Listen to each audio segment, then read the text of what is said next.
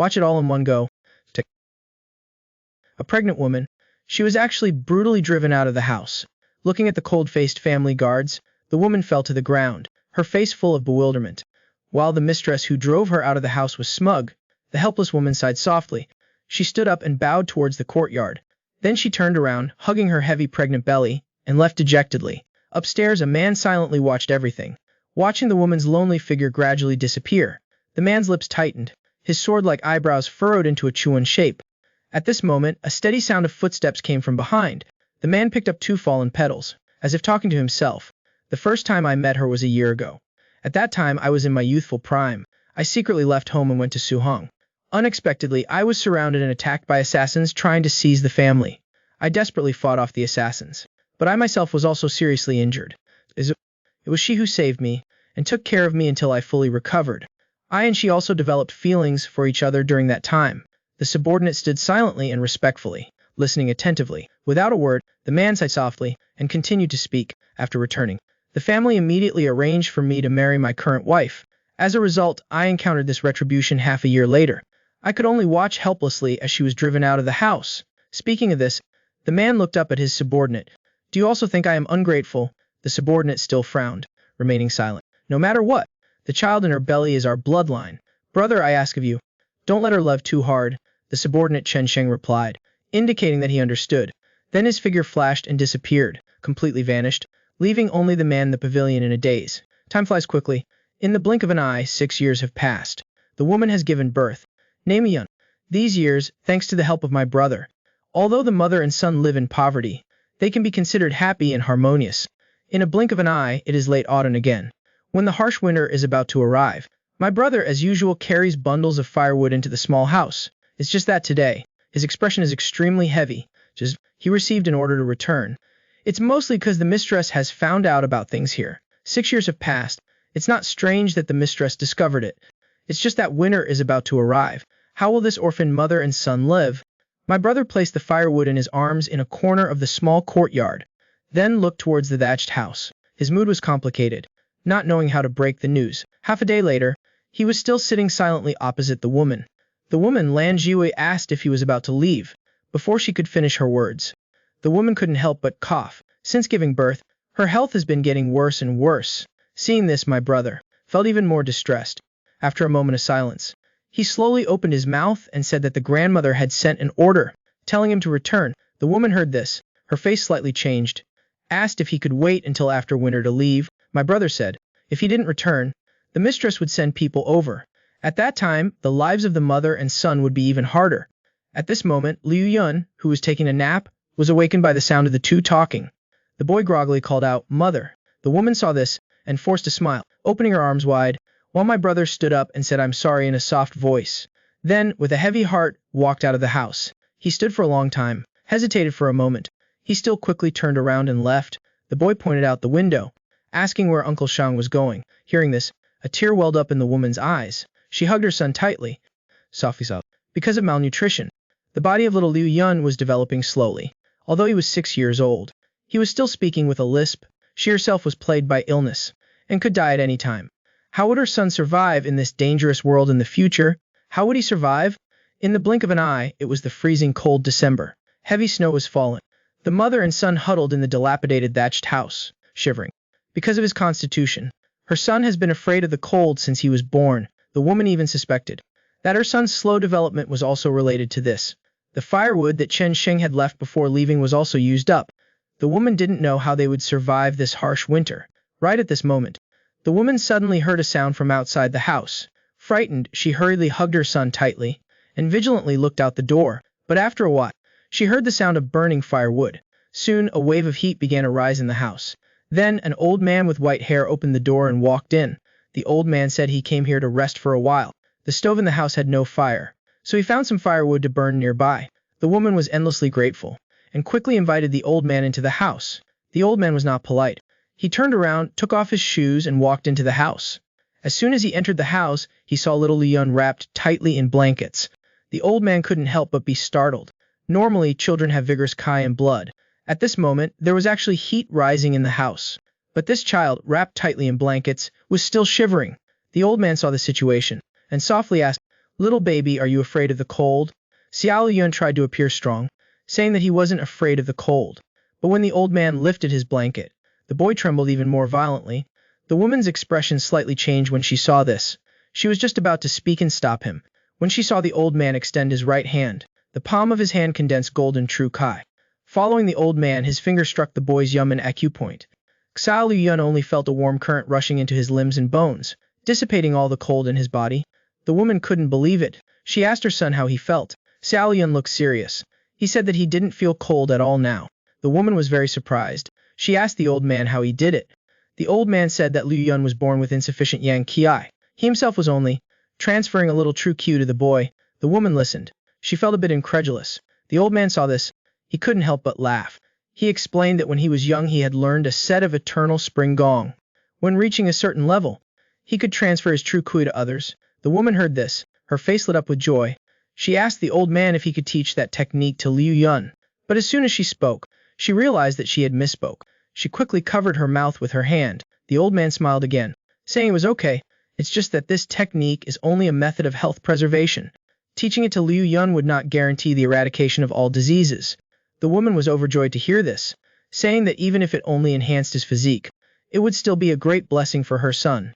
She immediately led Xiao Yun to bow down to the old man. The old man saw this. He smiled and happily agreed.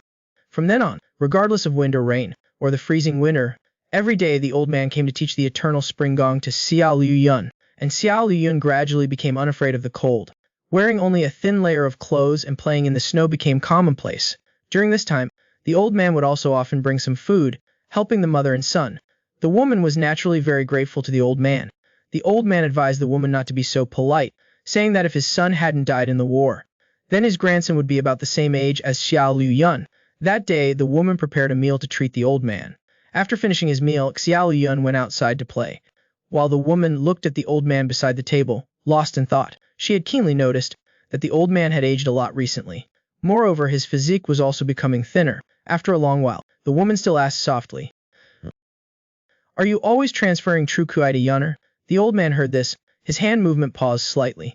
Then he looked at the woman, saying that was not the case, and asked her why she had such a thought. The woman said, "Xiao Liu Yun has only been learning the eternal spring gong for less than 2 months, but now he is no longer afraid of the cold." Even if her son was a genius, the achievements he had made were too fast, coupled with the fact that the old man was increasingly showing signs of fatigue.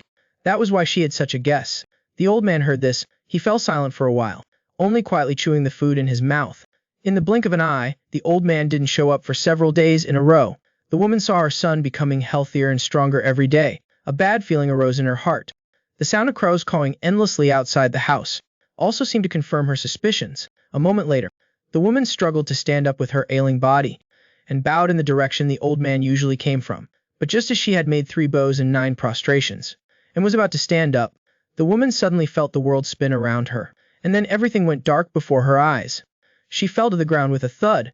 A little while later, the woman slowly woke up to the sound of her son calling out to her. At this moment, Xiao Liu Yun still hadn't realized the seriousness of the matter.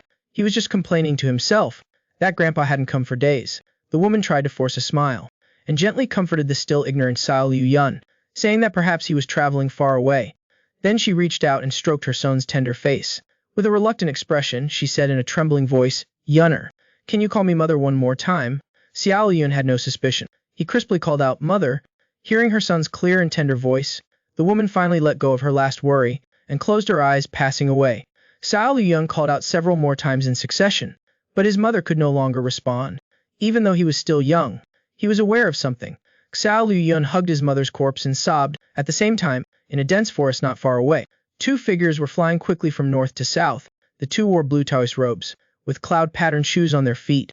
They jumped and leaped as they moved, but left no footprints on the snow. As light as immortals, the 2 people were the 2 Taoist priests from Wudang Mountain in Hubei.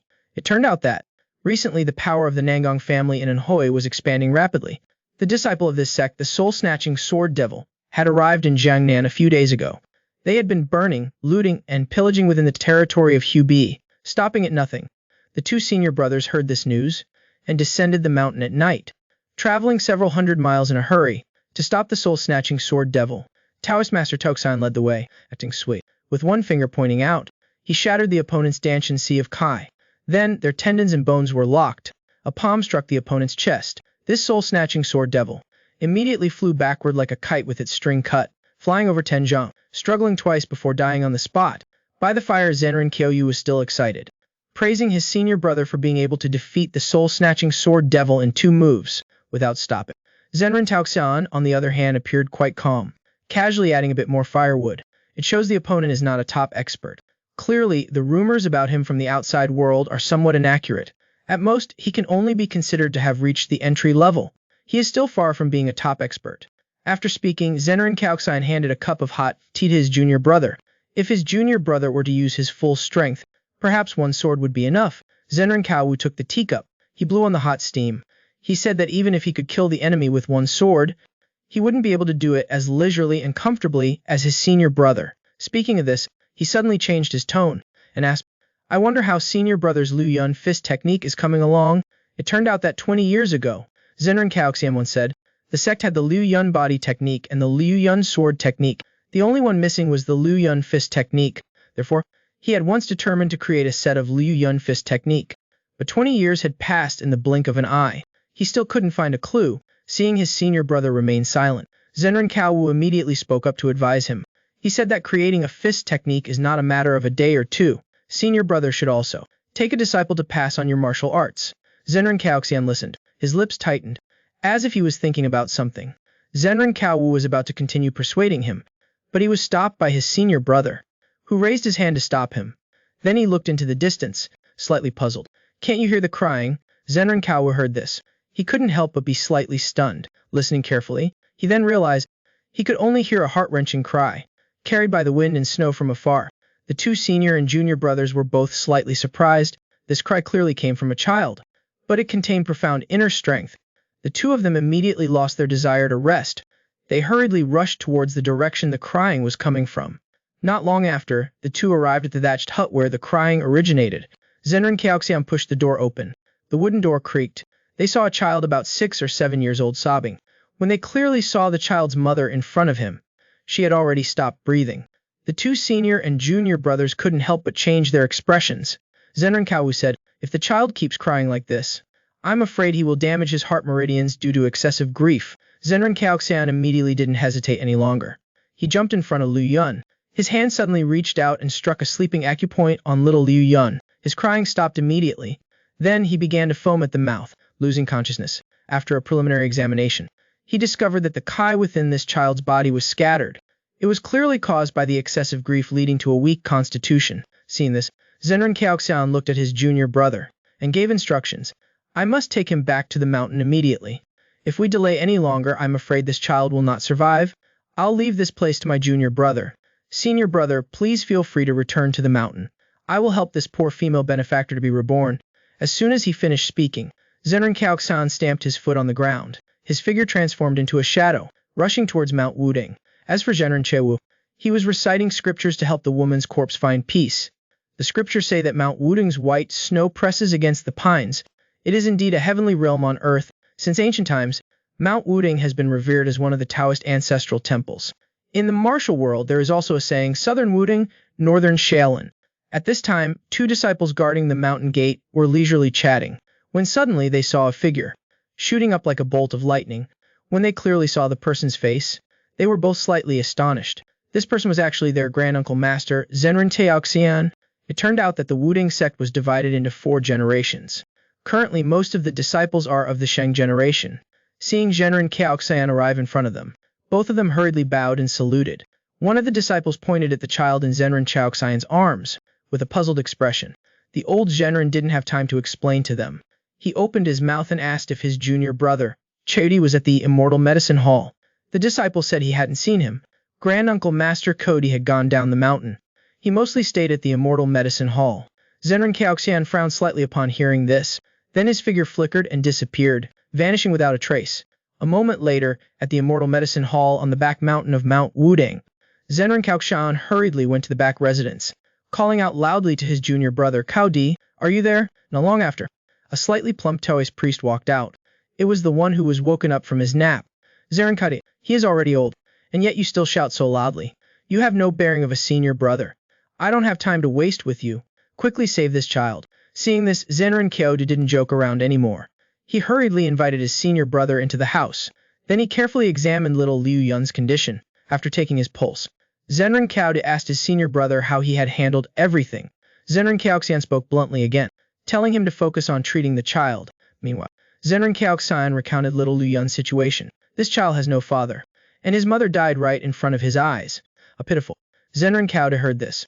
He couldn't help but be slightly moved. His examination of little Liu Yun also became more thorough. After 2/4 of an hour, he stroked his beard and slowly spoke. The qi and blood imbalance caused by excessive grief is not a big deal. With a few days of medication he can recover. Zenran Kaoxian heard this. His expression was still worried. Zenran Kao said, "This child's meridians are more resilient than ordinary people. Perhaps it's caused by the internal force accumulated in his body over the years." Therefore, he advised his senior brother, "You don't need to worry too much. You've also noticed it, right within this child's body. There is hidden internal force that he absolutely cannot possess at this age." "What do you mean by that, senior brother?" That is unparalleled, pure internal energy of 70 years. A 6-year-old child actually carries 70 years of pure internal force. Even the two Zenran true men of the Cao generation from Wudang must be astonished and admire." Hearing what his junior brother said, Zenran Kaoxian also frowned. He did not expect the internal energy within the child to be so powerful, and what Zenran Chodi said next made him even more astonished. This child is small in stature, looking like only 4 or 5 years old, but his real age must be 6 or 7 years old. Perhaps it is because his innate yang energy is insufficient, which led to his slow development. Surely a master saw that the child was innately deficient, and did everything possible to prolong the child's life. Hearing the two words prolong life, Zenran Kaoxian was slightly startled. Seeing his senior brother looking puzzled, he immediately explained, "The so-called yang declines, yin grows. Insufficient innate yang energy will lead to flourishing yin energy. Currently, these yin energies have blocked the child's yangman acupoint, so he may not be able to speak clearly or stutters, but along with the accumulation of yin energy, it will gradually block the child's meridians throughout his body." Speaking up to here, Zenran Kao's voice sank. "Senior brother, this child is someone with an innate closed meridian constitution." Hearing this, Zenran Kaoxian's expression suddenly changed, and hurriedly asked if his junior brother had any way to treat it. Zenran Kao frowned upon hearing that. He pondered for a moment before slowly speaking. "The internal energy within this child is extremely pure. Logic. With such internal energy, it should be able to help him open up his meridians. It's just that this internal force is too gentle in nature, so now it's completely stagnated in his danshan. Surely that master didn't cultivate martial arts, but a set of health-preserving methods. I can try to guide this internal energy to the 8 extraordinary meridians, but to cure the child, at least 3 minor yang pills are needed."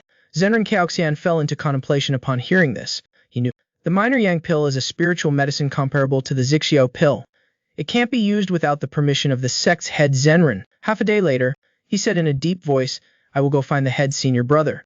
Zenran Kao was slightly stunned to see this. He didn't expect his senior brother to care so much about this child. The head senior brother always complains that you don't take in disciples. "I am afraid it will not be easy to agree to your request." Thinking back to before, his junior brother Kao also advised him to accept a disciple. Zenran Kaoxian finally made a decision, said in a deep voice, "If you can cure this child, I will take him as my disciple." Zenran Kao heard this, and stood rooted to the spot, then immediately became extremely happy, saying if the head senior brother knew about this, not to mention the minor yang pill, even the Zixiao pill, he might agree to it too. But Zenran Kao gently shook his head, saying the medicinal power of the Zixiao pill, "I'm afraid this child can't withstand it." After saying that, Zenran Kaoxian stood up abruptly, and strode away. Looking at his senior brother's departing back, Zenran Kao smiled faintly.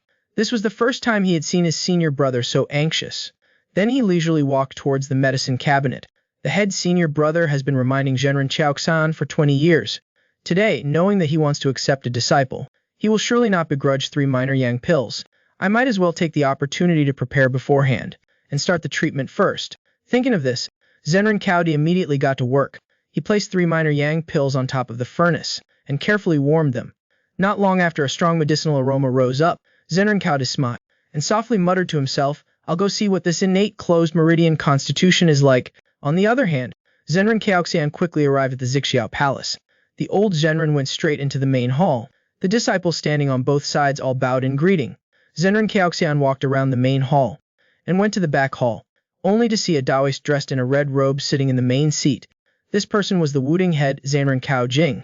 Seeing his junior brother arrive in such a hurry, Zenran Kao Jing signaled for the two of them to talk on the side. After the two sat down, a disciple offered up clear tea. Zenran Kao Jing spoke first, asking how the matter of the soul-snatching sword demon had been dealt with. Zenran Kao said, "The rumors outside are exaggerated. Actually, I only needed 2 moves to grasp the opponent's level of skill." Zenran Kao Jing, upon hearing this, was first slightly stunned, then jokingly said, "This time we used a butcher's knife to kill a chicken." Zenran Kaoxian silently drank his tea, wondering how he should broach the subject. This head senior brother actually continued to harp on about the old matter. "When do you plan to accept a disciple, junior brother? Don't blame me for being long-winded.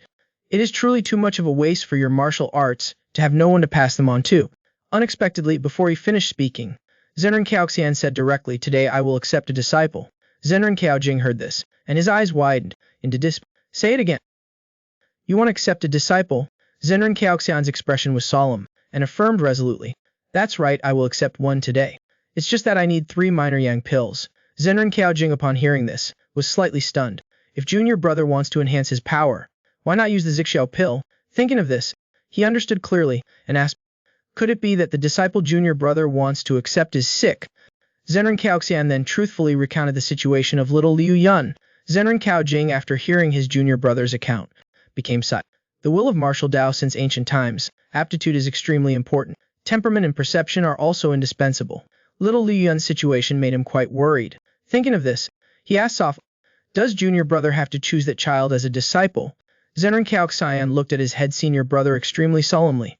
"The Dao follows destiny. My fate with that child has arrived." Kao Jinjianren heard this. He then waved his hand to make a decision. "Alright, if junior brother has chosen him, then let it be decided like this." Kaoxian Jinjianren finally revealed a relieved smile. "Thank you, sect leader senior brother, for helping make this happen. Why are you being so polite with me? Let's go take a look. Let's see your precious disciple." Yan Ba and the two of them together went to the immortal medicine hall at the back mountain. But unexpectedly, as soon as they arrived at the door, they heard Cao Di Zhenren shouting loudly, "Little ancestor, what are you trying to do? That won't do." Cao Jing Zhenren looked delighted. He spoke up teasing, "Junior brother, your disciple seems to have quite a temper, doesn't he?" Next, a tender voice came from inside, causing the two old Zhenren with extraordinary composure to change their expressions. "Release Liang. I need to go to the immortal mansion heavenly realm to find my mother." It turned out that an hour ago, Cao Di Zhenren had refined 3 Shouyang pills and fed them to little Liu Yun. Then he removed the child's clothes, preparing to treat him. But this medical expert suddenly had an idea. If using the Xiaoyang pills, just to open up this child's Yemen acupoint, then it would be a bit wasteful of resources.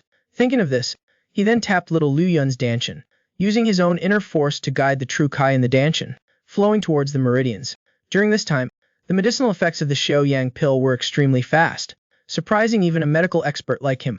It turned out that in the eyes of martial artists, after being born, people will absorb various kinds of food, and during this process impurities will be produced that clog the meridians. The ultimate goal of cultivating internal energy for martial artists is to remove the impurities in the meridians, so that true Qi can flow faster and more powerfully. He didn't know that little Liu Yun had not eaten enough since he was young. The impurities in his body were as low as that of a newborn. Therefore, the medicinal force carried by the true Kai of the Changchun Palace circulated extremely quickly in little Liu Yun's meridians. Cao Di Zhenren's expression gradually became serious, but he only saw that stream of true Qi rush along the meridians towards the Bahui acupoint. In the blink of an eye, it had opened up the Ren and Du meridians, circulating in a small cycle. Cao Di Zhenren never expected the solid wall that countless martial artists found difficult to break. The child before him could break through so easily. This divine physician was also aroused with interest. He wanted to see if this little fellow could open up all 12 meridians. Thinking of this, Cao Di Zhenren extended 2 fingers on both hands, tapping into little Liu Yun's Zongji and Hadai acupoints in succession, transmitting his own inner force into them, continuing to guide the true Q to travel. After trying for a while, the simple and honest old Zhenren sighed softly. Indeed, it was still impossible to open up all 12 meridians, but this child was extremely outstanding in the Wu Daoya too. His stubborn senior brother really had picked up a treasure this time. The old Zhenren removed each of the silver needles on little Liu Yun's body. The impurities in several meridians were discharged from several major acupoints. Afterwards, he helped little Liu Yun up, preparing to bathe the child. Unexpectedly at this moment, little Liu Yun turned around. One old and one young looked at each other. The scene suddenly became a bit awkward. Little Liu Yun asked crisply where his mother was. Hearing the child's energetic voice, Cao Di Zhenren was extremely happy. Then he comforted the child, saying his mother had gone to a very far place. Little Liu Yun then asked where this very far place was. The old Zhenren had no choice but to say that she had gone to the immortal mansion Heavenly Realm. Unexpectedly, he was called out by little Liu Yun, saying directly that it was a place where the dead go. The old Zhenren stroked his beard. For a moment, he didn't know how to respond. He only saw little Liu Yun struggle to get up. Then he rammed his head hard against the wall, causing Cao Zhenren to rush forward to stop him. So, there was the scene that the two people outside the door had just heard. The two senior and junior brothers immediately rushed into the room. Seeing with their own eyes, little Liu Yun struggling in the hands of their junior brother, the child gritted his teeth, with tears brimming in his eyes.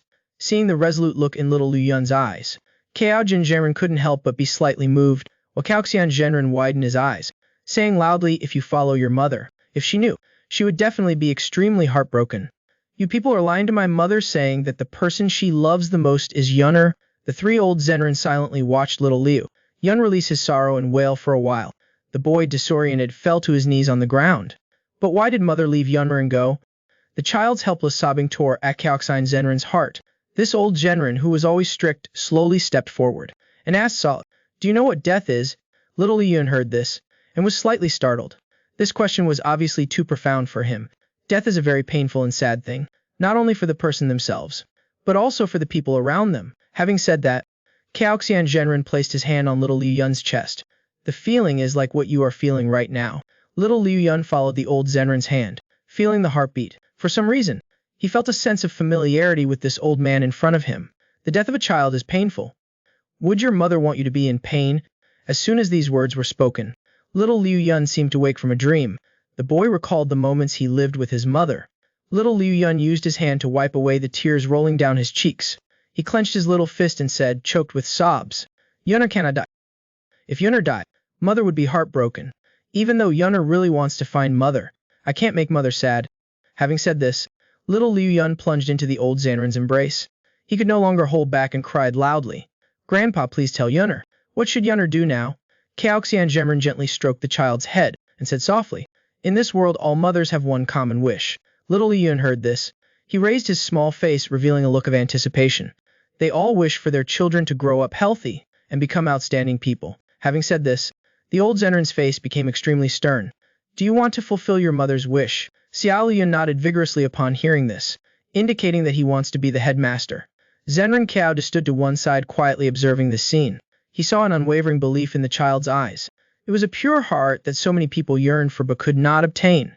Xuanji only heard Xiao Liu Yun asking Zhenren Chodi, "Grandpa, how can I become an outstanding person?" Zhenren Cao became solemn. He asked Liu Yun if he knew the Namhai Shiji show ceremony. Xiao Liu Yun nodded emphatically, indicating that he knew it. His mother had taught it to him. This ceremony can only be used for heaven, earth, the emperor, parents, and teachers. Zhenren Cao heard this. He smiled slightly and said gently, "I will teach you how to become successful. If you want to become my disciple, then perform this ceremony." Xiao Liu Yun did not hesitate. He knelt down on the ground with a thud. "Master, please accept this bow from your disciple." Zhenren Cao saw this. He was deeply moved. The two of them chose each other as master and disciple. Perhaps this was heaven's will. And Zhenren Chaojing was filled with anticipation. This child's future achievements would be immeasurable. The boy had a congenital perfect meridian body. He was originally destined to die young. Luckily, a Zhenren from the Wudang sect intervened and saved him, and he recovered. Not only did the boy not meet with disaster, but he also opened up his Ren and Du meridians, and he was accepted by Zhenren Cao, who had not taken a disciple for 20 years, as his disciple. From then on, the boy began to learn martial arts and cultivate the Tao on Wudang Mountain. Winter had not yet passed. The summit of Tianju Peak was still a vast expanse of white, but Xiao Liu Yun still insisted on practicing horse stance for 2 hours every morning. Even though he was so tired that his whole body trembled, he still tried his best to persevere. After another moment, he finally couldn't endure it any longer. His legs went limp, and he fell to the ground. Xiao Liu Yun was panting with exhaustion. Unexpectedly, the noise just now startled a squirrel. The squirrel slipped and fell. A patch of snow landed right on top of his head. Xiao Liu Yun was after all just a child, and he excitedly chased after the squirrel. But suddenly he felt a coolness on his shoulder. Turned out that the snow that had landed on had melted and soaked his clothes. Just at this moment, a dignified voice came from behind. It was Zhenren Cao. With his hands clasped behind his back, he slowly walked over. "This is the squirrel's punishment for you startling it." Xiao Liu Yun happily called out, "Master." Zhenren Cao's eyes were kind. He looked at his young disciple. "Your clothes are all wet, aren't they?" Zenran Caudi extended his right hand towards his disciple's shoulder, where a large area had been soaked by the snow. But under the old Zenran's internal power, it quickly dried. After helping his disciple dry his clothes, Zenran Caudi asked gently, "Why are you still doing horse stance today? Didn't I say that you should memorize 100 characters today?" Xiao Liyun had a smug look on his face, indicating that he had memorized them all. Zenran Caudi was surprised to hear this. He did not expect his disciple to memorize them so quickly. To learn martial arts, one must understand the formulas and techniques. Therefore, the old Zenran also valued his disciple's literacy.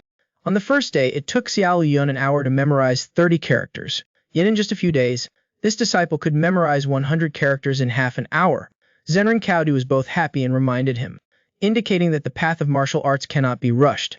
Xiao Liyun said that he felt his body was too tired, so he needed to practice even harder, so that he could practice martial arts with his master. The Zenran was helpless with his young disciple. The old Zenran had no choice but to change the subject. He asked Xiao Liyun how his calligraphy practice was going.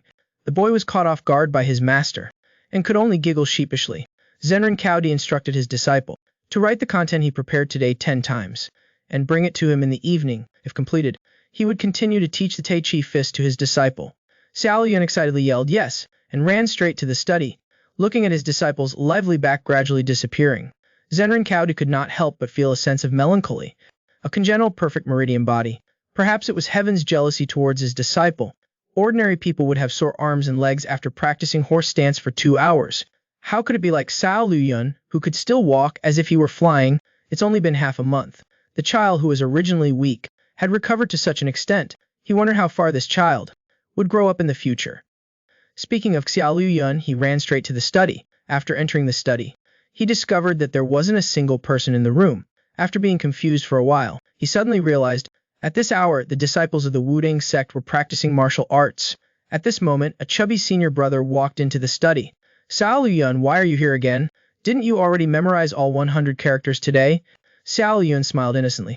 He asked about his senior brother, and said directly that his master told him to come here to practice calligraphy. Senior brother Fang smiled, and took out paper and brush. "Indeed, you should practice properly. Looking at your handwriting gives me a headache too." Senior brother Fang gave the brush, ink, paper, and inkstone to Liu Yun. He casually found a table, and calmly dipped the brush in ink and started writing. Beginning to write, half a day later, Xiao Yun picked up the paper. His face was contorted. He complained in confusion. He did not understand why his master made him practice calligraphy. In his writing was just about being clear and understandable. At this moment, a voice suddenly sounded beside him. "Little brat, calligraphy is a good medicine for cultivating one's mind." Xiao Yun happily called out, "Shishu Kiao Yu." Zenran Kiao Yu looked down at the table. He saw that Xiao Yun was writing the 8-character formula of Tai Chi. After looking at it for a while, the old Zenran kept praising, "Isn't this a lot more progress than a few days ago?" Xiao Yun scratched his head blankly. Then he spoke up and asked, "Shisho Wu, is practicing calligraphy very important?" Zenran Zhao Wu nodded emphatically, indicating that it was extremely important. "Are you about to practice the profound martial arts of the Wudang sect?" Xiao Yun nodded in agreement, bewildered. He didn't understand why Shishu combined calligraphy with martial arts. The martial way is essentially an endless battle with oneself. The further you go on this path, the more isolated you become. The more arduous it is, but doing so, it will become difficult to see those around you. That is, it's very easy to become self-righteous. Once this arrogant thought fills your heart, then your heart will not be able to hold anything else. If you want to reach a higher realm, then you cannot keep yourself in a shell. Xiao Yun, it is to open up the meridians. Therefore, you must refine your mind, to broaden your heart. Zenran Zhao nodded slightly, indicating that this child was teachable. The little boy's face drooped. He sighed softly. "It seems that my calligraphy cannot be neglected either." At this moment, Zenran Zhao asked him when he was going to receive his Taoist name. Xiao Yun replied, "When the warm spring brings flowers, Shifu will give me a name. So there's only about half a month left. Did Shixiang say what kind of martial arts you will learn in the future?" The disciples under Shixiang Zhaoxin seem to mainly use fist techniques, right? So what kind of inner energy cultivation will you learn? Xiao Lian looked excited. He said he would learn Lianji Shengong. Zenran Zhao heard this, and fell into contemplation. Lianji Shengong is the supreme art that gathers the yin and yang energies into one body. Taiji Shengong, Taichin Ri Yanggong are collectively known as the 3 great divine arts of Wudang, but Wudang disciples mostly do not want to cultivate these 3 great divine arts. Even the elders of the sect do not advocate practicing them. Among them, Lianji Shengong is the most profound and mysterious. In the past few hundred years of the Wudang sect, No one has ever cultivated it to the transformed state. Even those who can be called masters of its great accomplishment can be counted on one hand. Therefore, the predecessors believed that this set of techniques is an internal skill with a missing formula, leading, even if there are Wudang disciples who want to cultivate one of the three great divine arts, they would choose the other two cultivation methods to practice. Here Zenren Zhou asked Dai Yuo, Lian, why didn't you choose Chunyang Wuji Gong, which your Shifu is familiar with, but you insist on choosing Lianji Shin Gong? Xiao Lian replied, Shifu once told me that Chunyang Wuji Gong can help me become a top-tier expert, but Lianji Shin Gong can help me reach the peak of martial arts. Zenren Zhao heard this, and couldn't help but smile wryly. Shixing Zhaoxian only used 2 moves to defeat the demon sword Du Hun, yet he is so modest that he calls himself a top-tier expert. Then immediately his eyes met his nephew's. So you are the one who chose Lianji Shin Gong, receiving a confirming answer. Zenren Zhao lovingly patted Xiao Liyun's head. This kid has ambition. Xiao Liyun smiled brightly. He just smiled foolishly. Suddenly he remembered the task his Shifu had given him. Seeing that the sun was setting outside the window, Xiao Liyun bid farewell to his Shishu and ran out quickly, watching the boy's hasty departure. Zenren Zhao spoke in a low voice, muttering, unexpectedly it's Lianji Shin Gong. Shixing, it seems you have high expectations for this child. At this time, the disciple who had been behind him approached. Shibo Xiaoxian's Chunyang Wuji Gong uses true energy to transform into moves. Why did you let that child cultivate Lianji Shin Gong? Do you still remember your Shibo's teacher, Zenren Guanghai? That old master practiced Lianji Shin Gong. The disciple was slightly stunned. Could it be that Patriarch left some cultivation insights? If Guanghai is truly the insights left by Patriarch, coupled with the aptitude and comprehension of Shidi Liu Yun, then it is indeed worth a try. Zenren Zhao will listen and remain silent. Everyone only knows that Lianji Shin Gong is difficult to understand and profound, but they do not know that the power of that art is incredible when it transforms from a minor accomplishment. Its power is amazing. A moment later, he retracted his thoughts and reached into his chest, taking out a piece of gold inlaid jade carved with a dragon. This was when he buried Xiao Liyun's mother that day. He had accidentally picked it up.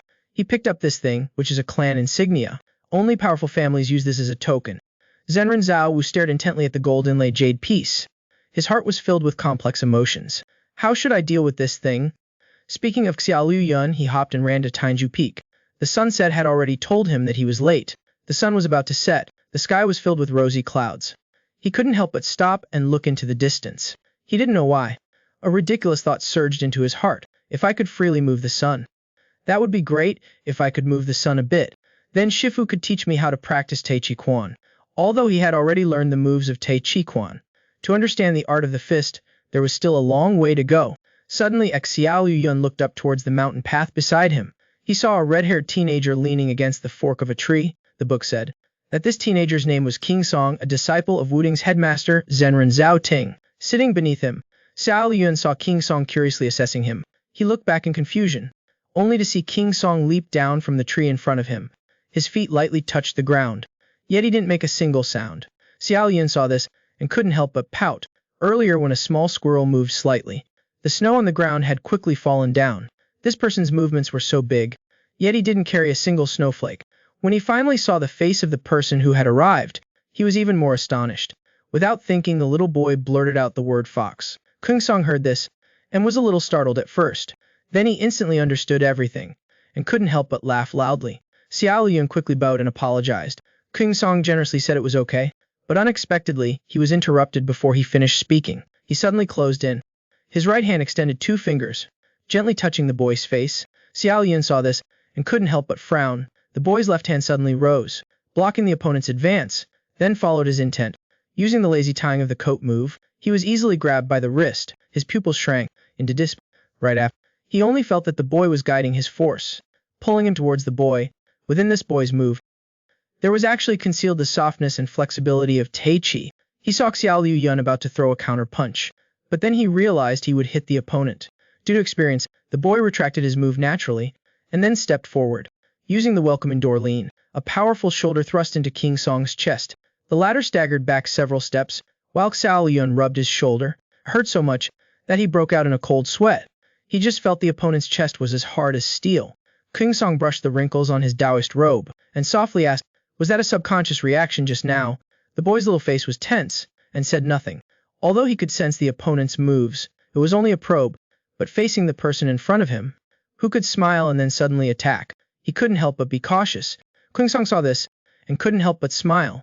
You have the potential, I like it. Perhaps it is fate's arrangement for two rising stars of Wudang to meet at Wudang. The 18-year-old senior brother suddenly tested his 6-year-old junior brother. Unexpectedly, the junior brother defused it with one move, and instantly countered. Kung Song stopped just in time, and asked, "Are you the disciple of Shishu Kaoxian?" Xiao Liyun heard this, was first slightly stunned, then bowed in salute, saying his name is Liu Yun. Although he has not been officially given a Taoist name, he is indeed a disciple of Zenren Kaoxian. Kung Song heard this, smiled. "Next time we meet, you should call me senior brother King Song. If you like, calling me senior brother Huli is fine too." After speaking, Kung Song suddenly turned around and flew away. His figure had flown dozens of zang with several leaps. Only Xiao Liu Yun was seen with his jaw dropped into disbelief. Senior brother King Song's light body skill is so powerful. On another note, Zenren Kaoxian waited anxiously. Just then, the hurried footsteps of his disciple came from behind. The old Zenren turned his head and looked, and couldn't help but smile. Xiao Liu Yun, panting, called out "Master," then came to the front and presented the X1 paper in his hand. Zenren Kaoxian took it and examined it closely, and found the paper was full of creases. Xiao Liu Yun grinned sheepishly, trying to get away with acting cute.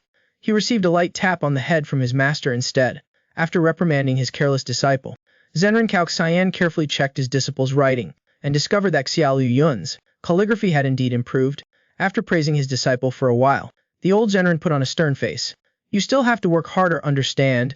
Xiao Liu Yun's face lit up, and said he would continue to work hard. "Seeing how far you've progressed, come on, let me see how your Tai Chai has progressed." Xiao Liu Yun received the order, and prepared to demonstrate for his master.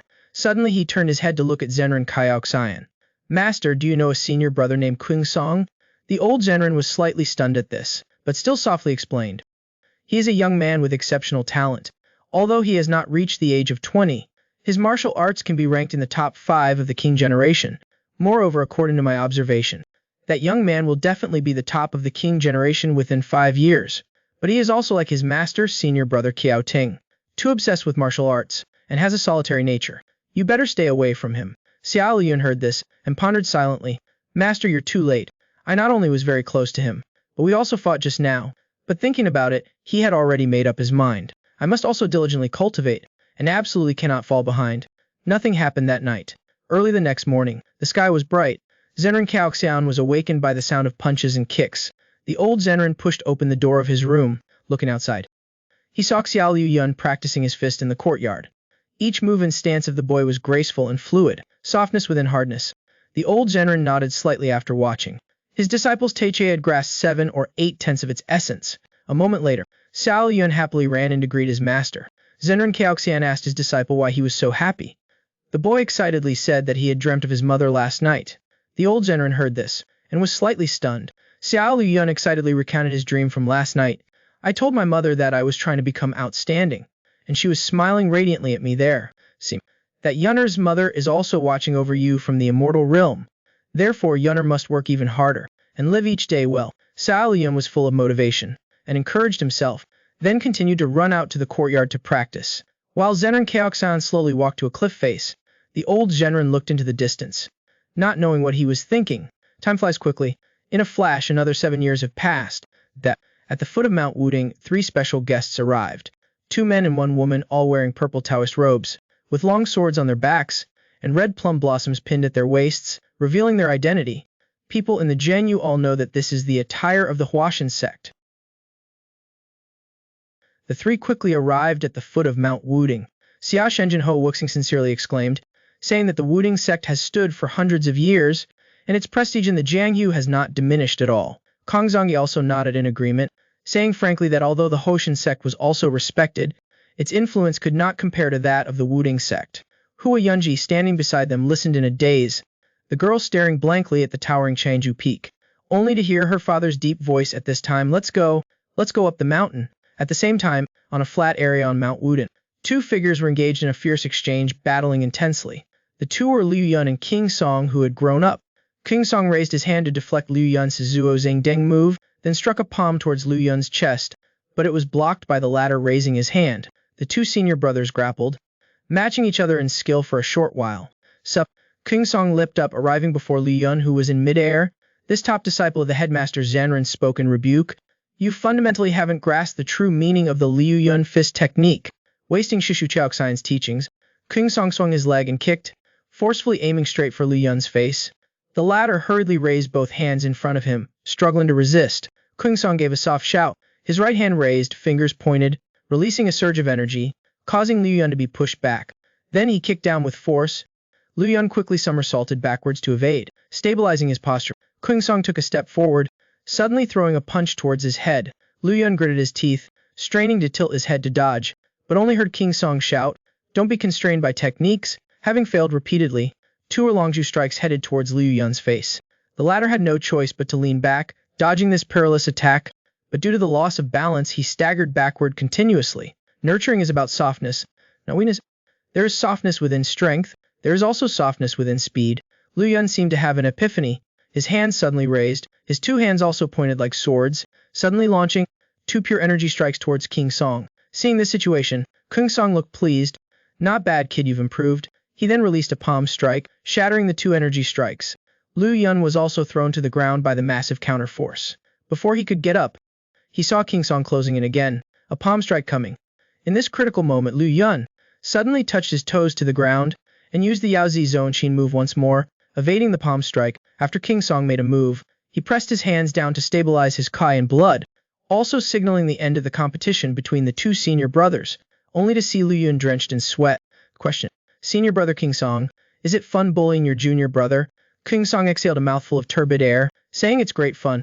Seeing his junior brother's disgruntled expression, silent and not speaking, King Song laughed heartily and began to give guidance.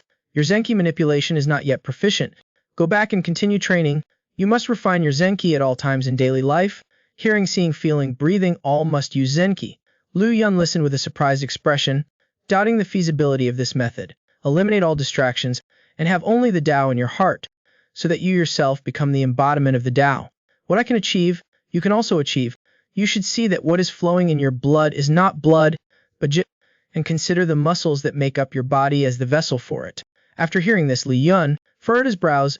Senior brother, this doesn't sound like the path of a human being. King Song said again, the ultimate goal of a scholar is to become an immortal. Saying this, a hint of ruthlessness flashed in his eyes. Ascending to the pinnacle of martial arts is not the path for ordinary people. You and I join Wudang. Our fate for this life has been set. Liu Yun looked at his senior brother's gaze and felt a chill. Although what King Song said made sense, he always felt that something was a bit strange. At this time, King Song looked to one side and said softly, someone's looking for you. Liu Yun turned his head to look, only to see a young Taoist priest hurrying over. King Song said, I'm turning back. Then his figure flashed, vanishing on the spot. The young Taoist priest walked in front of him, first bowing and greeting. Shibo Kingfeng Headmaster Zenren invites you to come over. The two then walk one behind the other toward the Zixiao Palace. The martial arts sects value seniority and order, therefore Sheng Dao always walked half a step behind Liu Yun. Liu Yun said helplessly, we are about the same age. Daio, you don't need to be so formal. Sheng Dao looked sincere, saying frankly that he greatly admired Liu Yun. Hearing that, Liu Yun looked at the other with a confused expression. Sheng Dao smiled sheepishly and immediately explained, Shibo, you may have forgotten. Last, I met you at the training ground for the Sheng generation disciples. Hearing this, Liu Yun vaguely had some impression. Last, senior brother King Song was guiding the martial arts for the Sheng generation disciples, and Sheng Dao was one of them. At that time, several senior brothers of the Shen generation were also present. King Song was dissatisfied with everyone's irresponsible martial arts performance, so he had Liu Yun spar with him. For the younger generation to observe, Uncle Master King Song isn't much older than us, yet he could withstand 30 moves from Uncle Master King Song. It wasn't just me, even the fellow disciples around me were full of admiration. Liu Yun heard this, and gave a helpless bitter smile. Senior brother King Song is the #1 swordsman of Wudang, disciple of Uncle Master Zhou Jing. His true strength only shows when he uses a sword. When I fought with him, he only used palm strikes and was able to overwhelm me, leaving me without the strength to fight back. In the future, don't compare me with senior brother King Song again. I'm not worthy of that. Sheng Dao was about to speak up in rebuttal, but seeing Liu Yun's serious expression, the little Taoist had to swallow his words. The two continued to follow the mountain path toward Zixiao Palace. Suddenly, Liu Yun's expression became solemn. His eyebrows slightly furrowed. He felt a powerful aura rushing towards them. Only 3 figures were seen soaring up from the mountain path. Liu Yun sensed it. This aura was unlike the righteousness and gentleness of the Wudang people, but was filled with spiritual power and killing intent. Yet the aura was strong, not at all inferior to several masters of the King generation. The ones who arrived were Ho Yuk-sing and others from the distant Hoshin sect, 3 people. His own daughter was so tired from climbing the mountain, she could barely breathe, but the father was indifferent and unconcerned. He stopped to rest briefly before continuing forward. Hu Yunji saw her father, and had no intention to stop and rest at all, so she timidly spoke, saying that her feet hurt and she couldn't endure it. Unexpectedly, she received a cold scolding from her father. I told you not to come along a long time ago. You didn't listen. Don't expect me to help you either. Zhang Wei hurriedly spoke up to mediate, saying that Yunji is still a child, but Hoa Yuxing was completely unsympathetic, saying bluntly that they can't spoil this child. Yunji is the pearl in the palm of sect leader Hua Renji. At this moment, we should show a little detachment from worldly affairs. Thinking this, Zhang Wei spoke gently. Yunji, how about uncle carry you up the mountain? Hu Yunji sighed soft, saying that she could persevere. After a short rest, the group continued to ascend the mountain. Suddenly, Hua Yuxing's expression tightened. His face was alert. He saw 2 figures standing not far ahead. Among them, a young man with an extraordinary aura. This person was Liu Yun, who was on his way to Zixiao Palace under orders. When he finally saw the young man's appearance, Hou Yuxing was slightly surprised. This child is still young, how can he have such an imposing manner? Zhang Wei's eyes also wide, into disp. No wonder the rumors in the martial world say. The north respects Shaolin, the south reveres Wudang. A young Wudang Taoist already has such power. As for Hu Yunji, she stared at the young man in a daze. She had momentarily forgotten the fatigue of the journey. Hu Yuxing stepped forward. Following protocol, he announced his name. Liu Yun returned the greeting, stating that he was a Taoist. Kung Fengdao also followed suit, stating his identity. Hu Yuxing heard this. His heart surged with turbulent thoughts. The king generation of Wudang is the same generation as him. The young man before him has such a high seniority. Then he stated his purpose of the trip to Liu Yun, saying that they were there to seek an audience with head teacher Zhang Yai, to see the martial arts insights left behind by senior Tamtai, Tijian Wang Liu Kun. Liu Yun heard this, and couldn't he help but be slightly shocked. Swanji laughed, saying he also happened to be going to pay his respects to the sect leader. So they all went together. Together they headed toward Zixiao Palace. At the same time, in a small courtyard on the peak of Daming, Master Xiaoxian was playing chess with his junior brother, Master Zodi. Master Zodi praised his senior brother, saying that in a few days, his chess skills had improved by leaps and bounds. Master Xiaoxian's lips curled up. As a teacher, he couldn't always lose to his student. So that's how it is. Why is that kid Kung Feng's chess skill not progressing as fast? Come to think of it, the first time I played chess with that kid, that was 6 years ago. Master Xiao smiled slightly. I won't argue with you. You're the one who taught him to play chess. No need to insinuate like that. Master Zodi heard this. His lips curled into a smile as he said, What is it? Can't I be a little proud of myself? Go is not just about training patience, but it can also cultivate a panoramic view and observation skills. Master Xiaoxian nodded slightly, expressing agreement. Civil and martial arts combining softness and strength. One cannot be lacking. I wonder which path that child will take in the future. No matter which path he takes, as long as you give the child a solid foundation, then no matter how he builds his house in the future, it won't be too bad. Master Zodi stroked his beard, looking intently at the chessboard. After a while, he helplessly conceded defeat, saying the general situation is over. He looked at Master Xiaoxian and asked about the matter this time. What do you think, senior brother? I'm talking about the martial arts insights left by the Tamtai, Tijian Wang. Master Xiaoxian heard this. His expression became serious, his face puzzled. Isn't the Tamtai, Tijian Wang, the #1 expert of the Hoshin sect from the past? His swordsmanship, palm strikes, and fist techniques were all superb. That's why he was called Tamtai too. That's right, but not long ago. We discovered the martial arts insights he left behind on our own mountain. The #1 expert of the Hoshin sect from the past. After his death, he was buried on Wudang Mountain. Moreover, it was discovered at Bayan Peak among the 72 peaks. Don't you find that strange, senior brother? Bayan Peak is not a desolate place. Yet only now has someone discovered it. Master Xiaoxian's expression was pensive. Could it be that someone deliberately hid it there? Then he too fell into deep thought. If it was deliberately done by someone, then who would that person be? Master Zodi hesitated for a while, but still said his guess. Senior brother, do you remember? In our sect there was a predecessor, who was often compared to the 3 absolute sword king. Although that old man's reputation wasn't prominent in the martial world, he was a well-known figure within our sect. Since the founding of the Wudang sect, he is the only one who has cultivated the Uriai divine art to its highest level. Hearing this, Zenran Kaoxian's heart suddenly trembled. He guessed who his junior brother was talking about. I'm sure senior brother has figured it out too. That person is the master of Shibo Guanghai, who is also senior brother's grandmaster. Zenran Kaoxian's expression changed drastically, muttering, Grandmaster Wu Zhao, that's right. I guess our Grandmaster Shibo is very likely still alive. If the old man is really still alive, his lifespan must have exceeded the limits of ordinary people. Zenran Xiaoxian heard this, his mind in turmoil, completely disoriented. While over there, Lu Yun had reached the back hall of Xiaoxiaogong. Zenran Xiaojing asked why he had returned alone. Lu Yun said that he met 3 disciples of the Houshan sect on the way, so he was rude, and took them to arrange accommodation first. Zenran Xiaojing heard this, and broke out in a cold sweat. He didn't expect the Houshan sect to act so quickly. But it's also because the Wudang sect discovered the martial arts insights of the 3 absolute sword king. It's natural for the Houshan sect to be anxious. Let's not mention this for now. I heard that your ghost skills are not bad, Lu Yun reported in a low voice, saying it was not worth mentioning. Zenran Xiaojing saw that Lu Yun's face was heavy, and immediately asked if he had any worries. Lu Yun scratched his head, and still spoke the doubts in his heart. Shibo knows that I once swore to my deceased mother that I would become an outstanding person. Zenran Xiaojing nodded. I remember at the time I thought you would achieve great things. But today Xingdao told me that he greatly admires me, only because my martial arts are superb, which makes this disciple very confused. Could it be that strong or weak martial arts are the standard for evaluating excellence? Zenran Xiaojing heard this, and chuckled. Indeed, still just a child. Xingdao was convinced by your martial arts, so he thought you were outstanding. You think his thinking is wrong, right? Not wrong. If a person is highly skilled in martial arts, but bullies the weak, can such a person also be called outstanding? Zenran Xiaojing rarely had such a serious expression.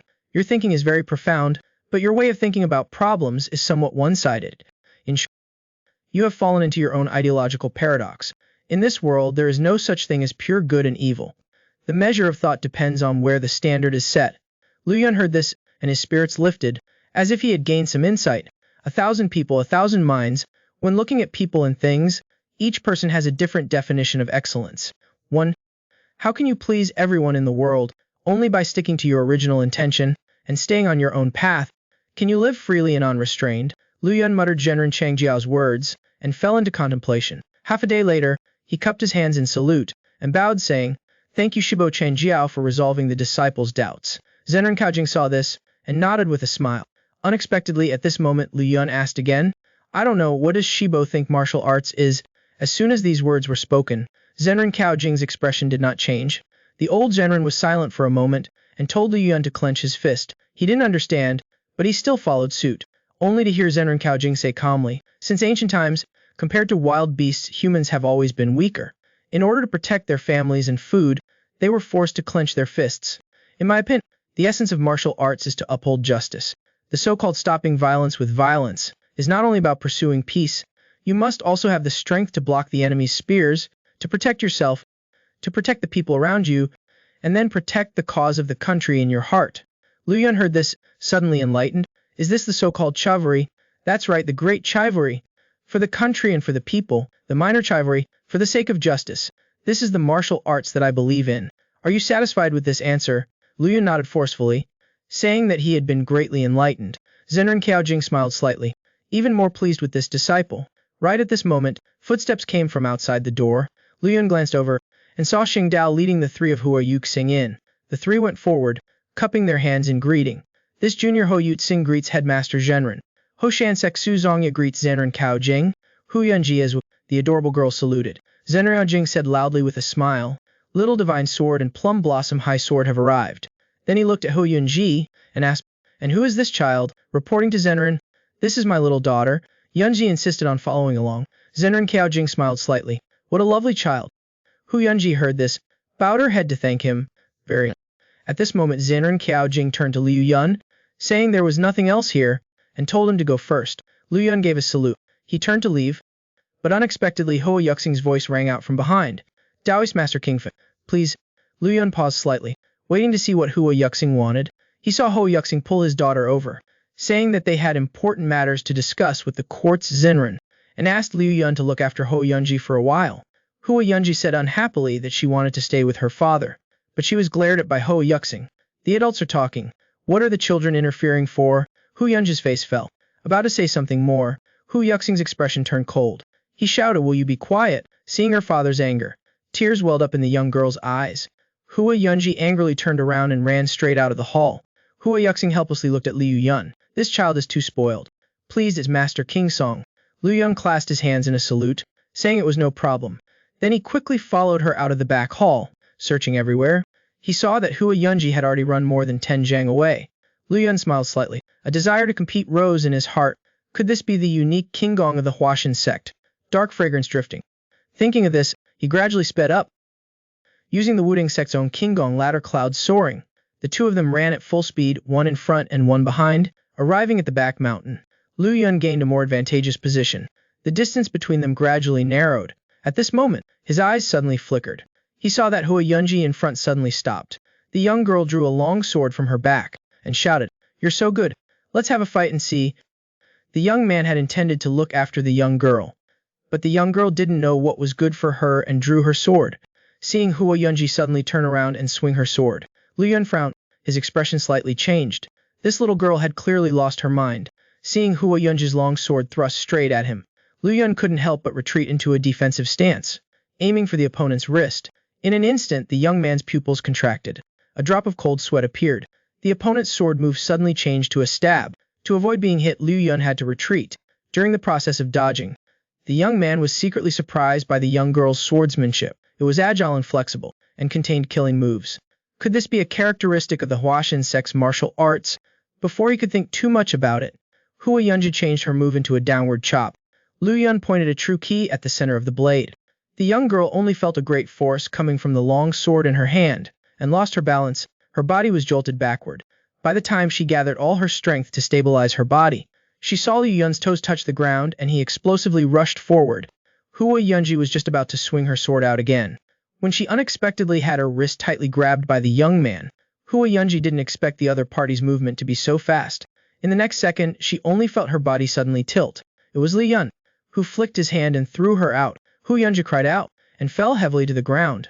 She couldn't even hold on to her long sword, and it slipped from her hand. When the long sword fell, Liu Yun flicked a finger at the hilt of the sword. A soft returned the long sword to its sheath accurately. Liu Yun's expression was cold, and he spoke indifferently. "Are you calm now?"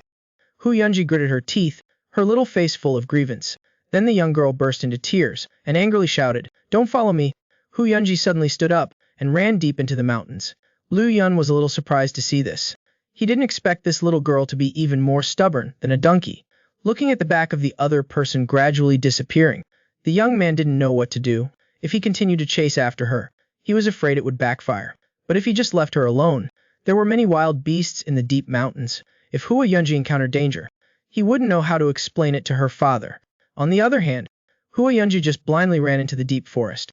The young girl finally felt tired, and sat down on a rock to rest, thinking back to the hardships she had experienced on the way. The young girl cried even more, feeling aggrieved and heartbroken. Suddenly, she heard a sound next to her. The young girl turned her head to look. She saw a wild beast slowly approaching.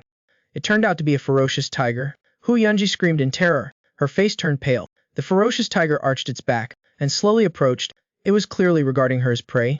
In the blink of an eye, a roar echoed through the mountains and forest. The ferocious tiger lunged forward, pouncing towards Hua Yunji. The young girl didn't have time to think, and instinctively jumped to avoid it, but after landing due to being too scared, her legs went weak, and she fell to the ground. In the next second, she saw the ferocious tiger pounce on her again. Hua Yunji's face turned white. In her heart, she lamented, "Is this the end for me?" At the critical moment, she saw a figure descend from the sky. Liu Yun shouted soft, and forcefully stepped on the tiger's head with both feet. The tiger roared in pain. Its large body tilted slightly. Liu Yun used the force of the rebound, and flew back to the front of the young girl. The young man only felt a numbness in both his legs. The ferocious tiger in front of him was like iron skin and bones. Thinking of this, he didn't have time to think about it. He turned around and pulled Hua Yunji into his arms. Then the young man exerted force in his legs, and jumped up, dangerously dodging the ferocious tiger's pounce. This beast had been repeatedly thwarted, and couldn't help but become enraged. It let out a roar. The earth-shaking earthquake stopped. At this moment Liu Yun used his Qinggong, jumping on a large tree. Hua Yunji huddled in the young man's arms, trembling, still frightened, until she recovered her senses. She realized that the person who saved her was that Taoist priest King Feng. Liu Yun shouted loudly, telling Hua Yunji to hold on tight. But just at this moment, that ferocious tiger charged over once again, striking the large tree with a fierce palm strike. The large tree, as thick as a walnut, was felled by a single blow. Liu Yun had no choice but to once again hug the young woman and jump down. Unexpectedly, that ferocious tiger turned its head and chased after them. Liu Yun's expression suddenly changed. This beast before him, regardless of its explosive power or reaction speed, was not comparable to an ordinary wild animal. Without time to think further, the young man made up his mind, and focused his cue to his dancing. Using a move called Heaven's Weight Drop, he kicked down fiercely once again, landing on the tiger's head. This kick carried more than 1,000 pounds of force. The tiger cried out in anguish, flipping over and falling backward, while Lian used the recoil to leap several zhang away. The young man shielded Ho Yunji behind him, and said in a deep voice, "Don't worry, I promise I will protect you." After speaking, Liu Yun took the initiative to advance to meet the attack. Looking at the fierce tiger head, its eyes were bloodshot, its fangs were exposed. The young man's brow furrowed tightly. His eyes were filled with determination. At this moment his master's instructions echoed in his mind. Most people's bodies are predominantly yang and deficient in yin. Therefore the yin and yang qi cannot be harmonized, but your body was born with an extremely strong yin energy. Therefore, your constitution is very suitable for the Lianji divine art. But you must remember, yin energy is extremely dangerous. Before your Lianji divine art reaches minor accomplishment, unless your life is in danger, you must never easily get angry. At this moment, it was truly a matter of life and death. Liu Yun made up his mind, deciding to use the Lianji divine art. The left hand is yin, the right hand is yang. Yin and yang follow each other. The Lianji give rise to each other. The yin and yang qi instantly circulated within the young man's body. His meridians were strange. Liu Yun was not afraid at all, but shouted in a deep voice, "Come here!" That ferocious tiger seemed to understand human speech. The next second, it actually charged straight at him. Seeing the young man facing danger to save her, Hu Yunji felt extremely guilty. She had blindly attacked him just now without distinguishing good from bad. If she survived this disaster, she would definitely sincerely apologize to him, but they didn't know. At this moment, on an ancient tree not far away, there was a figure watching everything with interest. The man had white hair, wearing a loose Taoist robe, but his appearance looked only like he was in his 20s or 30s. When he saw Liu Yun using the Lianji divine art to fight the ferocious tiger, the white-haired man was incredulous. Muttering to himself, "I thought that since Guanghai, there would no longer be anyone practicing it. I never imagined someone else would be practicing the Lianji divine art. Could this be heaven's will?" It's just that Liu Yun jumped up, avoiding the ferocity of the tiger, and then darted to the side. This ferocious beast, but unexpectedly this beast reacted extremely quickly, turning its head and grabbing at him with a claw. Liu Yun had no choice but to lean back to dodge again. Seeing the ferocious tiger jumping into the air, lunging down to attack, the young man kicked the opponent in the chest, but only felt like he had hit a small mountain, the shock forcing him to retreat a few steps. The continuous exchanges made the tiger even more ferocious. With an angry roar, it charged again. Liu Yun seized the opportunity, evading a fierce pounce from his opponent. The young man barely managed to lean to one side, saying in a low voice, "The chance has come." Then he immediately raised his left hand, concentrating his majestic power into his palm. But unexpectedly, at this moment, a tiger's tail as big as a bowl descended. The young man had no choice but to abandon this opportunity and retreat backward. The tiger tail struck the ground, sending up fragments of stone. Liu Yun flew backward. After several zhang, he managed to stabilize his body. The young man gritted his teeth, struggling to calm the turbulent qi and blood in his body. This beast before him was much more difficult to deal with than he had anticipated. Seeing the ferocious tiger turn around and once again pounce down from above, Liu Yun immediately jumped up. In an instant, he felt his feet suddenly give way. Looking down, he saw the tiger tail tightly wrapped around his ankle. Then he felt a strong force coming from his foot.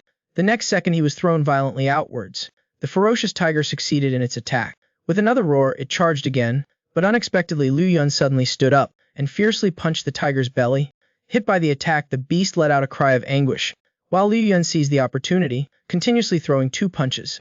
Each punch landed on the back of the ferocious tiger's head, beating it until it cried out miserably.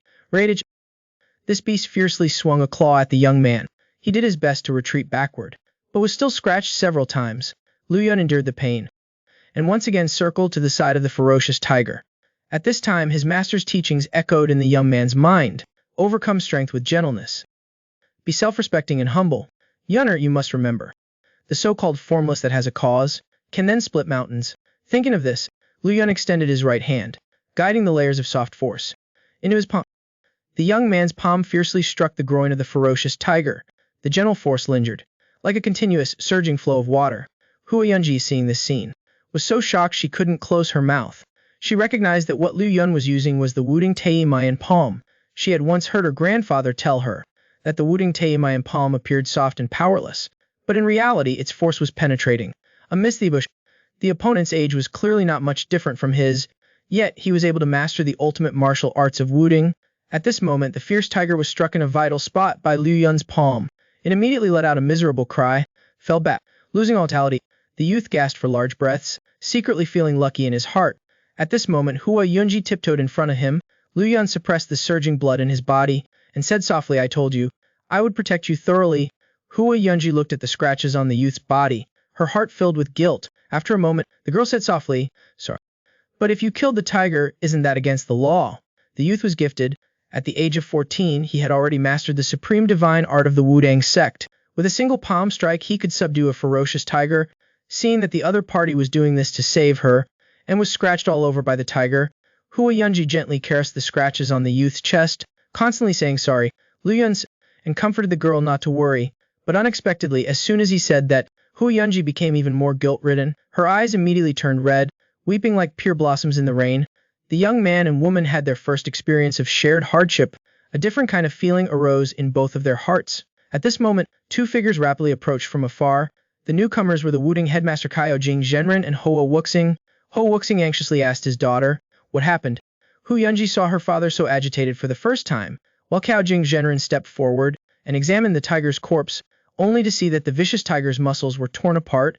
It was clear that it had died or the Wudang's soft palm technique.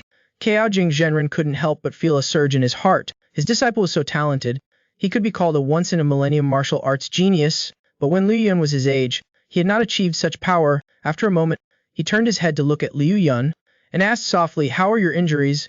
Liu Yun lowered his head and looked at the scratches on his chest, and said he was fine. Caojing Zhenren smiled. "You are already covered in blood. What are you acting so tough for?" The old Zhenren then turned to Hoa Wuxing and said in a deep voice, "We still need little divine sword to lend a hand." The latter, after comforting his daughter, understood and came forward. The two immediately found a long stick, and hoisted the tiger up. Caojing Zhenren smiled and looked at Liu Yun.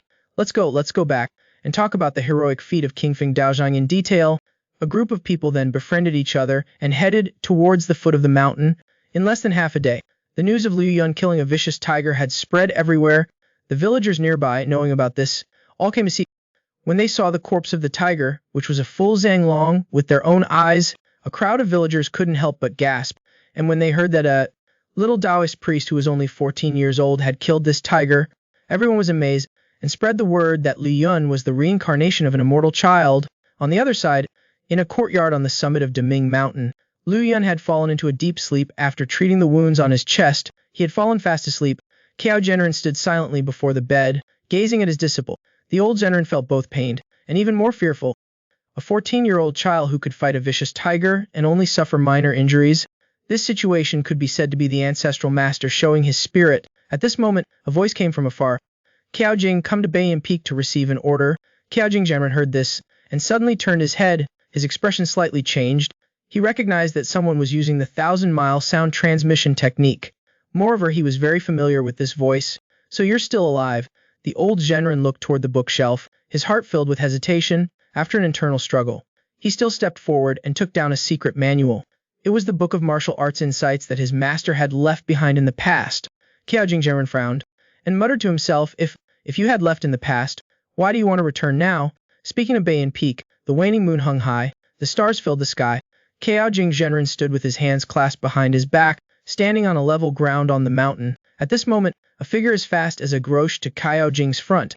Caojing Zhenren's heart trembled, and softly uttered the three words, "Old monster." The person who arrived was the silver-haired man who had been secretly watching the battle earlier. Guza, his eyebrows raised, "Little one, haven't seen each other for decades, and you dare call this ancestor an old monster? Caojing, you've grown quite bold." Caojing Zhenren pursed his lips, without saying a word, but his heart was already surging like a stormy sea. Decades had passed, but this ancestor's appearance hadn't changed at all. Seeing that his disciple was looking at him without saying anything, Wuzhou Zhenren sighed softly, and said soft, "Caojing, how long has it been since we last met?" Caojing Zhenren said coldly, "The last time we met was when I became an apprentice.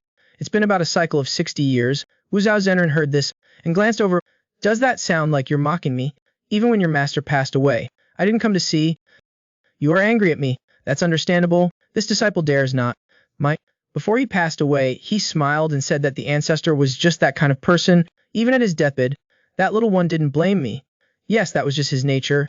soft-hearted and always interfering with other people's business. Cao Jing Zhenren looked at his ancestor's back.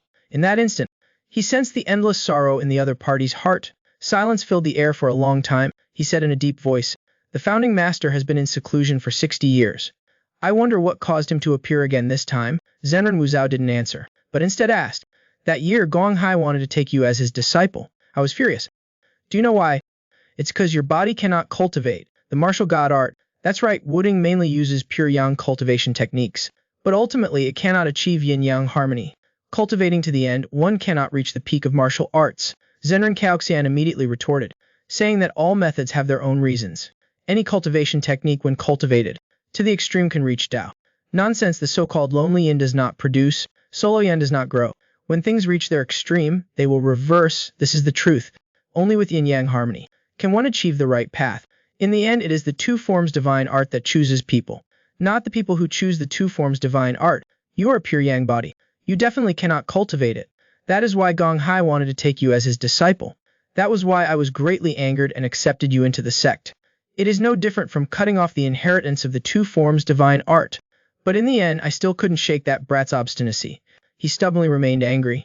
I also took this opportunity to go into seclusion in the deep mountains. The martial arts insights of the three Absolute Sword King were also released by you. That's right. That year, the three Absolute Sword King came here to discuss martial arts with me. He died on this Baiyun Peak after just a few years. I couldn't bear to let my good friend's unique skills be buried. Unexpectedly this trip, I discovered an unexpected joy. Zhenren Caoxian knew that the founding master was talking about Liu Yun. It's truly the trickery of fate. Guang Hai severed the inheritance of the two forms divine art. You helped to continue. That child's aptitude is extraordinary. He was simply born for the two forms divine art. Speaking of this, a trace of jealousy appeared in Zhenren Wuzhao's words. Where did you find such a good seedling?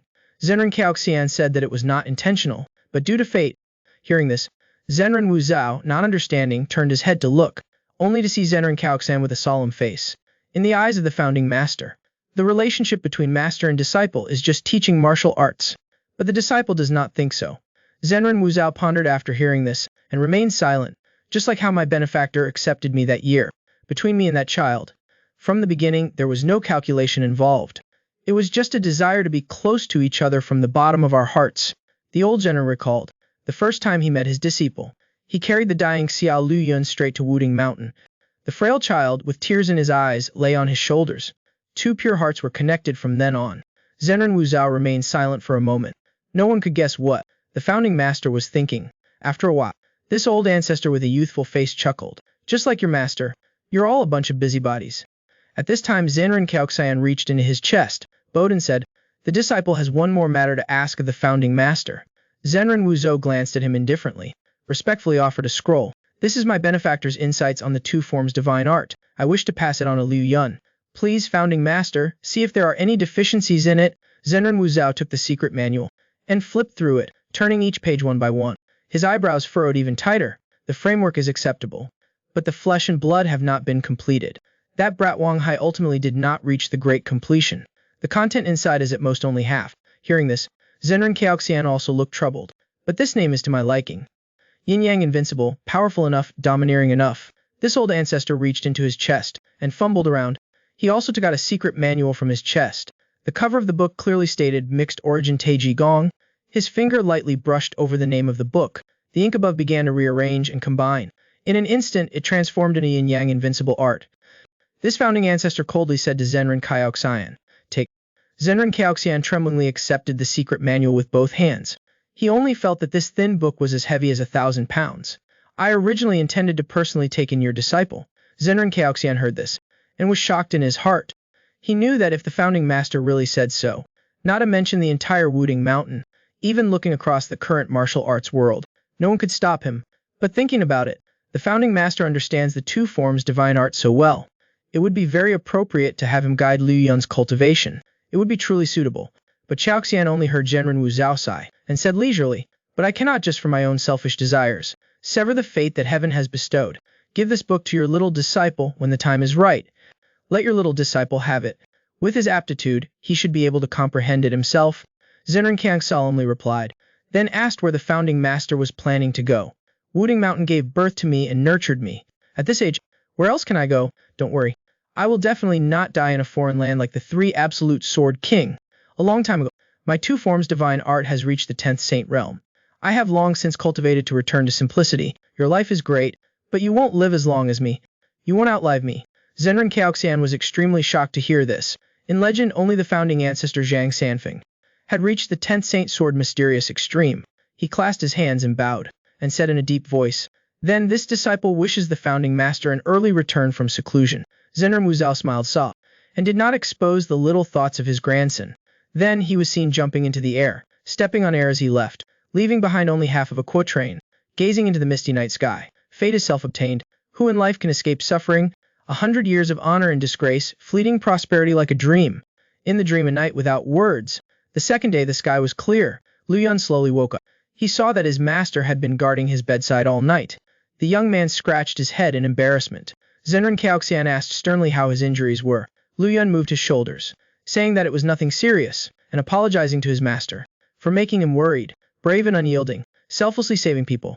What is wrong with that? Hearing his master praise him like that, Lu Yun didn't show any sign of happiness. Seeing this situation, the old Zhenren looked at his disciple with some interest. What's the matter? Could it be that you have some selfish thoughts? Thinking of that tearful little girl? Lu Yun didn't know how to answer his master for a moment. Zenran Cao smiled. It seems that I've hit the mark. Lu Yun heard this, and was about to open his mouth to explain, but saw the old Zenran slowly shake his head, and said softly, after going through danger, "It's not strange for two people to develop feelings. Any kind of feeling is difficult to clearly distinguish boundaries. All laws and principles are like this. Just go with the flow." Lu Yun vaguely nodded, saying that he would keep it in mind, looking at the young man's well-behaved and obedient appearance. The old Zhenren was secretly happy that his ancestral master hadn't snatched his disciple. Then he retracted his thoughts, and pretended to be serious. "I've already examined the tiger's corpse. Your Tei 5 elements palm is not yet refined enough." Lu Yun heard this, and an embarrassed expression immediately appeared on his face. The Tei 5 elements palm is a unique skill of the Wudang sect. 3 days later, start focusing on practicing the Zigong palm. At that time, I will personally guide you. Master, let's start practicing tomorrow. This small injury is not worth mentioning. The fellow Taoists of the Huashan sect have to leave in 3 days. Today they specially asked the sect leader's senior brother, specifically, to have our Kingfing Taoist take care of that child. Speaking of this, the corners of Zenran Caoxian's mouth slightly curled up. You just wait for 3 more days and then focus on practicing. The young man is born with insufficient yang kai. He has the body of the 9 yin meridian. But he is also 1 in 10,000 to reach the pinnacle of cultivating the Lianji divine art. 3 days passed in a flash. The group from the Huashan sect went down the mountain and left. That Lu Yun was, as usual, cross-legged, meditating and cultivating his inner strength. The young man closed his eyes tightly, guiding the true Qi in his body to circulate. Unexpectedly, the yin and yang energies intertwined in his body. The accident happened suddenly, causing the young man to be startled. Could it be that he had gone into Qi deviation? But those two streams of true Qi, although they were like wild horses refusing to submit, they did not run rampant beyond his control, confirming that he hadn't gone into Qi deviation. The young man gritted his teeth and mustered all his strength, trying his best to follow the cultivation incantation, guiding the 2 streams of yin and yang energy down to his danshan. Unexpectedly, those 2 streams of true Qi were like something immortal and indestructible. In the young man's lower danshan, they fought even more fiercely. Lu Yun only felt that all 12 meridians were trembling slightly. A sharp pain instantly spread throughout his body, but he still gritted his teeth and persevered. In his heart, he silently recited the mantra, "Heaven is Qi and Yang, Earth is Kunyat, the 2 polarities intertwine. All laws converge into one." After a moment, the 2 streams of true Qi began to gradually merge, trying to stabilize in the young man's danshan sea of Kuai, finally merging into one, subtly forming a Tai Chi shape. In an instant, a surge of power rushed straight to the top of Lu Yun's head. From the young man's eyes, 2 golden beams suddenly shot out. After everything returned to normal, Lu Yun had an incredulous expression. He could sense that the true Qi in his body had become extremely intelligent. He heard someone sighing in front of him. He saw that King Song had unknowingly come in front of him. "Little brat, what are you doing? You made me worry to death." After saying that, King Song handed Lu Yun a letter, saying that this was what the sect leader Zhenren Qiaojin had asked him to bring. Lu Yun finished reading, and said directly that this letter was for his master. King Song heard this, and was a little surprised, then said in a deep voice, "No matter what, I ran back and forth for you, little brat. You can't let me go back empty-handed, right?" Lu Yun immediately understood what his senior brother meant. Then he stood up and followed King Song to a secluded place in the forest. Before the 2 senior brothers stopped at a place in the forest. King Song pointed a finger out, and then said loudly, "It's been a few days. Why are your movements so stiff?" Liu Yun raised his hand and deflected the finger strike his senior brother sent. Then he flew up and swept a leg towards the opponent's head, but the opponent easily dodged by retreating backwards. After landing, the young man used his leg as leverage. His body violently rushed forward and ruthlessly punched the opponent's chest. The opponent easily flew backwards and dodged again with ease. Liu Yun saw the situation and was endlessly surprised in his heart. He had thought that his martial arts had improved, but now it seems there was still a long way between him and his senior brother. And at this moment, King Song suddenly raised his left hand and switched to an attack, lightly sending out a palm strike. Liu Yun's eyes widened, and his expression slightly changed. He recognized that the move his senior brother was using was the Tei 5 Elements palm. It was just that the opponent's palm power was too powerful. Far surpassing him, at this moment the young man put his two hands and concentrated yin and yang energy, using the Lianji divine art, to confront that palm strike. In an instant, only a heaven-shaking, earth-shattering explosion echoed through the mountains and forests. Liu Yun only felt a continuous force pouring down. Even though he had braced himself, his two legs still couldn't stand firm. The next second, the young man flew backward like a kite with a broken string, while King Song only took a step back. This top disciple of the headmaster Zhenren had a smile in the corner of his mouth. His junior brother was truly a peerless genius. Thinking of this, he couldn't help but praise. "Boy, it seems that before long, I'll have to draw my sword to deal with you." Liu Yun got up, still appearing stubborn, saying that he could force his senior brother to draw his sword now. It seemed that after mastering the Lianji divine art, he had become more confident. Qian Daking Song grasped the hilt of his sword, drawing the long sword at his waist an inch. In an instant, a fierce burst of sword kai erupted from around him. At this moment, King Song was like a sharp sword leaving its sheath. The terrifying sword pressure made Liu Yun unable to breathe. The young man's face didn't change, but in his heart a terrifying storm was brewing. Only now did he realize just how far the difference in strength between the two sides really was. His knees slightly bent backward. In King Song's eyes, deep sword intent was hidden. His whole body's aura returned to his sheath. "You must also understand in your heart, right? With your current skills, how many of my sword moves could you withstand?" Liu Yun frowned, remaining silent. He knew that he would probably be defeated in 3 moves. "Although you have improved very quickly, you still need to keep trying. Don't make me wait too long." After saying that, King Song turned and walked away, while Liu Yun returned to the Ming Peak small courtyard in a daze. The young man recounted the competition with King Song today. His master saw that although his beloved disciple's expression was normal, there was gloom between his eyebrows. Zhenren Kaoxian, contrary to his usual serious demeanor, spoke to comfort him. With that boy King Song's personality, he absolutely wouldn't hold back.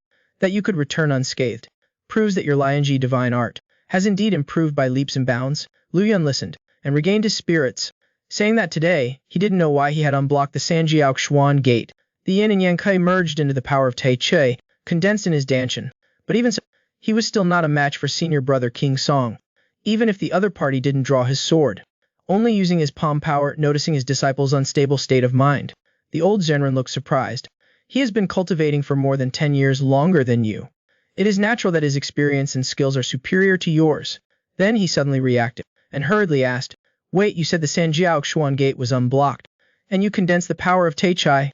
Liu Yun was slightly sweating, and then told his master what had happened while practicing the Lianji divine art today, and told his master.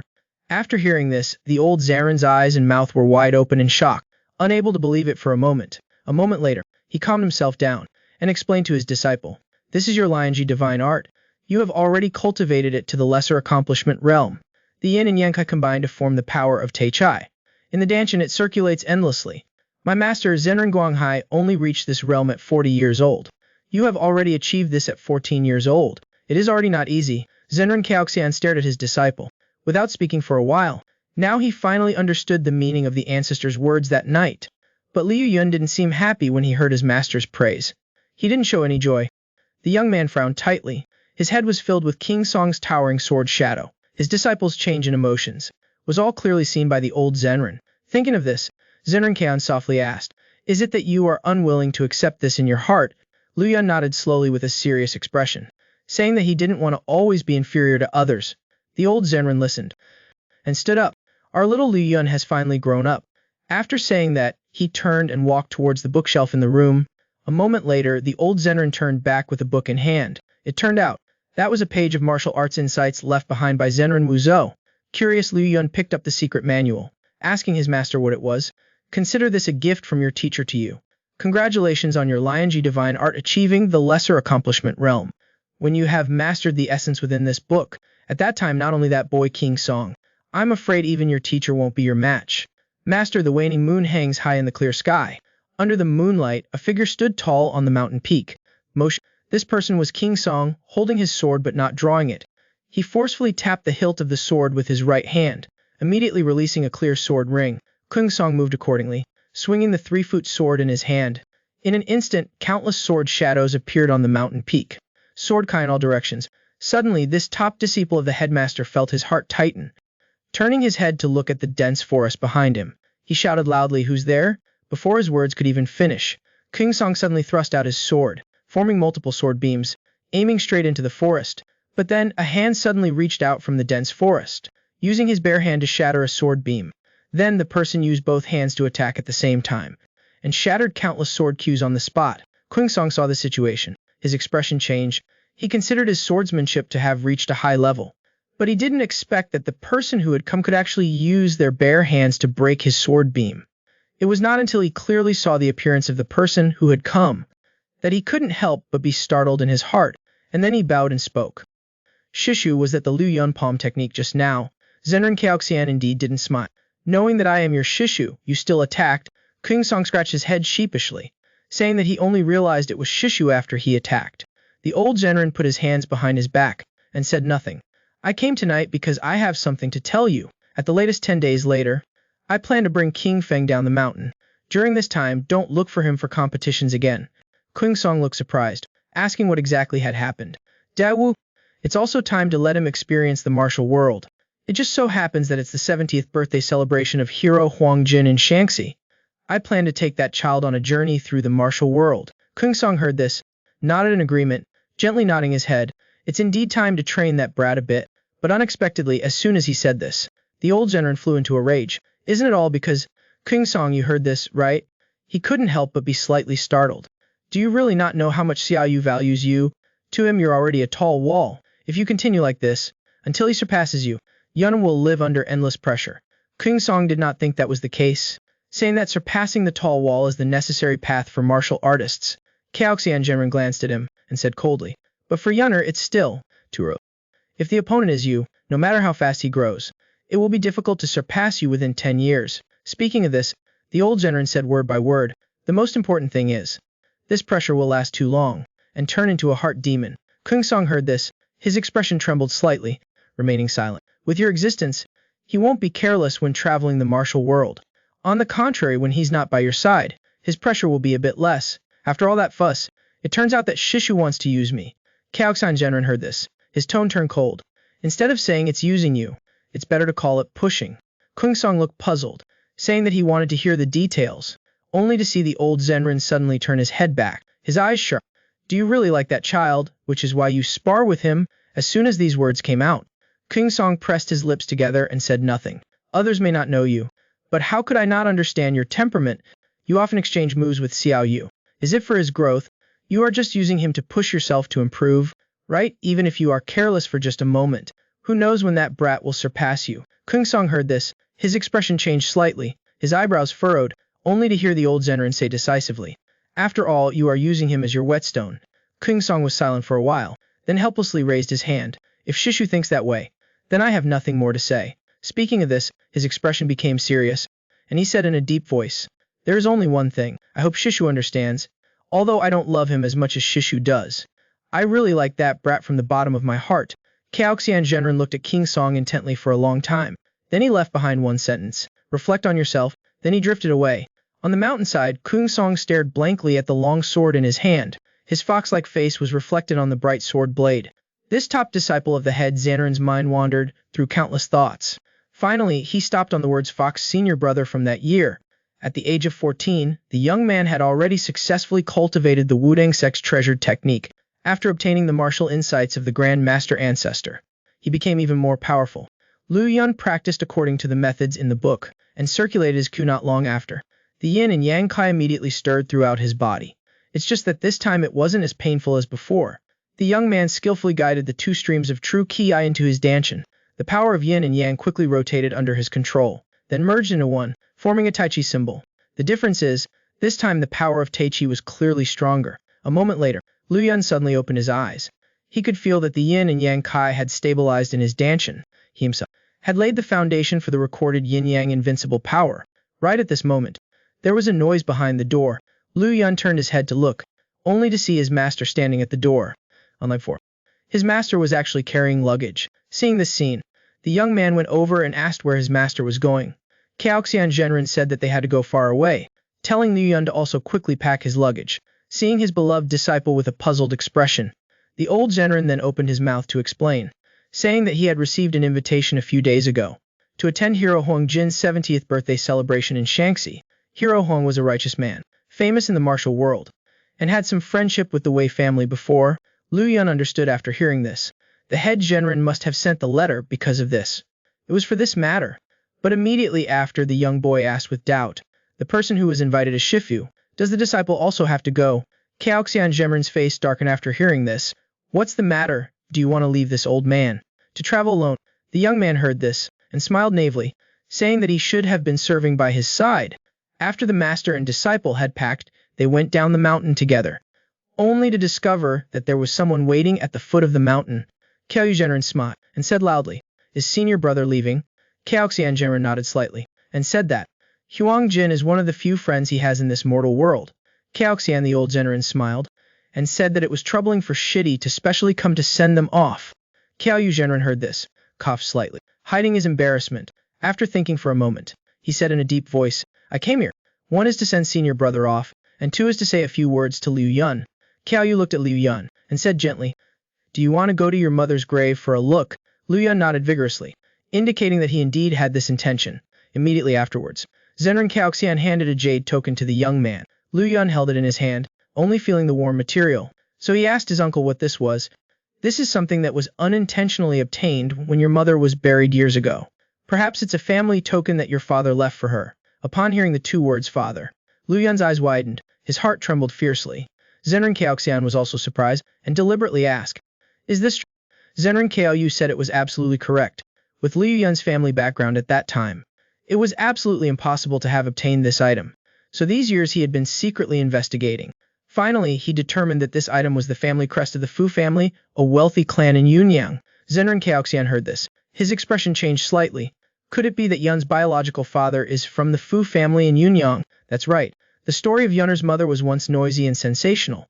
After repeatedly inquiring, it was learned Yunner's biological father is the head of the Fu family, Fu Sheping. It's just that Fu Sheping already has a principal wife, and also has 2 children. Speaking of this, Zhenren Kaoyu's expression was a bit ambiguous. Yunner, although he is your biological father, but what to choose is entirely up to you, whether you want to meet him and make things clear, or discard this token and not acknowledge each other.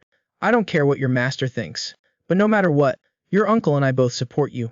Liu Yun tightly grasped the gold-inlaid jade piece, muttering the name Fu Shaping in his heart, remaining silent. It was said that after the 2 teachers and disciples descended from Wudang Mountain, they went north all the way. Traveling 70 miles, they arrived at a small manor in the countryside. This was where Liu Yun lived when he was young. The 2 teachers and disciples stood outside the fence, looking into the courtyard. They saw that the dilapidated thatched house of the past had now been renovated. A peasant family was living there, happy and harmonious, remembering when he was little, the times when he and his mother relied on each other. An indescribable emotion surged from the depths of the young man's heart. Just at this moment, a voice rang out from behind. A rural woman had returned, asking what the 2 of them wanted. Liu Yun smiled and explained that he was not a bad person, just that he had lived here before, so he had come back to take a look. The rural woman half-believingly assessed the 2 for a while. Then she recognized the clothing of the 2 teachers and disciples. The Taoist priests of Wudang Mountain often came down the mountain to find doctors and medicine, so the people around were very respectful towards them. The rural woman hurriedly bowed, chanting infinite heavenly venerable. Then she enthusiastically invited the 2 teachers and disciples to rest in her house. Liu Yun hurriedly waved his hands to refuse the other party's warm invitation, then led his master away in a hurry. The 2 followed the information from Zhenren Qiaoyu and continued to the house of an old man at the head of the village. A little while later, the old man led the 2 teachers and disciples to a secret forest. 2 Taoist priests, it's not far to the destination ahead. He also casually asked, "Is that little Taoist priest King Feng?" Zhenren Caoxian first expressed his gratitude to the old man. "That's right, it's indeed my little disciple." After the old man confirmed that it was King Feng, He immediately looked very happy. I was wondering why he looked so familiar. So it's our tiger fighting hero. Zenran Kaok smiled slightly, his heart naturally filled with pride. The three of them walked another 2 or 3 miles together, only to see two graves hidden in a lush green patch of trees. The old Taoist priest saw that the weeds around the graves were sparse, and asked the old man if someone came to take care of it. The old man said, "Years ago a Wudang Taoist priest presided over the burial, so every year he comes here to clean up a bit." Zenran Kaoxian then bowed respectfully. "Old man, you take good care of your relatives, you will surely have a long and blessed life in the future." While Liu Yun looked at the tombstone in front of the grave for a long time without speaking, the characters carved on the stele looked lifelike. Tome of She. After a while, the young man looked mournful, and softly said to himself, "Mother, Yunner has come to visit you." Then the young man looked at another tombstone. He saw that it was clearly carved with ancestor Wudang. Tome of Yu. After seeing the inscriptions, Liu Yun couldn't help but be shocked. The old man who had taught him the eternal spring gong was also surnamed Hu. The young man immediately turned around and confirmed with the old man. This old man had always lived nearby, without children. He had passed away at home a few days before Su Shai died. Afterwards, that Wudang Taoist priest said that he died from exhaustion. It was said that he and Su Shi's wife and child also frequently interacted. So the Taoist priest decided to bury him here. Hearing this, Liu Yun's grief could no longer be suppressed. Images of his mother and old man who kept flashing in his head. The young man's hot tears couldn't help but fall. A little while later, Liu Yun calmed his mind and softly said, "Master, I want to be alone with my mother and old man Hu for a while." Although Zenran Kaoxian was worried about his disciple, he still nodded, and personally escorted the old man who had led the way back to the village. Liu Yun took out the prepared offerings from his luggage, and poured 2 full cups of wine for his mother and old man Hu. The young man performed 3 kneelings and 9 prostrations, and softly said to himself, "Mother, old man Hu, Yunner has come to visit you. Yunner has now entered the Wudang sect to learn martial arts. My master and fellow disciples are all very good to me. If you too have spirits in heaven, please rest assured, not only is Yunner healthy, I have also learned the Lianji divine art." Speaking of this, Liu Yun's eyes welled up with tears. He sobbed uncontrollably. "Yunner only hates that I cannot serve you." After your wholehearted dedication. Half an hour later, Zenran Kaoxian returned, silently standing behind his disciple. Liu Yun had also stabilized his emotions, and softly said, "Master, recently my heart has been very chaotic. But now I feel that all my thoughts have turned into nothingness." Zenran Kaoxian heard this. He gazed intently at the young man. After a moment, he noticed a complete change in his disciple's temperament. A rather mysterious aura was naturally emanating from the young man's body. Thinking of this, the old Taoist priest asked softly, "Your state of mind has changed. Without thought, without intention. It's truly rare. Master must have been very worried about you recently, right?" Zenran Kaoxian remained expressionless, asking his disciple why he said that. "You have too much competitive spirit towards senior brother King Song. Plus, you're insecure about your poor background. If you continue to hold on to these attachments, it will definitely hinder your progress on the path of martial arts." The old Taoist priest smiled. "I also didn't expect you to break free from your attachments on your own.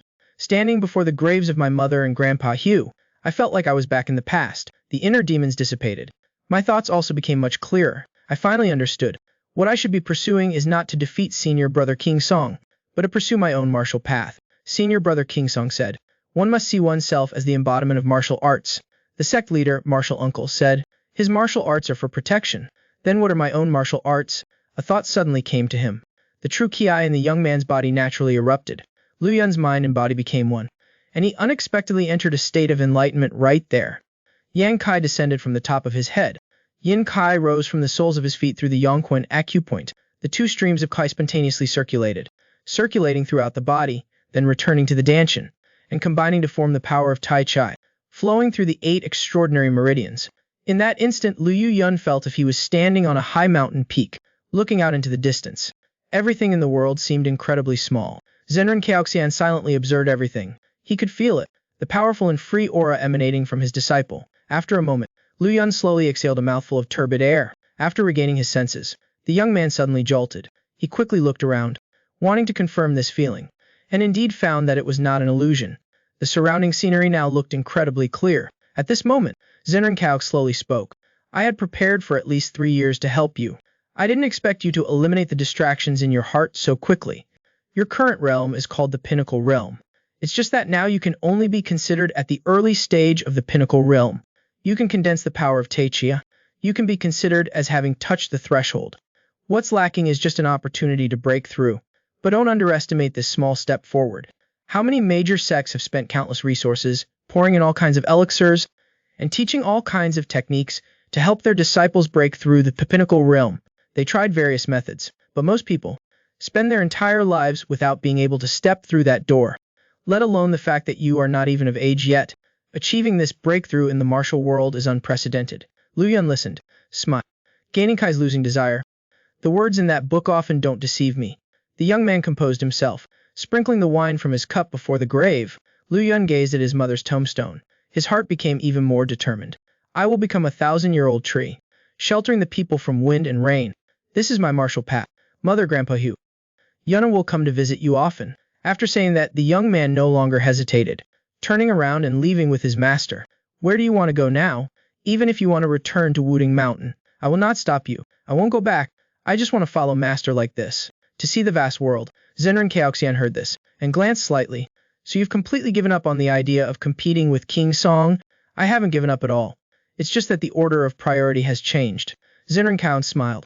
He was becoming increasingly satisfied with this disciple. Seeing Liu Yun suddenly fall silent, the old Taoist priest couldn't help but turn his head back to look. Suddenly his gaze slightly paused. He saw that Liu Yun was staring at the gold-plated jade pendant. The young man had been driven out of his home while still in his mother's womb. At the age of 6, his only support, his mother also left him. Fortunately, he was taken in by a Taoist priest from Wudang Mountain, and grew up. Now the young man had mastered divine skills, and followed his master down the mountain to travel. After the memorial service for his mother was over, he was ready to go and ask his biological father for answers. Meanwhile, on the streets of Yunyang Prefecture, people were bustling about. Chen Xing strode through the alleys to buy wine. It was just about the autumnal equinox. The cold was gradually increasing. He couldn't help but remember the mother and son from years ago, and felt a sense of shame. At this time, 2 Taoist priests, one old and one young, walked over. Chen Xing was initially just a bit curious and glanced at them, until he clearly saw the face of the young Taoist priest. He was extremely shocked and couldn't believe his eyes. Although the young man had grown up, the features on his face still had an 8/10 resemblance to when he was a child. He had taken care of Liu Yun for many years. Of course, he could recognize him immediately. The next second indeed confirmed his judgment. The 2 Taoist priests stopped in front of him. Liu Yun smiled brightly, and called out loudly, Uncle Xiaon, it's been a long time. Inside a luxurious mansion, Fu Shaping had a complex expression. Even the hand holding his teacup was trembling slightly. The young man in front of him had a face that looked exactly like his own. Plus, the token he had left behind served as proof. This son was definitely his own flesh and blood without a doubt. Fu Shaping took a sip of tea, steadying his mind. Then he opened his mouth and asked the name of the young man before him. This disciple in secular life followed my mother's surname, Su. My name is Liu. As soon as these words were spoken, silence fell upon the main hall once again. After a moment, Fu Shaping asked in a deep voice, What do you want by coming here? Is it money? Liu Yun heard this. He playfully raised an eyebrow. He didn't expect that. After more than 10 years of father and son being apart, the first thing the other party asked was what he wanted. Thinking of this, the cold teenager spoke. I don't want anything. Money for a Taoist priest is just an external thing. Indeed, you are wearing the Taoist robe of the Wudang sect, right? Taoist priests of the Wudang sect truly don't covet wealth. Then why have you come to see me today? What is the reason? I only want to ask you one question. I will leave after asking. Fu Shaping nodded slightly, saying that he could ask, it was okay. Liu Yun's eyes burned with fire as he looked at the man. Chen Xing spoke, Did you love my mother? As soon as he finished speaking, Fu Shaping's heart trembled, and he didn't dare to look directly at the teenager's eyes, but lowered his head. This family head closed his eyes tightly. He was silent for a long time, finally deciding to say his answer. Never loved her. Hearing this, the teenager suddenly stood up, his fists clenched tightly. Liu Yun tried to suppress the anger in his heart. He said coldly, Thank you. Fair. Fu Shaping's lips moved a few times, finally mustering all his courage. He said soft, This inlaid gold jade, you should still keep it with you. Liu Yun, who was walking out, couldn't help but stop in his tracks. The teenager's face was icy cold. There wasn't a trace of emotion in his words. Or perhaps Fu family head should keep it, I find it dirty. Speaking of this, Liu Yun turned around and bowed slightly. May you always be at peace and ease. After saying that, the teenager didn't turn back but strode away, leaving only Fu Shaping standing there like a statue in the main hall. A moment later, this family head collapsed onto the long chair in a daze. Fu Shaping hugged his head, sobbing uncontrollably. Liu Yun, having just stepped out of the main hall, was immediately called back. The teenager turned his head to look back, only to see a woman slowly walking over. Liu Yun slightly frowned. He knew this person was the mistress of the Fu family, Song Xiuyan. Madame Song asked arrogantly, Are you that woman's child? The teenager's expression was cold as he nodded slightly. I don't know what you came here for. Let me tell you the truth. I have already given birth to 2 sons. My eldest son is currently holding an important position in the military. My younger son is a disciple of a famous sect in the martial world. So you should stop daydreaming. This family will be inherited by them in the future. Do you understand? Lu Yun heard this, he said coldly. Female benefactor, please rest assured. I will never set foot in this place again in the future. As soon as he said that, Song Xiuyan was immediately speechless and couldn't say anything, while Lu Yun bowed slightly and chanted immeasurable celestial honor, wishing for the female benefactor to attain immortality soon. After speaking, the teenager turned around and walked straight towards the main gate of the mansion. Zenrin Taoxian was waiting outside the mansion gate. When the old Zenrin saw his disciple come out, he asked softly, have you made everything clear? With master's ears, you must have heard everything clearly, right?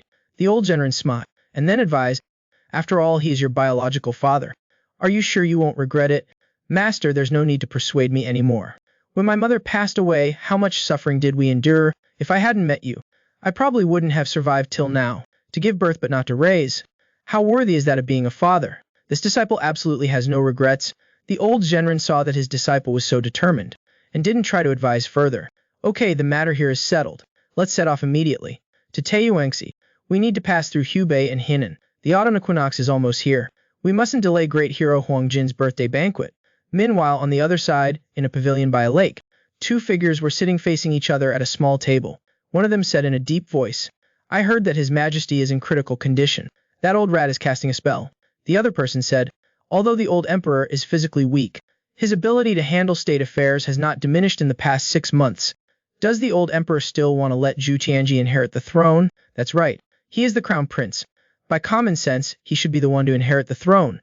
The old emperor has also been arranging a grand tutor for him recently. If such a person ascends to the throne of a great nation, I'm afraid it will usher in a period of peace and prosperity. Speaking of this, the man picked up a piece of pork from the plate, and then flicked his hand, throwing it into the lake outside the pavilion. The next second, only to see several man-eating fish rise to the surface of the water. In the blink of an eye, they had swallowed that piece of pork. The man looked at everything with a heavy expression. He said coldly, a peaceful and prosperous era doesn't seem too good. At that time, things will become very troublesome. Hearing this, the other person then suggested, then what about letting the crown prince's uncle Zhu Gahao inherit the throne? Given the circumstances, this is the only way left. If the crown prince were to suddenly die, the old emperor would have no other choice. The man frowned tightly when he heard this. He was weighing the pros and cons. Don't hesitate any longer. Zhu Gahao is probably very anxious now too. You should try to contact him, so that he owes us a favor. There's no harm in that. On another note, the master and disciple on their way north to Taiyuan, when passing through a dense forest, the teenager suddenly turned his head to look back, only to see a wild boar appear not far away. Lu Yun immediately revealed a happy expression, but unexpectedly his master was also very greedy for it. Seeing this scene, the young man couldn't help but tease. I didn't expect that master also likes to eat meat. You stinky brat, isn't it all because of you? At that time you were only 6 or 7 years old. It was the time you needed to grow. How could master only let you drink porridge all the time? Zenrin Yambalao turned his anger into joy, taking out a small package from his bosom, sprinkling salt on the pork. Just thinking about it makes my mouth water. Wulian, it's noon now. Little pig, it's time to pay with your life. At the same time, in a dense forest not far away, a young woman was escorting a young man slowly forward. This person was the current crown prince Zhu Tianji. At this time the guard bowed and said, Your Highness, have we gone a bit too far? The emperor passed away. The imperial uncle had previously sent assassins. Do you think he will now let me ascend the throne smoothly? The guard said, even the crown prince can go with the army to guard against unforeseen circumstances. Zhuanji said frankly, now I can't even trust the army.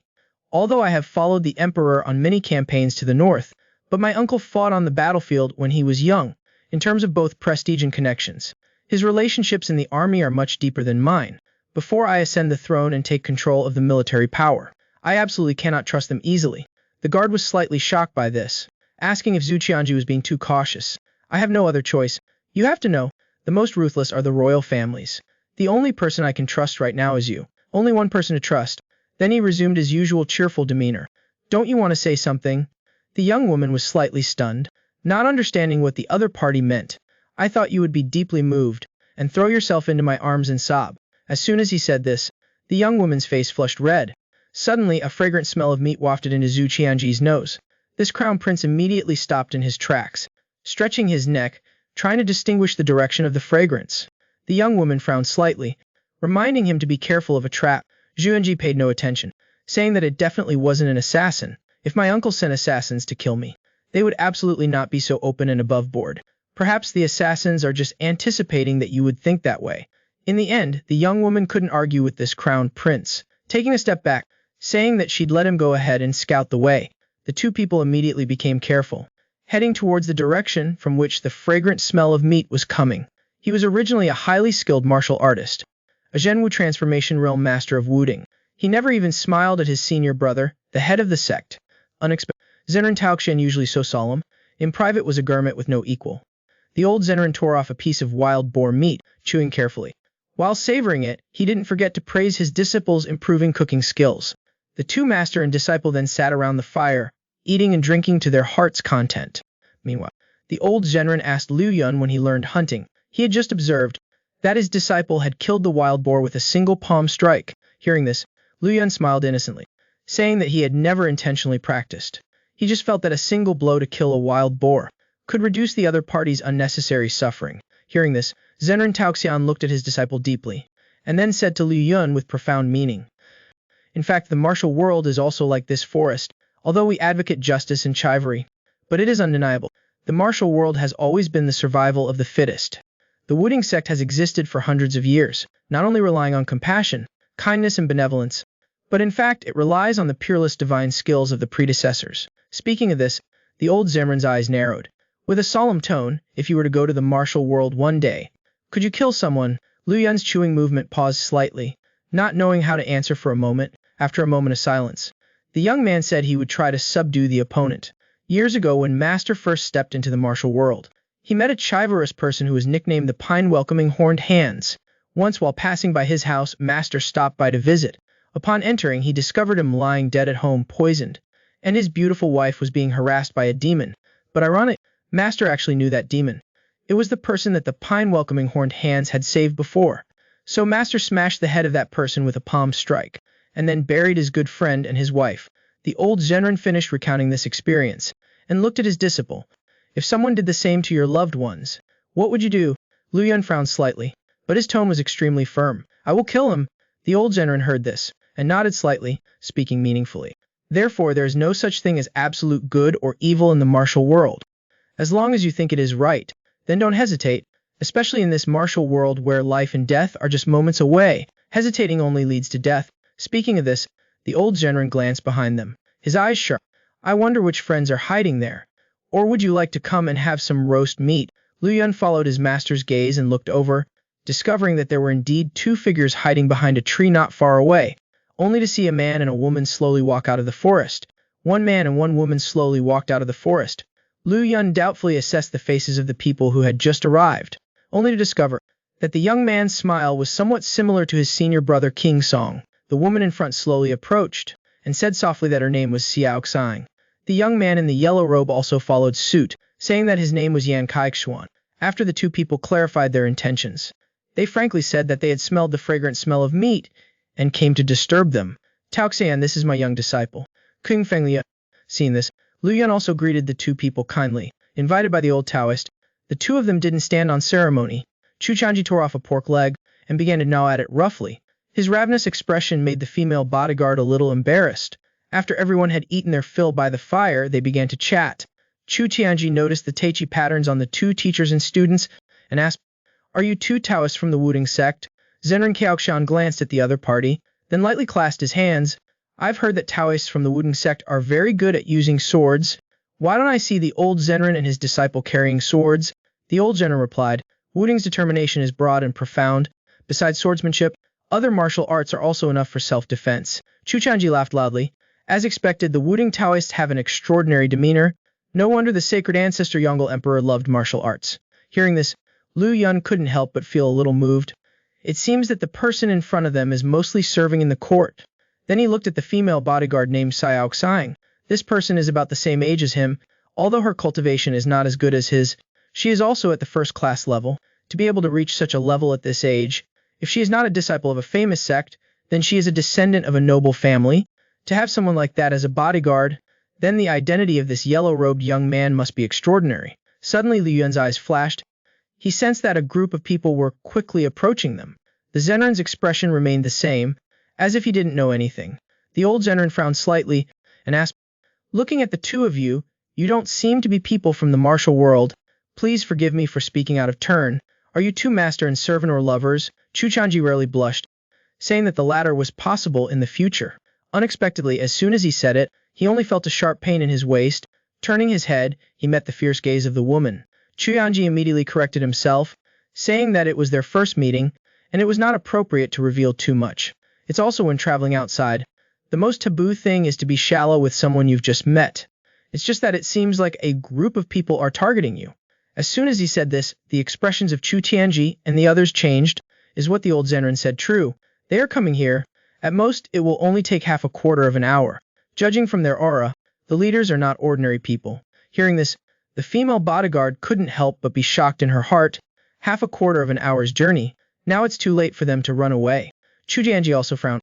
He used the golden cicada shedding its shell strategy, preparing to secretly return to the capital. This matter is very secret. How did others find out? But then he calmed himself down and said to the bodyguard Lao Kang, "You don't need to worry too much. Wudang is respected as #1 in the world. With the old Zenrin of the Wudang sect here, there is no need to be afraid of anyone who comes." Zenrin Kaoxian didn't expect this brat to be so shameless and was about to refuse when he saw Chu Tianji vow, "Old Zenrin, please rest assured. I will definitely repay this favor in the future." Zenrin Kaoxian heard this, and for a moment didn't know how to respond. And right at this moment, a group of people in black had approached. Seeing this situation, the female bodyguard couldn't help but frown. The strength of those two old Taoists, she couldn't see through their depth at all. Among the remaining assassins, there are 7 people with strength equal to hers. All of them are genuine first-class experts, and the remaining 20 people are all second-class martial artists. This team of 29 assassins, 4 strong enough to destroy any small or medium sect. An old man about 50 years old at the head spoke. "Don't struggle in vain anymore. Just go on your way in peace." After speaking, the old man raised his palms. His whole body's aura suddenly erupted. But the next second, he widened his eyes in disbelief.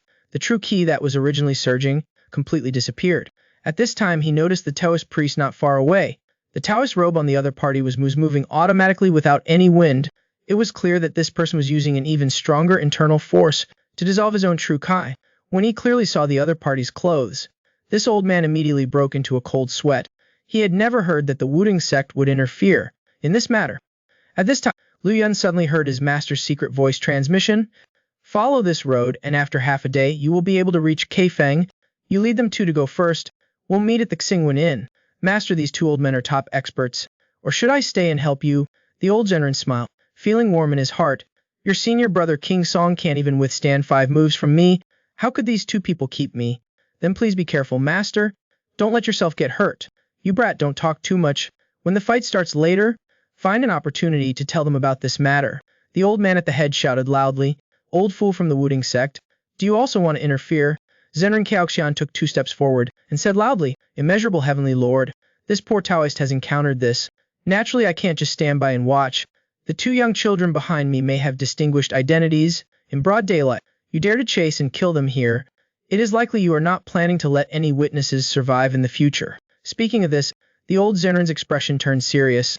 His whole body was filled with murderous intent. "I bet your hands have been stained with a lot of people's blood, haven't they?" As soon as he said this, the old man was shocked in his heart. This old Taoist is powerful.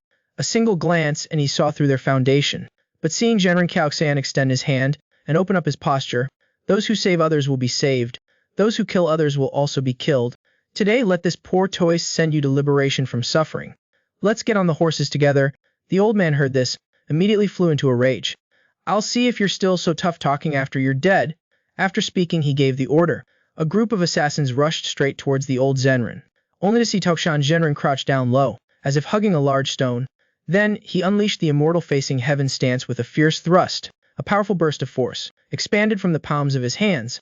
The 2 top-level experts saw this situation, their faces filled with shock. In an instant, they only felt a continuous stream of force, like a great river flowing eastward.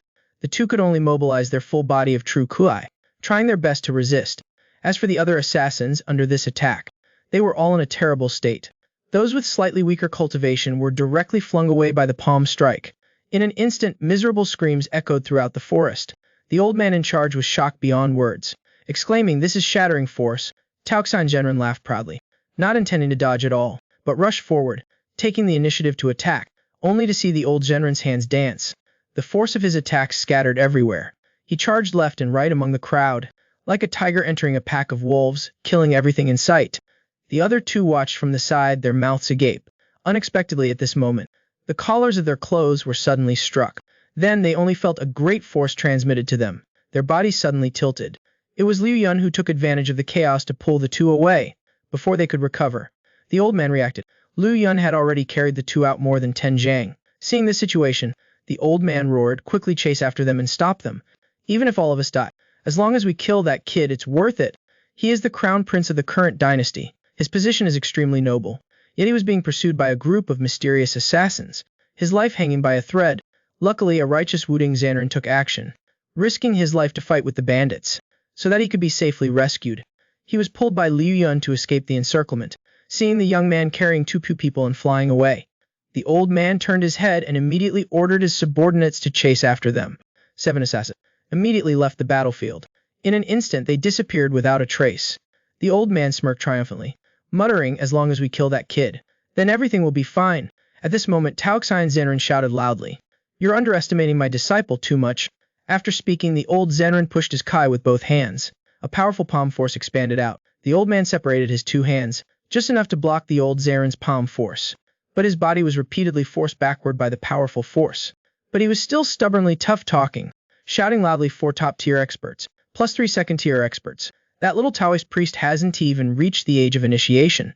At most, he's only a first-tier expert. His death is a foregone conclusion," only to see Tao Zenran laugh arrogantly and open his mouth to say, "He is the youngest person to reach the peak realm in the history of our sect." As soon as his words fell, the expressions of the two assassin leaders immediately changed, but they quickly calmed down and shouted loudly, "That kind of demonic talk. Go and deceive your ancestors."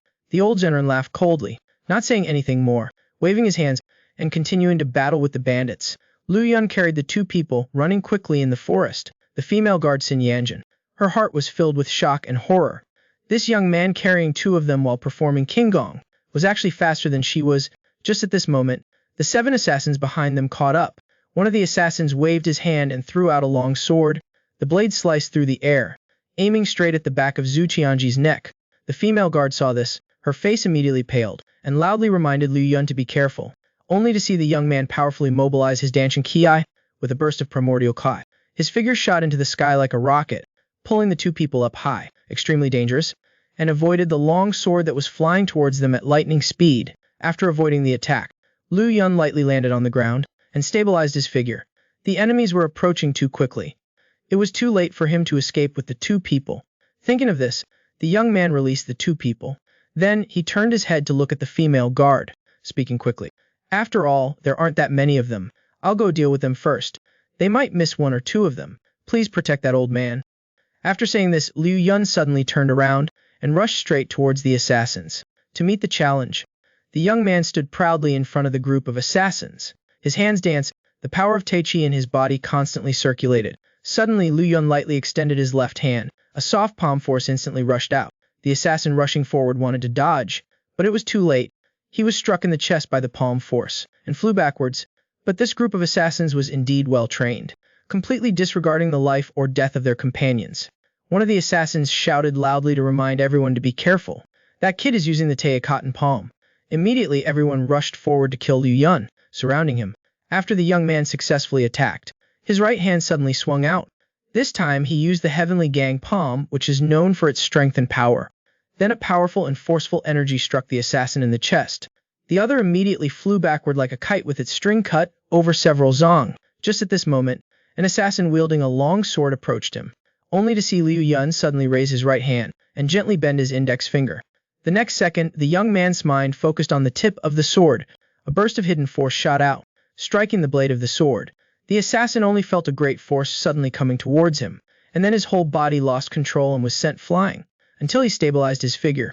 Turning his head, he looked at the long sword in his hand. He was surprised to find a layer of frost condensed on the sword. The assassin couldn't believe it and exclaimed, "You brat, what kind of evil magic did you use?" Liu Yun sneered when he heard this. This is the orthodox Wudang Xuan Yingji. Why do you call it evil magic? The assassin snorted coldly upon hearing this, without saying anything more. Then he charged forward again, suddenly thrusting his sword. Unexpectedly, the young man this time caught the sword with his bare hands. The assassin's face changed at this sight. His expression changed.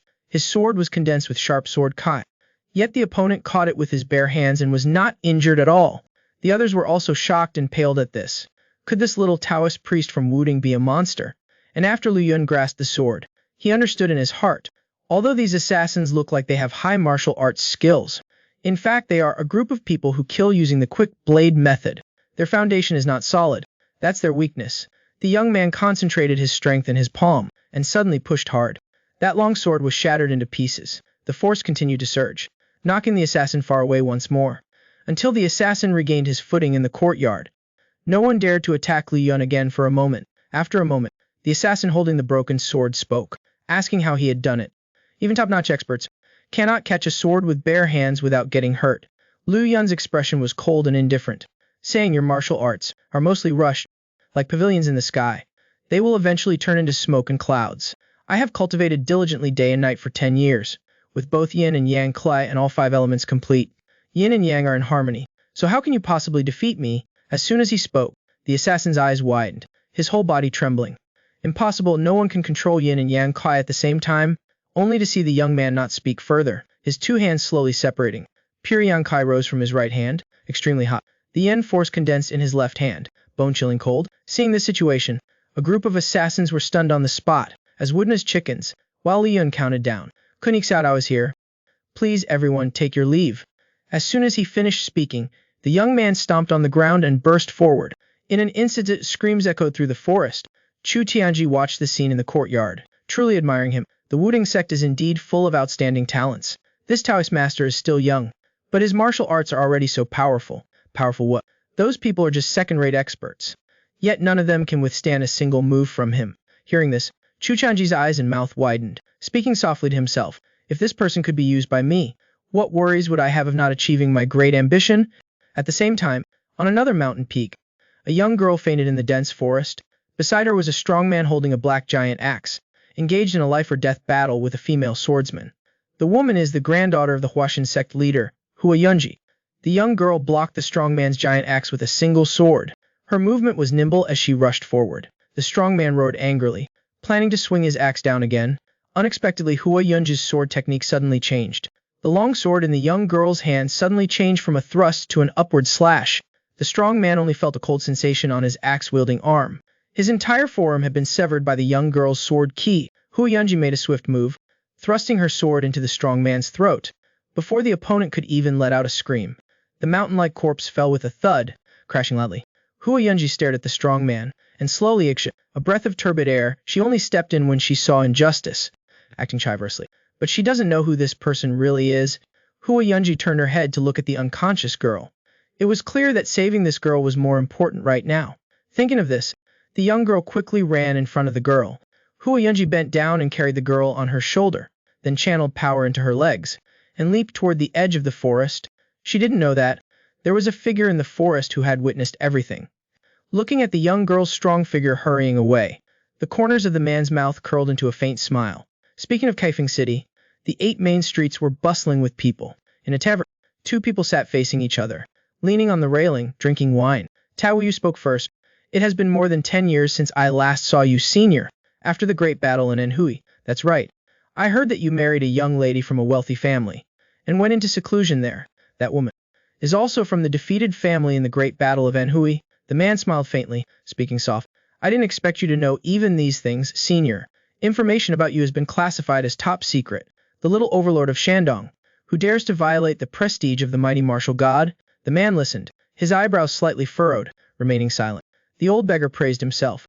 How resounding was the name of Liu Wujun back then. Even if the world changes, there is no one in the martial world who doesn't know of it. Tai Wu Yu did not show anything but change the subject, asking what is the situation in Anhui now. The Feng Shendao in Anhui is still the same as usual, and asked the other why he had this question. It's nothing, just heard that the Nangong family is becoming increasingly rampant. Now it seems that they still have quite a reputation. A skinny camel is still bigger than a horse. No matter what is said, that is still the Nangong family. That The famous sword clan that was renowned throughout the martial world. Now they have fallen into the dust. Speaking of which, the man scoffed to express his congratulations. I'll empty this glass of wine. Feng Shengai gave a helpless bitter laugh. Be careful with your words, even if it's you. Don't casually mention the title of that sword king. Tai Wuyu said directly he was just saying it in passing. There was nothing to be afraid of. That's right. The Nangong family has weakened now due to overexpansion. But in the Anhui region they are still very strong. Senior, I understand your good intentions. But later if you meet Xiao Mai, I hope you won't say good things about the Nangong family anymore. I'm afraid you won't be able to stop her fist from hitting your face. Feng Shengai heard this, was slightly startled. You already have a daughter, having been married for more than 10 years. It's not strange to have a daughter. It's just that I don't know where this girl has gone off to play again. Then the old beggar changed the topic, asking the man, have you heard any news about Nangong Song of the Kangshan Jianjin? The man said, he had no interest in that rebellious runaway. At this time, a beggar gang disciple brought a letter. After reading it, the old beggar laughed and said softly, it's truly unexpected. The mountain bandits have all come down the mountain. Tai Wuyu heard this, was slightly startled, asking what had actually happened.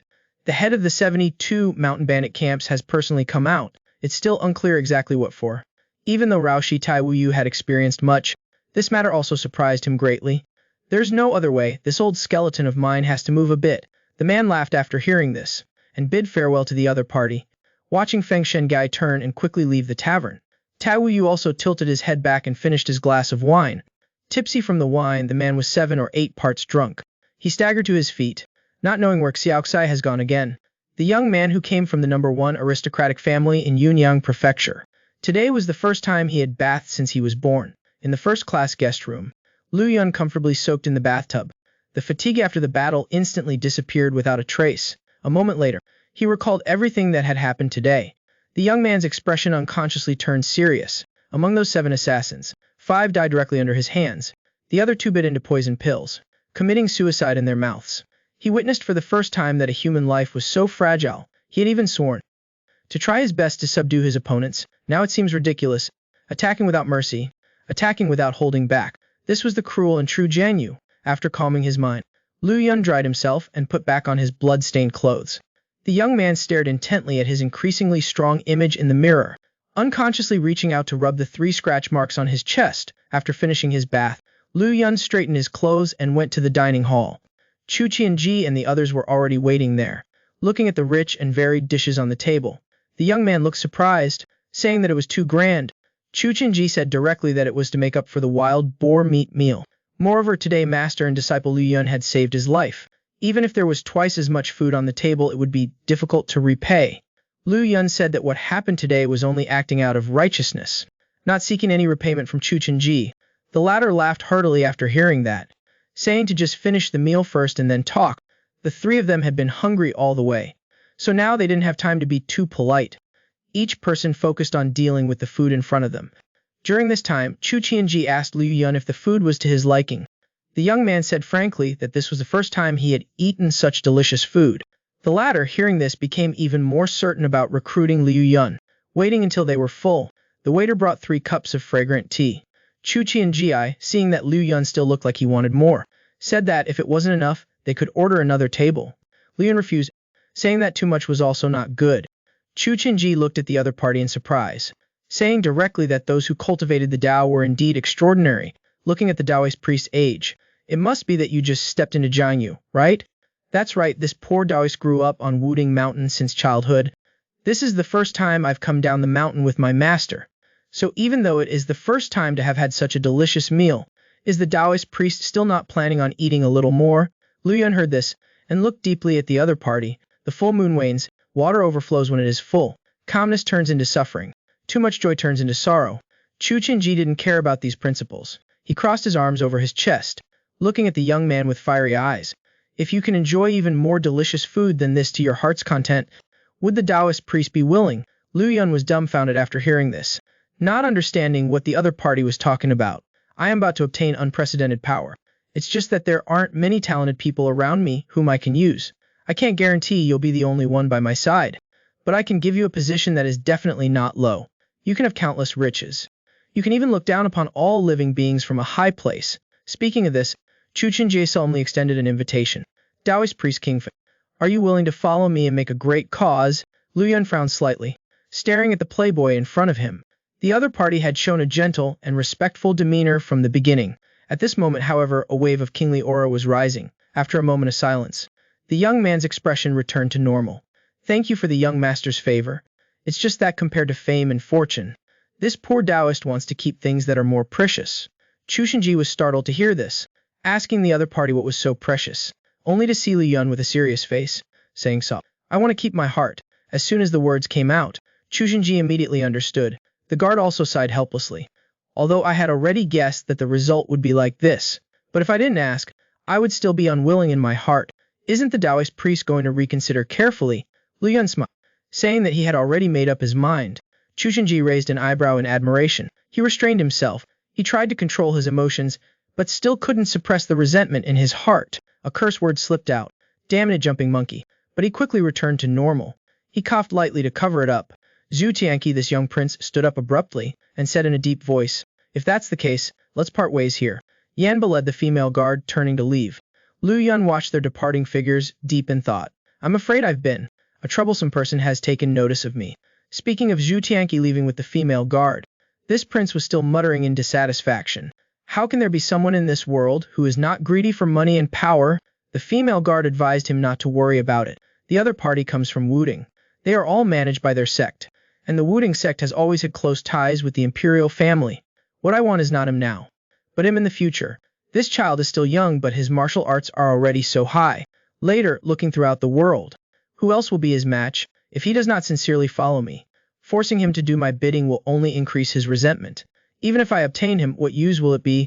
The two followed the official road straight out of the city. The pedestrians around them gradually thinned out. When they reached a small river, there was no one else around. Zhu Tianqi had calmed his emotions and said in a deep voice, forget it.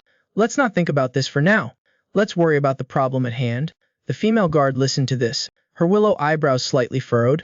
Is your highness talking about the Prince of Han? That man who didn't hesitate at all to assassinate his own nephew, that foolish uncle? Perhaps this assassination could bring unexpected benefits. What I'm worried about now is, even if I inherit the throne, he will surely raise an army in rebellion. I don't know how many generals in the army will follow him. Speaking of this young prince suddenly revealed a ferocious expression. But that's good too. It just gives me an opportunity to distinguish between friends. Zhu Tianqi gritted his teeth, his face full of murderous intent.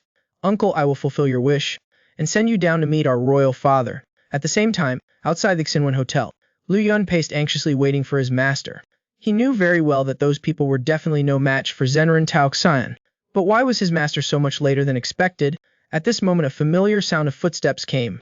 The young man immediately turned around and happily called out, Master. Zhenren Taoxian said in a gentle voice, I'm a bit late. Were you worried? Lu Yun happily said, I have absolute trust in my master. Zhenren Taoxian helplessly spread his hand, with a bitter smile. I just sold my clothes. I only brought this one Taoist robe. Unexpectedly, the old Zhenren's attempt to appear light-hearted made Lu Yun smell the fishy smell of blood in his master's mouth. The young man asked anxiously, Master, are you injured internally? Zhenren Taoxian quickly covered his mouth.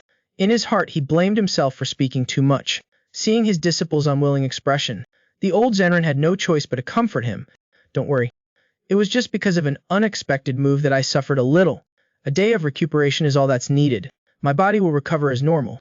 Lu Yun said they couldn't be careless. They must use medicine to treat it. As soon as the young man finished speaking, his figure disappeared. He went straight into the city, leaving the old Zhenren behind. Standing there stunned, his expression was grave. That person actually used the blizzard demon art before he died. This method, even within the demonic sect, has long been lost. The old Zhenren thought for a long time, but couldn't figure out the identity of those people. Speaking of another side, Lu Yun had finished buying some medicines for injuries.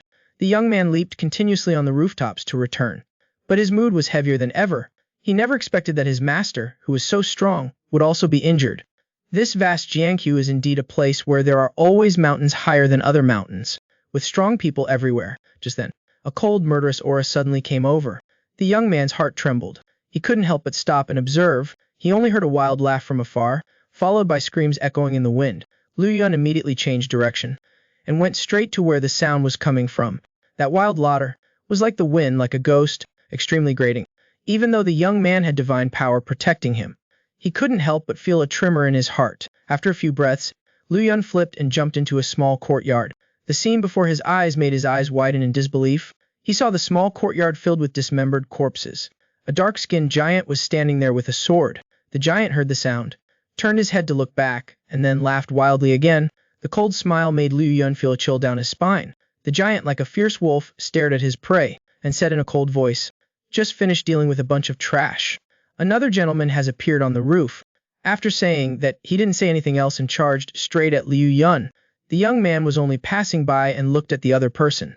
But unexpectedly, the black-faced giant didn't say a word and drew his sword to attack. Liu Yun nimbly retreated, avoiding the opponent's horizontal sweeping sword.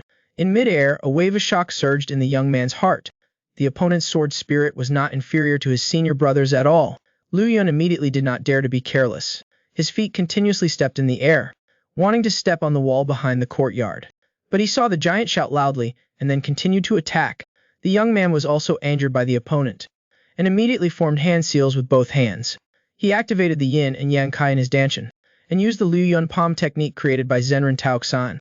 Unexpectedly, the giant suddenly turned around midway, and thrust out a treacherous sword while leaning back. Seeing a sharp sword energy suddenly come at him, Liu Yun frantically pushed out with both hands, trying to meet it head-on. The palm force and the sword energy collided with a bang, causing a cloud of dust to rise. However, Liu Yun realized that the opponent's strength far surpassed his own. If he lost the initiative, he would definitely have no power to fight back. Thinking of this, the young man suddenly jumped up, with a twist of his waist and a turn of his body. He threw a punch fiercely downwards in mid-air. The strong man casually swung his sword horizontally. As soon as the sword touched the fist wind, it emitted a sound that shook the heavens and earth. Liu Yun's face became more solemn than ever. Although the sword just now did not break his skin, but the dull pain coming from the fist wind made him understand that there was still a great distance between his strength and that of his opponent. At this time, the strong man took a step forward, and his sword stabbed out suddenly. Liu Yun did not dare to meet it head-on, retreating and dodging the sword tip, but the sword energy that surged over still forced him to exert all his strength in defense. The young man's heart was extremely conflicted at this moment. According to common sense, he should turn around and run away now. But that was clearly not the style of a Wudang disciple. After a moment of hesitation, the young man finally made up his mind. The Tai Chi force in his body began to circulate frantically. The strong man suddenly spun the long sword in his hand twice, and then withdrew his attack, standing upright, sheathing his sword. Seeing this situation, Liu Yun paused slightly, almost causing his true kai to go into chaos, only to see the strong man give him a cold glance, and said in a deep voice, "Little brat, you are a Wudang disciple, aren't you?" Liu Yun immediately nodded in acknowledgement, saying that his Taoist name was King Feng. Since when did Wudang disciples start going on rooftops in the middle of the night? Liu Yun heard this, and scratched his head in embarrassment, saying that he was in a hurry and had therefore been disrespectful. "If you are not a thief, then get lost quickly. I don't want to hurt people from the righteous sect." After speaking, the strong man turned around to leave. Unexpectedly, at this moment, the young man's voice came from behind. "Senior swordsmanship is superb. Clearly, you could take a life in one move. Why do you have to cruelly plunder life like that?" The strong man heard this. His body couldn't help but pause slightly. Turning his head to look at the young man, he said in a deep voice, "Little brat, I see that you are still immature. Today I'll give you a piece of advice. Never show mercy to those who practice demonic arts. They are all devils." Seeing Liu Yun's surprised expression, the strong man was rarely patient, explaining briefly, "Only those who cannot control their greed practice demonic arts. They crave power to an extreme degree, but they refuse to walk on the righteous path. Once they obtain the power they desire, they will not hesitate to slaughter indiscriminately. From ancient times to now, there are no exceptions." Liu Yun was silent for a while, then unexpectedly said something shocking. "Perhaps it is because this junior has limited knowledge, but from what I see, senior's actions are no different from those of a devil." As soon as these words came out, the strong man was first slightly stunned, then he burst out laughing, shouting loudly, "Well said, a kid with guts." After speaking, he laughed loudly and leapt away, disappearing into the night, leaving only the young man standing there for a long time. Liu Yun's face revealed a solemn expression as he silently thought to himself, "Who on earth is this half-righteous, half-evil swordsman?" Neither of them noticed that on a rooftop not far away, a cute and delicate little girl had been secretly observing for a long time. Taxioxy mumbled with an admiring expression, "I wonder who that uncle with the sword is. His swordsmanship is so powerful, but that little Taoist is also very strong.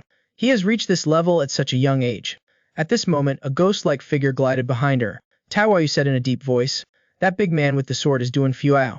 The little girl happily turned her head back, calling out, "Father." Taoyu looked at his daughter, his expression serious. Then he loudly scolded his daughter for running around all day. Taxoxy acted cute and coquettish, saying that she just happened to see some people competing, and that's why she looked for a bit longer. Seeing his daughter's cute smile, Tawayu was helpless. This girl's demeanor is exactly like her mother's. No matter how great the anger in his heart was, it would all dissipate at this moment.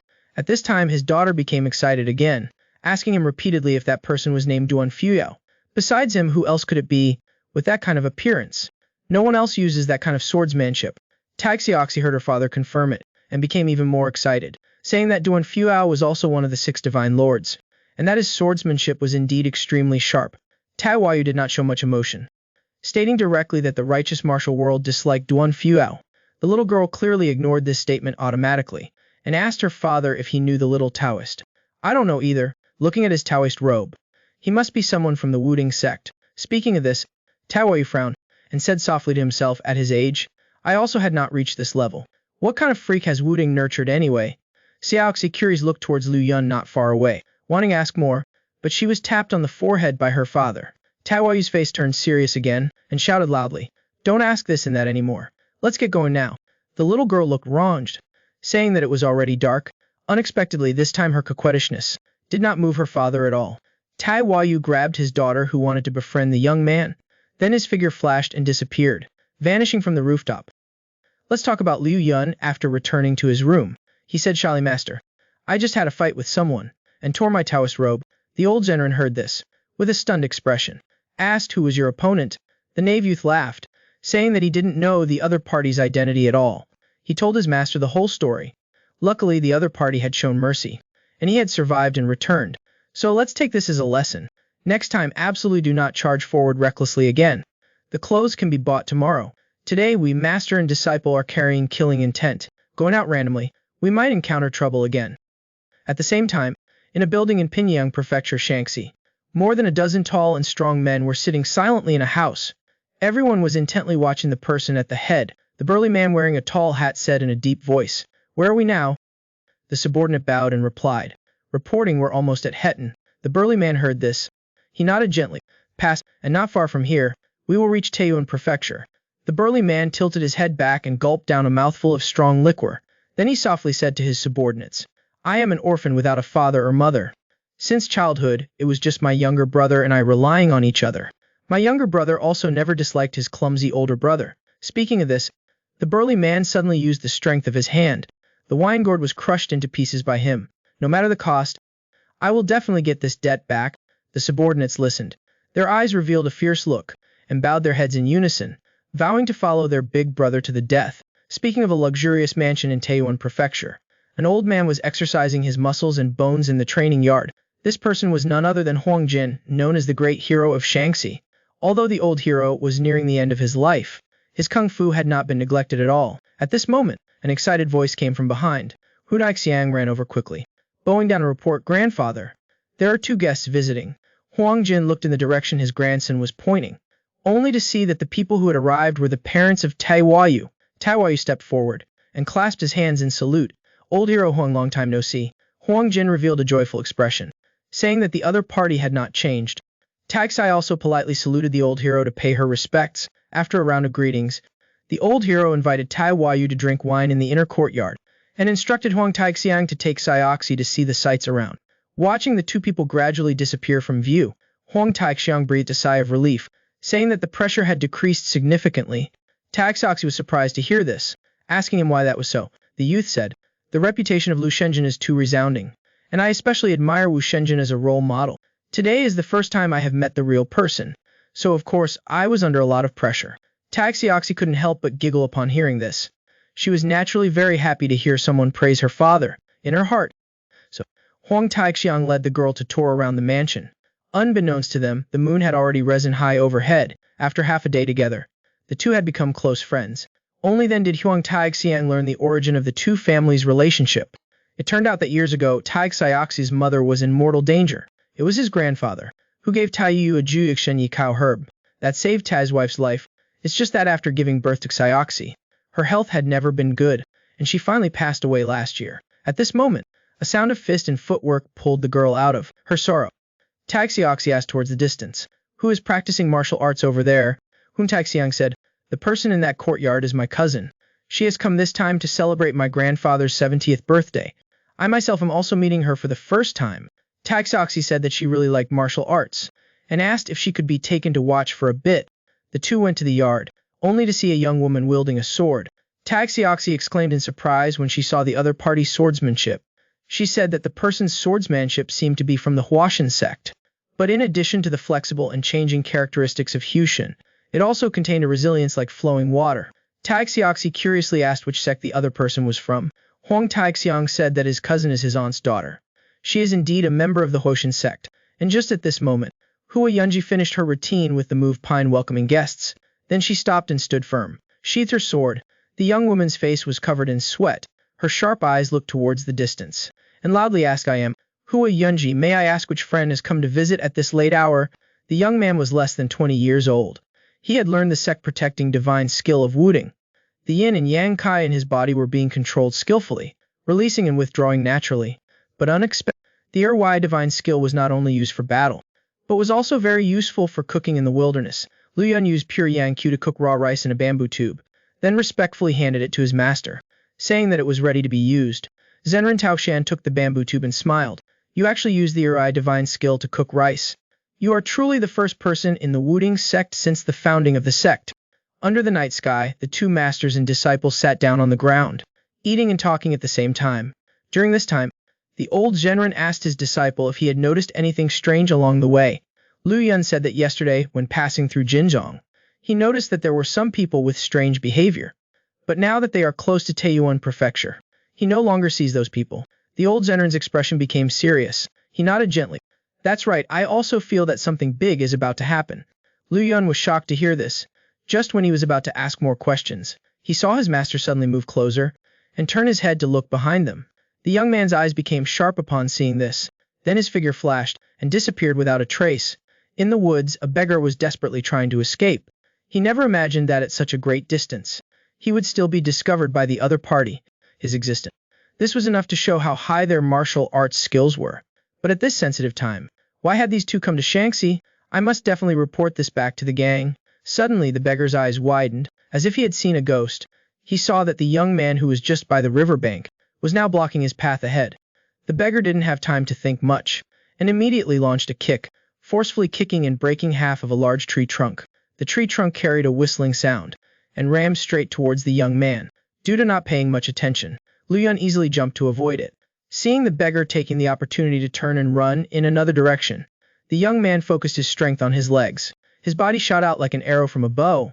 The beggar had originally thought that he had escaped danger, but unexpectedly, he suddenly realized that a fierce wind had risen behind him. He was just about to turn his head to assess the situation, when unexpectedly, the next second he was hit on the back of his knee by a palm strike. The beggar cried out "Oaf," and was sent flying several meters. Falling to the ground, he scrambled to his feet. With a ferocious expression, he roared, "I'll fight you to the death." Lu Yun smiled and said calmly, "Go ahead and attack." As soon as he finished speaking, the beggar had already sprung up, and suddenly threw a punch. His fist, as firm as a spring, shot straight towards the young man. Lu Yun saw the situation, and was slightly shocked. He realized that this was the beggar gang's ultimate technique, 100 refinement divine fist. But then he saw the young man's right index finger suddenly extend. The Tai Chi power in his body surged out from the fingertip, instantly forming a barrier in front of him, and resolutely dissolving all the fist force into nothingness. The beggar saw this, and couldn't help but gape in astonishment, unable to believe it. And just at this moment, a palm strike from the young man suddenly came. The beggar's face changed, and he cried out in alarm, "Young hero, please have mercy," but he was still struck in the chest by a soft palm force. Luckily, Lu Yun managed to withdraw his hand in time. He was only sent flying several zang away by the palm force. The beggar struggled to stand up, his words filled with astonishment. "Taich, are you from the Wudang sect?" Lu Yun withdrew his stance and bowed to Zhenren Taoxian in apology. "We followed you from the town just now and have been rude. Please consider it a small misunderstanding. We followed you from the town until now. Please consider it as my own small prejudice." The beggar scratched his head awkwardly, saying that he didn't expect the two of them to be from the Wudang sect. Lu Yun also apologized to the other party, frankly saying that he originally wanted to clarify the other party's identity, but unexpectedly, before he could even open his mouth, the beggar had already attacked first. The beggar said that he wasn't hurt, and that this misunderstanding should be put behind them, Since you are a disciple of the Beggar gang, then you're not an outsider either. May I ask how you are addressed? I am Kaoxian of Wudang.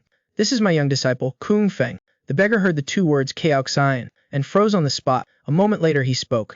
So you are the elder cow of Wudang. My apologies, my apologies. My name is Liang Su. Everyone respects me, and gave me the nickname Aaronwood Beggar. At this moment Zenrin Kaoxian noticed the knot on Liang Su's belt. The old Zenrin couldn't help but praise. At such a young age, you are already a disciple of the four outstanding. Truly remarkable.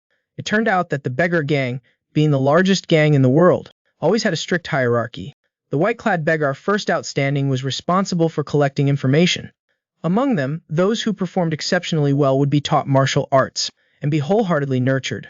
Usually when reaching the level of the third outstanding disciple, they would be appointed as branch masters, while the fourth outstanding disciple could be said to be the elite of the beggar gang. After a round of polite exchanges, Zenrin Kaoxian asked why he was following them. Liang Su said that, not long ago, the main headquarters had sent a message, ordering their Shaanxi branch to increase vigilance.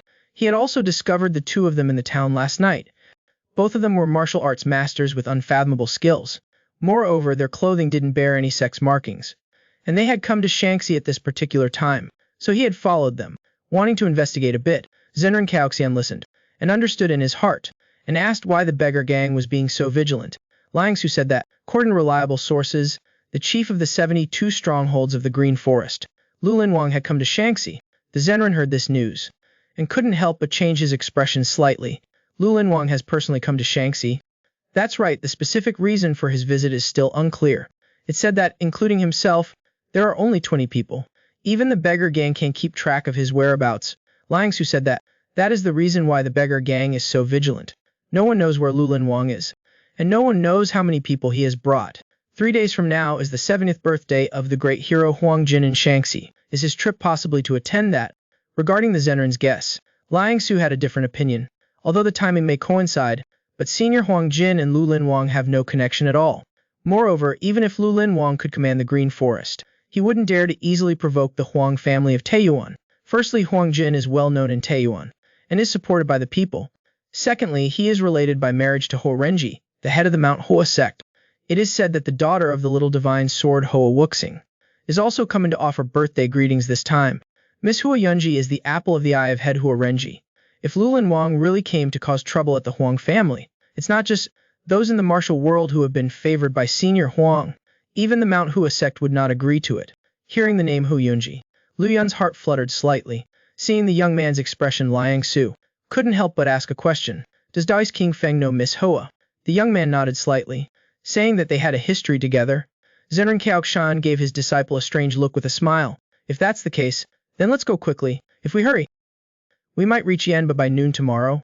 The old Zenrin then asked Liang Su about the local situation, while Liu Yun went alone to the riverbank. Lost in thought, the teenager absent-mindedly gazed at the clear river. On the water's surface, the young woman's beautiful face rippled with the waves. Meanwhile, in a grand royal mansion hundreds of miles away, in a pavilion, two newly acquainted sisters were sharing their private secrets. Taxi asked Hua Yunji, is life at the Hoa mountain sect boring? Hua Yunji said that practicing martial arts was more difficult than ascending to heaven. Therefore, she had no energy to think about other things. It's also because you elder sister are practicing the 3 absolute sword king technique. It's only natural that the martial arts of the predecessors are hard to grasp. Indeed, it also contains the gentleness of the Wudang sect. It really takes more effort to comprehend. Taxioxy looked admiringly. She said that she was very confident in becoming a master, but after seeing Hua Yunji's swordsmanship, she only felt that it was difficult to surpass. Hua Yunji immediately advised her not to worry. Her father once said that the 5 elements technique of the mighty martial god was very powerful, and the 36 plunging strike sword moves were unique in the martial world. If you can skillfully grasp the martial arts of the mighty martial god, given it, you will reach a higher realm than me. Hearing Hua Yunji's sincere words, without hesitation like a little girl, she happily nestled into the other person's arms. Outside the pavilion, Tai Huayu and a young man stood silently, seeing the 2 girls laughing and talking happily, playing with each other. This mighty martial god smiled, teasingly said, why don't you go there and talk to them? The age difference is not much. You should be able to have a conversation. The young man looked serious, saying that he prefers to serve the senior. Tai Huayu raised an eyebrow, saying that he didn't have that kind of preference. Senior, you are overthinking things. I also don't have that kind of desire. It's just that I feel compared to talking with beauties, I should be closer to the mighty martial god. Then you should go over there and marry my daughter. Are you still worried about not having a relationship with me? The young man's lips curled up slightly, rarely making a joke. I always feel like that girl's temper will bite people. As soon as these words were spoken, Taiwai was slightly taken aback at first, then immediately laughed heartily, raising his voice loudly. Hong family youngster, you have indeed won my favor. But if you want to surpass this favor, then forget it. If you truly understand me, you should know why I hate the Nangong family. The young man said he would keep it in mind. At this moment, the topic of conversation between the two girls in the pavilion also gradually changed. Taxioxy first continuously praised Hua Yunji's beautiful appearance, then curiously asked if the other person had anyone they knew. Hua Yunji heard this, and a happy smile bloomed on her lips, saying that although she didn't have a specific partner, there was a young man already in her heart. Taoxy heard this, and her gossip fire ignited. Could it be that elder sister is in unrequited love, a young woman from a prestigious family, the darling of the Hoa Mountain sect leader? After learning the martial arts of the three absolute sword king, her strength increased even more. Such a beautiful person, with high martial arts skills, a darling of the heavens, was actually longing for a young man of humble origins, suffering from lovesickness. Hearing that Hua Yunji had long been secretly in love, Taoxy asked why she didn't confess. With your elder sister's looks and martial arts, plus her background, any outstanding young man in the martial world wouldn't refuse. Hua Yunji said that the person was not a disciple of Hua Mountain, and at that time she was too timid. She didn't dare to express her feelings. Speaking of this, the young woman smiled shyly, like a peach blossom in spring, not knowing when they would meet again. The other's happy smile caused Taoxy to be a little absent-minded. Even a girl like her couldn't help but feel her heart beat faster. She didn't know what kind of man it was that made elder sister so infatuated. Hua Yunji recalled that day, when Liu Yun had hugged her in his arms. The young man's powerful words were still ringing in her ears. Don't worry, I promise to protect you perfectly. Thinking of this, Hua Yunji softly said, as if dreaming. His chest was wide and sturdy, making people feel safe.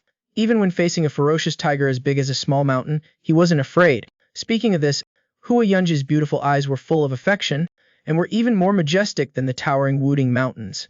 Meanwhile in Taiyuan City, a bustling place for generations, on the bustling streets, people jostled back and forth, without stopping. At this moment, everyone was suddenly startled and looked up, seeing a group of uninvited guests approaching. A brawny man led the way, standing 8 chai tall, shaped like an iron tower.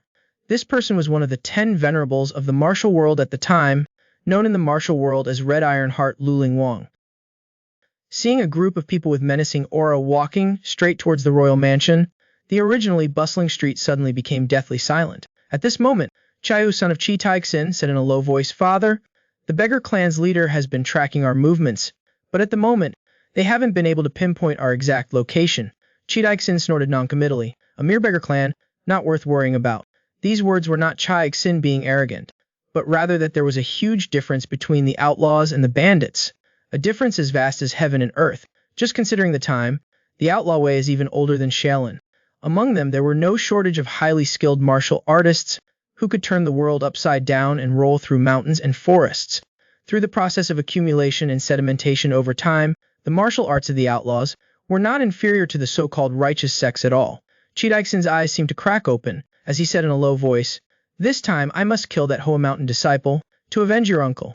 Chai Hu was a little worried, saying that if they did, they would definitely face the revenge of the Hoa Mountain sect. I can't just sit back and watch. Your uncle, although he was an outlaw, he never harmed innocent people. It must have been that Hoa Mountain disciple who wanted to make a name for himself that he acted so cruelly towards your uncle. This time the reason is on our side. If the Huashan sect dares to obstruct us unreasonably, then our 72 camps will go to war with them. On the other side, in a large imperial building, Taiwai was leisurely strolling in the courtyard. Suddenly, this powerful godly general felt his heart tremble. He sensed a powerful aura rapidly approaching. Taiwai didn't have time to think much. He hurriedly shouted a warning to everyone. Get out of the way. Everyone at the door heard this. For a moment, they didn't understand what was happening. But at this moment, they only heard a loud explosion from the door. The few guests who saw this situation all changed their expressions. Before they could react, the half-foot-thick wooden door was blown to pieces. The enormous force did not diminish. The force threw the few guests far away. The broken pieces of wood scattered like wind and rain. Taiwai was seen extending his right hand. A gust of wind rose, stopping all the broken pieces of wood. When the dust settled, Taiwai raised his eyes to look. He saw a group of strong men walking in. The leader was none other than Lulingwang Chai Taixing. Taiwai slightly frowned. He understood in his heart. He didn't expect that Lu Lingwang's target was the royal family. A group of people rushed into the courtyard. Seeing a strange man, Chiexing recognized him. He couldn't help but be startled in his heart. It turned out that the powerful godly general of the 6 godly generals was here. But this matter has nothing to do with you. I advise you not to interfere in this matter. Tao Yu didn't say a word. His eyebrows were getting tighter and tighter. Although the other party was speaking politely, their attitude was extremely firm. Moreover, he couldn't see how deep Chi Taixing's strength was at all. The fact that the other party could be among the 10 venerables was truly not an empty name. Right at this moment, Huang Jin heard the commotion and ran over. The old hero clasped his hands in salute. His words were neither arrogant nor humble. As the dignified Lu Lingwang, you barge into my home. May I know what instructions you have? Chai Taixing's face was full of anger. He loudly rebuked the old man. Don't think I'm afraid of your title as the Shanxi great hero. All of you so-called righteous people act so dignified and righteous. Today, not only do I want to break your door, I also want to break you. With that, Chi Taixing's entire aura suddenly erupted. A powerful force rushed straight towards Huang Jin. Although the old hero was famous in the Jianyu for his righteousness, his personal strength could only barely be considered in the ranks of experts. The other party attacked mercilessly without saying a word. Huang Jin was shocked in his heart. He quickly asked what the reason was. Chai Taixing suppressed the anger in his heart. He coldly snorted. Then he withdrew his hand. The force in his palm no longer troubled the old hero Huang. Well then, the wronged have their requital and debts have their debtor. Call out the disciples of the Hoshan sect in the courtyard. Get out here for me now. The old hero heard this. He couldn't help but be startled in his heart. The only disciple of the Hoshan sect here was his granddaughter. At this time, Hua Yunji came running when she heard the news. The girl's face was cold. She said in a low voice, I am Hua Yunji of the Hoshan sect. May I know what instructions the senior has? Seeing that the other party was a girl of about 28 years old, Chai Taixing slightly curled his lips into a smile. The Hoshan sect only has, just you alone. Where are the others? Hua Yunji said that she was the only one who came to celebrate her grandfather's birthday. Although you are young, you are also a disciple of a renowned sect. Don't lie to me. A disciple of Huashan never lies when holding a sword. Indeed, I am the only one who came to Shanxi. As soon as these words came out, Chai Taixing's eyes widened and his mouth gaped. He couldn't believe it. But then he gritted his teeth, full of hatred. If that's the case, then it was you who killed my younger brother. Zhao? Hearing this, Tao Yu was slightly startled in his heart. Although Qixi was a member of Lulin, he was quite chivalrous. Therefore, the righteous martial world also treated Qixi differently. Why would Miss Hua have a conflict with him? Hua Yunji also frowned slightly when she heard this, saying that she didn't know Qixi at all. Why are you still pretending to be knave? He is 6 with a build like a large bear, and uses a large hammer over 3 chai long. Hua Yunji's words awakened him. A few days ago she did indeed kill a strong man in the forest. The weapon he used was indeed a large hammer. Thinking of this, the girl spoke. If the senior is talking about that lecherous bandit, then it is true that he died under my sword. As soon as these words came out, Chiexing flew into a rage. His shout was like thunder. Don't talk nonsense. His angry roar echoed through the heavens and earth. In an instant everyone's eardrums buzzed. Hua Yunji was the one who was most directly affected. Her Kai and blood were even more disrupted. The girl gritted her teeth. She only felt a sweetness in her throat. A streak of dark red blood slowly flowed from the corner of her mouth. Everyone in the Jianghu knows what my brother's character was like. Why would you suddenly falsely accuse him, without any reason? Hua Yunji silently reached out and wiped the blood from the corner of her mouth. I killed a shameless scoundrel in the bandit world. Speaking of this, the girl drew her sword. She unsheathed her sword. I swear in front of the ancestors of the Huashan sect, a disciple of the Huashan sect who holds a sword, never. As soon as this solemn oath was made, everything in the courtyard seemed to become real. Even Chi Taixing calmed down a bit, thinking it over carefully. There were indeed many strange things about this matter. His own brother would absolutely not do such a despicable thing. Moreover, his younger brother's martial arts skills were extraordinary. He was a top expert. How could he easily die under the sword of the girl in front of him? Tag Xiangxi beside him gently tugged at his father's sleeve. Tao Yu turned his head to look, transmitting sound command. Are you worried? I don't want to see my older sister die in Lu Lingwang's hands. Don't worry, it won't come to that for a while. If what Hu Yun said is correct, then the reason doesn't lie with Lu Lingwang. Taxiaoxi listened, gently nodded. But her small face was still full of worry, while Taiyu's eyes were deep, staring at the situation in the arena. Hu Yun suffered quite serious internal injuries. Left with no choice, she could only personally take action to save her life. Just at this moment, the Shenzhen strongman suddenly turned his head to look to one side, only to see a figure as fast as lightning, flying over the courtyard wall. A Lulin master waved his hand. The long sword in his hand made a swooshing sound. "Who is it?" But only to see the black-clad youth lightly waving his hands in front of him. A soft force of energy sent the long sword flying outwards. Chi-Tixin saw the situation, silently praising the skill of the newcomer. While that youth's figure didn't stop, he lightly glided forward. Lu Yun shielded Hua Yunji behind him, and spoke up. "Don't worry, I guarantee I will protect you completely." The young woman was made to vomit blood by an angry roar. And just at this moment, the youth she always longed for suddenly descended from the sky. Hearing the familiar voice that was like a haunting spirit, the young woman at once felt that the whole world had become quiet. Hua Yunji blankly looked at the back figure in front of her, unable to believe it, until she clearly saw the resolute face of the youth turning back. The young woman was excited. Her cherry lips slightly opened. Her heart had 1,000 words to say, but they were like a lump in her throat. The next second, a stream of hot tears could not be held back and poured out. In Hua Yunji's heart, all grievances disappeared without a trace. And just at this moment, Cheekson asked loudly, "Boy, was the move you used just now Wudang's 7-cloud seat?" Lu Yun's expression was solemn, gently nodding. "That's right, this humble Taoist is King Feng of Wudang. This matter is my personal feud with that girl. It has nothing to do with the Wudang sect. I think you are still young, so I won't argue with you. Quickly step back." Lu Yun refused to step back, and said coldly, "Where did the feud begin?" Hearing this, Chi-Tixin's expression suddenly darkened.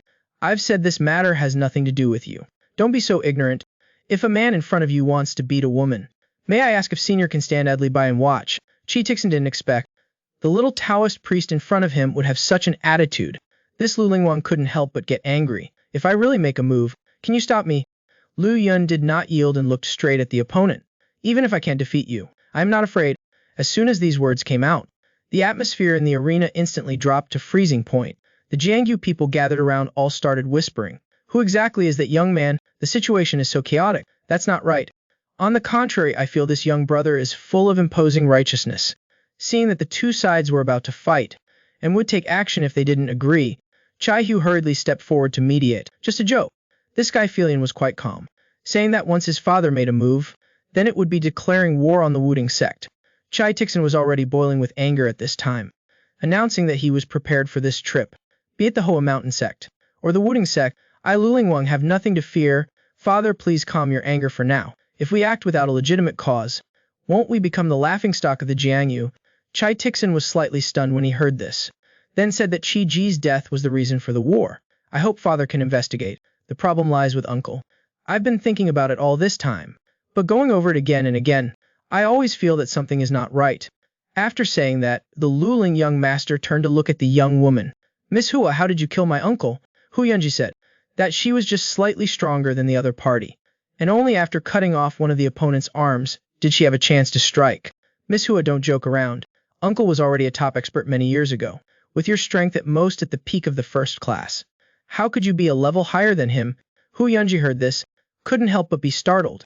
She said that the person she killed had no inner force, but his external techniques were very forceful. Hearing this, Chai Huli she understood in his heart. "It really is so. Father, there is a kind of poison in the Jiangyu, Kongxiao. This kind of poison can dispel the entire inner force of a martial artist, but it doesn't cause them to lose their ability to act. If Uncle was poisoned by this first, and then had Hehuan powder administered, both taking full effect at that time, bringing a beauty in front of him." Chi Tixin had been in Lulin for many years. Hearing this, he already understood in his heart. "You mean someone deliberately created discord, and is steering things up in secret?" "That's right, otherwise with that girl's strength, it would absolutely be impossible for her to kill Uncle. I guess someone wanted to provoke a conflict between the Lulin Brotherhood and the Hoa Mountain sect so that the two sides would slaughter each other. Even the other party want the Lulin Brotherhood to declare war on the entire Orthodox Genju. They understand Father's temperament very well. Once Uncle was killed by a disciple of the Hoa Mountain sect, Father would definitely not hesitate to avenge his brother. Once the Hoa Mountain sect is attacked, the entire sect would be drawn in. At that time, it would be thousands and thousands of people bleeding and sacrificing themselves." Patiently listening to Chai Hu's thorough analysis, Chai Tixin broke out in a bit of sweat, saying that it made a lot of sense. At this time Hua Yunji also spoke up, saying that her father was also originally preparing to come to Shaanxi together, but there was a slight incident before he left, so he had to let him come here alone. "Little girl, your father is probably Xiao Shenji and Ho Wuxing, right? If it was him who killed Chi Ji, then it truly is impeccable." As soon as he finished speaking, Chiaxing took a step forward. Her demeanor changed, but now these are all speculations without proof, whether someone instigated it from behind or not. My younger brother did indeed die at your hands. Ch. Before the sentence was finished, a figure had already lightly landed. Zenran Kaoxian had a cold expression, and said in a low voice, "Then what do you intend to do?" The old Zenran stood there proudly. His entire aura was strong and not at all weak. His whole being was like a vast ocean, capable of stirring up huge waves at any moment. Chai Taixing only felt as if she was standing before an abyss. This old man's strength, compared to her father, it was probably greater, not lesser. While Chi Titan's mouth twitched, remaining silent for a long while. A moment later, Luling Wang spoke in a deep voice. "I will investigate this matter thoroughly." The chief manager Yanbai shouted loudly. "Let's." A group of Luling experts cupped their hands in salute, with a loud bang. Then the group of people turned around in unison, and headed towards the door, watching as Chi Titan and the group gradually walked away. Hua Yunja collapsed, falling to the ground. Lu Yun saw this, his expression changed, and quickly ran over. Huang Loyingsheng also quickly had people invite a doctor. Seeing the young man carry Hu Yunji away, Kai Xiaoxi realized that the other person was the young master from that night. Kai Huayu couldn't help but praise him. Indeed, heroes are born from among the young. Kai Xiaoxi retorted that the other party was just a reckless fool with a stupid brain. Hearing this, Kai Huayu rarely used a stern tone. If risking one's life for one's own stubbornness, that is reckless. If standing up for the lives of others, that is righteousness. Ask yourself, if it was you instead, facing an opponent who is clearly stronger than you, would you dare risk your life for the sake of someone else's life? Faced with her father's question, Kaoxi Poda, remaining silent. A moment later, she yelled that she wanted to go take care of her older sister, and turned around and ran into the inner residence. Hearing the crying in his daughter's voice, Kai Huayu felt a bit of regret in his heart, but he still refrained from chasing after her to comfort her. He originally thought that Wudang only nurtured a monster with high martial art skills. Looking at what happened today, that young man already had the bearing of a knight-errant. His chivli was 10 days. He will definitely make a name for himself in the Jianyu. A strict teacher produces a brilliant student. He also can't be too indulgent towards his daughter's temper. Before he knew it, the waning moon was already high in the sky. Lu Yun suddenly woke up with a start, feeling dazed like in a fire. He and Zenran Kaoxian had been rushing overnight to get here.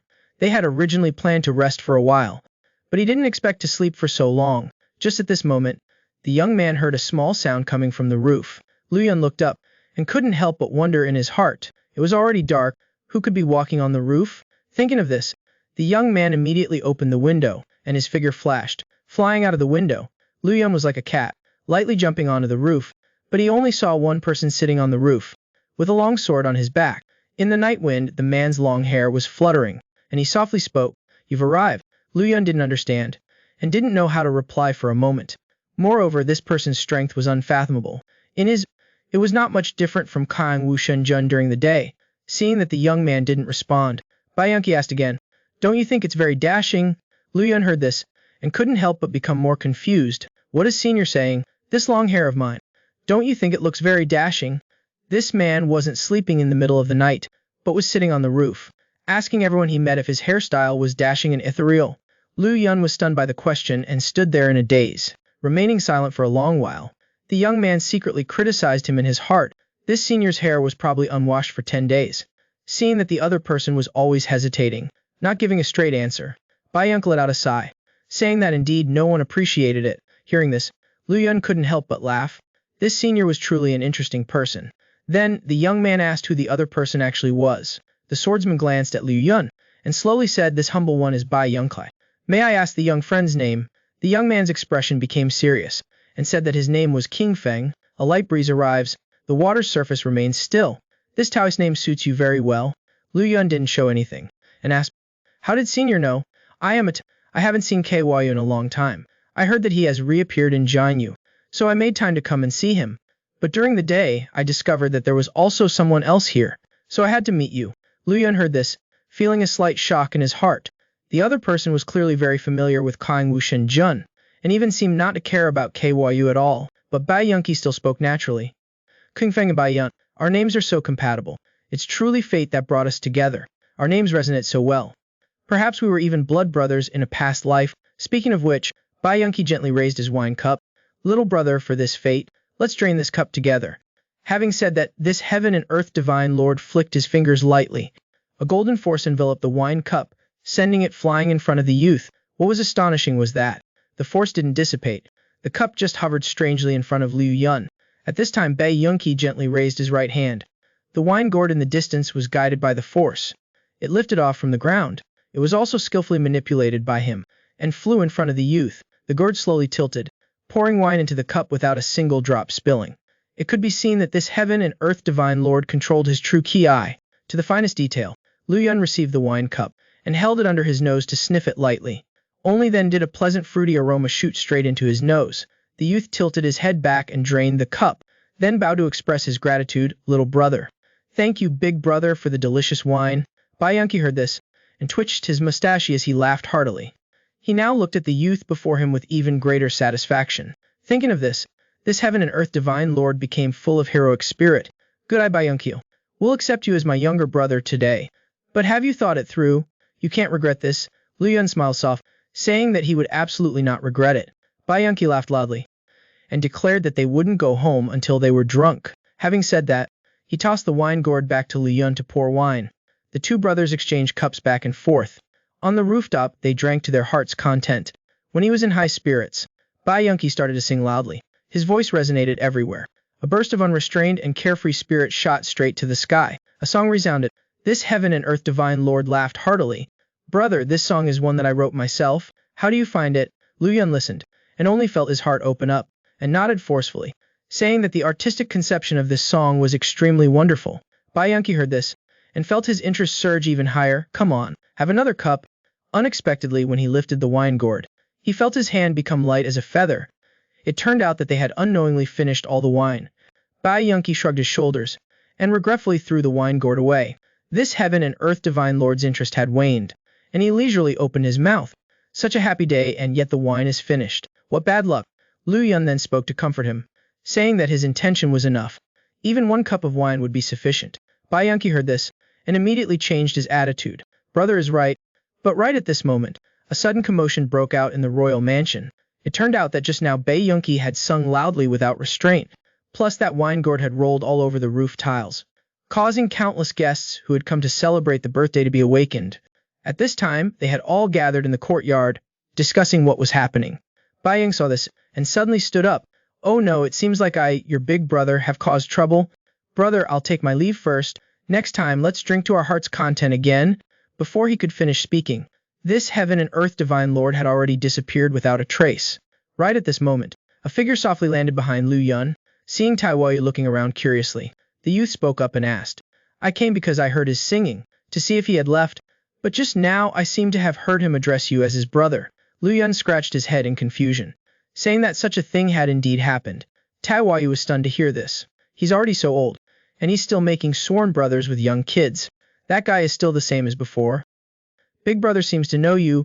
Who is he exact? You don't even know who Baiyunki is, and yet you're calling him big brother? Even if you've just stepped into the Jiangyu, you shouldn't be so ignorant. I've made a rough guess. Big brother is probably one of the 6 divine lords, right? Taiwai raised an eyebrow, saying that the youth wasn't too stupid. He is Baiyunki, known in the Jiangyu as the heaven and earth divine lord. As soon as these words were spoken, Lu Yun's eyes widened, his mouth agape, and he couldn't say anything for a long time. He truly didn't know Baiyunki, but he had heard of the title heaven and earth divine lord like thunder in his ears. The twin devils of heaven and earth, who became famous 100 years ago, had accepted a disciple. This person had extraordinary talent, and had merged the two masters' kung fu techniques. Therefore, people in the Jianghu call him the heaven and earth divine lord. Baiyunki's actions throughout his life were unconventional. As long as he liked someone, he would befriend them regardless of their background. Thus, he left behind a reputation in both the righteous and evil factions. I just gave him my treasured monkey wine during the day. Looks like he shared it with you, kid. Only now did Lu Yun realize that the delicious wine just now was called monkey wine. Seeing the youth's blank expression, Taiwai said bluntly that it was a waste of heaven's gifts. True monkey wine is a rare treasure in the world, worth 1,000 gold pieces. For Baiyunki, who is addicted to wine as if his life depends on it, to actually share it with you. It seems he really did accept you as his younger brother. Speaking of this, Taiwai looked at the youth with fiery eyes. As expected, my premonition during the day was right. A rising star is slowly emerging before my eyes. At the same time, inside the study of a mansion, a subordinate was recounting everything that had happened in Taiyuan to a man. So Lulingwang didn't kill Ho Yunji. The man, after understanding the ins and outs of the matter, had a gloomy expression. Ho Wuxing didn't go to Shaanxi. What a pity. It seems that the next step Lulingwang will take is to go find Liang Qi. After all, he is Chikai's subordinate. He was the one who informed Lu Lingwang.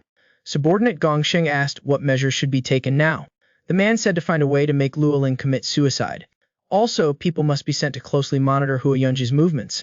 Kill that girl if there's a chance. Mobilizing our people. Isn't that too risky? Our people won't move. This matter will be handled by Ji Mo of the Tianxia sect. The man in Yanba took out a porcelain bottle from his sleeve and placed it on the table. Ji Mo's internal energy is turbid and unbearable. His martial arts have stagnated without progress. Xuju, take this bottle of clear void essence oil to him. He will definitely not refuse this mission. Speaking of this, the man was extremely solemn. Remember to make sure that when they attack, they dress like the Lulin people. Your subordinate understands. Ziping cupped his fist in his palm and said he would obey. Then his figure flashed and disappeared, disappearing from the study, leaving only the man behind. His eyes were gloomy. He murmured softly, "One plan has failed. I can only retreat and look for a second option." Nothing happened overnight. The next day the sun rose. As the first rays of dawn appeared, two figures were punching and kicking in the royal training ground. After a few moves, Lu Yun shouted loudly, and instantly struck with a palm, a Taiyan force, forcing Liang Su to retreat several steps. Lu Yun didn't chase after him, but shared his experience in martial arts. Brother Liang, compared to perfecting your fist techniques, you should focus more on refining your true Kai. How long does it take you to circulate your true Kai for one grand cycle now? How? Liang said, my practice is sometimes fast, sometimes slow. 3 hours at the fastest, and double the time at the slowest. This is the key point. Although your fist power is fierce and domineering, the flow of your true Ki Kai cannot keep with your techniques. You can shorten the grand cycle time to 2 hours. Then your techniques will be in accordance with your will, like a river flowing naturally. Upon hearing this, Liang Su showed a troubled expression, saying that such practice is more difficult than ascending to heaven. Lu Yun said that water can wear away stone. With enough effort, one can grind an iron rod into a needle. As long as you try hard, your efforts will be rewarded during training.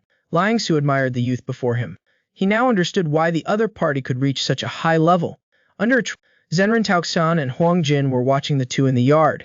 Huang, the old hero, said the old immortal had taken in a great disciple. Zenran Taiyan smiled. His words were full of smugness. That's only natural. This is the blessing of a Taoist who accumulates virtue, a lifetime of good fortune. After speaking, the old immortal looked at his disciple with affection. It's just that this kid makes my heart a little uneasy now. Are you referring to him single-handedly stopping Lu Linwang yesterday? The old immortal sighed, and said that he was still scared now. I regret taking him on the road now. This child is upright and pure. I am afraid that he will suffer a great loss in the future.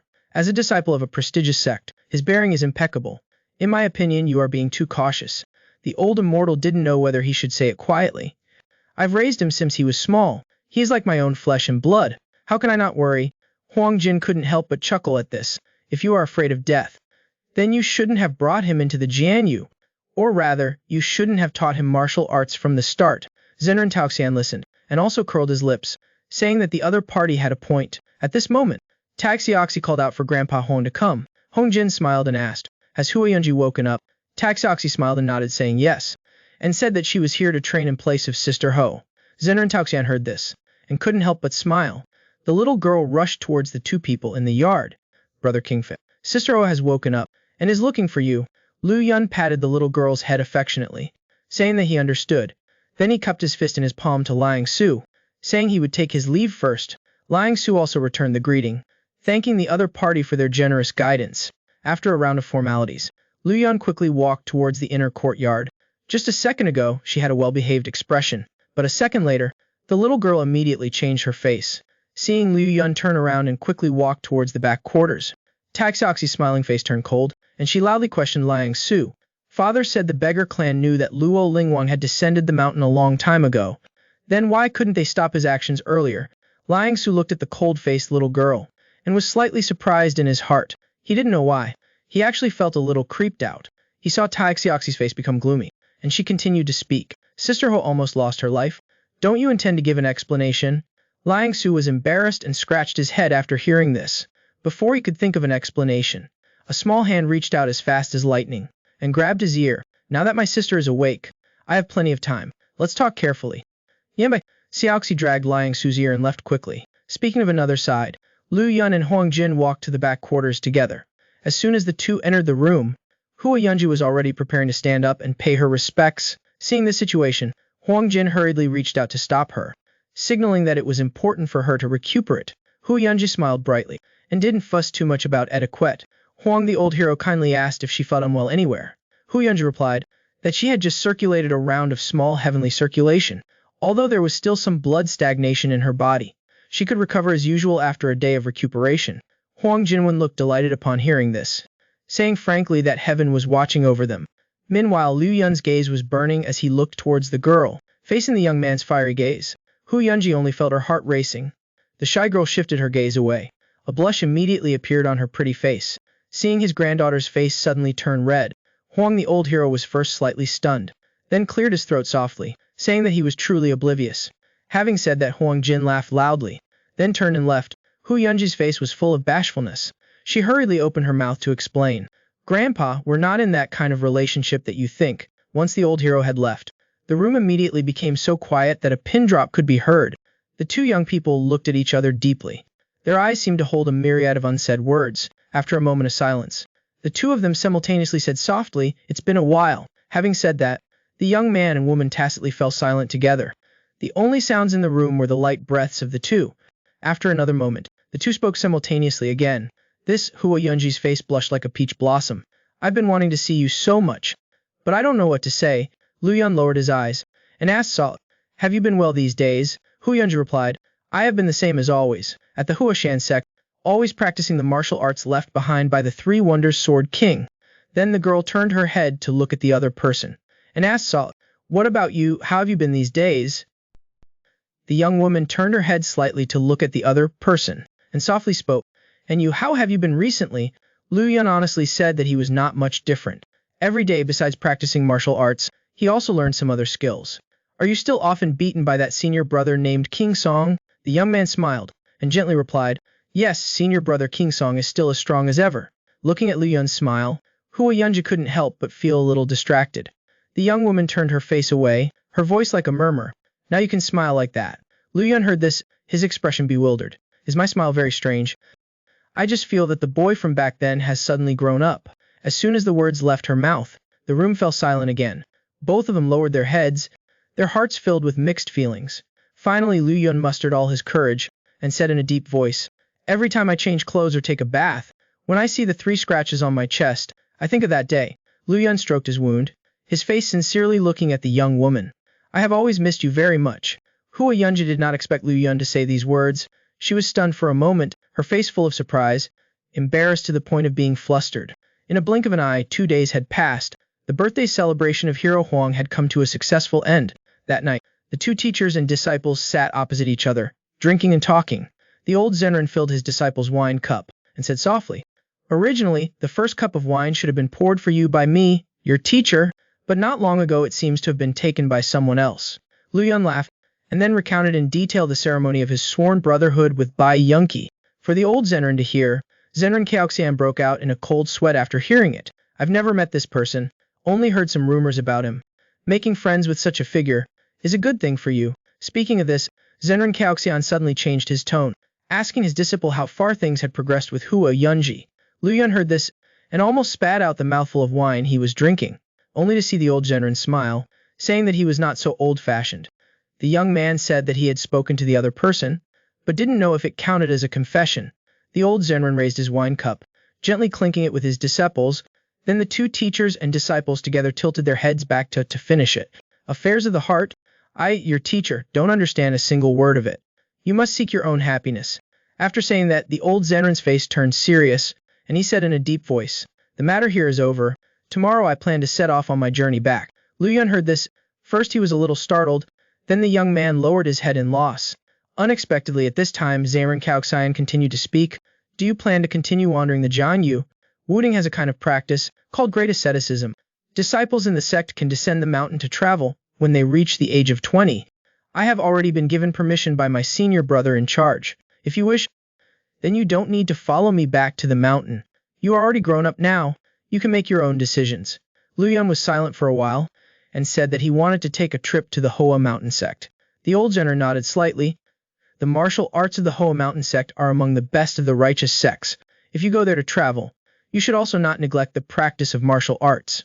Zenran Kaoxian raised his wine cup again. "I wish you a great asceticism that can be successfully completed." After drinking the wine, the old Zenran wiped his mouth, said that it was already late, and the two should rest early.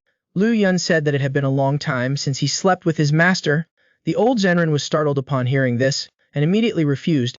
That's really not proper, you're already a big boy, and you still sleep with your master. Your master doesn't wet the bed anymore. What are you still afraid of? At the same time, on a roof in the royal palace, Tag Xiaoxi was sitting alone on the roof in a daze. At this time, a gentle voice came from behind her. The night wind is very cold. Be careful not to catch a cold. Since we met, you haven't spoken to me. I even thought you hated me. The eldest young master of the Peng family smiled slightly. Your aura is too strong. I didn't dare approach you. Can I bite people? Did you get my father drunk? The young man said. The men of the Peng family are naturally very good at drinking.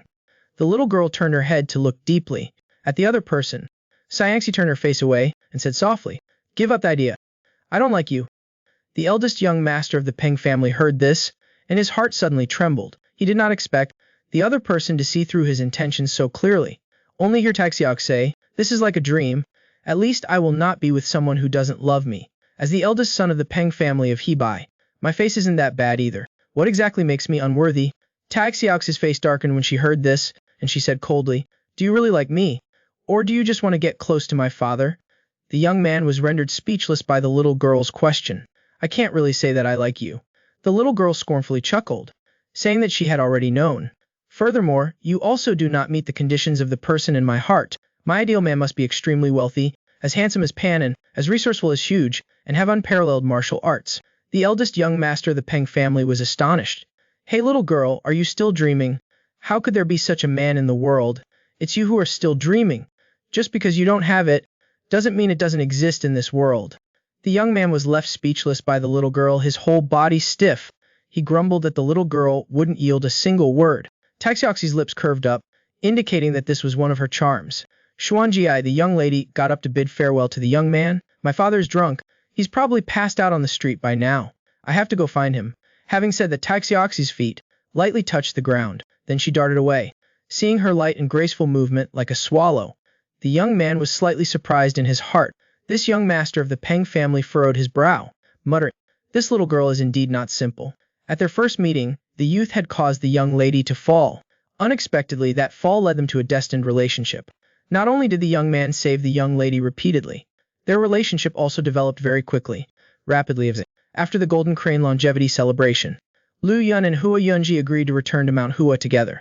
The two went straight to Taiyuan, Wenshui County, preparing to switch to a waterway to go directly to the Exiled Prefecture dock. Above, numerous travelers were buying necessary items before setting off. Lu Yun and the two, after preparing some dry rations, also started strolling around. The young man went to a stall and happened to take a fancy to a hair tie. After learning that this item cost 30 wen, Lu Yun paid the money happily. Unexpectedly, after receiving the money, the vendor returned 4 wen to him. The young man didn't understand at all. He asked the other party why. Young man, when buying things at the market, you have to haggle at least once. I see that you are new to the Jiangyu, so I didn't have the heart to rip you off. Hearing this, Liu Yun immediately, repeatedly thanked the vendor. The young man then turned around and gave the hair tie to Hua Yunji, indicating that this hair tie was a gift for her. The young lady took the item given by the person in her heart, her face beaming with joy. The people around, seeing this handsome couple, secretly praised how well matched they were, but in the shadows, a group of people with bad expressions were staring at the two of them. The big man at the head had already inquired that the two of them wanted to switch to a waterway. This place was crowded and complex. It was clearly inconvenient to make a move, but once the opponents were on the boat, they would go straight south along the river. When they reached the point where the Fen River flowed into the Yellow River, it would be even more difficult to strike. Thinking of this leader came up with a vicious plan. I'll take half of the brothers ahead by a fast boat and lie in wait. The rest of us will mingle onto the boat and wait until we're halfway. We'll puncture the boat to sink it. At that time, we'll attack together. The higher-ups have given a death order. We must capture them at any cost. Hu Yunji spoke again. The boat traveled along, riding the wind and cutting through the waves, heading straight towards Exiled Prefecture. Lu Yun stood by the side of the boat, repeatedly praising the large and magnificent boat. Hu Yunji said, if you want to talk about magnificence, you have to talk about ocean-going ships. Zhang He's treasure ships that sailed to the Western Ocean back then were the most magnificent. It was said that those ships were for 44 zhang long and 18 zhang wide. Lu Yun was astonished to hear this. He also couldn't help but admire Hua Yunji's extensive knowledge. But compared to the sea, I still prefer lakes. The peaceful surface of a lake always calms my mind. If we're talking about lakes, then we have to mention the number one scenic spot, the West Lake. If there's a chance, I will take you to Hangzhou's West Lake for sightseeing. Hearing these words, Liu Yun immediately smiled happily. But the next second, the young man's expression suddenly changed. Looking behind him, behind the door, a man was peeking out, staring at them. Hua Yunji, seeing that the person looked suspicious, immediately asked. Liu Yun frowned, indicating that someone was following them. The young lady, upon hearing this, was slightly startled. Since when did this start? Since entering Wenshui County, I felt someone constantly following behind. Just now at the dock, I also felt someone secretly watching us. Speaking of this, the young man's eyes became sharp. I'm afraid that Lu Lingwang hasn't given up yet. Hu Yunji guessed. The other party definitely didn't want them to take the waterway, so they'd very likely cause trouble on the boat. Liu Yun's face showed a hint of panic. He instantly guessed that the other party might want to sink the boat. In that case, over 100 people on board would be implicated and drown. Hu Yunji suggested that before the other party acted, they should retreat first. The young lady immediately used telepathic communication. To the southwest of here, there are continuous high mountains. Let's escape to there, and take a detour. We shouldn't delay. You go first, I'll cover you. Hu Yunji nodded lightly, not putting on any extra affectations. She forcefully pushed off with her feet. Her figure flew straight to the opposite bank of the river, while Liu Yun forcefully stomped on the deck with one foot. The young man grabbed a piece with his left hand, and seized a half-broken piece of wood. Then he waved his hand and threw the piece of wood down towards Hua Yunji's feet. Hua Yunji stepped on the piece of wood, and flew straight to the opposite shore, skimming over the water, while Liu Yun didn't stop, and threw out another piece of wood. The young man leaped out of the large boat, following closely behind, and crossed the river. The sudden turn of events caused everyone on the boat to be astonished. The leader, who was lying in ambush on another boat, slapped his hand hard on the railing. He didn't expect these two young people to be so alert. Send a message by carrier pigeon. They have fled towards the mountain range to the southwest. In the blink of an eye, the two had been fleeing in the mountains for 5 days. That night, Liu Yun, as usual, used a palm strike to hit the ground hard. The empty ground was instantly struck into a small pit half a foot deep. The youth found some dry leaves, carefully spreading them layer by layer at the bottom of the pit. Although she had seen it many times these days, Hua Yunji's beautiful eyes were still filled with amazement. After arranging the resting place for the night, the youth said in a low voice, "Our dry rations are running low. We still need to travel for a few more days." Hu Yunji replied, "Another 30 miles will take us to Yunwu. After passing through Yunwu Valley, it may still take about 10 days of walking." Liu Yun listened, and nodded lightly. Then he bent down and picked up a stone. The youth's right hand suddenly clenched, channeling pure Yang True Kai into it. After doing this a few times, Liu Yun placed the scorching hot stones around. Hua Yunji only felt bursts of heat hitting her face. The surrounding cold immediately disappeared without a trace. The two lay down in the pit to sleep together, recovering their strength, waiting until the girl had fallen into a dream. Liu Yun whispered softly, "If we can return to Mount Hua safely this time, I have something I want to tell her." At the same time, in the mountains there was also a group of bald, muscular men who were tirelessly leading the search in the mountains for 5 days already. But they still hadn't found any trace of Hua Yunji and Liu Yun. Right at this moment, a subordinate yelled and ran over quickly.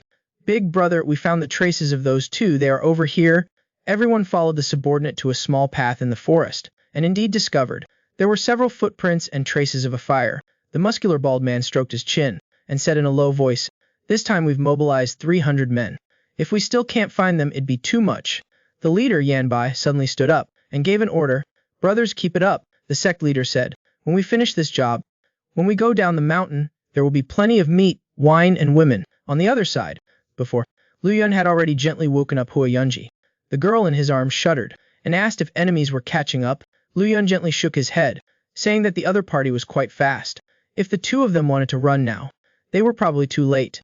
Hu Yunji listened, her face darkened. "If it weren't for me, you probably would have escaped long ago." "Don't say that. Without, I would have been lost long ago. Their target is me." "You still should."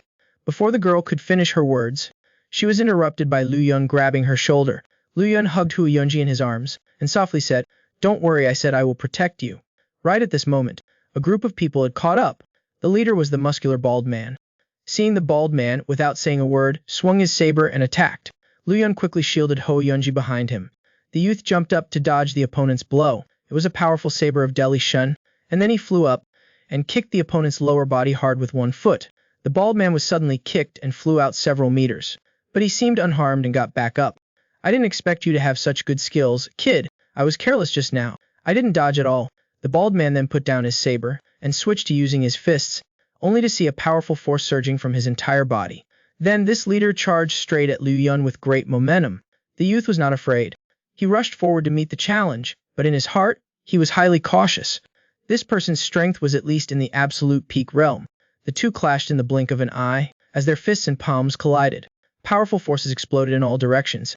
At this time, the other bandits circled around behind Hua Yunji. Two muscular men had lecherous looks on their faces. Why go down the mountain for girls? Isn't there one right here? Hua Yunji heard this. Her beautiful face showed anger. With a soft shout, she drew her sword and charged towards the two bandits. The girl's sword style carried the momentum of an orchid in full bloom, sweeping horizontally. One of the bandits had his copper staff cut in half, and hurriedly shouted a warning that something was wrong. Everyone be careful. Before his words faded, the remaining people charged forward together. Hua Yunji immediately fell into a difficult battle, while Liu Yun on the other side wasn't faring much better. The bald man's fists were as heavy as 1,000 pounds. The youth could only defend for a short time. He had no power to retaliate. Suddenly, Liu Yun was careless and had his right arm grabbed by the opponent. The youth was slightly startled. He secretly thought it was bad. The next second he saw the muscular man suddenly use force, pulling him forward, followed by a backstab with his elbow, striking straight into his face. Liu Yun hurriedly raised his arm to block. He only felt like he had been hit by a heavy hammer. The youth gritted his teeth, trying to suppress the blood and Kwai surging within him. This was the first time he felt his life was threatened. Liu Yun jumped back repeatedly, creating some distance from the opponent. He saw the muscular bald man laughing loudly. "Kid, is this all the strength you have? I didn't expect that." Before he could finish, Liu Yun had rushed forward. The youth launched a palm strike. A soft palm force pushed the muscular man out. The muscular man's eyes widened, and he exclaimed in shock, "It's indeed the Taya palm technique." But he didn't expect the youth to take a step forward at this time, and launched a knee strike. The muscular man hurriedly raised his right knee to counter it. But he didn't expect this to be a feint from Liu Yun. The youth suddenly retracted his leg and stood firm. Then, with one move of Azure Dragon emerging from the sea, his right leg swung upwards. The muscular man was immediately struck in the face and sent flying backwards. After a successful strike, the young man's expression became even heavier. Liu Yun realized that there was another group of people rapidly breaking the barrier. The youth in his prime had already mastered the divine skills of the Wudang sect. Since descending the mountain, he had never been defeated in any fight, but unexpectedly today he encountered an opponent who was not only powerful, but also whose numbers far exceeded his own. Sensing that another group of people was rushing to break through, Liu Yun couldn't help but be startled. If those who were coming had strength equal to that bald man, he and Hua Yunji would likely be in grave danger. He couldn't engage in prolonged combat at this time. He had to leave quickly. The young man turned around and rushed towards Hua Yunji. Unexpectedly, the bald man had already seen through his intentions. His figure flashed and blocked his path. Liu Yun, in the midst of crisis, angrily attacked. A loud shout rang out. His two fingers turned into a sword, aiming directly at the bald man. He roared and threw out two fists to meet the attack. A second later, he only felt an extremely cold stream of air invade his body. Yin energy rapidly spread from the Hansho Yin heart meridian. The bald strongman let out a heart-wrenching scream. Liu Yun, after a successful strike, immediately rushed towards Hua Yunji. The young man unleashed a palm strike, hitting one of the bald men directly. Fists and palms clashed, fiercely engaging. In an instant, pushing back the others, Liu Yun grabbed Hua Yunji, who was still unsure of what was happening. "The enemies are approaching. We cannot fight for long. Let's go quickly." Liu Yun didn't have time to care whether they were running in the right direction. In an instant, he had pulled the girl and ran for several dozen jong. Just at this moment, several more figures came chasing after them. The leader spoke up, asking, "Bongju, even you are no match for him," only to see that Bongju's face pale, and with great difficulty he managed to say, after a long while, tremblingly saying, "Quickly chase after them." Seeing this situation, Zenon was shocked. This is extremely cold air. Could it be that there is a master of the Baya Binggong sect beside her? No, it's not the Bihai Binggong, but a kid from the Wudang sect. Zenon heard this, shocked in his heart, unable to believe it. Although the moves of the Wudang sect mainly focus on softness, their internal energy is always based on pure yang. His companion had just been invaded by extremely cold air to his very bones. He couldn't believe it came from the Wudang sect. But now was clearly not the time to investigate this matter. Thinking of this, Zenon gave an order. 3 people stay behind to protect Bongju and help him heal his injuries. 5 people go to find the sect master and report the actual situation here. The rest of you follow me and give chase. Everyone answered in unison, each doing their duty, and scattered in all directions. Speaking of Liu Yun and the two, their feet were like stepping on the wind, running away along the path. After carefully considering the situation, the young man softly said, "Those people are dressed like martial artists, but they're not." Hua Yunji immediately asked why he suspected that. Based on this reasoning, Fu Lingwang, to kill her, he wouldn't have needed to withdraw from the royal family that day. Lu Lingwang could have completely tied up her master, and it wouldn't have been difficult for others to take her life. This matter is likely someone trying to frame Luling Island. Before he could finish speaking, the two stopped in unison, only to see in front of them a steep cliff standing tall and upright. Mist swirled up from the bottom of the chasm, showing that the chasm was bottomless. Hu Yunji said to Liu Yun, "This is Yunwu Valley." It was just that they had lost their way during the escape, and it was impossible to reach the bottom of the chasm now. The girl suggested, since there was no way back, it would be better to risk their lives. Liu Yun said that this would mean they had absolutely no chance of winning. The opponent still had two powerful masters like the bald man. After a moment of thought, the young man looked helpless. But there was no other choice. He would have to give it a try anyway. Before he could finish speaking, Liu Yun felt a murderous aura behind him. The young man immediately jumped, avoiding a fierce attack from Zhen An. Then he softly shouted, "Two palms pushing I." A soft palm force rushed straight towards the opponent. Zenon swung his long spear, causing the palm force to dissipate. Following that, Zenon charged forward with his 7-foot-long spear. A point of cold light rushed forward, aiming directly at the young man's forehead. Liu Yun dared not meet it head-on, quickly leaning back, and retreated backwards, escaping the attack range of the long spear. Unexpectedly at this moment, a cold light suddenly shot out. Liu Yun quickly tilted his head to dodge, but unexpectedly, the spearhead under the control of Zhen En turned back, aiming directly at the young man's lower dantian. Liu Yun quickly jumped, his legs spread wide, avoiding this vicious attack, and the spearhead accurately returned to the shaft of the spear. The young man stumbled as he landed, barely maintaining his balance. This was the first time he had felt that his opponent was so difficult. Now far, his opponent always had sharp attacks, and at this moment, Zenon charged forward with his long spear. With a powerful blow, viciously striking at Liu Yun's head, the young man dodged to the side. Two powerful palm strikes were unleashed. A powerful palm force rushed straight at the opponent. Zenon quickly retracted his spear, blocking the strike but was blown backwards by the enormous aftershock. But he immediately charged forward. A spear thrust suddenly attacked, only to see Liu Yun wrap around his body. He lowered his body, circulating yin and yang dual energies. His palms moved. The yin and yang dual energies, named the power of Taiji, could actually bind the inner force of the long spear, making it impossible to advance any further. Zenon only felt that the long spear in his hand was like a clay ox entering the sea. No matter how hard he tried, he couldn't advance even a millimeter. But his mind turned quickly, thinking that his mission this time was Hua Yunji, this ultimate expert. The strongman immediately changed his target, leaping in front of the young woman. Raising one leg, he powerfully kicked Hua Yunji in the lower abdomen. After that, the strongman was sent flying backwards like a kite with a broken string. Liu Yun saw this scene and roared. His eyes seemed to crack. The power of Taiji in his body circulated madly, aiming straight for Baiyu. The young man flew in front of Zhen An and struck out with an angry palm. The power of Taiji surged out, forcefully imprinting itself on Zenon's chest. After that, he immediately felt his internal organs being disarranged and his blood surging. His eyes, due to bloodshot, turned bright red like blood. His strong body flew backwards like a leaf in the wind, swaying. Liu Yun didn't care whether his opponent lived or died. He hurriedly ran to check on Hua Yunji's injuries, only to see the young woman coughing up blood, her breathing weak. The young man placed his hand on the opponent's dantian, carefully checking it. He could only feel the true ki in Hua Yunji's sea of ki scattered and unbearable. If she wasn't treated with medicine quickly, she was afraid she wouldn't be able to avoid death. Liu Yun immediately picked up the young woman and changed direction to escape, but he was completely unfamiliar with the roads here. Moreover, there were many experts chasing after him. The young man could only flee in all directions like a headless fly, and was finally cornered at a cliff. Liu Yun looked at the desperate path ahead and sighed helplessly. The young man thought to himself that this must be heaven wanting to destroy him. Just at this moment, the pursuing troops behind him had completely blocked his retreat. The young man calmed the surging blood in his body and turned his head to look, only to see an old man with white hair and beard leading the way. It was the demon head Hong Yan, who said in a deep voice, "You're a disciple of the Wudang sect, aren't you? The person you're holding in your arms must be Hua Renji's granddaughter." Seeing Liu Yun's face as cold as ice, he kept his mouth shut. This sect leader of the Qianxi sect spoke again. "I don't intend to make enemies with Wudang. Hand over that girl, and I won't touch you." Liu Yun sneered, indicating it was absolutely impossible. But unexpectedly at this moment, Hong Yan spoke indifferently. "Did you know, Zenrente?" Lu Yun heard this, and couldn't help but be slightly startled, not understanding why the opponent suddenly mentioned his sect master's uncle. 40 years ago I met a Wudang Taoist priest. At that time I was young and energetic, and wanted to take his life. That Taoist priest said that if he could withstand 3 moves from him, he would let me live. I barely withstood 3 palms from him. Although I didn't die, I was considered to be near death.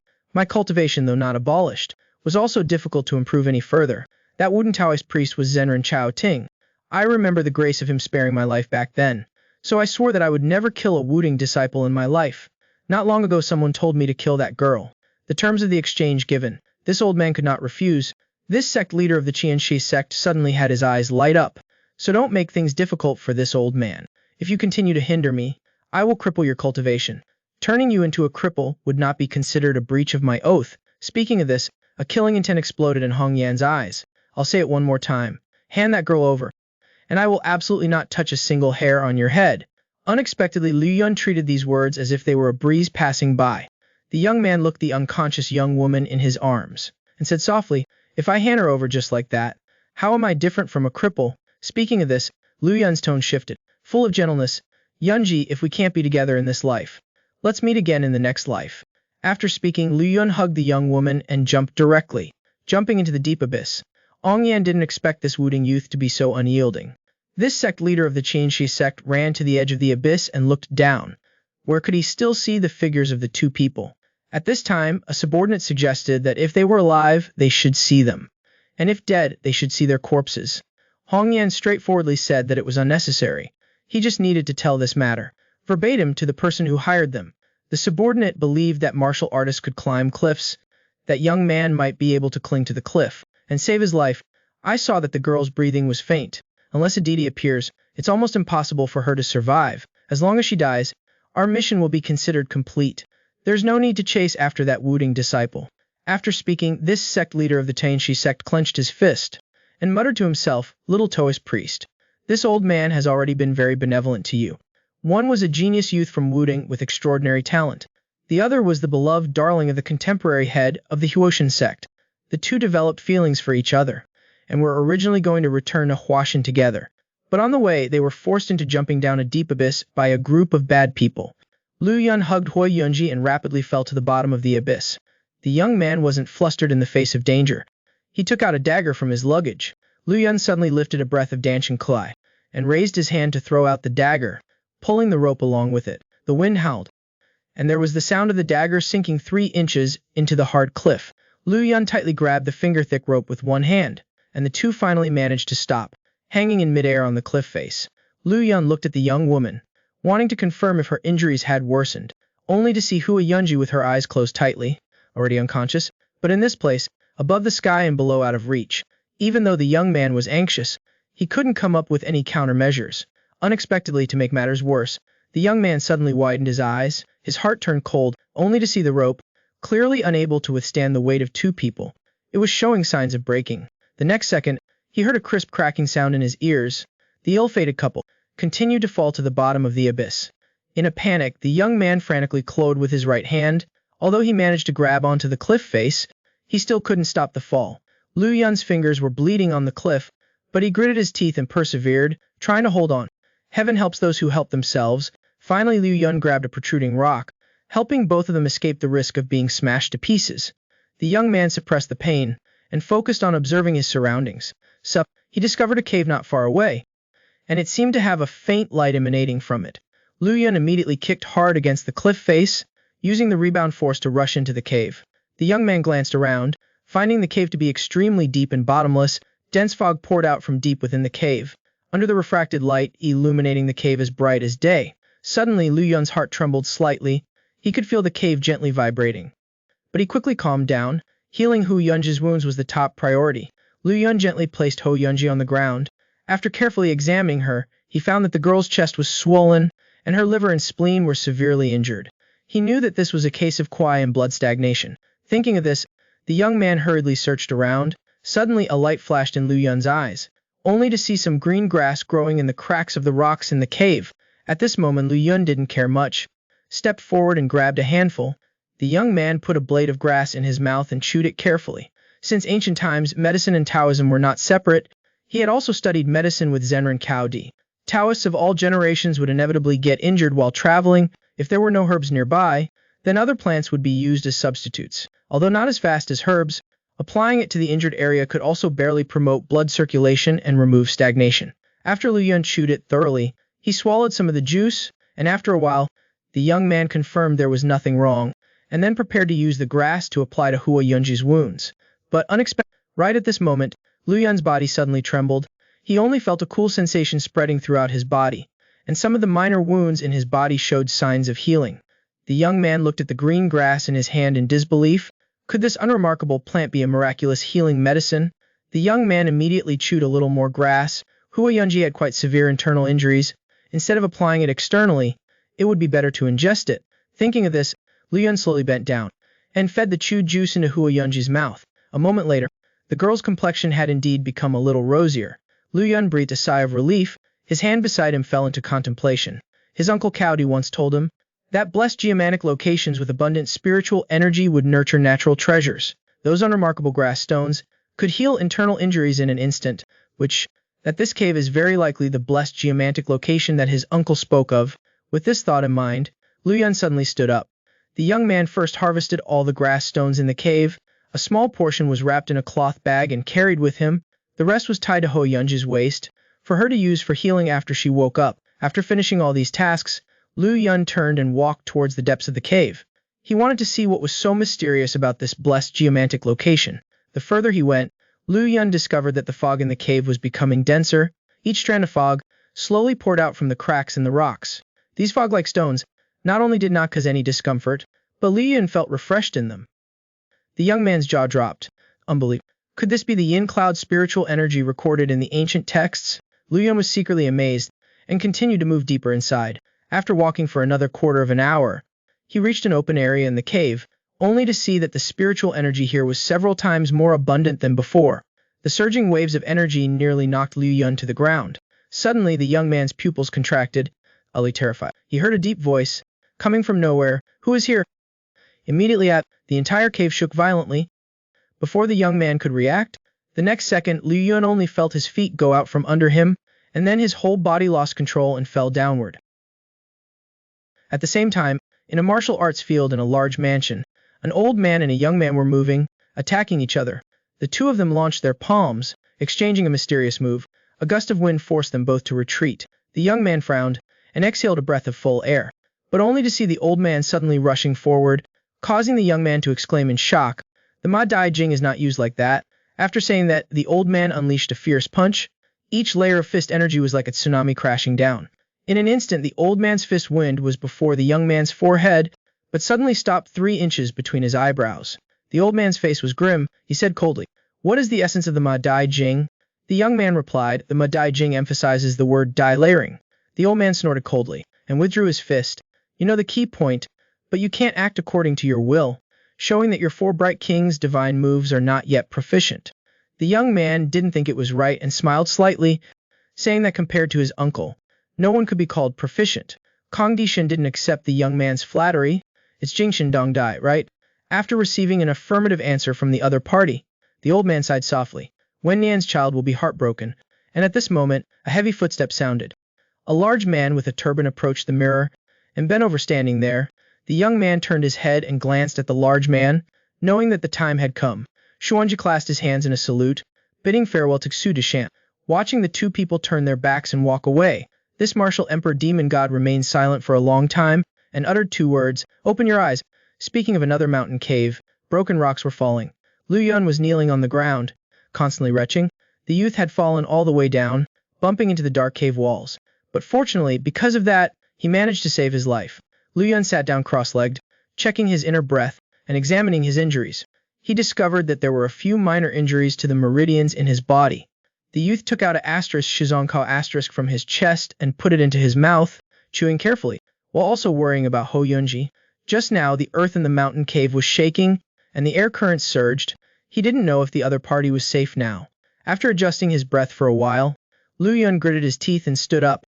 Now, returning the way he came to the mouth of the cave was as difficult as ascending to the sky. He could only look for another exit, first having to find a way to leave this place. But this place only had a narrow, winding path leading out. Liu Yun had no choice but to follow this path and continue to go deep in the belly of the mountain. After passing through a narrow crevice, the front suddenly opened up. The youth had not expected there to be another space in the belly of the mountain. Suddenly Liu Yun's eyes widened, and his limbs stiffened, only to see not far ahead a strange ancient tree stood towering. The branches were thick but didn't have a single leaf, only two bright red berries as if dripping hung on it. The fruit looked transparent like jade, and on top there seemed to be light flowing. Just by looking at it briefly, he knew that this was not an ordinary object. Liu knew this was the heavenly treasure that his uncle Zodi had mentioned, but it was recorded in ancient books that there must be spirit beasts guarding it. Thinking of this, the youth regained his focus and looked around. Sure enough, he discovered two enormous creatures in the mist. When he could see the appearance of the two beasts clearly, Liu Yun was so frightened that cold sweat broke out. One was shaped like a jiaolong asterisk, with a horn growing on its head. It was the lone-horned exiled serpent recorded in ancient books. The other beast had fiery red eyes and breathed fire. It was the legendary flame-devouring divine wolf. At this moment, two ancient mythical beasts were facing off in front of the ancient tree, contending for the two red berries. The Wudang disciple, who had come down the mountain for his first training, had fallen into a ravine, but unexpectedly there was a blessing in disguise, and he discovered a dragon vein treasure land. In the belly of the mountain cave, not only was there an ancient tree, but also two ancient mythical beasts, constantly fighting under the tree. Liu Yun looked at the two enormous creatures in front of him, stunned on the spot. The youth had never expected to be able to see legendary spirit beasts with his own eyes. And at this moment, the flame-devouring divine wolf discovered the uninvited guest. The wolf's eyes were blood red, and it roared at Liu Yun, then opened its large blood basin-like mouth and spewed out a scorching hot power. Liu Yun's expression changed drastically upon seeing this, and he hastily circulated all of his strength and met the attack with his palm. In an instant, Liu Yun felt as if he had been struck by a sledgehammer, and was then thrown back like a kite with a broken string. The youth tried his best to suppress a mouthful of true kai, and barely managed to stabilize his body. Liu Yun raised his hand to wipe the blood from the corner of his mouth, his heart filled with immense shock. The giant wolf casually spewed out a breath with such power.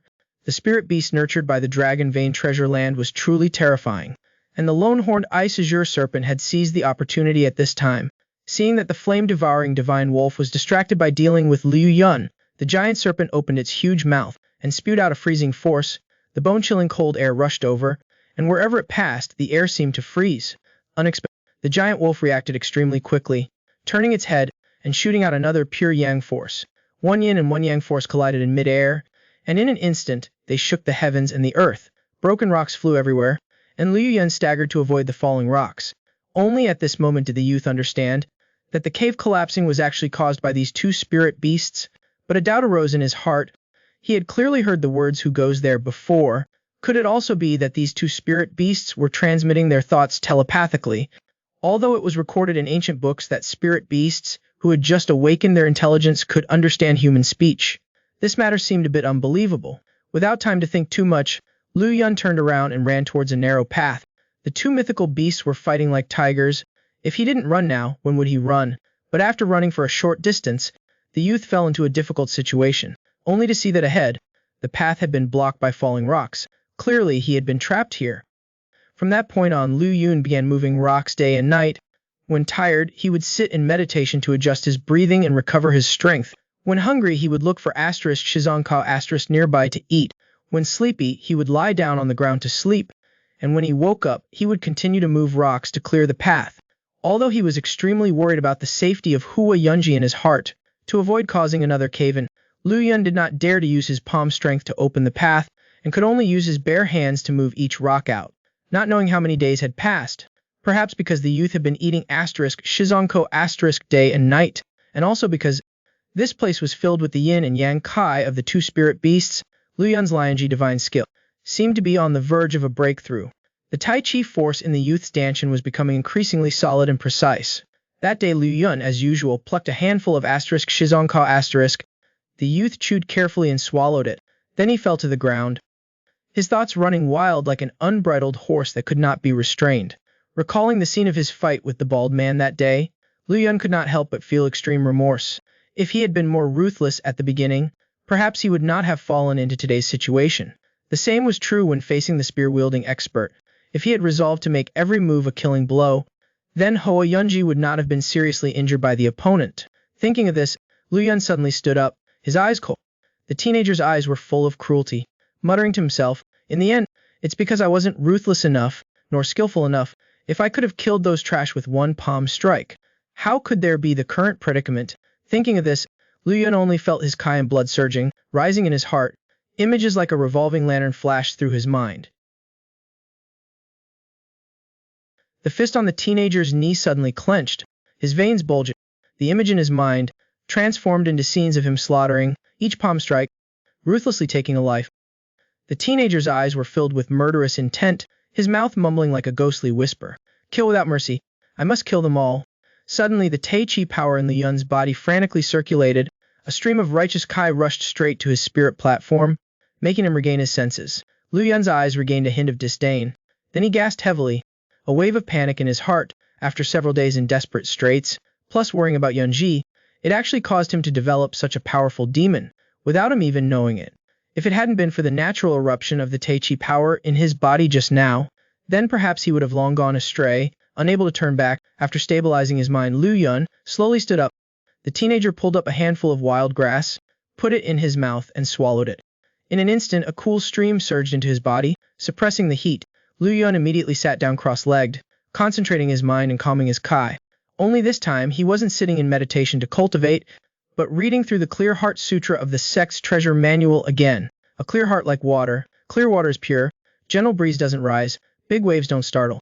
From the next day, Lu Yun no longer focused on clearing away rubble, but spent most of his time concentrating his mind and calming his Ki, attending to his own heart. Unexpectedly, this action inadvertently achieved results. Lu Yun's yin-yang divine art suddenly made rapid progress in this state. The dual Kai of yin and yang was absorbed into the teenager's Danshan like a whale swallowing the sea. Even the two ancient beasts couldn't help but glance at him. Today, Lu Yun was still concentrating in meditation as usual, stabilizing his mind. Suddenly, a voice echoed in his heart. What an astonishing rate of growth! The teenager suddenly opened his eyes, his heart in shock. This voice was not the one he had heard before. Lu Yun turned his head to look, only to see that there was no one around, only the one-legged ice-green snake staring at him. "I don't know how many years have passed. You people in the martial world are still in existence." Lu Yun suddenly stood up, his face full of "Are you talking to me?" "That's right, kid. I want to make a deal with you." Lu Yun tried to suppress the surprise in his heart, and asked in confusion, "Make a deal with me? That's right, I won't let you help for nothing." Speaking of which, this giant snake revealed a touch of arrogance. "The reward I'll give you will definitely please you." Lu Yun didn't show any expression, waiting for the giant snake to continue. "I will give you unparalleled power, rare in the world." Upon hearing these words, Lu Yun's heart suddenly trembled. The demon that had just been suppressed began to stir again. He painfully clutched his chest, trying to suppress the fluctuation in his heart. But the words of the one-legged ice-green snake were like lighting a fuse. Even if he tried to restrain himself, it was difficult to escape the temptation. An ancient spirit beast that had lived for countless years, how powerful would the strength it promised be? This thought took deep root in the teenager's mind, impossible to erase. Just as Lu Yun was struggling, not knowing what to do, the mysterious celestial wolf slowly stepped forward, letting out a soft growl. A familiar voice echoed in Lu Yun's heart. "You little brat, do you plan on cooperating with that long worm?" After speaking, the giant wolf's aura suddenly increased. The entire cave was filled with the most yang kuai. Without waiting for Lu Yun to explain, the giant wolf made the first move, opening its mouth as wide as a blood basin. It spat out a pure yang force. Lu Yun frowned, but he was no longer as panicked as before. The teenager shouted softly, both his fists suddenly raised, the power of Tai Chi surging endlessly. "Taste!" Lu Yun threw out a punch with the power to shatter mountains, the Tai Chi power radiating outwards, colliding with the pure yang force. In an instant, they were evenly matched, difficult to determine a victor. The two spirit beasts, seeing the situation, widened their beastly eyes into dismay. How could this kid's strength have improved so quickly? Right at this moment, the teenager's indifferent voice came over. "Don't be in such a hurry to fight. I haven't said I'll side with him yet. Furthermore, there are clearly two fruits. Wouldn't it be great if the two of you each take one?" The mysterious celestial wolf said that they had originally agreed to each have an yin-yang immortal bone, but the one-legged ice-green snake was immoral, and it planned to swallow both of them in one go. "This time it's so cunning. Even if I let the yin-yang immortal fruit rot, I will not give it to him." Lu Yun, after listening to the whole story, couldn't help but raise his hand to his forehead. "So the Jiangyu of spirit beasts is also this treacherous?" Suanji said he was willing to be a mediator. "Here, my strength is the weakest. If I eat the fruit, the two of you can join hands and eat me." The one-legged ice green snake's face turned pale after hearing this, showing agreement. Testing Shenlang but still doubtful. What's in it for you by doing that? I just ask that you don't fight anymore, so I can be at peace and finish cleaning up this rubble, and get out of here soon. Hearing that, both beasts fell silent for a moment. Seeing that both of them agreed to his suggestion, Lu Yun smiled faintly. Xuanji walked towards the fruit tree, getting closer. He could only smell a strange scent assaulting his nose. 2 ripe red fruits made one's mouth water. Lu Yun suppressed a moment of excitement in his heart, and reached out. Just as his fingers were about to touch the fruit, a voice sounded. A seductive voice rang in the young man's mind. This isn't the immortal fruit that those foolish beasts should enjoy. If you eat these 2 yin-yang immortal bones, your power can soar dozens of times. Then you will be the supreme master, unmatched in the martial world, becoming a divine couple with Hu Yunji, wandering the world freely. Lu Yun was stunned. His whole body trembled slightly. The evil thoughts in his heart silently sprouted like mushrooms after rain. These 2 fruits are rare treasures of heaven and earth. Even the 2 ancient beasts craved them. Now the young man was chosen as the intermediary, to divide the spoils, but unexpectedly when picking the fruit, the young man's inner demons arose. Hearing the voice in his head, Lu Yun stood there blankly. Eating these 2 fruits will greatly increase his power, become invincible. This tension. What martial artist could refuse it? In an instant, a strange force rushed straight to the top of the young man's head, but Liu Yun still clenched his teeth, maintaining a trace of clarity in his mind. My heart is not deficient. Heaven does not fail those with a will. I am also inspiring. Even ghosts and demons must fear me. The young man trembled, picking 2 yin-yang immortal fruits from the tree. 2 small fruits, now felt as heavy as 1,000 pounds. Lu Yun's forehead was already covered in beads of sweat as big as beans. As long as he wanted, he could swallow both fruits into his stomach. At that time his power would skyrocket. Those 2 beasts would be insignificant. The young man struggled for a long time, but in the end he held firm to his Tao heart. Lu Yun placed the 2 immortal fruits on the ground. The 2 beasts spoke in clear voices. Take them. The 2 beasts saw this. They couldn't help but be slightly startled. They didn't expect this child's disposition to be so firm. At this time only a stream of Taiyan power shot over, actually sticking to Liu Yun's left hand. The silver light didn't dissipate. The young man lowered his head and looked down. His pupils suddenly constricted. He saw that the Taiyan power was extremely pure. It was now slowly seeping into his hand. Xiaoyan heart scripture. Immediately after, he only felt a smooth sensation coming from his fingertips. The one-legged king she had already used its snake body to wrap around a fruit bone. This beast swallowed the yin-yang immortal bone whole, then spoke to the still surprised young man. That Taiyan power is the pure power that I have refined over thousands of years. Compared to meaningless reverence, I am willing to bestow it upon you, to express my gratitude. Before Li Yun could recover his senses, Shenlang also swallowed the yin-yang immortal bone into Xuanji, also sending Liu Yun a surge of domineering Ji-yang power. To face such temptation and still maintain your original intention, your future is bound to be limitless. Liu Yun lowered his head and looked at his hands. He suddenly understood. The so-called to get before taking is to give first. Isn't this plan implicitly in line with the Tao of Tai Chi? And just at this moment, a sudden change occurred. Liu Yun heard movement. He couldn't help but raise his head to look up. He saw that the 2 beasts suddenly tilted their heads and roared at the sky. Obviously the yin-yang immortal bone they had swallowed had now taken effect. The Taiyan power in the one-legged King Shi's body was becoming increasingly dense. A bone-chilling cold burst out, sweeping the debris around it. Shenlang's transformation wasn't much different. The domineering and powerful Ziyang power instantly doubled. Liu Yun saw the scene. His tongue went numb. He was in awe. There were records in the ancient books.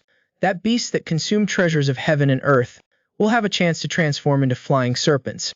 Sure enough, the next second, he saw the 2 giant monsters suddenly disappear, transforming into 2 streams of Wuji Yin and Ji Yang energy. In an instant, he saw 2 streams of power, 1 yin and 1 yang, intertwined.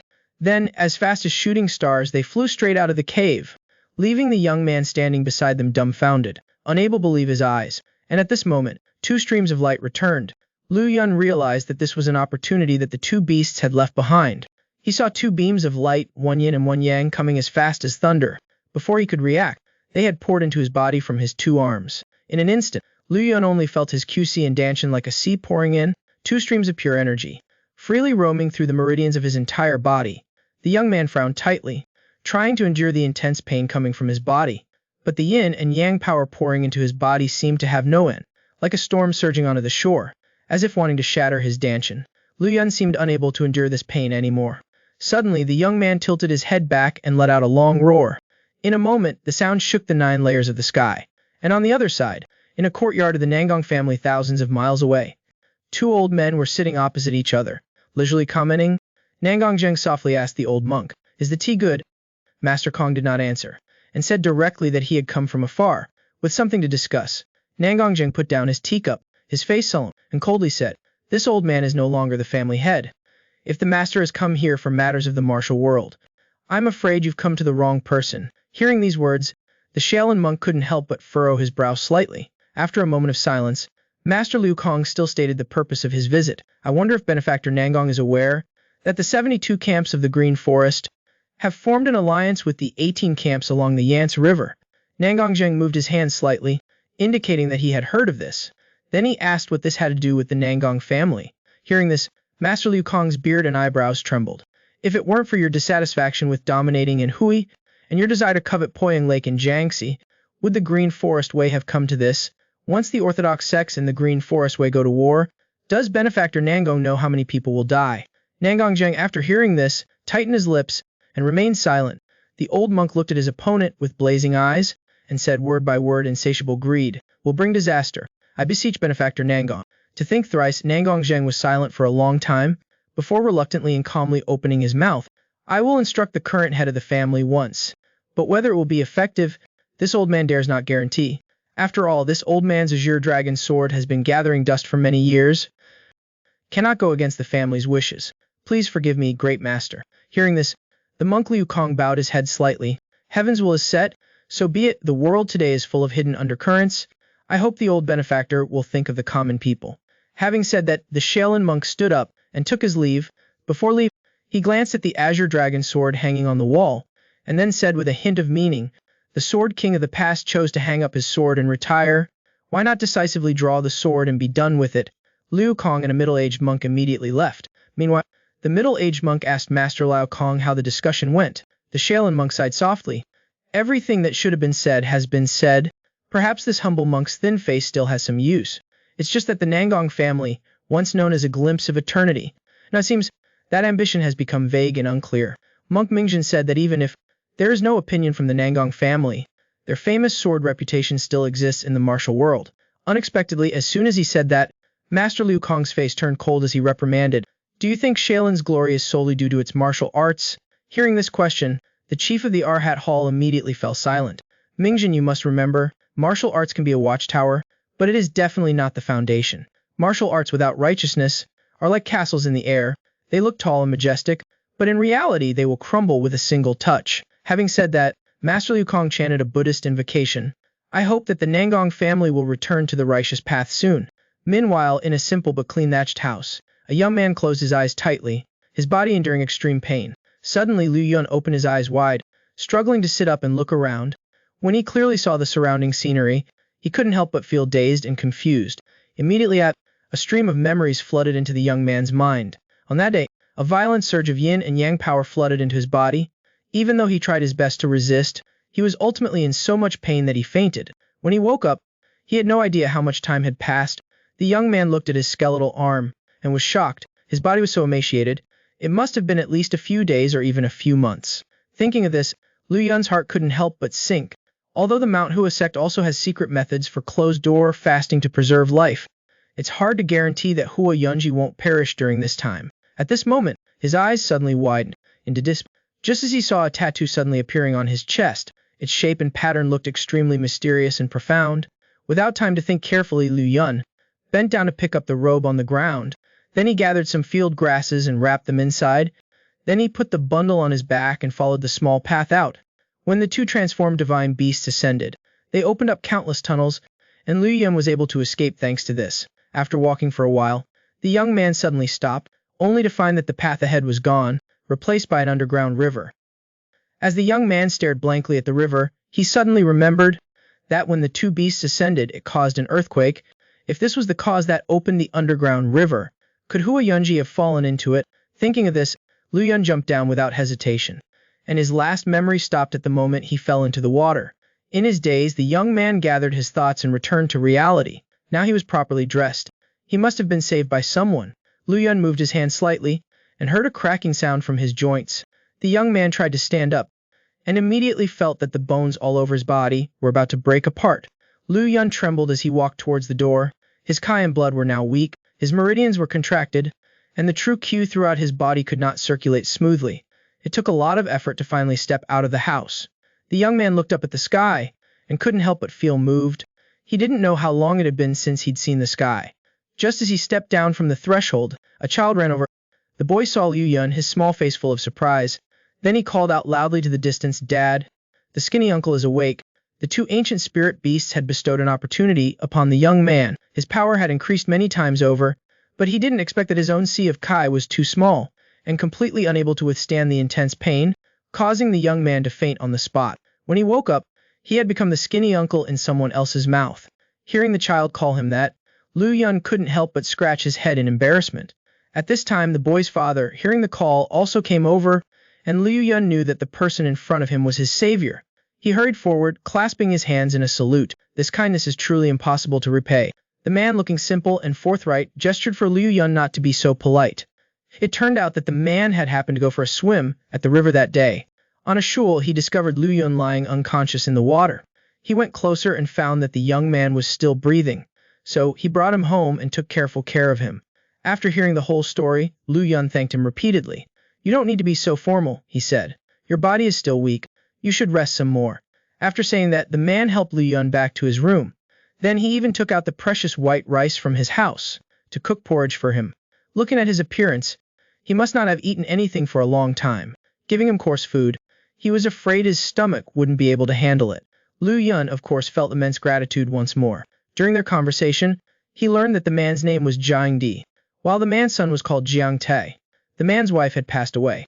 The father and son relied on each other for survival. When he learned that Liu Yun was a Taoist priest from Wudang Mountain, the man became even more enthusiastic. He immediately invited him to stay at his house to recover from his injuries. Time flew by and another half-month had passed. During this time, Liu Yun's health had mostly recovered, although the two powerful qi flows from that time were too fierce and had left behind some hidden injuries in his body. But after taking herbal medicine, he had almost completely recovered. At this rate, it would only take about another month to recover to his previous state. According to what Jiang Di said, he had been trapped in the mountains for at least 2 months. Not sending a letter back to his master for so long, the master must be very worried. And there was Hua Yunji. That day, he hadn't found any trace of her in the underground river. Jiang Di also said that he only found him alone by the river that day. He didn't see any so-called girl. Liu Yun sighed. He could only rely on the heavens to have eyes, and hope that Hua Yunji could escape danger like he did. The young man had made a decision. Once his body recovered, he would go to Mount Hua first. Maybe Hua Yunji had also been rescued by someone else and had returned safely. Now, let's talk about how Jiang Tai was playing in front of the house that day. The child suddenly saw Liu Yun going up the mountain alone. Out of goodwill, Jiang Tai loudly reminded him, saying that there were many wild beasts on the mountain. It was too dangerous. Liu Yun said frankly that he was just about to go up the mountain to hunt. Jiang Tai was immediately interested upon hearing this. The child happily ran to his side, wanting to go along. Liu Yun smiled, immediately indicating his agreement. Just like that, the two went up the mountain together, during which Liu Yun unconsciously used his lightness skill. Jiang Tai, following behind, was a bit struggling, but he still managed to keep up with his pace. Seeing that the child was completely exhausted, Liu Yun said they should rest for a while. Jiang Tai was overjoyed to hear this, and immediately collapsed to the ground, panting heavily. Liu Yun saw that this child had strong roots, and sighed soft. He couldn't help but curiously ask if he had ever practiced martial arts. Jiang Tai's small face was full of surprise. He asked how Liu Yun could tell. Although farmers have strong physiques, the way they breathe in and out is something only martial artists possess. Jiang Tai's breathing was very even, so he must have had someone guide him. The child scratched his head and smiled sheepishly. He frankly said it was because an older brother in the village, who worked as a guard in the city, had taught him some rudimentary skills when he came back to the village. Immediately after that, he suddenly realized, could it be that uncle is also a martial artist? Liu Yun smiled, taking it as an acknowledgement. He asked the child why he wanted to become a martial artist. Jiang Tai's face lit up, saying that after becoming a powerful martial artist, he could build a strong family. It turned out that since his mother passed away, he had always felt lonely, so in the future he planned to have 10 children, so that the family would grow strong from there. Liu Yun couldn't help but be dumbfounded after hearing this. He thought to himself that this child probably had no idea how expensive houses were, and just at this moment, his gaze suddenly stopped. Immediately after that, he bent down and picked up a branch from the ground. Liu Yun raised his index finger and gently swept a line at the end of the branch. The originally coarse dry branch immediately became incredibly sharp. In the next second, the young man swung his hand and threw the dry branch. The light branch tore through the air, whizzing away with incredible speed. Immediately after, a miserable scream was heard. It turned out that a wild boar had been pierced to death by that branch. Jiang Tai was stunned by Liu Yun's techniques on the spot, beyond description. Liu Yun then said, "If you have time, you can also achieve this." After saying that, he hoisted the wild boar and went down the mountain with Jiang Tai. On the mountain path, Liu Yun touched the wild boar's corpse, lost in thought. He could feel his internal energy becoming purer, and the Tai Chi power in his Danshan had also tripled. During this time, he had been working hard to refine the Kai flows that the two spirit beasts had bestowed upon him. But even if he worked day and night, he had only absorbed less than half of it. Thinking of this, Liu Yun couldn't help but feel afraid. If he had been unable to control his inner demon that day, and swallowed the immortal, he was afraid that before his power could increase greatly, he would have exploded and died. The two of them went down the mountain along the path, and returned home. Jiang Di, seeing this huge wild boar, couldn't help but click his tongue in admiration. He didn't expect that the young man before his eyes would have such amazing skills. This wild boar was enough for the three of them to eat for 2 months. More, the wild boar's skin and teeth could also be sold to make ends meet. Let's skip how the Jiang father and son dealt with the wild boar. We won't mention it for now. Instead, let's talk about how, near a tavern in the town not far from the village, a man was enjoying his wine while eating 2 small dishes. This man was Nangong Song, the one who had left his family due to dissatisfaction. This heaven-reaching general reached into his chest. After fumbling for a while, he pulled out a silver ingot, at least 1 or 2 taels, and placed it on the table. Seeing the guest carrying the wine gourd stand up to leave, the shopkeeper hurriedly called him back, indicating a willingness to offer it as a gift. Nangong Song didn't turn his head, saying he would take the wine gourd with him. The shopkeeper heard this. He couldn't help but be stunned. This 1 tael of silver was enough for a normal family to live on for half a year. Yet the swordsman casually threw it down and strode away. Without waiting for him to speak again, he had already disappeared at the end of the street. At the same time, Liu Yun and Jiang Qin came out of a shop on the street. They had just sold the hides and tusks of wild boars, and only got a meager 2,000 copper coins. Jiang Qin rarely went to town, so he seemed quite excited, asking Liu Yun where they would go next. Liu Yun pointed at a noodle shop, and smiled brightly, saying that he had been staring at that place for a while. "Uncle, take me to eat noodles." Meanwhile, Liu Yun instructed the boy, saying that the 3 Yang immortal art he gave him was not to be passed on to others. The 3 Yang immortal art is the basic inner cultivation of the Wudang sect. You just need to practice it secretly. You absolutely cannot pass it on to others. Jiang Qin smiled brightly, saying that he had remembered it well. Just at this moment, a commotion came from behind the two of them. "Letting you go to serve wine is an honor for you. Once you make the big boss happy, you won't be short of money at that time." Liu Yun and Jiang Qin turned their heads to look. They saw a woman in red struggling non-stop, but she was simply unable to resist the fierceness of the man. The man was angered by the woman's struggle and resistance. He threw a powerful punch at the woman's face. She cried out, and was immediately knocked to the ground. Liu Yun looked at the scene in front of him, and said softly, "Jiang Qin, you must remember well, martial artists must not bully the weak. Even more so, they cannot stand idly by when they see injustice." Seeing the boy nod his head firmly, Liu Yun smiled soft. Then, he turned around and strode towards the woman. The man saw the young man coming towards him. With an unfriendly look, his eyes immediately became fierce, and he threatened coldly, "With your small frame, I advise you to mind your own business and scram." But unexpectedly, before his words could finish, he was slapped in the face by Liu Yun's backhand. Following that, the young man kicked the man in the groin. The man cried out miserably, and was immediately kicked several meters away. Liu Yun reached out and pulled the woman up from the ground.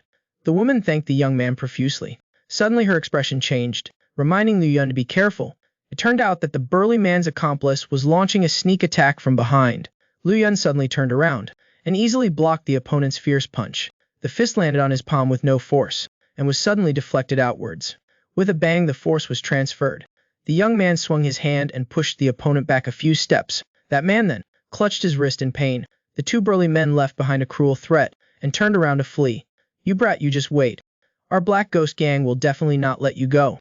The woman once again stammered softly, saying that she was a weak person, and was only trying to make a living as a singer, but she didn't expect to encounter this disaster. Liu Yun chuckled, saying that his actions were only a small matter, and not worth mentioning.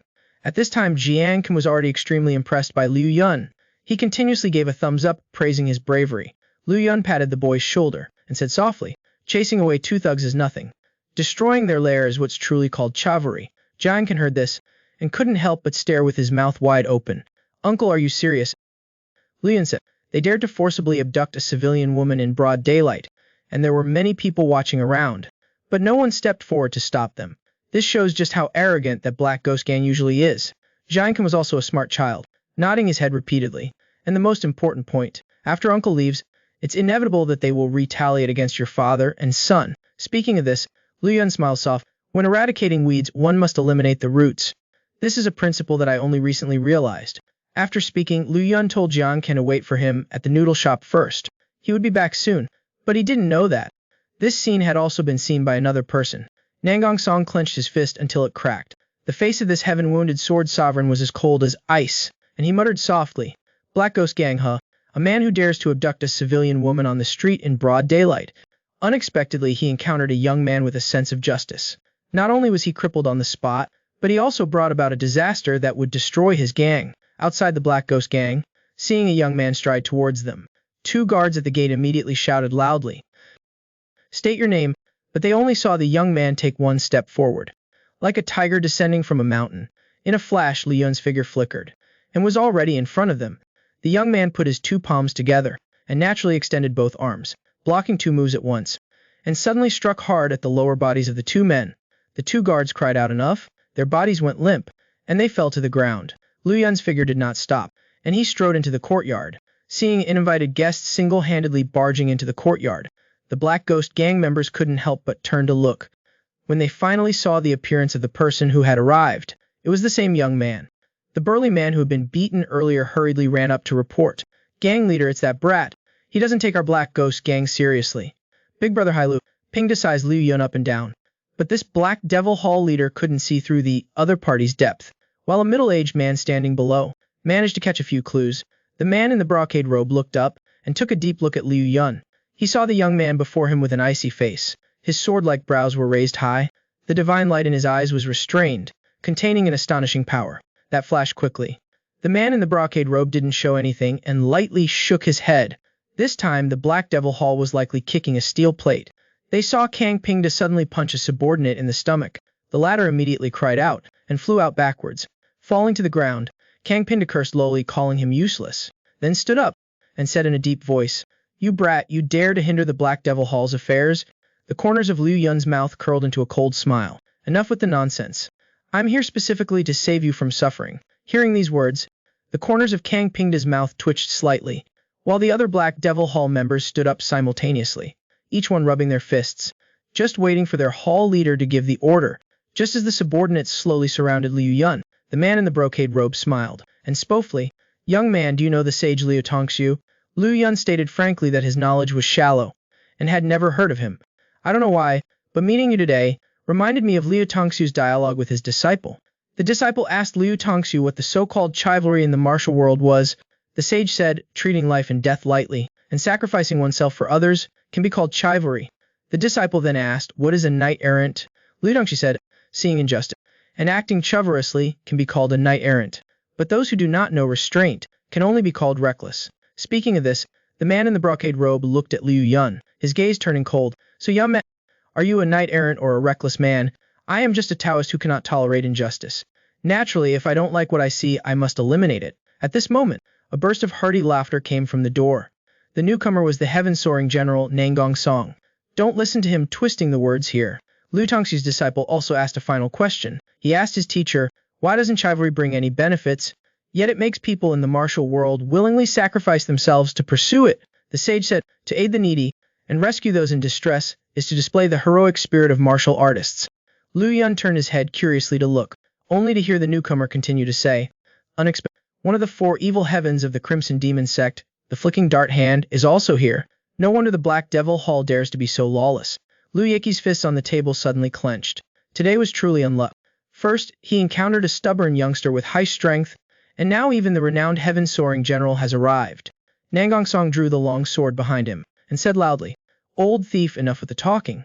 Why not just surrender? Seeing this situation, Kang Pingda no longer hesitated, and gave an order. A group of Black Devils Hall members charged straight toward Liu Yun, attacking at once, while Liu Yiki also leaped up from his chair.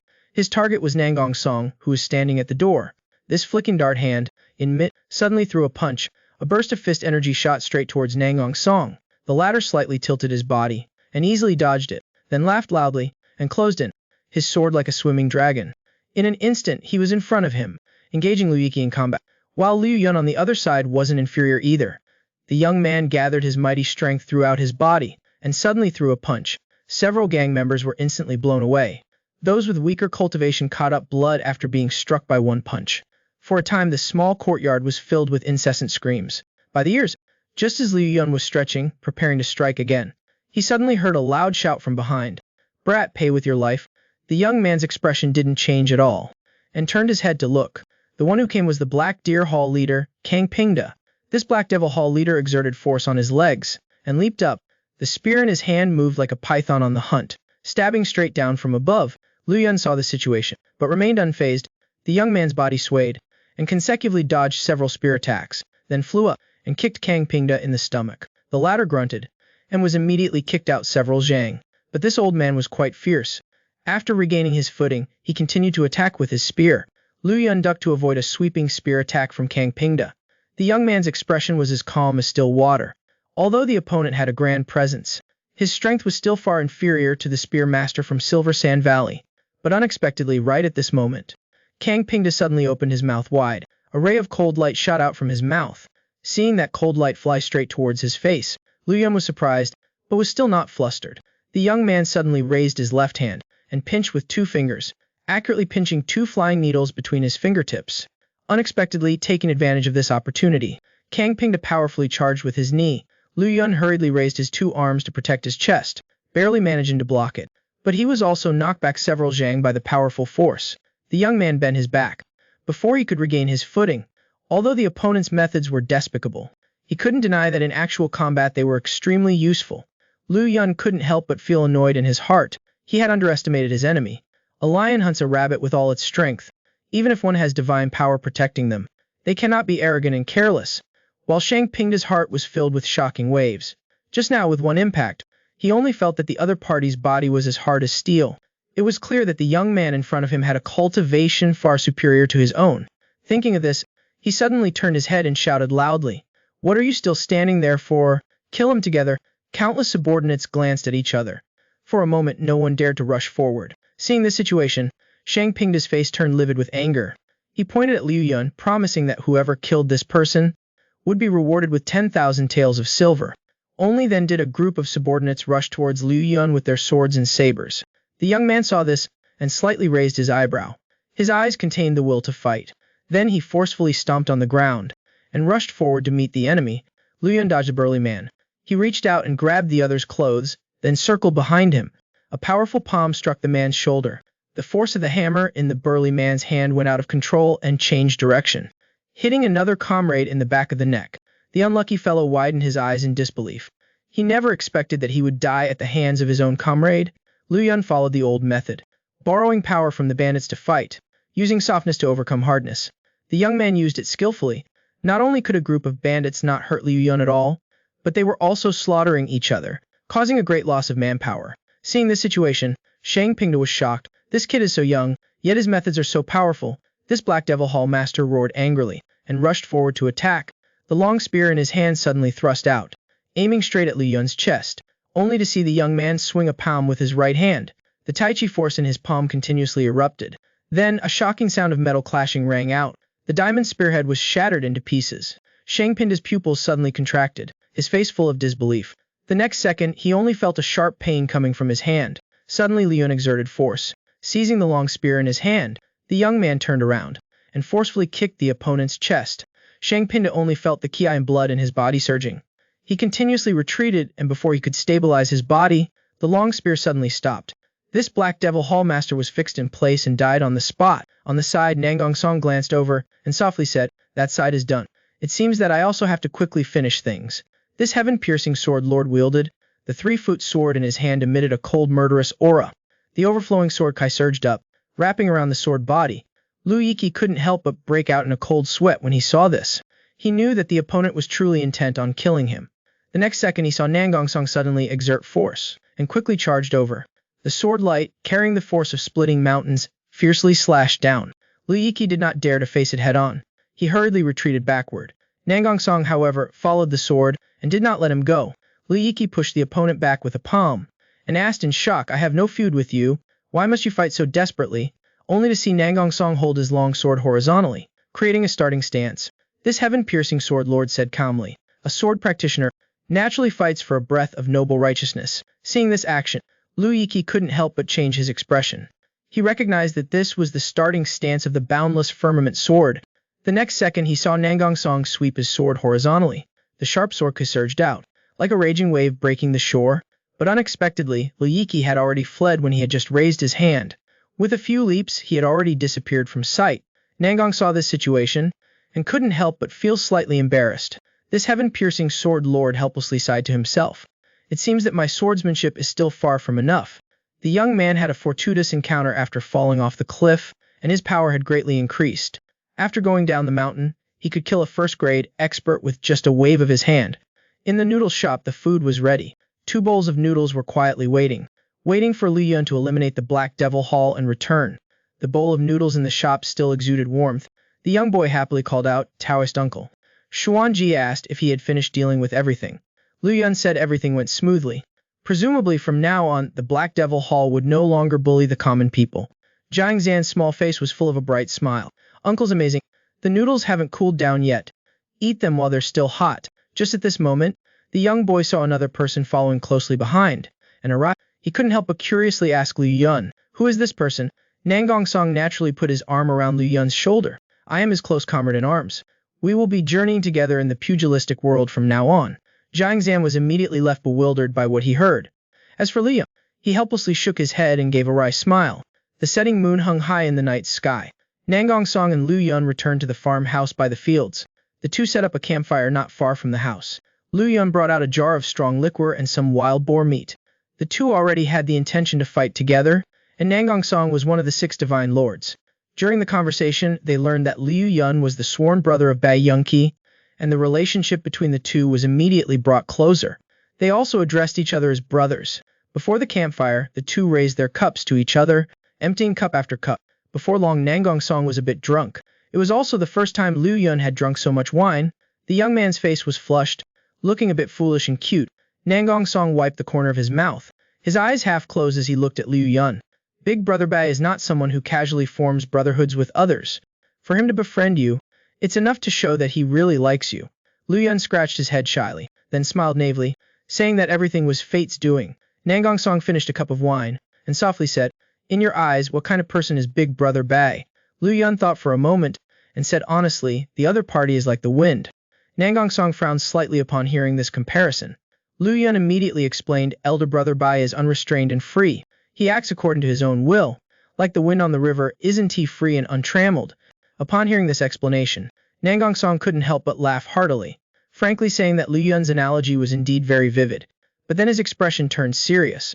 He said in a deep voice, "In this world today, I only admire 2 people in my heart. One is my grandfather, the other is Elder Brother Bai." Having said that, the heaven-soaring sword monarch sighed softly. "It's a pity that I am bound by my family. This life is destined that I can be as unrestrained as Elder Brother Bai." Nangang Song picked up the wine jar again and poured himself a cup. He drained it in one gulp, then continued softly, "I began practicing swords at 4 years old, entered the ranks of first class at 9, and reached the peak at 12. But if you have a grandfather known to the world as Sword King, then these achievements are not worth mentioning at all." Liu Yun listened, and couldn't help but feel something. Wasn't he himself the same in front of his elder brother Kyung Song, especially the Nangang family? Never mind, let it be. No need to mention it again. Liu Yun heard this, and his expression couldn't help but darken, seeing that the other party's interest had waned. He didn't ask any further. He only quietly drank with this heaven-soaring sword monarch to dispel his sorrows.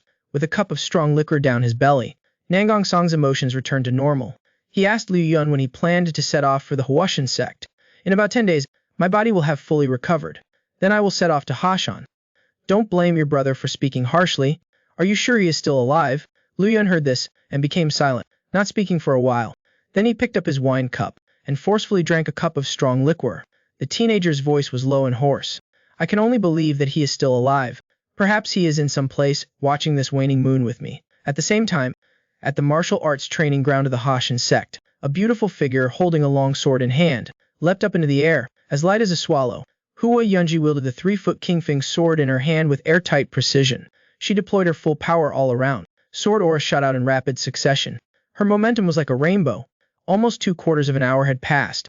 Hua Yunji suddenly retracted her stance and stood firm. The young woman slowly exhaled a breath of turbid air. The internal energy in her sea of Kai had been completely exhausted. Hua Yunji's legs went limp, and she collapsed to the ground. The long sword in her hand also fell, with a thud. The young woman's expression was gloomy. She murmured softly, "King Feng, where are you?" Hua Yunji reached into her chest, carefully taking something out. It was the cloth bag that Liu Yun had tied to her waist that day. The young woman gazed at the object in her hand, staring blankly in a daze. He could leave behind medicine for me. How could he have died so meaninglessly? It turned out that ever since the two of them fell off the cliff, there had been no news of them.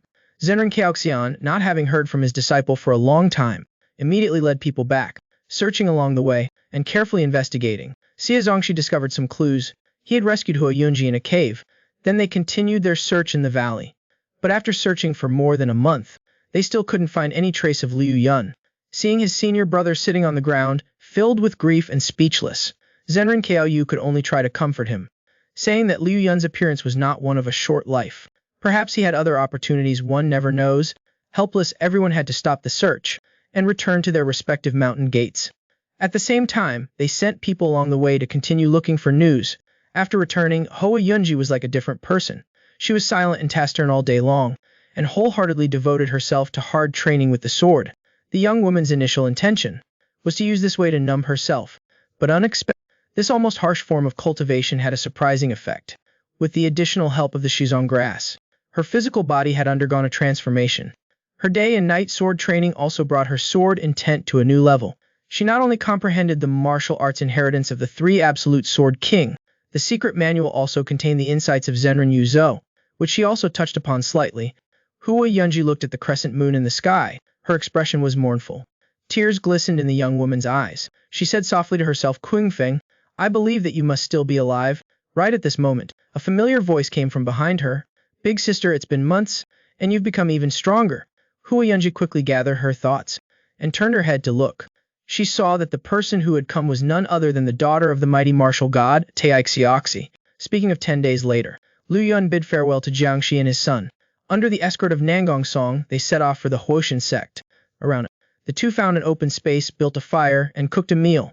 Seeing that Nangong Song had been holding the fire stone for half a day without being able to light a fire, Liu Yun picked up a dry branch and urged the pure Yang Kai in his body. In an instant, the strange tattoo on the back of his hand emitted a faint light. A surge of extremely hot Yang Kli immediately ignited the dry branch. Nangong Song saw the situation and couldn't help but praise him. "I have seen many people use pure Yang power, but this is the first time I've seen someone who can make a fire ignite like you. This is the first time I have seen it." Soon after, a pot of fragrant meat porridge was cooked. The two of them immediately gathered around the earthen pot and ate voraciously. Right at this moment, a team of horse-drawn carriages passed by. The wheels suddenly got stuck in the ground. The axle of the wheel broke. The leader ordered in a deep voice, "Divide into two groups, repair the carriage, eat, take turns to rest." At this time, the deputy general whispered a reminder. "Those two over there, their actions are suspicious. Could it be that the enemy intentionally set a trap, with malicious intent?" Lai Heng lowered his head and scolded his deputy in a low voice not to speak carelessly. But they didn't know that Nangong Song's hearing was exceptionally good. Their conversation had been heard by him without missing a single word. Seeing the swordsman's sharp gaze sweep over, Lai Heng hurriedly stepped forward. "I am Lai Heng, the head escort of Qinyang Escort Agency of Hebei. My subordinate just spoke without thinking. I hope you two don't mind." Nangong Song smiled slightly, saying directly that he didn't care. At this time, Lai Heng smelled the aroma of meat porridge, his whole body itching.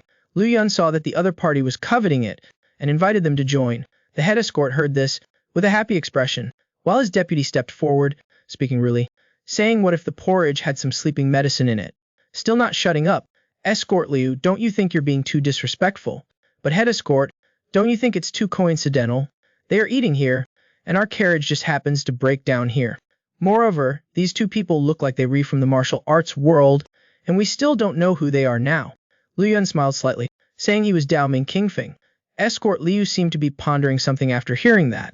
He felt that the name sounded familiar, while Nangong Song's eyebrows furrowed tighter and tighter, but still revealed his name. Hearing the person in front of him call himself Nangong Song, both of them were stunned. Escort Li involuntarily raised his voice by 8 tones. "You are the heaven-piercing sword lord, one of the 6 divine lords. Unbelievable."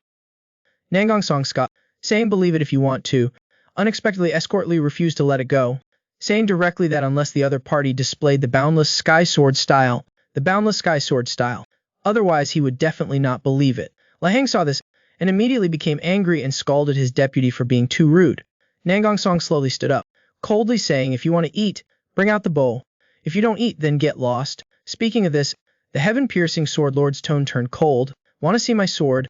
You truly have to leave your life behind."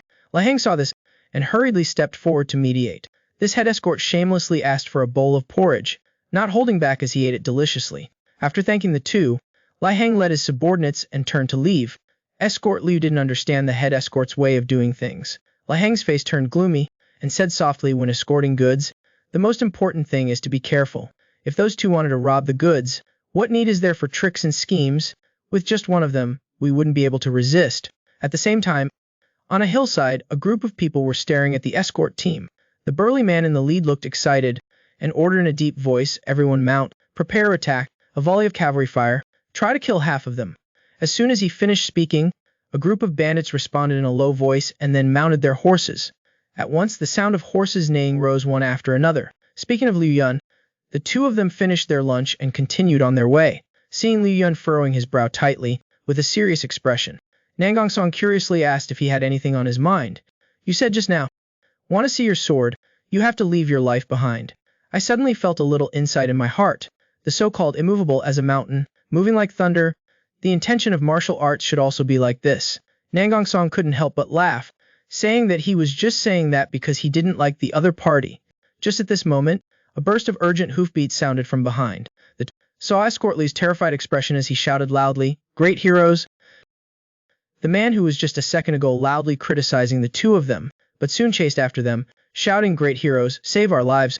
Hearing the cry for help from behind, Liu Yun and the others stopped and turned around to look. They only saw Escort Liu suddenly leap up from his horse, but immediately after his body staggered, and he fell headfirst from midair. This escort was not at all like the arrogant one from before, pleading, "Great heroes, please don't hold any grudges, save my companions." Before he could finish his words, Escort Liu slammed his head on the ground again, and passed out. Liu Yun hurriedly took out some stone moss and put it in his mouth. The young man chewed thoughtfully, while pulling out the arrows stuck in the other person's body. Then Liu Yun put the chewed-up herbs into his palm, seeing that after applying the medicine, the wounds caused by the arrows immediately stopped bleeding. Nangong Song couldn't help but click his tongue in amazement, asking what kind of medicine it was. "I accidentally obtained this in a cave in the Cloud Mist Valley. Both internal and external use have a miraculous healing effect." Just at this moment, Nangong Song suddenly startled, only to hear the sound of fighting from afar. It was extremely tragic. It was clear that two groups of people were fighting in the forest. The heaven-piercing sword lord's eyes turned cold, and he said in a deep voice, "Brother, things aren't good. We have to go back quickly." The two temporarily left Escort Liu lying by the side of the road. Then they pushed off with their feet and turned around to run back. During that time, Nangong Song sternly instructed Liu Yun, "Brother, this time you can no longer hold back. These people are very different from the Black Ghost Hall group." Liu Yun heard this and couldn't help but ask, only to see Nangong Song's face turn pensive, his voice like an echo from the sea. "Did you see the people with bandages on their foreheads? There was also a sun embroidered on them. These bandits are the Great Peng, notoriously brutal outside the pass. Although I don't know why they appeared in the Central Plains, this group of bandits have always been brutal and tyrannical. Many villages outside the pass were massacred by them, leaving no one alive. Not even the dogs were spared. They are a pack of beasts that everyone wants to kill.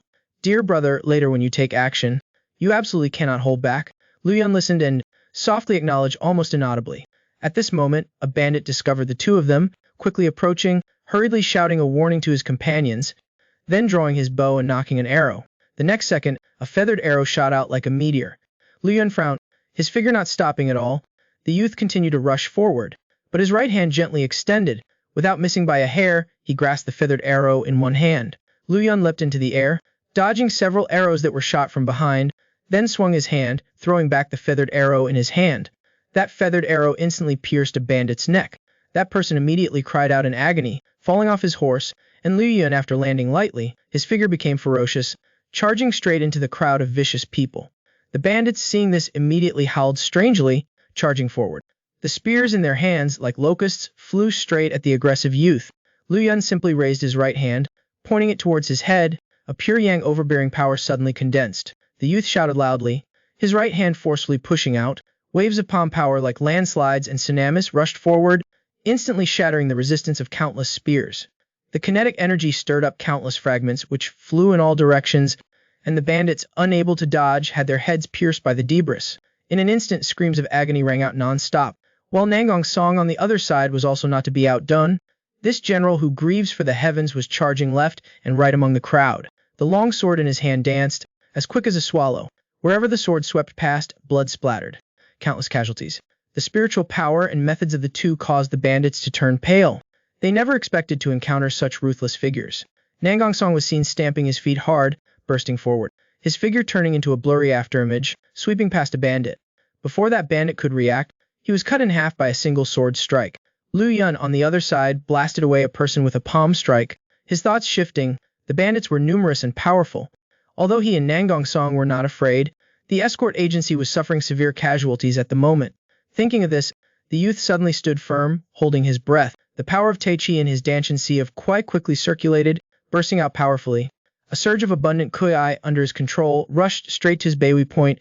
In an instant, Lu Yun, the momentum of his entire body suddenly increased. His true Ki surged and penetrated outwards, kicking up countless pebbles. Such imposing might caused the bandits to tremble on the spot. But there were still those who weren't afraid to die, shouting and charging forward, only to see Lu Yun transform the power of Tai Chi into yin-yang dualities. The power of yin was channeled to his left hand, erupting outwards. The youth suddenly struck out with a palm. The surrounding air seemed to freeze. The next second, palm and sword collided, emitting a shocking metallic sound. The power of yin spread along the sword's blade, instantly invading the mysteries of the bandit's body. He only felt like he had fallen into an ice cellar, crying out in agony, falling backwards. Lu Yun succeeding in one strike, his expression unchanged, secretly happy in his heart. That palm strike just now, he had channeled the Ki of the single-horned ice serpent. Although its power was not comparable to that of the ancient spirit beast, it had some effect. The youth followed the same approach, channeling the power of yin to his palm. With each palm strike, the bandits would feel a cold Qui invade their bodies in an instant. Unable to struggle, they would be frozen into ice sculptures, dying on the spot. Seeing the ruthless methods of their opponent, even these vicious and cruel bandits couldn't help but be frightened. While Lu Yun remained indifferent, the youth flicked his toe, hooking up a long sword beside him, until the long sword flew to before his chest. Lu Yun twisted his waist and turned around, spinning around and kicking the hilt of the sword with his foot. The long sword instantly turned into a stream of light, quickly disappearing. In an instant, it pierced through a bandit on the spot. At this moment, the leader angrily roared, charging forward on horseback. Lu Yun, facing the charging steed, didn't dodge at all. A cold glint flashed in the youth's eyes. Ignoring the angry curses of the leader, Lu Yun launched a kick, furiously kicking the head of the steed. The wild horse screamed, being thrown up from the ground, while the leader was thrown into the air by the enormous kinetic energy, being flung dozens of feet away before falling to the ground. An escort guard saw the situation, and shouted loudly that the person was the leader. "Brothers, kill him. He is yet." Everyone rushed forward, using their swords to hack the leader to death. The leader had been killed. Half a quarter of an hour later, this fierce battle finally ended. The remaining bandits scattered and fled, each going their own way. When cleaning up the battlefield, it was discovered that the escort agency had a total of 27 casualties, while the corpses of the bandits numbered nearly 100. Hearing his subordinate report the loss figures, Heng Tu could not believe it. Such a victory within the escort agency world was also extremely shocking. Thinking of this, he could not help but sigh inwardly, feeling lucky. If it wasn't for proactively befriending those two people just now, with this group of bandits, the escort agency certainly would have no power to resist. And Nangong Song, searching everywhere for a long time, finally found Lu Yun under a large tree. Seeing the other's serious expression, Nangong Song spoke up and asked, "Do you have something on your mind?" Lu Yun slowly stood up, silent for a long while, not knowing how to open his mouth. Nangong Song understood, speaking soft. "Is it because of the killing? How many did you kill?" Lu Yun closed his eyes slightly, and spoke slowly. "I counted to 17 and couldn't count any more." Nangong Song stared blankly at the sky. His words held neither sorrow nor joy. "The first time I killed someone was when I was 9 years old. At that time, I had just entered the first-rank realm. My spirit was soaring. Looking all around, I only felt that I was invincible, with no opponents. Speaking of this is your Sky Sword Lord mocked himself. Don't laugh when I tell you. Also that year, I almost died at the hands of a hoodlum." Lu Yun listened to this, his eyes wide. "Unbelievable. I'm not lying to you. At that time, I was holding this famous sword with soaring momentum, while that hoodlum only had a chipped dagger. I was in an alley when I saw him trying to harass a woman. I defeated him in a few moves, and he knelt down begging for mercy. I originally had no intention of killing him. I just wanted to teach him a lesson. Seeing him kneeling on the ground, weeping with snot and tears, until he looked remorseful, saying that he would definitely start his life anew. Seeing the other party stop speaking, Lu Yun couldn't help but ask, and then what, and then he suddenly hugged me and launched an attack, throwing a pile of sand in my face. Immediately after that, he stabbed me in the stomach. In my rage, I desperately swung my sword and chopped off his head. Relying on my body's energy, I barely managed to return to my family. Speaking of this, Nangong Song's voice suddenly became bold. From that day on, I understood a principle. Using killing to stop killing is not bloodthirsty, but letting those who do evil is the greatest evil. Lu Yun listened and fell silent, not saying a word for a long time. How is it? Do you feel better now? The young man nodded slightly. The confusion in his eyes disappeared. After a moment, the group had finished reorganizing. Lai Hengtu was naturally very grateful to Lu Yun and the two men. Knowing that they both wanted to go to Huashan and weren't going the same way, the two sides exchanged best wishes and parted ways there. Watching the figures of the two gradually disappear into the distance, a subordinate approached Lai Hengtu and asked Solid, Master Escort, the martial arts of the Azure Sky Sword Lord are naturally unfathomable, but that little Taoist priest named King Feng, his skills are also truly impressive. Did Master Escort see which sect the other party was from? Lai Hengtu heard this, stroked his beard and pondered. The other party's name was King Feng, and they were also preparing to go to the Huashan sect. Suddenly, a bolt of lightning flashed through Lai Hengtu's mind. This usually calm chief escort exclaimed in surprise. Could it be that young hero from Wudang? The escorts behind King Feng heard this, and immediately started talking excitedly. Is it King Feng who showed up at the banquet of the Shanxi hero? It must be him. It is said that he, to protect the granddaughter of the Huashan sect's leader, dared to single-handedly stop Lu Lingwang, one of the 10 venerables. Lai Hengtu watched Lu Yun's figure fade away, standing there blankly for a long time. The escort leader, who was famous for his sharp eyes, had a premonition in his heart. The young man's name would soon resound throughout the martial world. At the same time, in Gansu Zhen, the gateway to Shanxi, two uninvited guests quietly entered the central plains. The blue-haired youth praised enthusiastically. We haven't even reached the central plains, yet the level of wealth already far surpasses that of the harsh northwest. The black-faced giant didn't look sideways, and said softly, sooner or later it will be a place ruled by us. The blue-haired youth snorted coldly, a little displeased. I'm tired of hearing these platitudes. The subordinate heard this, and immediately bowed, clasping his hands, not daring to say anything more. The two randomly entered a tavern. The subordinate respectfully helped the youth sit down. The waiter had already been waiting to take their order. Bring us the best dishes of the restaurant, a little of each. 10 delicacies were placed on the table. The youth, while picking up food, said in a low voice, Wrong, how about we go to Guangzhou Prefecture? I want to see the legendary Boundless Sea. The black-faced giant learned from the experience. This time he only silently nodded. Right at this moment, a series of hurried footsteps came from the door. The youth was slightly startled, then curiously looked up, only to see a group of people striding into the tavern. The person in the lead was the vigorous divine lord, Taiyu Hoa. Yunji and the others followed closely behind. He was the esteemed young master of the demonic sect. His status was lofty. Even when eating, he had to have his subordinates arrange the chairs first. But now, seeing a group of people enter the tavern one after another, the young master, who was always arrogant, slightly changed his expression. In a hidden corner, the master and servant secretly looked at the people who had just arrived. They saw the person in the lead walking with a majestic bearing, with a sharp light hidden in his eyes. Just one glance was enough to know that this person was definitely not ordinary. The giant frowned, and softly reminded the young master, It's best to be careful for now. The depth of this person cannot be seen. Seeing his aura, it is even greater than that of the mad demon god Xu Deshan. Perhaps even the 18 demon kings are not his match. At this time, Tai Yuho was chatting with her daughter about the things they had seen and heard along the way, while Hua Yunji was looking around in boredom. Suddenly, the young girl's eyes narrowed slightly. She saw two people in a hidden corner staring curiously at them. Wen Qianji's lips curled into an arc, and softly muttered, The scenery of the Central Plains is beautiful, and the women are also so beautiful that they touch the heart. Deng De had no comment on these words. He honestly said that Miss Wen Yan was still more beautiful. Wen Qianji was helpless, no matter how beautiful an idol was. She is also my older sister. Deng De said again, It's not uncommon for sisters to marry within the demonic sect. When Qianji heard this, he was slightly surprised at first. Then he laughed loudly in mockery. I didn't expect that you blockhead actually know quite a lot. Let's talk about the other side. The waiter led the group into the inner hall. Everyone chose a large table and sat around it. Hua Yunji stared at her keepsake. The hair tie Liu Yun gave her had been converted into an arrow. Taxoxy saw that her older sister missed someone, and immediately changed the topic. Older sister, do you know anything about Gansu town? This is also my first time here. Is the sword god sect you mentioned here? The little girl smiled. Nodding her head, she said, that's right. The sword god sect here is one of the top 10 sects. Liang Su heard this, and couldn't help but ask curiously. The Black Dragon sect is demanding that the sword god sect hand over their sacred sword. Is this true? Taxioxy frowned and said that it was indeed true. The Black Dragon sect has always been domineering. This is their style of doing things. Liang Su heard this, and snorted disdainfully.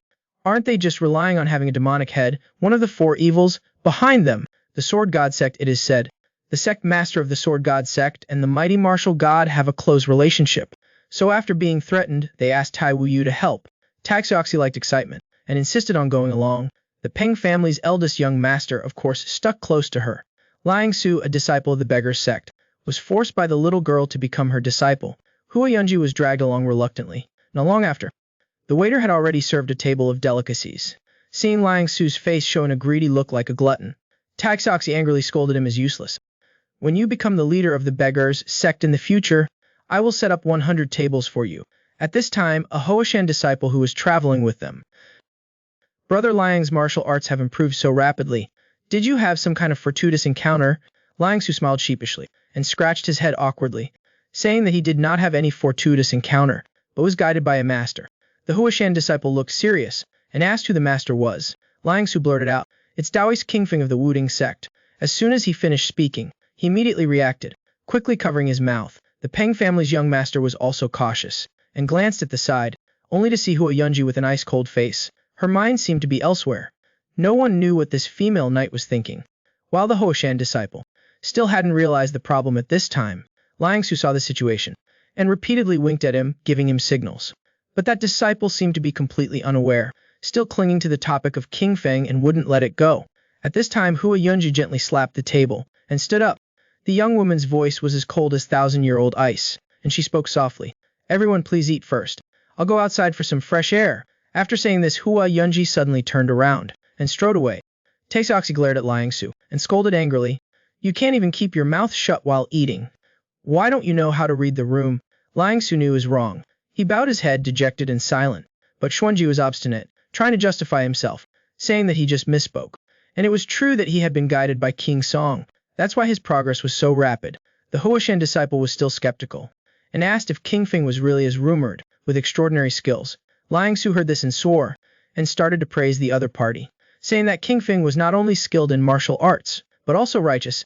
When Tianji saw that the stars were already twinkling outside the restaurant, on the roof a figure was standing silently. Under the night sky, Hua Yunji looked up at the sky, and her tears flowed. Clear tears kept falling. The young woman's expression was sad. She sighed soft. Kingfeng, you must still be alive, right? But she didn't know that. At this moment, in a dark corner, someone was silently watching her, looking at Hua Yunji's clear eyes, red lips, and sad demeanor. When Tianji couldn't help but be moved, his heart beat faster. Especially the clear tear marks on the young woman's beautiful face made him uncontrollably feel a desire to protect her. While on the other side, after a difficult journey, the two Liu Yun siblings finally arrived at the foot of Mount Hoa. Nangang Song took the water gourd, drank a mouthful and handed it to Liu Yun. The latter accepted it, and also drank several large mouthfuls in a row. After resting for a while, the two of them followed the winding mountain path up. Soon they saw the tall mountain gate of Hua Shan sect. Two Huashan disciples were conscientiously guarding under the gate. Seeing guests arriving, one disciple stepped forward. I am Wu Wei of Huashan. May I ask for your honorable names? Nangang Song put his hands behind his back, and spoke his name. Hearing the three words Nangang Song, both disciples were slightly surprised. Wu Wei was even more unbelievable and blurted out, Heaven be my witness. Then he tried to regain his composure, and looked at Liu Yun. Then who is this friend? Liu Yun bowed with his hands clasped, and chanted immeasurable heavenly venerable. This junior Taoist is Kingfeng of the Wudang sect. As soon as the words came out, the two Huashan disciples both took several steps back. Liu Yun saw this, and couldn't help but feel surprised inside. Why did these two people have such a reaction? The young man frowned. His mind began to wander. Could it be that something really happened to Hua Yunji? At this time Wu Wei asked, trembling. You are really Taoist Kingfeng of the Wudang sect? Nangang Song heard this, and also furrowed his brow. Please allow me to stop here. He is indeed Taoist Kingfeng, no mistake. As soon as he finished speaking, Wu Ju was seen instructing his junior brother, then turned around and ran quickly towards the mountain gate. Yun saw this scene, and couldn't help but feel a sense of unease. Meanwhile, Wuju ran headlong, straight to the inner hall. He only stopped when he reached the Zijian hall. Wuju regulated the breath in his body, bowed and opened his mouth to report. Marshal Uncle Headmaster, there is an urgent matter to report. A rough voice slowly came from within the small building. What is it that is disturbing my sleep? The Wudang sect Estoist Kingfing has arrived at the mountain gate to seek an audience. As soon as the words were spoken, the hall fell into a deathly silence. Cold sweat was already beating on Wuju's forehead, and at this moment, a majestic aura suddenly burst forth. The next moment, a figure burst through the door. Hu Renji, with white hair flying, opened his mouth angrily. Why is that little brat only arriving now? Wuju was so frightened that he was speechless, standing rooted to the spot, trembling and not knowing how to respond. Hu Renji's beard and hair stood on end. He had been missing for months, causing my precious granddaughter to be dejected and sad. I must cripple him. Having said that, the Huashan divine sword exploded the ground with his feet and left. Hearing a bang, Hu Wuxing, who was there to assess the situation, slightly curled his lips. This little divine sword immediately jumped up, following closely behind. Meanwhile, at the mountain gate, Lu Yun, the two of them were in a daze at this time. Nangansong asked softly, Brother, tell me the truth. Did you not do anything to that young lady? Lu Yun scratched his head awkwardly, saying that he and Hoa Yunji had never acted beyond the bounds. Then it's not right. Logically, you are Hoa Yunji's life-saving benefactor. There's no reason for the Huashan sect to treat you like this. Lu Yun immediately recounted the process after falling off the cliff. Recounting it once, Nangansong listened, his chin nodding in contemplation. I roughly understand. I guess that young lady, after waking up and discovering you were not by her side, and after returning to the Hoshin sect without any news of you, must have assumed that you have returned to the underworld, hence the grief. Lu Yun quickly explained that he had been trapped in the mountains. You idiot, your brother understands the whole story. Of course I understand. But what will the Huashan sect think? Before, everyone thought you were dead. At that time they regarded you as the benefactor of the Huashan sect. But you have been missing for months without any news, causing Hua Yunji to cry day and night. Now you are alive and have come to Huashan. Guess how the headmaster who dotes on his granddaughter will think of you. Hearing this, Lu Yun's eyes widened, and his heart instantly turned cold. And at this moment, a figure as fast as a meteor rushed over. Hu Renji clenched his fists, his voice like thunder. Little brat, I will cripple your martial arts today.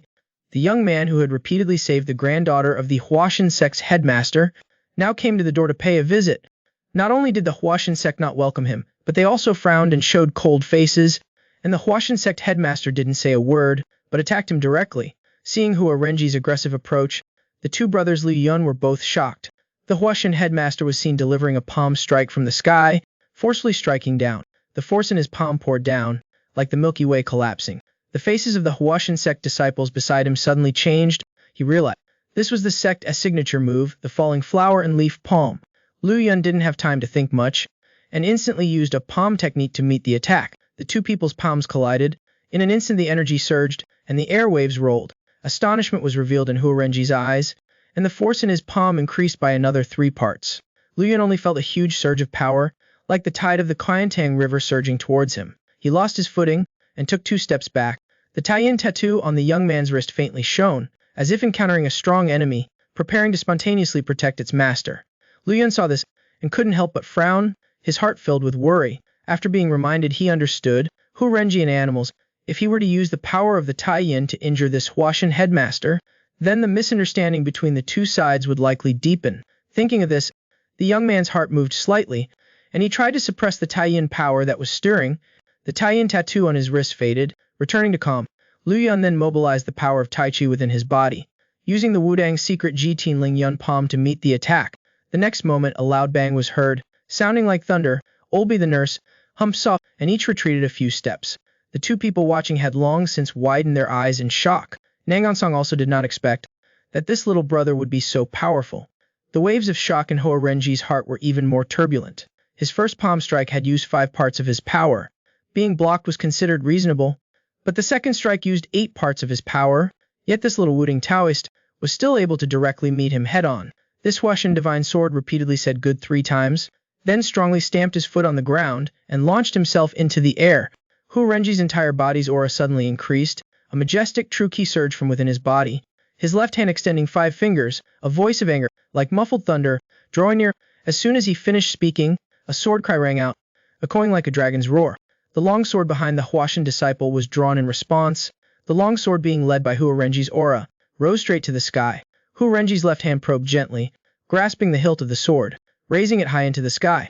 The old man's entire body in an instant was like a sharp sword. Liu Yun saw the situation. He couldn't help but break out in a cold sweat. The swordsman at this moment is even stronger than senior brother King Song. Just as this Wuxian divine sword prepared to slash down from the sky with one sword, little divine sword Ho Yuxing gathered his kai and his danshan, and shouted loudly, "Father, please lower your sword and spare him." This shout echoed, causing Ho Renji to regain a bit of his composure. The old man turned his head and glanced at his son, then his figure suddenly flashed, and he gently landed on the ground, only to see this Wuxian divine sword flip his wrist and flick two fingers lightly. The long sword was like a swallow returning to its nest, being returned to its sheath behind the disciple. The disciple raised his hand to wipe away the cold sweat rolling down his temples. Just now he had been so pressed by the sword kai that he was almost suffocated. At this moment Hua Yuxing stepped forward and said in a low voice, "Father, there must be some misunderstanding in this matter. We should listen to what this young man has to say first." Hua Renji glared at Li Yun with an unfriendly look and coldly snorted, then suddenly turned around, walking straight towards the main hall. Liu Yun was naturally very grateful to Hua Yuxing for helping him out of the predicament. "There is nothing to thank. You have repeatedly saved Yunji, without asking the reason he attacked you. It was already very unfair." Speaking of this, Hua Yuxing sighed, "But I also ask you to understand my father's feelings. At that time Yunji was, her injuries had not yet healed, and she went to look for you. Zenrin Kaoyu took his anger out on him, and didn't give him a good face either. So where is Yunji now? I want to see her and explain everything clearly. She is not in Huashan right now. The explanation is long and complicated. Let's go to the main hall and talk about it slowly." Yan Bai and Hua Yuxing led the two into the hall. The three of them soon arrived at the main hall of the Jushin Palace. Hua Renji sat in the master's seat. His face was gloomy. Disciples had already placed 3 small chairs here. This head of the Huashan sect had now regained his composure. The old man picked up his teacup and gently took a sip of tea and spoke. Just now during the exchange, this old man already knew that, young man, you did not use your full strength. You probably already knew the identity of this old man, so you deliberately held back. Looks like you have some sense. Speak. Why did it take you so long to come to Huashan, causing my precious granddaughter to be restless all day?" Liu Yun immediately explained the whole story clearly. The young man spoke eloquently for half an hour. Everyone then understood that Liu Yun that day could be said to have faced a near-death experience. After speaking, Liu Yun took out a few pieces of Shizongka from his chest. "Please take a look, seniors. This is what I brought out from the blessed land of the dragon vein." As soon as he mentioned the 2 ancient spiritual beasts swallowing immortal bones, flying up and turning into flames, everyone was astonished. These were all unbelievably strange events. Hua Renji had roamed the martial world for decades. His knowledge was extensive. At this moment, he couldn't help but widen his eyes in astonishment. Hua Yuxing sat to the side. His nostrils twitched slightly. In an instant he felt a cool, refreshing fragrance rushing straight to his spirit platform. He immediately knew that these Shizongka were not ordinary objects, while Hua Renji's face revealed an expression of realization. "No wonder my granddaughter's martial arts have progressed so rapidly. It turns out she has been using these kinds of rare and exotic treasures." Only to see Liu Yun lightly tap the *** points on both of his wrists with 2 fingers. The yin-yang tattoo on his wrist immediately emitted a faint light. "This is the opportunity that the 2 spiritual beasts left me. It's just that my sea of Kai is limited. I've only absorbed half of it by now." Hua Renji nodded slightly. He believed this story by at least 80%, but then he raised another question. "According to what you said, you were in a coma for 2 months. Even with the Wudang mystic art protecting your body, you would have starved to death in the cave long ago." Liu Yun said, "This is also the part that I have not clarified. I can only guess that the opportunity left by the spiritual beasts has transformed my physical body." Hua Renji heard this, as if enlightened. He understood in an instant. Indeed, there is such a possibility. In the world of seniors, there is no lack of people whose martial arts have reached a mysterious realm. Meditating in solitude, not meeting people for years, they can split mountains and shatter rocks, and breathe like swords. Hua Yuxing heard this, and for a moment he only felt it was mysterious and unpredictable. "Then doesn't that mean you can mobilize the power of the 2 spiritual beasts?" Liu Yun nodded lightly, indicating that it was indeed so. Hua Renji heard this, and was immediately intrigued. This Wuxian divine sword immediately asked Liu Yun to demonstrate a little, only to see the young man's left hand extended, placed on top of the teacup. In one thought, the power of the Taiyan slowly seeped out. The warm tea was instantly frozen. At this moment, a stream of gentle energy swept over. It was Hua Renji, raising his hand and flicking the teacup into his palm. this Hoshin divine sword, carefully felt the cold air on the teacup, and discovered the Taiyan power on the teacup was no less than that of the Beihai Ice Palace. Hua Renji slowly placed the teacup, which was still emitting cold air, down. At this moment, he completely believed what Liu Yun had said. This head of the Huashan sect coughed softly, and slowly spoke. You were originally the one who fell off the cliff to save Yunji, and you went through countless life and death experiences to keep her alive. This old man didn't ask the whole story and immediately got angry at you. That was this old man's fault. I should have apologized to you. Speaking of this, Hua Renji raised both his hands wanting to make a salute. Please forgive me, Toy's Master King Feng. Liu Yun saw the situation, and quickly stood up, saying he wouldn't dare. Hua Renji's face darkened, and said sternly, could it be that my status? Do those in high positions not need to apologize when they are wrong? As soon as he said this, Liu Yun stammered, not knowing how to reply. Hua Renji, on the other hand, had already clasped his hands in salute, indicating that the Hoshin sect leader said in a deep voice, Kid, do you want me to keep standing like this? Liu Yun was flustered, and quickly explained, it's enough to clarify the misunderstanding. I wouldn't dare let a senior be so polite. Hua Renji lowered his hands, and snorted coldly, why is your mouth so blind this time? Seeing Yamba gesturing, he returned the cup of iced tea to Liu Yun. The young man's right hand suddenly reached out, and caught the teacup, then the supreme yang power in his palm erupted. In an instant the iced teacup steamed with hot vapor again, causing Hua Renji to praise him nonstop once more. Liu Yun scratched his head embarrassedly, then looked at Hua Wuxing, asking where Hua Yunqi was currently. Hua Wuxing said that his daughter had gone to the Divine Sword sect in Ganjin, Gansu, and then recounted the whole story to Liu Yun. Isn't it all because of you? That girl has been cultivating ever since she returned to Mount Hoa. Not long ago, she also broke through to the pinnacle realm. One is that I was afraid she would get sick on the mountain, and two, I also wanted her to experience more real battles. Moreover, the Black Dragon Gate's forces are indeed too arrogant and domineering, so I didn't stop her from getting involved in this. If you want to see her, you can go to the Divine Sword sect to find her. Liu Yun heard this, and his heart was troubled. He originally planned to return to his master after leaving Mount Hua, to report that he was safe. Wuxing heard this, and pondered for a bit, saying that it should indeed be so. But he suddenly changed his tone. Aren't you currently undergoing a great bitter enlightenment? How can you sit still when the Black Dragon Gate is acting so arrogantly and so domineering? Liu Yun heard this, and hesitated for a while, not knowing what to decide. Meanwhile, 800 miles away in Ganjin, Gansu, Taxioxy was pulling Hua Yunqi around the streets to unwind. Just at this moment, a fragment of conversation reached Hua Yunqi's ears. If it weren't for that escort leader, who showed me the scar on his back, I wouldn't believe it even if you beat me to death. I wouldn't believe there was such a poison in this world. Such precious herbs, he says they're for his use, and they're for his use. And he even dares to stop Lu Lingwang, one of the 10 lords, who said it's not. I heard he's the younger brother of Kanshin Jianjin Dao Ming. People from Qingfeng Escort Bureau all say he's a young hero from Wudang. In my opinion, he should be called a great hero from Wudang. Hearing this, Hua Yunqi became even more disbelieving. The young woman rushed forward like a madwoman, and quickly asked, two big brothers, what were you two just talking about? Hua Yunqi's eyes were full of tears, and she asked trembling, where is the Qingfeng Taoist priest that you were just talking about? The middle-aged man was stunned by Hua Yunqi's question. Who are you, miss? Why are you asking about this? Hua Yunqi finally realized that she had lost her composure, and quickly stated her identity. The two people heard this, and both looked surprised. They didn't expect to meet the person in question while gossiping.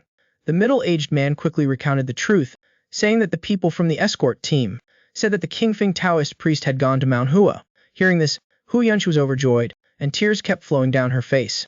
The young woman clenched her fists, and murmured, he's not dead, he's gone to Mount Hua. I have to go now. I'll go right away. With that, Hua Yunqi moved like a whirlwind, and took off running. Taxi saw this, and called out to her almost immediately after. At the same time, in a gloomy silent room, a group of people in black were sitting cross-legged, silent and without a sound. A subordinate said that Kang Wu Shenzhen had arrived at the Divine Sword sect, making the situation more and more difficult to handle. The middle-aged man with a cunning look frowned, and nodded slightly. The one who is of concern is not him, but the people traveling with him. You mean the eldest son of the Peng family, Peng Qi, and those two people from the Huashan sect, and also Tai Mugai from the Beggar's sect? The middle-aged man's face was cold, and he said in a deep voice, among them the most concerning person is Tai Mugai.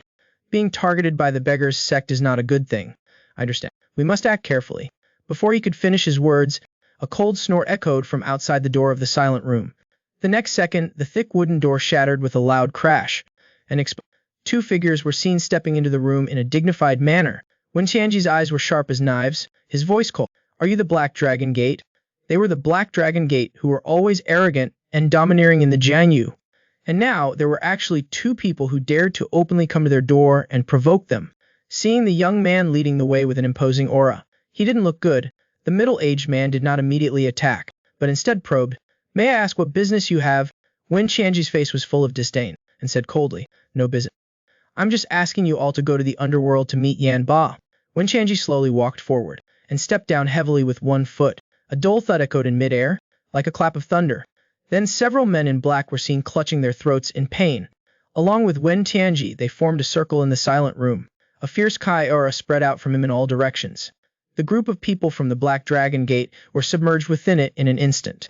Their meridians were severed in an instant, and they died on the spot. The middle-aged man's face turned pale at the sight of this. He realized that this was a technique of killing people with Ki. Seeing that his subordinates were about to die, the middle-aged man was unwilling to accept death, and suddenly struck out with a palm that carried a powerful palm force, aiming directly at Wen Qianji's face. But seeing this young demon sect leader, as if completely unaware, he continued to walk forward calmly.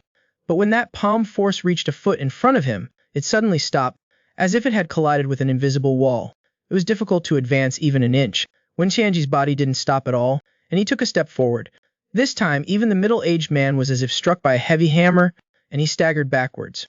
This young master of the demonic sect showed no mercy, and kicked out into the air. Immediately afterwards, a fierce force rushed over like a shooting star. The fierce force was as fast as a tiger, and struck the middle-aged man's abdomen powerfully. The latter screamed miserably, and flew several zhang away, falling to the ground. The middle-aged man struggled to get up, and said in a trembling voice, "Is this the heavenly demon royal spirit step?" Wen Qianji raised his eyebrows, his voice a bit surprised. "I didn't expect you to have some knowledge. Although the heavenly demon royal spirit step is just a movement technique, it can disrupt another's energy flow through subtle vibrations. But this technique is a secret art of the demonic sect. Only the bloodline of D King is qualified to cultivate it." Having said this, the middle-aged man suddenly widened his eyes. "Could it be that you are the young master of the demonic sect? We have no grudges or animosity. Why do you want to exterminate my Black Dragon clan?" Wen Qianji snorted softly, not answering. "Why ask him up? Is it any different from sending you on your way?" As soon as he finished speaking, he powerfully kicked the man behind his back, officially sending him on his way. Unbeknownst to Wen, he had already circled behind the man. The middle-aged man was shattered by the kick, his internal organs ruptured, and he died. In less than a quarter of an hour, the entire room was filled with corpses. Wen Tianji picked up the teapot beside him, and poured himself a cup. This young master of the demonic sect leisurely took a sip, but the next second he disgustedly spat out the tea. Wen Qianji had a distressed expression, his tone full of disgust. "What terrible tea is this?" This young master of the demonic sect forcefully threw the teacup to the ground, not any different from the people in the Central Plains martial arts world. Regardless of the dark or righteous path, they're all like trash. A moment later, when Qianji asked, seeing Xiao Qingsheng open his mouth, "You mean he's already left?" Deng Daking nodded slightly, indicating there was no news. Hearing this young master of the demonic sect sighed softly. It seems this matter was a waste of effort. At the same time, in a small two-story building, candlelight flickered, illuminating the room. Beside the tea table, a man and a woman sat facing each other, talking intimately. The woman asked the man if he had gotten rid of all the pursuers. Bai Yunqi nodded slightly, indicating it was not easy at all. Xuanji asked how the situation was in Gansu town. The woman said that the other side was acting extremely secretively. Even if Rao Shi relied on her intelligence, she couldn't grasp anything. This time the movements were originally very big, allowing me to grasp some clues about them, but unexpectedly after working hard to find them, I only found a pile of corpses. What exactly are they? Plot. I still don't know. Bai Yunqi nodded slightly, and said that is the situation. It's not the fault of people. If there are any other clues, please inform Yanba. This heavenly earth divine lord suddenly stood up, turning to leave. At this moment, the soft voice of the woman came from behind. Are you going to drink alcohol? Bai Yunqi stopped, glanced, silently waiting. The woman said, if you want to drink alcohol, why not take a trip to Hoshin? This heavenly earth divine lord looked puzzled, asking what she meant. There is a young Taoist priest from the Wudang sect named King Feng. Do you remember him? I just received information that he is not dead, and for some reason, he is now at the Huashan sect. Bai Yim, upon hearing this, unconsciously raised his voice by 8 decibels. Is this for real? Don't you dare fool me. The woman said, my intelligence never has even the slightest error. Bai Yunqi smiled brightly, and raised his hand, giving her an okay sign. The woman saw this, and angrily told him to get lost immediately. This heavenly earth divine lord thanked Xuanji with his mouth, and left with a loud laugh. Seeing Bai Yunqi turn around and slam the door shut without any hesitation, Mao Mai angrily punched the table hard. This woman who manages the massive Tianji pavilion spoke. It's just information about a man. What's there to be happy about? A fool who doesn't understand romance. On the other hand, Liu Yun stayed at the Hashan sect for one night. Early the next morning, the youth practiced his fist technique in front of the house, as was his habit. Liu Yun focused his mind and breath, with one hand placed on his dantian adopting a number 7 stance. Immediately afterwards, a long shadow could be seen flying about. In an instant, it enveloped his entire body from head to toe. The youth's every move and stance were coordinated rhythmically, like flowing water and drifting clouds. Ho Wuxing, seeing this, sincerely praised from the bottom of his heart such great palm techniques. Liu Yun, seeing his future father-in-law coming to visit, hurriedly stopped his movements and walked forward, bowing in greeting. Uncle Hua, what brings you here so early in the morning? Ho Wuxing smiled kindly, saying, there is indeed something I wanted to report. The letter you gave me yesterday, I have already sent someone to deliver it quickly. I believe it will arrive at Wudang Mountain soon. Liu Yun was very grateful to hear this, and repeatedly said thank you. Ho Wuxing smiled slightly, saying, it's just a small matter. Hua Xuanji suddenly changed her tone, praising gently. I didn't expect you to be able to withstand an 8/10 power palm strike from my father. The Wudang sect is indeed full of outstanding talents. Liu Yun was neither arrogant nor flattering, frankly stating that it was because the senior had held back. And then he asked in surprise, this time we've met, I feel that uncle is much kinder than before. Hua Yuxin still maintained a serious expression. After a long period of silence, this little sword god finally smiled. I always used to think that those who practice martial arts should be like Mount Hua, calm and dignified, not allowed to be the slightest bit careless. But since that child Yunji went through life and death, and then returned to the sect, my state of mind has also changed as a result. It's very difficult to treat her as strictly as before. When I look at Mount Hua now, I feel that it is also not too rigid anymore. So now, when Uncle looks at Mount Hua, what do you see? Hua Yuxin gazed into the distance at the mountain, speaking slowly. I still only see swords, but I have understood a principle. The essence of the sword is not necessarily just the blade. The so-called heavy sword has no edge. Great skill is like clumsiness, is precisely this principle. Having said that, this little sword god looked at Liu Yun with interest. It has been a long time since we last met. How about we have a little competition?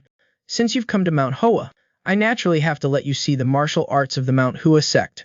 Soon after, the two arrived at a flat clearing on the mountain. Hua Yuxin held his sword in his hand and said in a deep voice, after much thought, there is only one type of martial arts worth showing you.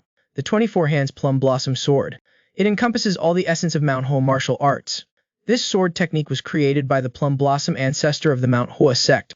Back in the day, the ancestor had an epiphany while admiring the plum blossoms, deliberately incorporating the depiction of plum blossoms to create this sword technique. Speaking of this, Hua Yuxin paused, the 3-foot sword in his hand, then suddenly stabbed it down hard into the ground, exploding. This little sword god's movement was as fast as lightning, a crane taking flight. Be careful. Liu Yun quickly put up his stance, not daring to be careless. At the same time, on the cliff not far away, Nangong Songyao was paying attention to the two people in the courtyard. This heaven-piercing sword lord's lips curled up, muttering, starting a fight with a child early in the morning, how useless. Just then, a figure lightly landed in front of her. Hu Renji stood there steadily, responding casually. Who says it isn't?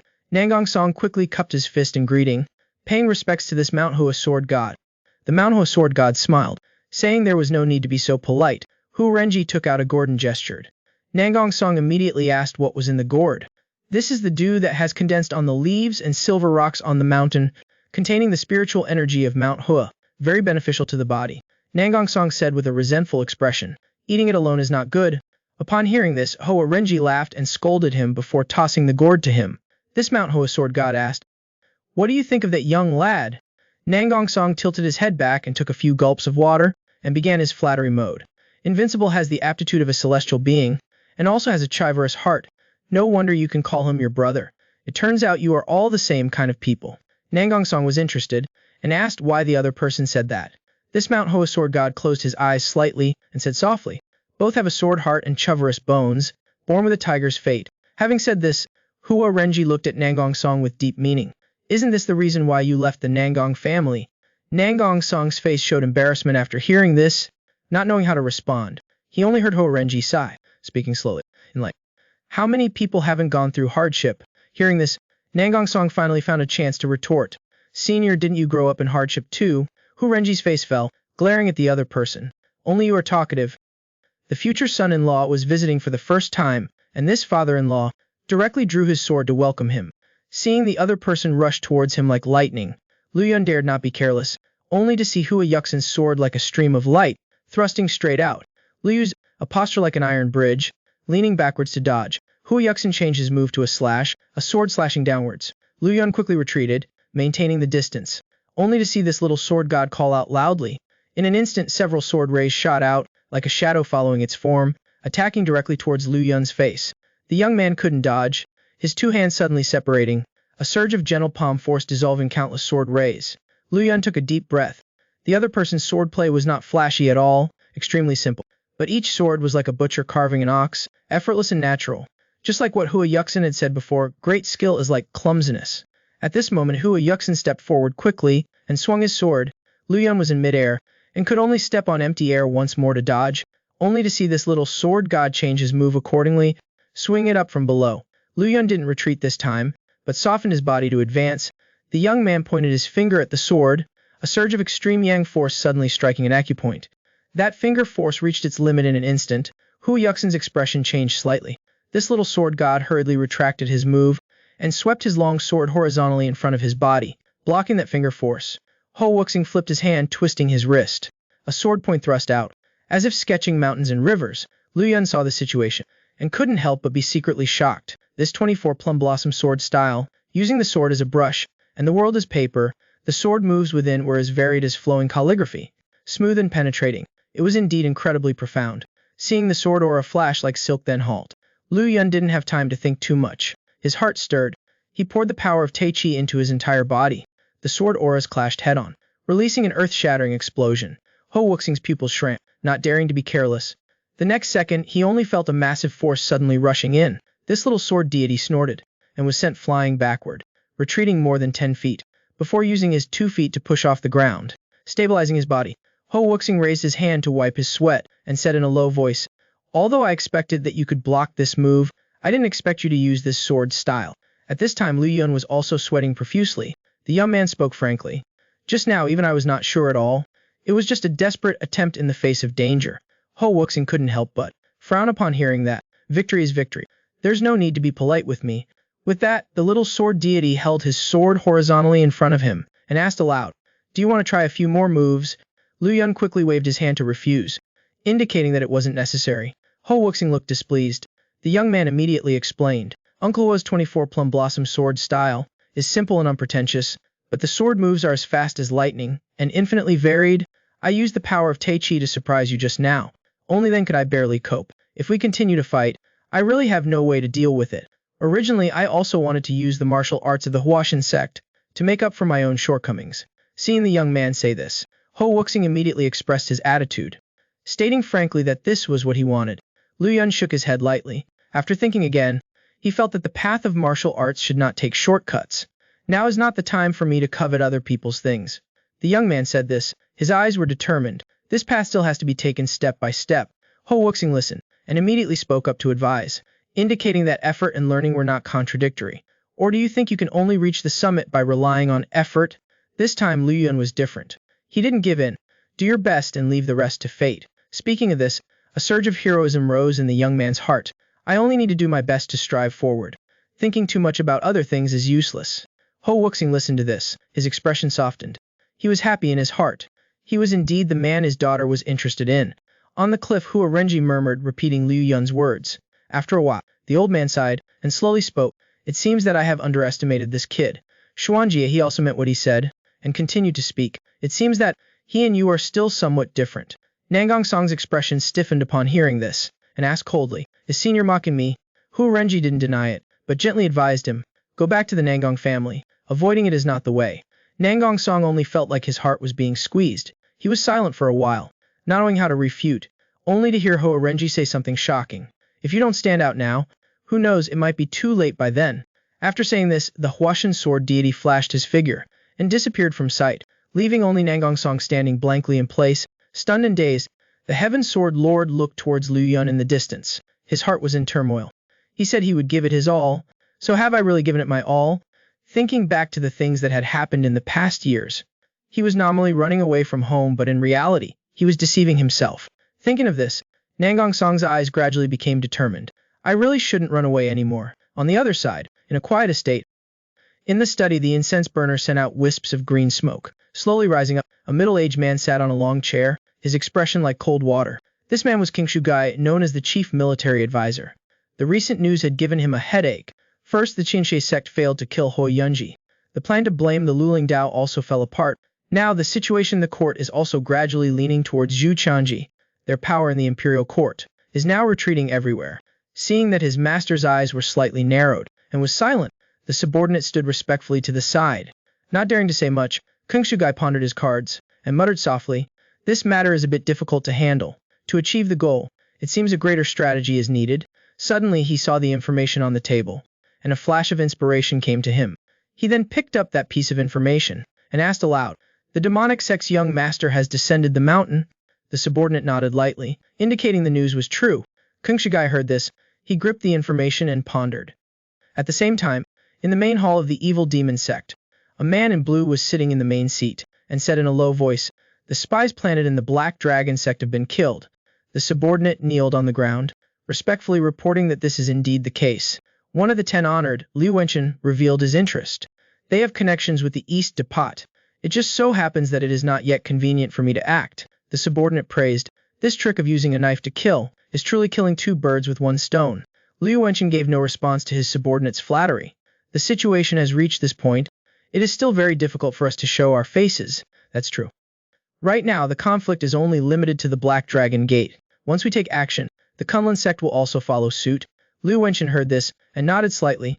10 years ago, in order to avoid the surveillance of the Kunlun sect, he concealed the evil demon god sect in the shadows and single-handedly established the Black Dragon Gate. Speaking of this evil karma demon lord said in a deep voice, "I have invested so much time and effort. Now is the time to collect the profits. Will you not let me down?" The subordinate nodded vigorously, indicating that he would absolutely not let the sect leader down. Having finished speaking, he stood up and respectfully saluted. Taking his leave, Liu Wenchen watched his subordinate step out of the door. This evil karma demon lord's gaze turned somber. The reason he had endured for 10 years to seize the orthodox King Shen sword of the Divine Sword sect was because hidden within the sword was the great auspicious Divine Sword art of the Divine Sword founder. Once he obtained this, his cultivation would definitely reach a new level. Let's talk about the Tongguan Ferry, 30 miles from Mount Hoa. Liu Yun had traveled all the way here, resting on the shore. The bored youth looked out at the riverbank. Suddenly, he discovered 3 people fighting on the shore. Among them, 2 burly men were besieging a person wearing a bamboo hat.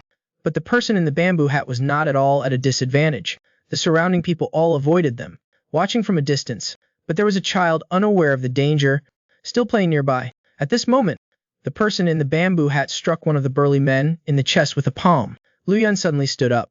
In his heart, he muttered that things were not good. The child had just realized the danger and turned to look back, only to see the burly man suddenly crashing towards him. Just as the onlookers cried out in alarm, flustered and panicked, they saw a figure as fast as lightning rushing into the midst of the fight, dashing. The child was just happily playing on the shore, never expecting to encounter such an unexpected disaster, and was about to be crushed to death on the spot. At a critical moment, they only saw a figure flying over. The youth resolutely delivered a palm strike, hitting the back of that burly man.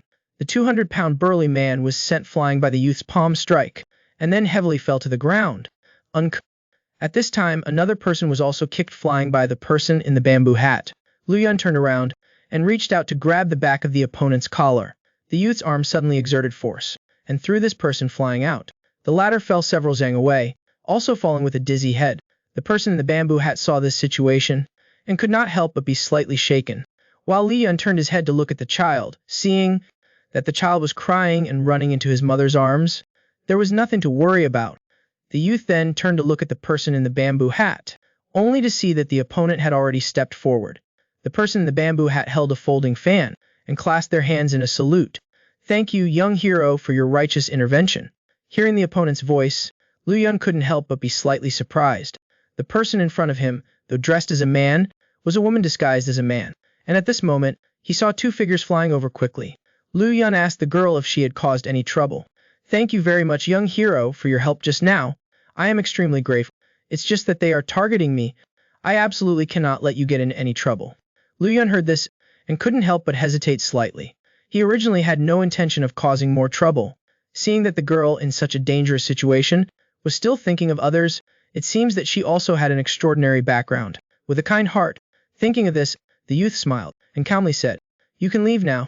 I will help you temporarily block them." The girl heard this. Her face seemed a bit incredulous.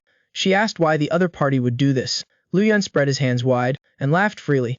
Helping the weak and rescuing those in distress is something that martial arts practitioners should do. As soon as he said this, the girl was even more dazed, saying that in today's Jiangyu, no one upholds these things anymore. The youth's eyes were calm. His tone was firm. There are some things that someone always has to uphold. Speaking of this, Liu Yun's entire aura suddenly burst forth. If I do not act righteously for others today, who will act righteously for me in the future? The girl was shaken by the youth's awe-inspiring righteousness. Her red lips slightly opened, but she did not know what to say. Liu Yun saw this and hurriedly signaled her to leave quickly. The girl hesitated for a moment and still spoke gently. "Young hero, at least let me know your name. I am Liu Yun from Wudang." Ming Qingfeng heard the two words Wudang, and her heart could not help but tremble. It turned out that this person came from the Orthodox Xuan sect. Seeing that the other two were already catching up, the girl did not delay any longer, turned around and ran, leaving only one voice behind. "My name is Young hero Liu Yun, your great kindness. I will definitely repay you in the future."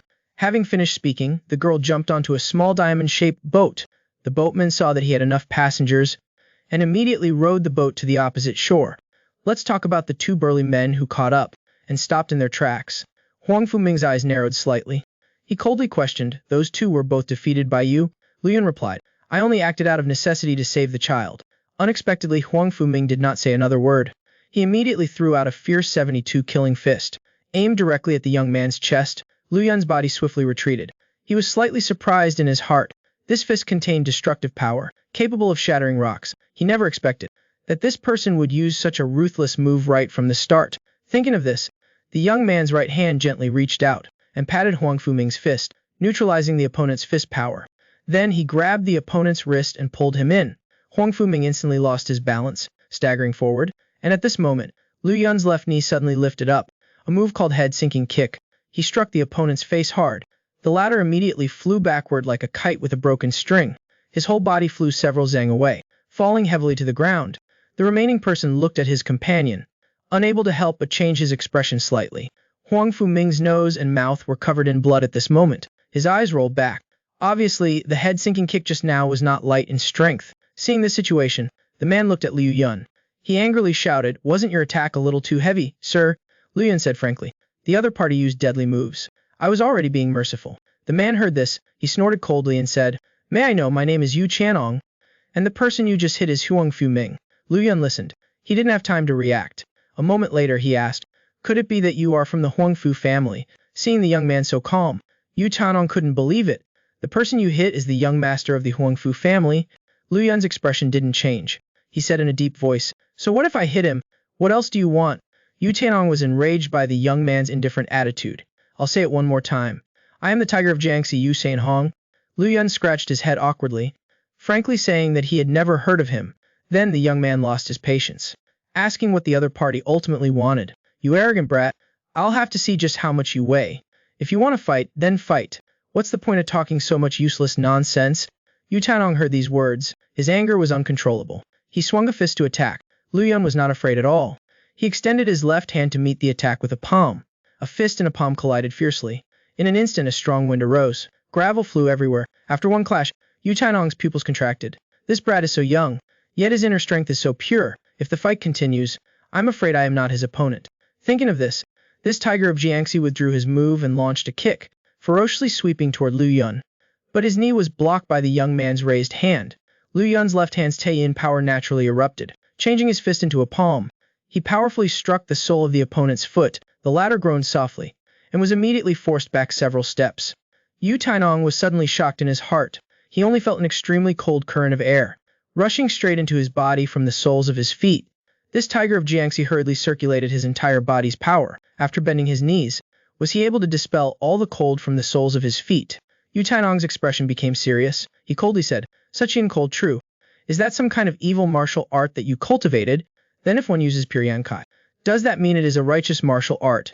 Lion Bai Liu Yun's right hand suddenly clenched. He concentrated all his abundant pure yang power into his fist. The young man's fist, carrying the force of splitting a mountain, was thrown out. The The scorching hot true qi continuously spread out. Even the surrounding air seemed to be distorted by the heat.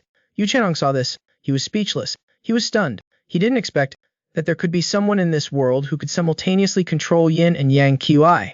At this moment, Liu Yun's fist power was right in front of him. Yu Chanong hurriedly composed himself and tried his best to defend. Unexpectedly, the pure yang power instantly invaded his body, causing the true qi in his body to become unstable. Taking this opportunity, Liu Yun grabbed the other party's collar. The young man swung his arm, throwing the opponent away forcefully. Yu Chanong was like riding the clouds and stepping on the wind, continuously spinning several times in the air. Then he fell to the ground with a thud. Dust billowed everywhere. At this moment, a joyful voice came from behind. Shishu Marshal Uncle. Liu Yun turned his head to look. He only saw a group of people rushing over. These people were all wearing Wudang Taoist robes, carrying long swords. Clearly they were disciples of the Wudang sect. The person in the lead saw Liu Yun's appearance clearly. He was extremely happy. Liu Yun also recognized that this person was Sheng Pinky. Everyone came forward. They all bowed and clasped their hands in greeting. Liu Yun looked at these familiar faces. His heart was also filled with emotion. When he learned that these people were sent by his Shifu to find him, Liu Yun scratched his head embarrassedly. He kept saying, "You have worked hard." How Liu Yun and everyone reminisced about the past will not be mentioned for now. It is said that in the city, less than 30 miles from the dock, two girls were rushing to the Hoshin sect. Suddenly, a commotion attracted Hoa Yunji's attention. "Xiaoxie, what happened ahead? Why is it so noisy?" Tag Xiaoxie was originally a person who liked to eavesdrop. Hearing this, she quickly ran ahead to investigate. After some questioning, they finally understood the situation. Turned out that a young woman had run away from home on her engagement day. Currently, both families were urgently searching for her. Hu Yunji, upon hearing this, admired her from the bottom of her heart. This girl is truly brave. She is a true role model for us to follow. Tag Xiaoxie, however, bluntly stated that this matter was unrelated to them. It was best to return to Mount Hua early, as the Hua sect was the most important thing. With that, the two sisters continued on their way to Mount Hua. But they did not expect to have just passed by Liu Yun. The young chivalrous man took action, saving a girl who was surrounded and attacked. Unexpectedly, the person he knocked down was the girl's fiancé. After some introductions by Sheng Ping Kaiji, Liu Yun finally understood the whole story. Turned out that Shinyu Shuilian already had someone in her heart. Therefore, she had refused the arranged marriage with the Huangfu family. But she couldn't defy her family's wishes. So she disguised herself as a man and ran away on the engagement day. Realizing that he had caused a misunderstanding, Liu Yun was also a little embarrassed. The group immediately took the unconscious Huangfu Ming along with them, preparing to return the young master of the Huangfu family to his clan. Meanwhile, on the other side, in the main hall of the Huangfu family, the family head Huangfu Wuji sat pensively in the main seat. "What's the situation?" An elder of the clan, having already received the news, reported that Huangfu Ming had been knocked unconscious by someone and was on his way back. Huangfu Wuji, upon hearing this, frowned for a moment. This family head twitched his lips, gritting his teeth. That little girl from the Shinyu family, how can her skills be so formidable? The elder reported, "It wasn't her. The one who knocked down Huangfu Ming was someone else." Hearing this, Hongfuji flew into a rage and stood up. "Who is so bold? Clearly they do not take our Huangfu family seriously." The elder's lips moved, but he did not dare to respond for a long time. At this time, another elder spoke slowly. "It is said to be a Taoist priest from the Wudang sect." As soon as this was said, Huangfu Wuji couldn't help but be stunned. "People from the Wudang sect? What does this have to do with the Wudang sect?" The elder coughed softly, reporting that the specific reason was still unclear, but it was indeed a Wudang Taoist priest who had taken them down.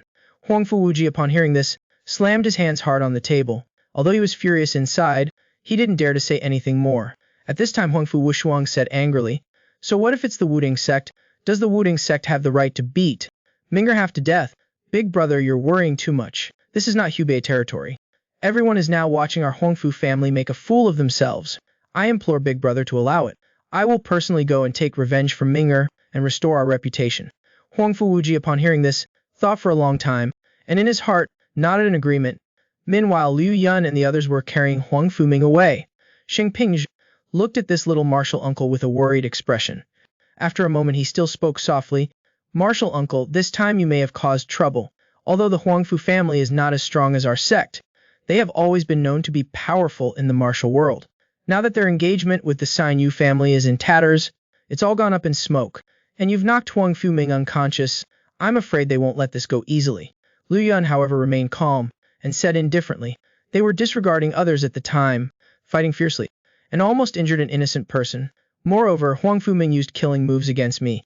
I've already shown him mercy. If the Huangfu family wants to take revenge on me, then let them come.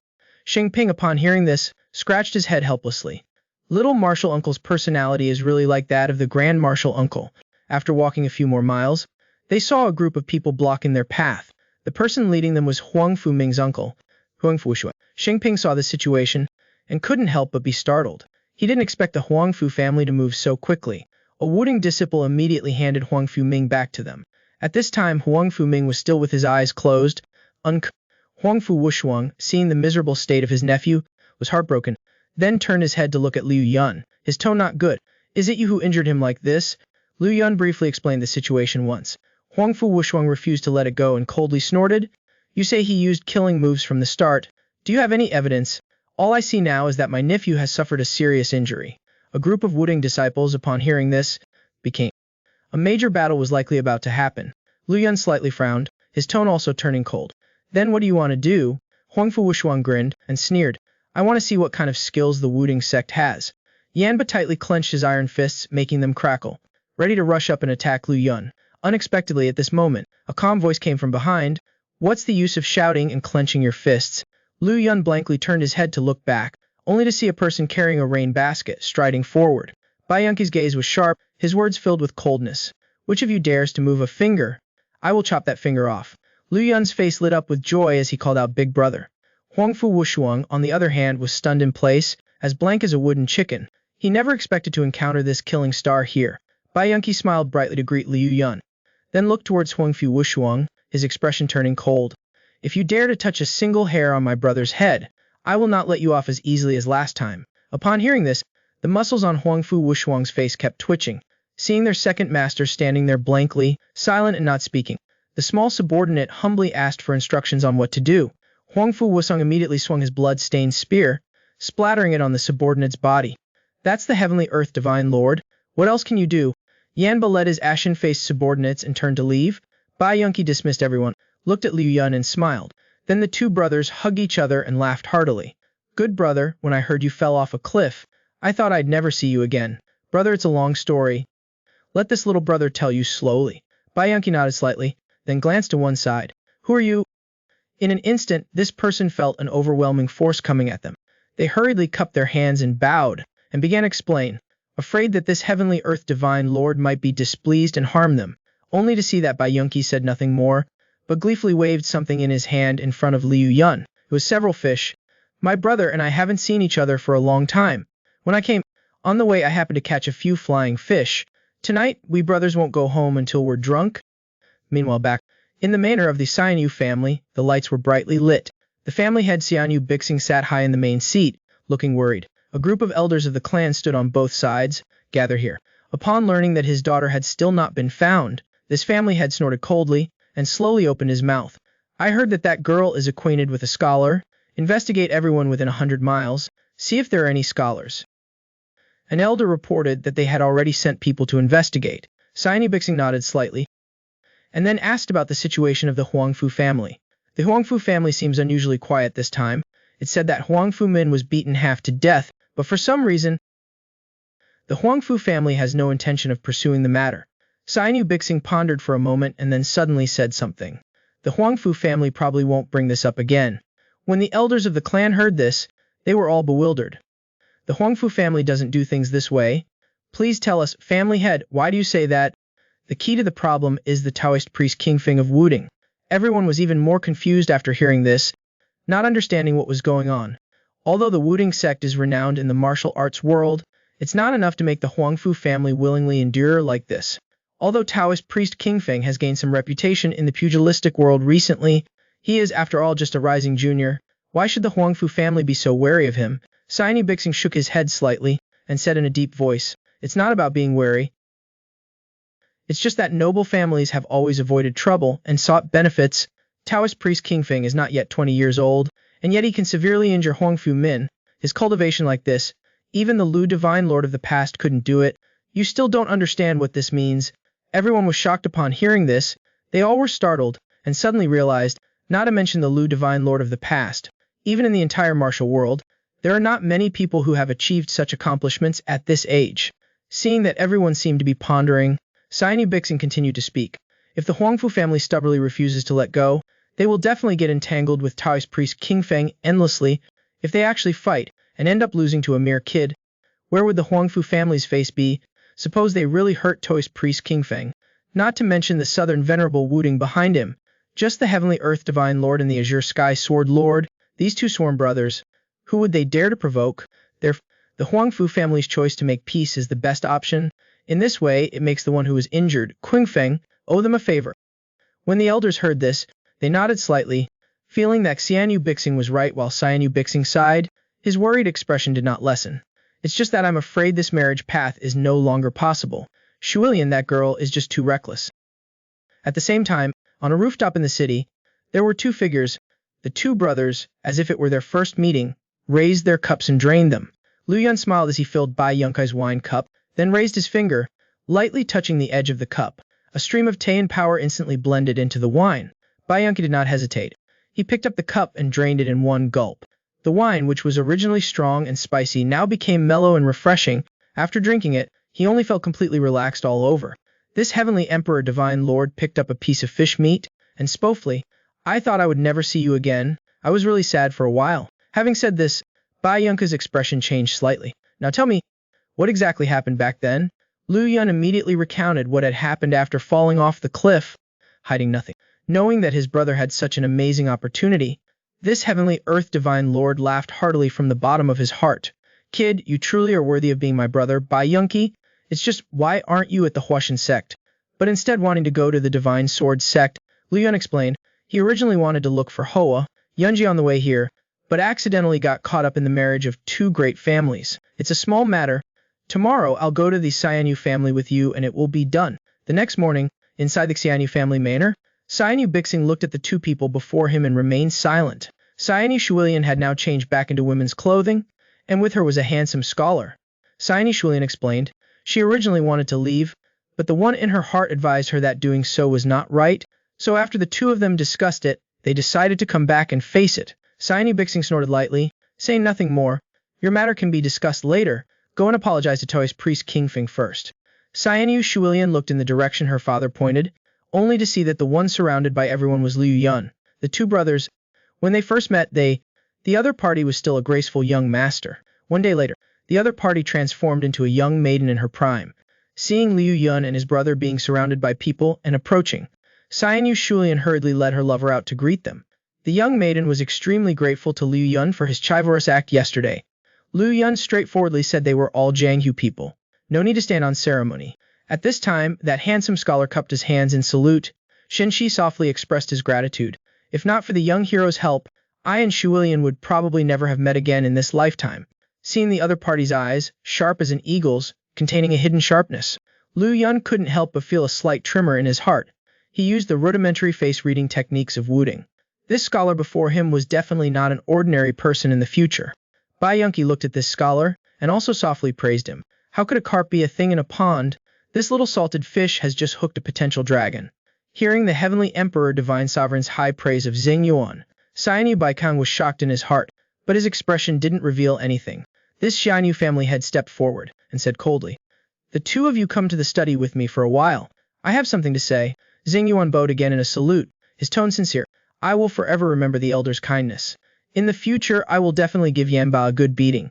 Everyone bid farewell. Liu Yun turned and headed towards the back residence. Bai Yunkai patted Liu Yun's shoulder, and said softly, things here are finished. We should also hurry on our way. I have a hunch. This trip to the Divine Sword sect might have big things happen. At the same time, inside a spacious and bright tea house, two elderly men of declining years were sitting opposite each other at a small table. The Kunlun sect master Song Chengzi asked his old friend why he had come. The blue-robed elder smiled faintly, and frankly said he had just come to reminisce with an old friend. You never come to the Three Treasures Hall without a reason. Just say it directly. No need to beat around the bush. The blue-robed elder didn't pay attention to his friend's teasing. The Black Dragon Gate has been too overbearing recently. Are you just going to sit by and watch? Song Chengzi sighed soft, and said frankly that this matter would affect the whole body if a single hair was touched. Once the Kunlun sect is distracted to deal with the Black Dragon Gate, then the hidden demonic forces behind the scenes would seize the opportunity to rush in. Although the Divine Sword sect is currently under a lot of pressure, It has not yet reached the point of being in danger of annihilation. Speaking of this, he looked at his old friend of many years with a meaningful look. It's just a small black dragon gate. It wouldn't have alarmed the vanishing shadow wanderer here, would it? As expected, the blue-robed elder's face changed, and he said in a deep voice, I received news. The heavenly demon cult has suddenly become active again recently. As soon as the words came out, Song Chengzi heard it like a thunderclap in his ear. The heavenly demon cult, they have been inactive for decades, haven't they? The heavenly demon cult retreated to the western region 60 years ago. By controlling the throat of the Silk Road, they have been secretly developing. It's just that they have shown signs of resurgence recently. Hearing the name heavenly demon cult, Song Chengzi showed a look of reminiscence. The demon cult had a great reputation. It could be said that it was like the midday sun in the old days. Speaking of this, the blue-robed elder suddenly changed his tone and continued to speak. Do you still remember the 3 demon gods of the heavenly demon cult? Hearing this Kunlun sect master was even more shocked. His answer died at the hands of one of the 3 demon gods. The blue-robed elder sighed softly and said gently, when the nation was first established, Emperor Tezu ordered the destruction of the heavenly demon cult. At that time, I was not yet of the age of 20 and also participated in that siege. It was also at that time that I personally witnessed the spiritual power of that heavenly slaughtered demon god. Speaking of this, the blue-robe elder seemed reluctant to recall the past. That demon god only used one move and killed all the more than 1,000 pursuing soldiers. Song Chengzi heard this. His face was shocked. Unbelievable. One move to shatter 1,000 armors. It's no longer simply turning true Kai into form. It's definitely not a fabrication. It's all what I personally witnessed in the past. With that, the elder pulled down his blue robe, revealing a long-standing scar on his shoulder, silently proving that what the elder said was not false. At that time I was young, only responsible for guarding 100 Zhang away, and still was affected by the after effects of that move. I tried my best to dodge, and barely avoided the vital point, but still had my shoulder pierced by a surge of power. Song Chengzi looked at that scar. His heart was in turmoil and shock. His friend is known as the Vanishing Shadow Wanderer. His movement techniques are naturally outstanding. Yet he couldn't even avoid the remaining force from the opponent 100 Zhang away. Now a cycle of 60 years has passed. The heavenly slaughtered demon god is also over 100 years old. There's news that he is still very vigorous. I dare not imagine what realm he has reached now, but it can be affirmed. His cultivation is definitely above the 10th rank. Only now did Song Chengzi realize the severity of the problem. He asked his friend if he had notified anyone else about this news. The blue-robed elder nodded slightly, indicating that he had already notified them. The people in the tea house fell into silence for a moment. Both elderly men wore worried expressions. And on another side, far away in Wudang Mountain in Hubei, Kung Song was walking quickly upwards, towards Bayan Peak. Suddenly, this headmaster, holding a wooden longsword, saw a white-robed Taoist floating like an immortal, blocking his way. Zenren Wuzhou, his hair flying, said Jen. What are you doing here? Kung Song cupped his hands in salute. His words showed no arrogance. This junior Kung Song greets Grand Master Uncle. Zenren Wuzhou saw this. He couldn't help but raise an eyebrow, and casually waved his hand. Then a powerful surge of energy rushed over. Kung Song's expression suddenly changed. In an instant he drew the longsword from his waist. It could be seen that the surge of energy grew larger upon encountering the wind, like thunder. The head teacher's expression changed. Within his body, his true ki was not held back at all, and was entirely channeled to the sword. At the tip of the sword, a Tai Chai symbol instantly appeared, spinning rapidly. It was just enough to block the incoming powerful force in front of him. Zenren Wuzhou was slightly surprised, and said softly, a move from the Tai Chai divine skill can actually condense into a Tai Chai symbol. Your cultivation is not bad. Are you a disciple of that brat Chiao Jin? Kung Song nodded slightly, saying that the Grand Master Uncle was correct. Zenren Wuzhou snorted lightly, his words not lacking mockery. Chiao Jin's martial arts are just average, but his choice of disciples is not bad. Kung Song did not respond, but directly stated that he had something to discuss with Shishu Chaoxian. Zenren Chaoxian heard the commotion earlier, and had arrived long ago. The old Zenren looked tired, and asked King Song what matter he had with him. This disciple just received a letter from Shitty King Feng, and dares not make a decision on his own. Please, take a look at the letter. Zenren Chaoxian heard this, his eyes wide, unable to believe it. He stood there stunned for a moment, before saying in a trembling voice, say that again. King Song hurriedly took out the letter, proving that what he said was not wrong. It was sent by Shitty King Feng from the Hoashan sect. At this moment Zenren Wuzhou lightly flicked his wide sleeves, and the letter was immediately sent flying by a force of energy. Zenren Chaoxian extended his left hand, and gently caught the letter, but when he opened the letter, the old Zenren's hands trembled uncontrollably. After reading the letter, Zenren Cao Jin's eyes were filled with tears. He is alive, that boy is really still alive. Speaking of Liu Yun, the two brothers journeyed to Gansu town. But ironic, neither of them knew where the Divine Sword sect was. It was already midday, so the two decided to go to a restaurant to fill their stomachs first. After the two were seated, Bai Yunku ordered a few dishes, but did not order wine. Lu Yun asked the waiter, "Where is the Divine Sword sect?" Hearing the three words Divine Sword sect, the waiter's face showed shock. Esteemed guest, the Divine Sword sect cannot be mentioned. Lu Yun's face showed confusion, asking if there was something wrong. Unexpectedly, before he could understand, a group of people rushed over. The burly man leading them had a fierce face and said coldly, "There is something wrong."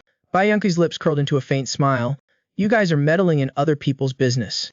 As soon as the words were spoken, the burly man leading the group became enraged. "You want to die, don't you?" The subordinates behind him also simultaneously drew their weapons, like tigers eyeing their prey. The smile on Bai Yunkai's face only became brighter, saying bluntly that he hadn't known where to die for 30 years. The burly man leading the group gave an order, and the group rushed forward with a roar. Lu Yun made a move as fast as lightning, kicking the leader flying and falling over. Bai Yunkai leaped up, drawing the long sword behind his back. This celestial sovereign, once he unsheathed his sword, was like a white rainbow piercing the sun. In an instant, several people had their necks sliced open by the sword, dying on the spot. The two brothers were like tigers among sheep in the restaurant. In the blink of an eye, the entire group had fallen. Bai Yunkai's expression was calm, and he smiled faintly. "Isn't this just finding a place to die?" At the same time, not far from the Divine Sword sect, the sect leader Lu Dailong sat in the main seat, his face worried. Not long ago, more than 20 Black Dragon sect disciples were massacred because the bodies were discovered in the territory of the Divine Sword sect. The Black Dragon sect used this as an excuse to cause trouble, demanding that the Divine Sword sect hand over the sect's divine sword. He was listening to an elder looking agitated, saying that the Black Dragon sect was trying to frame them. Another elder was also filled with indignation, stating directly that most of it was a self-directed act by the Black Dragon sect. Another senior elder had a different opinion, saying that among the 20 or so people, there was a top master, and if you say it is a self-directed act, the price to pay would be too high. The Black Dragon sect has been eyeing our sect's divine sword for a long time. What is so surprising about abandoning a top master? Then how do you explain? Why did they die there so silently? Would a top master just sit there and accept death? Lu Dailong heard the people below arguing endlessly, and the sect leader was momentarily at a loss as to what to do. Just then, a subordinate outside the hall reported loudly that there was a situation. Lu Dailong immediately led a group of disciples to the courtyard, only to see Tai Wayu and a group of people already waiting there. Liang Su stepped forward, cupping his hands in a salute. Then he said that he had just received news that there were two groups of people fighting in the street, and after confirming that one of the sides was from the Black Dragon sect, the expression of this Divine Sword sect leader became even more sullen, while Kang Wu Shenjin seemed quite calm, saying that they should go check the situation first. Yanba led the way, quickly running to the location of the incident. When everyone arrived at a wide street, they saw corpses lying all over the road. They were from the Black Dragon sect, the kind of people who would kick a dog twice on the street. But they never imagined that today they would provoke two fierce gods. Not only were the vanguards who went to cause trouble completely annihilated inside the restaurant, but even the elite reinforcements that followed were also killed miserably outside the street. Seeing the corpses lying all over the road, Tai Wayu, who led the way, could not help but be slightly shocked. The Divine Sword sect leader Luo Dailong had been fighting with the Black Dragon sect for several years, and at a glance he recognized that this was the elite mobile squad of the Black Dragon sect. At this moment, an elder of the Divine Sword sect also showed shock, as he recognized that on the other side of the street, there were also the Black Tiger Legion, which was also a main force.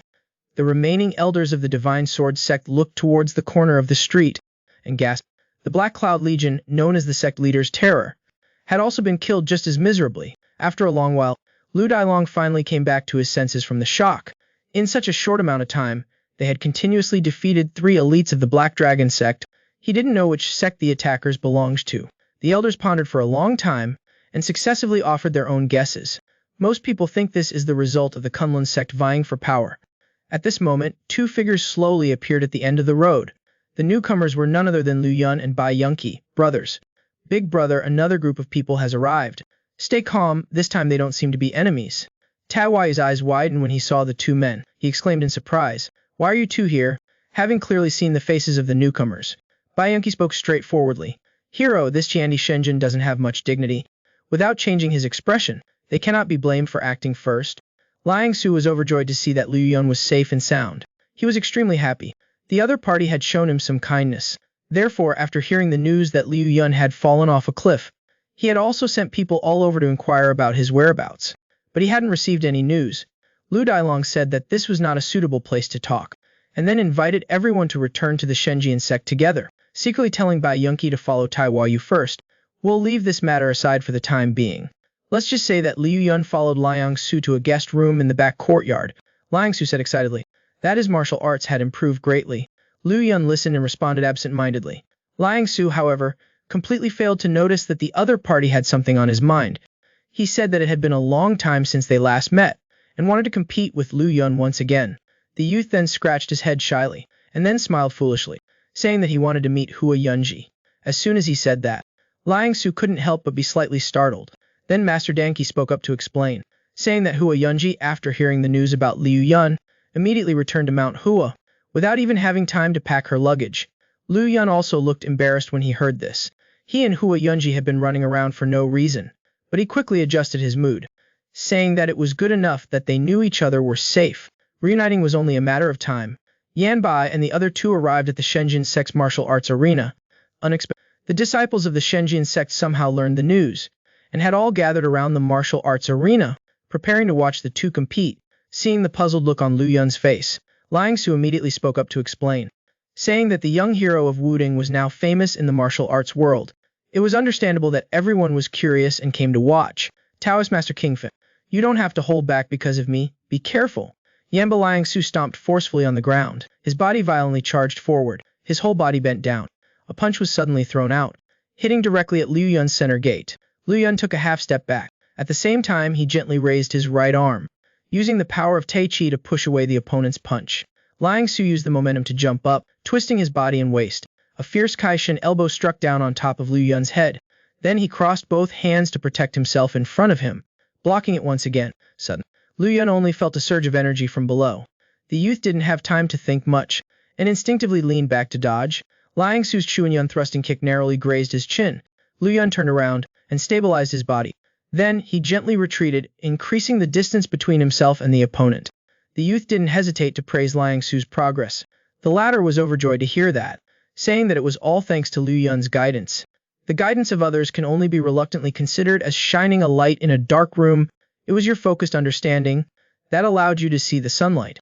Having said that, Liu Yun respectfully invited. The power within his body naturally burst forth.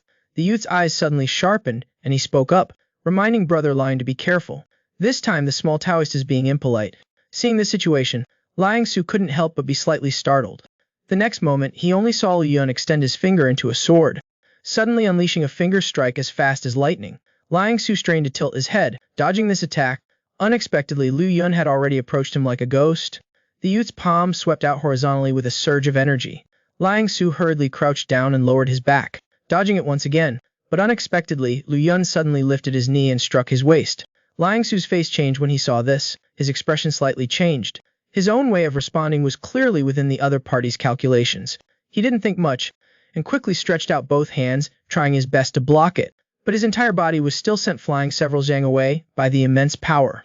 By the time he stabilized himself and stood up, he had been pushed all the way to the foot of the wall. At this moment, he only saw Liu Yun lunge forward, as if shrinking the ground into inches, and threw a fierce punch. There was a faint sound of wind and thunder around it. Liang Su saw the situation, resignedly closing his eyes, but he only heard a loud bang in his ears. Not feeling any pain, he cautiously opened his eyes.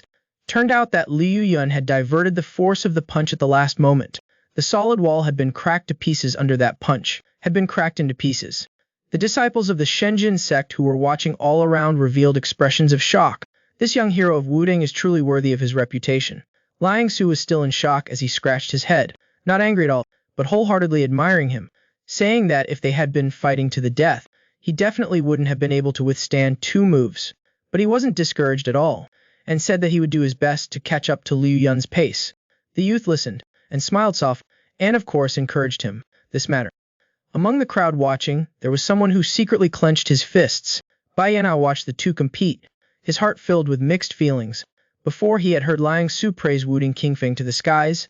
At that time, he only thought that the other party was exaggerating. Now this Wudang Taoist priest was indeed worthy of his reputation.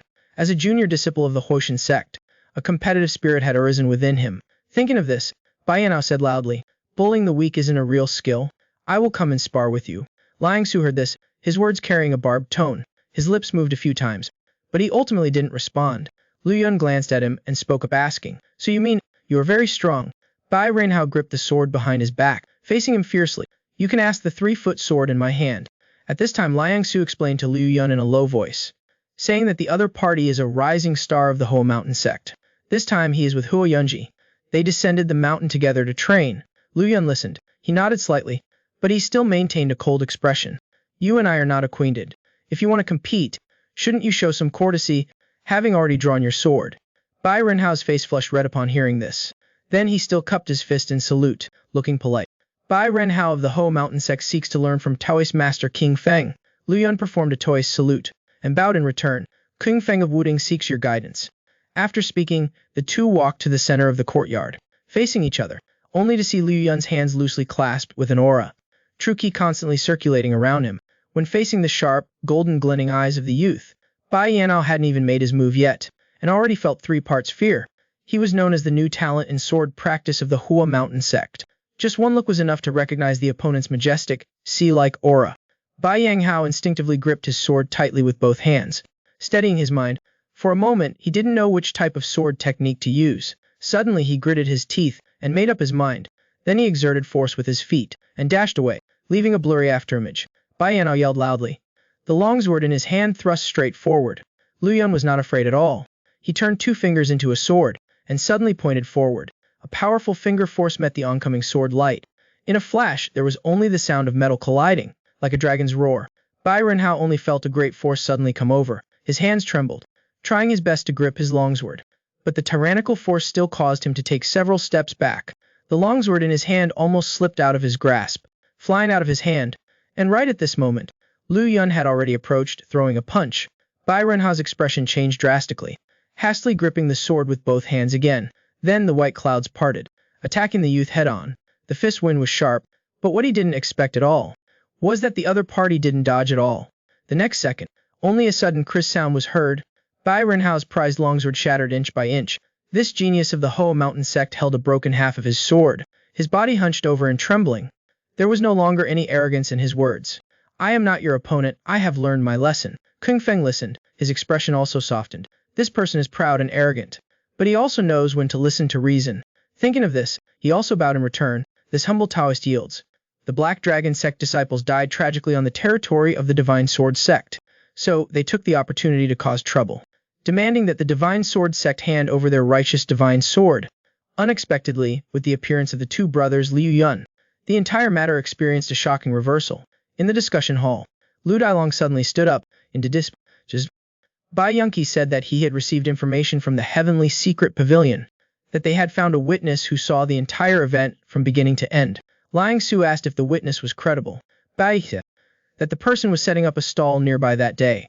He personally witnessed 2 people leisurely leaving the room. Regarding this, Te Huayu was quite cautious, asking why the merchant only came forward now to testify.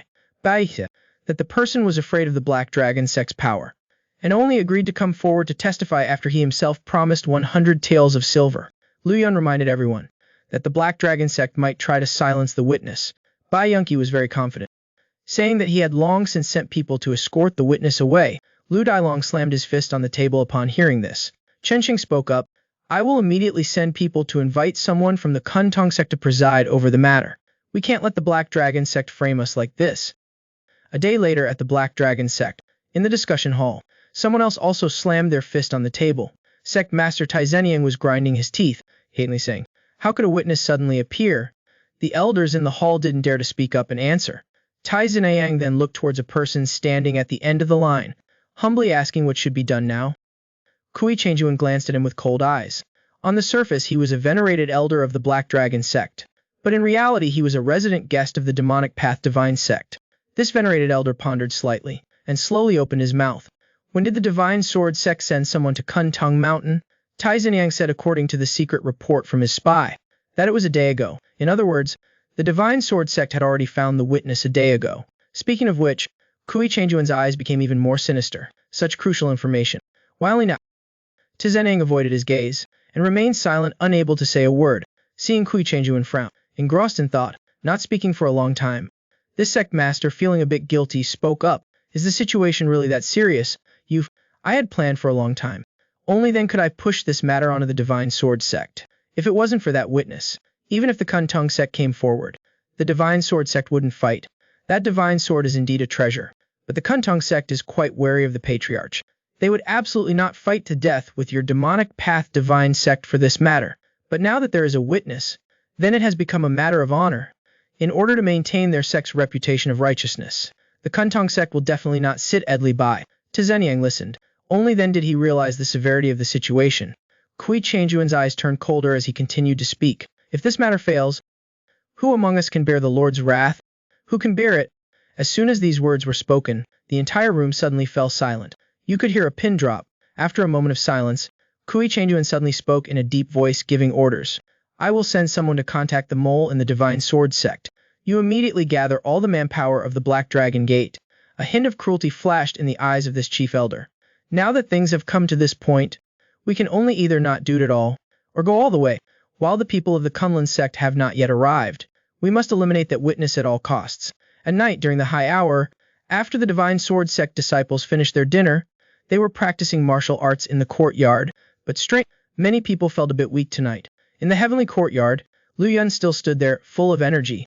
There is a saying in Tai Chi, when the Qi is sufficient, one does not want to eat. When the spirit is full, one does not want to sleep. He didn't eat anything in the evening, but constantly refined his body's Qi mechanism. But this made Liang Su and the two people who were always training with him suffer. At this moment, Bai Ranao stepped forward and handed Lu Yun a handkerchief. There is a saying, no fight, no acquaintance. After the previous match, this new talent from Mount Hua deeply admired Lu Yun's cultivation. These past few days he has always, along with Liang Su, followed Lu Yun in practicing martial arts.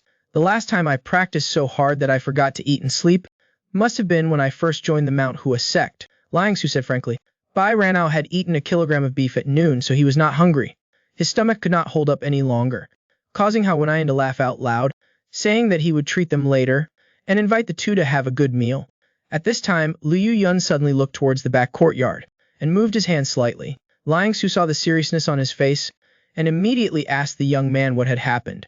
Liu Yun calmed his mind and Kia, carefully listening for a moment. The young man's eyes turned cold, saying that someone was quickly approaching. When Liang Su and the others heard this, they were both slightly startled, saying that if there was an enemy attack, an alarm bell would ring. Liu Yun, however, seemed very sure of his judgment. The young man leapt onto a towering tree in the heavenly courtyard. In a few leaps, he glided to a tree in the back courtyard. Liu Yun stood on a tree branch, looking down from above, observing all sides. A moment later, the young man's pupils suddenly contracted. He saw a group of people in black climbing over the wall. Without a sound, Liu Yun had no time to think further. His foot pushed off, and he flew down. The bandits who had just entered the courtyard didn't even have time to react, only seeing a black shadow rushing towards them like lightning, with extreme speed. The young man's figure was as graceful as a jade maiden, gliding through the group of bandits. Flash! Several bandits were sent flying to the ground by a wave of energy. After hitting his target, Liu Yun did not stop his body, but glided to the wall of the courtyard, and in an instant knocked several more bandits to the ground. Seeing more and more bandits rushing in, Liu Yun suddenly raised his hand and unleashed a palm strike through the air. A powerful palm force aimed straight at the well and shot towards it. The next second, the sound of a bell echoed throughout the Divine Sword sect. Liu Yun, using the same method, released 3 consecutive palm strikes to raise the alarm. The Divine Sword sect disciples, hearing the bell, rushed over one after another. An elder leading the way rushed over and immediately directed everyone to resist the enemy. While at this time, a group of Black Dragon Gate experts had already rushed into the courtyard. A subordinate following Zhenyang reminded their sect master in a low voice. The person who just rang the bell has such pure inner strength, it seems unlikely that they have been poisoned by Scarlet Sky. Your subordinate fears that something has changed. Zhenyang did not waver and said coldly, Miss Kui has sent a message. The mole has confirmed the successful poisoning. It's probably just that someone happened to not use the dinner tonight. According to the plan, find the witness, and you must silence them. When a group of subordinates heard this, they responded in a low voice, and then scattered in all directions. In an instant, the people of the two sides clashed in the courtyard, in a part of the Divine Sword sect. In a flash, the sound of killing was non-stop. However, most of the Divine Sword sect disciples had been poisoned by Scarlet Sky. Their crew was in chaos, and they were completely unable to concentrate, and could only rely on their crude martial arts to barely hold on. In less than a quarter of an hour, they were already at a disadvantage. At this moment, Liu Yun finished off a group of bandits and went to the side of a divine sword sect disciple. The young man asked anxiously what the current situation of the battle was. That disciple hurriedly told the truth, saying that they had been poisoned and could not use their inner strength and were completely not the opponents of the bandits. Liu Yun heard this, and his heart sank to the bottom of an abyss. The other side was obviously prepared tonight, and they were definitely not kind. In a split second, the young man's heart suddenly jumped. Could it be that the Black Dragon Gate was really doing as he had said, like a cornered dog jumping over a wall, and had come here to silence them? Thinking of this, Liu Yun immediately ran towards the inner hall, and rushed over quickly. While at this moment outside the inner hall, the situation was also extremely serious. Tao Yu punched a bandit hard in the lower body. The man immediately groaned and flew out, his life or death unknown. This powerful martial god clenched his fists, his expression grim. He had also been poisoned by Scarlet Sky, but due to his profound inner strength, he could now barely use 3/10 of it. Tai Xinjiang saw the scene just now, and understood in his heart. The eyes of this Black Dragon Gate master flickered, silently calculating in his heart, if the opponent's internal energy is now reduced by 7-8 parts, even if it's Kang Wu Shenjin, it's still worth a try.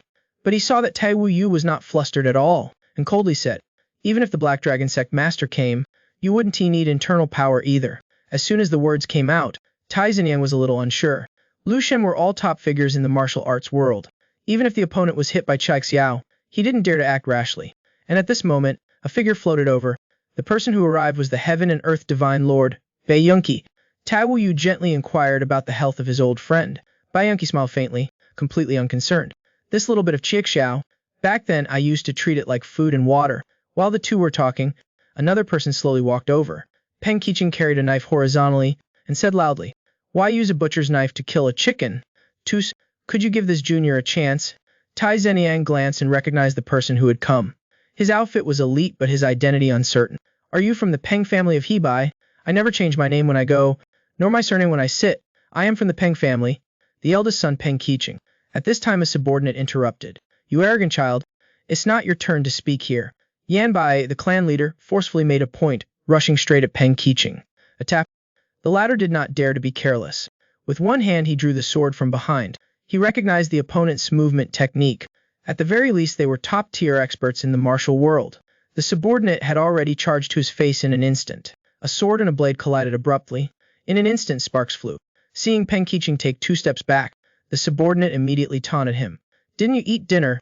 You don't have enough strength. Even if you were to go hungry for 3 days, killing you would be as easy as killing a dog. Yan Bai, Peng Qiqing leaped into the air. A strike of his blade was incomparably domineering, using the Peng family's famous 5-grain severing gate blade technique. Peng Qiqing laughed loudly and charged, his words full of dominance. Within 3 strikes, I will surely take your head, you must. Bai Yunqi was agitated by the taunting, looking towards the remaining traitors. They were fighting fiercely over there. Let's start here too. At the same time, in a dense forest not far away, Kui Chanjuan rushed straight towards the Devil Sect and the Divine Sect Flood. This old dog is really cunning, always hiding in the dark. After seeing that Tai Wu Yu and the two had not completely lost their internal power, he knew that his side no longer had a chance of winning. Silently, Kui Chanjuan stopped, steadying his posture. If he were to report the situation now, Liu Wenchen in his fury would certainly take his life. Thinking of this, Kui Chanjuan couldn't help but hesitate a little. Why not just escape from the martial world and lie low under a false name? At this moment, a gloomy voice suddenly rang out. Where do you think you're going? Kui Chanjuan turned his head in shock, only to see a figure who had arrived without him knowing. Right in front of him, Liu Wenchen's face was gloomy, his fists clenched tightly, making cracking sounds. This evil karma demon lord gnashed his teeth, speaking word by word. Kui Chanjuan, you have disappointed me too much. Meanwhile, outside the inner hall, everything was as good as settled. Even if Tai Wu Yu and Bai Yunqi only had 30% of their power left, these small fry were no match for the Lu Shenjin. Added to that, there was the support of a Peng family eldest son. It didn't take the 3 of them long to kill all the traitors. At this moment, Liu Yun also ran over from the back courtyard. Bai Yunqi concernedly asked if his brother was injured. Thank you for your concern, big brother. I wonder how is the situation on your side? Tao Yu said, although their power is only 30% now, the medicinal effects of Chai Xiao will not last long. Bai Yunqi turned his head to look at Liu Yun, and said gently, but this thing inside of me is ultimately not comfortable. I'll have to trouble my good brother to protect me. Yan Bai, the 2 of them sat down cross-legged on the spot, and circulated their power to expel the poison. Liu Yun and Peng Qiqing stood on both sides to protect them. At this moment, Lu Dailong also led a group of elders running over. Everyone found Tai Zhenyang's corpse in the pile of dead bodies. Lu Dailong only felt the years of hatred in his heart dissipate, saying directly that the opponent's death was not a pity. And at this moment, Liu Yun suddenly raised his head to look at the sky. The next second, he saw a corpse being thrown into the courtyard from the wall. It was Kui Changyuan who had fled after seeing that the situation was not good. The young man who was focused on protecting the two seniors didn't expect that the next second, a corpse would fall from the sky. Seeing this situation, Liu Yun couldn't help but be a little surprised. He didn't know who the person in front of him was at all. Lu Dailong recognized that this was Kui Changyuan and was about to speak to explain, but didn't expect that at this moment, a change would occur in the courtyard. Everyone only felt a powerful aura approaching. The disciples with weaker cultivations were all unable to move. Suddenly, the pupils of sect master Lu Dailong constricted, only seeing a figure who had arrived in a flash, rushing into the courtyard. This person moved as if it was his own home, unhurried and at ease as he walked. Walking over to the corpse, the man slightly lifted his leg, and then, as if he was still not satisfied, forcefully stomped down, resolutely stomping the corpse deep into the green bricks. Liu Wenqin's face was gloomy, and said coldly, "All of you are a bunch of good-for-nothings." Peng Qiqing clearly saw the appearance of the person who had come, and was suddenly shocked in his heart. He recognized that this person was the evil eye demon lord. This Peng family eldest son hastily turned his head, and quietly reminded everyone to be careful. "This person is one of the 10 honored ones." Liu Wenqin coldly glanced at Peng Qiqing. He chuckled. "Kid, you actually have some knowledge." The latter was stunned like a chicken with its head cut off, not daring to say another word. And then, he shifted his gaze to the two people behind Liu Yun. This evil karma demon honored one smiled slightly, and said loudly, "Lu Shenzhen is here. The two of you are truly rare." After speaking, he turned his head to look at Luo Dailong. His expression was cold. "Enough of the small talk. You are the sect master of the Divine Sword sect." The latter now had the bearing of a great general. He replied in a deep voice, "Quickly hand over the Divine Sword Ancestor's treasured sword. This one will immediately withdraw." "How can that be? The Divine Sword Ancestor's sword is a treasure of our sect. Please forgive this humble one for not being able to complete. It seems you are still hoping that Lu Shenzhen can protect you completely. Fine then, this one will shatter that notion of yours." Before he had finished speaking, Liu Wenqin's figure shook, disappearing from his spot. Like a ghost, he charged straight towards the place where Tai Woyu and the other were sitting and forcing out the poison. Peng Qiqing angrily let out a shout, swinging his saber as he charged forward, trying to stop this Peng family young master. One strike with the force of mountains and hills, ferociously slashing down. Unexpectedly, the aura around Liu Wenqin suddenly intensified. A loud shout resounded like thunder, using his powerful, pushing Peng Qiqing back step by step. At this moment, Liu Yun leaped up, flying in front of him. The young man gave it his all, channeling Tai Chi power into his palm. Taking advantage of the falling momentum, a palm descended from above, striking out powerfully. Liu Wenqin waved his left hand, colliding forcefully with that palm force. Immediately after, he only felt an enormous force like Mount Te pressing down. He had to retreat slightly to stabilize his swaying figure. This evil karma demon honored one stared with disbelief. The junior in front of him could actually force him to retreat, while Liu Yun borrowed the recoil force, adjusting his body, and continued to charge forward. The young man punched down in mid-air, aimed directly at the top of Liu Wenqin's head. This time, Liu Wenqin quickly retracted his look of contempt. Concentrating on the fight, he threw a punch, striking directly at the young man. At one point, this evil karma demon honored one no longer had any intention of underestimating his opponent. The kid in front of him was still so young, yet his internal energy was so pure, only to see Liu Yun applying force under his feet, his figure like an arrow leaving the bow, actively meeting the charge of the 10 honored ones. This time Liu Wenqin no longer had a playful attitude. This evil karma demon honored one suddenly struck out with a palm. In an instant, a powerful palm force shot out. Liu Yun dared not meet it head-on, and quickly dodged by leaning to one side. But the young man did not stop his attack because of this.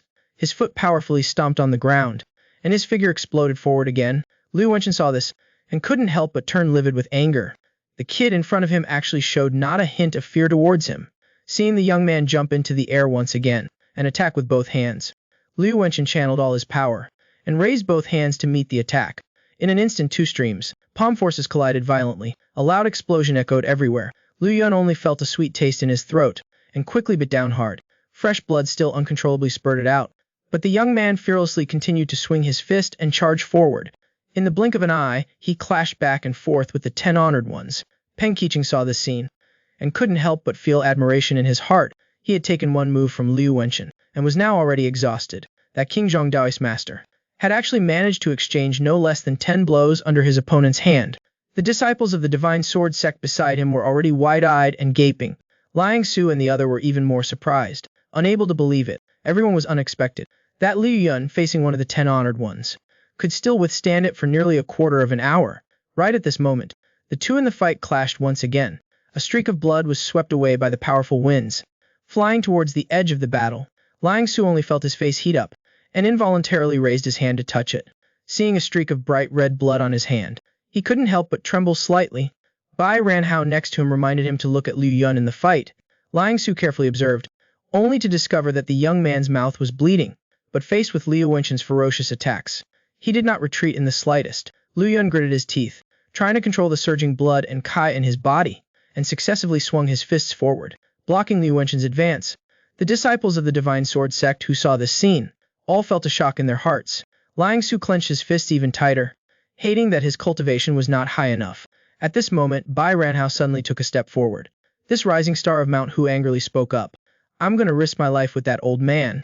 Liang Su, however, calmly stopped him, saying that going on the field now would only be a burden. This level of battle was completely not something they could participate in, only to see Liu Yun lowering his body in the fight, gathering Kai into his danshan, the power of Tai Chi transforming into yin-yang Klai, which he channeled to both his hands. The young man ferociously struck out with two fists. The surging yin and yang power rushed out. Liu Wenqin sneered, and extended a palm to meet it. The two streams of energy collided violently in the fight. The intense wave of Kui swept through the surroundings. In an instant, gravel flew everywhere. Liu Yun gasped heavily for air. The power of Tai Chi in his QC was almost exhausted, but he had to buy time for Bai Yunkai and the other two. Thinking of this, the young man converted all his true Kai into yin energy, attempting to use the cold energy to slow down Liu Wenqin's movements. Unexpected. This evil karma demon honored one attacked first this time. His powerful and domineering energy arrived in front of him in an instant. In this critical moment, Liu Yun could only push out with both palms, trying to block the attack. In an instant, Liu Yun only felt as if he had been hit by a sledgehammer. Immediately after, his whole body flew out like a kite with its string cut. Liu Wenqin took advantage of the victory and pursued, and struck out again with a sudden finger. Liu Wentian, taking advantage of his momentum, added another decree, pointing out that this evil karma demon lord had made up his mind. If this child isn't eliminated tonight, he will surely become a great calamity later. Just as that decree was about to touch Liu Yun's chest, the yin-yang tattoos on the young man's hands suddenly glowed. Two extremely pure yin-yang forces surged out of his body. Then yin and yang harmonized, blocking Liu Wenqian's powerful attack. But the impact was too great, still throwing Liu Yun far away. The young man was thrown back more than 10 jiang, and fell to the ground. Liu Yun struggled to stand up, looking at the meridian gate in disbelief. Two spirit beast heads, a bestowed opportunity. He had only refined less than half of it. Just now his QC was depleted, yet he was able to mobilize the remaining power. At this moment, a gentle voice sounded behind him. Bai Yunke had finished refining the scarlet sky metal in his body. This heavenly emperor god lord, filled with gratitude, spoke softly. "Good brother, you've suffered. Leave the rest to your brother. You stay here and focus on healing your wounds. Let's see how your brother avenges you." Yamba Bai Yunkai rushed straight towards Li Wenqin to attack. This heavenly emperor god lord rarely showed such anger. "You lowlife will kill you." Before the words could finish, Bai Yunkai delivered a fierce palm strike. Li Wenqin raised his hand to block, but was shocked and retreated several steps. At this moment, Tao Yu also jumped up, shouting loudly, "You lowlife, pay for Yanba's life." This mighty martial god lord suddenly unleashed a double fist strike. Two fists, momentarily causing the ground to tremble slightly. Liu Wenqian, under the siege of two people, retreated continuously. For a moment he could only defend, without any power to fight back. At this time, Liu Yun staggered and struggled to get up, refusing La Dilong's kind offer to help him. The young man asked if the other had any kind of pill could quickly heal his injuries. After learning that the young man intended to continue fighting after taking the pill, La Dilong, because of what happened tonight, could not help but feel a little gratitude. "Taoist master, your internal injuries are very serious. Forcibly using your powers will only worsen them." Liang Su and the other person hearing this also advised him from the side, indicating that the two god lords were enough to deal with Liu Wenqian. Peng Qicheng, who was originally arrogant, also spoke out to stop him at this time. "Your current state is simply not fit to fight." After speaking, he drew his saber, indicating he wanted to take Liu Yun's place in the battle. At this moment, a desolate voice slowly came over. The younger generation nowadays is truly not to be underestimated. A figure lightly arrived, blocking the front. The person who came was the head of the Kunlun sect, the Xuanqian Divine Sword, Songchen. The young man faced one of the 10 lords, yet did not retreat. Although he had tried his best, he was still beaten to the point of spitting blood. Just as Liu Yun was preparing to force himself to continue fighting, a figure lightly arrived, blocking in front of him. It was not until he clearly saw the appearance of the person who came that Li Dai long breathed a sigh of relief. This sect master of the divine sword sect hurried forward, clasped his hands in a salute. This junior pays respects to real person Song Cheng. A group of divine sword sect disciples all took a breath of cold air. They did not expect the head of the Kunlun sect to come here in person. Just then Song Chengzi raised his hand, throwing a pill towards Liu Yun. The latter tightly grasped the pill in his hand. In an instant, he only felt a strong medicinal fragrance permeating his heart and lungs. Little one, leave the battle here to this old man. You just focus on healing your injuries. Liu Yun silently put the pill into his mouth, resenting in his heart that he was still not strong enough. The 3 people in the arena were still in intense combat at this time. Bai Yongkai attacked in anger, each move aimed directly at Liu Wenchan's vital points. Tao Wuyu also provided full support, determined to kill this evil karma demon lord on the spot. Liu Wenchan, under the siege of 2 people, was speechless with suffering for the time being. Just when this evil karma demon lord was preparing to risk everything, a long sword, like a swallow diving, was able to forcibly separate the 3 from the fight. The long sword, under the guidance of a force, came to a halt, gently probed by Song Cheng's left hand, and grasped tightly. Bai Yongkai turned his head and looked, angrily shut. Old Taoist, why are you stopping me? Tao Wuyu's expression was also bad, coldly questioning. Why give that old lowlife a chance to catch his breath? 2 god lords, please calm your anger. Leave this matter to this humble Doist to handle. 2 god lords plus 1 Shun divine sword. It seems this old seat is in more trouble than good today. Having said this, Liu Wenchen grew angry instead. All of you come at me. This old seat will take you all on at once. But unexpectedly, Song Chengzi suddenly uttered a sentence that surprised everyone. Liu Wentian, today I will let you go. What do you say? Hearing these words, Bai Yun flew into a rage. Old mongrel, are you getting on in years? Or are you muddled?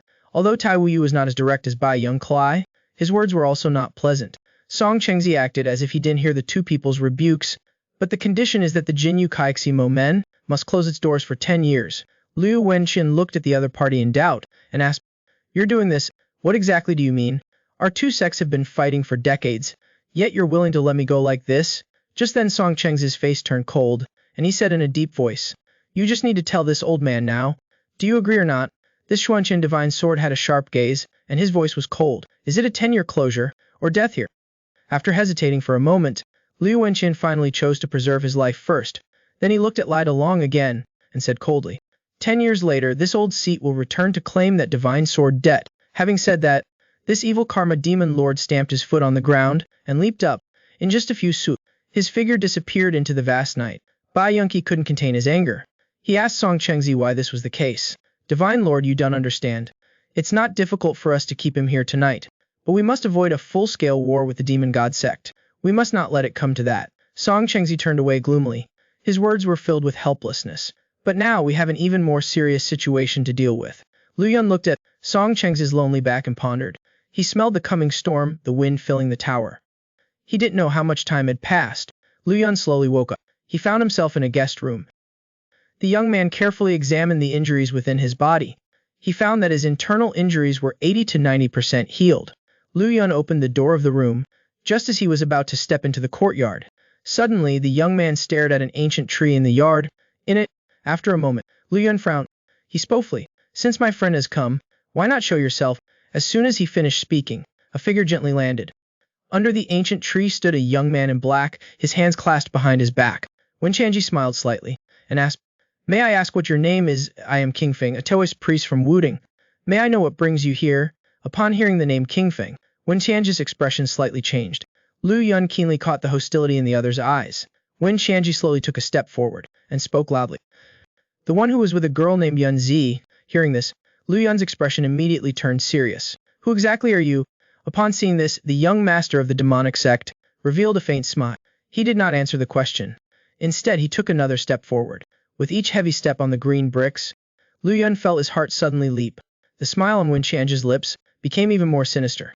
The young master of the demonic sect took 2 more heavy steps. In an instant, Liu Yun felt the qi and blood in his body surge uncontrollably. The man before him, each step seemed to land on his chest. At this moment, the young man's fighting spirit was ignited. The Taiji power within his danshan naturally burst forth, quickly spinning. Regardless of every step Wen Chanji took, like a tidal wave crashing against the shore. Liu Yun was like the majestic Mount Wudang, standing firm, immovable as a mountain. Suddenly, Wen Tianji's eyes flashed sharply. The young man before him not only withstood the pressure of the heavenly demon's army's prestige, but also stepped off the stairs, taking the initiative to face him. Each step Liu Yun took was unlike Wen Tianji's fierce dominance, but like clouds floating in the sky, gathering and dispersing, resolving the opponent's attacking force. The young master of the demonic sect immediately retracted his disdainful look. He realized this little Taoist priest from Wudang was definitely no ordinary person. The true key within Wen Tianji's body erupted. He took several more steps in succession. Liu Yun was not to be outdone, stepping forward to meet him, without giving way. As the distance between the two of them narrowed, a burst of true Kai exploded in the courtyard. Wind swept in all directions. At this moment, Wen Tianji suddenly snorted coldly. He raised his right hand. The young master of the demonic sect suddenly charged forward. A sudden punch, unleashing layer upon layer of fist energy, like a tidal wave crashing straight towards Liu Yun's face. He slightly lowered his waist, pulled back his hips, and extended his right palm, using the Ui Lan Ku way to meet it. Unexpectedly, as soon as their palms met, Liu Yun felt the opponent's fist energy penetrate layer by layer, advancing layer after layer. The young man's expression couldn't help but change slightly. He hurriedly retracted his move and changed his stance, and jumped up, like a duckweed on the river, drifting with the waves, borrowing the force of the counter shock, and lightly retreated, creating distance between himself and his opponent. Liu Yun originally thought that the other party would seize the opportunity to attack and give chase, but unexpectedly Wen Tianji remained still, without moving. The young master of the demonic sect placed his hands behind his back and spoke loudly. "You are indeed worthy of being my opponent. We shall compete again next time." Wen Tianji stomped heavily and his body soared into the air. He left lightly, leaving the young man standing there. In it, Liu Yun pondered in his heart, who exactly is this mysterious master? How did he know about Hoa Yunji's life? Speaking of Wen Tianji, who was running quickly, he arrived at a dense forest. The young master of the demonic sect was also very troubled. He had grown up in the heavenly demon god sect, a secluded place in the western regions. Although his status was that of the young master, and his position was respected, he also had no shortage of women who were extremely flattering towards him. But that beautiful back under the moonlight was the first time he had been moved. At this moment, a respectful voice sounded from behind him. Young master appearing in person was a bit reckless. Wen Tianji was not angry at all, but spoke first. This surprised Dengba slightly, and he hurriedly bowed in greeting. "Please forgive me, young master. You do not need to apologize for urging me. My actions just now were indeed a bit reckless." Having said this, Wen Tianji raised his head and looked at the sky, and uttered a sigh. It said women are jealous, but men are no different. Dengba, upon hearing this, was a bit stunned. He did not expect that the young master would actively admit that he was jealous. Wen Tianji chuckled bitterly, and spofully, "Am I like this? Very laughable. Unexpected." Dengba would bluntly say that love between men and women is a normal thing. Wen Tianji gave a forced laugh. His words were full of helplessness. "A normal thing. Ordinary people have feelings. But I am the young master of the heavenly demon divine sect, not an ordinary person."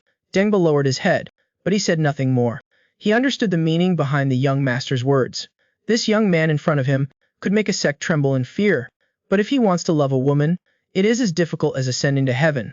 The identity of the young master is both the ultimate glory and shackles and chains. Dengba was stunned. He felt his resolute young master was a bit pitiful. Wen Tianji gently repeated the name of Hua Yunji. After praising her, he led Dengba away. At the same time, in a heavily guarded prison, a man was chained by his limbs, huddled in the corner of the wall. This person is none other than the current Han King Zhu Gao. Hearing the sound of footsteps approaching from afar, Zhu Gao raised his head and asked the person who had come, "Is it Zhu?" A Jinwei immediately shouted in anger, "How dare you call his majesty by his given name?" Zhu Qianji led his guards forward slowly. He said in a deep voice, "Uncle, your nephew has come to see you off on your journey. He is the emperor's uncle, but he is imprisoned in a jail." The Jinwei guards dared to criticize him for being stingy right in front of the emperor. Not only did the emperor not reprimand them, but he also wants to execute his uncle. Hearing that Zhu Tianji had come specifically to see him off on his journey, Zhu Gaia's face turned livid with anger. He shouted loudly, "You want to kill me?" The latter's face was cold as ice. His words had not the slightest ripple. "You have repeatedly sent people to assassinate me. I took into consideration our uncle-nephew relationship and didn't pursue it with you.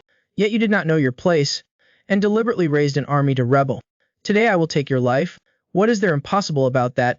As soon as these words were spoken, Zhu Gao's expression changed immediately. He hurriedly said, "Father didn't kill Zuli back then. Are you not afraid of the world's criticism?" Zhu Enji heard this, his eyes were stern, and he remained silent. Zhu Gao saw this situation, his attitude also soft. He said he was willing to be placed under house arrest, never to move for the rest of his life. Unexpectedly, Zhu Qianji suddenly opened his eyes at this time. This newly enthroned emperor had made up his mind. You are mistaken about one thing. I am not grandfather emperor. And I am not afraid of the world's criticism. Zhu Gao heard this, his eyes widened in disbelief. He couldn't believe it. Before this, Han King could even beg for mercy again? Zhu Qianji coldly ordered his subordinates to take action. Tu Jinyue immediately brought over a bronze cauldron. The bronze cauldron was blazing with flames, emitting scorching heat, causing this once powerful prince to reveal a look of fear. Zhu Qianji, what do you want to do? I am your uncle. But unexpectedly, before he could finish speaking, a Jinyue kicked over the bronze cauldron. The red-hot bronze cauldron instantly covered Zhu Gahao. In the prison, the heart-wrenching screams of this prince immediately echoed out. Zhu Enji calmly observed this scene, composed and natural. A moment later, Zhu Gao's cries gradually weakened. Finally, he was burned to a pile of black charcoal. Without any sign of life, his conspiracy to usurp the throne also vanished into thin air. At this time, Zhu Qianji spoke up, calling an official named Chen Xing to give instructions. I heard that during this judgment, there were still some people who were two-faced. Is this true? The official said, there are indeed some people who showed wavering and indecisiveness. Zhu Enji heard this, his face darkened, and he said coldly, I order the Northern Garrison Command to cooperate with you in the investigation. Having said this, this young emperor made a hand gesture. Once it's verified, no one will be spared. The official said that doing so might implicate the innocent. Zhu Qianji bluntly said that the court is now as rotten as if it were poisoned. The official, seeing this, said nothing more, and bowed his head to accept the order. In his heart, he secretly praised this emperor for being indeed both talented and courageous. After finishing dealing with this matter, Zhu Qianji led his guards and turned to leave. Two people walked one after the other in the quiet courtyard. At this time, Zhu Qianji suddenly said out of the blue softly, I wonder how he is doing now. The female guard gently asked who the person he was talking about was. It is the small Taoist from the Wudang sect we met before. The guard heard this and couldn't help but pause slightly. Your Majesty, have you not given up yet? Why should I give up, even if he cannot serve me? Being friends wouldn't be bad either. Speaking of which, I miss that kid's roasted wild boar. Let's talk about the Divine Sword sect, which has restored its former lively atmosphere. One day, an old beggar suddenly came to visit. Although the person who came was dressed in rags, the guards did not dare to be negligent. They greeted him respectfully with clasped hands, asking the purpose of his visit. The old beggar smiled slightly and said that he had come to look for Liang Su. Junior's presumptuous. May I ask what business Senior has with Hero Liang? The old beggar casually cleaned his ear and said softly, This old beggar is Feng Shengai of the beggar's sect. As soon as these words were spoken, the guard was first slightly stunned, and then his eyes widened in surprise, exclaiming in shock, Are you the famous Feng Shengai? Having said this, his attitude became even more respectful, bowing deeply. Senior, please wait a moment. I will go and call Hero Liang out right away. A moment later, Liang Su and Feng Shengai were strolling on the street, with Liang Su recounting what he had heard during this time. Upon learning that King Feng of Wudang could actually exchange blows with Liu Yunshan, this Feng Shengai's eyes widened, indicating that it was impossible. Saimozun is one of his masters. Even for a child with extraordinary talent, he absolutely wouldn't be a match. Liang said, Liu Yun is indeed no match, but he did manage to hold out for 30 moves before being defeated. My lord, you don't know. At that time, both divine lords were channeling their energy to expel poison. If it weren't for King Song Daozang risking his life to help, I probably wouldn't be able to see you today. Feng Shengai fell silent upon hearing this. He was quiet for a long time. A moment later, this elder of the beggar clan slowly spoke. I am not confident that I could withstand 30 moves from Liu Yunshan either. I don't know what kind of monster the Wudang sect has nurtured. Liang Su heard this and joyfully asked, So you're saying even you are not a match for King Song Daozang? Feng Shengai neither confirmed nor denied this question, indicating that the other party was already able to directly exchange blows with Liu Yunshan. This shows his profound and unfathomable internal strength. At this moment, a voice came from the rooftop. Senior, you are mistaken this time. That kid is not just someone with profound internal strength. Feng Shengai and Liang Su looked up in the direction of the voice. They saw Tai Wuyu flying down from the rooftop, landing before them. They were all acquaintances, so they exchanged a few greetings. Feng Shengai then cut straight to the point, asking Tai Wuyu what he meant by his previous words. Tai Wuyu spoke frankly. King Feng's internal strength is indeed profound, but more importantly, the true Kai in his body is extremely pure. As soon as these words were spoken, Liang Su and the two others were stunned on the spot. Martial artists need to constantly refine the Kai within their danshan. With the passage of time, it can gradually reach perfection. That kid has not even reached adulthood. It's truly astonishing. Kang Wu Shenzhen laughed heartily upon hearing this. So just as Senior said, that kid is indeed a monster. And on the other side, the monster they were talking about was sitting cross-legged, meditating, internally observing the flow of Qi through his Qi Si, guiding true Q throughout his body, then returning to his Danshan. The young man discovered that his QC had expanded a bit. Perhaps it was from the battle with Liu Wenchen that day. When his true Qi was depleted, the two-spirit beast gifted him with energy that surged into his body, which resulted in this breakthrough. Liu Yun gently moved his palm, trying to feel the changes in his body's true Qi. Indeed, he discovered differences compared to before. Now he can control his true Qi more accurately and sensitively. The Taiji power moving within his Danshan has also become purer and more powerful. At this moment, Bai Renhao gently pushed the door open and entered. Seeing Liu Yun standing in front of the bed, lost in thought, this rising star of the Hoa Mountain sect seemed very happy. It turned out that Liu Yun had been unknowingly meditating for 2 days. Each time he came to visit, he was very careful, not daring to disturb him. Lei Menju is holding a banquet at Zuakshan Lu to entertain guests. Senior Feng Shengge, I only came to see if you had woken up yet. I didn't expect to just happen to see you up. Let's go. The two followed Dilong to Zuakshan Lu, during which the Shenzhen sect master kept thanking Liu Yun. Liu Yun responded that he was simply acting out of righteousness. It wasn't worth mentioning. If it wasn't for King Feng Daozhang risking his life to protect us that day, I'm afraid the founding ancestor's sword would be gone, extinct. The great sword of power would also certainly fall into the hands of others. Soon after everyone arrived at Zuixian Lu, the two divine lords and Feng Shengge were already waiting there. Bai Yunqi gave Liu Yun a big hug. He was becoming more and more fond of this strange person. Liu Yun bowed to Feng Shengge. This junior from Wudang Kung Feng, greets me. The old beggar stroked his beard and smiled, gently saying, skilled in martial arts, handsome in appearance, having a sense of righteousness, and also knowing proper etiquette. This beggar clan elder suddenly spoke up with everyone to ask. It is said that no one is perfect. Why can't this old man see any flaws in you? The young man heard this, not knowing how to answer. He could only laugh sheepishly.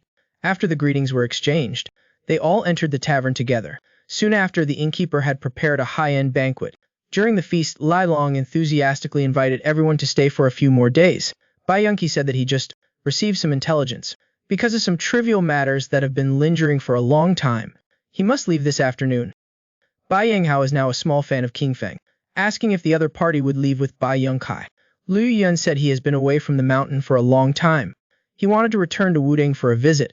Won't you come back to the Hoa Mountain sect with me? Senior sister will be very sad. I want to go back to report my safety to my master. Please ask Bai Xiang to say hello for me. You. Bai Yanhao was rarely so firm. Just this once. Next time, you go tell my senior sister yourself. Liu Yun smiled sheepishly, nodding in agreement repeatedly. At the same time, in the main hall of the demonic sect's headquarters in the western regions, a burly man was sitting in the main seat. King Su Gai Mo was standing respectfully in front of him, careful as if walking on thin ice.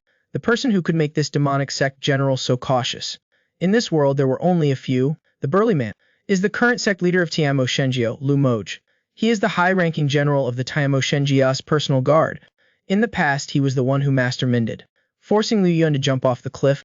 Now he was trembling in front of this man, careful as if walking on thin ice. He thought for a long time, before finally uttering a flattering remark. Congratulations, sect leader, the Mingwang divine power has become more profound. Lu was indifferent to the flattery of this general advisor, stating frankly that compared to the realm of the 3 demonic gods, his minor achievements were not worth mentioning. Those 3 elders had long surpassed the limits of humanity. Jidaz, why bother with them? It only adds to your troubles. You are both civil and martial, extremely talented, and have great strategic vision and a magnanimous heart. Upon hearing this, Gum M's eyes could not help but sharpen.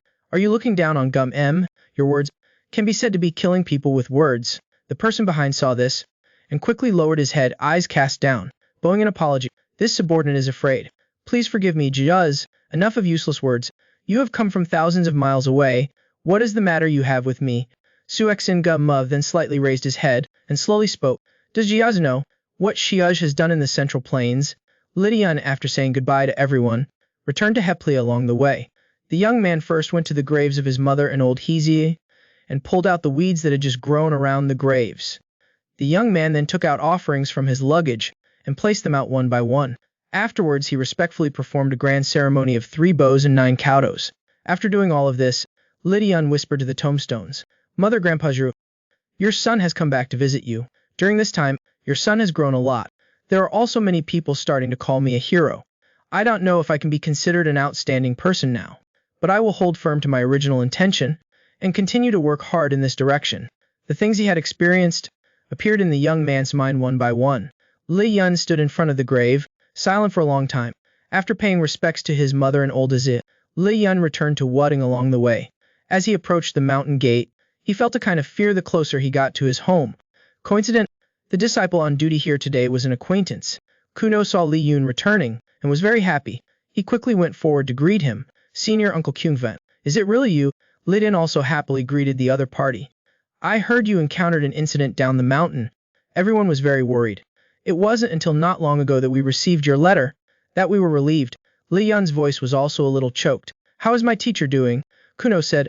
Zun Ren and Xiaoxian has not been at Tenja Peak recently.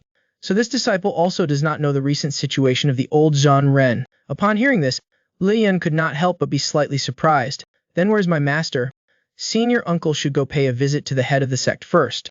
The sect leader should know where the ancestral master is. At the same time, in the back hall of Zixido Palace, two old men were sitting opposite each other playing chess.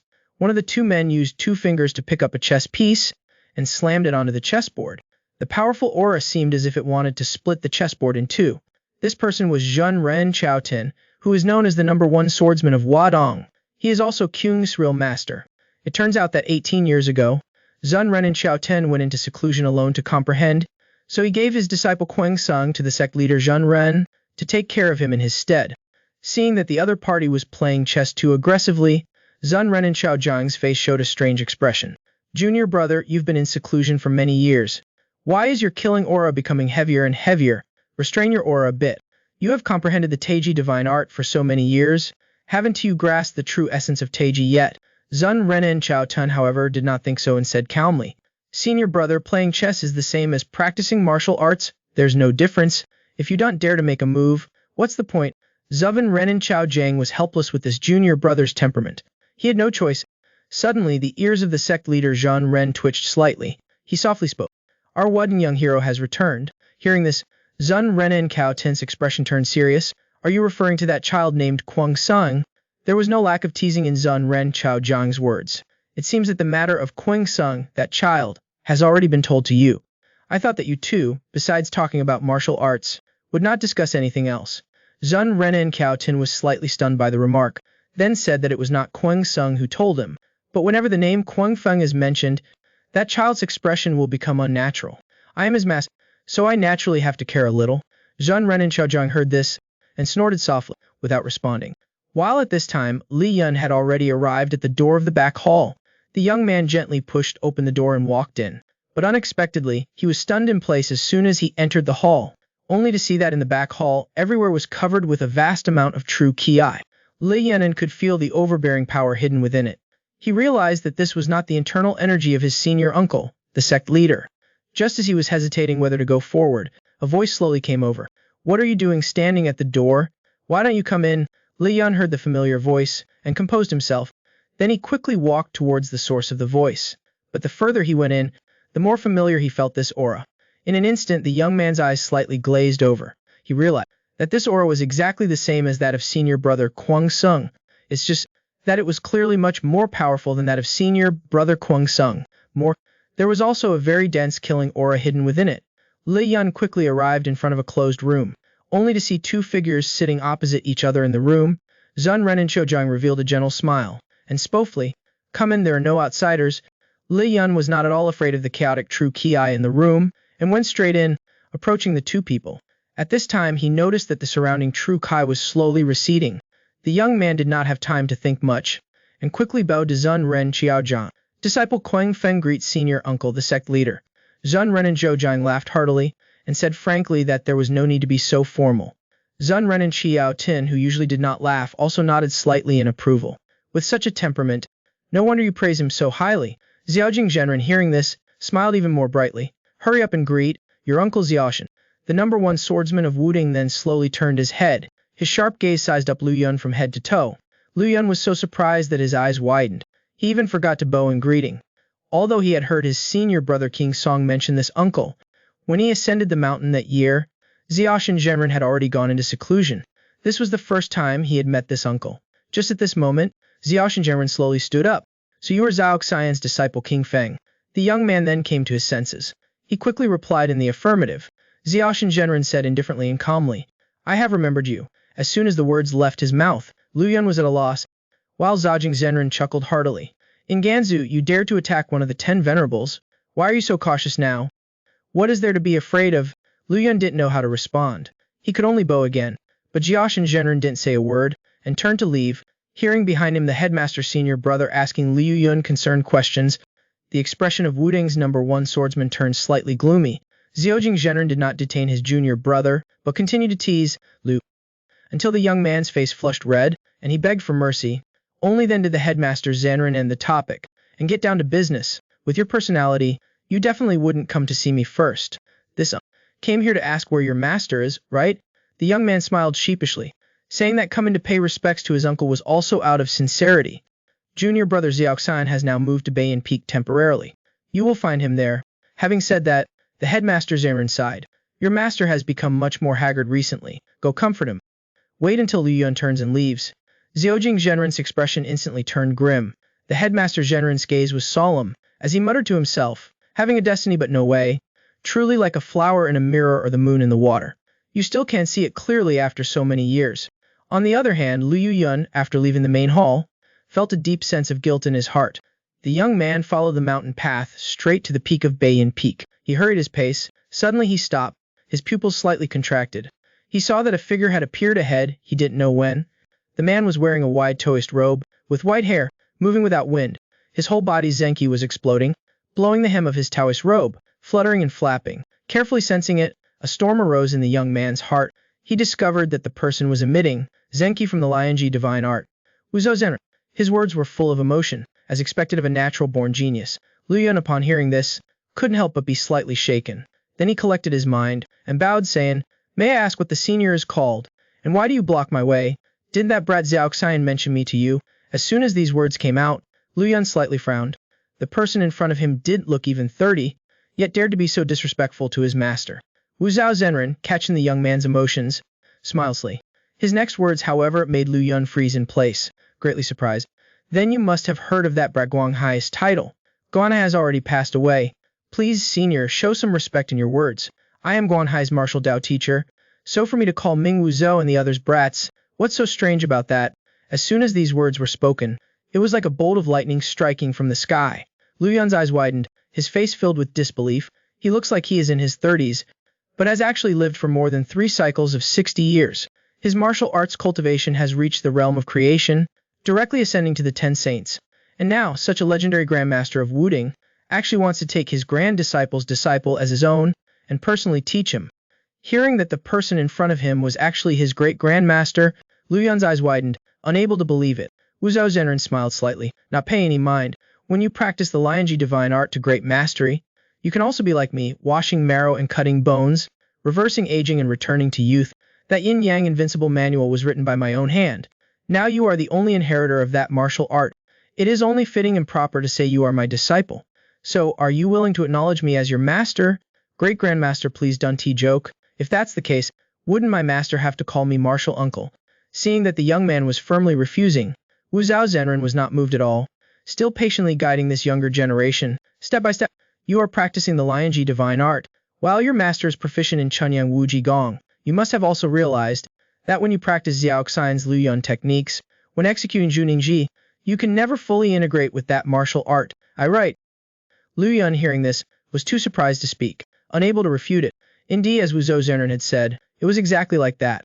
Martial Dao is originally about dual cultivation of inner and outer, the so-called inner training of the Danshan's chaotic Yuanqi, and outer training of fist, foot, sinew, bone, and skin. Only when inner and outer are in harmony can one truly unleash the power of the techniques. If you acknowledge me as your master, not only can I guide you in the Lianji divine art, but I can also pass on all the martial arts skills that I have mastered to you. Before the other party could finish speaking, Liu Yun had already waved his hand in refusal. Thank you for the Grand Ancestor Master's kindness. But in my view, the relationship between teacher and disciple is not just about imparting martial arts. To master is both teacher and father. Just like how the sky doesn't have 2 suns, a country doesn't have 2 rulers. Having said this, Liu Yun's expression became extremely solemn. I only have one master. When Zhenren Wuzhou heard this, he lowered his head and smiled bitterly. He remained silent for a long while. A moment later, he sighed, with a hint of recollection. These words a cycle ago. Go on, Hai once said to me. Your master also said them to me not long ago. And now I hear them from your mouth. You all are truly of the same lineage. Oh well, consider me overthinking it. If you don't want to call me master, then from now on just call me grandpa. Calling me grand ancestor master all the time makes me feel old. This time Liu Yun did not refuse. Instead he bowed in respect, respectfully calling him grandpa. Zenran Wuzhao looked at Liu Yun with a loving expression. He said gently, your master is in the wooden house to the east, go quickly. In front of the wooden house, Zanran Kaoxan was washing a basin of radishes. Just because of what happened at their old residence, the four of them were heartbroken. So after his disciple had an accident, the old Zenran moved here. Sup, Zenran Kaoxian heard footsteps from behind. The old Zenran turned to look. He saw the figure he longed for day and night appear in the distance. The old Zenran stood up abruptly, his voice trembling with emotion. Yuner, is that really you? The young man saw his haggard and emaciated master. His heart ached terribly. Hot tears instantly welled up uncontrollably. Liu Yun bowed respectfully. He said with a choked voice, Master, this disciple is unfilial. I've made you worry. The old Zenran ran over, taking 3 steps as 2. He tightly embraced his disciple, repeating endlessly, It's good that you're back. Liu Yun leaned on Zenran Kaoxian's shoulder, sobbing uncontrollably. His heart was filled with remorse towards his master. Let's talk about that day on Bayan Peak. The sky was clear and the clouds were light. There was a cool breeze and the sun was shining. But on an open space on the mountain, powerful gusts were swirling. True energy was overflowing. Liu Yun leaped up, dodging a wave of power that shot towards him. That wave of power snapped a large tree as thick as a hug. The young man landed lightly on the ground. Before he could stand firmly, his figure suddenly shifted. A powerful wind swept over.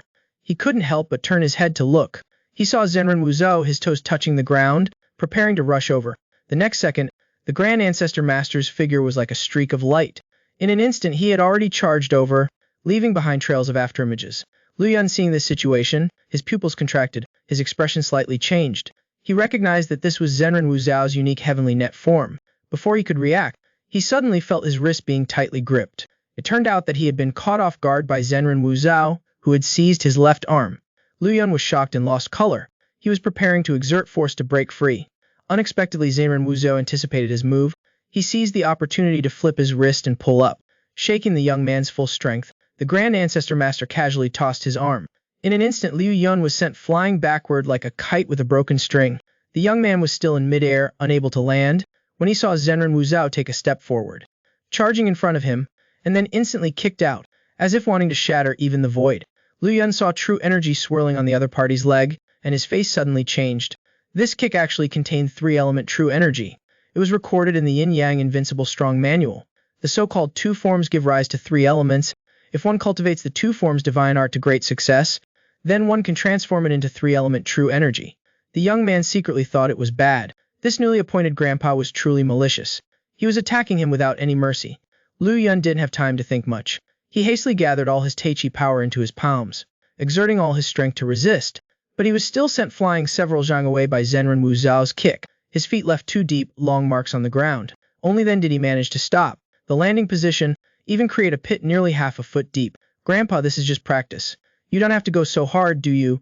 Using the heavenly net form and tiger claw hand is fine. But why even use 3-element true energy? What do you know? In practice sparing, one must use real strength. Only this kind of fear can be engraved into your body, so that when you face life or death battles with others in the future, you can react naturally. More, I haven't even used my full strength. You don't have to worry that I might accidentally injure you. Liu Yun was shocked to hear that. He remained silent for a long while. He could manage 30 moves under one of the 10 venerables. But this Grand Ancestor Master in just 3 moves had rendered him helpless. At this moment Zenran Wuzhao spoke gently. That's enough for today. The Grand Ancestor Master's eyes, full of amusement, looked to one side. Someone has come looking for you. Liu Yun followed Zenran Wuzhao's gaze and turned to look. Sure enough, he saw a figure quickly approaching. The young man called out happily, Senior Brother King Song. King Song also stepped forward, greeting Liu Yun. Then he saw Zenran Wuzhao standing at the side. He quickly clasped his hands and bowed, giving his respects. Junior greets Granduncle Master. Zenran Wuzhao didn't turn his head and said indifferently, You two go ahead and talk. Qianbei's figure flashed, and he disappeared without a trace. King Song scratched his head awkwardly, indicating that his Granduncle Master didn't seem to like him. Liu Yun didn't respond. Instead, he was sensing the other party's aura.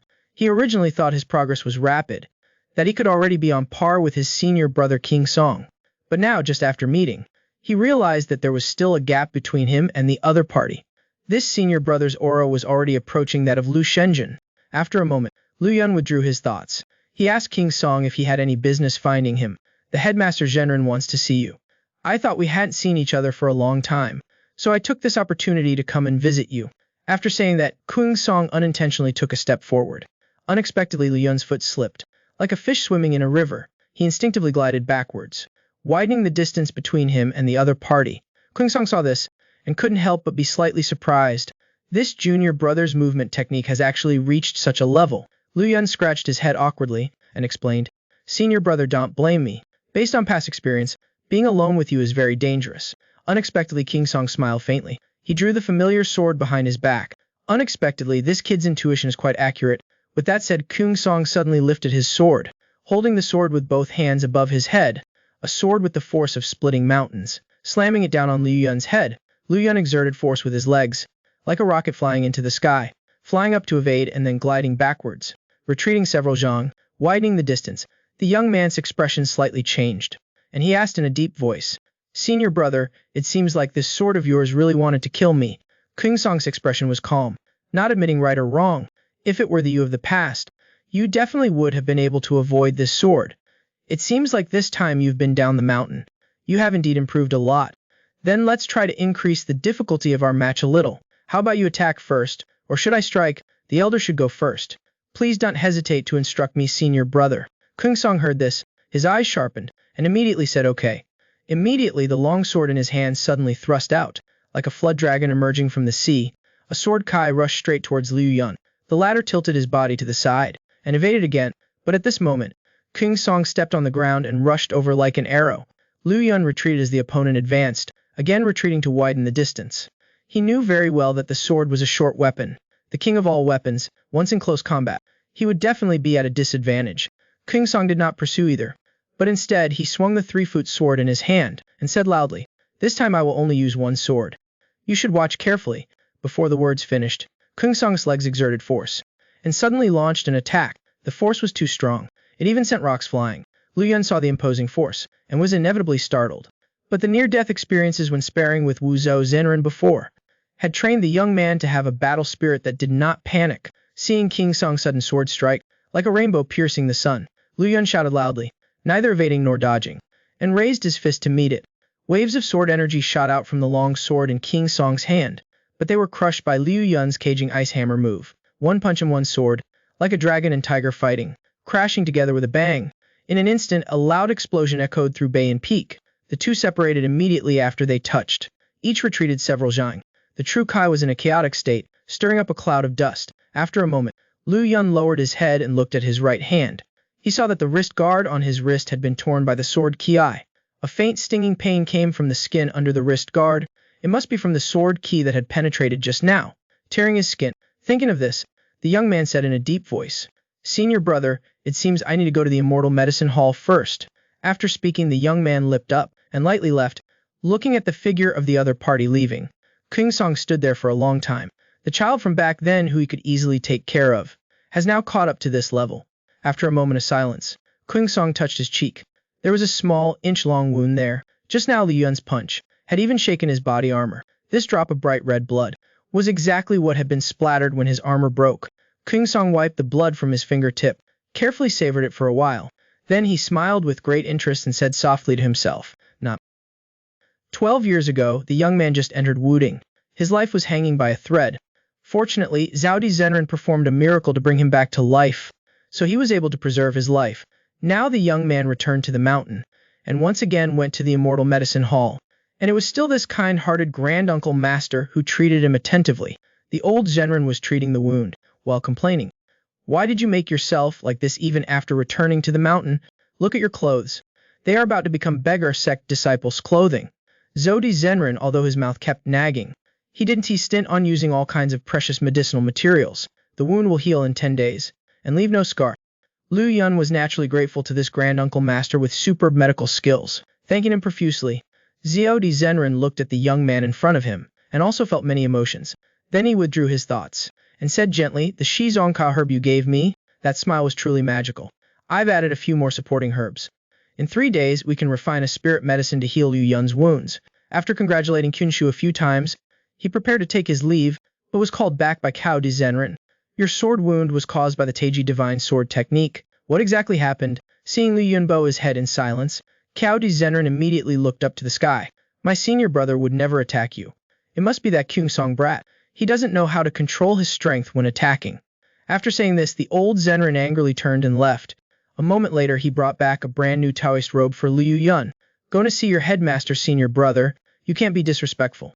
In the back hall of the Zixio Palace, Cao Jing Zhenren personally poured a cup of fragrant tea for Liu Yun. Then he smiled brightly, repeatedly thanking this headmaster granduncle. When I sent King Song to call you, I was a bit worried. Now it seems the thing I was worried about did happen. Are you seriously injured?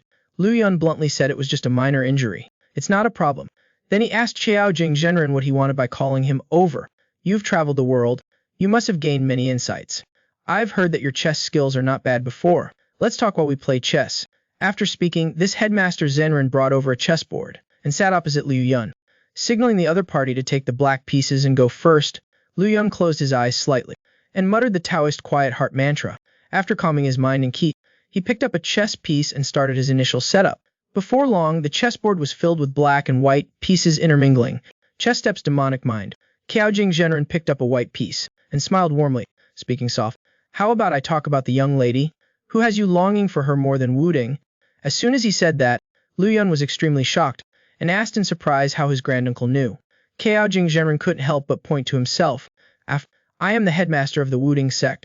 Youngster, you didn't think that we in the Wudang sect are isolated from the world and don't even have our own intelligence network in the Jiangyu, do you? Liu Yun then realized how stupid his question was. He chuckled foolishly, trying to reduce the awkwardness, and then the young man recounted all his experiences below the mountain to Chao Jing. The Zenren placed his chess pieces and listened quietly. Another hour passed. The two of them reached the final stages of the game. Liu Yun had also finished recounting all his experiences. Cao Jing Zhenren placed a chess piece at the corner of the board and said gently, to meet and get to know the 6 divine lords is a good thing for you. Those 3 are all outstanding figures in the martial world. You interacted with them. You must have received a lot of guidance, right? Liu Yun picked up a black piece from the chess box. Holding it in his hand, the young man carefully recalled everything that had happened. Then he pondered. A moment later he spoke softly, speaking gently. The Celestial Sword Lord, Elder Brother Nangong's teachings are very profound, like a high mountain standing unshakable. But the teachings of the Heavenly Earth God Lord, Elder Brother Bei, are completely opposite. From him, I saw a sense of freedom and ease, like white clouds in the sky, leisurely and carefree. And the mighty martial God Lord, Elder Brother Tai, is like a fusion of the two before. In dealing with people, sometimes firm, sometimes soft, upright and gentle, Cao Jing Zhenren listened, and his face lit up with a smile. He nodded gently. There are myriad paths, but they all lead to one. Those of us in the martial world often have chivalry on our lips, but everyone has their own understanding of chivalry. Just like what I told you before, the chivalry that I understand is protection. Speaking of this headmaster Zhenren picked up a white piece, making a move like a gazelle hanging its horns, cutting off the connection between the black pieces. The corner of the board that Liu Yun was originally certain to win suddenly fell into a disadvantage. After making this move, Cao Jing Zhenren asked in a deep voice, but that is ultimately just my understanding of chivalry. Have you ever thought, what is your understanding of chivalry? Child, your growth rate is too fast. Don't just focus on looking up and walking forward, but also look down at the road. Liu Yun looked at the chessboard where the defeat was set, lost in thought. In his head, he kept repeating the question of Cao Jing Zhenren.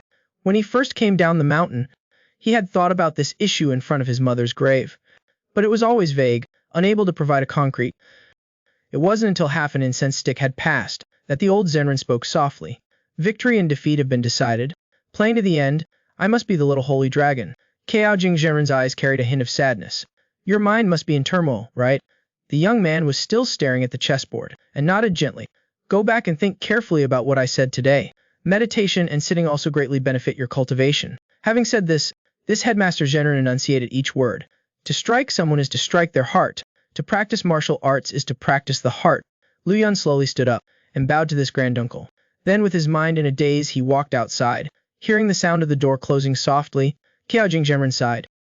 If he hadn't stepped forward today and revealed this layer of pretense, perhaps Liu Yun would not have realized this point in his whole life. Although in a short period of time, Liu Yun would still cultivate smoothly without hindrance, but he truly couldn't bear to see a golden winged rock playing at low altitudes. Child, don't blame your granduncle for being cruel. With your aptitude, it's such a waste for you to spread your wings and fly only within these confines. Let's talk about Liu Yun after he returned to Bayan Peak. There was a precipitous cliff here. The young Liu Yun sat cross-legged by the stream, meditating with his eyes closed. Images of the past flashed through his mind one after another.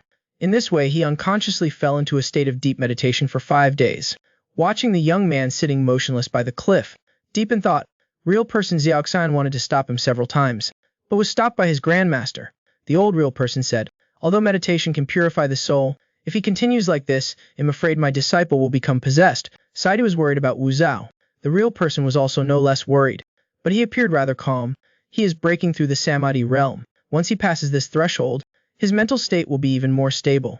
It's only natural that his martial arts cultivation will take another step forward. Grandmaster, isn't this child progressing too fast? If everyone was as difficult as you two, it'd be angered to death sooner or later. The next day at noon, the sun was shining brightly. By the cliff, thin strands of true kuai escaped from the young man's body, then traveled through the major and minor meridians, returning to his danchan. Liu Yun exhaled a heavy breath of stale air. The young man slowly opened his eyes. The bewilderment in his eyes had disappeared. Real person Jiaoxian, seeing this, looked delighted. The old real person finally let out the breath he'd been holding. Liu Yun happily called out master, then smiled innocently, saying that they no longer needed to protect him. You little rascal, sitting motionless here for 6 days, with your body like that, how could I not be worried? Yanbai, the old real person, reached into his chest and fumbled around for a while. He took out a black pill and gave it to Liu Yun. To repay your efforts, I have refined 2 spiritual pills using rock center herb. I took one of them myself. My body has already returned to normal. The remaining one is for you. Ordinary internal injuries will be healed immediately after taking it. Ordinary external injuries can be healed within a day by dissolving it in water and applying it. Within a day. Liu Yun offered the spiritual pill to his master, saying that the old real person should take it. To consolidate the effect, the old real person smiled and waved his hand, saying that he had already recovered. Seeing that you returned safely, my worries have already been halved. With the added effect of that spiritual pill, I probably won't have any problems living until you get married and have children. Liu Yun laughed heartily. Then he put the pill away. A moment later, the two of them chatted as they walked along the mountain path, during which Liu Yun suddenly asked if real person Xiaoxian was sad. The old real person looked confused. He asked his disciple why he asked this question. Liu Yun pondered for a long time before speaking softly. Master has devoted all his efforts to creating the Liu Yun fist technique, but now I mainly practice the cultivation method of the grand ancestor. Master, please don't laugh.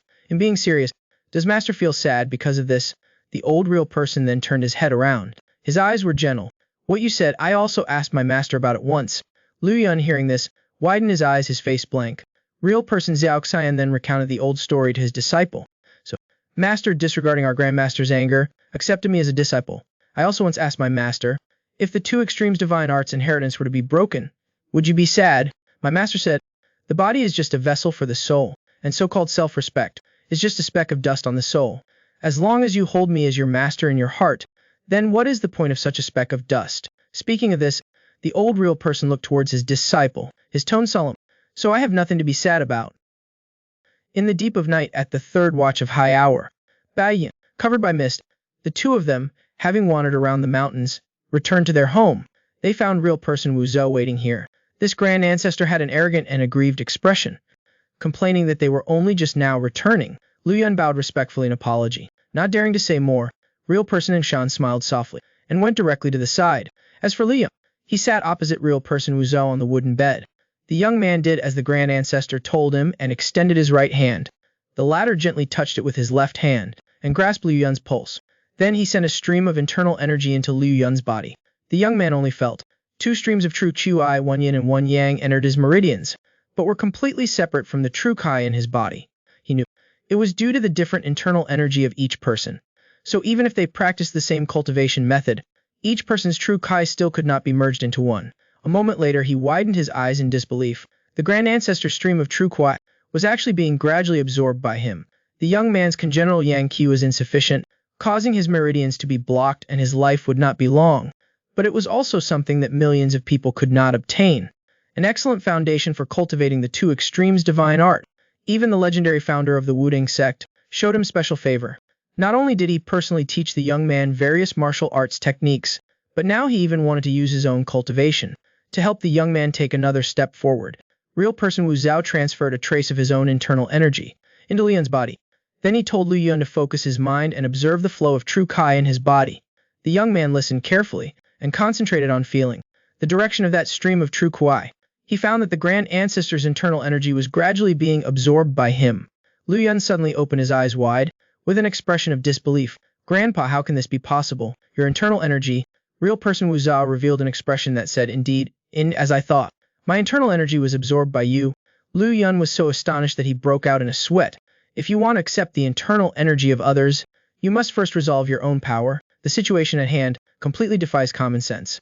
Ever since I heard you tell the stories of your encounters in the mountains, I have always been thinking, why were you able to absorb the mighty true Kai of those two spirit beasts? Not only was it not repelled by your internal force, but it can also be absorbed by you. When my arm was cut off, I pondered for several days. I only came up with one reason. Speaking of this, real person Wu Zhao's expression was extremely serious. That is that your body is completely bound. You are originally a perfect vessel, innately balanced in yin and yang, plus those two spirit beast heads. The yin and yang Kai are supremely pure. Therefore your body can now accommodate all yin and yang forces. I will come again tomorrow. Tonight you must always meditate, stabilize your mind, Liu. This Grand Ancestor Master did not care that Liu Yun was still shocked, and gently stepped on the ground, leaped up, and soared into the air, leaving behind the young man sitting cross-legged on the wooden bed.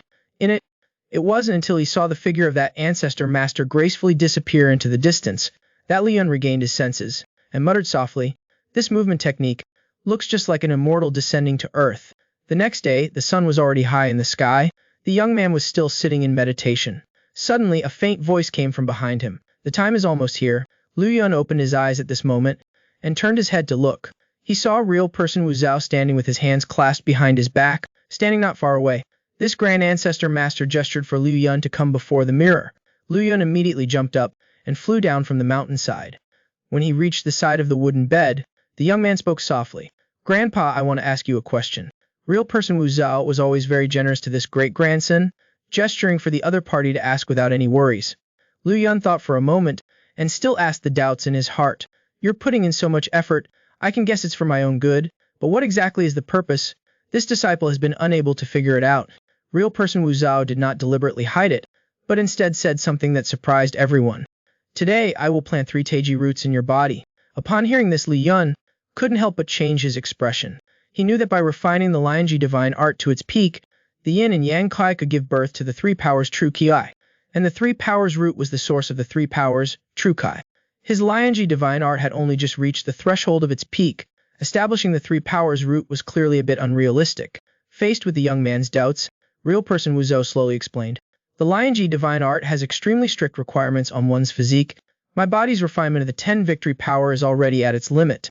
Therefore, I created the invincible yin-yang enhancement technique, trying to use deceptive methods to enter the heavenly human realm. But one cycle has passed, I have still been unable to advance.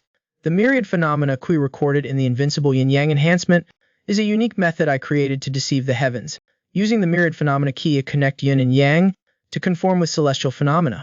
But ultimately it cannot be used as my own. But your physique far surpasses mine, you are man. But the innate yang Kai in your body is insufficient, so yin and yang are mutually balanced, achieving a natural equilibrium. Plus 70 years of nurturing bloodline in the Spring Return Palace, your body can be said to have become its own world. Plus those 2 spirit beast heads, the pure true Ki still remaining in your body. You now have an unparalleled degree of affinity with yin and yang Kai. So I believe that, if you can use this unique affinity, even without the help of the myriad phenomena Kai, you can also establish the 3 powers root, and then generate the 3 powers true Kai, originally without my help. Within 3 years you could also achieve this step. Speaking of this, real person Wu Zhao smiled arrogantly, but since I have this ability, why should I let you waste 3 years in vain? Having said that, this Grand Ancestor Master's face became serious, and he asked in a deep voice, are you ready? Liu Yun also wore a serious expression, and nodded lightly. Sorry to trouble you, Grand Ancestor Master. Real person Wu Zhao laughed it off, and slowly stood up. Then he placed both palms on Liu Yun's back, and instructed carefully, no matter what happens later, do not be distracted. Remember to hold your danchin firmly. Absolutely do not open your mouth to speak, so as to avoid the leaking of true Ki. After saying this, this Grand Ancestor Master exerted all his strength, his momentum continuously rising. His powerful true Ki blew his white hair.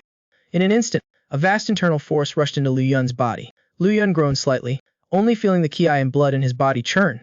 The abundant true ki was like a surging tide, flooding his meridians, organs, and every part of his body. Cold sweat also seeped out on the real person's face. This Grand Ancestor Master did not change his expression, and shouted in a deep voice, "Open the 36 major acupoints. Guide the true ki to transform, greater and lesser circulation." Seeing this scene, real person Xiao Xian could not help but secretly worry. The Ancestor Master's power is nearly 3 cycles. I wonder if Lu Yun's meridians can withstand it. And Lu Yun was also in extreme pain at this moment, but he always clenched his teeth, trying his best to endure. His body was like a long parched land, madly absorbing real person Wu Zhao, surging internal force like a great river. Suddenly, the yin-yang tattoo on Lu Yun's meridian gate glowed brilliantly. It seemed to sense the yin and yang qui that was growing madly in the young man's body. The kai left behind by the 2 spirit beasts was like an ancient glutton, constantly roaming and swallowing in Lu Yun's meridians, gradually growing stronger. Lu Yun changed his expression and was about to speak out to remind the Grand Ancestor Master, but real person Wu Zhao seemed to have anticipated this situation. Not only did he not withdraw his hand, but instead poured even more internal force in. This Grand Ancestor Master focused all his power and shouted sternly, "Since the Ancestor Master has forbidden talking, then take as much as there is. Guide the yin and yang back to the Danshan." Following the method, he circulated the power of Taiji.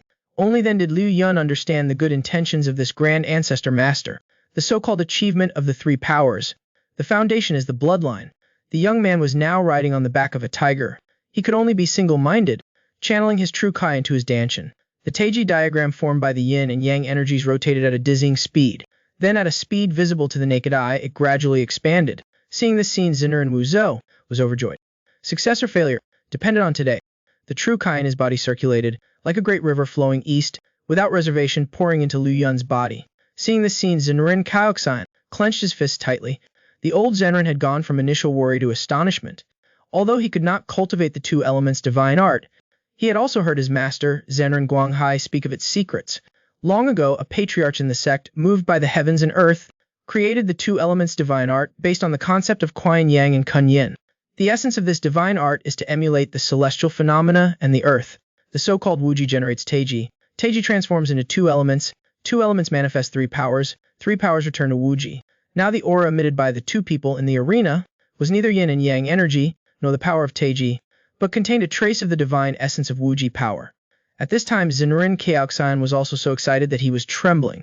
Could it be that the wish of the predecessors could finally be realized today?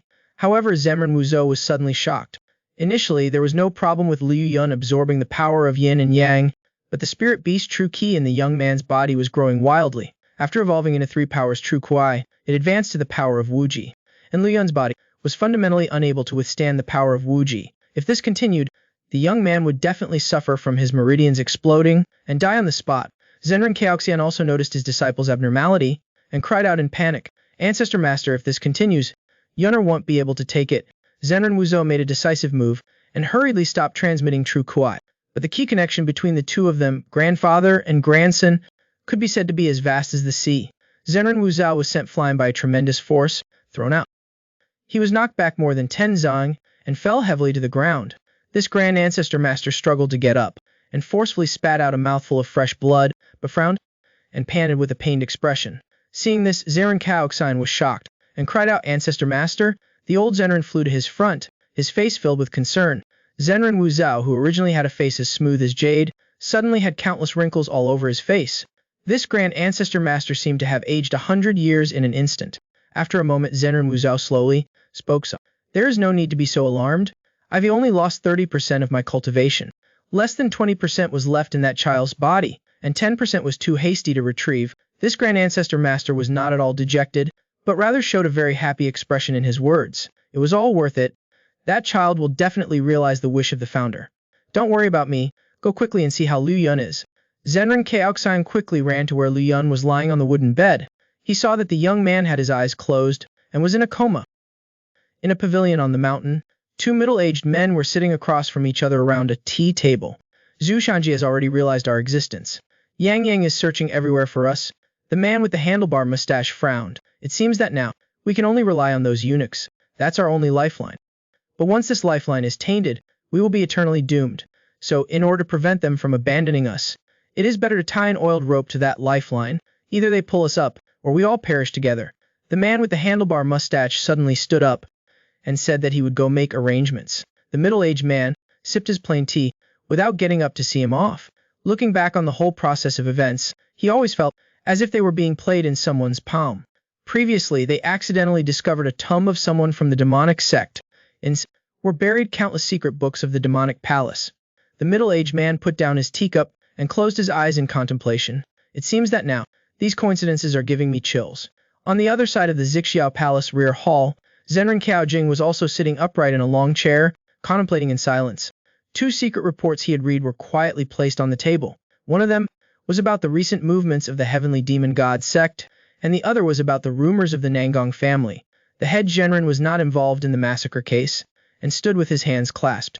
His mind was quickly thinking of countermeasures. The 72 forts of Luling had allied with the 18 forts of the Yantas River to confront the Nangong family at Poyang Lake. Once the Nangong family is determined to seize Poyang Lake, when the two sides fight fiercely, the demonic sect will definitely take the opportunity to infiltrate, and the only one who can make the Nangong family stop is that Sword King who has been in seclusion for many years. Thinking of this head Zhenren muttered, "Junior brother Caoxian, I can only trouble your disciple to make another trip." The Wudang youth had gone through many hardships, had just returned to the sect not long ago, but now he was sent down the mountain again by the head Zhenren. It turned out that half a month ago, Lu Yun had received a power transmission from Zhenren Wuzhou and had established the foundation of the three powers. The young man had been in a coma for 5 days before waking up, but unexpectedly, Lu Yun's body had just returned to normal when he was called in front of Zenran Caojing. In the study, the head Zhenren stood with his hands clasped and spoke gently. "During the time you were in a coma, everyone was very worried. With the care of the old head Shibo, this disciple has fully recovered." Zenran Caojing slowly turned around. His voice carried a hint of laughter. Your master has made martial uncle ancestor Wu Kang suffer quite a bit. If anything were to happen to you, my junior apprentice Zioxian, I fear he would seek out Fengshan Gang." Hearing this, Lu Yun helplessly scratched his head, but in his heart he was moved by his master's concern. Having said this, real person Zhou Jing changed his tone. "Now that you have built the three powers foundation, the future of the Wudang sect still relies on you to carry forward and glorify it. Today I have called you here because there's a matter I want to entrust to you. Speaking of which, it's been a while since you've seen the Azure Sky Sword Lord, right?" Hearing this, Lu Yun couldn't help but be slightly stunned. He didn't know why the sect leader martial uncle suddenly brought up Nangong Song. Just then, real person Xiao Jing took out 2 letters and ordered him to make a trip to the Nangong family to deliver these 2 letters to the Sword King, Nangong Zheng. Lu Yun knew that Nangong Song and the Sword King were grandfather and grandson, and immediately understood why sect leader real person was sending him. The young man frowned slightly and said in a deep voice, "If martial uncle wants to take advantage of my older brother Nangong, then please forgive this disciple for not daring to obey." Real person Zhou Jing was not angry at all, nor did he deny it. "This matter is indeed taking advantage of your friendship with him, but this is not an act of injustice, but something we must do." This sect leader real person gently placed the letters on the table. "You can read the contents of these first, then Lu Yun gazed at the vast Yance River with its smoky waves, his thoughts drifting. After a long while, the young man gradually collected his thoughts. This was the first time he had learned of the heavenly demon god sect's ambition. The young man's eyes gradually became firm. He really couldn't avoid this trip to the Nangong family. Thinking of this, Lu Yun continued on his journey towards Poyang Lake. It is said that atop Serpent Hill there was a tall, towering building. This was the Yellow Crane Tower, known as one of the 3 famous towers of Jiangnan. Legend has it that a Taoist priest drew a yellow crane on the tower's wall. Then, using a flute, he summoned the yellow crane to fly away. The Yellow Crane Tower got its name from this, attracting countless tourists to visit. Beside the railing on the 2nd floor, a young girl in pink was looking out, admiring the river scenery. Suddenly, she pointed in the distance and called out, "Senior brother, look quickly, there is a little Taoist priest over there." The young man in purple looked in the direction his junior sister was pointing. After seeing the attire of the person, he smiled and explained, "Looking at the style of the Taoist robe, is probably from the Wudang sect, and it even has the Taiji embroidery, as an inner sect disciple." The young girl, upon hearing this, couldn't help but click her tongue in surprise. She said this was the first time she had seen an inner sect disciple. "Senior brother, inner sect disciples of the Wudang sect must be very strong, right?" The young man in purple nodded slightly, saying that Wudang sect disciples were not only highly skilled in martial arts, but also highly respected in the Hubei region. "Now that you mention it, isn't senior brother a native of Yunyang Prefecture, Hubei?" "That's right, in my hometown, people greatly believe in the Wudang sect.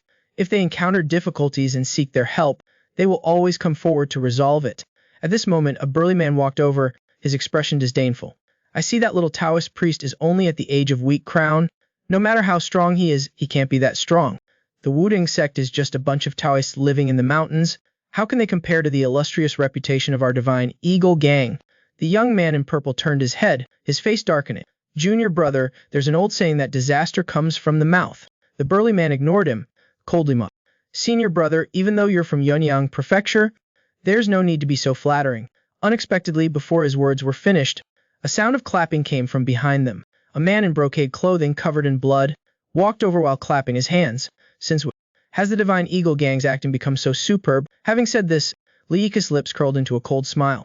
Give it a little more time, and I fear they won't even put Shaolin in their eyes.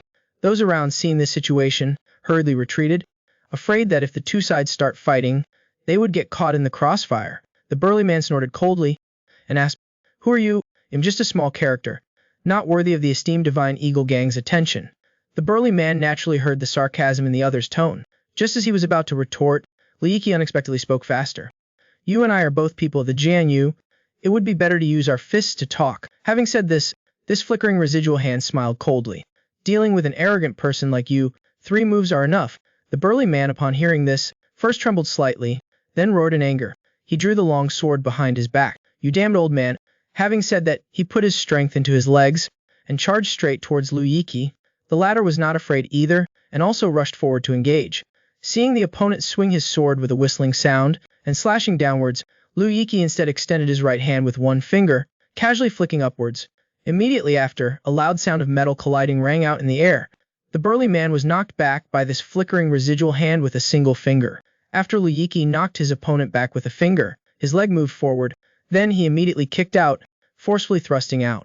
The kick struck the burly man's chest. He cried out in pain and was kicked backwards, stumbling back. He crashed to the ground several zang away before stopping. This flickering residual hand had a fierce look on his face and said loudly, 2 moves have passed. The 3rd move will take your dog's life. From the palm of Liiki, a crimson true kai rose. This flickering residual hand delivered a palm strike with the force of thunder. He swung his hand, unleashing a fierce palm strike, aiming directly at the young, sturdy man. Just as the young man covered his head with his hands, preparing to receive a fatal blow, the purple-clad youth with his sword flashed in front, using his sword to block the palm strike. Lu Yiki narrowed his eyes and spoke coldly. What kind of disciples does the Divine Eagle Gang recruit? Either they're arrogant, or they don't know the meaning of life and death. The purple-clad youth frowned. He had used all his strength to block that move, but he still wasn't afraid and responded loudly. Wicked hand, we are not skilled in our art, but don't you dare humiliate our sect. Lu Yiki smiled slightly. He asked the youth how he recognized his identity. Truly like blood. Cutting gold and jade, slaying demons. Who doesn't know the blood jade hard kai of the wicked hand? You young man, you have some knowledge. However, even if you see through my identity, what good will it do? Having said that, the eyes of this wicked hand suddenly became sharp. If you are in such a hurry, then this old one will send you on your way first. The purple-clad youth, hearing this, immediately focused his mind and became vigilant. But he discovered that Lu Yiki was looking straight behind him, wary of the other party playing tricks. He only dared to peek out of the corner of his eye. He saw the Wudang disciple was somehow already standing behind him. Lu Yun stood on the railing, hands clasped behind his back, lightly speaking. I wonder, does the esteemed sir still remember this humble toist? Lu Yiki's gaze slightly paused. He naturally recognized that this was the young man who had charged into the Black Ghost Hall alone years ago. The wicked hand snorted coldly and slowly opened his mouth. You still like to meddle in other people's business. However, even someone with strength comparable to Shang Pingda dares to stand out and block this old one's actions. Lu Yun, upon hearing this, lowered his head and smiled wryly, helplessly. He was too lazy to explain. At that time my injuries were not clear. That day you left in a hurry. I didn't have the chance to ask for guidance. Should we fight here, or change to another location? Once the authorities get involved, it will be very troublesome. We should change locations instead. Having said that, both of them arrived at a dense forest halfway up the mountain. However, Lu Yiki's experience in the martial world was very refined. He made a move to restrain the 3 disciples of the Divine Eagle Gang, and took them with him. This protector of the Crimson Demon sect was full of confidence. After I kill this little Taoist priest, then I will deal with you. Lu Yun was only heard to say casually. Have you ever heard it said that a scholar should be regarded with new respect after 3 days apart? Shaitai, Dangamushan. Lu Yiki, upon hearing these words, couldn't help but be slightly taken aback. Lu Yun's lips curled into a light smile. Without saying anything more, the next second the young man suddenly charged forward, leaving behind afterimages. He was using the heavenly net formation created by real person Wu Zhou. Lu Yiki, seeing this situation, immediately became serious. Before he could react in any way, Lu Yun's figure had already glided in front of him like a ghost. This Crimson Demon Sect protector couldn't help but change color. He did not expect that the other's movement technique would be so fast. The young man's right foot fiercely kicked out, like a blue dragon wagging its tail. One foot swept horizontally, strongly sweeping across Lu Yiki's face. He only felt his body suddenly shake, and was sent flying back 10 feet by this kick. The 3 disciples of the Divine Eagle gang on the side were even more dumbfounded. They did not expect that this Wudang Daoist priest would be so powerful. While Lu Yiki struggled to stand up, he didn't expect that just as he had stabilized himself, the young man had already closed in. Lu Yun leisurely extended a palm, imprinting it on the other's chest. Lu Yiki felt like he had been struck by a sledgehammer, and was once again sent flying back. A mouthful of fresh blood uncontrollably spewed out, while Lu Yun was chasing after him in mid-air. He could not help but reproach himself in his heart. This is the first time I've used 3 powers True Kai in actual combat. Yet I can't kill the opponent with 1 palm. I am still a little clumsy.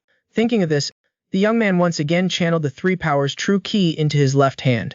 Before Lu Yiki could even touch the ground, Lu Yun unleashed a powerful palm strike. After a miserable cry, he was sent flying several feet away by the force, and fell to the ground. The young man's toes firmly touched the ground. His figure was like a shooting star chasing the moon. He unleashed a move from the imprisoning ice fist, Evil Tyrant Mountain, with a fierce force. Lu Yiki, seeing the scene, secretly cried out that it was not good. He knew that if he was struck by this fist, he would definitely die. The young Wudang man, after receiving the power transfer from his ancestor, had greatly increased in strength, and was once again traveling the martial world. He once again encountered a protector of the Crimson Demon Sect. Initially, this protector did not take the young man seriously at all. Unexpectedly, he was sent spitting blood by a single palm strike from his opponent.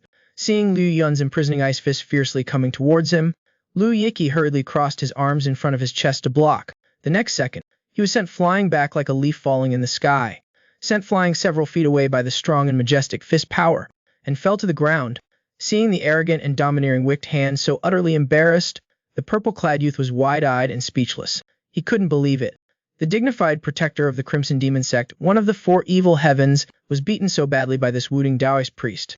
While Lu Yiki struggled to stand up, he knelt on the ground. The young man's punch had shaken the meridians in both his arms. This Crimson Demon Sect protector's face was twisted with ferocity, and he spoke in a trembling voice. "Why don't you just kill me now? You and I have no deep-seated hatred, and besides both my arms are ruined. I will not be able to do evil again in the future." Lu Yiki, upon hearing these words, let out a series of eerie, miserable laughs. "I am called the Wicked Hand, meaning that once I make a move, others will surely become crippled. Now I'm the one who is crippled. Living like this, will I become a laughingstock?" Having said this, Lu Yiki suddenly spat out a mouthful of blood. This protector of the Crimson Demon Sect actually shattered his own heart meridian. Lu Yun did not expect this person to have such a fierce temperament. The young man, with a somewhat complicated mood, stepped forward. A surge of pure yang power erupted from his right palm. Then it transformed to a blazing fire that enveloped Lu Yiki's body. Not long after, this protector of the Crimson Demon Sect turned into ashes. After finishing everything, Lu Yun looked towards the 3 disciples of the Divine Eagle gang. The young man extended a finger, continuously pointing at the void. 3 gentle finger energies immediately shot out. After dispelling the evil influence on the 3, Lu Yun inquired about their situation. The young man in purple led the 2 others forward, and bowed in greeting. "Thank you, young hero, for saving us. I am Feng Yanji of the Divine Eagle gang. These 2 are my junior brother Qi Shan and junior sister Su Lianhua. If it weren't for you today, I'm afraid we would have died here." Lu Yun bowed slightly, returning the greeting, and solemnly instructed them. This person was one of the demon sect's protectors. "This humble Taoist doesn't want to cause more trouble. I ask that you 3 please let it end here. May I know the Daoist master's name? Please allow me to repay your kindness in the future. Wudang sect disciple under true person Xiaoxan, my Dao name is King Feng." Having said this, Lu Yun didn't linger any longer, and continued on his way toward the Nangong family. Looking at the gradually disappearing figure of the young man, Feng Yanji couldn't help but sigh. The other person was not much older than himself, yet his martial arts cultivation was so advanced. Su Lianhua also continuously praised Lu Yun, frankly stating that Wudang men were indeed worthy of their reputation. Master once said that the Jianghu is vast, there are people beyond people, and heavens beyond heavens. Junior brother, today's lesson, You must remember in your heart. In the future you must never speak carelessly again. Chaishan no longer had his previous arrogance, and repeatedly agreed, indicating that it would never happen again. But Liu Yun was unaware that this act of saving them was the second young master of the Yunyang Fu family. The young man named Feng Yanji was his half-brother. Let's return to Liu Yun, who arrived at the gates of the Nangong family. Seeing a visitor, they stepped forward with an arrogant attitude.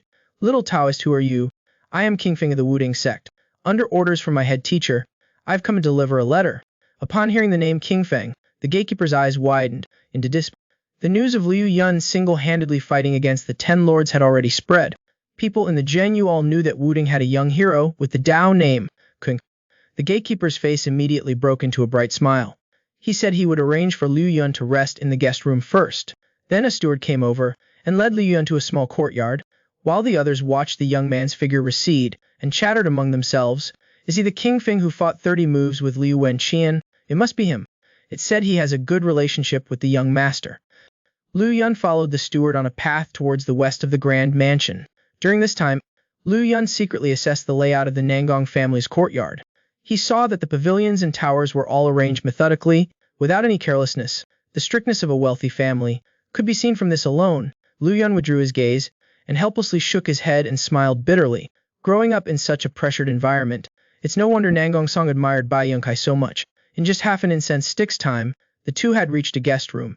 Just as the steward was about to take his leave, he was called back by Liu Yun.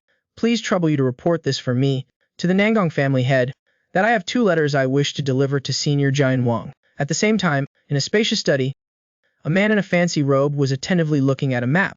This person was the current head of the Nangong family.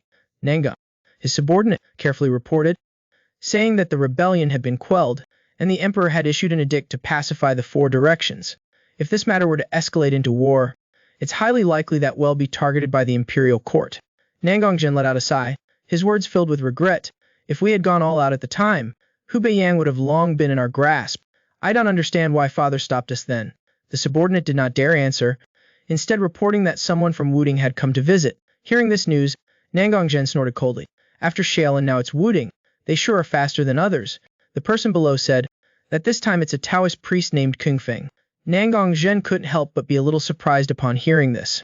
Is it the child who became sworn brothers with Tonger? Yet as this person has recently been making quite a name for himself in the Jiangyu, as quite righteous, and the story of him fighting 30 moves against Liu Wen Shan has been praised by the world. Nangong Zhen stroked his beard in thought, praising him as a young hero indeed. Quickly tell the kitchen to prepare a feast for the evening. Let's return to Liu Yun who, after settling down in the luxurious guest room, knowing that Nangong Zhen would host a banquet for him in the evening, the young man wasn't in a hurry. Having traveled all the way here, he hasn't had much time to cultivate in peace. The young man intended to take advantage of this free time to stabilize his cultivation. Although he had touched upon the infinite power that even true person Wu Zhao had never had, it was just a fleeting moment and not his normal state. When it comes to cultivation, he has only just stepped into the Samadhi realm.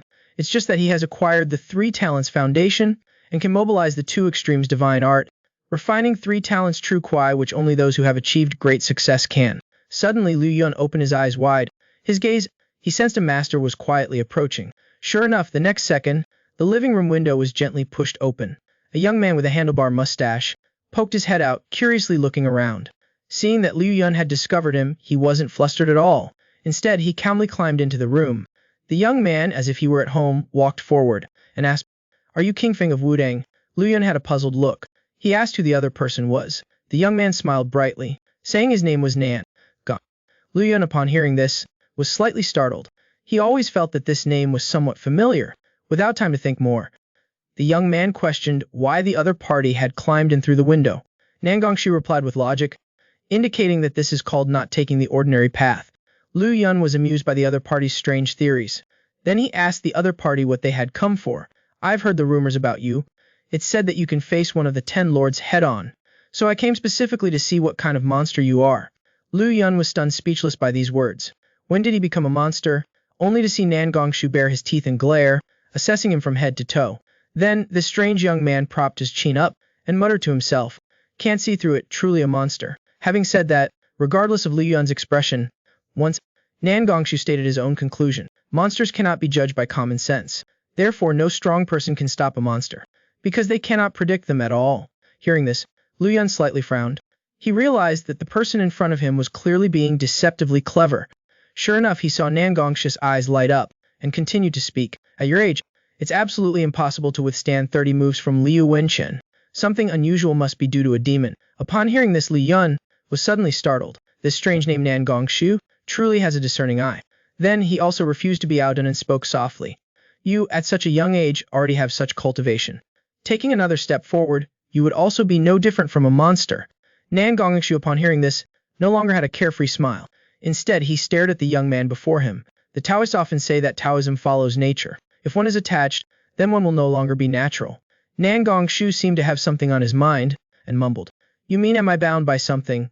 That you must ask yourself. This humble Taoist does not know what you hold in your heart. Nan Gongshu rubbed his chin, smiled. The little master's brother is indeed extraordinary. Having said this, he looked at Liu Yun with a sincere expression. Thank you for the Taoist master's guidance. I shall take my leave now. After speaking, Nan Gongshu turned to leave, heading towards the window. His body as agile as a monkey. With a few leaps, he disappeared without a trace. Liu Yun looked at the direction where the other party had disappeared. It was only just now that he remembered who the other party was. He had once heard Nan Gongsong say that the Nan Gong family had 10 great experts, who were called the King-Chin sisters, and Nan Gongshu was one of them. At the tea time, Liu Yun was led to a gazebo without any walls. In the gazebo, servants had already arranged the dishes, cups and tables and chairs. The exquisite dishes could be said to have excellent color, aroma and taste. Just at this moment, a deep, hoarse voice softly spoke. I am Nan Gongshu. I apologize for the troubled Taoist master. Liu Yun hurriedly stood up and bowed in greeting. This humble Taoist, Confronting of Wudang, pays respects to the Nan Gong family head. Nan Gongzhen clasped his hands behind his back and slowly walked into the gazebo. After a few casual words of greeting, this Nan Gong family head went straight to the point and asked, Taoist Master Confronting has come from afar. May I ask the reason for your visit? Liu Yun took out a letter from his chest and bowed, replying, This humble Taoist is under orders from the head of our sect to deliver this letter. The reason for this, the Nan Gong family head will know after reading it. Upon hearing this, Nan Gongzhen slightly frowned. It's not often that the Wudang head writes a letter himself. It's quite unusual. Thinking this, he hurriedly took out the letter and read it. After a moment, this Nan Gong family head spoke in a deep voice. Is this matter true? Liu Yun was secretly startled. The Nan Gong family is also a prestigious clan in the martial world. Could it be that they are still unaware of the movements of the heavenly demon god sect? Thinking this, the young man spoke to explain. Nan Gong family head, you must also know about my clash with Liu Wenqian. Of course I know about this. Taoist Master Confronting is indeed worthy of being a disciple of Wudang. Only to see Liu Yun with a serious expression, and continue to speak. This humble Taoist doesn't mean to brag, but after that day, the evil demon god sect closed its doors. That day, the head of the Kunlun sect, real person Song Cheng, was present. The heavenly emperor god lord and the mighty martial god lord were also there. If those three were to join forces, Liu Wenqian would definitely have died, with no chance of survival. But real person Song Cheng strongly advocated letting Liu Wenqian go. The reason behind that is what the head of our sect wrote in the letter. Having said that, Liu Yun's expression became extremely solemn. I hope that the Nan Gong family head will take it into consideration. The heavenly demon god sect is indeed preparing to move. Nan Gongzhen's sharp eyes stared at the young man, and he said in a deep voice, but at present there is still no concrete evidence. Having said that, this Nan Gong family head stood up with an indifferent tone. I must take the letter back to study it for a while. Please excuse me. Having said that, Nan Gongzhen clasped his hands behind his back and walked straight out. Liu Yun looked at the back of the other party as he left and frowned. It seems that this trip of mine will definitely not be too smooth. There was a time when two brothers ventured together through the Jianyu. Their bond was unbreakable. Yet now one has come to visit, while the other evades seeing him. After eating dinner alone, Liu Yun sought out a maid. Upon learning that he was looking for her young master, the maid then explained. It turned out that Nan Gongsong, while traveling through the Jianyu, had realized many things, so he was currently cultivating alone somewhere. The maid said that the supreme family head had issued a strict order, forbidding anyone from disturbing the young master's cultivation. Therefore, she also didn't know where Nan Gongsong was. Liu Yun had no choice but to search for him himself within this large manor. He didn't originally want to disturb Nan Gongsong's closed-door cultivation, but the maid's words from earlier had made him a bit suspicious. If it was senior brother Nangong's voluntary closed-door cultivation, why would it be the supreme family head issuing an order to not disturb him? Moreover, news of his arrival had already spread throughout the manor, and there were many servants in the manor secretly gossiping behind his back. With Nangong Song's sharp hearing, there was no way he couldn't have heard. Just as Li Yun was deeply puzzled, a voice rang out from afar.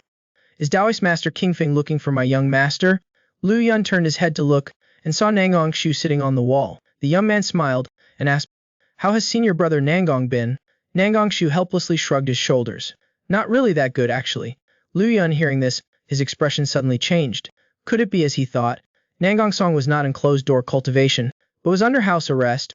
Thinking of this, the young man hurriedly asked, Do you know where senior brother Nangong is? Nangong Shu happily smiled. Let me make it clear first. This matter counts as repaying your favor. We don't owe each other anything. It is said that deep within the mansion, in a hidden room, Nangong Song's eyes were tightly shut, and his face was covered in large beads of sweat.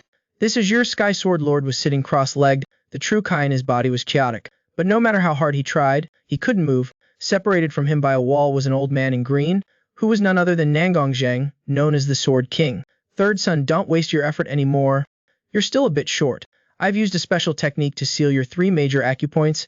With your own strength alone, there's no way you can undo it in a short time. Grandfather, you know my nature. Even if I have to ram my head against the wall, I will break that wall down. Nangong Zheng sighed. Your father was an unfortunate man. He became as he is today. You and I both bear responsibility. Even one shouldn't ask for more after getting something, with insatiable greed. Isn't this the very principle that grandfather taught me? Nangong Zheng was left speechless by his son's words. At this moment, this Sword King's expression suddenly changed. He sensed a sharp aura rapidly approaching. Nangong Song also noticed that this aura felt familiar to him. In an instant, this azure sky sword lord's pupils contracted. He realized that the person arriving was none other than Yidi Kingfeng. At this time, Lu Yun and Nangong Shu were standing on the wall outside the building.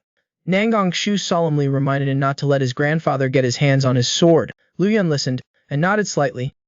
Then his feet propelled him forward, his body flying up. Seeing the young man's light and agile movements, like a swallow, Nangong Shu couldn't help but feel a little surprised. This child is so young, yet he can already step on air. This young man with an unusual thought process muttered, I can only help you this far. Good luck. Unexpectedly, due to the sound of a falling sword, a figure broke through the roof. Nangong Zheng's hair stood on end, and he angrily shouted, Who dares to come here and cause trouble? In a moment of surprise, Lu Yun instinctively struck out with a soft palm force, aiming straight for that figure. Nangong Zheng suddenly spread his arms in front of his chest, directly shattering that palm force. But the next second, the Sword King's heart trembled slightly, as he saw wisps of icy energy slowly infiltrating his body. Nangong Zheng's white eyebrows furrowed tightly. He realized this was an extremely pure yin energy. Before he could think any further, a pure yang fierce force roared over. Nangong Zheng's expression finally became solemn. The person who had arrived could actually control both yin and yang energies at the same time. This Sword King didn't dare to be careless, his hands quickly covering his chest, and he once again shattered that pure yang force. But one cold and one hot, 2 completely opposite energies, still caused this old and frail man to suffer a small loss. This Sword King's right hand suddenly extended, circulating his true Kai. And in an instant a powerful suction force emanated from his palm. Then, the tiles on the roof shattered and flew everywhere. An object was pulled by this Q force, also breaking through the roof. Nangong Zheng's right hand gently grabbed it, holding it in his hand. It was the azure dragon sword that had helped him achieve his title as the Sword King. Lu Yun saw the situation, his eyes wide, his heart filled with shock. He saw Nangong Zheng holding the sword in his hand. The aura around his body suddenly increased, even though the long sword was still sheathed. The sword energy, like a practiced silk, swept through the area. Lu Yun finally understood what Nangong Shu's warning had meant. The young man propelled himself into the air, his hands carrying both yin and yang energies. Then his hands slammed down from above, like Mount Te crashing down. He saw that Nangong Zheng did not dodge at all, but raised his sword high. In an instant, sword energy and palm force collided in midair, and the Sword King continuously retreated. 3 stumps of his feet scattered rubble. Nangong Zheng concentrated his Kai in his danshan. Before he could barely stabilize his body, this Sword King had a tall figure, and the long sword in his hand swept out horizontally. Lu Yun burst forward, his 2 palms channeling true Kai to attack, meeting the wind and rising. In an instant, the 2 forces collided. A loud explosion resounded, tearing through the night. Nangong Zheng withdrew his sword and stabbed forward with the force of thunder and lightning. The technique used was the Kang Kong Wuya swordplay. Lu Yun was about to mobilize the 3 powers true Kai to counter, but then thought, the techniques he knew were not yet proficient, and if he were to injure Nangong Zheng, he wouldn't be able to explain it to his big brother. Thinking of this, he forced himself to retract his moves and jump back. Please stop, senior. This junior has no ill intentions. Unexpectedly, before he could finish speaking, Nangong Zheng's thunder sword had already pierced forward. A stream of sword energy shot out, striking heavily into Liu Yun's back. The young man cried out, his body went limp, and fell heavily to the ground. Nangong Zheng also landed lightly, and did not attack again. He pondered in silence.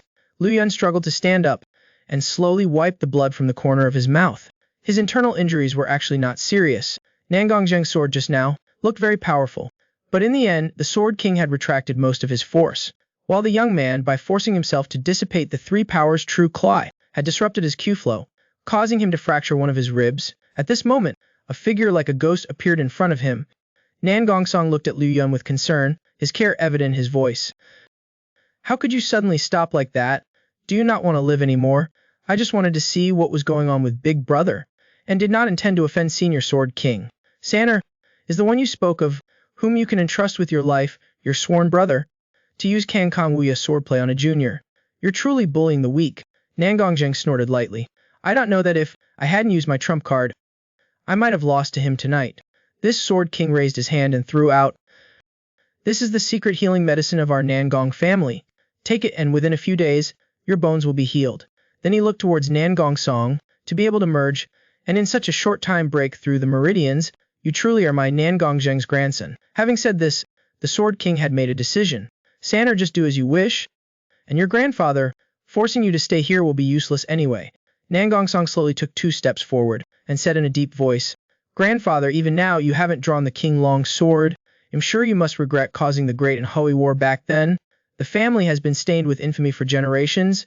I will use my blood to cleanse it all. If one day I unfortunately die, I beg you, Grandfather, to forgive me for not being able to fulfill my filial duties. After Nangong Song finished speaking, he helped Liu Yun turn around and leave, leaving behind Nangong Zheng with a complex expression, silent and not speaking.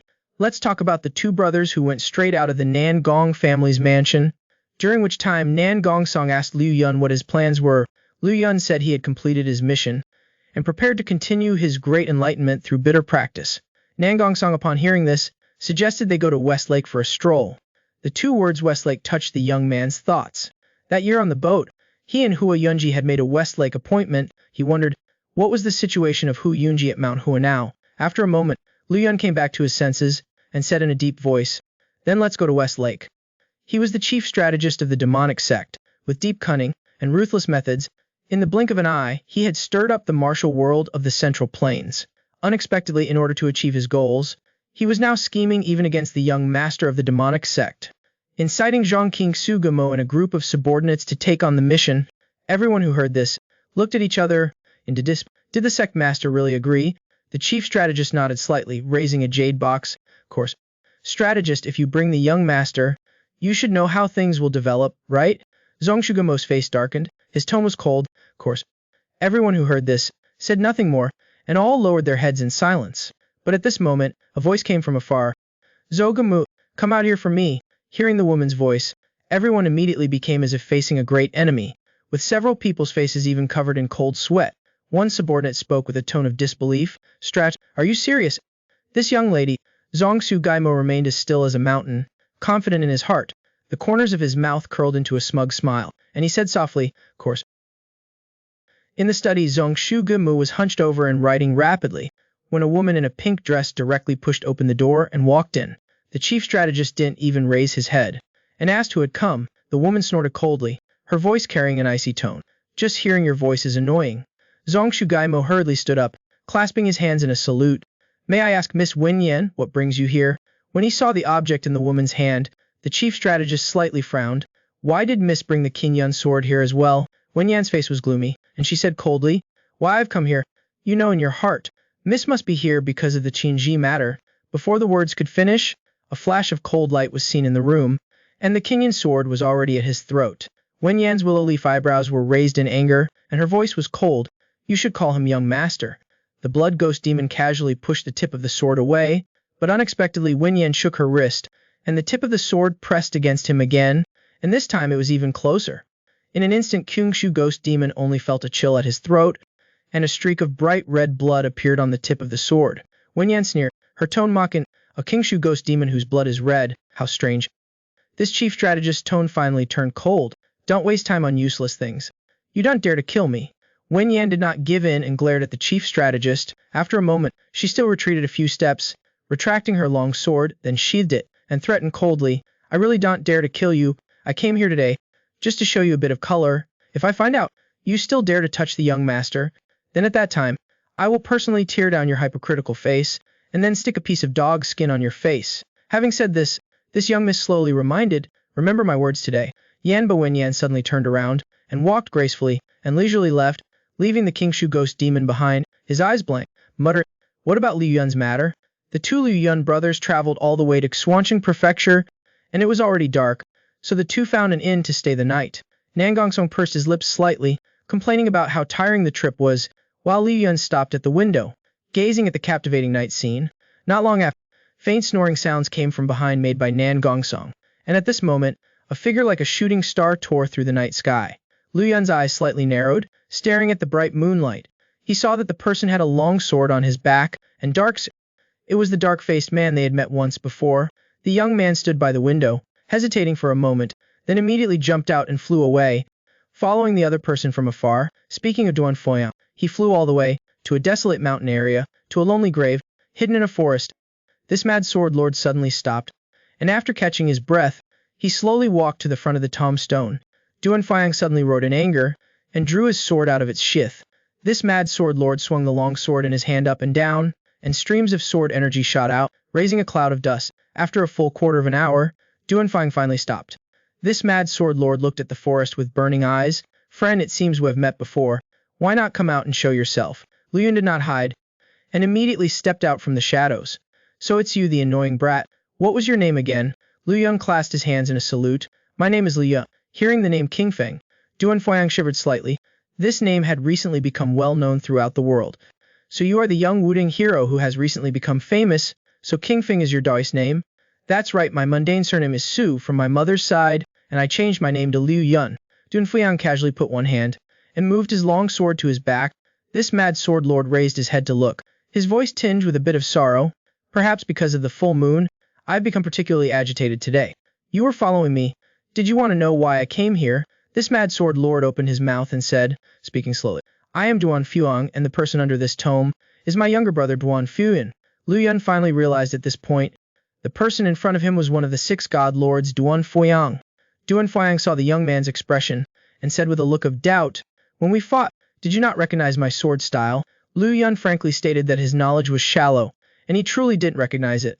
Duan Foyang didn't mind. Continued, my younger brother was incredibly talented, with an outstanding appearance, amiable with everyone, and had a chivalrous heart. From this perspective, has somewhat similar to you. This mad sword lord sighed, as if he had found someone to confide in. I am the eldest son of the renowned Duan family in Xuancheng Prefecture, though my talent isn't bad. But compared to my younger brother, it's worlds apart. To be honest, I really hated this younger brother. His talent made me live in his shadow forever. Until that day came, Liu Yun curiously replied, asking what happened. One day, I borrowed some wine to ease my sorrow and ran into the mountains, and unintentionally obtained a sword bone left behind by the Sati Star sect. The Sati Star sect's ultimate move, soul-chasing sword, was invincible in the martial world back then, and I, as if I had picked up a treasure, fled, and secretly practiced.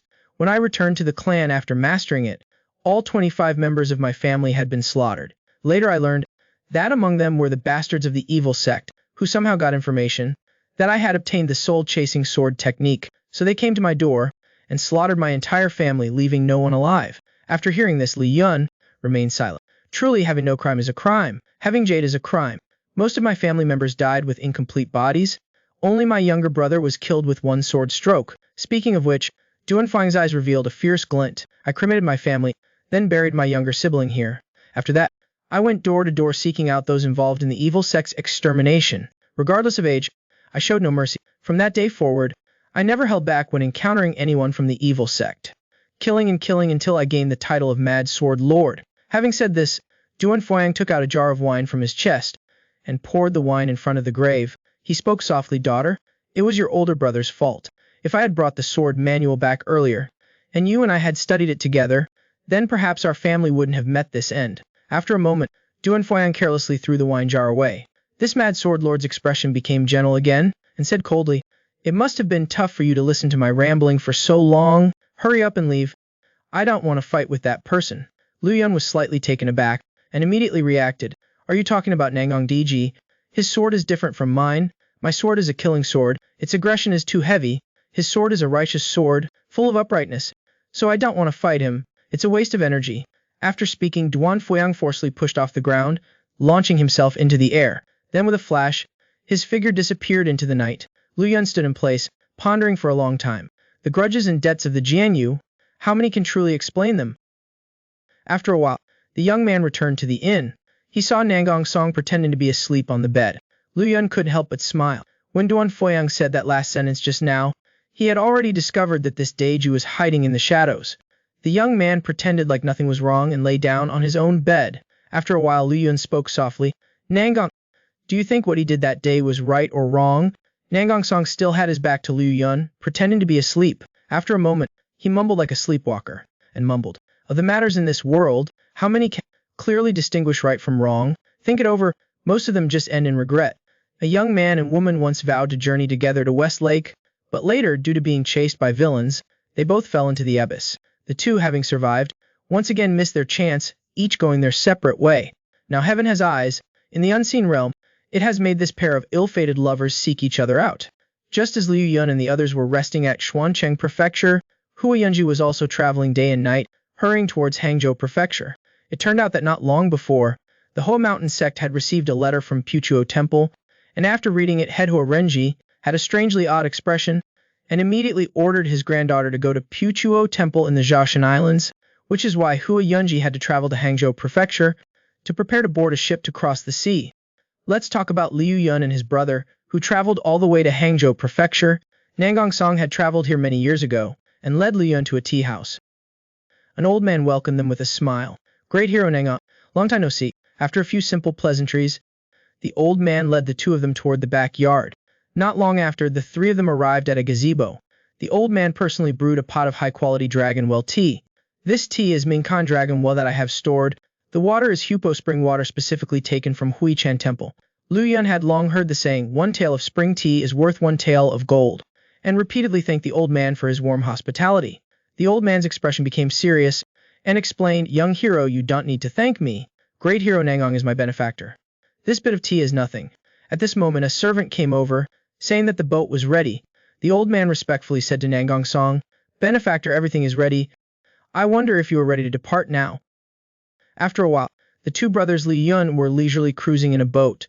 Admiring the stunning scenery of the shimmering lake, their emotions flowed freely. The two brothers both felt refreshed, with relaxed spirits. During this time, Liu Yun asked Nangong Song about the old man.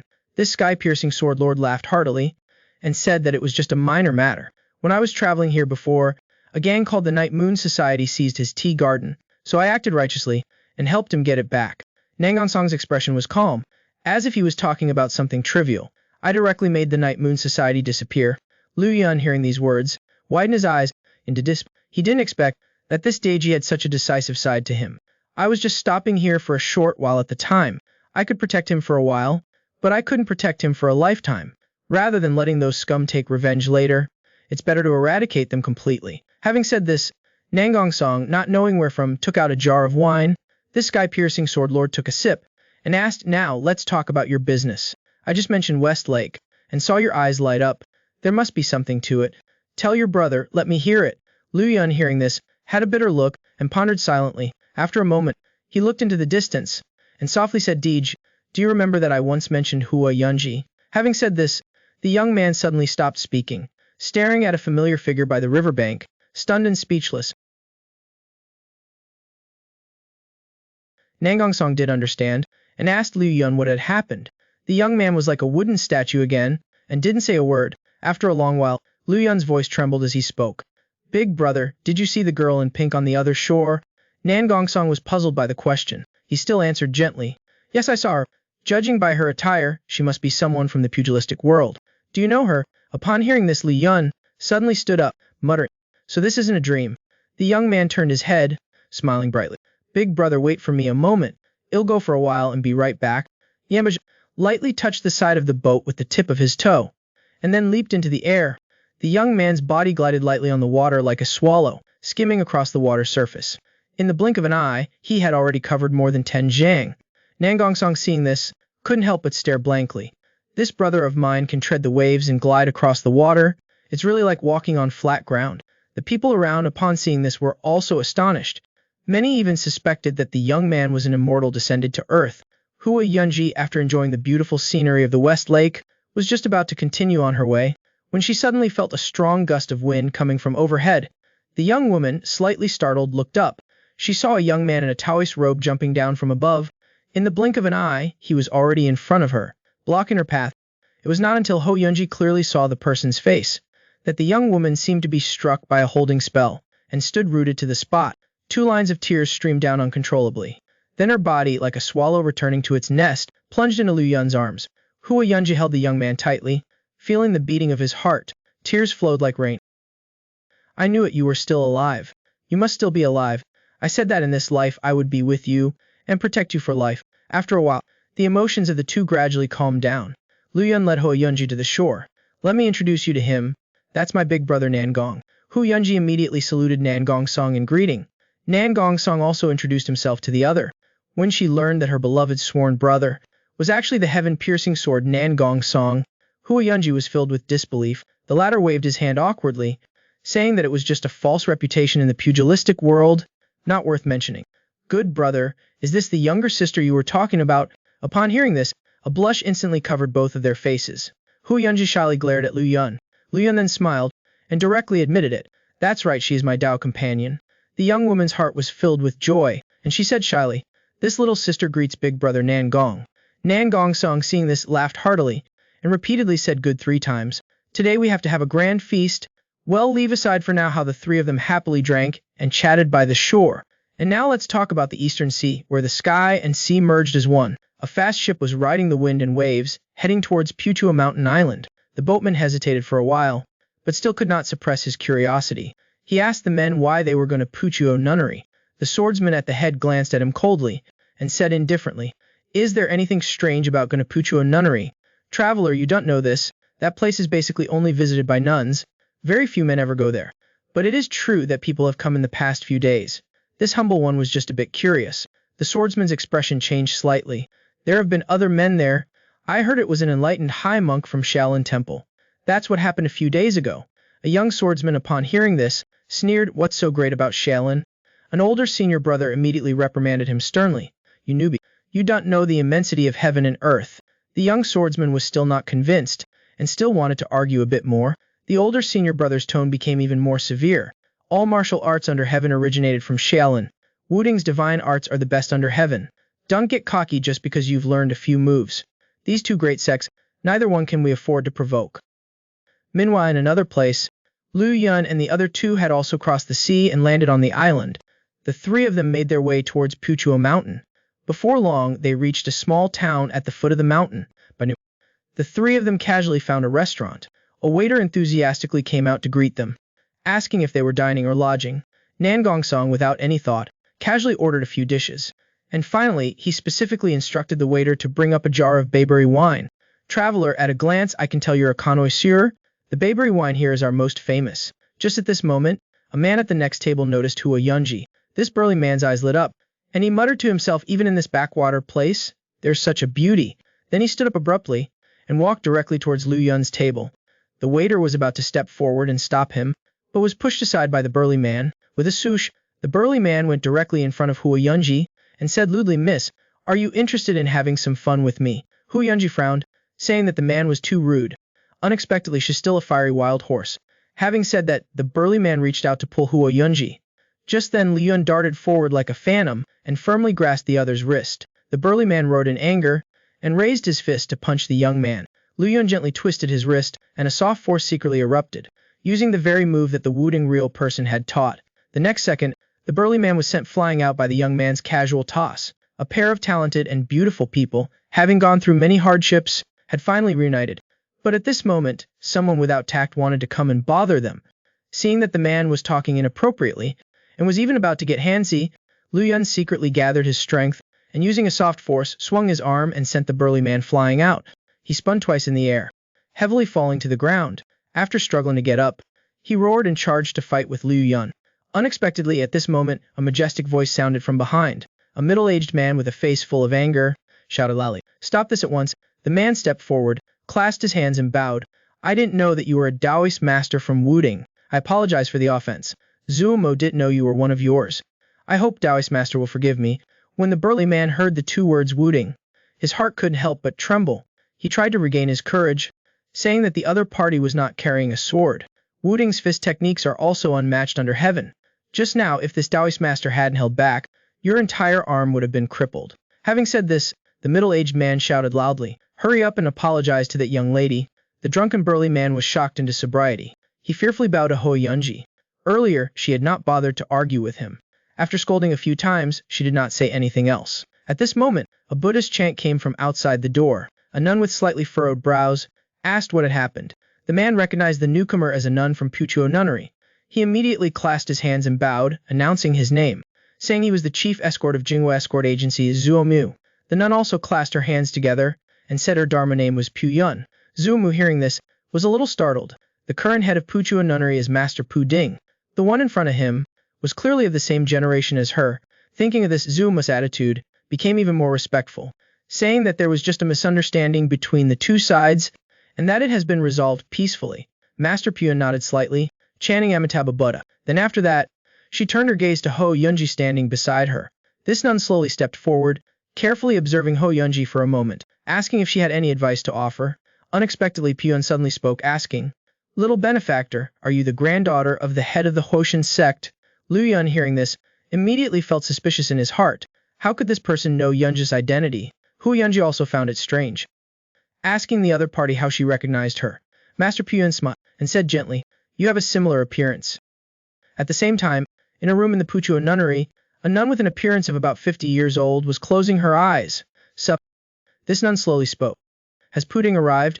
Master Puding slowly stepped forward, bowing slightly, asking why her aunt still recognized her without opening her eyes. Using the eyes to see is looking at the outside, to see clearly the essence. Only then can one reach the true heart. Then after that, Chan Master Ran Kong asked Puding what brought her here. The latter said that the disciples of the South Sea Sword sect have arrived on the island. Chan Master Ran Kong remained unmoved, waiting for the result. It's just that they did not come directly to the temple, but went to that place first. Chan Master Ran Kong paused slightly and gently asked, "Is it the place where I broke that sword?" Master Puding nodded slightly and said that was indeed the case. Chan Master Ran Kong sighed softly and muttered, "The South Sea Sword sect, that is indeed a memorable name." Having said that, Lu Yun and the others followed Master Pu Yun to the Puchuo Nunnery. During that time, they finally understood the whole story. It turned out that 50 years ago, Hua Renji, who was not yet 30 years old, with a single sword, had caused the entire Mount Puchuo to tremble. Having said that, Master Pu Yun revealed a nostalgic look, saying that the sword techniques of Huashan back then were indeed unparalleled. Lu Yun said, "He still has the same demeanor now." Master Pu Yun chuckled and continued to speak. "Hearing the news of our senior sister Pu Lion's passing, we were all very heartbroken. But at that time, the tension between the two sides was too great, so it was not convenient to pay our respects." Hearing this, Hu Yunji immediately understood. "Then my grandmother is not—" "That's right, your grandmother is indeed our senior sister Pu Lian. She was the most talented disciple of Puchuo Nunnery back then." Lu Yun, hearing this, widened his eyes into disbelief. Except for Quanjin, other Taoist sects are not strict about marriage, but the Buddhist sect has always been very strict about this. At this moment, Nangong Song continued, "I once heard my grandfather talk about this. When Shaolin organized a martial arts conference that year, Head Hoa and Master Pulin developed feelings for each other." Master Pulin nodded slightly. After the martial arts conference, Benefactor Hoa followed Senior Sister back to the mountain, and Senior Sister asked to return to lay life. The head nun did not agree, which was why Benefactor Hoa caused such an uproar at Mount Puchuo. It was said that because Master Pu Lion had mastered the Sanskrit sound sword technique, Puchuo Nunnery refused to let her go. Master Gyun didn't hide anything. She frankly admitted that was indeed the case. Senior Sister had extraordinary talent, and was the only young disciple who had mastered the Sanskrit sound sword technique. The head nun was worried that the secret technique would be leaked, which was why she did not allow it. There were fierce arguments within the sect about this. There were even a lot of elders who advocated crippling Senior Sister's limbs. Hu Yunji, hearing this, could not help but frown. She could imagine how much pressure her grandmother must have been under at that time. Just when everyone was still arguing incessantly, Senior Aunt Rankong, Senior Sister's master, stood up. She only said one sentence and no one dared to say anything more. Hu Yunji's expression became serious, asking what Master Rankong had said. "There was nothing much at all. Where does the dust settle?" The young woman heard this and was slightly startled. She knew this was a quote from the sixth patriarch Huning.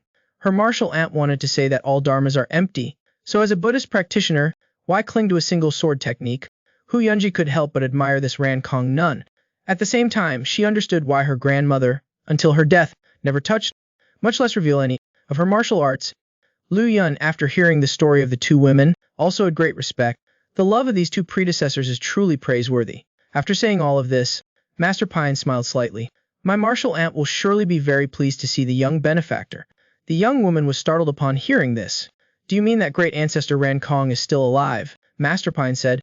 Although my martial aunt is over 100 years old, she looks no different from a middle-aged person. Lu Yun was secretly surprised. So it turned out that Puchuo Hermitage also had reclusive masters like the martial ancestor Wu Kang.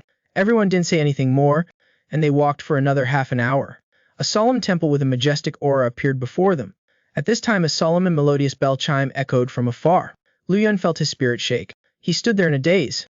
Hu Yunji also felt something. She stopped walking. Only Nangong Song could hear the different nuances in it. He stated directly that the bell chime contained martial arts intent. You all are very fortunate to have just arrived and already heard the motionless Brahma sound of my martial aunt. In an instant, waves of sound spread from the bell tower, engulfing the entire sky and earth. Before everyone's eyes, it seemed like there was a tall mountain standing erect, standing firm between heaven and earth. Regardless of the waves crashing against it, it still stood firmly without wavering. Lu Yun was shocked to realize that the true Kai within his body was being led by the bell chime. The yin and yang energies began to circulate spontaneously within his meridians. The young man unconsciously immersed himself in the resonant bell chime, his hands like drifting clouds and flowing water, gently swaying with the sound waves. Master Pine saw this and was slightly startled. Did the young benefactor comprehend something? She saw a look of astonishment flash in Lu Yun's eyes. Ignoring her question, Nangong Song gestured for Master Pine to remain silent. He quietly reminded her to look to the other side. Looking over there, they saw that Hua Yunji was also immersed in it. Unlike Lu Yun, who appeared relaxed and joyful, the young woman's sword Kai was unrestrained, revealing an extremely sharp edge. Master Pine couldn't help but be surprised. She never expected that both of them would comprehend something. Nangong Song smiled slightly and said quietly, Please, Master, protect the two of them with me. And on the bell tower on the other side, the Rankong nun had one hand clasped behind her back, meditating with her eyes closed. This over 100-year-old master nun still had her eyes tightly closed. Master Pudding stood beside her, paying attention to Jinan Raoshi nearby. Her composure was excellent, and she didn't dare speak casually. The two young people had both comprehended something simultaneously. At this moment Master Ran Kong, with her eyes closed, said softly, The children are teachable. It turned out that there was a predecessor of Puchuo Hermitage in the past who had a feeling upon hearing the bell chime, and comprehended the 49-move Brahma sound sword technique from it. Puchuo Hermitage also stood firm in the martial world because of this sword technique, and stood firm in the martial world. But since this sword technique originated in the temple, it only emphasized sword intent. Since the Puchuo Hermitage nun left the temple to marry, until now Puchuo Hermitage had not had a single disciple comprehend the truth within. At this moment, Master Pudding suddenly gasped. Master Rankong, still with her eyes closed, asked what had happened. This head of Puchuo Hermitage abandoned her usual composure and pointed towards Hua Yunji. Martial aunt, look at that child. The way she looks. Upon hearing this, Master Rankong finally slowly opened her eyes, following the direction Master Plodding was pointing, until she clearly saw Hua Yunji's appearance. This master nun, who was as unmoving as a mountain, trembled slightly. She looks just like Lianer. Master Rankong struck the bell again, just like how she taught her beloved disciple in the past. There was no difference, and at this very moment, 3 more people slowly walked over. The people who came were 3 disciples of the South Sea Sword sect. Master Pine went forward and asked who they were. The one in the lead frankly said that they were from the South Sea Sword sect. Seeing the other party's cold gaze and the sharpness hidden within, Nangong Song couldn't help but be secretly vigilant. He noticed that the strength of the one in the lead was not ordinary. As for Master Pine, she asked them what brought them here. The young swordsman's face showed impatience. Oh, the previous agreement didn't say we couldn't come here, did it? As soon as he finished speaking, his gaze fell upon Liu Yun and the 2 people beside him. The young swordsman slightly lowered his chin, seeming to ponder. Then, with a careless tone, he said softly, So it turns out they heard the motionless Brahma sound and comprehended something. The swordsman in the lead, upon hearing this, also looked towards Peding with deep strength. Seeing that the other party appeared hostile, Nangong Song's figure flashed, and he stood in front of Liu Yun and the other 2. He smiled slightly and gently mocked the young swordsman. So that is to say, Junior, you're still far behind. Before he finished speaking, He raised his hand as quick as lightning, and shot out 2 streams of finger energy in succession, flying directly towards Liu Yun and the other 2. Nangongsong angrily shouted impudence. Then he pointed his finger at the air, and dispersed the 2 streams of finger energy in succession. But unexpectedly, when the forces of the 2 sides collided, an unforeseen event occurred. A scattered force flew directly towards Liu Yun. The 100-year-old nun struck the bell with her bare hands, and it resonated across the sky. The intent within the bell chime caused the young man to instantly gain enlightenment, just as Liu Yun was immersed in it, searching for a breakthrough. The disciples of the Nanhai sword sect lacked martial virtue, making a disruptive move. Seeing the scattered energy hurtling directly towards Liu Yun with great speed, Nangongsong couldn't help but change his expression. If Liu Yun were disturbed, he would surely miss this great opportunity. Fortunately, that energy, after being blocked by him, was deflected. But it struck the mountain behind Liu Yun not far away with a loud crash. In an instant, countless pieces of rock flew everywhere like locusts. Liu Yun was less than a zhang away, so he was naturally the first to be affected. But unexpectedly, something unusual happened at this moment. It was seen that Liu Yun still maintained his meditative state, but the young man's true ki automatically escaped from his body, wrapping around him, forming a protective layer. Countless pieces of rock collided with it, and were all deflected away. Everyone who saw this scene couldn't help but change their expressions. Nanhao, who had made the probing move, became even more serious.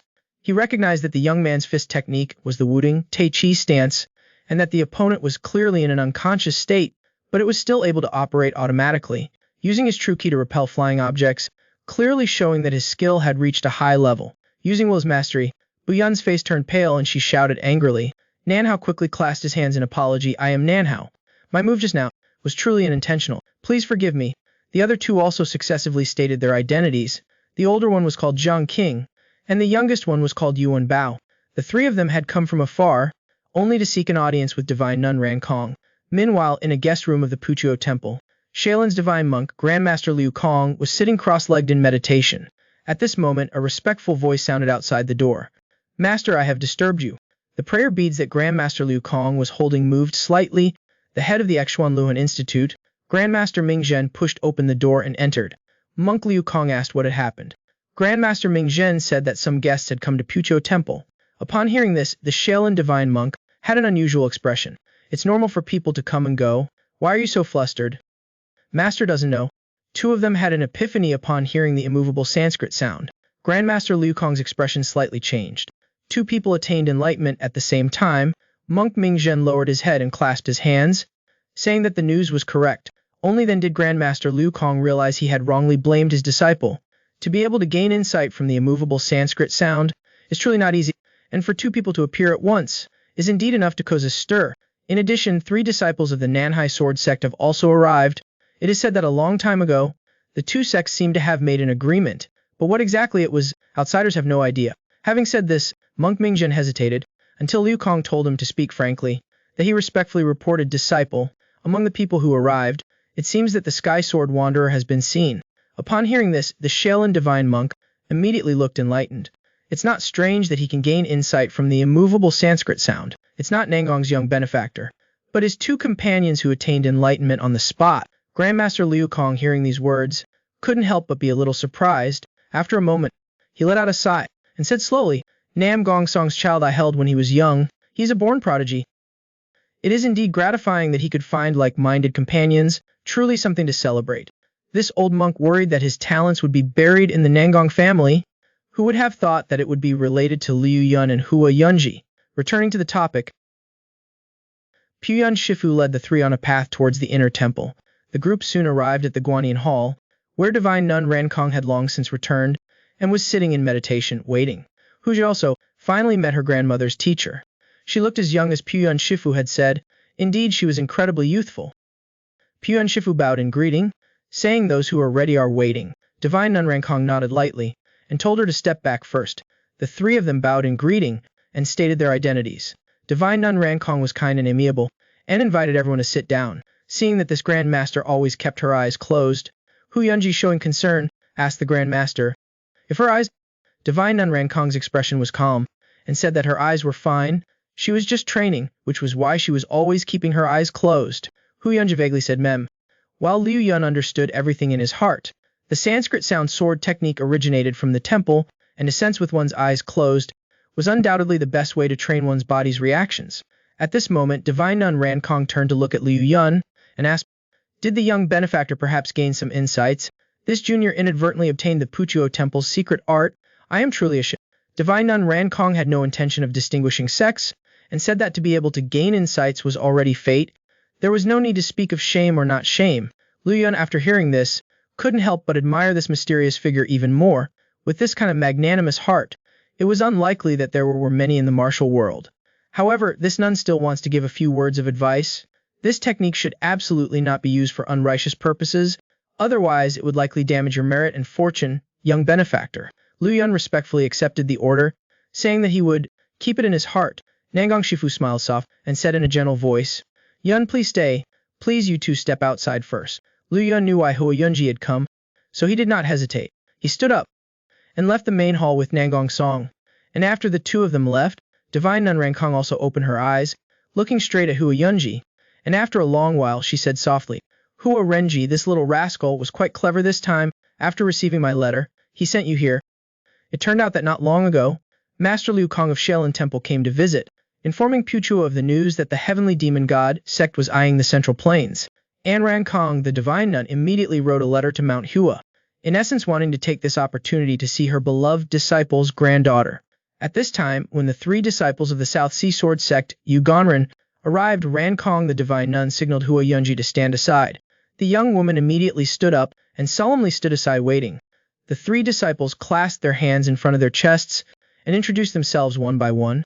Ran Kong the divine nun asked what the three of them had come for. Unexpectedly, the man said something shocking. This junior has come here, wanting to ask for a sword duel with the master.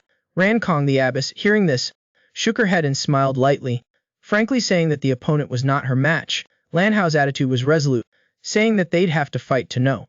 Ran Kong the divine nun looked at the other party with a sharp gaze and asked in a cold voice, what level have you reached in your blue sea boundless sword? This junior is untalented, though not yet at perfection, but my sword is greatly accomplished. Ran Kong the abbess smiled. Your strength is indeed one level higher than that of South Sea Sword Master back then, but if you want to ask for a sword duel, the result of a real battle with me will still be a defeat. Nan Hao, upon hearing this, remained unmoved, his tone resolute. This junior still wants to try. Hua Yunji, standing to the side upon hearing this, was slightly thoughtful. This person is probably facing a bottleneck in his cultivation, and wants to use a duel with her Grand Master to find an opportunity for a breakthrough. Seeing that the opponent wouldn't listen, Ran Kong the abbess frowned slightly, but this divine nun, in a blink of an eye, returned to normal. Do you know what agreement I and the South Sea Sword Master had in the past? This junior does not know, and coming here has nothing to do with the agreement. It is only to ask for a sword duel. Ran Kong the divine nun sighed softly. Well then, let's agree. You have come from far away. Rest and recuperate first. Tomorrow at noon, at the Eye of No Sight. Nanao, upon hearing this, clasped his hands and bowed, respectfully thanking her. Thank you, abbess, for your agreement. Just as the three turned to leave, Ran Kong the divine nun suddenly called the opponent back. This abbess had a hopeful expression. Your blue sea boundless sword, but your heart still has love. If you cannot break through the obstacles, I'm afraid it will be difficult to achieve greatness. Lan Hao turned his head, looked at Ran Kong the abbess thoughtfully, and finally turned around and walked away. On the contrary, Hua Yunji, after hearing this, fell into deep thought, and seemed to have understood something.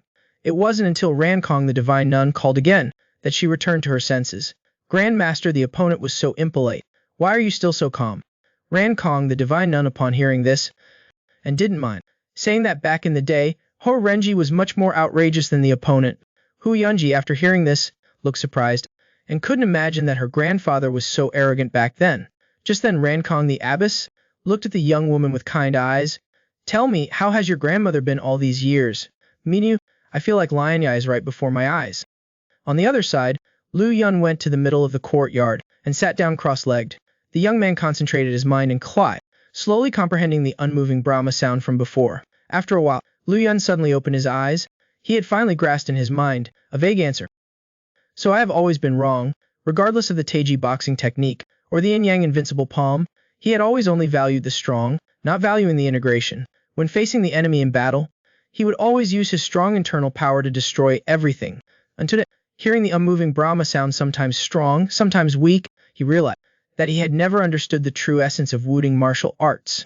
Carefully recalling his previous sparring experiences with real person Wu Kang, The Grand Master's moves contained the subtle meaning of using 4 ounces to deflect 1,000 pounds. Each stance was soft but not weak, strong but not arrogant.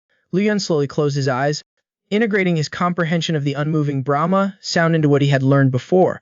At this moment, he finally understood what it meant to combine the strong and the soft, with yin and yang complementing each other. This Wudang youth's first time down the mountain to see his mother had opened his mind, and he attained enlightenment on the spot, reaching a new height. Then he fell into the abyss, and attained enlightenment once again in the cave. After returning to the mountain, with the headmaster's guidance, his heart had a feeling, and broke through the Samadhi realm. Today, after hearing the unmoving Brahma sound, he once again attained enlightenment. Nangong Song, standing beside him, seeing this, could not help but sigh. The speed of this guy's growth is truly astonishing. This sky-piercing sword lord immediately took on the responsibility of protecting the law again, but at this moment, he heard footsteps coming from behind him. Nangong Song turned his head to look, and saw a monk slowly walking over. Monk Xingjin clasped his hands in front of his chest, and chanted the Buddha's name. To meet the sky-piercing sword lord here is truly a blessing for 3 lifetimes. Nangong Song smiled, and said softly, "So it is the esteemed disciple of Master Liu Kong. I am honored, I am honored." Afterwards, he asked the other party what brought them here. My master knew that benefactor Nangong was here, and specially sent this humble monk to invite the sword lord for a visit.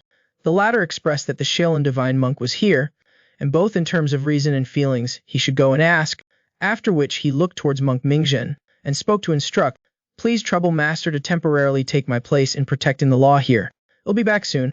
Hearing this, monk Mingjin immediately bowed in response. In less than half an incensed stick's time, Liu Yun slowly opened his eyes. Just now he had carefully recalled every move of real person Wuzhou. Though he had gained much insight, in the end it was all just theoretical, lacking verification. And just at this moment, the sound of fists and kicks came from the side. Liu Yun turned his head to look, and saw 2 people fighting in the distance. One of them was holding a long sword, attacking extremely fiercely. The other person, though unarmed, was not at all at a disadvantage. Suddenly the young man's pupils slightly contracted. He recognized the middle-aged monk was using the Shaolin Pan long hand.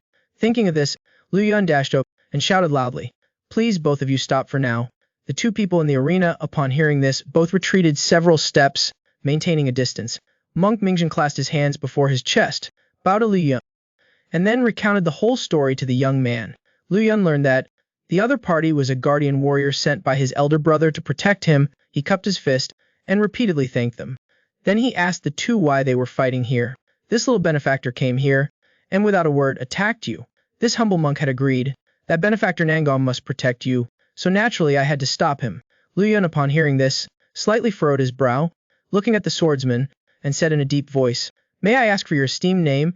The swordsman said he was from the South Sea sword sect named Huan Yuan Bao. Liu Yun, upon hearing this, could not help but be a bit surprised. "I have no grudge against you, so why did you attack me?" Yuan Bao scratched his head awkwardly, seeming a bit hesitant to speak. After a moment of silence, he finally decided to reveal the reason. "Because you possess the essence of the Fan Yin swordplay." Liu Yun, upon hearing this, became even more lost in confusion.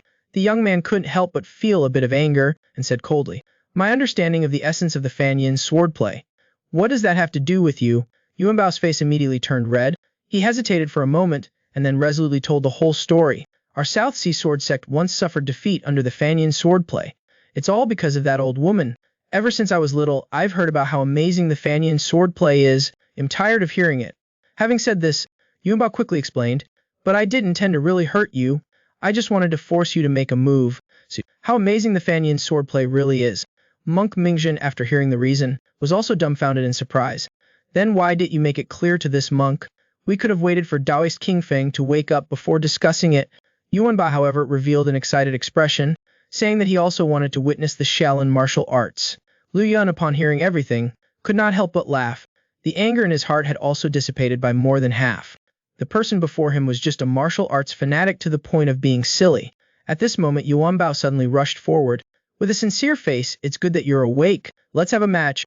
After saying that, he shouted a warning, and then swung his sword and stabbed forward. Liu Yun slightly tilted his body, easily evading.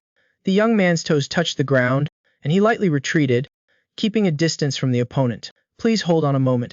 This is the Buddhist sacred ground of Puchuo, and how about we change locations?" Yuan Bao smiled brightly, not paying any attention. "It's fine. I've already broken my elder brother's orders anyway. I'm not afraid of being scolded a little more." Before the words had finished, This swordsman stomped his foot on the ground and lunged forward, stabbing with his sword, like a dragon emerging from the sea. Countless sword rays shot straight at Liu Yun. Mingjin, who was watching from the side, was shocked. He had long heard that the South Sea sword sect was unique. Now it seems the opponent's swordplay was indeed exceptionally profound. Liu Yun's gaze also became a bit serious. The sword intent of this person was like a surging sea, difficult to withstand. I can't confront him head-on. I can only use trickery. Thinking of this, the young man's body swayed as if it were there and yet not, and in the midst of the swaying, he was able to evade all the sword rays. Yuan Bao, seeing the situation, could not help but be secretly shocked. A sword strike that he was originally proud of was unable to even touch the hem of the other's clothes. This most talented disciple of the South Sea sword sect, with a fiery aura, person-following sword, in an instant he closed in, and suddenly stabbed with his sword, but unexpectedly Liu Yun's left hand suddenly extended, and lightly flicked his finger, and was able to accurately flick it, causing him to be pushed back several steps. Yuan Bao, unwilling to give up, charged again. This time he still used his left hand to wield the sword and stab, but his right hand condensed countless sword kai, transforming into a dragon vortex. Liu Yun knew that this time the opponent's left-hand sword move was just a feint. The dragon vortex sword kai of his right hand was the decisive blow for victory. Thinking of this, the young man, without waiting for the opponent's sword kai to take form, took the initiative to use the heavenly net form to meet the attack. Yuan Bao did not expect that the person in front of him would be so decisive. His dragon vortex sword coup was not yet fully formed, and not enough to confront head-on. He could only fly backwards, trying to maintain a distance to buy time.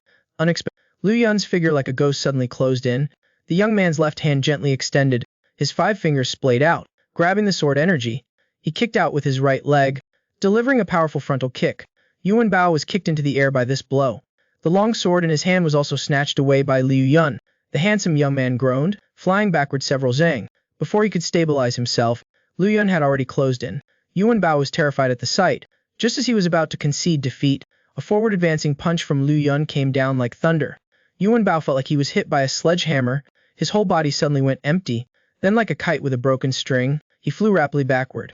He crashed heavily to the ground after dozens of zhang. He struggled to lift his head, looking at Liu Yun in disbelief. "You really are—" Before he could finish his words, Yuan Bao had already closed his eyes. A moment later, this expert from the South Sea sword sect slowly woke up, but the intense pain on his body still made him gasp continuously. At this moment, a faint voice came from the side. "You're finally awake." Yuan Bao looked at Liu Yun, asking how long he had been unconscious. "Not less than the time it takes for an incense stick to burn." Yuan Bao covered his face with his hand, indicating he had nothing more to say. "It's all over. I'm going to meet people from the South Sea again." Sup. The young man stood up, quickly searching for Liu Yun. Knowing that he was looking for the monk Mingzhen, Liu Yun frankly said that the other party had already left. Yuan Bao immediately froze. "No, I have to beg him not to tell anyone about today." Liu Yun smiled faintly, suddenly finding the young man in front of him a little endearing. At this time Yuan Bao looked at Liu Yun with admiration. As expected of someone who has fought against one of the 10 lords, "I came from the South Sea, and I've only heard stories about you, tales of the Wudang young hero, practicing chivalry. I'm sick of hearing about it. So you don't dislike me, then you dislike chivalry?" Yuan Bao looked up at the sky, pretending to be a know-it-all. "I've never liked things that bind me." Liu Yun raised his eyebrows upon hearing this. "Then we need to talk this over more thoroughly." Yuan Bao, signaling Liu Yun not to waste his efforts. But Liu Yun said it was to repay a debt of gratitude. Yuan Bao was stunned upon hearing this. "What debt of gratitude? It was you who knocked me unconscious for an hour. You were beaten because you wanted to spar. That was your own doing. But you had no martial virtue. Attacking me from behind, that debt of gratitude still needs to be repaid." At the same time, in a gloomy, secluded room, a man stood with his arms crossed, asking where Yang Yingxing was. His subordinate replied, "The opponent is currently in Qi County, Henan. Earlier intelligence said he was in Yuanyang County, Henan. Looking at the places he's been to, he must have found some clues." The subordinate asked in a cold voice if they should eliminate him. "There's no need to make a move for now. Has the person that Zhu Qianji trusts the most. Making a move now might stir up a hornet's nest and bat. Let's secretly observe him for a while. If he steps into the trap, then we can make our move." A bright moon hung high in the night sky. On the seashore, a young woman stood there, looking into the distance. 2 lines of tears slowly rolled down Hu Yunji's cheeks. The young woman sobbed silently, making one feel a pang of pity. At this moment, a familiar footstep sounded behind her. Hu Yunji spoke softly with a hint of tears in her voice. "Don't come over right now." Liu Yun paused slightly, asking the young woman why. "I look ugly when I cry. I don't want you to see me like this. Lu Yun still walked over, gently pulling her into his arms. Hu Yunji couldn't help but blush, pretending to be angry. I knew that you young lad are up to no good. The couple who had been through so many hardships. Finally reunited. But the young woman was alone on the dark beach. Lu Yun gently embraced Hu Yunji, asking her why she was so distressed and crying. The young woman then blushed and explained the reason. It turned out that during the day, she had told nun Ryan Kong about her grandmother and her memories. Although the nun's expression remained cold and indifferent, Hu Yunji could clearly feel the other's longing. Having said this, the young woman broke free from his embrace. Her teary eyes looked at Liu Yun. You know, what happened to me after returning to Mount Hua from Silver Mist Valley? I heard my uncle mention it. Your internal injuries were very severe. Ignoring the wounds, you looked for me every day. Seeing the sect master today, I thought of myself at that time. One day, you and I are separated by death. I dare not imagine that scene. Liu Yun gently put his arm around the young woman's shoulders and said gently, silly girl, birth, old age, sickness, and death. Who in this world can escape it? Everyone hopes for mortality, but you and I are just ordinary people. As long as we don't fail the limited time we have, then what is there to regret? Hu Yunji, upon hearing this, couldn't help but laugh. The young woman then blushed again and asked Solid, you won't hate me, will you? Liu Yun looked solemn and frankly said that she was his soulmate. Hu Yunji did not expect the young man to confess so directly. Her heart filled with joy, and she threw herself into Liu Yun's arms. This time it was Liu Yun who gently pushed the young woman away, and under the young woman's surprised gaze, he kissed her red lips. At that moment, the whole world seemed to fall silent. There was only the soft sound of the sea and the intense heartbeats of the two people. An hour later, the two slowly separated. Their eyes met. Hu Yunji shyly buried her head in Liu Yun's chest. Liu Yun was startled. He asked why she called him Jeej. The girl didn't dare to look up. Her voice was as soft as a mosquito's hum. Silly, of course it's a lover's Jeej. They didn't say anything more that night. Early the next morning, the sky was already bright. Liu Yun and Nangong Song had just stepped out of the inn. They saw Hu Yunji also come out. The young man gently asked if she had slept well last night. Hu Yunji still didn't dare to look directly at Liu Yun, and nodded shyly. Seeing this, Nangong Song patted Liu Yun's shoulder, signaling his brother to work harder. Hearing this, Hu Yunji's heart beat even faster. Not knowing what to do, at this time Nangong Song coughed twice, breaking the awkward atmosphere. Let's go today. It's the day that the South Sea Sword sect will compete with the Ran Kong Divine Nun. Let's go watch it as well. The arena of Puchuo Temple was already packed with seats. Apart from the disciples of Puchuo Temple, Liu Yun and the other two were also standing in the training ground. Ran Kong Divine Nun stood with her hands behind her back, indicating for Nanhao to make the first move. Nanhao was full of righteousness. He rushed forward, holding his sword with both hands. Then a sword strike came like a tidal wave, chopping straight down. Ran Kong Divine Nun still had her hands behind her back, lightly dodging the attack. Seeing this situation, Hu Yunji slightly opened her mouth. She could see that her grandmaster's timing for dodging could be said to allow no mistakes. This is the sensing the wind before it moves, the Zen master's perception. The skill of Ran Kong Shinte's listening to power, using True Kai to dissolve it. The outcome of this competition has already been decided. At this moment, Nanhao released a burst of sword spirit. Numerous sword auras, as fast as shooting stars, flew toward Ran Kong. Liu Yun, upon seeing this, this is the Azure Sea Boundless Sword technique. Hu Yunji curiously asked her lover how he knew that. Liu Yun smiled, saying that he had also fought with the South Sea Sword sect yesterday. Ran Kong Divine Nun was still keeping her eyes closed. Her figure was like a swallow flying through a storm, always able to easily dodge countless sword auras. Liu Yun, seeing this, couldn't help but sigh inwardly. This mysterious divine nun's martial arts had indeed reached a peak. While Nanhao in the arena was getting impatient, he continuously attacked, but couldn't even touch the hem of his opponent's robe. Suddenly, he channeled all the power in his body into the sword. The long sword drew a large circle in front of him, condensing countless solid-like Ki swords. Hu Yunji's expression changed upon seeing this. Her face turned pale. She had been practicing swordsmanship with her grandfather since she was a child, and knew that the highest level of swordsmanship could use Kai to forge a sword, known as transforming sword, for offense and attack, unpredictable and amazing. Unstopped, Ran Kong Divine Nun lightly extended a palm, and was able to instantly break apart the countless Kai sword formation. Through the control of true Ki, Nanhao holding his sword was also sent flying. The long sword, forged from fine steel, shattered inch by inch, then slipped from his grasp and flew out, spinning several times before sticking into the ground.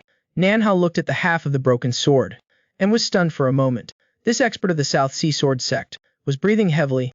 His eyes were filled with confusion. Ran Kong Divine Nun was still keeping her eyes closed. Your last move was somewhat decent. After a while, Nanhao recovered his senses, clasped his hands in a salute. Thank you, Divine Nun. This junior has been taught. Rankon Divine Nun, at this time slowly opened her eyes, and asked Salt, what have you learned? Azure Sea Boundless. The focus is not on the Azure Sea, but rather it should be on boundless.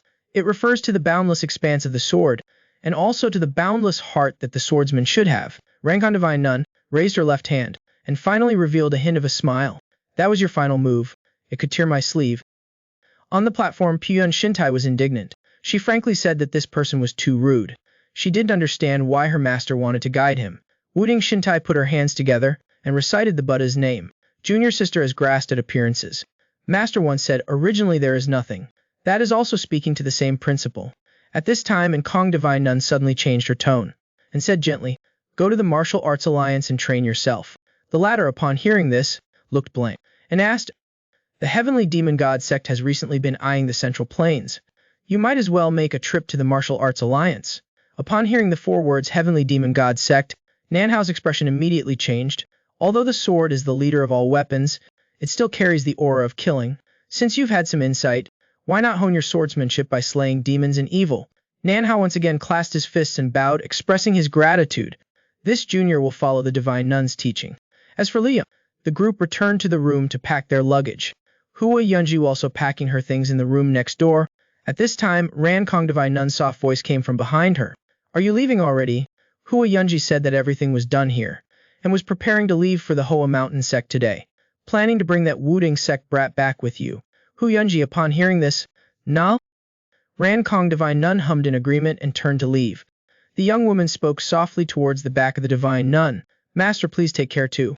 Ran Kong Divine Nun's figure suddenly paused, trembling slightly. Hu Yunji bids farewell. When I truly mature, this disciple will surely return to visit you. At the same time, in a dense forest, 3 old fellows were lying prone in the grass, not moving. The middle-aged man lowered his voice, gently asking if the information was accurate. The old man in blue glanced at the other party, and said with certainty, this old one has been in the Jianyu all my life. I don't just have one source of information. After speaking, the 3 continued to focus their gaze on the end of the small path. Not long after, a few figures indeed appeared in sight. The young Taoist priest of the Wudang sect said softly, they're here. The old man in blue signaled to start using secret code to transmit the sound. Only 6 figures appeared, walking quickly ahead. Each of them carried a stern killing intent. It seems the information is correct. They truly are the 6 fiends of the Heavenly Demon God sect. The middle-aged man frowned slightly. They are a bit more troublesome than I imagined. Only one of them is still at the first-rate level. The other 5 are all at the pinnacle realm. The middle-aged man's eyes sharpened. Old demon, is there any problem? The young Taoist of Wudang is on the same side as you. Who's old demon? Out of the 3 of us, you're the youngest. Who are you calling old demon? The young Taoist wanted to argue, but was interrupted by the old man in blue. Stop your nonsense.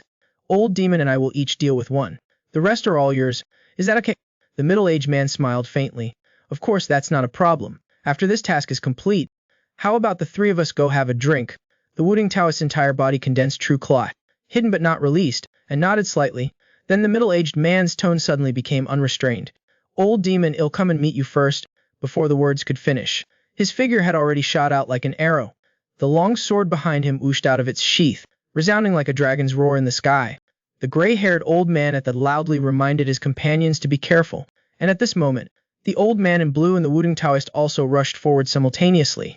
The middle-aged man's sword in mid-air carried the force to split mountains and chopped down at a pinnacle realm expert. The expert did his best to dodge, avoiding the vital spot, but still had an arm chopped off. The middle-aged man smiled slightly, too. Only managed to chop off one arm. The leading old man scalded in a deep voice. Young people have no martial ethics. You actually ambush an old man of 69 like me? The middle-aged man smoothed back a few strands of his bangs. I'm still a child. Everyone can understand. The old man gritted his teeth and cursed the other party as a madman. And at this moment, person in black came close. The long sword in his hand rained down on their heads. Only a flash of cold light like lightning passed by, brushing past one person. The middle-aged man stepped forward, arriving later but reaching first. One sword pierced through the head of the man in black. The old man was horrified and angry, and exclaimed, 7-kill sword stop. Are you from the Confronting sect? Hearing this, a thought flashed in another person's mind. His pupils suddenly contracted, his expression astonished. It's one of the 6 divine lords, Shijian Daojin. Zong Zheng, said Lali. Now that you know it's me, why don't you lead the way? The man who was still boasting loudly the previous second said that he was a child, But the next second, he had pierced through the head of a top expert with one sword. Realizing that the person before him was one of the 6 divine lords, Shiji and Daojin, the leading old man couldn't help but change his expression.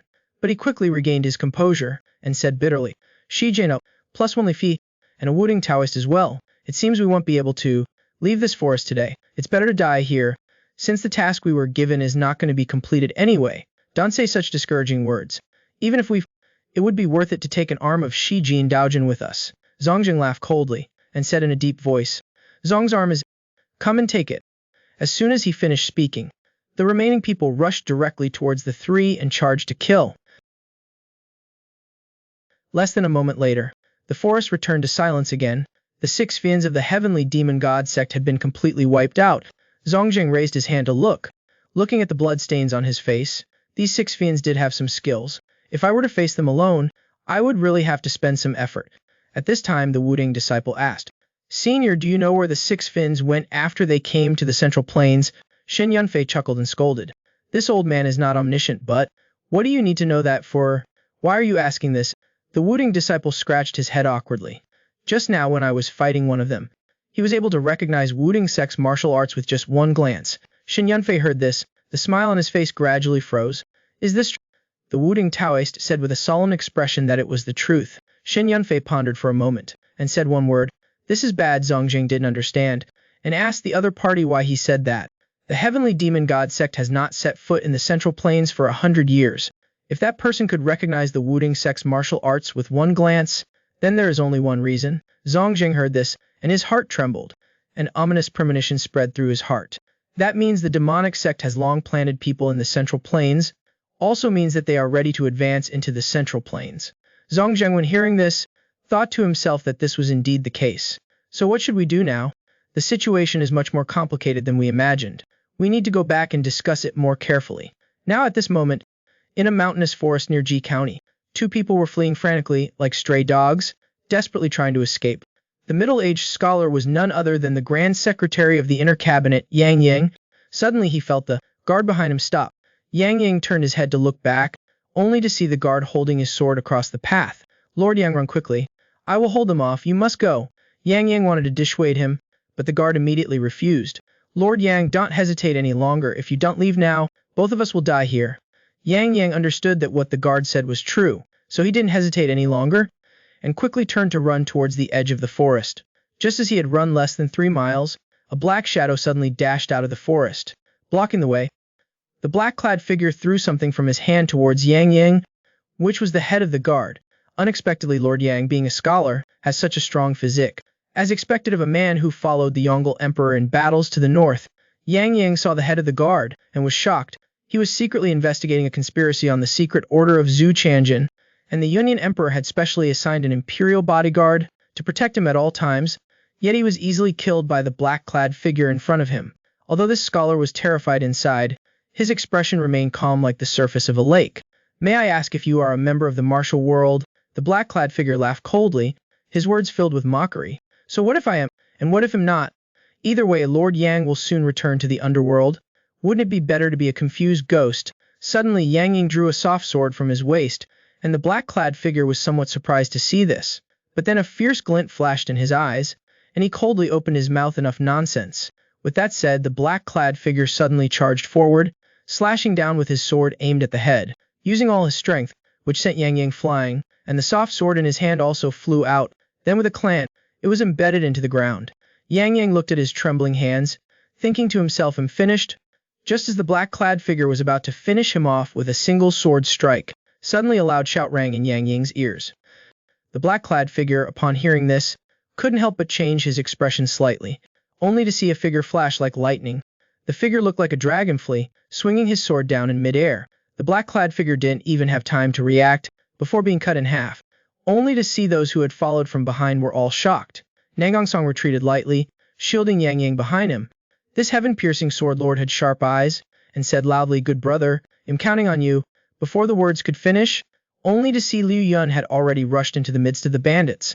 The young man gathered his immense power into his palms, and with one palm strike, the powerful force immediately sent several bandits flying to the ground. Yang Yang, seeing this scene, was stunned in amazement. Nangongsong also exclaimed, This kid's strength now. Even I can't gauge anymore. Hua Yunji, who had caught up from behind upon hearing these words, was overjoyed. At this moment, Li Yun was like a tiger among wolves, amongst the bandits as if walking into an empty space. But as he fought, the young man gradually felt that the aura of these bandits was so familiar. It wasn't until the last bandit cried out and was killed on the spot that Li Yun finally remembered where this feeling came from. That year he had taken action to save Zhu Tianji. The aura of those black-clad figures was exactly the same as the people before him. Both groups had relied on quick methods to increase their cultivation, but in reality they had unstable foundations, with endless future troubles. Thinking of this, Lu Yun couldn't help but feel extremely regretful. If he had thought of it sooner, he could have left one of them alive.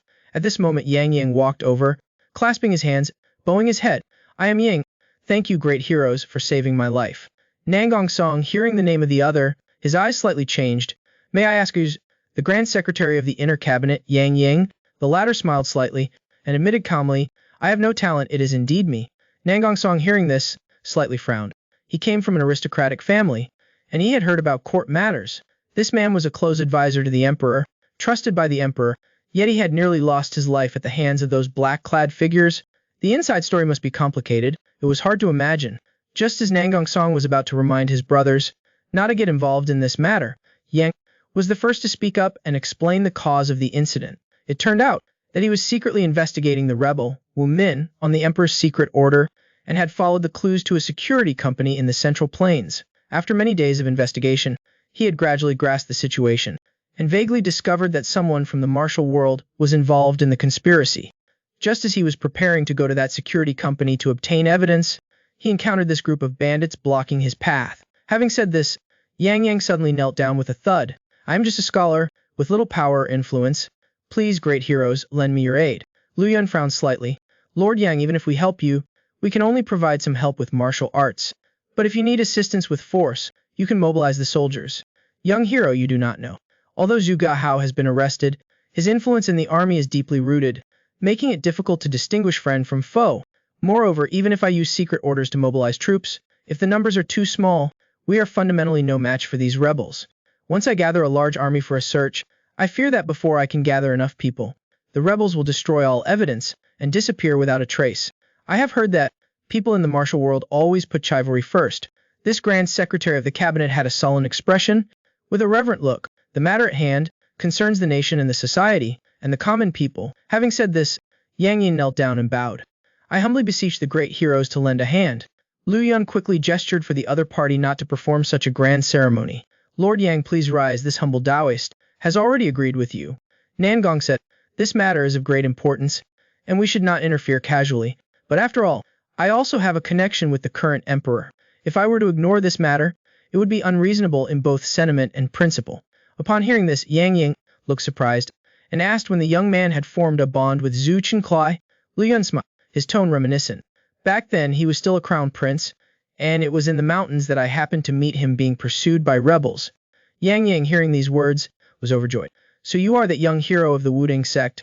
Although Nan Gongsong did not want to get involved in court affairs, the bond between the two brothers was very deep, so he had to go along for the journey. Not long after, a group of people arrived at the Guanjin escort agency that Yang Yang spoke of.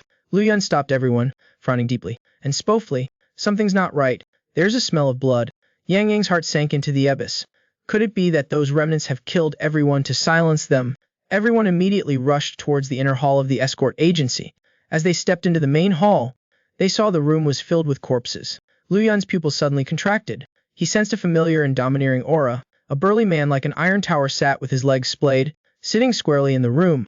Luling Wang Chi-Taixing smiled faintly, and said loudly, long time no see. At the same time, in a quiet building, Deng Dai reported to Wen Qianji about the Lu Wu Guai being attacked. The 6 of them had just set foot in the Central Plains when they were ambushed on the road. It must have been the work of the leaders of the righteous sects in the Central Plains. Upon hearing this news, what was the reaction of the factions in the Central Plains? Den said, all the sects and factions are in a state of alert. A great war between the two sides is likely to break out soon. It seems that the martial world of the Central Plains hasn't forgotten us. The incident with the Lu Wu Guai has provided sufficient reason for the pro-war faction.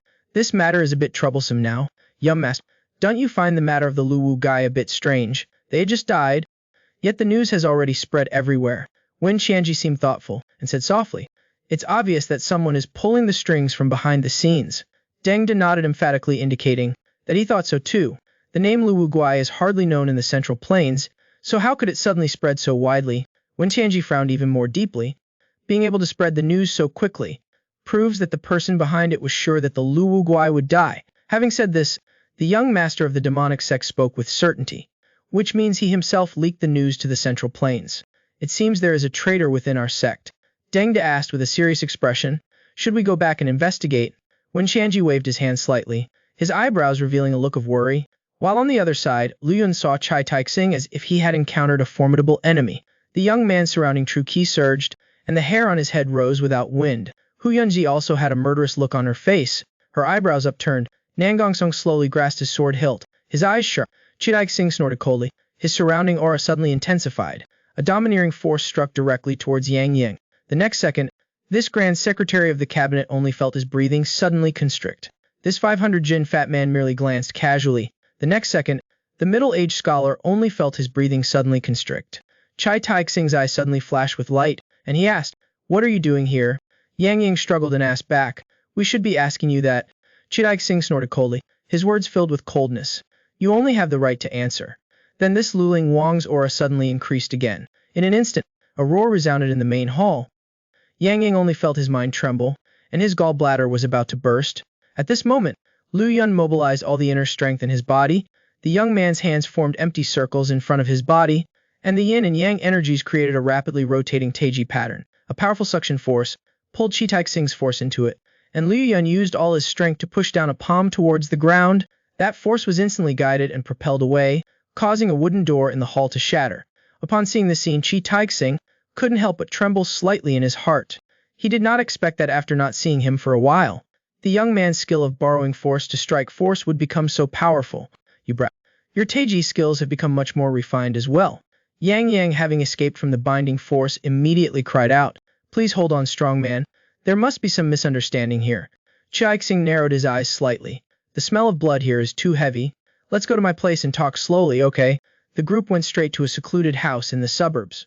Chai Taixing knew how to treat guests, inviting everyone to enjoy some fragrant tea. Seeing that Yang Yang still looked uneasy, Lulin Wang smiled slightly, his tone teasing. "The Grand Secretary of the Inner Cabinet is visiting Lulin camp. Are you not used to it?" Yang Yang cawed softly, trying to hide her embarrassment. "There's nothing I'm not used to.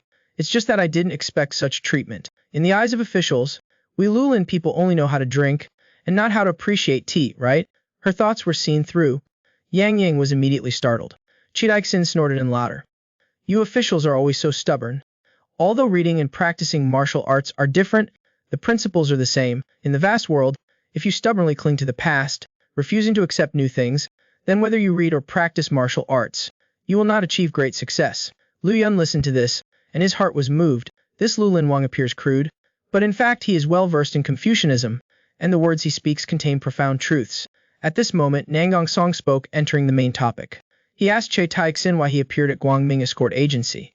"You must have heard about my younger brother, right?" The latter heard this, and swung his huge axe slightly. Chiji's death had already spread throughout the martial world. Hu Yunji looked full of regret. She knew she had been used by someone back then.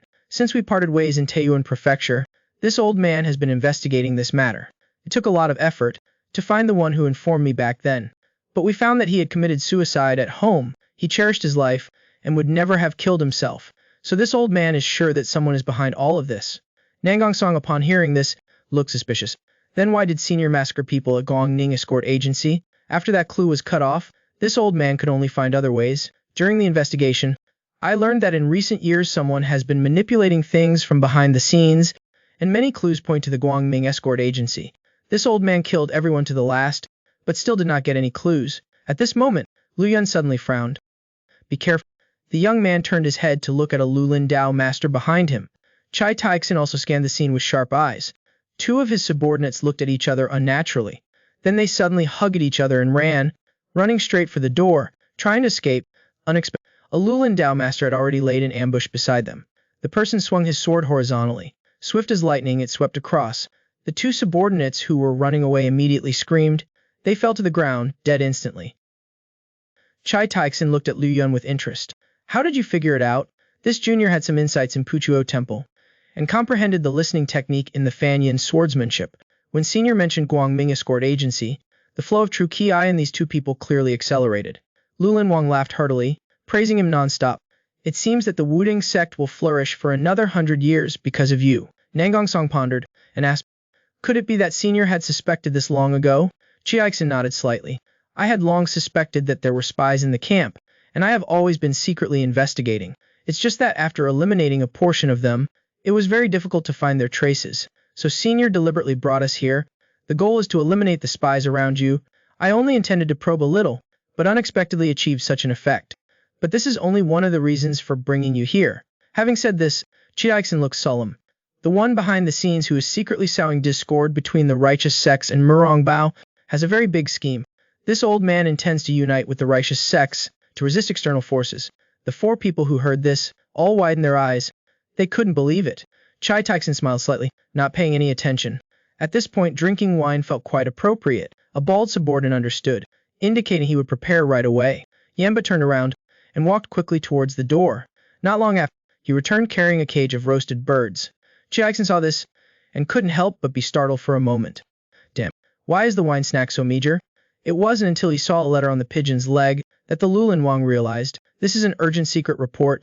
Chai Taixin took the letter handed up by his subordinate. Shamu passes under attack. This Lulin Wang couldn't conceal his surprise. He mumbled. The 6-5 oddities of the immortal demon god sect are dead. On another note, under the morning glow, the forbidden city stood majestic and solemn. After finishing the morning court, Zhu Tianji was resting in the Zong Hall. The guard Xiaoxiang slowly walked in and asked Solid, why is your majesty so happy today? Do you remember that little Taoist priest from Wudang who abandoned us before? Your majesty still remembers Taoist master King Feng? I just received a secret letter from Yang King. That kid this time actually saved Yang Yang. Hearing this, the female guard slightly opened her mouth. She repeatedly marveled at their miraculous fate. According to what the letter said, he is escorting Yang Yang to the capital, and they should arrive in a couple of days. I have reviewed all the talented people under heaven, but none have pleased me. This Xuan emperor looked outside the hall and mumbled. He was already an extraordinary person back then. I wonder how much he has grown in this period of time. Having said this, Zhu Tianji gritted his teeth. You little brat, you have caused me no small amount of trouble. Autumn passed and winter came. The first snow of the season arrived unexpectedly. 3 horses galloped straight towards the capital, rushing quickly. During a break, Yang Yang thanked Lu Yun repeatedly. The latter said plainly that it was just a small matter, not worth mentioning. Hero Nanggong left in too much of a hurry. There wasn't even time to say thank you. Lord Luling intends to make peace with the righteous factions. This is a once-in-a-century occurrence. That's why Elder Brother hurried home to report to the sect leader. We are all people of the martial world. Lord Yang, you don't need to be constrained by these small matters. After another half-day, Lu Yun and the 3 arrived at the foot of the imperial city. They saw that the guards were on strict patrol, inspecting each person one by one. A captain signaled the 3 to produce their travel permits. Lu Yun and the others immediately presented their personal travel permits. After the captain carefully checked them, his expression was unhappy. What are people of the martial world doing in the capital? Lu Yun saw the hostility in the other's eyes and slightly furrowed his brows, but he still tried to smile, asking what was the difference. Just at this moment, another soldier exclaimed in surprise, a grand secretary of the inner cabinet. As soon as the words were spoken, the surrounding soldiers hurriedly bowed in salute. Yang Yang slowly stepped forward, naturally possessing the demeanor of someone in a high position. Why is there such a commotion? What has happened in the capital? The leading captain said in a deep voice. Reporting to you, sir. A few days ago, a murder occurred in the capital. A pawnshop owner from Yama's camp was brutally murdered in his home. Investigations show that it was a person from the martial world who took a bribe to commit the crime. Upon hearing this, Yang Yang, his eyes wide, daring to kill in broad daylight. The government and the martial world, their waters normally don't mix. How could someone from the martial world cause a murder in the capital? It is said that the person who hired the killer was a child, because their older sister was forced to death by Yama's camp, so he took some silver and went everywhere looking for someone to hire, but no one accepted. Until that child died of starvation on the street, a person from the martial world passed by. The young man who once righteously saved the current emperor now is in the capital, yet he is stopped outside the city by gate guards. After listening to the captain's story, Yang Yang looked surprised, so that person in the martial world killed the pawnshop owner. That's right. The people say that after hearing the child's story, that person took a bit of silver from the child's hand. The pawnshop owner was discovered to have been brutally murdered in his home. His limbs and head were all cut off with a sharp weapon. Hu Yunji was furious, and Qian Ying said plainly that the pawnshop owner deserved it. But that's not all. That person from the martial world went to find all the people involved in this matter, a total of 5 people. 3 are dead and 2 are injured. The 2 survivors both had their limbs crippled, and one of them's status wasn't low. Yang Ying felt a mix of emotions, and remained silent. Under the protection of this Grand Secretary of the Inner Cabinet, the 3 people smoothly entered the city. After walking for a while, Yang Ying regained his spirits, and asked Taoist priest King Feng softly, "Do you think this matter is righteous or not?" Upon hearing this, Li Yun broke out in a cold sweat. "I study martial arts, so naturally I should help those in need, and punish evil." Yang Ying's face turned serious, and he said in a deep voice, "Righteousness that violates the law, disregards national law, and takes the law into one's own hands, isn't this disrupting order? May I ask you, sir, when this humble Taoist saved the emperor, I also killed people? According to what you said, sir, should I have gone to report to the officials first?" As soon as these words were spoken, Yang Ying was immediately speechless, unable to say anything. "Sir, please ask your heart. If this matter was reported to the authorities, would those lenders really pay with their lives for that girl?" Yang Ying sighed, and slowly spoke, "Probably not, right?" Meanwhile, in the Peng family manor, 2 figures exchanged punches and palms. Taxioxi shouted loudly, and suddenly threw a punch. Fist energies shot out, but they were all blocked by the man. Tao Yu's face was joyful, saying that his daughter had improved a lot. The latter's face was emotionless, saying plainly that it was the result of hard practice. This mighty martial god lord shook his numb arms. "It seems your mood is not good." Taxioxi snorted coldly, and turned her face away. "Could it be that young Peng boy made you feel uncomfortable?" Taxioxi turned her head suddenly. Her sharp gaze swept to the side, where a figure was hiding behind a pillar, secretly observing. Peng Qiqing, upon being discovered, pursed his lips in embarrassment. Then his figure flashed and disappeared without a trace. Taxioxi put her hands on her hips and snorted loudly again. Upon seeing this, Taiwayu said somewhat awkwardly, "How can any guest chase away the host like that? I think that boy has ulterior motives. Approaching me is just to rely on my father's power." Taiwayu gently shook his head. "Even if that's the case, there's nothing to criticize. Moreover, that boy's gaze is different from before." Taxioxi was not satisfied with her father's attitude, turned her face away, and didn't say anything else. Taiwayu tentatively asked, "What do you say? Can you give him a chance?" Taxioxi was like a kitten whose tail had been stepped on, and immediately shouted, "Absolutely." Then she swung her fists again, her attacks becoming even more fierce. But what she didn't know was that Peng Qiqing had never actually left. This young master of the Peng family was clutching his chest, his heart aching. He knew clearly that Taxioxi had no feelings for him, and moreover, this girl was too arrogant. She isn't a good match, but her smile keeps lingering in his mind. Peng Qiqing sighed. He muttered to himself, "What should I do to make her look at me differently?" At the same time, outside the Meridian Gate, inside the Wenyuan Pavilion, 2 middle-aged literati sat facing each other. Jing Ping Liang Fu lightly blew on the ink that was rising. He said in a deep voice, "Now that the overall situation is settled, but the north is starting to stir." Yang Ying's eyes flickered slightly. Could it be that the Nuzhan are on the move again? Beiyuan is putting on an act with us. The power of the tribes is secretly expanding again. Yang Ying's eyes turned cold. She thought to herself, as expected, this grand academician of the inner cabinet sighed lightly. Internal worries and external troubles.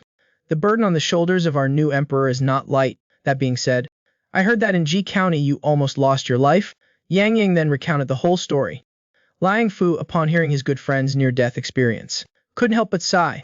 After that, he pretended as if nothing had happened, and asked, "That Wudang Taoist priest, did he also return with you?" Yang Ying had a teasing expression. She asked her good friend if he was jealous. "You don't need to be so gleeful. His Majesty mentions that person all the time. I don't believe you don't feel even a little jealous.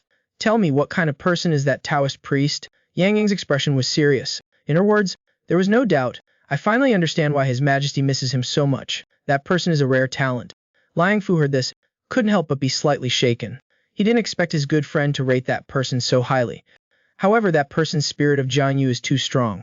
He is not suitable for the scheming imperial court. Yang Fu sighed after listening.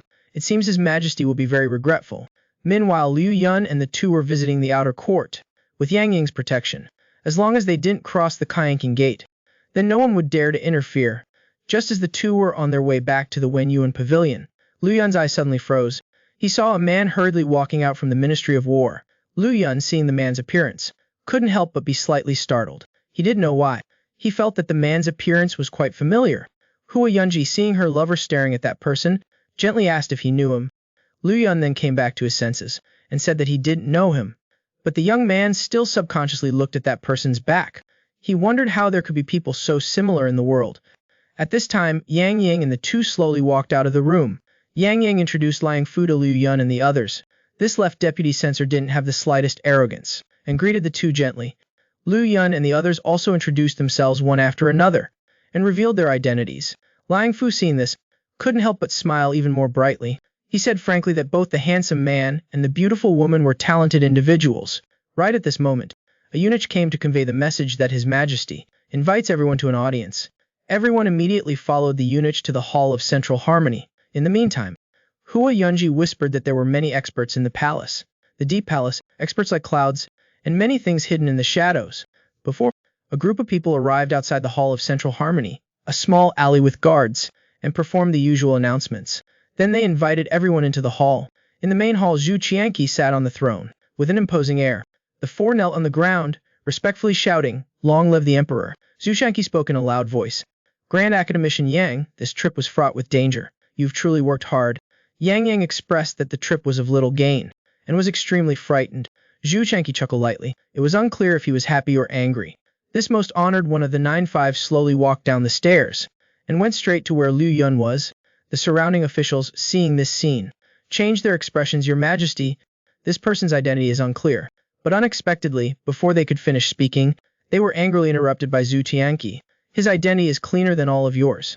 Yan Bai, this Xuan Emperor, looked towards Liu Yun, and said gently, "Daoist Master Kingfeng, it's been a long time. How have you been recently?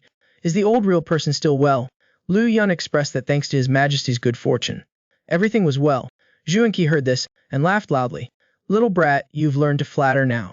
The others, seeing this scene, were all dumbfounded. They had never seen the Holy One treat anyone so gently. At this moment, Zhu Tianqi said in a deep voice, "Aren't you going to quickly bring the table in here, too?"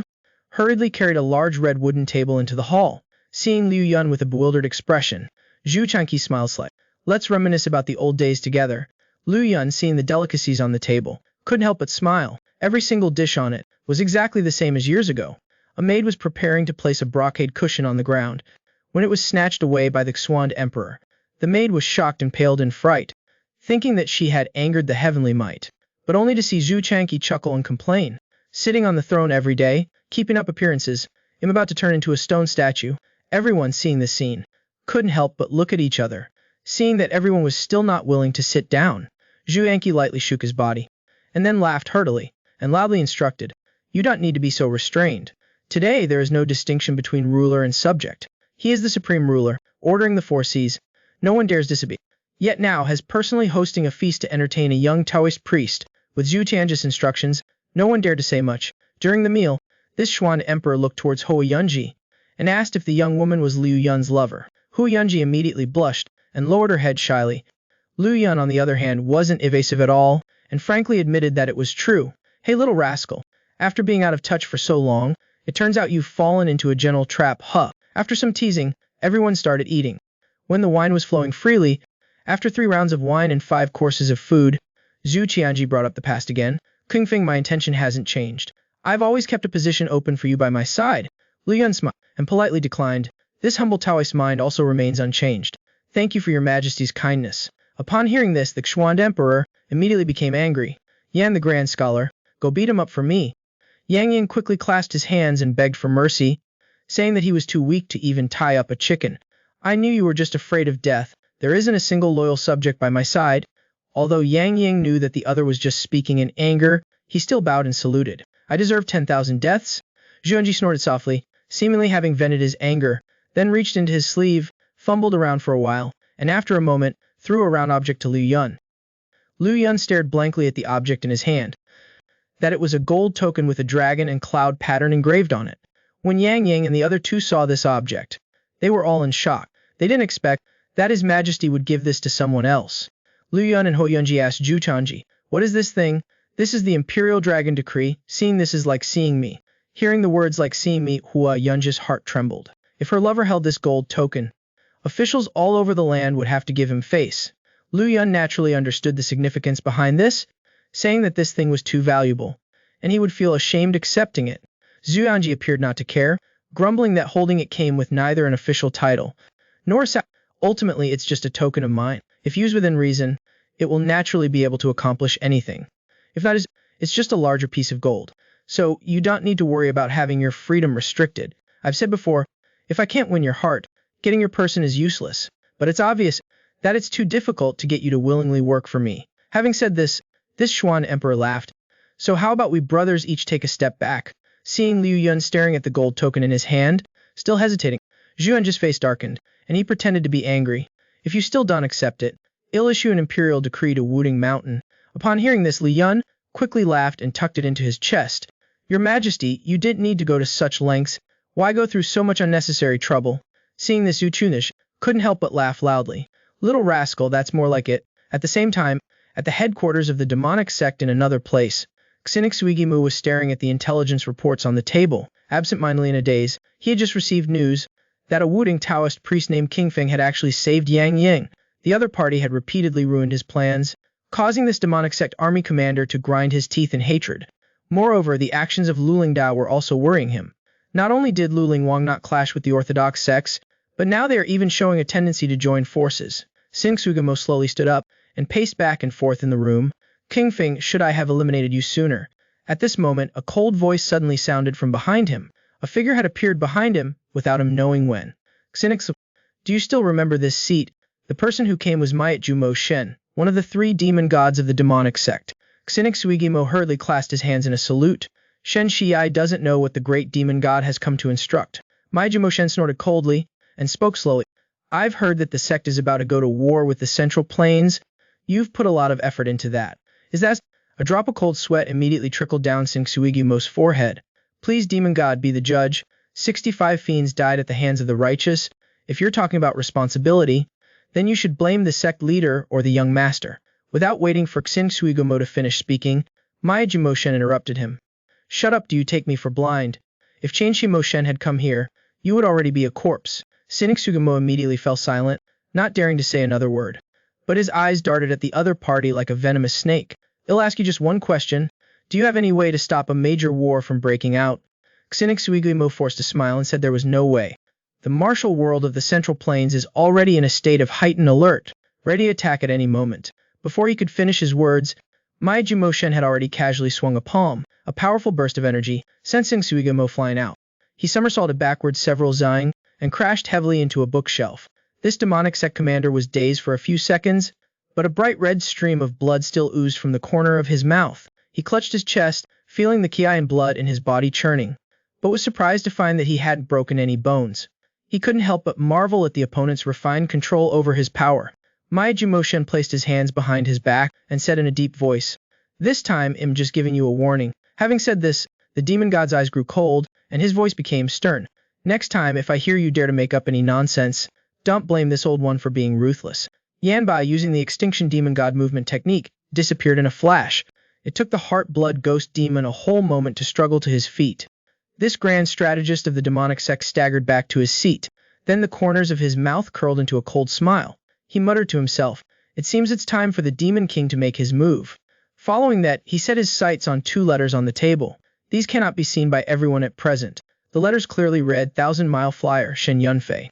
Scene changed to a small, deserted alley in the capital. A man, spear in hand, warily looked around.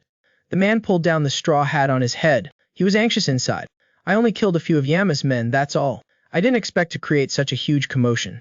He could feel the encirclement gradually tightening. "It seems I can only try to break out." Looking everywhere, the man's figure was like a stream of light. He sped towards the city gates in the night. At the same time, Liu Yun and 2 others were strolling the streets after leaving the palace. Although Hu Yunji was a martial arts practitioner, she was still a girl after all. The hustle and bustle of the capital made her gaze wander in fascination. Suddenly, Hu Yunji stopped in front of a jewelry stall. Liu Yun saw that the young woman was interested, so he let her pick what she wanted.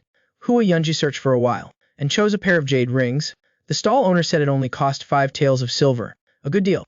"It's a steal." Just as Liu Yun was about to pay, the young man suddenly became startled. The 2 were of one mind, and looked up at the same time. They spotted 2 figures chasing one another, rushing through the air. Liu Yun frowned slightly. He thought to himself, the capital is an important place.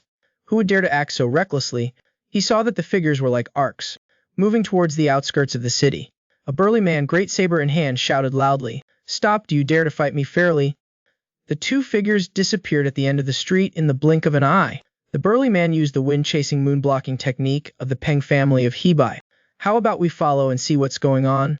Meanwhile, the two figures weaved through the streets, speeding along. Soon after, they had crossed the city walls and reached the outskirts of the capital. The man in the straw hat suddenly stopped. He reached for the long spear behind his back. Young man from the Peng family, you and I have no grudges. Why must you relentlessly chase after me? Because of you, the martial artists in the capital have suffered greatly. The officials have been interrogating us 8 times a day. I can even enjoy a cup of wine in peace. Yanbai, the burly man, held his saber in both hands and suddenly stamped his foot. He rushed forward to attack. The man in the straw hat narrowed his eyes. He recognized it as the 5-tiger breaking door saber of the Peng family. The burly man rode and brought the great saber down from overhead. A powerful slash.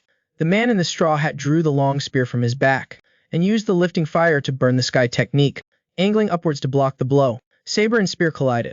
A resounding metallic crash echoed out. The man in the straw hat deflected the other's blade and gently retreated backwards. The opponent came from the Peng family of Hebai. He didn't want to kill him, but if this continued without end, he would definitely be surrounded. Thinking of this, the man swung the long spear in his hand and spoke loudly. I won't hold back anymore. The burly man, upon hearing this, was slightly startled. He didn't know where the opponent got such confidence. The man in the straw hat smiled slightly. If you can withstand 10 of my moves, I will surrender myself. The man was sent flying several zang away by the burly man's slash. He was sent flying several zang away.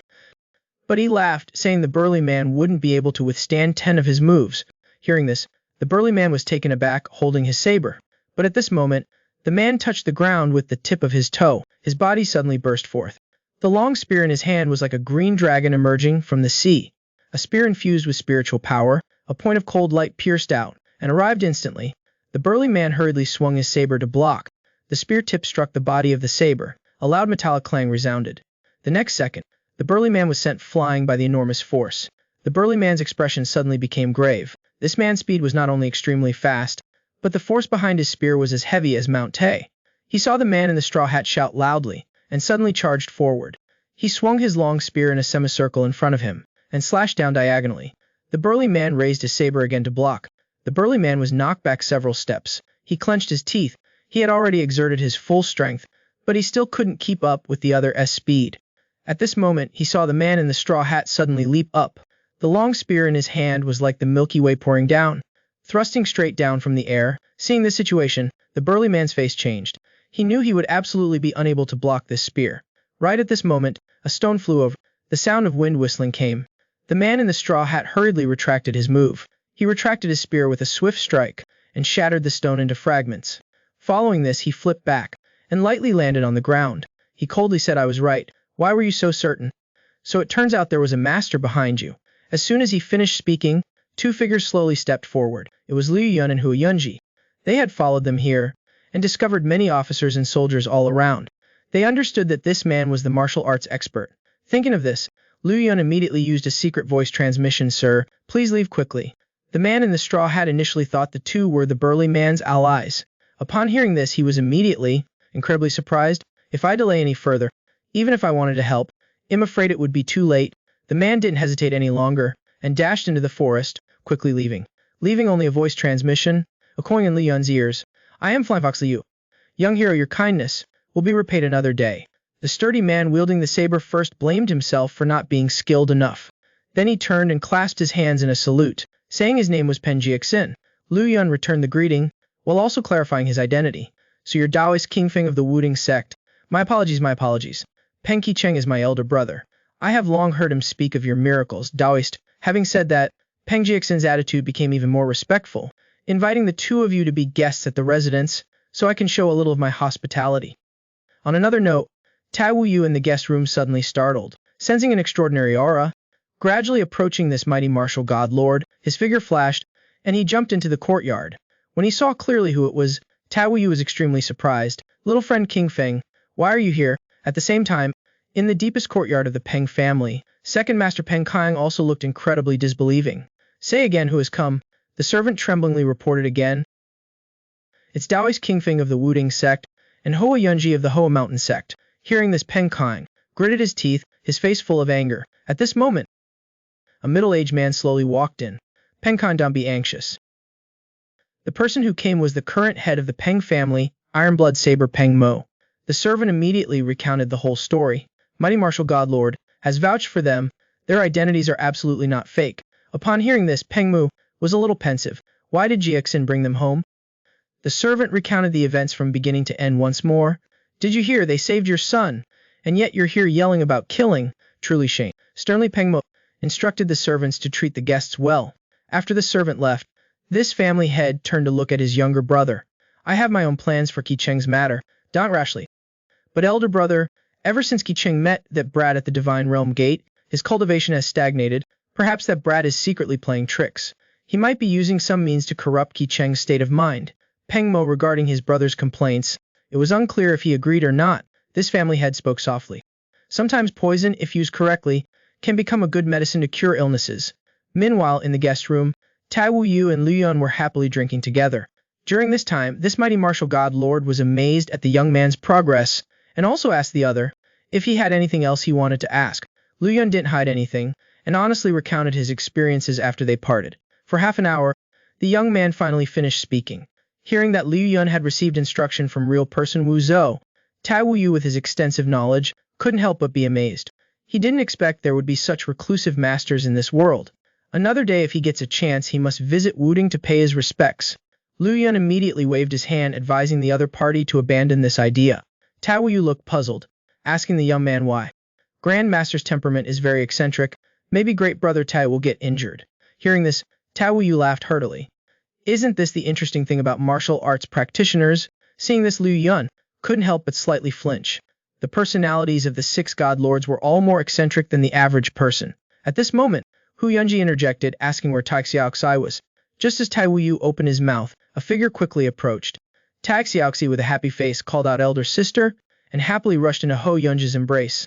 After the two women finished catching up, Tai Xi asked who Liu Yun was. The latter smiled, and gently said, Little girl, we already met at the Taiyuan royal residence. Tai Xi finally recognized that this person was actually Taoist King Feng. As for the Peng family of Hebe in the pugilistic world, they had long been famous. The first family head Peng Zhen was a person with a rare pure yang constitution, who created the 36 forms of the heavenly yang saber that shook the martial world. But with the family's growth and spread across generations, the pure yang bloodline of the Peng family began to weaken, and there was no longer anyone who could reproduce Peng Zhen's heavenly yang saber. Until Peng Qicheng was born, hope was rekindled for the family. Everyone placed great expectations on this young master with a pure yang constitution, the hope of the family. Everyone placed their expectations on this young master with a pure yang body, and trusting great hopes, he also lived up to the expectations of the elders in the family. At the age of 20, he reached the peak, becoming the #1 young master of the Taiyang Yang Dao, and just when everyone thought that he would revitalize the glory of the Peng family, this young master of the Peng family's cultivation suddenly stalled and could not progress further. Peng Qicheng stared at the long saber in front of him. His heart was a mess. The experience that night at the Divine Sword sect made him feel ashamed. He couldn't even block a single move from the evil Karma Demon Lord, while that Taoist priest named King Feng was able to last for 30 moves. Thinking of this, Peng Qicheng gripped the long saber on the ground. This young master of the Peng family assumed a stance and murmured, How could there be such a monster in this world? After saying this, his body suddenly moved, like a fierce tiger descending the mountain. In an instant, blades of light like iron chains enveloped Yan Yuchang. Suddenly, an urgent voice came from behind. Peng Qicheng stopped his move and stood still. Turning his head to look back, he saw his younger brother, Peng Jiaxin, running towards him quickly. Big brother, the Taoist master King Song you mentioned has arrived. Upon hearing this, the young master of the Peng family, his pupils suddenly contracted, while Liu Yun and the other 3 at this time were touring the manor. Tai Xiaoxi looked at the 2 people walking hand in hand. A feeling of discomfort suddenly arose in her heart. Tai Xiaoxi subconsciously murmured, What's so good about love? What's so good about it? Younger sister, what are you muttering about? I said the moon is very round tonight. Xiangxi's expression was slightly dazed as she asked quietly, Older sister, are you very happy right now? Hua Yunji held her lover's hand even tighter. You'll understand when you find someone you like. Upon hearing this, Taoxi, her small face drooped, and said no more. The 3 of them had unknowingly arrived at the training grounds. Tai Xiaoxi asked if they would like to go in for a look around. The Peng family is a martial arts family. Those who don't practice martial arts will inevitably break the rules. Let's just skip it. Just as the group was preparing to bypass the training grounds to go elsewhere, a familiar voice suddenly rang out, calling the group back. They saw Peng Qicheng standing there, holding his saber, his whole body radiating a strong fighting spirit. Taoist Master King Fen, how have you been? Seeing this situation, Hu Yunji revealed a confused expression. Lu Yun also frowned slightly, only to hear the young master of the Peng family say loudly, I invite you, Taoist Master, to have a match with me. The two of them were once close comrades who fought together. After many days apart, the scene is now as tense as a drawn bow. Looking at Liu Yun and the two facing each other in the training grounds, Hua Yunji, who was watching from the side, couldn't help but feel worried. Second Master Peng, are they going to be okay like that? Big Brother and our benefactor are both experts. Sparring together, they'll surely be careful. Hua Yunji had a different opinion, frankly stating that Peng Qicheng's condition was somewhat unstable. Upon hearing this, Peng Jiexin's heart trembled slightly. He also felt that Peng Qicheng was somewhat different today. His own big brother has always been a calm and composed person, not easily swayed. But today, as soon as he heard that Taoist Master King Feng was visiting, he immediately rushed out with his fierce tiger saber. All of this made Peng Jiexin also vaguely worried, while Peng Qicheng's heart was indeed filled with all sorts of distracting thoughts. Looking at Liu Yun's aura of true essence surging non-stop throughout his body, he could clearly feel that the other party's strength had increased greatly. But as for his own cultivation, it had not improved at all during this period of time. This young master of the Peng family unconsciously tightened his grip on the long saber in his hand, trying to calm his mind, adjusting his heavy breathing. Peng Qicheng said, be careful, and then immediately leaped into the air, his body like a fierce tiger. Swinging his sword, he rushed straight towards Liu Yun. Leaping towards him, this young master of the Peng family shouted loudly, his voice like thunder. The long saber in his hand carried the force of splitting mountains as it fiercely slashed down from above. They saw Liu Yun lightly retreat, easily dodging it. Peng Qicheng missed his first strike. His feet firmly planted, he glided in front of him. The long saber swung in a large circle. Once, it fiercely slashed down from over his head. Liu Yun pushed out a palm strike. True energy erupted from the palm of his hand. Saber and palm collided fiercely, even emitting a cracking sound. The next second, Liu Yun was seen standing still, not moving at all, while Peng Qicheng was shocked and flew back several zhang. This young master of the Peng family gritted his teeth and said in a deep voice, Taoist Master, you are not using your full strength. Are you looking down on Peng? Yan, but Peng Qicheng swung the long saber in his hand, pouring all his pure yang energy into the body of the saber. In an instant, the temperature around the training grounds suddenly increased. Everyone in this early winter weather felt waves of heat rolling over them. The Peng family disciples who were watching the fight from the side looked surprised. It's the Heavenly Yang saber. The young master is using the Heavenly Yang saber. Peng Qicheng hunched his shoulders and forcefully stomped his foot on the ground. His body darted forward. Liu Yun did not dare to be careless. The power of the Taiyin was released from his left hand. The next second, a palm and a saber collided once again. A sonic boom echoed in the air. Peng Qicheng groaned slightly. He was once again forced to retreat several zhang. Liu Yun this time also took 2 steps back before regaining his balance. The young man's eyebrows furrowed slightly. His Taiyin power was actually neutralized by the other party in an instant. The Heavenly Yang saber, which once able to dominate the martial arts world, indeed lived up to its name. Thinking of this, Liu Yun no longer dragged things out.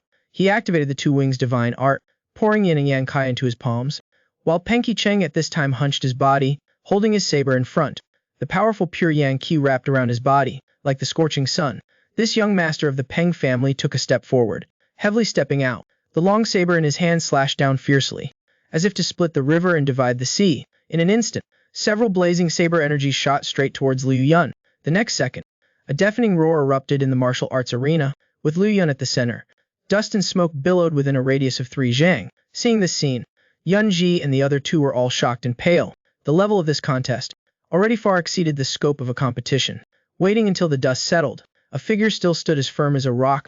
The young man continuously circulated Taiji power around his body. It was clear that he had taken the attack head-on, could be crushed into pieces. Liu Yun's eyebrows were knitted into a Sichuan character. He didn't expect the opponent to strike so hard. Please forgive him. Not bad at cultivating Kai. You also have 3 parts of the soul. The young man snorted slightly and said coldly, Gongzipan, please be careful. I'll take offense. Liu Yun suddenly charged forward and threw a punch, like a thunderbolt. Peng Qicheng did not retreat at all. He held his saber in both hands, ready for battle. The 2 were like water and fire, clashing once again. Peng Qicheng only felt the opponent's force, like moving mountains and filling seas. His entire body lost all strength like a falling leaf being blown backwards. He crashed heavily onto the ground with a thud. Tiles and stones flew everywhere. A group of Peng family disciples saw this scene. They were all dumbfounded. Liu Yun took advantage of the momentum and stomped on the ground, Flying toward the front, Peng Qicheng quickly braced himself with his saber to stand up. The Peng family's young master unleashed a full horizontal sweep of his blade. The pure yang true qi condensed into a fire dragon, roaring as it charged. Hu Yunju saw this scene, and couldn't help but change her expression. And Liu Yun, facing the fire dragon, did not dodge at all. The young man seemed oblivious. He charged straight into the dragon's claw. The next second, Liu Yun was swallowed by the burning hot air. Right at this moment, a figure suddenly jumped up. The blazing red giant dragon was also kicked to the ground by the young man's foot. Liu Yun stepped through the air. His figure flew like a shooting star. A powerful punch was unleashed, striking Peng Qicheng in the abdomen. The latter rolled across the ground like a leather ball. He was sent flying back another 10 zhang, and crashed heavily onto the ground with a thud. After a while, Peng Qicheng staggered to his feet. The Peng family's young master held his saber upright, like a madman. Let's continue. Liu Yun's expression was cold, and said in a deep voice, Gongzi Peng, the match is over? But only heard Peng Qicheng burst out laughing. This contest was never about martial arts from the start to the end. Liu Yun heard this. His face didn't change. He realized that Peng Qicheng had probably developed a demonic obsession. The Peng family disciples who were watching also looked at each other blankly. They all couldn't believe it. The Peng family's heavenly yang saber was actually defeated in front of Peng Qicheng. Peng Qicheng's eyes were bloodshot, and he roared angrily. I haven't lost yet. Continue. Has the young master been hit too hard? Has he gone mad? Perhaps the family is putting too much pressure on the young master. He can't accept defeat. Liu Yun said nothing more. He landed a punch on Peng Qicheng's cheek. The latter cried out before being sent, flying backward another zhang. But the Peng family's young master still struggled to his feet. Shouting to continue, Liu Yun was not polite, and punched the opponent directly in the face again. In this situation, it was useless to try to persuade him. He had to knock him awake. Peng Qicheng repeatedly tried to stand up, and yelled to continue, only to be sent flying by Liu Yun's punch again, and falling to the ground. At this time, many Peng family disciples began to spontaneously cheer for him. Tai Xiaoxi looked at the scene in front of her in a daze as well. She noticed for the first time that there was something different about Peng Qicheng before her.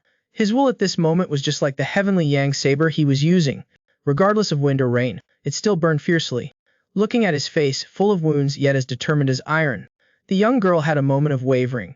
She suddenly remembered the words that her father had said before. That boy's gaze has become different from before. Tai Xiaoxi Chunking was startled. She muttered, is this what my father had seen? At this moment, Peng Mo and Peng Kang had received the news and hurried over. The Peng family's head was furious, and said coldly, what a fool. The opponent was able to withstand 30 moves from Liu Wentian. His state of mind is hindered. He is even less of a match for them. By the time a group of people rushed to the martial arts arena, Peng Qicheng had already collapsed to the ground, unable to stand up, seeing his nephew's face covered in blood and wounds, looking miserable. Peng Kang's face turned purple with anger, and he was about to rush forward and attack Liu Yun, but Peng Mo grabbed his shoulder with one hand, making him unable to move. Peng Kang was not convinced. He questioned why his elder brother was stopping him, only to see Peng Mo looking at the arena with a solemn expression.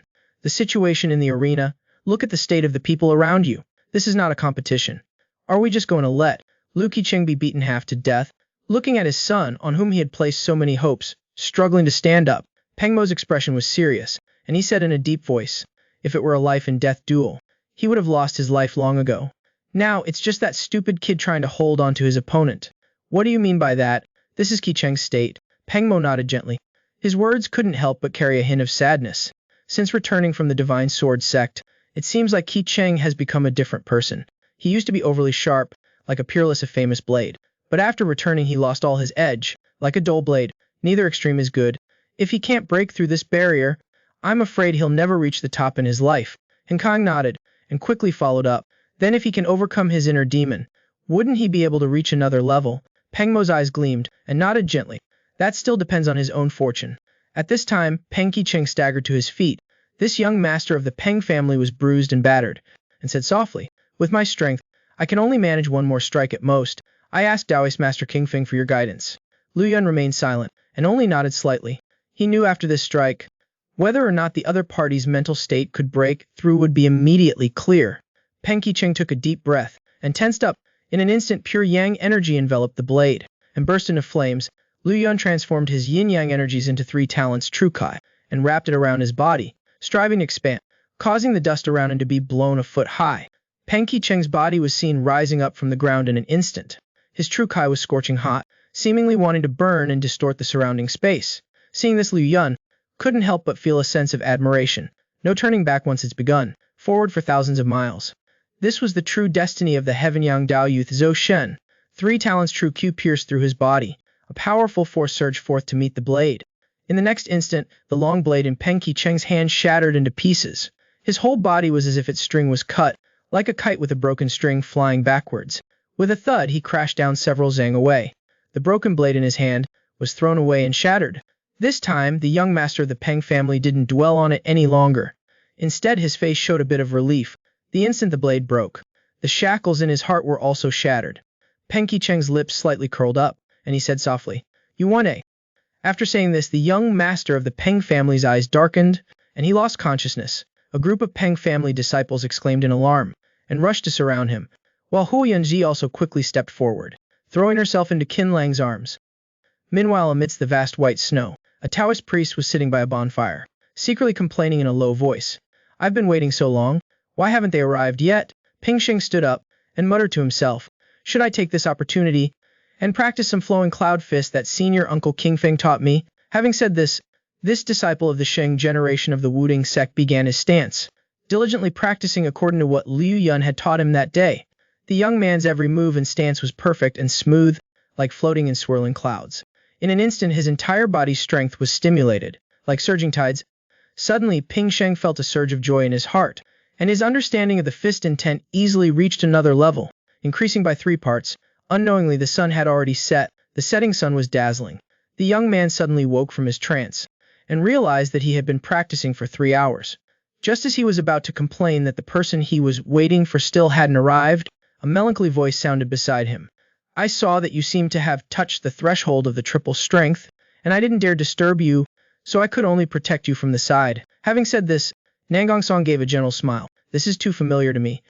This was one of the 6 divine lords, the Azure Sky Sword Lord, and at the same time, he was also the direct young master of the top aristocratic family, the Nangang family. Such a talented person, famous throughout the pugilistic world, liked to act as a protector for others for no good reason. Knowing that the other party had always been by his side, Ping Sheng repeatedly thanked him.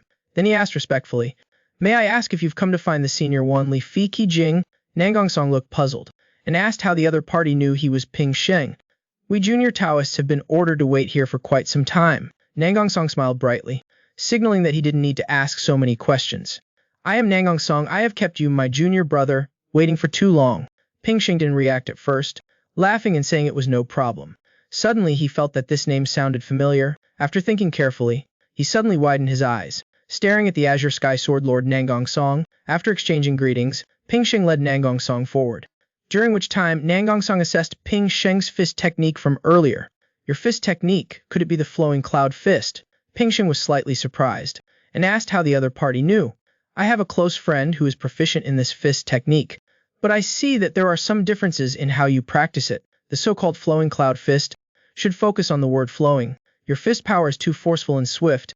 You have only the form but not the essence." Ping Sheng laughed sheepishly, and said that it was indeed so. He asked the senior, "Who is this close friend of yours, and why were they so familiar with the flowing cloud fist?" "It is King Feng, Taoist master of your Wudang sect. The pugilistic world calls him the Wudang young hero."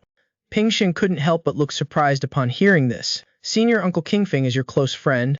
This time, it was Nangang Song's turn to be slightly stunned. "King Feng is actually your senior uncle. You don't know, great hero. This junior was ordered by my sect to roam the pugilistic world to gather intelligence. Senior Uncle King Feng found out, and passed this fist technique to me, to protect my life and body." The two talked and laughed, and soon arrived at a small courtyard in the forest. At this time, a voice with a hint of laughter slowly came over. "Isn't this the invincible Azure Sky Sword Lord?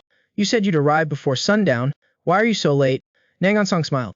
He didn't mind the teasing from true immortal Dao Lord Zhong Zheng. Having become accustomed to their constant bickering, he quickly recounted the whole affair. "Old monster, you don't need to defend him. He's always liked to meddle in other people's affairs. Hurry inside. Master Shen must be getting anxious waiting." Nangang Song immediately pushed open the door and entered, and saw Shen Yunfei standing in front of the table looking at a piece of intelligence. Hearing the sound behind him, Shen Yunfei suddenly turned his head. Seeing that the person who had arrived was the old gentleman Nangang Song, he was overjoyed. Looking at the pile of thick letters piled up on the table, Nangang Song couldn't help but curiously ask what they were. information on terrain, sect movements, including the secret spies placed in various locations, as well as the movements of the heavenly demon god sect. As the art of war says, know yourself, know your enemy, 100 battles, 100 victories. The great battle is approaching. These things must be investigated. Nangong Song nodded in agreement, greatly approving. We have been bothering the beggars gang too much lately. All this intelligence was sent by them. Having said this, Shen Yunfei patted Nangong Song on the shoulder. We old guys are old now. The future of the Central Plains martial world will depend on you young people. Nangong Song smiled slightly, saying that he would do his best. At the same time, in a quiet secret room, Maya was staring at a piece of intelligence on the table. The intelligence showed that someone was secretly inquiring about the whereabouts of King Feng of Wudang. It seemed that someone was trying to take action against her. Maya poured herself a glass of osmanthus wine. She was hesitating whether to tell Bai Yunqi about this news.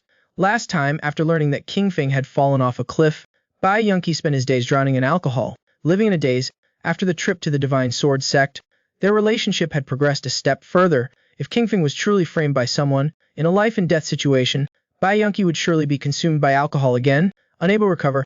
But thinking again, she remembered how Bai Yunqi had left so heartlessly at first. She couldn't help but harbor some resentment towards the Taoist master King Feng. 3 parts resentment. This pavilion master of the heavenly mystery pavilion paced back and forth in front of the candle with the intelligence in her hand, still unable to make a decision whether to burn it or not. Speaking of Liu Yun, the two of them were on their way from the capital to Mount Hua. The local government officials along the way seemed to have received information from somewhere. Every time they passed through a prefecture, the local officials would always enthusiastically welcome them. Liu Yun said he was just a Taoist priest, non-official, but the officials directly stated that someone who had been granted the Imperial Dragon Decree was definitely no ordinary person, and might one day enter the court as an official, hold an important position. Since Liu Yun descended the mountain, he had always been in the martial world. How could he understand the sycophancy of these officials? But he couldn't refuse their hospitality, so he and Hua Yunji traveled together, feeling somewhat uncomfortable. That day Liu Yun bid farewell to the group of officials, seeing them off to the edge of the city, and after discussing it with Hua Yunji, the two decided to avoid the main roads and switch to the mountain paths. During this time, Liu Yun couldn't help but feel emotional. He didn't expect the power of the Imperial Dragon Decree to be this great, but he still couldn't understand how these officials could know the news. Seeing her lover frown, Hua Yunji reminded him, without His Majesty's order, who would dare to spread the news? His Majesty probably wants you to taste the power of authority. Once you taste the sweetness, how many people in this world could refuse? Liu Yun sighed, saying he didn't want to get involved in the court, but now that things had come to this, even if he didn't want to, he had already been drawn into it. Having said this, the young man turned to look at Hua Yunji. I have always been simple and desireless. I'm afraid I will make you suffer in the future. The young woman smiled radiantly, bright as a flower. If elder brother didn't have that golden token, would you not be able to provide for me? Liu Yun laughed awkwardly. It's not that bad. I still have 2 acres of barren land on Mount Wudang. The corners of Hua Yunji's mouth curved into a smile, and she said gently, I am the granddaughter of the head of the Mount Hua sect. If I simply wanted wealth and status, there are plenty of men in this world who could give them to me. Having said this, the young woman's eyes rippled like autumn waters, filled with tenderness. But what I want is only elder brother. Whether you are poor or rich, I am willing to be with you for life. The two looked into each other's eyes. The love in their eyes was more than 1,000 words could say. The two finally arrived at a quiet village. The two of them originally intended to find a place to fill their stomachs, but after entering the village, they found that the villagers seemed very cold. Hua Yunji was a little puzzled. Could it be that they're wary because we're outsiders? This place is remote. It's probably hard to find a restaurant. Let's see if we can find a farmer's house to temporarily stay. Just as the two of them were being rejected everywhere, a hoarse voice came from the side of the road. Liu Yun turned his head to look and saw an old man with a worried face. Young people, why don't you come to my house for a bowl of noodles before you go? A bowl is only one went. The two had no choice and followed the old man into a small courtyard. The old man instructed another old man in the house to cook 2 bowls of noodles. The old man was old, a little hard of hearing. 3 bowls, right? Coming right up. The old man was a little impatient, shouting loudly. It's 2 bowls. The old man smiled kindly. Not angry, he understood. 3 bowls of noodles, coming right up. Liu Yun was stunned by this scene, while Hua Yunji burst out laughing. At this time, the old woman brought out a small plate of food, saying that although her husband's hearing wasn't good, his skills were not bad. Just as Liu Yun was looking around, Hua Yunji stared at the old woman as if she was pondering something. After a moment, the young woman suddenly transmitted her voice. Elder brother, look at that old woman's hands. Lu Yun's heart trembled slightly. He immediately raised his head to look again. He saw that although the old woman's hands had some age spots, they were not rough at all, unlike those who did manual labor year-round. Hu Yunji showed no expression, and continued to transmit her voice. Where there's unusualness, there's bound to be deception. This person might have a problem. Lu Yun frowned slightly, feeling that the young woman's guess was right. It seems that the noodles are poisoned. We will adapt to the situation later. Just at this time, the old woman slowly approached, carrying 2 bowls of noodles. 2 esteemed guests, please enjoy, try my husband's skills. Lu Yun pretended to reach out to take them, secretly using a little power. The old woman was so shaken that she staggered. The 2 bowls of noodles in her hand also fell to the ground. The old woman turned towards the house and shouted loudly for the old man. We've been discovered, let's run.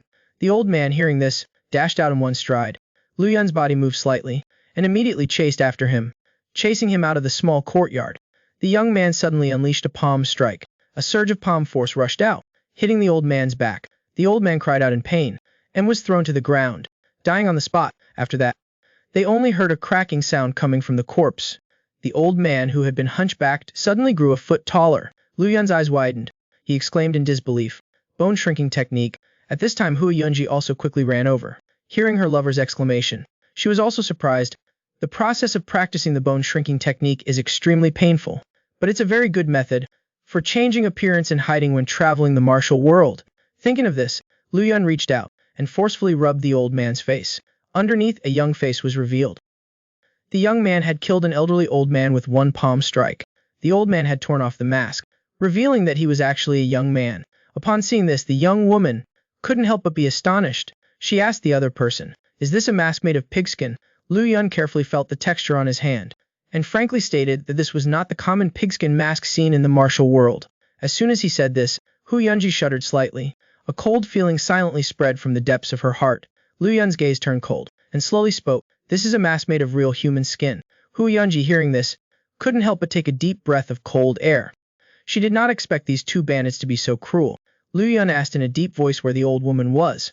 The young woman replied, the old woman had 1 arm severed by you, but her movement techniques were very fast. She has already escaped. Just at this moment, a commotion came from afar. The 2 turned their heads to look. They saw the old woman leading several villagers back. It's them. They killed my old man and broke my arm. Village chief, you must seek justice for us. The village chief, upon hearing this, was extremely shocked and shouted loudly, in broad daylight, on the clear sky, do you people still have any regard for the law? Yunji, you 2 explain this clearly. These 2 villains killed an old couple and used their skin to make human skin masks. What is the truth? Just remove the old woman's mask, and everything will be clear. The village chief, upon hearing this, hurried forward, saying that he wanted to see the old man's body. His expression was fierce, and at this moment, Lu Yun's eyes suddenly became sharp. He suddenly unleashed a palm strike. A swift surge of palm force shot out. The village chief was caught off guard, and was immediately sent flying by the palm strike. He cried out in agony and fell to the ground, dying on the spot. It was not until they saw the 3 bone-piercing darts hidden in the other's hand that Hu Yunji couldn't help but feel terrified. If it weren't for Lu Yun's vigilance, perhaps she would have already been poisoned. The other villagers, seeing the situation, also stopped pretending. Each of them drew their weapons and charged towards the 2 of them to kill. Lu Yun and the other were not afraid at all. Their bodies trembled, and they fought back. The 2 of them charged left and right within the crowd of bandits, like tigers entering a flock of sheep. Those bandits were simply no match for the 2 of them. In a flash, miserable cries echoed non-stop. Before long, the bandits in the yard were all killed. Lu Yun suddenly turned his head to look at the old woman. Cold sweat immediately appeared on the old woman's face. She did not expect this young couple to be so powerful. And just at this moment, a soft surge of force silently approached, and peeled off the human skin mask on her face bit by bit, revealing the face of a middle-aged woman underneath. Lu Yun stared at the trembling woman, and questioned loudly, this village has at least 60 inhabitants. Could it be that you people have killed all of them? The woman, holding her broken arm, laughed, appearing deranged. When you go to the underworld, then go and ask yourself. Yamba's wife shut her mouth and bit down gently. In an instant, a streak of black blood slowly flowed from the corner of her mouth. It turned out that she had crushed the poison pill hidden in her mouth. Seeing his wife's death, she fell to the ground with a thud. Lu Yun and the other 2 had ashen faces, their hearts trembling. The minds and methods of these people are definitely not those of ordinary thieves. At the same time, On a small hill not far from the village, a man in a black cloak stood by a cliff, gulping down strong liquor. The man looked at the situation in the village, muttering to himself, "They are just some hired assassins from the Central Plains. Anyway, not like slaves. There's nothing to regret if they die. It seems that those two young people are quite interesting. It was not in vain for me to come here personally." Having said this, the black-cloaked man's tone became cold, and he asked coldly, "Have the rest of the people been arranged properly?" His four subordinates responded in unison, "A net has been set." The black-cloaked man sneered, his tone sarcastic, "It's just a little brat. I don't understand why so much effort is needed. I heard that the opponent is a master who can face the 10 lords, so it seems he does have some ability." The black-cloaked man snorted coldly and said nothing more. "Since everything is ready, then let's close the net. A swift victory is needed." The four subordinates answered in unison. Then their figures flashed, rushing straight towards the village, and disappeared. The black-cloaked man stared at the village, remaining silent for a long time. After a moment of silence, he finally asked, "Mobilizing so much power, just to kill a little brat. Blood Ghost Demon, what exactly are you planning?" Yamba clenched his fist, crushing the wine jug in his hand. Speaking of Liu Yun, the two of them knew that they should not stay here for long, so they left the village and dealt with another group of people. Looking at the corpses piled up in front of them, Liu Yun, having experienced many things, had long had a heart like still water. Hua Yunji was a bit unaccustomed to it. Suddenly Liu Yun felt someone rapidly approaching. Hua Yunji also felt a cold dagger-like killing intent. The young man's expression was sullen, gently reminding her, "This time it's a master." Before the words could finish, four figures had already rushed in front of them, blocking their path. The killing intent emanating from their bodies made people feel as if they had fallen into an ice cellar. Liu Yun frowned and asked in a deep voice, "This killing intent is definitely not from the righteous path. Are you people from the demonic sect? You're still young, but you have some knowledge. It's just that you're a bit muddled in your speech. You should call us people from the God sect. The heavenly demon God sect and the Central Plains martial world have always been non-interfering. How did you people enter the Central Plains?" The four of them seemed to have heard a big joke, and burst into laughter. The mockery in their laughter was self-evident. Seeing this, Liu Yun felt his heart sink to the bottom of the abyss. The various forces were always closely monitoring the movements of the heavenly demon God sect. How did these four people manage to enter the Central Plains? "Little brat, do you think there are only the four of us? We might as well tell you. There are another 300 people lying in ambush nearby." Hearing this, Liu Yun's pupils contracted, as if struck by lightning. At this moment he was completely convinced that someone must have leaked this information. He had informed the Central Plains martial world. The bald burly man scolded his companion for carelessly revealing secrets. The bearded burly man didn't care, saying that this person wouldn't be able to open his mouth to speak. The bald burly man pulled out the staff behind him, his tone cold. After speaking, he immediately rushed forward, attacking Liu Yun. Hu Yunji's face showed anger, saying she would deal with this person. Then she gracefully rushed forward, swinging her sword straight at the bald man's chest. In an instant the two sword shadows intertwined, and they began to fight. The sound of weapons clashing rang out incessantly. The bearded burly man cracked his knuckles. He glared at the young man with a ferocious gaze, and said coldly, "Let's start on our side too. I'll send you two to be ghosts soon. When you meet King Yama, don't forget to tell him the one who killed you is named Makainglong." Before the words could finish, the burly man tiptoed and kicked a rock. Liu Yun, who was always on guard, slightly tilted his head, easily dodging it. Seizing this opportunity, Makainglong quickly rushed over and threw a punch. Unexpectedly, the young man's figure flashed and disappeared on the spot. Makainglong looked up in surprise and indeed found the young man's figure, this demonic sect master. Shin Chen hunched his back and his body's true Kai erupted. Then he sprang up, throwing a punch with the force of a collapsing mountain, attacking again. Liu Yun gathered his Kai and his Danshin, using a move called Heavenly Balance Drop, and powerfully stomped his foot down, stepping on the opponent's fist. Makainglong was as if struck by a heavy hammer, and fell to the ground with a crash. His two legs sunk deeply into the ground, as deep as a foot. His two companions, seeing the scene, were utterly shocked. While Makainglong was so angry his face turned red. "You brat," he roared in anger. "I'll kill you." Makainglong put strength into his legs and burst forth, aiming straight at Liu Yun. The young man softly called Qing He, circulating the Taiji force throughout his body. Facing the opponent's iron fist, he did not dodge, and threw a punch. The two fists collided loudly. In the air, it was as if a thunderclap had erupted. Makainglong retreated continuously, his face showing shock. That punch just now, he felt as if he had hit an iron wall. His entire right arm was now numb, but he had always taken strength as his forte. Of course, he would not admit defeat. He immediately swung his left fist and charged again, only to see the young man casually extend his right hand, blocking his fist went. The next moment, Makanglong's pupils suddenly contracted. He only felt that the young man's hand was like an iron clamp. No matter how hard he tried, he could not move forward any further. Not even half a step, compared to the opponent's face with bulging veins. Lu Yun appeared extremely calm. The young man used the same method, and blocked the opponent's right fist. His 2 feet were like roots in the ground. The corners of Liu Yun's mouth curled up in a faint smile. He said coldly, 7 days. This Taoist will compete with you in strength. Yanbai, the young man, poured all of his strength into both hands, and suddenly pushed hard. Ma Konglong was so shocked that blood spurted from his nose and mouth. At this moment, Liu Yun sensed a malicious wind behind him. Turned out that another master of the demonic sect was attacking from behind. The man holding a long sword rushed forward. Just as he was about to attack, he felt a blur before his eyes. The young man had disappeared.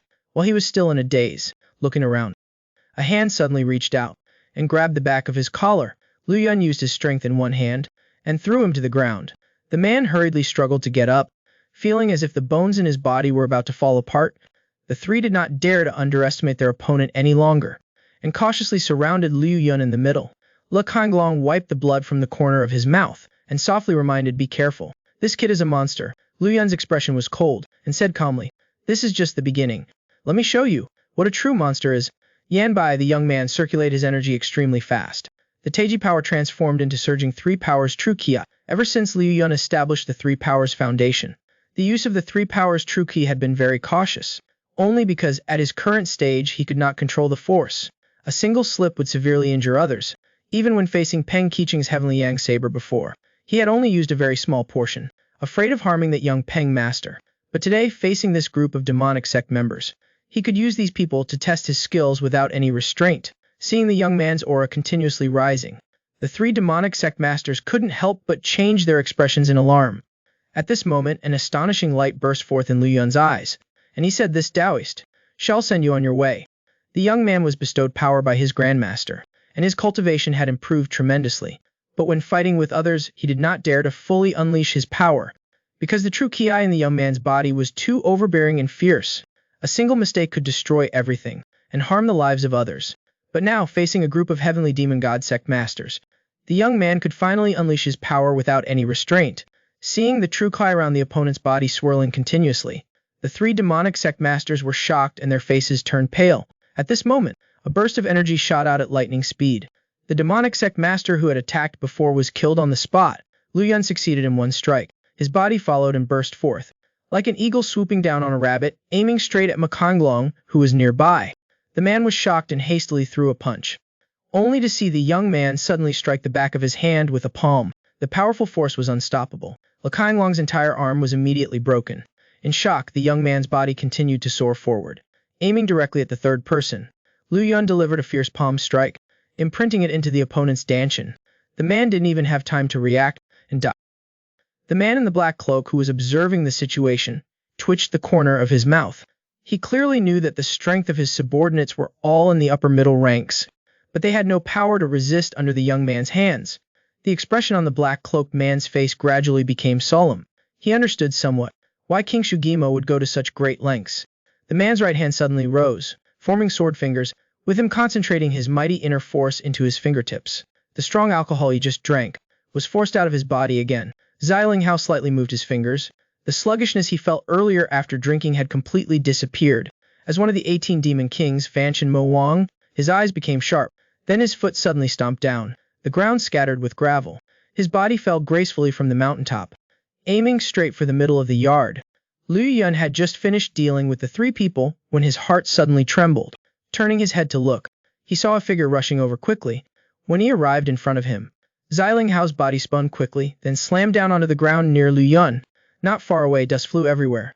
This Fanshin Mo Wang stared at the young man and asked coldly, "Little Wudang brat, what's your name? You've gone through so much trouble to kill me. Why bother asking so that I can kill you? I've heard a few words, but I don't take them to heart." Having said this, his expression was hurt. "I dignified Fanshin Mo Wang. Xiling, do not kill nameless nobodies." Liu Yun was still fearless, and replied coldly, "Wudang Fing, please enlighten me." Xilinghao's eyes slightly narrowed, and said softly, "Good." Having said that, his body suddenly exploded with power.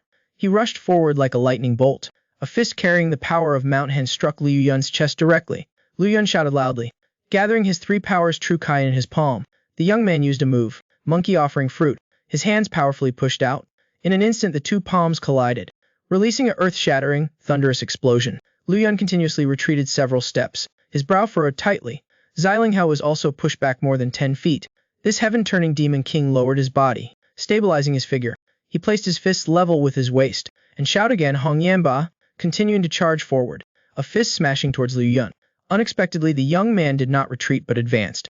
Again meeting the challenge head-on, Liu Yun shouted loudly, his three powers true kai surging unceasingly. On his fist, there was a faint sound of thunder and wind exploding.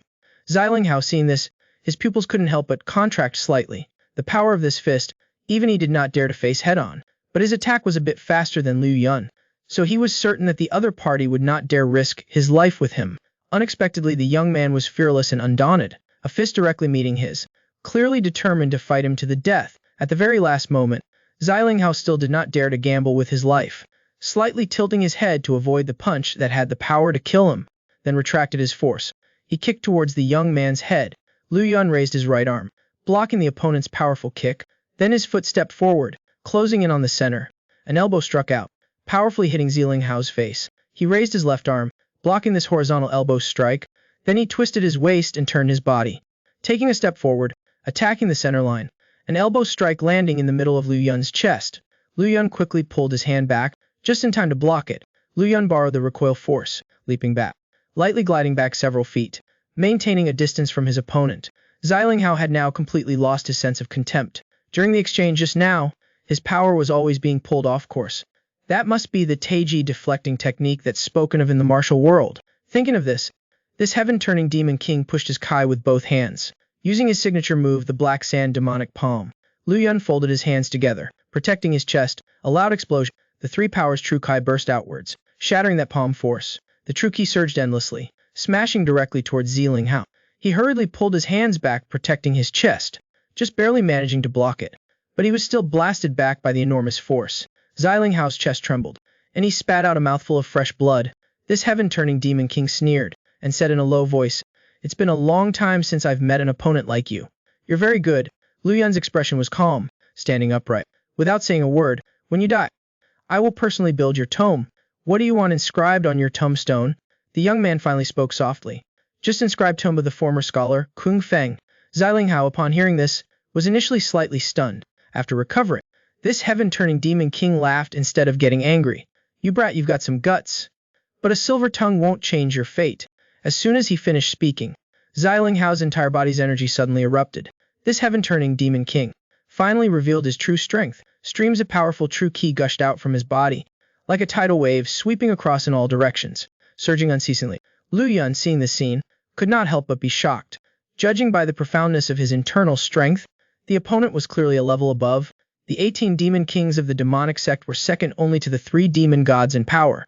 The fact that the opponent could be one of them showed that he was indeed no ordinary person.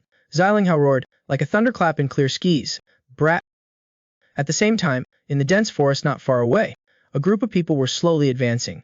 Several guards were patrolling around several carts carrying goods, their expressions vigilant. At this moment, the old man driving the luxurious carriage spoke softly, "Miss, be careful not to get cold." The woman in the carriage paid no mind, and said it was all right.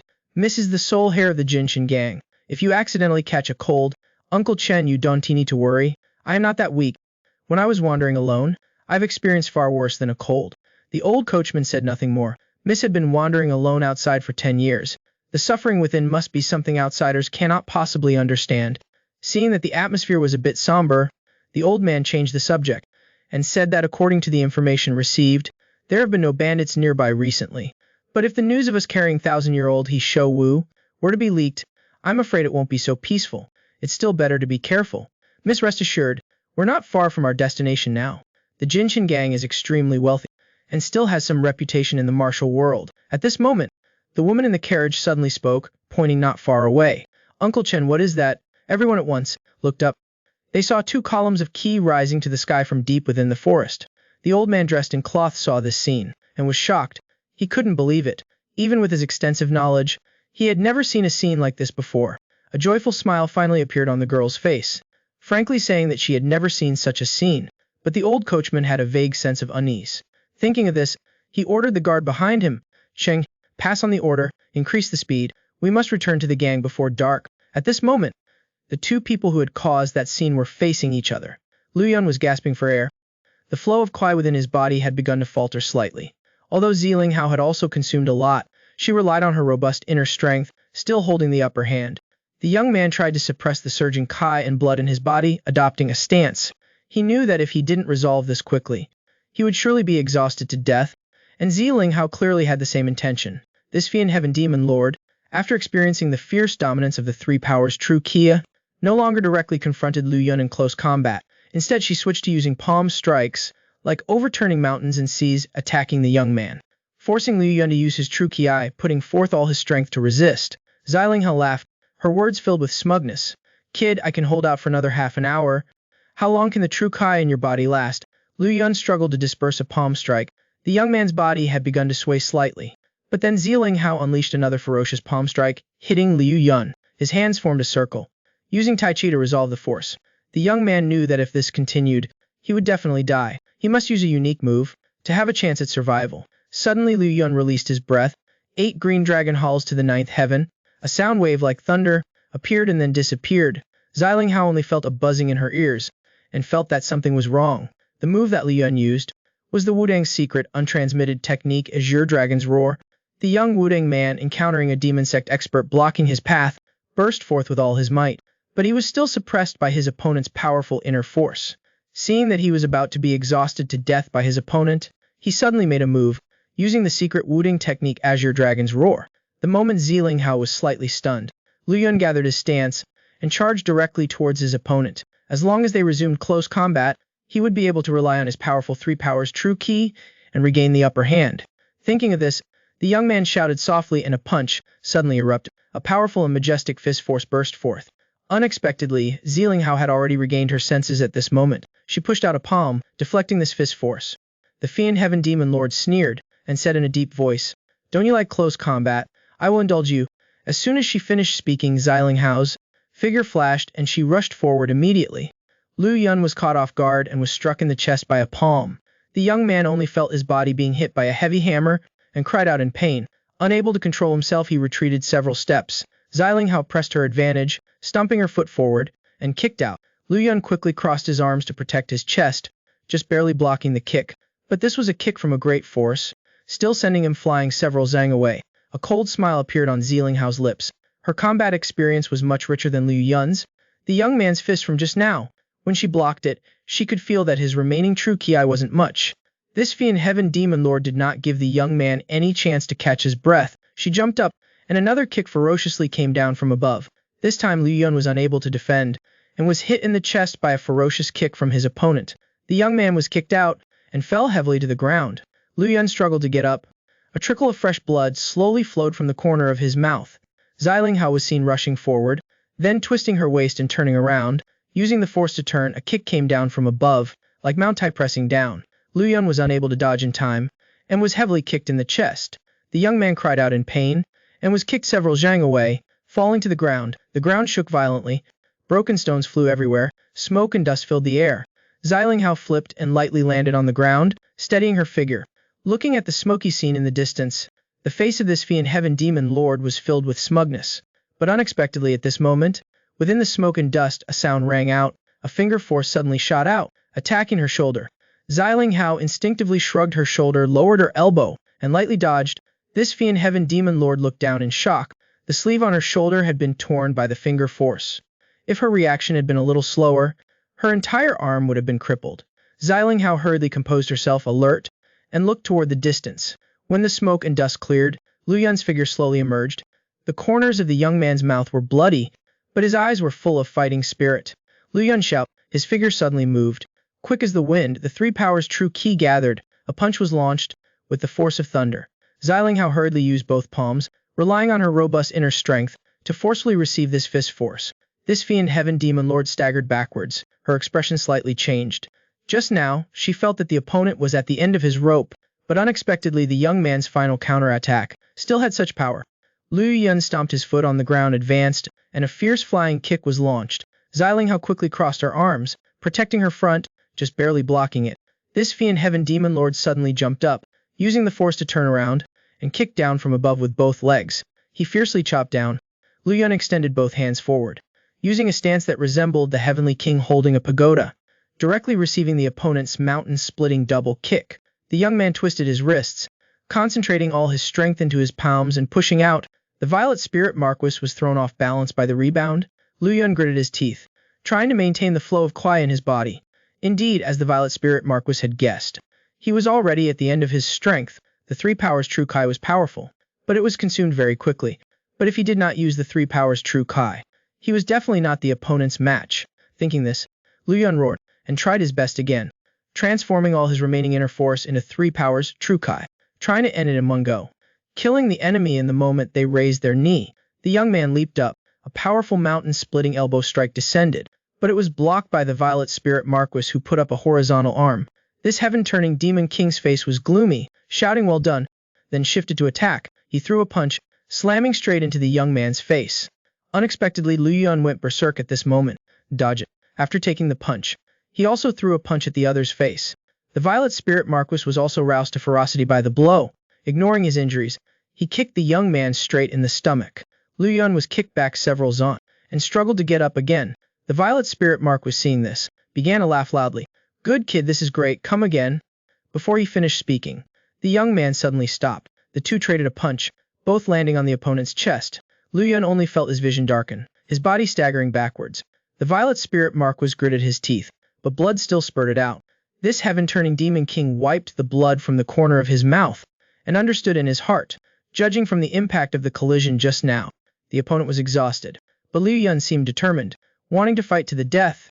The young man suddenly charged forward, throwing a punch. His momentum was like a rainbow. In the blink of an eye, the surrounding air seemed to be torn apart by the fist wind. Where Lu Yun passed, ripples of Kai appeared in circles. Then only a sky-shattering explosion was heard, tearing the sky. The young man's desperate punch was met head-on by the opponent.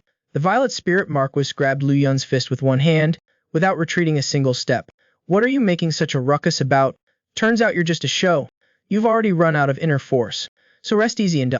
Unexpectedly, as soon as he finished speaking, this heaven-turning Demon King's expression suddenly changed. He felt on the fist wind. A surge of force was brewing. That stream of true QI was so pure he had never seen anything like it.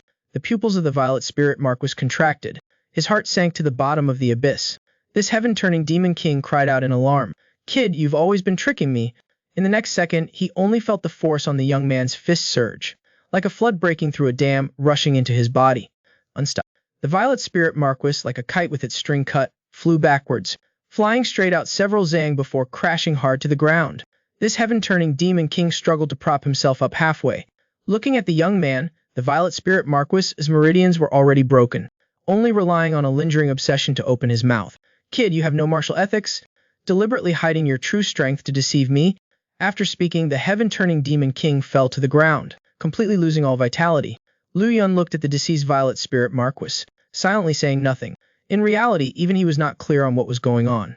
It turned out that long ago, when real person Wu Zhao helped him strike the Three Powers Foundation, in the end, because Lu Yun's physique could not endure it, he hurriedly withdrew his hand. But 1/10 of the old man's power had fallen into the young man's body. It was just that Liu Yun was not able to refine it after falling into a coma. Upon waking up, he was sent to the Nangong family by the sect's head real person. Therefore, the old man's power had always been hidden within his meridians. It just so happened that at this time, the inner force in Liu Yun's Danshan was exhausted. The true Kai of real person Wu Zhou flowed out from the Dejuya Q point. But Liu Yun did not know about this at this time. The young man staggered and leaned against a large tree. The fierce battle just now had consumed all his strength. After a while, Liu Yun suddenly widened his eyes. He remembered that Hua Yunji was still fighting with others. As soon as the young man moved slightly, he felt that his body was aching all over, but he still staggered towards the direction of Hua Yunji. At the same time, in the dense forest, two dark figures sped forward. The leader asked his subordinates who had come to fight. The subordinates said that the identity of the opponent was still unclear, but their martial arts cultivation was unfathomably profound. Not long after, the leader arrived at the front lines, and looked. He saw a man with a long sword charging in alone. At the formation, more than a dozen demonic sect experts were forced to retreat. Bai Yongkai beat them back. Everyone sheathed their swords, and coldly said, "Who else blocks my path? Don't blame Bai for being merciless under my sword." The leader suppressed the fear in his heart, and ordered his subordinates to attack together. In an instant, sword light flashed in the dense forest. The sound of killing shook the heavens, and Hua Yunji on the other side had still not taken down the burly bald man. Hearing the sounds of fighting that continued non-stop in the distance, the young woman could not help but turn her head in shock. The burly bald man saw the situation like this, and roared, "I'm tired of standing." Hua Yunji only now recovered her senses, and stood face to face with him. Both sides rushed forward simultaneously. Their long swords clashed, sparks flew everywhere, the two figures brushed past each other, as fast as lightning and sparks. Hua Yunji was about to turn around and continue fighting, when she saw the shoulder of the burly bald man suddenly spurt out fresh blood. Then his entire arm was severed from the root. The demonic sect expert cried out miserably, and then crashed to the ground. It turned out that Liu Yun had arrived at some point without them noticing. He flicked out a finger. Hua Yunji turned her head and saw the disheveled young man. The young woman cried out, and then launched herself, arriving at the young man's side. Seeing her beloved about to collapse, Hua Yunji hurriedly supported him. The young woman's face was full of concern, asking Liu Yun how he was feeling. The young man smiled weakly, saying he just needed a little rest. Hua Yunji smelled the stench of blood in the young man's mouth, and hurriedly asked if he had internal injuries. Seeing that she was safe, Liu Yun finally felt relieved. The young man slowly closed his eyes, softly saying, "Let me rest for a bit and I will be fine." After speaking, Liu Yun's body went limp, and he fainted directly in Hua Yunji's arms. A moment ago, the lovers were looking into each other's eyes, filled with affection. The next moment, the young man's face darkened, and he fell directly into the young woman's arms. Hua Yunji understood her lover's skill. For him to faint to this extent, it was clear that his internal injuries were very serious. Thinking of this, the young woman quickly carried Liu Yun on her back, and used her legs to propel herself, flying straight towards the edge of the forest. At this time, the people of the demonic sect were giving their all. A large number of them were besieging Bai Yunqi, and Hua Yunji on her escape did not encounter any obstacles. A moment later, Hua Yunji arrived at a low hill. She saw a caravan moving rapidly not far away. Seeing that luxurious carriage, the young woman's heart stirred, and then she gradually lowered her body, flying straight towards the carriage. The guards only felt a figure pass by like a gust of wind. In anger, they hastily drew their weapons, drawing the swords behind their backs, preparing to meet the enemy. But they saw a young woman had already placed her sword against the guards' weapons. Hua Yunji slightly furrowed her brows, and said in a deep voice, "Everyone don't panic. I am Hua Yunji from the Hoa Mountain sect. May I ask who here is in charge?" The old coachman heard that the other party was a disciple of the Hoa Mountain sect, and coldly questioned Hua Yunji why she was acting so impudently. "Please forgive me, old sir. My companion has been seriously injured. He cannot withstand the jolting. I am asking for your indulgence to borrow your carriage for a while. I will definitely repay you handsomely later." Chenbo heard this, and immediately understood, but he did not want to cause any more trouble. Just as he was choosing his words, preparing to refuse, the girl in the carriage pulled open the window curtain, and said softly, "It is not easy for those traveling the martial world. We should help if we can." The old man immediately and repeatedly agreed. The girl gently moved her feet, slowly walking towards the carriage. This person was Su Yuli, the one Li Yun had saved before. The young head of the 1,000 Gold Gang curiously looked over, and waited until she clearly saw the face of the person Hua Yunji was carrying. Su Yuli's expression changed, and cried out, "Benefactor!" Seeing this situation, Hua Yunji could not help but be stunned, and Su Yuli had already hurriedly ordered her subordinates, "Quickly bring the benefactor into the carriage." It was said that in Henan there were two forces that no one dared to easily provoke. One was the Taishan and Bidu of the martial world, Shaolin Temple, and the other power was the 1,000 Gold Gang with immense influence. The current gang leader, Su Changkang, lit a cigarette, and asked in a deep voice, "Who is the 1,000-year-old he show Wu for?" Su Yuli's expression was calm, and she said softly, "It is for that person." The wealthy merchant slightly furrowed his brows. "Is it the young man who was traveling with you?" Su Yuli slowly nodded, preparing to face her grandfather. Su Changkang was not angry at all. Instead, he turned to look at Chen Bo. "Chen Bo, you are an experienced person. What exactly is going on?" "Master, you don't know. Miss was wandering the martial world before. If that Taoist priest had not lent a hand to help her, I'm afraid that she would have been defiled." Su Changkang's tone was mocking, and his words carried a hint of reproach. "How long has it been?" "He has already become someone from my granddaughter's group. This old servant wouldn't dare. I just felt that the great 1,000 Gold Gang cannot leave kindness unreturned. The 1,000-year-old Isho Wu, although precious, cannot compare to the reputation of the young lady." Su Changkang took a deep drag of his pipe, and slowly opened his mouth. "Do you know why I spent 10,000 taels of gold to buy this thing?" "What was it for?" Su Yuli did not want Chen Bo to be blamed by her grandfather, and continued the conversation. "It was to give to the Henan Regional Military Commissioner. I understand the implications. Why did you act so rashly?" Once you give this item to the regional military commissioner, he will certainly become a great help to you in the future. Su Yuli did not argue, and softly and weakly bowed her head in apology, making others feel sorry for her. Su Tianqiang felt a little guilty towards his granddaughter, and could not bring himself to scold her.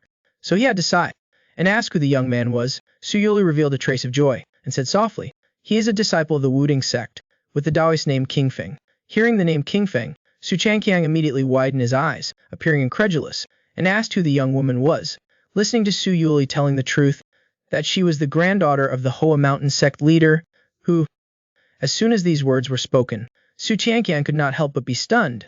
The 1,000 Gold Gang leader went from worry to joy, and softly muttered to himself, "Heaven is blessing our 1,000 Gold Gang." Su Yuli was clueless, asking Grandpa on what basis he said that. Du Tianqiang smiled soft, speaking in a low voice, "Since the new emperor ascended the throne, there are 2 ministers who are highly regarded. One is the Grand Secretary of the Cabinet, Yang Mai.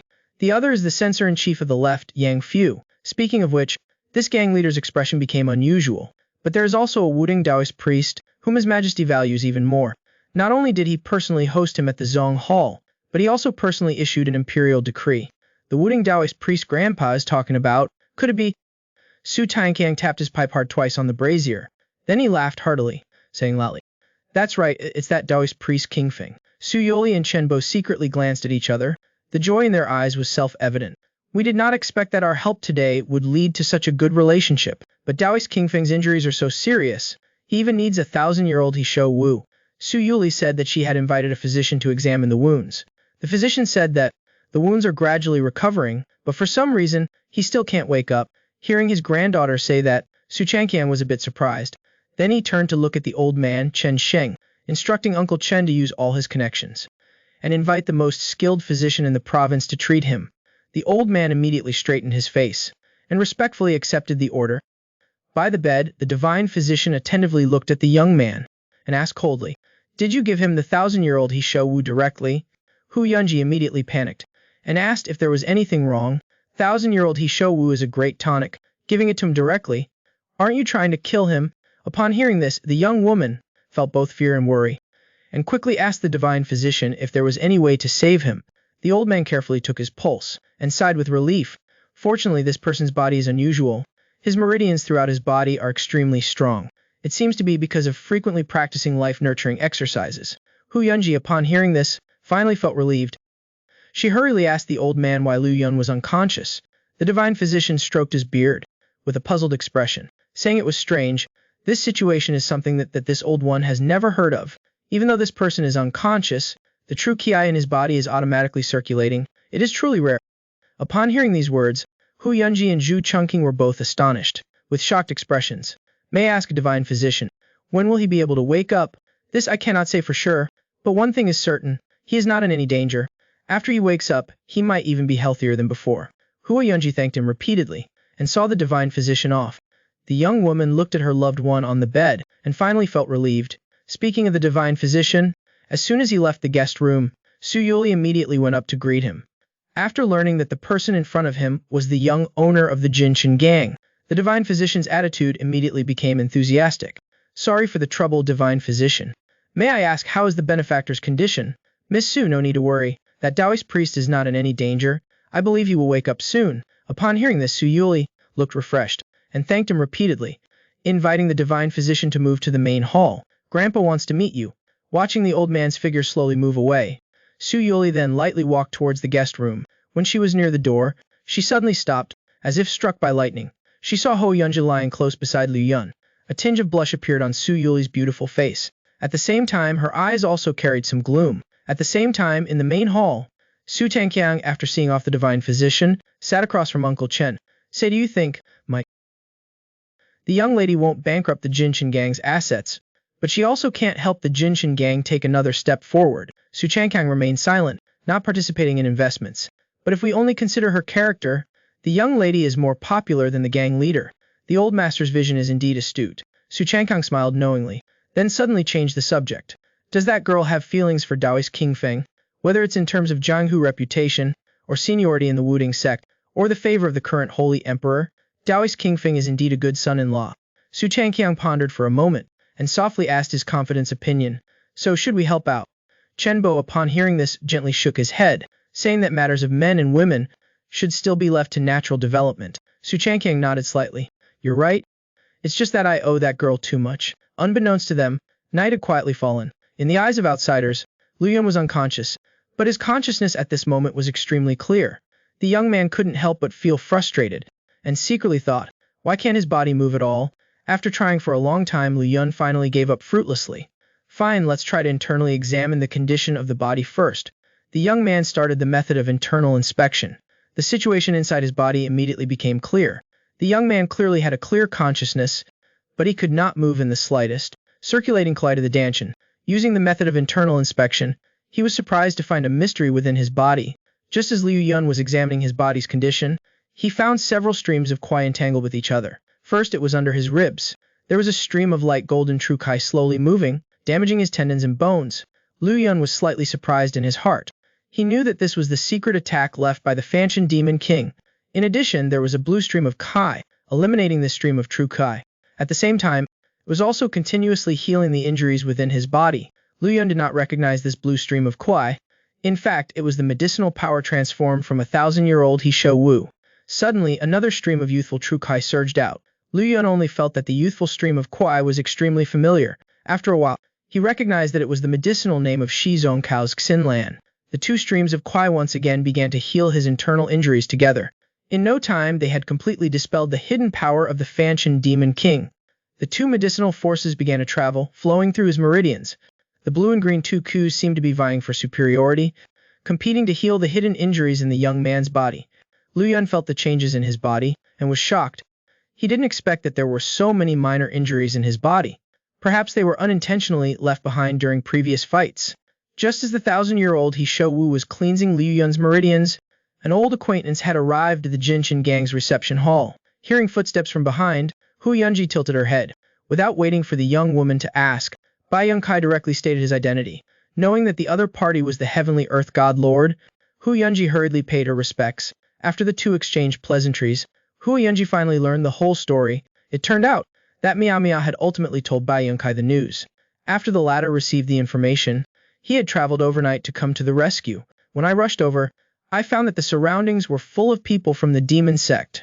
After I drove them back, I also lost track of ID. I only saw the corpse of a demon sect master. Hu Yunji finally understood why she had escaped so smoothly. It turned out that this Heavenly Earth God Lord had held back all of the enemies. After losing track of Whitey, I had to return to Qingjin. Only then did I learn that you had come to the Jinshin gang. Having said this, Bai Yun had a sullen expression, and softly said, I apologize. I arrived late. Why are you saying that Big Brother Bai, the divine physician, has already examined King Feng's injuries and said they were nothing to worry about? It's believed that he'll wake up soon. Bai Yongkai slowly stepped forward, staring at Liu Yun, his voice hoarse. Good brother, Brother Yun has arrived. Why are you still sleeping? Just at this moment, two more people entered the room.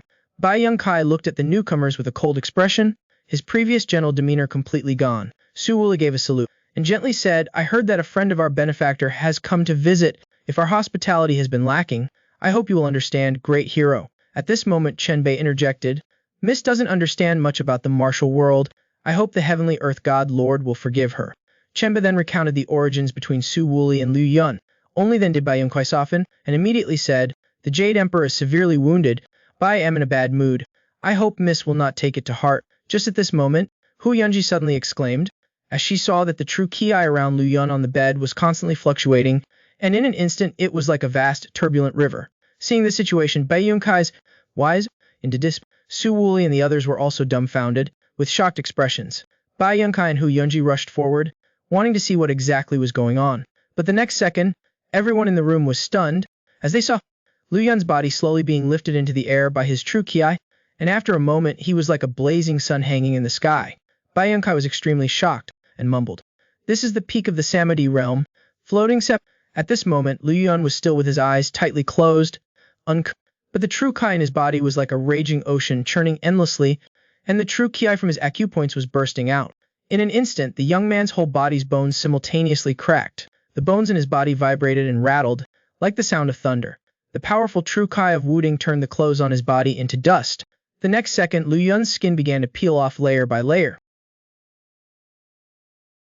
Bai Yongkai's face was covered in cold sweat, utterly astonished. Yid, this is a breakthrough. Physical cleansing, another step forward. After a moment, the young man suddenly opened his eyes. Why do I feel like Daeyibo is a bit old? In the reception hall, Liu Yun and the two were sitting opposite each other at a table. Although Hu Yun's expression remained normal, Liu Yun felt like he was sitting on pins and needles. Thinking of this, the young man took the initiative to find a topic. The past few days here have been very comfortable, with food served and water poured, without lifting a finger. Hu Yunji revealed a bright smile, and gently said, "That's right. This Taoist robe was also specially made by Miss Su after searching for someone. It's exactly like the Taoist robes of the Wudang sect." Having said this, the smile on the young woman's face became even brighter. "Miss Su is truly very thoughtful towards you, big brother." Even if Liu Yun was slow, he could smell the strong sour scent of vinegar from her.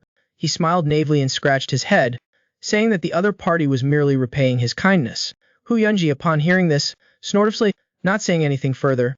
Then she smiled charmingly, stood up, and said, "Come here, my dear husband. This servant will help you change your clothes." After a moment, Liu Yun had finished changing into his brand new Taoist robe. Hu Yunji gently pinched the soft flesh on her lover's waist, and even though the latter had a strong physique, he couldn't help but cry out in pain.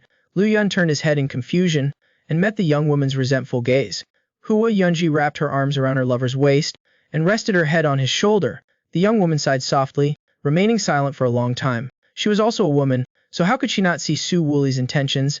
After a while, the two of them walked towards the main hall together. The Jinshin Bang, to celebrate Liu Yun's recovery, held a grand banquet and sent out invitations widely, inviting famous people from Henan. Is it necessary to do this? It's just a minor wound that has healed. No matter what, we have received a great favor from the Jinshin Bang. You are the main character. You cannot disrespect the host. At this moment, a teasing voice came from the roof. Good brother, you have some fame in the martial world after all. How can a dignified Wudang disciple not dare to show himself like this? Liu Yun saw that the person who came was his sworn brother, and immediately showed a look of joy. Bai Yunqi landed light, gliding in front of him. Thanks to you, I haven't had to suffer from Miao Mao's torment lately. Liu Yun immediately teased him. A dignified heavenly emperor god lord? Are you afraid of a woman? Bai Yunqi smiled. For some reason, she's been acting strangely lately. When telling me about your situation, she is hesitant. This time when I came to see you, she got furious. Liu Yun, hearing this, couldn't help but be slightly startled. The other party sounded a lot like Hu Yunji. Forget it. A woman's heart is like a needle in the sea. Let's not talk about this anymore. Just at this moment, a servant came to report, saying that a guest wanted to find Taoist priest King Feng. Liu Yun immediately excused himself. Bai Yunqi hurriedly went to the side hall. The person who came was also an old friend. It was the beggar gang disciple Liang Su. After the two sides greeted each other, Hu Yunji turned around and left, indicating that the two could talk freely. Looking at the other's back as she left, Liang Su said, "So, Taoist priest King Feng, do you find Miss Hua strange? There is a feeling that makes people tremble without feeling cold." Liu Yun laughed, without offering any opinion, then asked the other why he had come here. It turned out that Liang Su was just gathering intelligence in Henan. When he heard that Liu Yun was in the Jinshin Bang, he immediately rushed over in the night. I heard that Taoist priest encountered the heavenly demon god sect's pursuit. This humble one has been very worried. Liu Yun was a bit stunned hearing this. He didn't expect the beggar gang's intelligence to be so well informed. Today I've come here to understand the details. Liu Yun recounted the details of what happened that day. When he heard that the heavenly demon god sect had sent 300 people secretly into the Central Plains, Liang Su's eyes wide. His expression was unbelievable. Liu Yun said, "This time the other side not only sent many people, but also mobilized one, a top expert with at least 3 times the strength." Liang Su, hearing this, took a breath of cold air, and then sighed that the martial world of the Central Plains was still too careless. Such important news, yet they didn't receive a single bit of information. The two chatted for a while. During this time, Liu Yun inquired about news regarding Nangong Song. Liang Su said he would immediately go back to inquire about it. That night, the Jinshin Bang was brightly lit, crowded with guests. Liu Yun couldn't stand entertaining guests, and was soon very drunk. The young man slowly walked around the residence, trying to sober up. Suddenly a melodious pipa sound came, like a grievance, like a sigh. Liu Yun stopped his steps, looking towards the direction of the sound. He saw a beautiful figure sitting in the pavilion by the lake. Su Yuli was hugging her pipa, half covering her face. Her inner feelings were all entrusted in her fingertips. The first time they met, she was just a wandering singer, selling her art. Meeting again, the girl had changed her identity to the young master of a merchant guild. Unchanged was the old pipa in her hand, and her deep affection for her life-saving benefactor. By the small lake, Liu Yun clasped his hands behind his back, listening quietly. In the pavilion, Su Yuli gently plucked the strings. The music was lingering. Just at this moment, light footsteps came from afar. Chenba came to the young man's side and stopped, speaking soft. The young miss relied on this pipa to support herself for the past 10 years. The first time we met, she was relying on selling her art to make a living.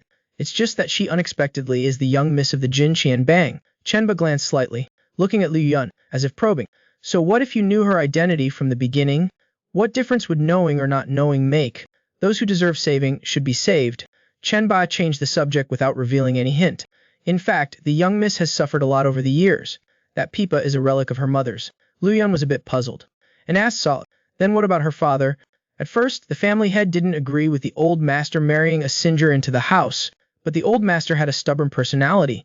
After having an argument with the family head, he left home. Liu Yun's expression became more gloomy. He murmured softly, then she is still considered happy. At least her father did not abandon her. Later, the family head was very remorseful, and even sent people to find him, but the old master was determined to leave. Where could I possibly find him? Liu Yun pursed his lips, remaining silent. His heart was in turmoil. At this moment, Chenba suddenly changed his tone. The 1,000-year-old Isho Wu was originally intended to be a gift for the commander, but the young miss decided on her own to take it out to heal the young hero's wounds. Because of this matter, she was scolded by her family. Liu Yun, hearing this, turned his head and saw Su Yuli. He understood clearly in his heart. He signaled to Uncle Chen to speak directly. Uncle Chen sighed. His voice was low. This old man knows that matters of the heart cannot be forced. I only ask that young hero not hurt the young lady's feelings. Liu Yun listened, considering this. He nodded slightly. They did not speak that night. The next morning, the sun was shining brightly. Liu Yun and the other two bid farewell to the Jinshin gang, preparing to continue their journey. At this moment, a family servant brought an object before the young man. When they saw what was on the tray, everyone's expressions changed. If Steward Liu is not mistaken, then that's 10,000-year mysterious iron. That's correct. It is a super material for forging weapons worth 1,000 gold. 10,000-year mysterious iron is not only incomparably hard, it's also incredibly flexible. Someone once crafted a 10,000-year mysterious iron dagger, only a foot long. It took 5 blacksmiths working day and night to forge it non-stop for a whole year. Su Yuli asked Uncle Chen softly what he meant. He only smiled faintly and said nothing. Liu Yun picked up that block of 10,000-year mysterious iron and said loudly, although this humble Taoist once saved Miss Su, this time I also owe a debt of gratitude to the young lady. 10,000-year mysterious iron is too precious. This humble Taoist absolutely dares not accept it. Please allow me to use this to offer a gift, to express my gratitude. Having said this, Liu Yun's left hand suddenly clenched the block of mysterious iron, gathering all his strength and true kuai. In the next second, everyone present was shocked. They saw that as the young man's hands kneaded non-stop, the 10,000-year mysterious iron was bent and deformed like soft mud.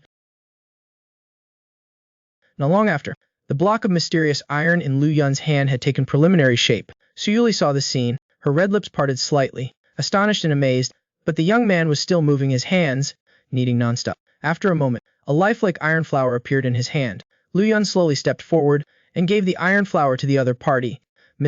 Since ancient times, the peony flower represents wealth and good fortune. I hope that under your leadership, Jinshin gang can be like this flower as well. The stewards of the Jinshin gang saw this situation and were all extremely astonished. They were all veterans who had been around the martial world. They naturally understood the deeper meaning behind the young man's words. At this moment, Liu Yun continued to speak. As long as this flower does not wither, if there is anything you need, come and find me. Su Yuli happily accepted that peony flower.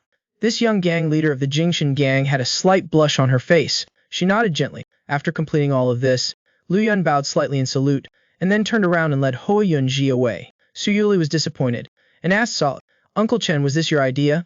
He replied that he had only prepared the mysterious iron. Su Yuli's face showed a hint of coldness. Her voice changed to a slightly gentler tone. I don't want Taoist Master Kingfeng to have any response. In the future, do not make decisions on your own. Uncle Chen hurriedly bowed in salute, saying that he would remember it in his heart.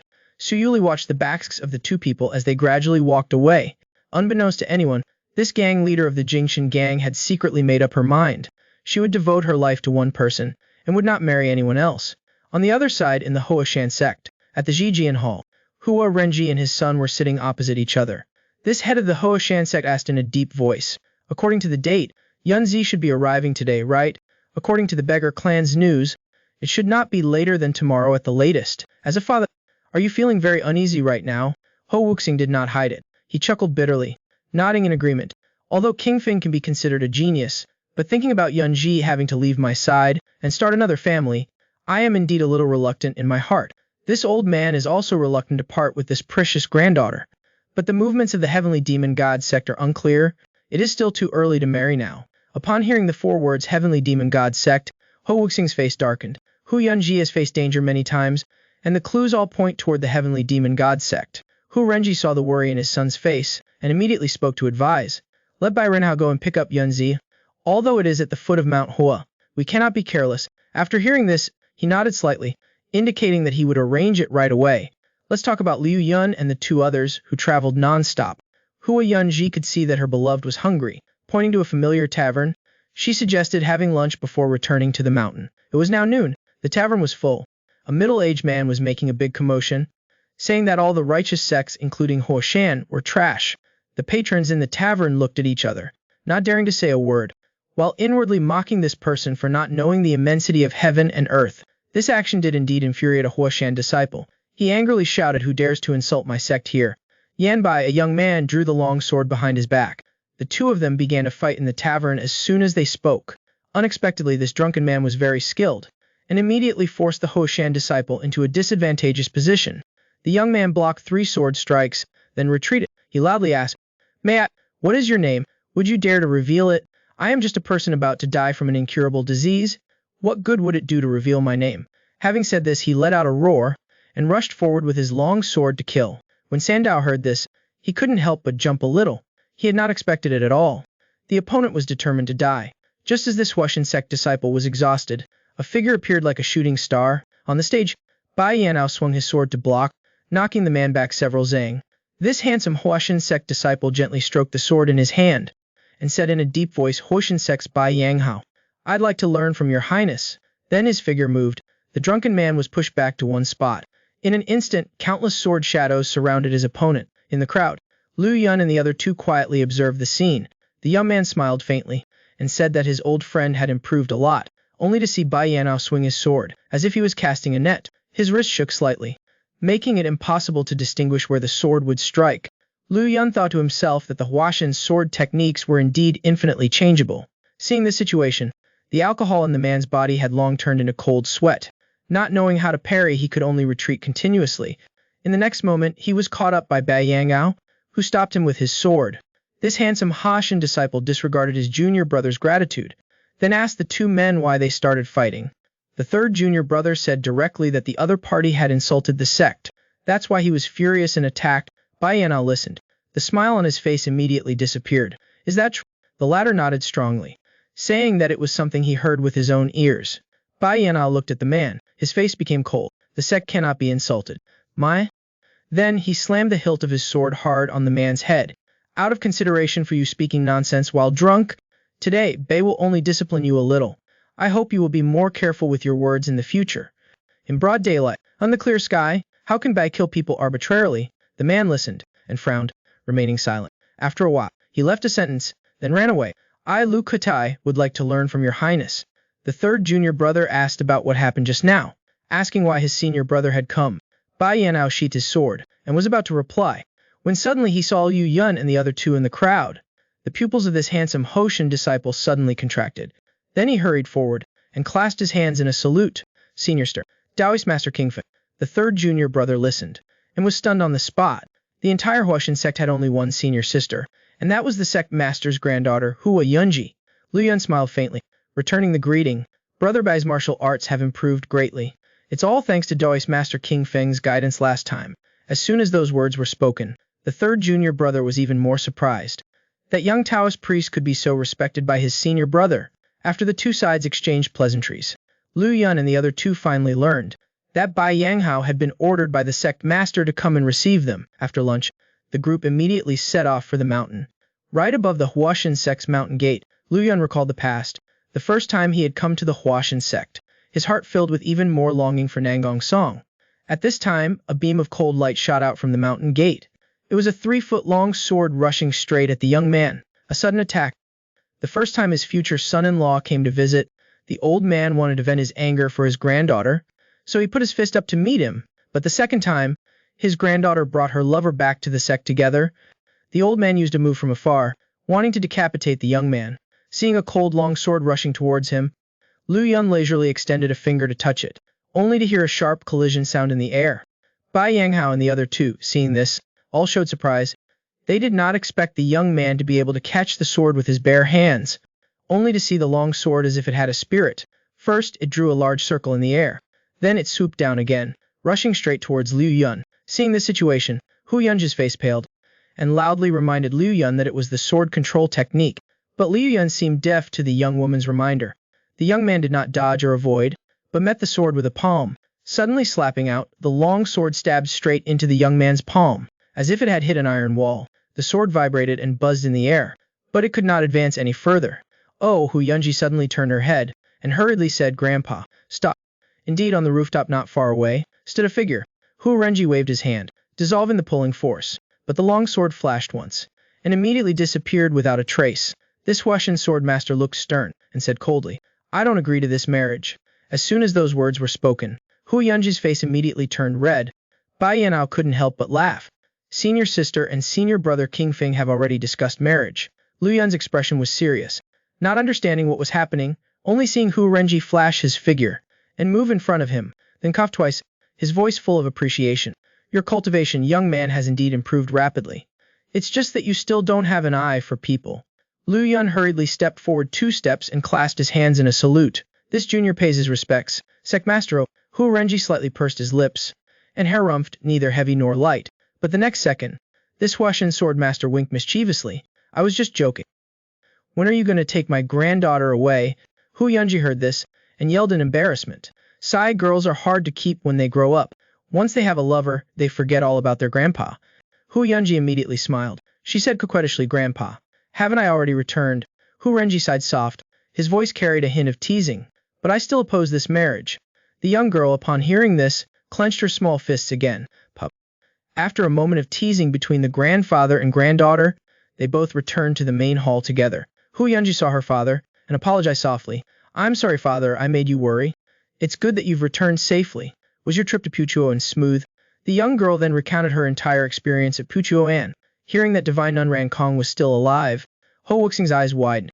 Hu Renji had long known everything. His expression remained calm as usual. "I heard that Master Liu Kong of Shaolin was also at Puchuoan." The head of the Mount Hua sect glanced. What was the Shaolin monk doing there? Master Liu Kong was there to inform them of the heavenly demon sect's movements. It seems that Shaolin will join forces with Puchuoan this time, and the South Sea Sword sect will likely participate as well. Their top disciple has already arrived at the Martial Arts Alliance. Upon hearing about the South Sea Sword sect, Hua Wuhang was slightly startled. That sect is all the way in the distant South Sea. They rarely appear in the martial world. Unexpectedly, they are also participating this time. After a moment, the little divine sword retracted his thoughts and looked at Liu Yun. "Young man, do you have anything you want to say to me?" Liu Yun's face was slightly tense, and he broke into a sweat. "This junior humbly begs my uncle to marry Yunji to me. If I were to betray her, may I die a gruesome death." Ho Wuxing's eyes burned intensely. He stared at the young man for a long while. Finally, he slowly opened his mouth. "Right." Liu Yun's expression was solemn, and he bowed slightly. "Thank you, uncle." Hua Yunji, on the other hand, was blushing crimson, shamefully speechless. At this moment, Hua Renji suddenly spoke in a deep voice. "Is it that easy to agree?" Hoa Wuxing looked at his father with a puzzled expression, as did Liu Yun. Both of them felt uneasy. "Unless you can defeat me, otherwise I will absolutely not hand my daughter over to you. Isn't this what most fathers would say?" Hu Yunji, upon hearing this, rebuked her grandfather even more. "How could you be like this?" Ho Wuxing's lips curled up slightly. "Then let's just follow the procedure, shall we?" Liu Yun, upon hearing this, couldn't help but be stunned. Why are these two father and son so fond of teasing people today? Hu Yunji spoke up hurriedly, slightly surprised. "Father, why are you like that too?" Ho Wuxing raised his hand, signaling. "Daughter, don't say too much. This is a matter between men. Let's talk more after dinner." After dinner, the future rivals in love went to the martial arts arena together. Ho Wuxing held a longsword in his hand, standing proudly. He said in a deep voice, "We are all people of the martial world. Of course, we should speak with our fists. It's just that I've already agreed to give Yunji to you, so I won't say much more. You must defeat me. Enough talk, let's just stop at a point where we're both done. Let's consider it a friendly sparring match." Liu Yun smiled slightly, and nodded gently. "I hope my uncle will show mercy." Ho Wuxing said nothing more. His entire aura suddenly exploded in the blink of an eye. Liu Yun felt an icy sword energy rush over. The young man unconsciously furrowed his brow, his eyes sharp, and at this moment, Ho Wuxing's figure suddenly moved. This little divine sword had closed the distance in an instant, leaving behind countless afterimages. Ho Wuxing suddenly thrust out a sword, as fast as lightning. The speed was so fast that even the afterimages seemed to draw swords. Liu Yun's fist carried a force like a collapsing mountain. He threw a powerful punch. A surge of fist force was released. The sword and fist collided. After throwing one punch, the young man gently retreated to create some distance. He had recognized that the technique used by the opponent was the mythical sword technique. It was the signature martial art of the Three Wonders Sword King. But when used by Ho Wuxing, it was even more powerful than when used by Hua Yunji. Before he could even think much more, countless sword rays came down like rain. Liu Yun secretly cried out in his heart. His three talents True Kai burst forth, exerting all his strength, and he was still able to dissolve all of the sword rays. Ho Wuxing only felt a counterforce like a tsunami. He was shocked in his heart, and quickly retreated. To reduce the force, this little divine sword lightly retreated several zhang, stabilizing his figure. His eyes were full of admiration for this future son-in-law. Then, he suddenly stomped his foot and his figure rushed forward. He thrust out a sword, like a rainbow piercing through the sun. Unstopped. Liu Yun's face remained unchanged, and he didn't dodge at all. The young man's 5 fingers turned into a claw. He sighed softly, as if capturing a tiger and binding a dragon. He actually caught the tip of the sword with his bare hand, preventing it from advancing even a little. Ho Wuxing's pupils suddenly contracted, shocked in his heart. Could it be that his son-in-law had already reached the realm of an indestructible body? This little divine sword slightly shook his hand. The long sword escaped the binding force, and he lightly retracted his move. He stopped. Ho Wuxing smiled slightly, and said softly, "The heavenly demon god sect is stirring. Perhaps a disaster is about to strike, but with your skills, you should be able to protect your girl." Having said this, Ho Wuxing's expression was serious. "I'm entrusting Yunji to you. Protect her well." Liu Yun slightly bowed, and saluted. "Please rest assured, uncle. I will protect Yunji for the rest of her life." Ho Wuxing laughed heartily, and spoke deeply. "Next time you have a request, we'll discuss it again." Watching his future father-in-law turn and leave, Liu Yun smiled bitterly, helplessly. "It seems the day I propose, I still have to compete once more." At the same time, inside the main hall of the Chimo sect, a middle-aged man sat on high. Below the steps, an old man close to 50 years old stood with his head bowed. Zishanfeng's eyes were gloomy, and he asked coldly, "Have you found out who killed Protector Lel?" The blood spirit demon hand slightly bowed, and respectfully replied, "Yes. It seems the other party clearly doesn't take the Chimo sect seriously.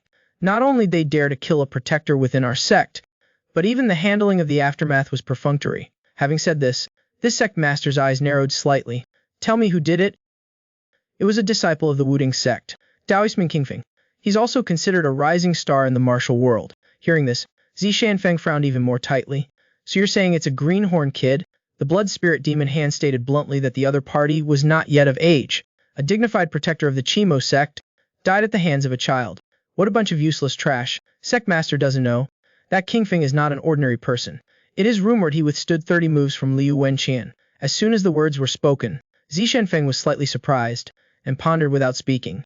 He was one of the 4 evil heavens. He naturally knew the strength of the extreme night demon lord. The blood spirit demon hand saw the sect master was silent, and did not speak for a long time, and respectfully asked, "How should we handle this matter now?" A trace of ruthlessness flashed in Zishanfeng's eyes. "Of course we kill him. Otherwise, where will the Chimo sect's prestige be?" The great protector of the Protector Hall, upon hearing this, looked surprised. "Sect master, please think carefully. The opponent is a disciple of the Wudang sect." Zishanfeng, hearing this, smiled faintly disapprovingly. "Under the current circumstances, will the Wudang sect start a war with us for one disciple?" The blood spirit demon hand was first startled, then immediately fell silent. Now the heavenly demon god sect is eyeing the central plains. All the major righteous sects are frantically preparing for battle. At this moment, Zishanfeng coldly asked where Qingfeng was. The blood spirit demon hand respectfully replied, "He reports that the other party is in Shanxi." "Isn't the Qingsha sect in Shanxi? Send them to handle it." It is said that Hongyan obtained a bottle of void spirit stone oil. Her strength has increased greatly. The subordinate, having heard this, looked towards the sect master. His expression was puzzled. He asked why he didn't directly use the people of the Chimo sect. "I always feel that the Qingsha sect has been a little off these past 2 years. Take this opportunity to test them. The loyalty of that extreme evil demon. Tell Hongyan to bring both Qingfeng's head and his head to dance an exciting dance here." Again, in another land, the western regions. Deep within the desert, the headquarters of the heavenly demon god sect stood majestically. An atmosphere of tension. Within the swirling yellow sand, a beautiful figure was standing alone, staking her claim. A soft voice reminded the attendant to invite Miss Wen Yan to greet them. Wen Tianji's expression was indifferent, not showing a trace of joy. At this moment, Wen Yan suddenly turned her head, seeing the two people slowly approaching. This holy maiden of the demonic sect threw away the oil paper umbrella in her hand, and quickly went up to greet him, and threw herself into Wen Tianji's arms. But the young master of the demonic sect's eyes remained clear, without any infatuation. A great beauty, stunningly beautiful, proactively embraced him, yet the young man had a calm expression. Without being moved, Wen Tianji avoided the embrace without a trace, and softly asked, "Why are you here?" Wen Yan covered her mouth and smiled charmingly, and softly said, "Who else but me would be so worried about you? The demon gods, upon hearing that you were returning to the western regions, immediately sent me here to wait for you." At this time Wen Yan noticed Deng behind Wen Tianji. This holy maiden spared no words of praise, and praised him. "I heard that you always do your best by the young master's side. I will report it to the sect leader, and you will be rewarded. The subordinate is only doing her duty, and does not dare to hope for a reward." Wen Tianji frowned slightly, and interrupted. "The demon gods have summoned us. We should still hurry and pay our respects." Having said that, he didn't care about the two still chatting, and led the way towards the headquarters. A group of people passed through the stronghold, and walked for another half of incense time. They saw, in a shallow pit, two demon gods sitting inside. The young master of the demonic sect clasped his hands and bowed, extremely respectfully. Qianji pays respects to the two demon gods. Deng also naturally followed suit, bowing in salute. The absolute destruction demon god lightly waved his hand, signaling for the others to sit down. Then he spoke deeply, and asked, "The matter of the 65 monsters. Have you heard about it?" When Qianji silently nodded, indicating that he knew. "It is said that they were originally sent to provide backup, but not long after entering the Central Plains, they were killed by the righteous sects. I suspect that the sect leader did it on purpose, wanting to use this opportunity to officially start a war with the Central Plains." The rampant dance demon god snorted coldly. His words were completely unreserved, trulish. "In that case, haven't we wasted our 60 years of seclusion? Originally with your growth speed, plus the full support we both give, in just another 10 years we could conquer the Central Plains and change the world." Speaking of which, the extermination demon god sighed, full of regret. "It's a pity that the sect leader ultimately couldn't restrain himself." When Qianji asked in a low voice, "How should we respond now? The arrow is on the bowstring. There's no choice but to shoot. We can only rely on our current strength and risk it all. The reason I called you here today is to confirm one thing." Upon hearing this, Wen Qianji looked serious but still smiled. "Your aptitude and vision far surpass that of the sect leader's son. You are the true hope of the heavenly demon god sect. Do you understand what I mean?" Wen Qianji's eyes suddenly narrowed. His thin lips pressed tightly, remaining silent for a long while. Then he nodded slightly. At the same time, in the main hall of the heavenly demon god sect, the sect leader, Wen Yuge, sat on the main seat, his mood unclear. So the two demon gods let Qianji go first, reporting to the sect leader. "That is correct. The young master had just returned, when he was summoned by the two demon gods for a meeting." After hearing this, Wen Yuge commanded with authority, "Your subordinate will take his leave." His subordinate bowed and took his leave, unaware that this sect leader had gripped the armrest so tightly that it was cracking. A moment later, Wen Yuge stared at his palm, muttering to himself, "Eternity, vast, I am your true master. If I don't allow it, you cannot take it." Back to that early morning, Lu Yun as usual arrived at the training ground. It was cold on the mountain, and it was the coldest month of winter. When the young man exhaled, a misty vapor appeared. A group of Hoa Mountain sect disciples were already waiting there. During this time, they trained with Liu Yun every day. When everyone saw Liu Yun arrive, they gathered around him.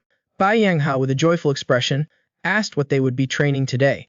"This humble Taoist will be leaving Hoa Mountain today. This will be the last time I train with you fellow Taoists." Upon hearing this, everyone looked reluctant. They had all benefited greatly from Liu Yun's guidance. Bai Yanghao quickly shook off his sadness and saluted with his hands clasped. "All good things must come to an end. Your little brother wishes senior brother King Feng a safe journey." Liu Yun was also reluctant to leave, said farewell and urged them to take care. After the hour of Chen, Liu Yun and Hu Yunji arrived at the Jidian Hall. Knowing the two were preparing to leave, Hu Renji's expression was unhappy. "It hasn't even been half a month. Why not stay a few more days?" Liu Yun said that he wanted to take Hua Yunji to meet his parents. Hua Yun was very confused after hearing this. Liu Yun had previously told her that his parents had passed away. "Master raised you adulthood. This old woman is no different from a father. My mother's grave is at the foot of Mount Wudang. I want to take Yunji there to pay respects." After hearing this, Hua Renji nodded slightly, saying it was only natural. "Then when do you plan to leave?" The young man smiled faintly, and said directly that they were preparing to leave right away. "Poverty makes for long journeys, so you should bring plenty of money. I will write a letter to Wudang. The times are not very peaceful these days. Half a day later, Lu Yun and the other two arrived at the Tongguan ferry. The river was now frozen, and several children were playing on the ice. Lu Yun, seeing this scene, was reminded, "When I came to Hoa Mountain to find you before, I also passed by here when I went down the mountain. I accidentally saved a runaway girl, and didn't expect her to be the eldest daughter of the Xianyu family." Hu Yunji, upon hearing this, couldn't help but stare blankly. Although the Xianyu family could not compare to the Hoa Mountain sect, they were a well-known martial arts family in Shaanxi. She did not expect that. Her lover also had connections with the Xianyu family. At this moment, not far away, a cry of alarm suddenly rang out. The two turned their heads to look, and saw that a child had fallen into an ice hole. Lu Yun's figure moved slightly, like a streak of light rushing over. The young man grabbed the child's collar with one hand, then leaped up, and in a flash pulled him out of the ice, sending countless ice fragments flying. Lu Yun landed lightly, and stood firmly on the bank. The young man gently tapped the back of the child's knees, causing him to vomit all the water in his stomach. After finishing all this, Lu Yun activated his Pure Yang Kai, and the child's soaked clothes immediately dried. The child turned to look at Lu Yun, with an incredulous expression. "Big brother, are you an immortal descended from heaven?" Lu Yun smiled, and said gently, "Go home quickly. Don't play on the ice anymore in the future." The children cheered happily, and hopped back home. At this moment, a middle-aged man approached. "May I ask if you are Taoist Master King Feng? I am a guest of the Xianyu family. I had the honor of witnessing the Taoist Master's grace before." After a brief conversation, the man warmly invited the two to visit the manor as guests. The young lady has always been grateful to the Taoist Master, and since it is getting late, "Taoist Master, please don't refuse." Lu Yun was unable to refuse, and had no choice but to follow the other party to the Xianyu family. Not long after, a magnificent manor appeared before their eyes. Xianyu Shulian and her husband, having received the news, came out to greet them in the courtyard. Seeing that the other party was already 6 months pregnant, Lu Yun looked apologetic, and slightly bowed in greeting, saying, "Abba, congratulations, immortal lady, on the birth of your precious son." Xianyu Shulian's face showed happiness. She thanked them gently. "I heard that brother Zheng will be participating in the provincial exam next year. Little Daoist Yuzhu, my brother, will be ranked at the top of the 3rd tier." Xing Yuan scratched his head a little shyly. "This student will definitely do his best. If I achieve success in the future, I will surely repay the Daoist's great kindness." At this moment, Xianyu Shulian frankly stated that she had a favor to ask of Liu Yun. The latter was slightly surprised upon hearing this. He asked what favor she wanted to ask of him. "Please, Taoist, give my unborn child a name.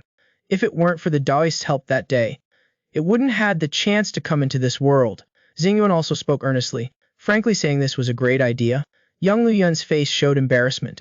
He repeatedly refused, indicating he couldn't do it. Seeing the two of them solemnly bow, with a determined attitude, Liu Yun reluctantly agreed. "Naming a child cannot be too careless. Please allow this humble Daoist one night to think about it." At the same time, in a dark secret room, a group of people in black sat quietly, their entire bodies emitting a murderous aura. One of them said that King Feng had entered the Xianyu family. Another person then said that he saw a carrier pigeon flying towards Wudang. It is very likely that the Hua Shan sect sent a letter to the Wudang sect. The leader, upon hearing this, pondered for a moment. The Wudang sect will very likely send people to respond. We cannot delay. Tonight we will lure that kid out of the Xianyu family.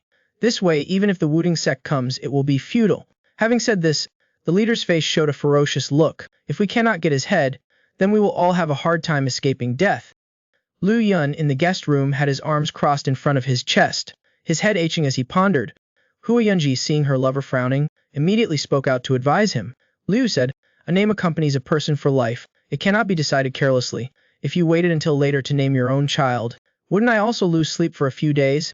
Just as the young man was about to reply, he suddenly felt a jump in his heart. Lu Yun asked in surprise, "Did you hear anything? Yunji, did you hear anything?" And at this moment, the Xianyu family was engulfed in smoke and fire. Lu Yun and the other person leaped to the front yard, and quickly asked, "What exactly happened to the Xianyu family?" "Daoist, do not come closer. This is poisonous smoke that the bandits used. Leave this place to this old man. Please, Daoist, save my little daughter. Shulian has been captured by them." As soon as he said that, Lu Yun and the other person were both extremely shocked.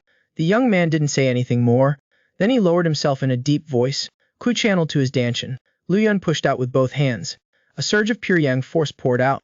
The poisonous smoke, which had been spreading, met that heat. It was immediately scorched until it evaporated, vanishing without a trace. Lu Yun gave a word of take care, and then chased after the bandits. It was said that the bandits, carrying Xianyu Shuilian, were fleeing for their lives. After a while, They were shocked to discover a powerful gust of wind coming from behind. It was Liu Yun. Like wind sweeping away the clouds, he caught up. The bandits said to their comrades in a low voice to run ahead, and turned around to meet him, preparing to stop the young man. But Liu Yun's body kept moving, his fingers aimed at vital points. A burst of finger force shot out. The bandits were immediately killed. The bandit carrying Xianyu Shuilian heard the cries of his comrades, and his pace quickened by several folds. But in less than a moment, the sound of wind being sliced through suddenly came from behind. The bandit glanced back in disbelief, only to see a ghost-like figure had closed in an instant. Liu Yun's body swayed, and he was already standing in front of the bandit. He struck with a palm. The bandit immediately screamed and was sent flying out. He was lifeless. The young man caught Xianyu Shuilian steadily, and gently landed on the ground. But at this moment, another two bandits rushed to attack him. The young Wudang man was on his first descent from the mountain. He was forced by others to jump off a cliff. Luckily, the young man had a big fate and did not die. Instead, he obtained a great opportunity. From then on, the young man's cultivation level increased by leaps and bounds, like splitting bamboo. Now, the young man's divine powers had been fully achieved. He had directly reached the peak of the Three Mysteries realm, and the enemies who had harmed him and caused him to fall off the cliff were now right in front of him. Just after Liu Yun killed a bandit and rescued Xianyu Shuilian, another two bandits charged at him with longswords. The young man struck out fiercely with a palm. A palm force came crashing down. The two bandits tried their best to resist, but were still pushed back several steps. Liu Yun frowned and said in a deep voice, "Who dares to be so bold? Quickly state your name." Originally, the young man was just casually saying a few polite words, but he never expected that the black-clothed man would tear off his sleeves. "Kid, do you still recognize me?" Liu Yun saw the person's appearance and couldn't help but show surprise. He recognized him. The person was the assassin who attacked him in Yinwu Gully. At this, another black-clothed man angrily scolded his comrade for not bringing his brain when going out. And at this moment, Hu Yunji had also arrived in time. The young girl's face was stern, and her voice was gentle. "Leave these two to me. You take the immortal lady and go first." Having said that, Hoa Yunji gracefully stood in front of the two bandits and stood in a line. Liu Yun did not dare engage in combat. Immediately carrying Xianyu Shuilian, he retreated. But he never expected there would be a group of bandits blocking his retreat. The leader was an old man wearing a brocaded robe. Wait until he clearly saw the appearance of the other party. Liu Yun suddenly startled. The young man gently landed on the ground, stabilizing his figure. Then he spoke coldly, "You damned old man. It seems we're fated to meet again. We meet again. I didn't expect that you, little brat, would actually still be alive. It seems it is heaven's will, that it wants this old man to go against his oath and take your life." Liu Yun scoffed, "Not," and asked, "Last time the jump off the cliff was too rushed. I still haven't learned your name, sir." "The sect master of Qin Shaman, Hong Yan. The people in the martial world gave me the nickname Extreme Evil Demon." Liu Yun, upon hearing this, nodded slightly. "Wudang Jr. Kunfeng. Today we will settle both the new and old scores." After speaking, Liu Yun gently placed the fish basket under the tree. The young man turned around and quickly stepped back into the middle of the courtyard. The next second, only the young man's eyes were seen. A burst of brilliant light. Liu Yun, his whole body's aura suddenly changed. The three powers True Kai surged out, flunging pebbles. Hong Yan, upon seeing this situation, his heart suddenly trembled. A drop of cold sweat unconsciously slowly trickled down. The remaining henchmen all wore horrified expressions, their hearts filled with fear. Liu Yun didn't say a word. His figure suddenly moved, as fast as lightning. The young man launched a fierce palm strike. Several henchmen were instantly killed on the spot. Liu Yun's attack was successful. His figure didn't stop. He fiercely kicked another in the chest. The other's ribcage instantly shattered. Internal organs were smashed, life force extinguished. At this moment, two more henchmen launched a sneak attack from behind. The young man seemed to have eyes in the back of his head, suddenly turning around, and delivered a palm strike. A blast of Taiyin power shot out, hitting the two henchmen squarely. The two did not even have time to react, and their lives were taken by the extremely cold power. Seeing Liu Yun unleashing a series of ruthless moves, the last henchman trembled like a leaf, not daring to rush forward. Hong Yan then arrived, and this useless henchman was then struck in the chest by a palm. He immediately let out a miserable cry. His soul returned to the netherworld. This sect master of Qin Shaman appeared outwardly calm, but within his heart a storm of fear had already risen. The strength that the young man had just displayed was no less than that of his own master. Liu Yun's stern gaze turned towards Hong Yan, and he said coldly, "Please, sir, show your moves." Facing the young man's cold eyes, cold sweat from Hong Yan's temples unconsciously seeped out. This extreme evil demon clenched his hands until they cracked. Trying to suppress the fear in his heart, he suddenly punched out. Liu Yun saw this, and couldn't help but curl up his lip into a slight smile. The young man was not afraid at all. He countered, pushing out a palm of spiritual power. In an instant, a fist and a palm collided with a loud bang. The force of the impact was scattered in all directions. Hong Yan groaned, feeling that his body was suddenly tumbling. His body, like a falling leaf, flew backwards, crashing straight into an old tree outside the forest. Only then could he barely stop. This extreme evil demon tried to suppress the surging Kai and blood in his body. Unexpectedly at this moment, the young man's figure suddenly flashed and stopped. Lu Yun's right hand suddenly reached out, grabbing Hong Yan's mask, and then grabbed the other's head, slamming it hard towards the back. The large tree behind Hong Yan was instantly snapped in half, and this extreme evil demon was sent flying backwards several zang, falling to the ground. Hong Yan struggled to get up and staggered to his feet. Looking at the young man slowly approaching, this extreme evil demon felt a sense of helplessness arise. The killing intent in Lu Yun's eyes was overflowing. He said coldly, "You damned old man, you have done so many evil deeds. Today, this young man will send you into reincarnation. Don't be so arrogant, little brat. The outcome of our battle is still unknown." Lion Bai, this leader of Qinxia, used his left hand to summon a demonic spirit, borrowing the power of the demon horse to punch out, with the force to split mountains and shatter stones. Unexpectedly, Li Yun only took one step forward forcefully, the three powers true Kai surging through his body, and sent the other flying out. Hong Yan felt as if he had been hit by a sledgehammer, and tumbled repeatedly, clawing onto the ground with both hands and feet, and barely stabilized his body. This extreme evil demon gasped heavily for air. He knew that today he was likely to meet with disaster. Thinking this, Hong Yan circulated all the power in his body. This sect master of Qin Shaman decided to risk everything. Both his hands suddenly punched out at the same time, like pushing a door to look at the moon. A powerful force, like the tide of the Cultivating river, came crashing down. Unexpectedly, the young man gently struck out a palm. That force was immediately like a sparrow caught in glue. Unable to advance even an inch, Hong Yan's pupils suddenly contracted, his expression one of disbelief. He realized that the opponent's move just now was Kubai. The young man's listening skill in front of him had reached such a high realm. Lu Yun only had to tremble his arm slightly, like the Taiji spinning, and that true Kai was immediately reversed, hitting Hong Yan's chest. This extreme evil demon, in an instant, was like a kite with a cut string, flying straight back several zang, falling to the ground heavily. Hong Yan tried to struggle to lift his upper body, and looked toward the young man. This extreme evil demon spat out fresh blood, yet he revealed a smile. Lu Yun did not understand, and asked why the other was laughing. Hong Yan's expression was miserable. He said in a trembling voice, "I once killed people for a jar of green stone oil, and now you're killing me for new and old hatred. The essence of both is to seize the lives of others.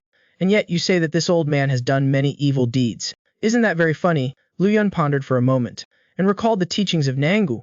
Using killing to end killing is not bloodthirsty. Indulgent, that is the greater evil. Hearing these words, Hong Yan stared at the young man, speechless for a long time. In it, he seemed to see the shadow of real person Cao Xian from the past. This extreme demon spat out another mouthful of blood, and spoke. "So be it, consider it fate between you and me. Before I die, I don't mind telling you one thing. It was someone from the heavenly demon god sect who gave me the emotionless poison, entrusting me to pretend to be someone from Lulin and rob and kill Hoa Yunzi." As soon as the words left his mouth, Lu Yun was struck as if by lightning, stunned in place. Hong Yan, his breath weak, spoke so softly he could barely be heard. "You must be careful of the person behind this." After speaking, this extreme demon's body went limp, his strength depleted. Lu Yun stood there for a long time, like a stone statue not moving. Countless clues connected, and he could guess a thing or two. According to Hong Yan's words, someone is deliberately stirring up trouble in the Central Plains martial world. Then the person behind the killing of Chai Jai is likely also this person. Just at this moment, San Yu Shuilian stirred and woke with a soft moan. Lu Yun then came back to his senses, asking her if she felt any discomfort. San Yu Shuilian said she was fine, and kept thanking Lu Yun. Lu Yun immediately picked her up and headed toward the San Yu family. At this moment, Hua Yunji had also killed all the remaining bandits. Seeing her lover return safely with the person he rescued, Hua Yunji hurriedly stepped forward with concern. "Why don't you let me carry Miss Shan Yu back? It wouldn't be appropriate for young Master Zheng to see her anyway." The battle at the San Yu family had also ended. All the bandits had been. Qian Yu King, seeing his daughter safely returned, this family head immediately clasped his hands and bowed in thanks, thanking them repeatedly. Today, many thanks to the Wudang Taoist masters for their helping hand. The Xinyu family will forever remember this kindness. Hearing this, Lu Yun was slightly startled, his expression puzzled, and asked why the other party said so. Just at this moment, a familiar voice slowly came over. This humble Taoist only did his small part, and didn't help much.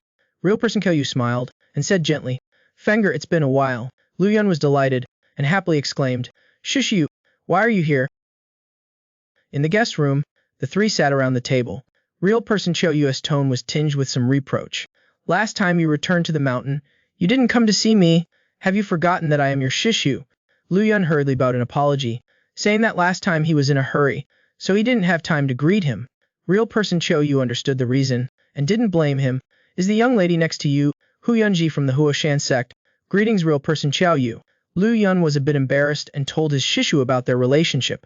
After hearing this, real person Ko Yu couldn't help but feel happy. Your Shixiang Kaoxai and I have no family, and we have always considered you as our own son.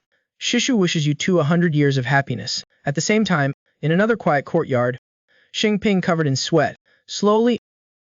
After that, this top Wudang disciple continued his practice. Nangong Song carefully observed the other's every move, sometimes nodding slightly, sometimes shaking his head. After a moment, Xingping stopped his movements and asked Brother Nangong, "How do you think I practiced just now?" Nangong Song said nothing, but sent out a palm, grabbing at the void. A branch on an ancient tree began to sway slightly. The next second the branch broke off. Then it was shot over by the Kanshin sword lord from a distance. Nangong Song grabbed the branch and smiled. Instead of talking, it's better to show it with action. Saying that, he lightly waved his hand, and beams of sword energy radiated from the branch. This Kanshin sword lord used a dry branch as a sword, and with one move Xingping immediately felt as if a huge mountain was pressing on his head. He couldn't help but change his expression.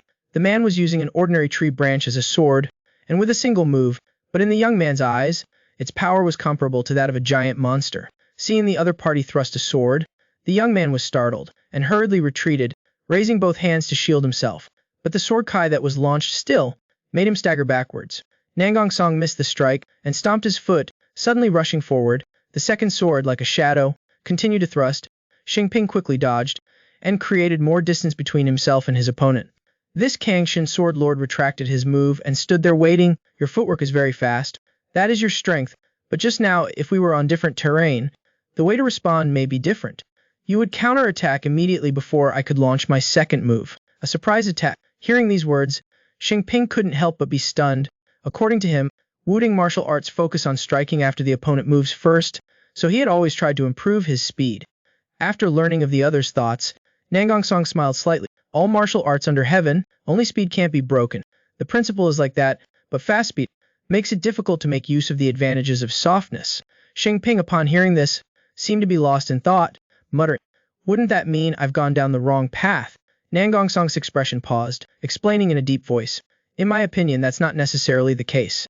Although Liu Yun's fist technique seems soft in form, their essence is similar to Tai Chi Quan. They are all fist techniques of utmost strength and power. Although your way of expressing it is a bit different, if it suits your own strengths, then it might not necessarily be a bad unique feature." Xingping, hearing this, felt a weight lifted from his heart. This Kangshin Jianjin, full of anticipation, continued to speak. "There are 10,000 types of fists, and 1,000 kinds of people, but as long as you focus on understanding, you will eventually reach the true path." Xingping seemed to grasp something, and smiled foolishly, repeatedly expressing his gratitude. Nangong Song looked at the young man. His face couldn't help but reveal a smile. Living together for a few days, he had some understanding of Xingping. "Your personality is indeed somewhat similar to our eldest brother Bei Yunqi, unconventional, free and natural." Having said this, Nangong Song looked up at the moon, and sighed as usual. "It's really admirable." At the same time, in the distant western regions, the leader of the heavenly demon god sect also had a person, looking up at the bright moon, with countless thoughts in her heart. Wen Yan stood by the window, not moving for a long time, like a wooden statue. She had discovered that when Qianzhai was clearly different from before. Not only was he becoming more and more distant from her, but he also occasionally looked into the distance, sighing and lamenting. This holy maiden of the demonic sect had a clever and intelligent heart, and was keenly aware of the hidden information. Wen Yan frowned slightly, and muttered, "Could it be that he met a girl he liked in the Central Plains?" Let's talk about the next morning. The sky was bright. Liu Yun and the others bid farewell to the Xian Yu family, and set off for Wudang Mountain. During their conversation, they talked about naming the other's child. Liu Yun said that if it was a boy, then he would name him Taizhen, and if it was a girl, then he would name her Exiled. Zhuoyu Zhenren, after hearing this, nodded slightly, and spoke in praise. Taizhen means great me. Exiled is also a joyous event. Following one after the other, these are all good names. Quanjie laughed heartily, his tone teasing. It seems that King Feng can also make a living by giving names in the future. Liu Yun scratched his head in embarrassment, frankly saying that his Shishu had liked to tease him since he was young. As they talked and laughed, The time had reached late afternoon. The setting sun was dazzling. The three of them walked without stopping, and finally reached the vicinity of Wudang Mountain. Liu Yun, familiar with the way, led the two to his mother's grave. After a moment of silence, Zhou Yuzhen spoke softly. Do you plan to return to the mountain tomorrow? Liu Yun suppressed his sadness and replied softly. I will stay here tonight. All right, then I will go back first to inform Shixong Kaoxian, so that he won't worry about you. Yan Bao Zhenren turned and left, heading straight towards Wudang Mountain, watching his Shishu's back gradually fading. Liu Yun took out sacrificial offerings from his luggage and placed them in front of the grave. After the two of them performed the kneeling ceremony, Liu Yun spoke in a low voice. Mother Yun has come to visit you. This time, I've even brought your future daughter-in-law to see you. If you are spiritual, then please rest in peace. Hu Yunji also spoke gently. Please rest assured, Auntie. In the future, I will take good care of Liu Yun in your stead. Liu Yun bent down, raised a cup of wine and poured it on his mother's grave, then poured another full cup, and poured it beside it, in front of Hulo's grave. Hua Yunji gently asked if that grave was his father's grave. Upon hearing this, Liu Yun's hand movement couldn't help but pause slightly. The young man looked at his lover and said softly, Not my father, but for me. He has the kindness of rebirth. Noticing that there was a bit of discomfort in his lover's expression, Hu Yunji slowly stepped forward. The young woman gently reached out and took his hand, and looked at him deeply. Can you tell me about everything about you? I want to know it all. Upon hearing this, Liu Yun was slightly startled at first, but seeing that Hua Yunji's eyes were filled with pleading, Liu Yun still recounted his arduous experiences. It took about an hour. The young man finally finished his story.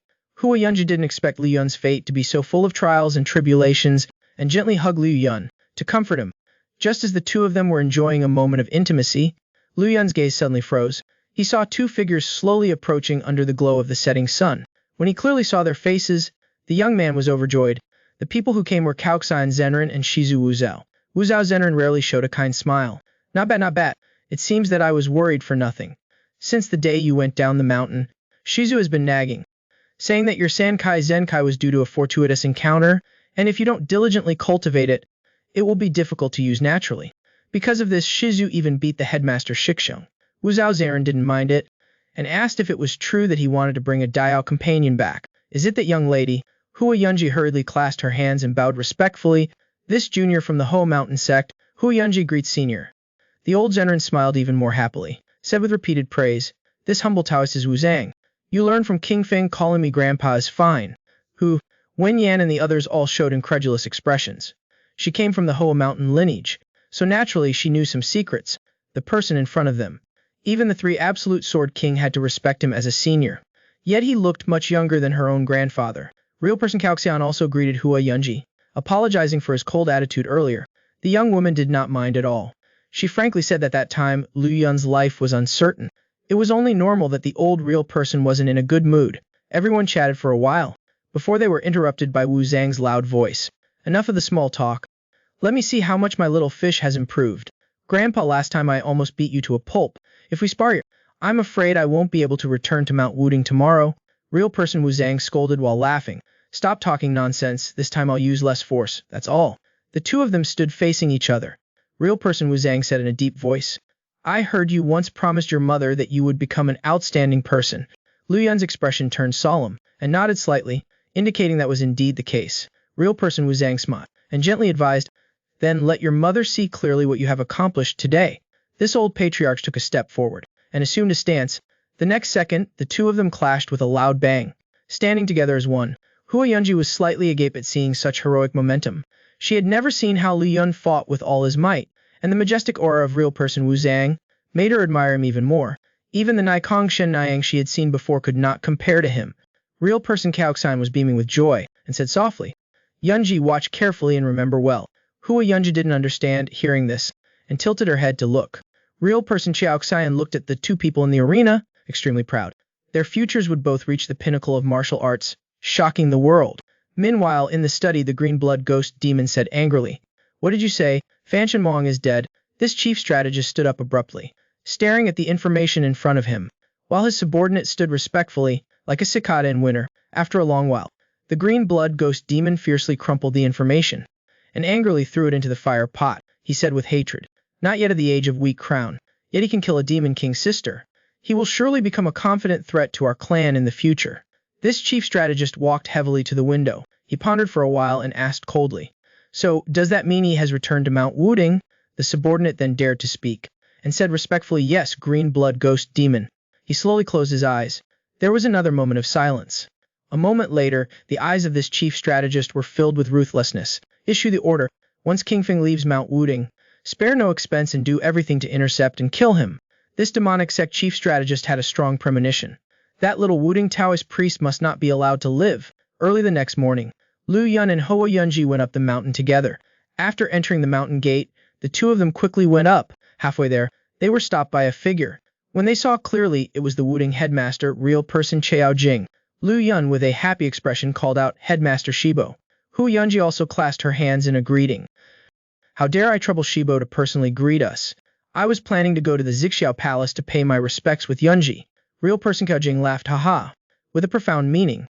"I was afraid that before you even arrived, you would have been stopped by someone else, so I waited here first." Then this headmaster real person praised Liu Yun profusely, and said frankly that he had completed the mission perfectly. Now the Nangong family was not only weakened in morale, even the Lulandao also had intentions to make peace with the righteous sects. Pudao Nunnery and the South Sea Sword sect also wanted to participate. It said that the little brat put in a lot of effort as well. Liu Yun said honestly, "This is my responsibility. I absolutely do not dare claim any credit." He doesn't take credit for great achievements, and doesn't boast about his reputation. "What I like most is this mindset of yours, little one." Chang turned his head towards Hua Yunji with a teasing tone. "Little girl from back then, you've grown up so much now. Just treat this place like home when you're at Mount Wudang. If King Feng dares to bully you, then come find me. This humble Taoist will stand up for you."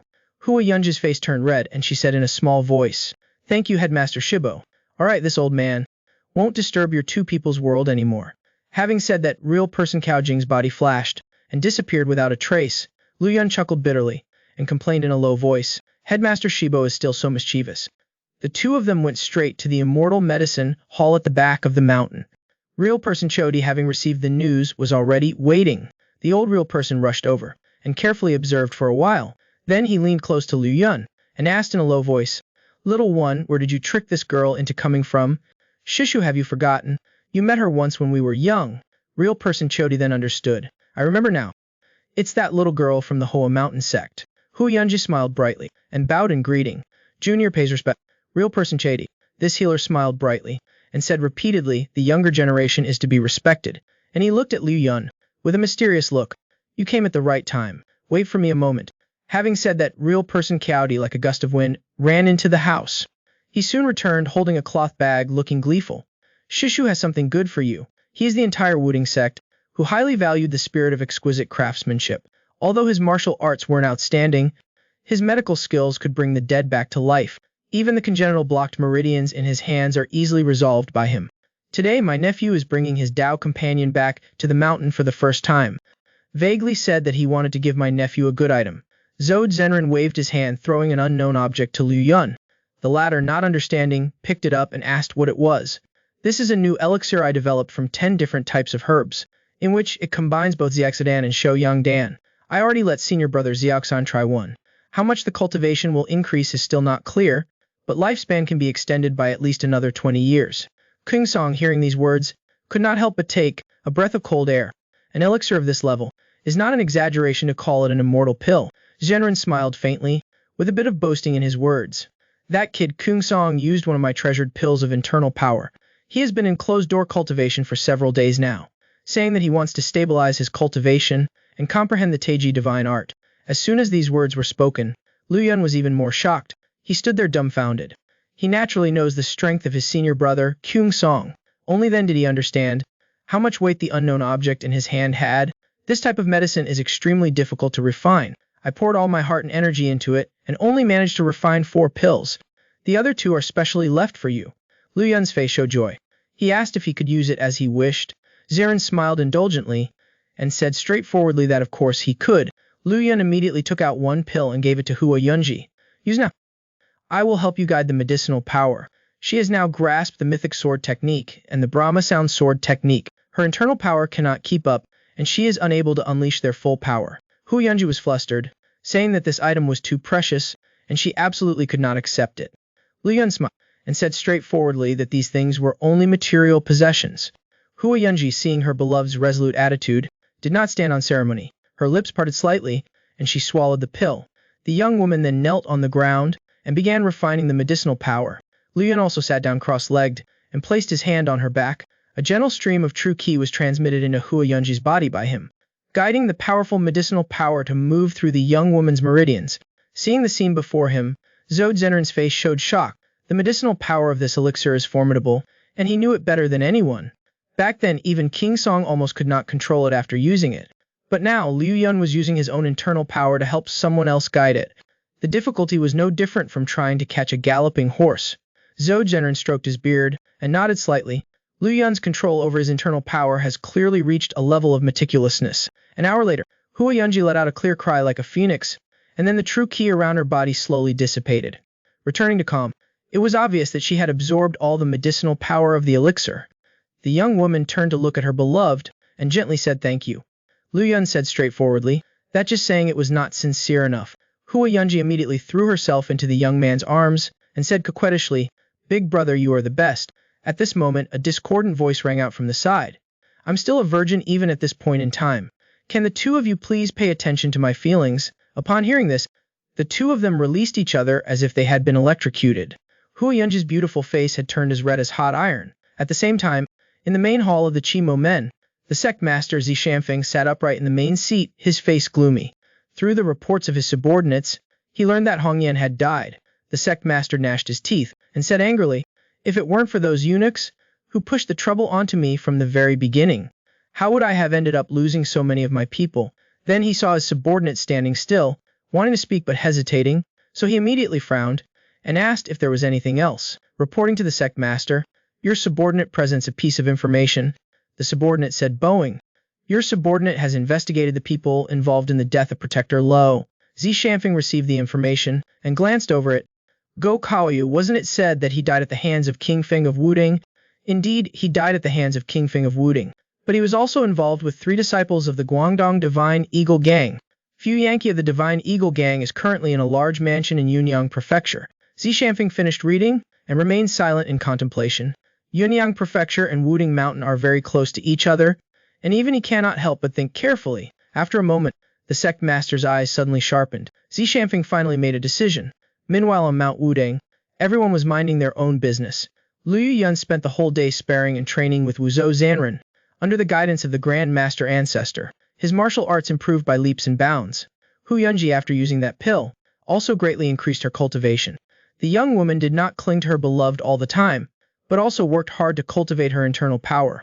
Her sword technique had reached the realm where she could move at will. The blade is ample. The Green Mountains do not know how long the years have passed. In the blink of an eye, the weather turned cold. On that day, Hua Yunji asked Liu Yun if there were any sword sheaths on the mountain. Turned out that the young woman had been training intensely for many days in a row. The sword sheath could not withstand it, and many cracks had appeared. It was estimated that it would break and hurt her fingers if she drew the sword twice more. "I will take her to the armory to see if there is anything suitable. I wonder if there is one there that is worthy of Yanbai." The two of them then went straight to the armory behind the mountain. The person responsible for guarding the armory was that fatty senior brother from back then. Liu Yun clasped his hands in greeting. "Senior brother Kingshan, it has been a long time." Hua Yunji also smiled brightly and greeted him. Kingshan looked surprised and asked, "Little brat, when did you come back?" Liu Yun laughed, and after a brief chat with him, explained the reason for his visit. Kingshan did not say anything more, took the long sword, and instructed them to go into the armory and see if there was a sword sheath that was worthy of this sword. The 3 of them then sat quietly waiting on a wooden stool on the side. During their conversation, they mentioned Liu Yun's childhood. Kingshan had a nostalgic look on his face. Back then, this kid hated sitting down to do calligraphy homework the most. His handwriting was crooked. It was truly unbearable to look at. It was clear he wrote so badly. But he always acted cute, smiling foolishly, making us unable to help but burst into laughter. Hua Yunji, hearing about Liu Yun's embarrassing moments, couldn't help but jiggle. She didn't expect that he would be so spoiled and playful when he was young. At this time, the sound of training shouts echoed from afar. Liu Yun looked up in the direction of the sound. He recognized it as the shouting of children practicing martial arts. Kingshan also turned his head to look, and couldn't help but sigh. It's the children who were recently taken in this spring, practicing. They're all disciples of the Chong generation. Liu Yun suddenly became interested, and suggested going to take a look. Hua Yunji, of course, followed her husband's lead. The two of them bid farewell to King Shan and went down the mountain together. Soon they arrived at a spacious open area. Dozens of disciples wearing Taoist robes were practicing the fist salute, then moving to hands on hips, shouting loudly. Tiger returns to the mountain, many disciples shouted in unison, and then moved together. What they were practicing was the Wudang Tai Chi Quan. Liu Yun, upon seeing this, couldn't help but smile. His junior disciples had already become masters now, while Sheng Dao had also noticed someone was watching him. Following his gaze, he couldn't help but be startled. Immediately, he didn't care about anything else, and leaped in front. Sheng Dao looked overjoyed. Bowed and said, "Greetings, martial uncle." The children sitting on the ground all curiously looked over. "Did you guys hear the master called him martial uncle?" "I think I did too. But the age difference between the two doesn't seem to be that much. If he's really the master's martial uncle, then wouldn't that be a Qing generation seniority? This person is so young, but his seniority is so high. His martial arts must be very powerful." While a group of children were discussing Liu Yun's identity, Liu Yun was also eagerly asking about the children's aptitude. Most of the children's aptitude is above average. There are also a few that are outstanding geniuses. They are much more talented than I was back then. Liu Yun was delighted upon hearing this. He frankly said that the Wudang sect had no worries of decline for the next 100 years. It's just that they are now at an age where they are very active. Can they practice Tai Chi Quan with peace of mind? Sheng Dao said, although they still can't fully understand the fist techniques, a few of them have already grasped a little bit. Like Chongding, Chongqiai, and Chongsu, these three are the best. Although they can't fully master it yet, they also perform it very well. Hu Yunji, after hearing this, couldn't help but sigh at the deep foundation of Wudang. While Liu Yun was interested and wanted to witness it personally, Sheng Dao was immediately overjoyed. If martial uncle can provide some pointers, it would be their blessing, and then turned around and called for all the Chong disciples to gather. But just at this moment, Liu Yun's eyes suddenly became sharp. He sensed an ominous aura slowly approaching. The young man suddenly turned around, focusing his gaze on the distant mountain peaks, but under the blanket of mist, he couldn't see clearly whether there was anyone or not. But this action made a man quickly retract himself. He didn't expect that even from such a long distance, the other party could still detect him. The young man at Wudang unexpectedly sensed the aura of a demonic sect expert. As he followed the direction of that feeling, he was amazed. Looking up again, he found that the closest hiding place was also 3 miles away. And what he didn't know was that there was indeed a man there. The man, filled with anxiety, pressed himself against the cliff and withdrew his gaze. It was him just now, using the heavenly demon divine eye to spy on Liu Yun. The man's forehead was covered in cold sweat. He was hesitant, unsure if he should continue monitoring. While at this time, Sheng Dao had already begun to flatter Liu Yun. Martial Uncle Kingfeng is a disciple of martial ancestor Cao Xian, known throughout the martial world as the Wudang young hero. A group of children, after hearing this, were all very excited. Did you hear that? He's indeed a King generation real person. It's said that his title includes the 2 words Wudang. They are the pillars of our sect. Today, Martial Uncle Kingfeng will guide you in Tai Chi Quan. He will use sparring to help you understand the practical combat of Tai Chi Quan. Having said this, Sheng Dao's voice suddenly became louder. You must strive to understand it, and remember it well. Do you understand? A group of Chong generation disciples replied loudly in unison, their voices like thunder. Afterwards, Sheng Dao pointed to a disciple that he favored the most. Chongsu, start with you first. Unexpectedly, Chongsu said hesitantly that he wanted to ask a question. Liu Yun signaled for him to ask. It was okay. It said that the martial world is very unstable now, and the heavenly demon god sect is eyeing the central plains. Martial ancestor, you're teaching us practical combat. Is it because you want to send us down the mountain to fight the bad guys?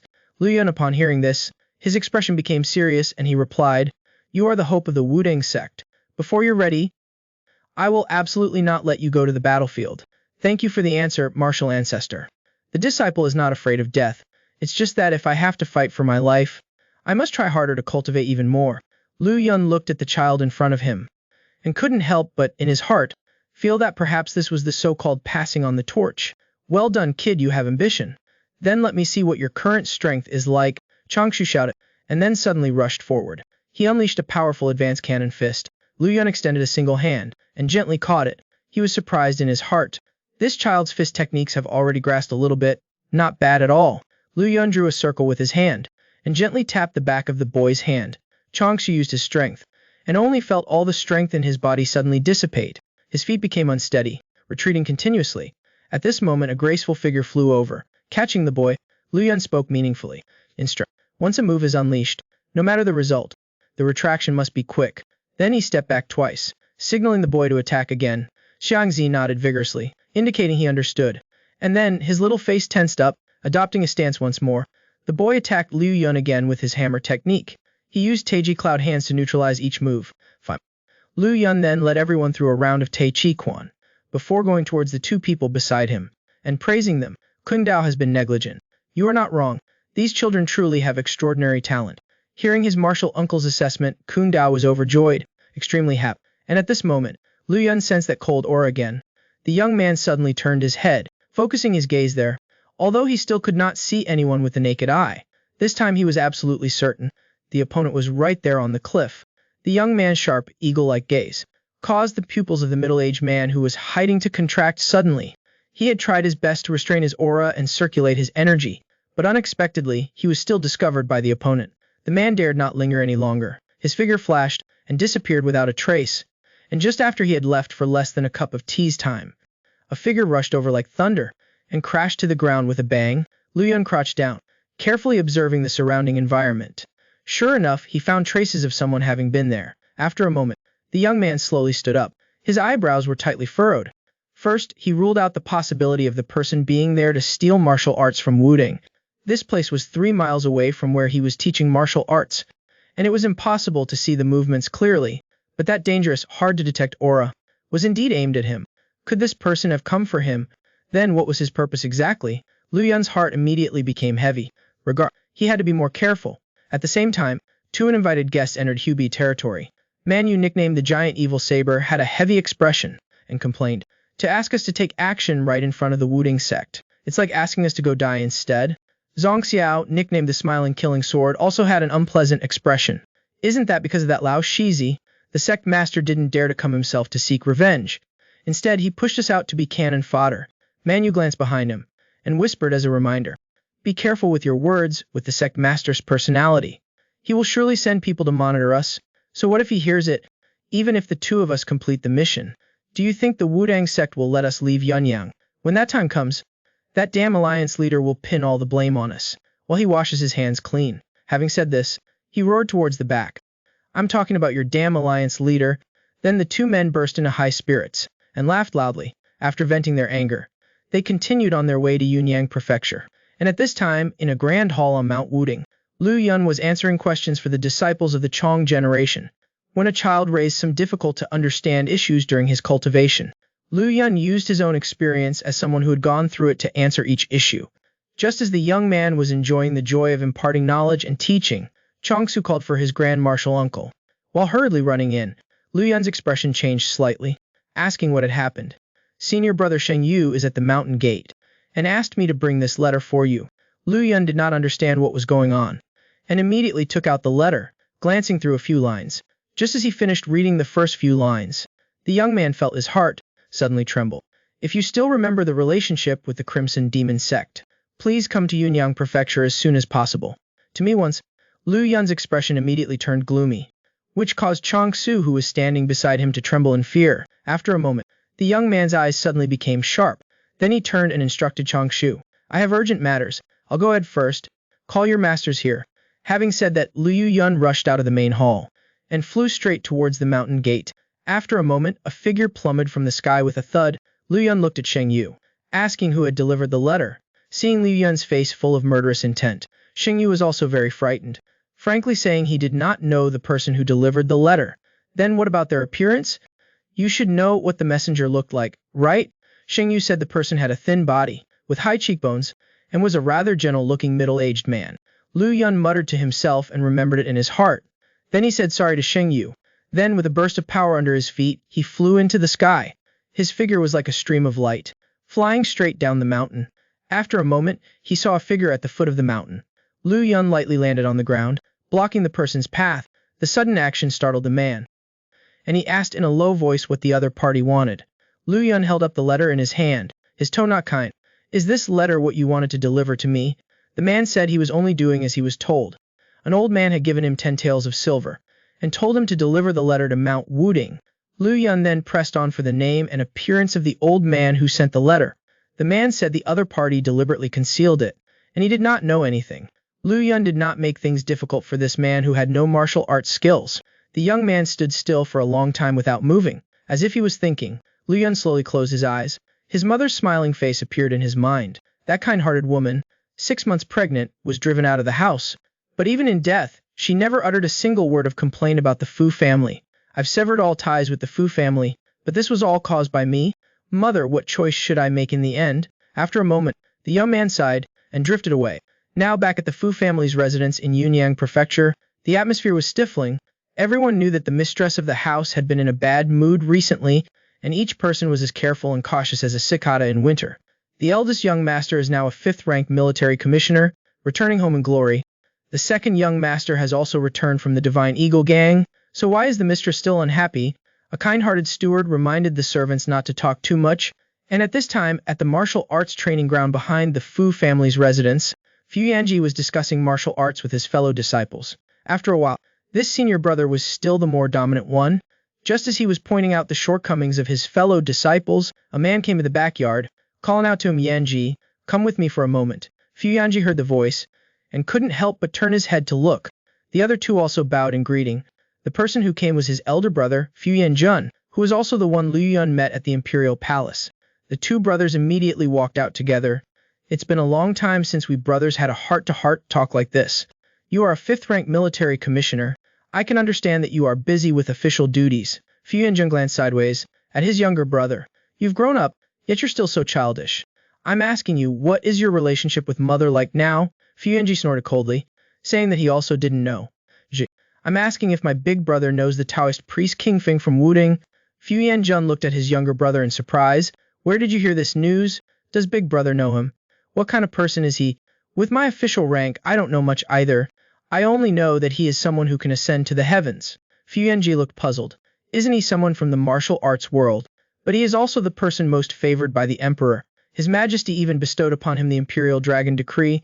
I'm talking about your relationship with mother. Why are you asking about him? Fu Yanji said, he once saved me in Wuhan.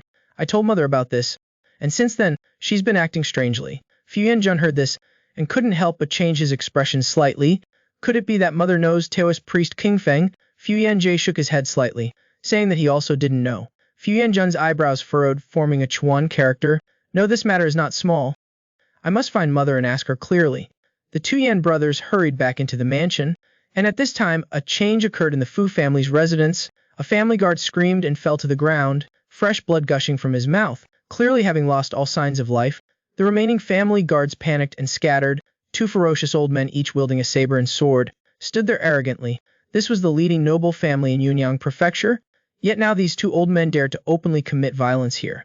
The two men rushed into the mansion. Without saying a word, they immediately began killing people.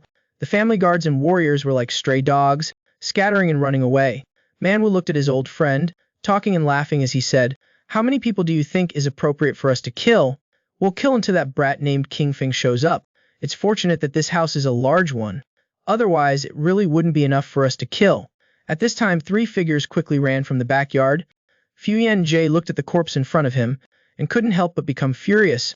In broad daylight, you dare to break into a house and commit violence? Old thieves, how dare you be so audacious? Manhwa chuckled, without responding, but instead asked Song Xiao, are they probably disciples of the Divine Eagle gang? Young yet with this level of cultivation, they can be considered talents. I guess their gang leader will have a heart-wrenching loss. Yamba looked at Manhwa and spoke, asking, shall I make a move or will you? These guys are not a level that requires us to make a move. As soon as he finished speaking, several men in black clothing jumped over the wall into the courtyard. Without saying a word, they charged straight toward the Fu family members and began killing. In an instant, the sounds of fighting echoed endlessly throughout the mansion. The two men, Manhwa and Zhong Xiao, watched the scene before them with interest. These assassins are enough to fill a bottle for us. We just need to sit and wait for that Taoist priest King Feng. Within a short time, the situation in the courtyard became one-sided. These men in black clearly had very good coordination. Their attacks and defenses were measured. The Fu family members were simply no match for this group of assassins. Even Shay Shan, who was from the Divine Eagle gang, had to struggle to hold on. Only Fu Yanji was still dealing with them relatively easily, with energy to spare. Manhwa looked at this second young master, his eyes flashing slightly. The man with a scarred face sneered and opened his mouth. Fu Yahan truly doesn't know his own limitations. Having said that, he lifted his long saber and charged straight toward Fu Yanji to attack. Manhwa leaped into the air. A single saber with a mountain-splitting force came crashing down. Fu Yanji hurriedly raised his sword in front of him. using all his strength to defend, but the immense force still caused him to retreat several steps in succession. He only felt the QI and blood in his body surge, as if he had been turned upside down. Clearly the old man's saber strike had caused him internal injuries. Manhwa smiled faintly and said coldly, "If it were your master, he might have a 3% chance of winning, but you brat are clearly not strong enough. What's the point of struggling in vain?" Fu Yanji retreated to the front of the porch, trying to calm the QI and blood in his body. Even though he was still struggling, he also clearly understood that today the Fu family was probably going to have a hard time escaping this calamity.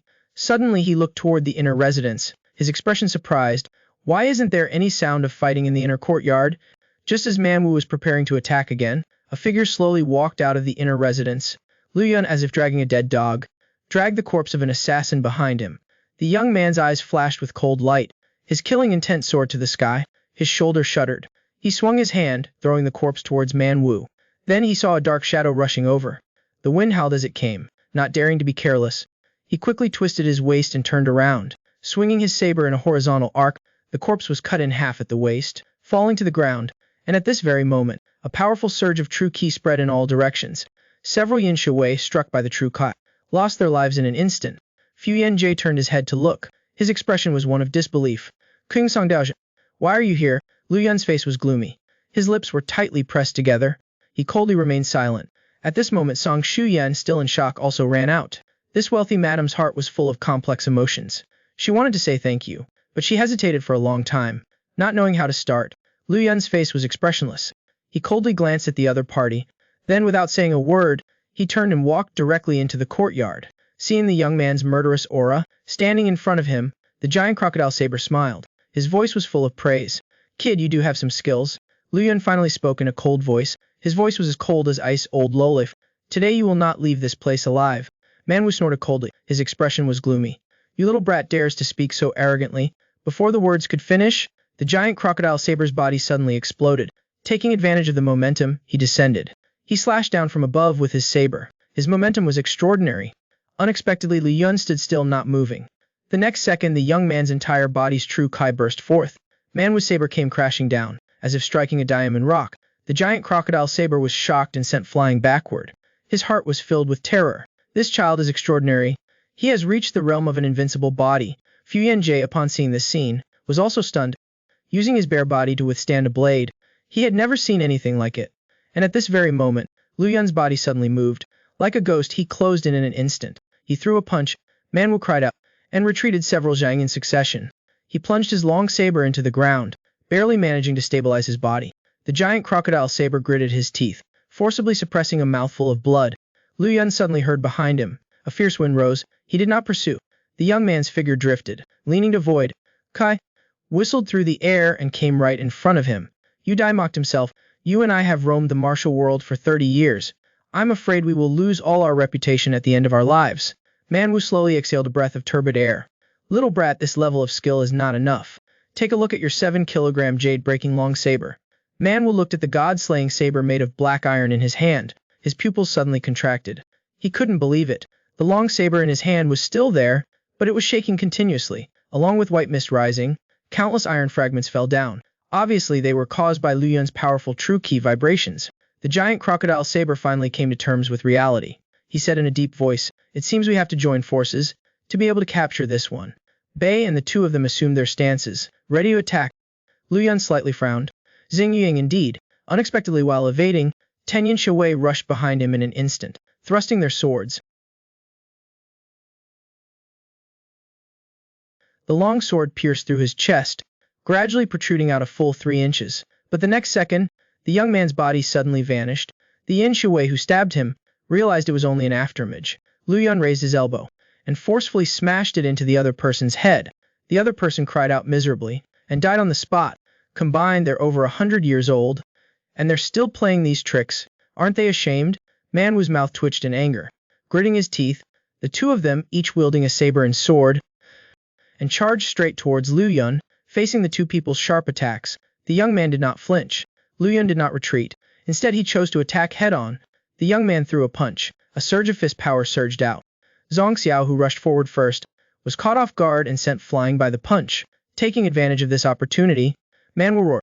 He slashed down with his saber from above, But unexpectedly Liu Yun still did not dodge. His two arms vibrated, the power of Taiji surged continuously, using the force to repel him. The two of them did not give up. Stabilizing their bodies, they charged forward again. The young man roared, like a tiger roaring and a dragon singing, transforming the two yin-yang kai streams into a three-dimensional power surrounding his body. Everyone was surprised. Liu Yun actually chose to confront them head-on. The next second, a loud explosion ripped through the air. The force that was unleashed sent everyone retreating. Manhwa and the two of them cried out. All were sent flying. After exchanging a blow, Liu Yun understood in his heart. These two are a level below the sky-turning Demon King. Fu Yanjie looked at the warriors in the battle, his heart burning. This second young master of a wealthy family said in a deep voice, "We can't let Taoist Kingfeng fight the enemy alone." Chaishan also expressed that he was not afraid of death. Shu Lianhua spoke, saying that girls must also uphold righteousness. Liu Yun, while fighting two people, still had enough energy to glance over.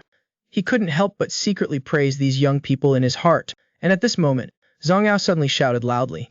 This lieutenant killing sword stabbed forward with his sword, like a venomous snake extending its head. But unexpectedly, Liu Yun met the tip of the sword and caught it with his bare hand. The young man's 5 fingers were like hooks. Holding the sword firmly, a metallic sound rang out. Then his left palm fiercely struck out, imprinting itself on the opponent's chest. Zhang Sao immediately cried out miserably. His internal organs were shattered and he died. Seeing his old friend die on the spot, Manhwa was extremely grieved. He rushed straight forward. Liu Yun was seen with both hands clasped in front of him, true ki gathered in his palms, as if embracing the moon in his chest. Seeing Manhwa flying up high, a blade chopped down from above. Liu Yun bent down to dodge the blow. Both hands lifted towards the sky, striking against the air. The next second, the god-extinguishing blade in Manhwa's hand shattered into pieces. This giant axe wielder was also sent flying by a palm strike, his cries abruptly stopping. Seeing that everything had ended, Fu Yanjie clasped his fists in salute, thanking him repeatedly. Liu Yun still had an expressionless face, silent and not speaking. The boy was chased out of his family when he was still in the womb. At the age of 6, his mother also passed away due to too much hardship. Luckily, a real person of the Dai sect rescued him, and took him in as a disciple of the Wudang sect. He not only learned the peerless divine skills of the Wudang sect, but also became famous throughout the martial world. Even the emperor favored him. When someone came to surround him, now the family was suddenly attacked by evildoers. Like a thunderous roar, the young man, carrying the great righteousness of a chivalrous hero, did not dwell on old grudges, and did his best to reverse the situation. After everything was settled, the host naturally expressed endless gratitude to the young man. But Liu Yun did not say a word. He turned to leave this place. Seeing this, Fu Yanjie quickly spoke to persuade him to stay. Please give me a chance to thank you, Taoist master. Liu Yun's expression was cold. He opened his mouth indifferently. I once warned you, regarding the oath to Liu Yizhi, that you must be extremely cautious. Now you do not seem to have taken my words to heart. Fu Yanjie, hearing these words, looked anxious, and stopped the other party. I have not told anyone about this, except my mother. I have never told this to anyone else. Liu Yun said nothing more, and resolutely headed towards the main gate. At this moment, Fu Yanjin came quickly, and spoke loudly. Today, to be able to meet the true lineage of Wudang is a blessing for 3 lifetimes. I am from the Fu family, the eldest son Fu Yanjin, and am currently working at the Ministry of War. This is my younger brother Fu Yanjai, who is currently learning his craft in the Divine Eagle Gang. Liu Yun, upon hearing this, couldn't help but look bewildered. Song Sudian had once said that she had 2 sons. It seems that these 2 are his half-brothers. Liu Yun had a blank expression, and did not react to Fu Yanjin's respectful words. Seeing this situation, the eldest son of the Fu family felt restless in his heart. Could it be that this Taoist master, favored by the emperor, is not satisfied with their family? At this moment, Fu Shaping and Song Sudian also approached. This head of the Fu family saw his son again, with a complex expression. His lips quivered for a long time. Not knowing how to open his mouth, Liu Yun glanced at his biological father. His eyes could not help but become sharp. The young man did not want to stay here for another second, and immediately turned to leave. Seeing this, Fu Shaping finally opened his mouth with a trembling voice. Stop right there. Liu Yun acted as if he hadn't heard. His figure flashed and flew away. Fu Shaping's hand stopped in mid-air and trembled slightly. After a moment, this head of the family was still helpless and slowly retracted it. Fu Shaping looked in the direction the young man had left, stunned and absent-minded. No one knew what this head of the family was thinking in his heart. On the other side, Nangong Song and Yu Shemping were in Gansu, thousands of miles away. Under the scorching sun, they slowly moved forward. Another 80 miles north was the Jade Gate Pass. Passing the Jade Gate Pass was the territory of the western regions.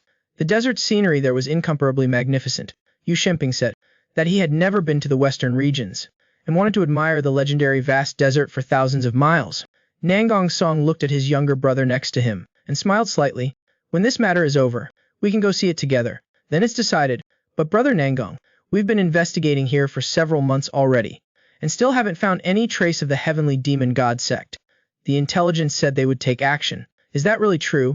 Do you still remember the caravan we met a few days ago? Yu Shengping was slightly startled, indicating that of course he remembered. Aren't they people from the Shuiliu escort agency? So it turned out that a few days ago, the two of them happened to encounter a caravan being robbed by bandits. The two of them wanted to step in and help, but before they could act, the escorts had already routed the bandits. Nangong Song frowned slightly. His voice was deep. The bandits were almost completely annihilated by the escort caravan. Don't you find that strange? Yu Shengping, hearing this, nodded slightly. The martial arts of those escorts were indeed extraordinarily high. That's the crux of the matter. Moreover, I can also feel it on them. A familiar aura. Speaking to this point, Nangong Song suddenly stopped. He didn't tell Shengping. The aura of that escort group. It's exactly the same as the group that attacked Yang Yang before. He didn't want to get his younger brother beside him involved. Shengping saw this, couldn't help but curiously inquire. A familiar aura. Nangong Song hesitated for a long time, speaking vaguely. He spoke. Once a great scholar mentioned it. Some of the estate's escort agencies might be related to the heavenly demon god sect. Shengping excitedly said, we should go investigate. Nangong Song, on the other hand, seemed worried, hesitating and indecisive. After a moment, the two of them arrived at a small town on the border. After inquiring in many places, they found the Shuiliu escort agency. After knocking on the door, Shengping stated their intention, saying directly that they had come to visit the chief escort. The burly man who opened the door sized them up for a while, asking who they were. I'm Kingping, a Taoist priest. This is Nangong Song. A few days ago, your escort team was harassed by bandits. We helped the escort team drive away the bandits. The escort in charge said they would invite us here as guests if the opportunity arose. We happened to be passing by Jinyu, so we came to pay a visit.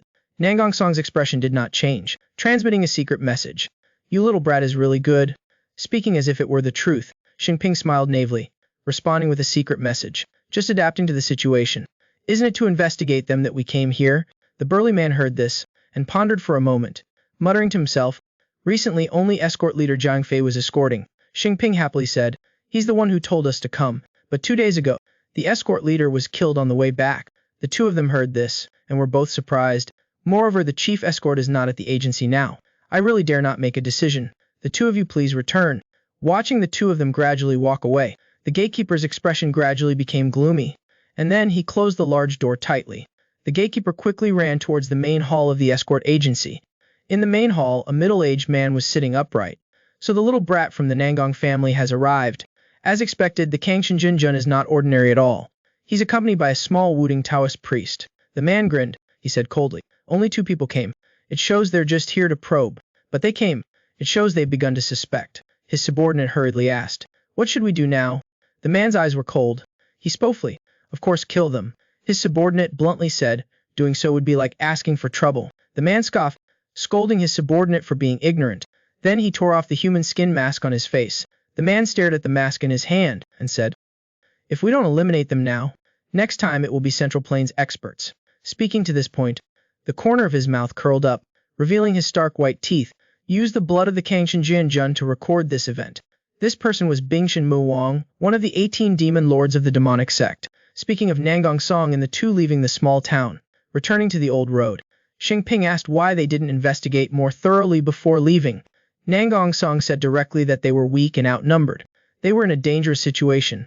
If this escort agency was really connected to the demonic sect, then if the person in charge was here, they would definitely spare no cost to eliminate them. To prove that this Kangshan Jinjun was experienced, as soon as he finished speaking, several pigeons flew across the sky. It seems bad luck has really befallen us. We must quickly return to the Yanba Central Plains. The two of them stomped their feet on the ground, frantically running south. After a moment, they saw a group of people in black blocking the path. No need to guess, they knew that these were the experts planted by the demonic sect nearby. The two of them drew their weapons and fought with those people. Nangong Song kept hacking and slashing, telling Shengping not to engage in direct combat. Shengping, hearing that, he immediately used his movement technique, fighting while retreating. At this moment, a bandit chased up to him and slashed with his sword. Shengping performed a white horse turns over move and forcefully kicked the other party in the chest. The bandit immediately let out a tragic cry, flying backward, and died on the spot. But the two of them were also surrounded by that group of bandits, falling into a fierce battle. After a while, the two of them finally killed all the bandits. Xingping looked at the pile of corpses and cursed, "Damn it, let's see if you'll chase us again. You're all dead, aren't you?" Nangang Song sheathed his sword and advised, "Okay, old demon, don't complain anymore." Xingping obeyed and slapped himself hard on the face. The young man used this method to force himself to calm down. At this moment, Nangang Song's expression was serious. He said in a deep voice, "If we keep going like this, the two of us will die." Speaking to this point, this Kangchen Jun carried a resolute expression. "I'll hold them back, you go first." Hearing this, Xingping vehemently objected, saying directly that if they wanted to leave, they would leave together. And if they wanted to die, they would die together. Nangang Song felt warmth in his heart. His tone also softened a bit. "Old demon, listen to me first." Xingping has always listened to him obediently, but at this moment he felt tired. He wouldn't listen. "If we go, then we go together." Nangang Song frowned and shouted angrily, "If we all die, then who will spread the information here?" Xingping was speechless by the question, not knowing how to answer. "Over the past few months, we have done our best to gather information. The information we have now is extremely important. The situation is huge. Now is not the time to talk about chivalry. Then let me stay. Nangang big brother, your martial arts are superb. Later when facing the heavenly demon god sect, you will play a greater role. You also know that my martial arts are higher than yours. If I stay, I will still have a chance to survive. If you stay, then it will certainly be a guaranteed death. Moreover, your lightness skill is much faster than mine, so it is most suitable for you to go first." Xingping's eyes welled up with tears. His words were filled with grievance. "Even if my martial arts are higher than yours, you still wouldn't let me stay." Nangang Song, upon hearing this, couldn't help but laugh heartily. "Am I that obvious?" Seeing that the young man was still sobbing, Nangang Song sighed softly. Then he took a step forward and took Xingping's hand. He tried to follow it up with, "Do you remember that we once made a promise? I promised to take you to enjoy the desert scenery. We definitely won't die here." Xingping felt the warmth from the other's hand, and his heart stirred. "Don't delay any longer. Hurry back and send the information to the Central Plains martial world." The young man still refused to leave. Nangang Song drew his sword from its sheath. This Kangchen sword lord looked serious, with a fierce expression. "Aren't you going yet? If you don't go, I'll kill you first." Xingping bit his lip and headed straight for the Central Plains, rushing away madly. The young man's clear tears flew with the wind. Silently in his heart, "Nangang big brother, you must survive." After Xingping left, Nangang Song planted his long sword in the ground. This Kangchen sword lord used his sword as a support while waiting for the pursuers. Countless images flashed through his mind one after another. His father was ambitious, but he still loved and cared for him very much. His grandfather cared about the family lineage, but he still respected his choices. And also his younger brother, who carried within him chivalry and heroic spirit. Nangang Song slowly opened his eyes and murmured, "Good brother, perhaps I must go first, but as long as we leave the seeds of chivalry, then we martial artists will bloom brilliant flowers. We will bloom brilliant flowers."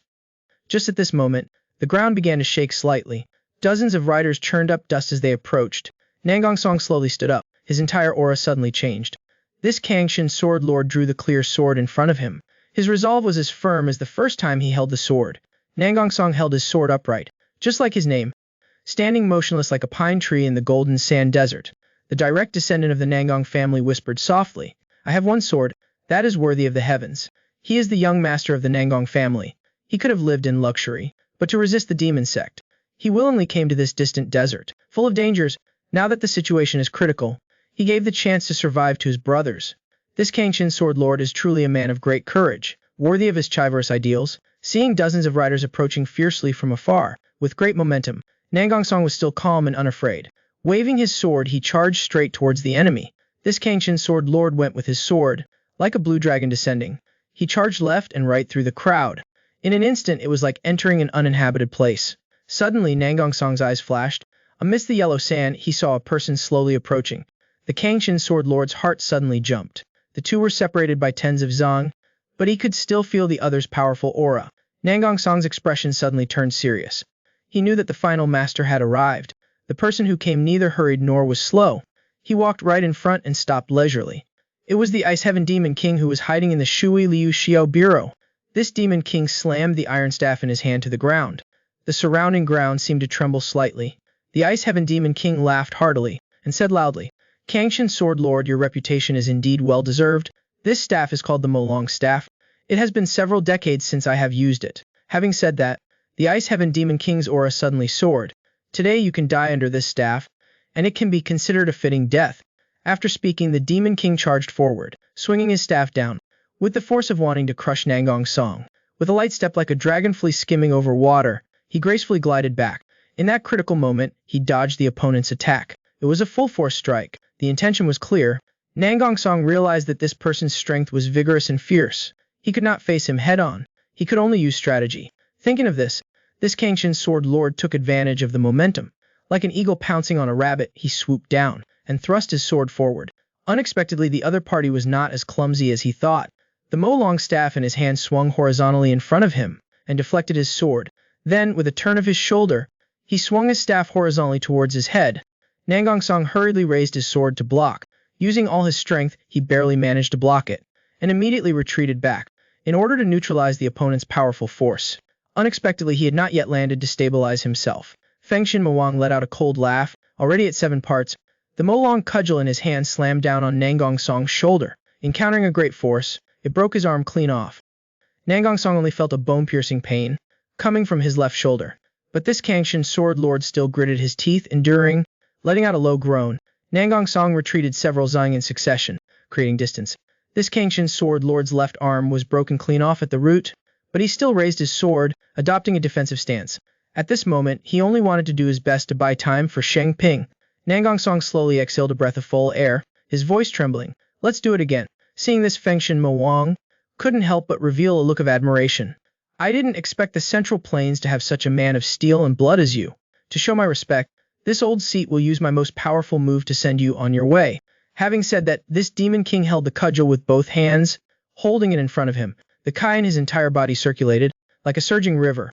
Nangong Song also channeled all of his internal energy into the sword, each strand of blue sword key swirling around like a dragon. This Kangshin Sword Lord revealed a look of determination, muttering in his heart, "Grandpa, do you remember what I said before I left home? The family has been disgraced for ages. I will wash it clean with my blood."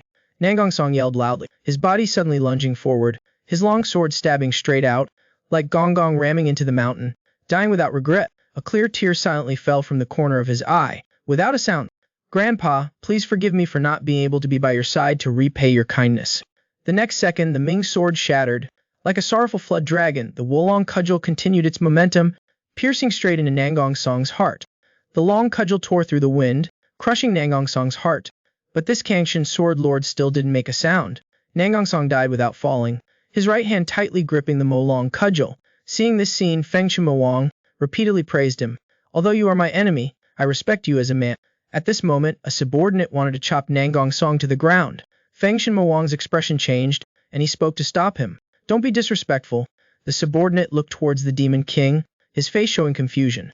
Fengshin Mawang's expression was solemn, and he said in a deep voice, "This man's sword intent throughout his life is truly admirable." Having said that, this Demon King stepped forward and pulled out the Mo-long cudgel, then gazed upon Nangong Song's corpse for a long time.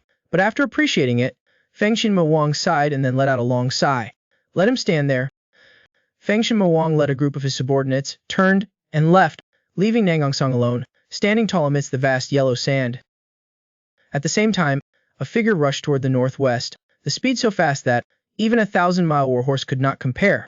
Lu Yun stepped on the wind, using his full potential of lightness skill. The young man's heart was as if it had fallen into an ice pit. It turned out that not long ago, a beggar gang disciple had come to Mount Wudang to tell him the whole story about what had happened to Nangong Song. Lu Yun was shocked and couldn't believe it when he received the news. "Is this true? This is the news that Daoist Sheng Ping brought back?" There is absolutely no mistake. When Senior Shen discovered him, he had already lost consciousness, but his mouth was still repeating the intelligence. Lu Yun was burning with anxiety, and hurriedly asked for the specific location. "It seems to be near Qinghai, but that place borders the demonic sect's territory, so it's very dangerous. The Central Plains martial world is now having trouble protecting itself." Lu Yun's expression changed when he heard this. His expression changed on the spot. All the sects in the Central Plains are under attack by the demonic sect. Those attacking them are parts of courier companies in various areas. According to the news that Daoist Sheng Ping brought back, the demonic sect's forces had already infiltrated those courier companies long ago. Most of the arteries connecting the western regions and the Central Plains have already been controlled by the demonic sect. Therefore, the northwest region is probably already within the demonic sect's sphere of influence. Lu Yun, upon hearing this, felt like he had been struck by lightning. Then wouldn't elder brother be in the tiger's den? Daoi Songjang and senior Shen Yunfei have already set off for Qinghai, but the chances of Nangong senior being safe are slim. Thinking of this, Liu Yun's speed increased again by several portions, covering the distance from Hubei to the Gansu area in a day and a night. That night, Liu Yun sat beside a bonfire to regulate the qi and blood in his body. On the way, although he had pushed his speed to the limit, he could not devote all of his strength to using lightness skill. Since leaving Mount Wudang, he had felt that someone was following him from behind. Recalling how someone had been secretly watching him a few days ago, Liu Yun guessed that the other party would most likely choose this moment to attack. Sure enough, a figure suddenly emerged from the ground. It was clear that they had been lying in ambush here beforehand. Liu Yun didn't even turn his head, and an elbow struck the person's throat. The black-clad strongman's throat shattered, and he fell to the ground, dead on the spot. The young man's eyes suddenly turned cold, his killing intent soaring. And at this moment, many more black-clad figures rushed out. Among them were several thugs wielding iron nets made of ice iron, rushing towards Liu Yun to trap. The young man was seen bending his body, condensing the yin and yang forces within his palms. Liu Yun slammed his right hand out with pure yang force. Hot as the thugs hit by the palm force, screamed in agony. The iron nets, difficult to penetrate with blade or spear, were also burned red in an instant. The other thugs, seeing this, the situation was so intense that it made one's heart tremble. Liu Yun extended his left hand, using the power of Taiyan. Ice and coldness tore apart, ice and fire intertwined. That ice iron net suddenly exploded. The young man pushed out with both hands. The force within his body surged outwards. Countless broken pieces of iron shot out like arrows. A group of bandits were terrified. They wanted to try their best to dodge, but the broken iron pieces covered the sky and earth. They came rushing like locusts. Many bandits were hit in their vital points by the broken pieces. Their souls returned to the underworld. Liu Yun succeeded with one strike. The momentum of his whole body increased once more. The power of Taiji penetrated through steel. The ground where his fingers pointed exploded. The young man shouted loudly, and struck with a palm, with the force of thunder. The palm force stirred the surroundings, causing a bandit to die on the spot. Liu Yun's face revealed a fierce expression. He let out a roar. The sound reverberated through the heavens and earth. The young man poured all his anger onto this group of people. The true Qi in Liu Yun's body poured down like a raging torrent. Each palm strike was like a reversed galaxy, sweeping across the surroundings. Just when the young man was trying to regulate his breathing, his Qi was in a dangerous state. A cold light, like a poisonous snake spitting venom, aimed straight for his back. It shot over like lightning. The young man had run madly for 1,000 miles to save his sworn brother. He didn't expect that near his destination he would encounter an ambush by bandits. The young man's stomach was filled with raging fire, and he immediately became murderous. Just when Liu Yun's Qi was shifting, there was a slight pause. A cold light aimed directly at his back. It shot over like lightning. The young man tried his best to tilt his body, barely dodging the sneak attack of a long spear. But unexpectedly another cold light came over, striking directly on his shoulder. Liu Yun's body, like an eel, continued to sway and dodge. Then he stretched out his left hand and grasped that cold light in his hand. It was clearly a cold dagger, filled with murderous intent, except that the blade was slightly blackened. Clearly it was poisoned. Liu Yun looked at the middle-aged man not far away. His expression was cold. So it was you who was spying on me at Wudang Mountain. The man did not expect the young man before him to be so difficult to deal with. At this time, cold sweat was already dripping from his face. His heart was extremely shocked. The other party did not say anything. Liu Yun coldly questioned. These ambushes were also all arranged by you. The man hit his shot and shouted loudly. So what if it was before dark? I'm afraid you won't necessarily be able to kill all of us. Liu Yun's expression was calm, and he said softly, okay. The middle-aged man's pupils suddenly constricted. His heart and soul were about to break. The next second, the young man was already right in front of him, and struck his chest with a palm. The man cried out miserably, and flew several zhang backward, dying on the spot. The remaining bandits, seeing this scene, all showed expressions of terror. But Liu Yun had already killed until his eyes were red. The Qi in his body increased once again. He was fighting intensely. At this moment, another team of cavalry roared in. The leader of the charge was the first to rush forward, aimed straight at the young man, charging towards him, facing the cavalry charging like a tidal wave. Liu Yun did not dodge. The young man shrank his body and bent over, putting his hands together in front of him. The true Qi between his palms vibrated. There was a faint sound of thunder rumbling. Liu Yun shouted loudly, and pushed out with both hands. With the power of pushing mountains and filling seas, the powerful palm force struck, like a whirlwind sweeping past. A group of bandits were immediately knocked to the ground. People fell and horses collapsed. The bandits in the back saw this scene. Their hearts trembled. A warhorse weighing hundreds of kilograms was like a fallen leaf in front of the young man. like a falling leaf. A bandit noticed his companion's fear and shouted loudly, "Don't be afraid of him, he's just one person. Let's charge together and kill him." The remaining bandits, hearing this, immediately regained their spirits, and once again formed a battle formation, spurring their horses straight towards Liu Yun, only to see that the young man was not afraid and did not retreat. He did not retreat even half a step. He said coldly, "Those who dare to stop me shall die." As he spoke, a light suddenly burst forth from Liu Yun's eyes. The three powers true Kai in his body surged out, with the force of a rainbow. At this moment, a cold light suddenly stopped, cutting the lead bandit off his horse. The young man couldn't help but be slightly startled. He wondered who had come to help, only to see a large axe under the guidance of a force swoop over as if it had a spirit and cut down many bandits on the spot. This cavalry team was instantly in disarray and in complete chaos. They had not even had the chance to charge in front of Liu Yun when they were almost all killed. The young man looked back in surprise, only to see the large axe turn back and be caught by a strong man. Chiaxing laughed loudly, his voice like thunder. "Little brat, long time no see." Standing next to him, Bai Yunqi also smiled slightly. "Good brother, am I here in time this time?" Seeing that someone had come to help, the remaining bandits immediately turned their horses and fled. Chai Tai, seeing this, said in surprise, "How can it be that they come and go as they please like this?" Having said that, this green forest king lightly tapped his feet and then rushed forward, his body like a cannonball leaving its barrel. With a bang, he landed in the midst of the bandits. Liu Yun was somewhat dazed for a moment, like a monk scratching his head in confusion. Bai Yunkai slowly stepped forward and said gently, "I received news at the beggar's sect. You say you're going to the northwest alone to be a big boss. Is it reasonable to let your younger brother take risks alone? That's why I've been chasing after you all the way here." Chai Taxon turned around and also took the microphone and said, "I came repay a kindness. Didn't you send me a message a few months ago? I learned that the person plotting against my younger brother was family. This old man will certainly not let it go. Those riffraff from the heavenly demon god sect," Liu Yun said frankly. Providing information to the other party was not to seek a reward. Chiexin's attitude was resolute, saying he would repay all kindness received. At this time, Bai Yunqi advised Liu Yun not to dwell on such details. The immediate priority is to quickly circulate energy and adjust his breathing. Liu Yun heard this. He sat down cross-legged, circulating energy in Kai, while Bai Yunqi and the other person took on the responsibility of guarding him. Meanwhile, the heavenly earth god lord looked at the bodies all over the ground with a puzzled expression. This group are the Wind Demon Gang, the largest group of bandits in the western regions. Why are they targeting us? Chiexin glanced sideways, looking over at Bai Yunqi, who was muttering to himself. This Deer Mound King Yu Dai is one of the 10 lords.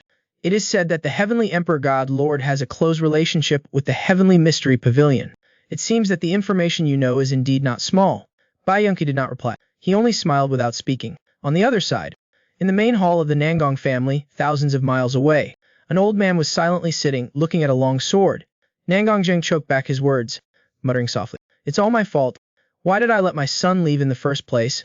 This sword king, who shook the martial world for a generation, was now weeping. The day Nangong Song left, his words still echoed in his ears. "If one day I unfortunately pass away, please forgive your grandson for being unable to repay your kindness."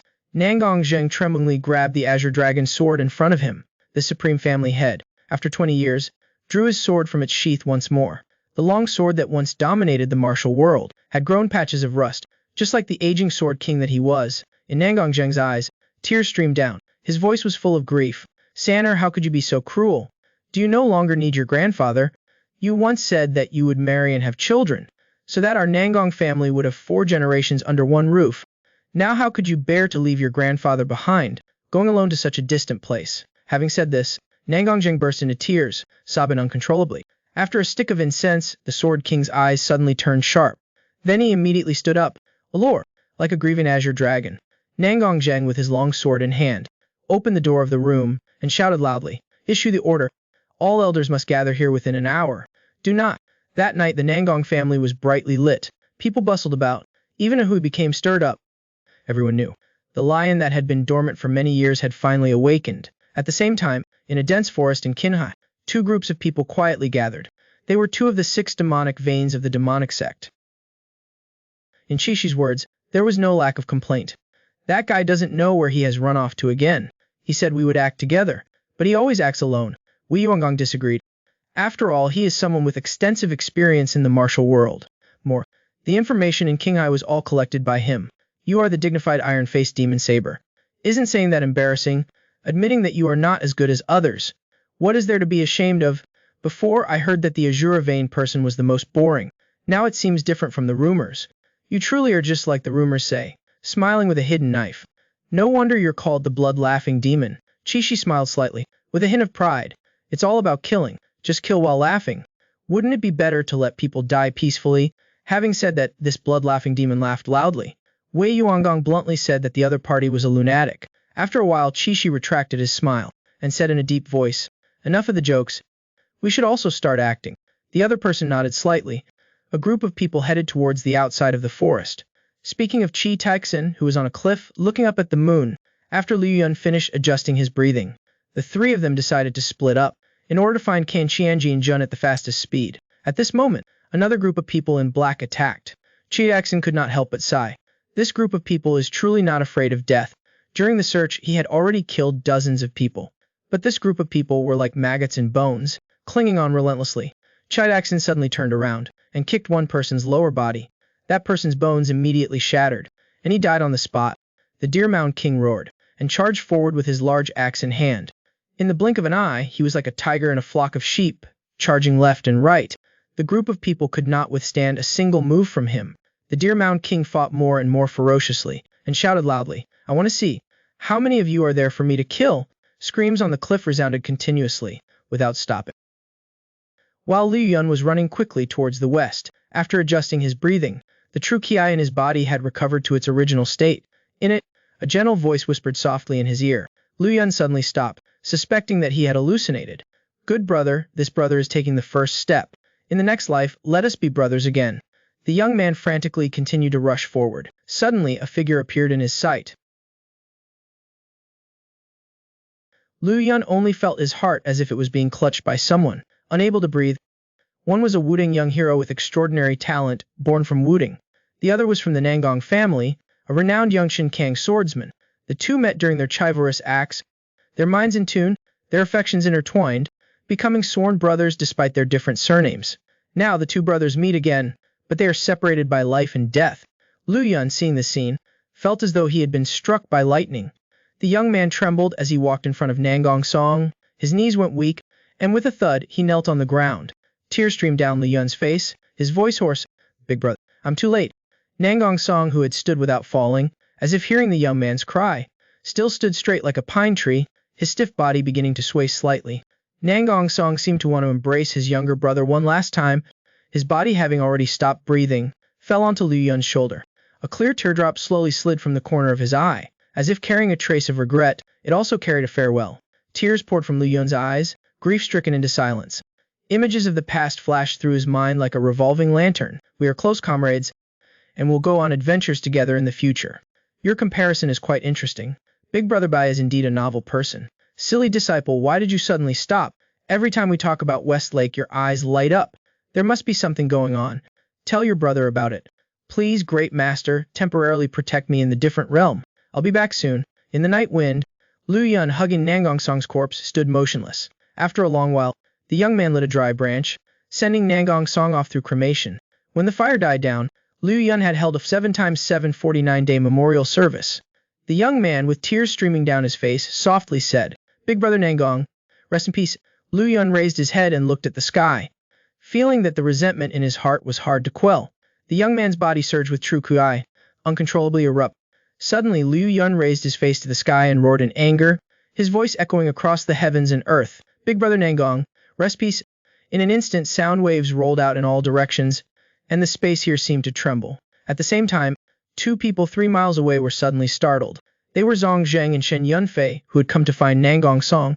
Zhang Zheng looked in the direction of the angry roar, his brows furrowed. Shen Yunfei also looked grim, and said in a deep voice, The inner strength is so profound. I wonder which old monster has arrived. Could it be that one from the Nangong family? Shen Yunfei slowly shook his head, saying that was impossible. Judging by the time, Nangong Zheng should have just received the news. This place is thousands of miles away from Anhui. Even if he had wings, he couldn't get here so fast. Moreover, with the personality of that Sword King, he wouldn't be so out of control. Zhang Zheng, hearing this, nodded lightly and said, That's right.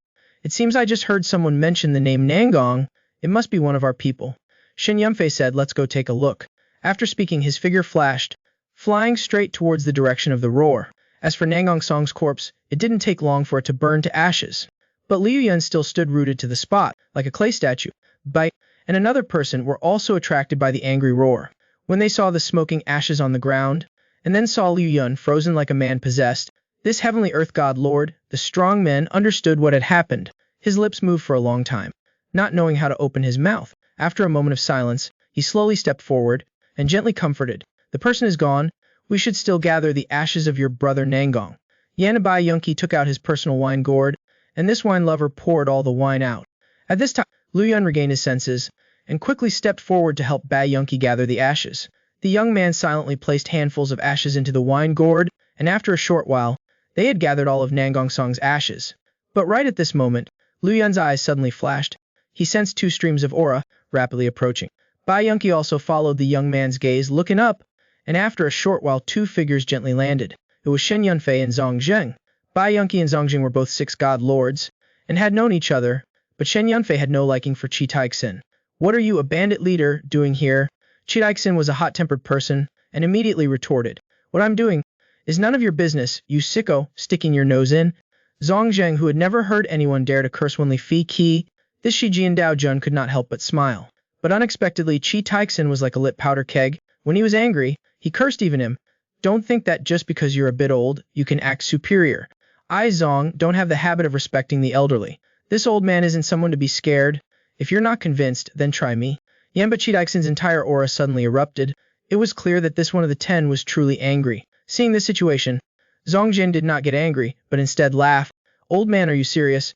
Then with a clan, he drew his sword from its sheath. His fighting spirit erupted. Bai Yunqi and Shen Yunfei both changed their expressions slightly, while Qi Taixin and his companion roared, attacking towards their opponents. Right at this moment, Liu Yun's figure flashed, blocking in the middle. The young man used his bare hands to withstand the attack of the two people. His gaze was sharp, and his voice was ice-cold. Nangondeji's spirit hasn't gone far yet, and the two of you are fighting here. It's not very appropriate. When Qi Taixin and the other person saw this, they both paled in shock. Shen Yunfei also looked surprised, asking Bai Yunqi who that young man was. He is my sworn brother, and also the sworn younger brother of Nangong old brother. Upon hearing this Wanli fake suddenly understood. Then isn't he the Wudang young hero that's been rumored about in the martial world? Seeing Bai Yunqi nod in confirmation, Shen Yunfei clicked his tongue in awe. He had previously heard rumors about Liu Yun, that he could fight 30 rounds with 1/10 of Liu Shan's strength. Now it seems this person's strength is clearly even greater. Indeed, the rumors that the Wudang sect is deep and hidden and conceals many experts are true. Even in a military camp, he can shock people. The young man before them has reached an invincible level in terms of physique. His strength has already surpassed even their 6 divine lords. Under Liu Yun's mediation, the two put away their weapons and temporarily ceased fighting. Liu Yun coldly looked at Zhang Zheng, asking who the other person was. The latter was slightly startled, and then explained his identity. Knowing that the other person was also a close friend of Nangong Song, Liu Yun immediately clasped his hands in apology. Zhang Zheng said it was all right, then asked where Nangong Songren was. The young man looked sorrowful, turning his head to look at Bai Yunqi. The latter was silent and handed Zhang Zheng a wine gourd. Zhang Zheng took the wine gourd and immediately understood. Hot tears could not help but pour out, eliminating evil. You kid, you always fight to be ahead of me. But must you compete with me even on something like this? Everyone at once was overcome with grief and fell silent. As for Qi Shi and the others over there, they also discovered the traces of Central Plains martial artists. Team member Gong pointed to a footprint on the ground and said in a deep voice, this footprint is much deeper than the traces we have seen before. Qi Shi nodded slightly and continued. This person's internal strength is extremely profound, and furthermore, they must not be far from here. Team member Gong stood up, his tone cold. The superiors have issued a death order. All Central Plains martial artists kill without mercy. Having said that, this iron-faced demon blade flashed and violently left. As Liu Yun and the others adjusted their emotions and were about to return south, Bai Yunqi's expression suddenly became serious, and he spoke softly. They finally arrived. As soon as he finished speaking, they saw dust billowing in the distance. A troop of men and horses were charging straight towards them. Coming attack, Shen Yunfei curled his lip into a cold smile. So file. They clearly don't see us in their eyes. Qi Taixin's eyes were cold, his words filled with killing intent. Those rabble from the demonic sect, they really are endless. Zhang Zheng gritted his teeth and said resentfully, that guy in the front, leave him to me, I want to skin him alive. Bai Yunqi glanced at him casually and issued a warning. Lose your composure, and you'll stumble. Zhang Zheng took a deep breath, trying to suppress the anger in his heart, saying he would remember it. This place is near the demonic sect's lair. A quick battle is needed. Don't get bogged down in fighting. Everyone responded in unison, indicating they understood. Seeing that the demonic sex people had charged within 50 zang, the leader was none other than the smiling demon man. Chiexin laughed loudly, his voice like thunder. That is an expert. Whoever captures him, he's yours. Zongjing, upon hearing this, coldly glared at this Luling Wang. Chai Taixin did not give way either and glared back. The next second, the two of them simultaneously leapt up like arrows leaving the bow. Lu Yun was not willing to fall behind either, using force under his feet, and charged forward. Bai Yunqi and Shen Yunfei followed and charged. Zongjing bravely took the lead, sword in hand, and angrily shouted loudly, "You traitorous villains, return my brother's life." The man didn't care about the long distance, came to the border to save his closest friend, but when they met, his friend had already become an urn of ashes. Now the traitorous villains of the demonic sect who killed his friend were right in front of him. This Taoist lord, sword in hand, charged into the enemy lines. Zongjing's body moved with the sword, like a dragon stirring up the sea and shaking the sky. Countless demonic sect disciples were cut down by him on the spot. Bai Yan also appeared later, following closely behind. The opponent he chose was none other than that iron-faced demon blade. This heavenly emperor god lord unleashed a sword strike, like a white rainbow piercing the sun, causing Yuan Gong to not dare block the edge of the sword. He hurriedly retreated backward. With just this one sword, he caused the iron-faced demon blade to feel fear, but he still forced himself to suppress his fear, and stabbed straight at the opponent's chest, only to see Bai Yunka's wrists slightly tremble, drawing a brilliant sword flower, blocking the opponent's thunderous sword strike, then calmly retreated backward. This heavenly emperor god lord smiled, and spoke loudly. Unexpectedly, the younger generation of the demonic sect is not bad either. Seeing that his full force attack was easily blocked by his opponent, Wei Yuangong was both surprised and angry, and asked what the opponent's name was. "I won't change my name during action, nor will I change my surname while sitting. Heavenly Emperor God Lord." As Bai Yunkai spoke, the iron-masked demon saber couldn't help but be shocked. He didn't expect the disheveled man in front of him to actually be one of the 6 divine lords. At this moment, Bai Yunkai suddenly rushed forward. The long sword in his hand stabbed straight ahead. The vibration sounded like a dragon's roar. Streams of sword energy rushed forth. Wei Yuangong hurriedly parried with his sword, but he was still sent flying by the enormous force. The iron-masked demon saber retreated several zhang before stabilizing his figure. This time, Bai Yunqi had a slight advantage, easily gaining the upper hand. He saw the opponent not continuing to attack, but instead reaching into his chest. Bai Yun frowned slightly, silently on guard against the opponent using hidden weapons. But immediately after, the pupils of this heavenly emperor god lord suddenly contracted. He saw Wei Yuangong take an object from his chest and point it to the sky. The next second, a beam of light shot into the sky, tearing through the night. This was not a hidden weapon. It was clearly a signal flare. Bai Yunqi wanted to stop it, but it was too late, and his heart was secretly alarmed. This heavenly emperor god lord immediately burst forth with speed. He clearly knew that their side now had to fight a quick battle to succeed. Bai Yunkai thrust his sword forward coldly. Countless sword flashes rushed out. Wei Yuangong couldn't dodge in time. He was struck by the fierce sword energy, but he still tried to resist. On the other side, Li Yun was fighting fiercely in the midst of the crowd. The young man struck with a palm, killing a demonic sect thug on the spot. Then 2 demonic sect experts fearlessly rushed forward. Lu Yun suddenly spun around. Using the move double winds pierce the ears, he struck the 2 demonic sect experts. The warriors were struck in the lower abdomen. Their dantians exploded. During the engagement, the young man's heart couldn't help but sink to the bottom. The martial arts of these demonic sect disciples, although only at the entry level, carried a sense of frenzy and fearlessness of death, no matter how powerful his methods were to defeat how many people.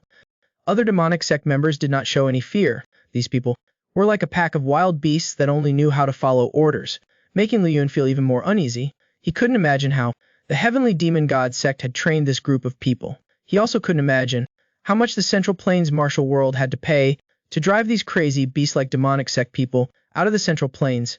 There was also a point he never wanted to face directly, which was, if one day these people really came back, would the Central Plains martial world, even the imperial court, still have enough strength to fight?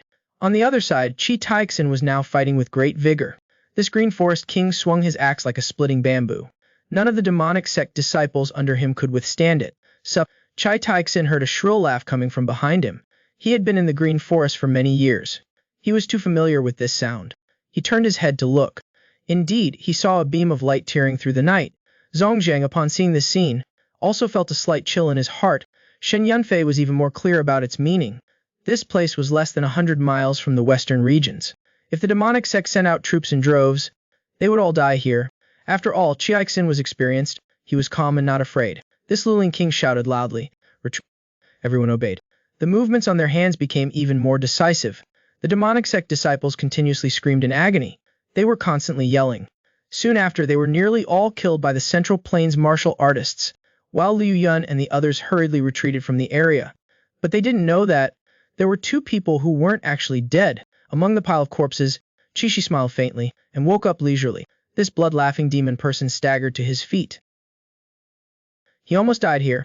Wei Yuangang also trembled as he stood up. The iron-masked demon saber's words were tinged with a hint of excitement. So that's what the undying demon god art is like.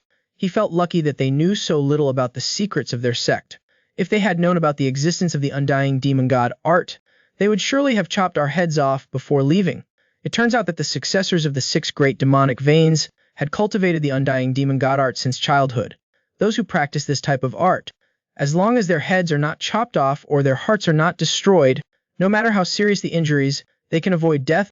Although the undying demon god art can only be used once in a lifetime, for martial artists in life or death moments, being able to preserve one's life is already extremely precious. It seems that the martial artists of the Central Plains are much stronger than we imagined. We still have to work hard in training after we go back. We will definitely return it tenfold in the future. Having said that, this iron masked demon saber did not linger, and turned to leave. Qixi also quickly followed behind. Together they returned to the demonic sect's headquarters, in the capital city thousands of miles away. In a tavern, an old man in brocade robes, with a fair face, no beard, and a shrill voice. The police unmasked the old man. No need for your shrill voice. What did you say? That brat isn't dead. The little eunuch knelt on the ground, head down, hands limp, bowing his body to report. The old man slammed his fist hard on the railing. His shrill voice cursed, a bunch of good-for-nothings. He has such a reputation in the martial world for nothing. They couldn't even kill a rookie brat. This old man shouldn't have trusted those useless people in the first place. After a bout of venting, the old man finally calmed his emotions. You just said that brat. Where is he now? The little eunuch reported. The opponent is in Qinghai, thousands of miles away. The old man's eyes narrowed, muttering. All the way in Qinghai. It's really inconvenient for this old man to make a move. The little eunuch kept silent, not daring to speak, only known to wait in silence. A moment later, the old man's tone was vicious. Saying to Shanfeng, take it. This old man will reward him with 3 teams. The little eunuch accepted the order, and hastily retreated, leaving the old man with a gloomy gaze. His hatred was bone deep. It's only because you took something you shouldn't have.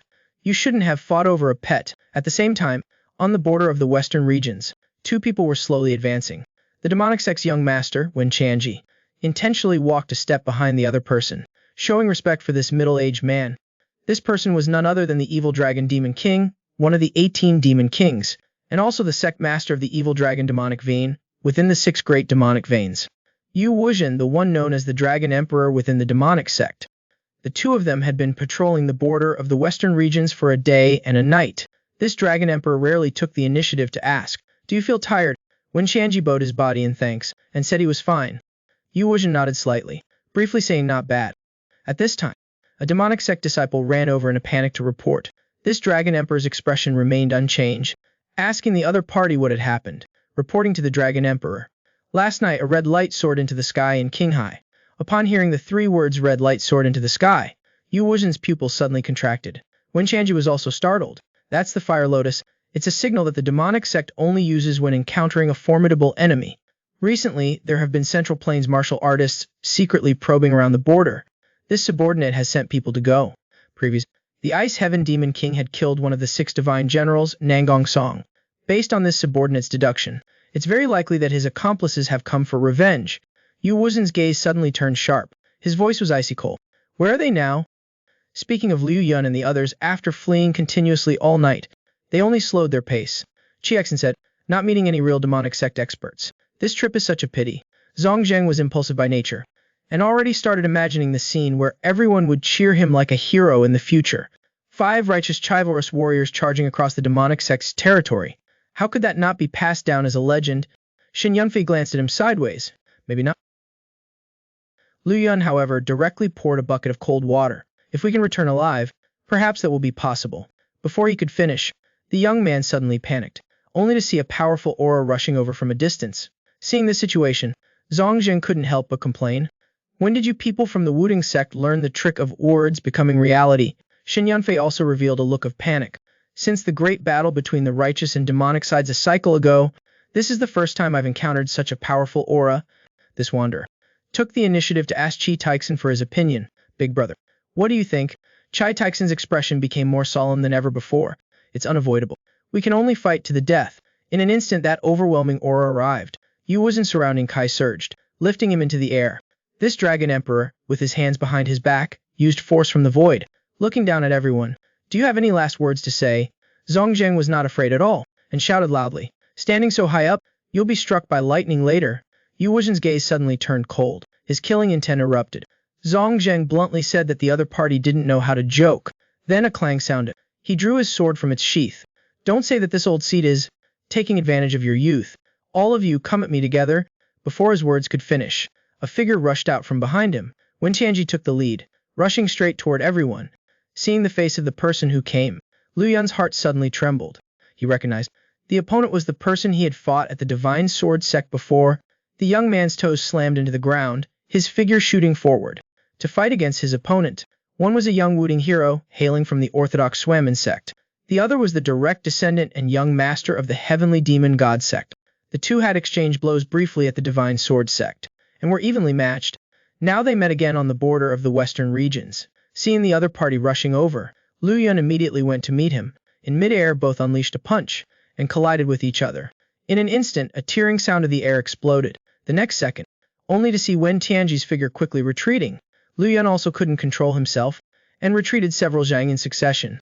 The young man hadn't even had time to stabilize his figure, when he felt a gust of evil wind descend from above, only to see Wen Tianji had already flown over. A foot stomped down powerfully. Lu Yun hastily lowered himself, bending his body. Both hands pushed out simultaneously. The two forces collided fiercely, immediately creating a shower of shattered stones. The young man shouted, successfully changing his hand, swinging his fist forward. A move called the Caging Ice Fist fiercely struck Wen Tianji's chest. The latter quickly raised his arms to guard his chest, barely managing to block it in time. Lu Yun missed his strike, and was about to continue his attack. Unexpectedly, Wen Tianji, after landing, counterattacked his vital area. This young master of the demonic sect delivered a fist with the power of Mount Han. Suddenly unleashing it, Lu Yun wasn't afraid at all. He retracted his attack. Although this fist of the other party was powerful, it was still a bit slower in his eyes. The young man shouted softly again, and suddenly flew upwards, blocking the opponent's powerful fist. Then he took another step forward, striking Wen Tianji's chest with a palm. The latter was unable to dodge, let out a small groan, and was immediately knocked back. Wen Tianji staggered back several zhang, before managing to regain his balance. Although Lu Yun had a slight upper hand, he did not dare to be careless at all. His golden rooster stands alone move just now, if it were a normal person, would have broken their arm, and would be unable to continue fighting. But the person in front of him was not only unhurt, but also relied on his physique to withstand his palm strike. It could be seen that the opponent was definitely not an ordinary person. Thinking of this, the young man said in a low voice, and asked, if I remember correctly, this is the second time I've fought with you. I haven't yet asked for your honorable name. Wen Tianji's expression was serious, and he coldly replied, Wen Tianji of the Heavenly Demon God sect. Yanbai, this young master of the demonic sect, once again charged fiercely. The situation on another battlefield was also not very optimistic. Seeing Shen Yunfei being knocked away by Yu Wuzhen's single move, Chai Xing flew up, and was about to swing his axe to strike. He was blocked by a palm from the Longdi.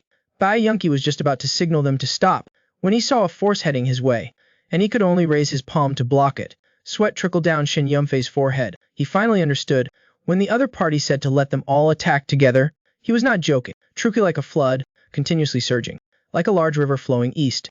The Longdi pushed out his ki with both hands. The power could rival the sky falling and the earth splitting. In an instant, countless palm strikes came crashing down, like a huge wave covering the sky. Seeing this scene, Shen Yunfei shouted in alarm, "You bandit leader, quickly stop him!" Chai Xing reprimanded harshly, "You damn ghost, shut up!" At this moment, that palm force had already arrived. Chai Tishan didn't say another word, and roared once, charging ahead. This Luling Wang used all his power, and slashed down with his axe. In an instant, a deafening sound of metal clashing could be heard, although that palm force was shattered by Chai Tishing's axe. This Luling Wang also had his Kuai and blood surge and boil. Yu Wuzhen's expression was indifferent, and he said coldly, "Being able to take one of my moves head-on is also—" At this moment, Bai Yunqi seized the opportunity, and slashed down with his sword from above. Yu Wuzhen didn't seem to make any movements, yet his body had already moved forward one zhang like a ghost. Easily, Bai Yunqi missed his strike, and quickly retreated, creating distance. At this moment, Zongjing also closed in and thrust forward with his sword. The Longdi suddenly extended his right hand and flicked his finger. A burst of finger force shot out, colliding with the tip of the sword. Zongjing instantly felt as if he had been struck by a large hammer. His body flew backwards, floating like a falling leaf. This stone sword Dao Lord had an expression of disbelief. Since he had first started his path, he had never encountered such a strong opponent. Yu Wuzen's lips curled up into a disdainful smile, and he said coldly, "That's all you've got." Having said that, this Longdi lowered his body and spoke in a deep voice. His ki gathered in his dantian, and he gathered his hands in front of his forehead. A powerful force suddenly rose up, heading straight toward Bai Yunqi and Chai Tixing, who were in the middle of the arena, and sweeping forward. Bai Yunqi was unable to withstand it, and could only retreat. Even though this heavenly earth god lord had been famous for a long time, at this moment he didn't know how to respond.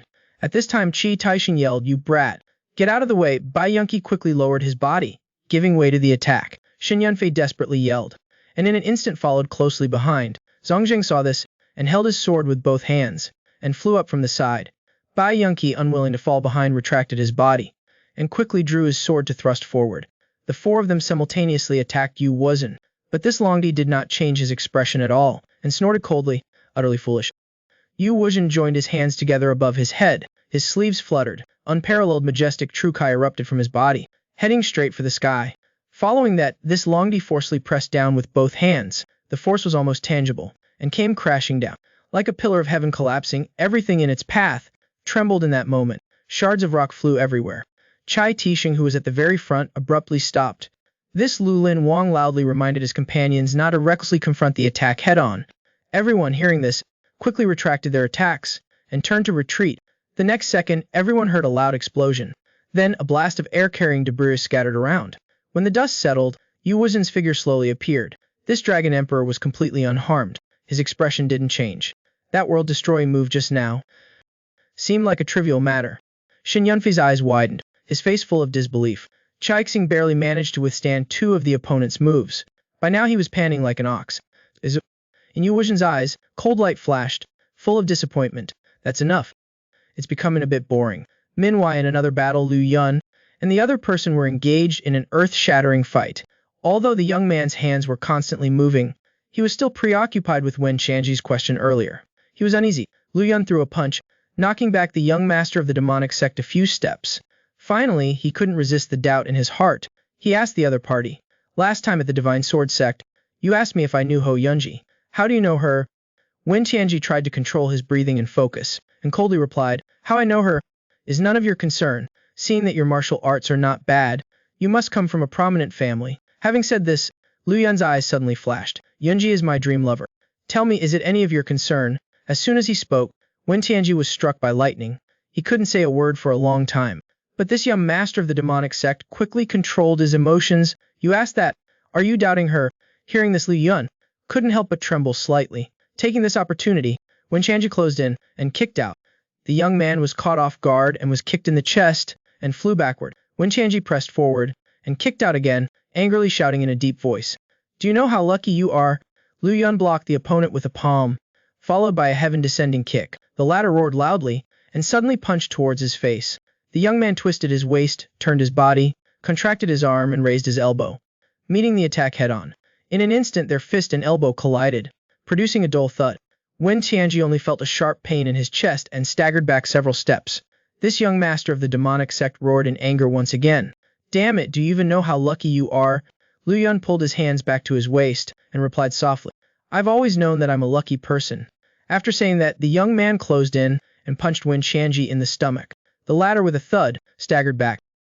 In an instant, Wen Tianji felt as if waves were surging within him, but he still managed to stabilize himself and not fall down. Lu knew that the opponent's protective True Kai had blocked that move. Thinking of this, the young man jumped up, preparing to take this person down in one fell swoop. Suddenly, a fierce force struck. Lu Yun hurriedly forced a surge of True Kai and dodged the attack. The young man couldn't decide for a moment and looked towards the direction the force had come from. In an instant, another stream of True Kai suddenly stopped. Lu Yun couldn't avoid it and could only cross his arms in front of himself. The next second, the young man was sent flying to the ground by that force. Lu Yun gritted his teeth and struggled to stand up, only to see a figure crash down beside Wen Tianji. The person who came was none other than Yu Wuzen, known as the Evil Dragon Demon King. The young man leaped into the air, about to unleash a kick to end the fight, but unexpectedly a force suddenly struck, causing him to fall to the ground. The young man gritted his teeth and struggled to get up, looking up, and found that the person who came was none other than the evil dragon demon king, Wudang. This dragon emperor said in a deep voice, his words containing no small amount of admiration. This old one shouldn't have made a sneak attack, but if I was any slower, I fear the young master would be in grave danger. Liu Yun, upon hearing this, couldn't help but be shocked. He never expected that Wen Qianji was actually the young master of the demonic sect. Let's meet again on the real battlefield another day, and settle the score with you. Having said that, Wudang turned his head and looked at Wen Qianji beside him. The latter signaled that his injuries were not serious. Wudang didn't stop any further. He picked Wen Qianji up and leaped up. His figure turned into a streak of light, heading straight towards the western regions, and flew away. As soon as the two left, Bai Yunqi and the others also quickly rushed over. Good brother, are you alright? Liu Yun scratched his head, indicating that he was fine, but the next second, fresh blood slowly spilled from the corners of his mouth. But Liu Yun paid no attention at all. What he was concerned about now was how the young master of the demonic sect was related to Yunji. On another cliff, when Tianji asked Wudang why he retreated, even if I gave it my all, to take their lives, it wouldn't be within 2 or 3 moves. Once I was entangled by those 4 people, then I'm afraid your life would be in danger. When Tianji sighed softly, then changed the subject. Uncle Yu, do you think you are lucky? Wudang trembled slightly, but still patiently replied, I've never thought about that question. But you seem to be quite unlucky. When Tianji looked confused, asked the other party why he said that. Wudang stood there with her arms folded, speaking calmly. Only unfortunate people ask such questions. Hearing this, Wen Qianji couldn't help but smile bitterly. Ever since Liu Yun said that sentence, scenes of the two of them being intimate had been constantly appearing in his mind. The young master of the demonic sect murmured in a low voice, Is this what petty jealousy is like? Speaking of the martial arts alliance, no one knows when it was established, but its original purpose has not changed in thousands of years. Whenever there is a major problem in the martial arts world, the various sects will gather together at the Martial Arts Alliance to discuss countermeasures together.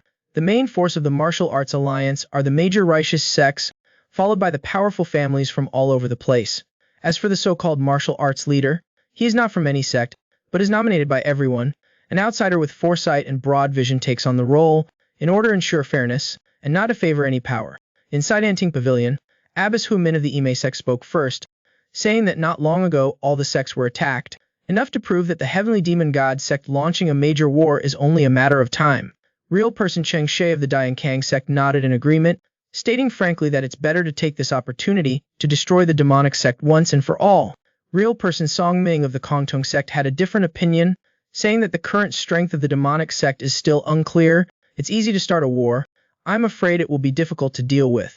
Taoist Master Xinji of the Qingqing sect spoke sternly, frankly stating that the evil sects of the Central Plains martial arts world have also been restless recently. Not long ago the Qi demon sect also raided the Fu family in Yunyang Prefecture. If we hastily start a war with the demonic sect, it is very likely that we will be attacked from both sides. The 4 evil heavens always gather a lot of evil sects. Although the evil demon master sect is currently closed off, the Chai demon sect is still acting recklessly. It would be better to take this opportunity to eliminate them completely. After speaking, he looked at a Taoist priest from the Wudang sect, obviously wanting the other party to support his opinion. Just then, real person Kaosin still had that ancient face. This first person of Wudang had a proud tone, saying that the Wudang sect has never taken the 4 evil heavens seriously. Real person Qiao Chan's words are wrong. The strength of the 4 evil heavens should not be underestimated. This humble Taoist is not underestimating them. But I just want to say that these minor evil sects are not worthy of the Wudang sect's attention. If the Qi demon sect is really as useless as you say, Taoist master, this humble Taoist would have already swept them away single-handedly. You can't do it. Doesn't mean others can't do it either. This old man with 1 person and 1 sword is enough. Seeing the two of them arguing fiercely, Li Yunshan shouted angrily. Real person Chao and harumphed upon seeing this, and did not say any more. Everyone is gathered here to discuss countermeasures. Arguing uselessly has no meaning at all. Real person Cheng Shi quickly led the conversation back to the main issue, saying that he didn't understand why the imperial court was ignoring the demonic sect. A scholar spoke frankly. Now is not the time to worry about that. Seeing the confused looks on everyone's faces, the scholar explained, We are weak and the enemy is strong. The demonic sect will certainly not disperse its forces. Therefore, they will definitely prioritize dealing with the Central Plains martial arts world, so it's not enough to pose a threat to the imperial court yet. Real person Cheng Shi, hearing this, repeatedly nodded in admiration.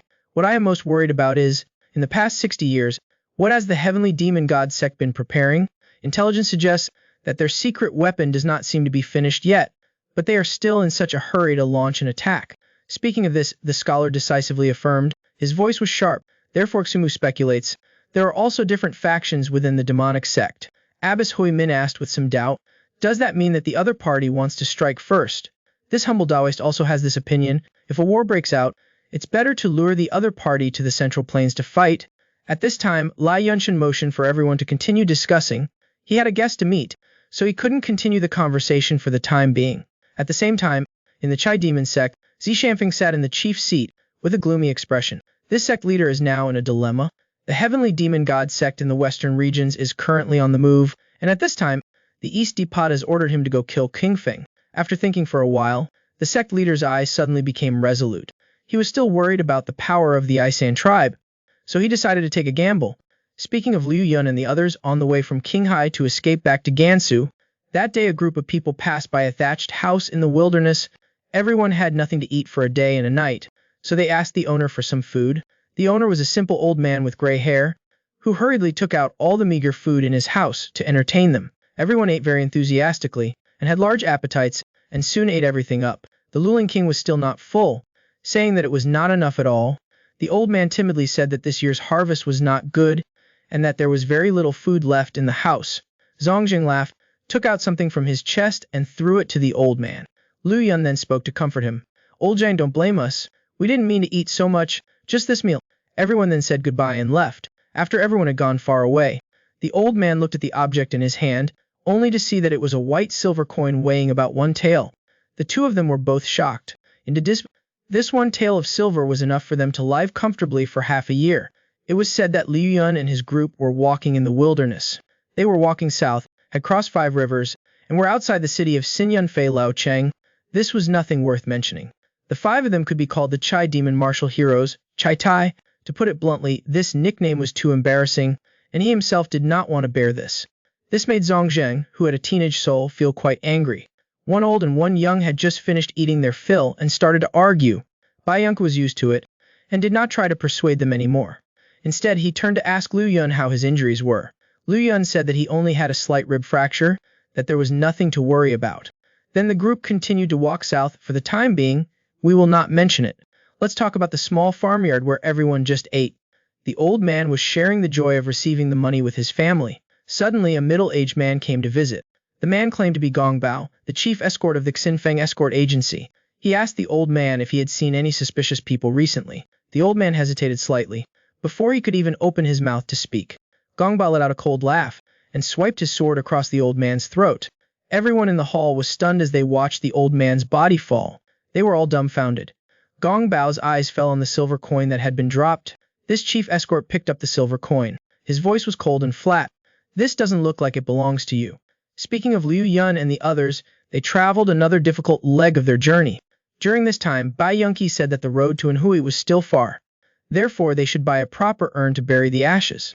Nangong, this heavenly earth god lord, stated directly that their task was complete. If everyone wanted to withdraw, they could leave at any time. Chai Xin said that his identity was special. Going to the Nangong family, he was afraid he wouldn't be welcome. Why do you say that, senior? As we have gone through hardships together, and found the Nangong Wangdi together, if anyone dares to point fingers at you as senior, then they'll have to ask if Bei's sword agrees. Liu Yun spoke earnestly. Even Zhongzheng, who had always been at odds, nodded in agreement. Just at this moment, a group of people appeared in front, blocking their way back. The leader was the self-proclaimed chief escort, Gong Bao. Xin Yunfei frowned slightly. I didn't expect the demonic sect in Gansu to be so daring. Zhongzheng's face was dark as he spoke, his voice full of coldness. Looking at their attire, it's obvious they're probably another group of fake escorts from some escort agency. It seems the information that Big Brother Nangong brought back was correct, Chai Xin said directly. Since they are people from the demonic sect, then just kill them all and be done with it. Zhongzheng smiled slightly, rarely not arguing with the other party. Those are my thoughts exactly. Before he could finish speaking, the pupils of this realization doll lord suddenly contracted. He glanced over and saw the blood-stained silver coin still in the other's hand. The kind man had given the old man a silver coin, but never expected it would bring such disaster upon him. Seeing Gong Bao gripping that familiar silver coin in his hand, Zhang Zheng's expression turned cold. He asked the other party where they got it. It seems it really was your people's leftover belongings. As for where we got it, you can go to the underworld and ask. Having said that, Gong Bao snapped his fingers, shooting the silver coin away. The force was very strong. Zhang Jing shouted loudly, and drew his sword from its sheath, swinging it in a horizontal arcs. The sharp sword energy immediately sliced the silver coin in half. This sword-wielding Dao Lord let out a loud shout and rushed forward. The long sword in his hand came down like a thunderbolt. Gong Bao raised his sword to block, engaging his opponent. The two collided and then separated. Each retreated several steps. At this moment, Bai Yongqi and Dai asked in unison, Senior, why do I feel that these people aren't from the demonic sect? Shen Yunfei frowned slightly, and nodded gently. They are indeed very different from the demonic sect disciples of the past. Thinking of this one Li Fiki slowly stepped forward. May I ask if you remember the second precept of the 10 precepts of the heavenly demon? Gong, upon hearing this, was a bit startled. He hesitated for a moment, and didn't know how to answer. People of the demonic sect are required to memorize the 10 precepts of the heavenly demon. So does that mean you're not from the demonic sect? Gong Bao coughed twice. His voice carried a hint of embarrassment. The 10 precepts of the heavenly demon, I naturally have them memorized. It's just that you're a bunch of soon-to-be dead men. What need do I have to recite them to you? It seems my guess was correct. You really aren't from the demonic sect. Gong Bao, hearing this, was momentarily confused. Just then Shen Yunfei's face changed suddenly, and he spoke in a deep voice. The 10 precepts of the heavenly demon, this old man just made them up. Gong Bao glared angrily, and cursed hatefully. Old lowlife, you dare to play tricks. At this moment Lu Yun pushed his way through, and questioned coldly, you people are probably from the lust demon sect. As soon as these words were spoken, Gong Bao was speechless. His face was contorted. Lu Yun smiled faintly, understanding in his heart. It seems I guessed correctly. Gong Bao didn't say anything more. He gave the order in a deep voice. Kill them all. But unexpectedly, before they could make a move, Chai Taixin had already charged forward like a mad bull. This Lulin Wang Chi Ban Fu was like an ancient evil god, charging valiantly through the crowd. No one could stop him at all. Lu Yun first sighed at how impatient the other party was. Then he also tiptoed, and charged straight towards Gong Bao. The latter, upon seeing this, let out a roar, intending to swing his sword to retaliate, but he saw the young man unleash a punch, as if carrying thunder and wind. A powerful surge of fist energy smashed toward him, striking him hard in the chest. Gong Bao groaned slightly. His body flew backwards like a kite with a broken string. But this protector of the Scarlet Demon sect acted as if nothing had happened. He held his broken arm, and staggered as he stood up. Seeing this situation, Lu Yun couldn't help but feel shaken. Even a top expert like Fanchen Mu Wang, if he were to take a punch of my icy energy, it would be impossible for him not to be injured. Gong Bao held his forearm, and lifted it slightly. The broken arm snapped back into place. The other party's actions made Lu Yun's eyes widen in shock. Gong Bao spat out a mouthful of blood, his words filled with ruthlessness. Impossible to kill. As soon as the words came out, a flash of light appeared in Lu Yun's mind. He had once heard his master say that there was a secret technique in the evil sects, that as long as a practitioner's Danshan Zifu was not destroyed, no matter what injuries they suffered, they could quickly recover completely, until all the true Kai in their body was exhausted. Only then would they die instantly. Seeing the other side, let out an angry roar, and rushing straight toward him, Lu Yun leaned to one side, and struck Zhang Bao with a close-fitting iron hammer. The latter was indeed as frightened as a tiger. He hurriedly raised his hand to block. Seeing this, the young man immediately understood. He loudly reminded them to destroy the upper Danshan Zifu of these people. Otherwise it would be impossible to kill them. Dongjing, after hearing this, immediately reacted, and loudly relayed the message to his brothers. Their heads must be chopped off to kill them. Yanbai, the Taoist sword master, suddenly dashed forward. The long sword in his hand danced like a dragon. He instantly chopped off 3 heads. A Scarlet Demon sect disciple, seeing this, turned red with anger, but unexpectedly, before he could make any move, a cold light flashed, instantly cutting him in half. Then a figure crashed down from the sky, directly smashing his corpse into the ground. The person who arrived was Pang Jinjun, one of the 6 god lords. Zhang Zheng looked at the black-faced man in front of him, shocked and gaping. Why are you here? Duan Fuyang coldly uttered a sentence. Then his figure turned into a blur, and pounced towards the crowd. In an instant, Zhang Zheng only heard endless screams in his ears. Even he could not help but feel a chill. Not long after, the group had been slaughtered to the last man. Duan Fuyang slowly walked up to Lu Yun, his voice gentle. Brother Kingfei, it's been a long time. Zhang Zheng, seeing this scene, had an incredulous expression. Pan Jun always acted alone. He had never seen the other person act so gently. Bai Young and felt that this brother of his seemed to have a special charm. At this moment, Duan Fuyang's expression suddenly turned serious. He asked, I heard that Kangshan Junjun is dead. Is that true? Liu Yun, upon hearing this, felt sadness surge up, his expression turning gloomy. After a moment of silence, he pointed to Bei Yunqi standing behind him. Elder brother Nangong is there. Afterwards, take the 9 dragon. With a sorrowful face, he handed it over. Juan Fuyang retreated 2 steps in succession, not daring to accept the hat of this mad Jian Jun, and loudly asked, his voice echoing everywhere. Oh heavens, why do you always steal the lives of good people? While those as evil as I can survive in this world, Liu Yun first offered a few gentle words of comfort, then asked if the other was willing to come to Anhui with them. Kangshan Jianjun was known for his noble integrity. Duan will personally escort him on his final journey. At the same time, at the Hoshin sect in Shanxi, Hu Renji asked his son if the news was confirmed. The beggar gang just confirmed the news. Kangshan Jianjun is indeed dead. The head of the Hoshin sect sighed, and bluntly said it was a pity. I heard that boy Qingfeng personally went to Qinghai. He's risking his life like this. Doesn't he think about how Yunji feels? Hu Yuxing ignored his father's complaints, until Ho Renji slammed his teacup on the tea table. Did the little divine sword finally wake up, and asked irrelevant questions? In any case, Nangong Song is considered to have gotten what he wanted. Hu Renji was slightly startled, and asked his son what he meant by those words. Hu Yuxing sighed again, and said nothing more. On the other hand, on the faraway Wudang mountain in Hubei, real person Kaoxan also received the news, and immediately shared Liu Yun's recent situation with Hu Yunji. The news said that Liu Yun and the others were buying urns, and were accidentally seen by a beggar gang disciple. The news of Nangong Song fighting the demons alone, and unfortunately dying, spread everywhere, and from that day on, people have continuously joined Liu Yun's group. It turned out that Nangong Song had begun to travel the martial world after leaving his hometown, upholding justice and righteousness. During that time, countless people had been saved by him. These people came from all over the country to send their benefactor on his final journey. Currently there are already thousands of people marching heroically towards Anhui. After real person Cao Xian finished speaking, he sighed. Yunner must be feeling very upset right now. Hu Yunji, thinking about Kun Lang's extreme pain, felt a pang in her heart. Thinking of this, the young woman spoke up, pleading, saying that she wanted to go to Anhui to accompany Liu Yun. Real person Cao Xian, upon hearing this, was very sympathetic, having not seen his beloved disciple for a long time. He was also a little worried. Just at this moment, the old real person suddenly turned his head to look into the distance. He sensed a familiar aura approaching. Not long after, a figure shot up and arrived in front of them. It was King Song, who had been in seclusion for many days and had not been seen. King Song clasped his hands and saluted real person Chiao Xian. Disciple pays respects to martial uncle. Real person Cao Xian smiled and gently asked, it seems like you've broken through the barrier. King Song in his salutation expressed, indeed I have broken through.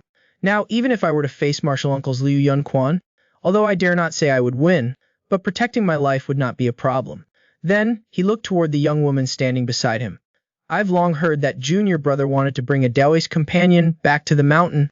It seems now that it must be this young lady. Hu Yunji's face flushed red, and she hurriedly bowed in salute. Junior sister, no need to be so formal. This humble Taoist Kung Song has watched Kung Feng grow up. As King Song's, Hu Yunji also secretly observed him, and saw that in this man's eyes, golden light flickered. He was definitely no ordinary person. I heard that brat brought a woman back. I thought he wasn't focusing on his cultivation. I was going to give him a sword strike. Now seeing the younger fellow disciple's realm, I think that brat's martial arts have probably improved a lot. It's actually making me look forward to it a little. Having said that, Song King looked at real person Chiao Xian with a smile. But just now, listening to the martial uncle, martial brother doesn't seem to be in Wudang. Real person Chiao Xian informed that Li Yun was undertaking great asceticism. Song King became interested when he heard this, and asked where the other was. The old real person's expression slightly paused. Could it be that you also want to take a trip through the Jianyu? It's been a long time since I saw that brat. I really miss him a bit. I want to go see him. Real person Cao Xian immediately decided. The 3 of them would go to Anhui together.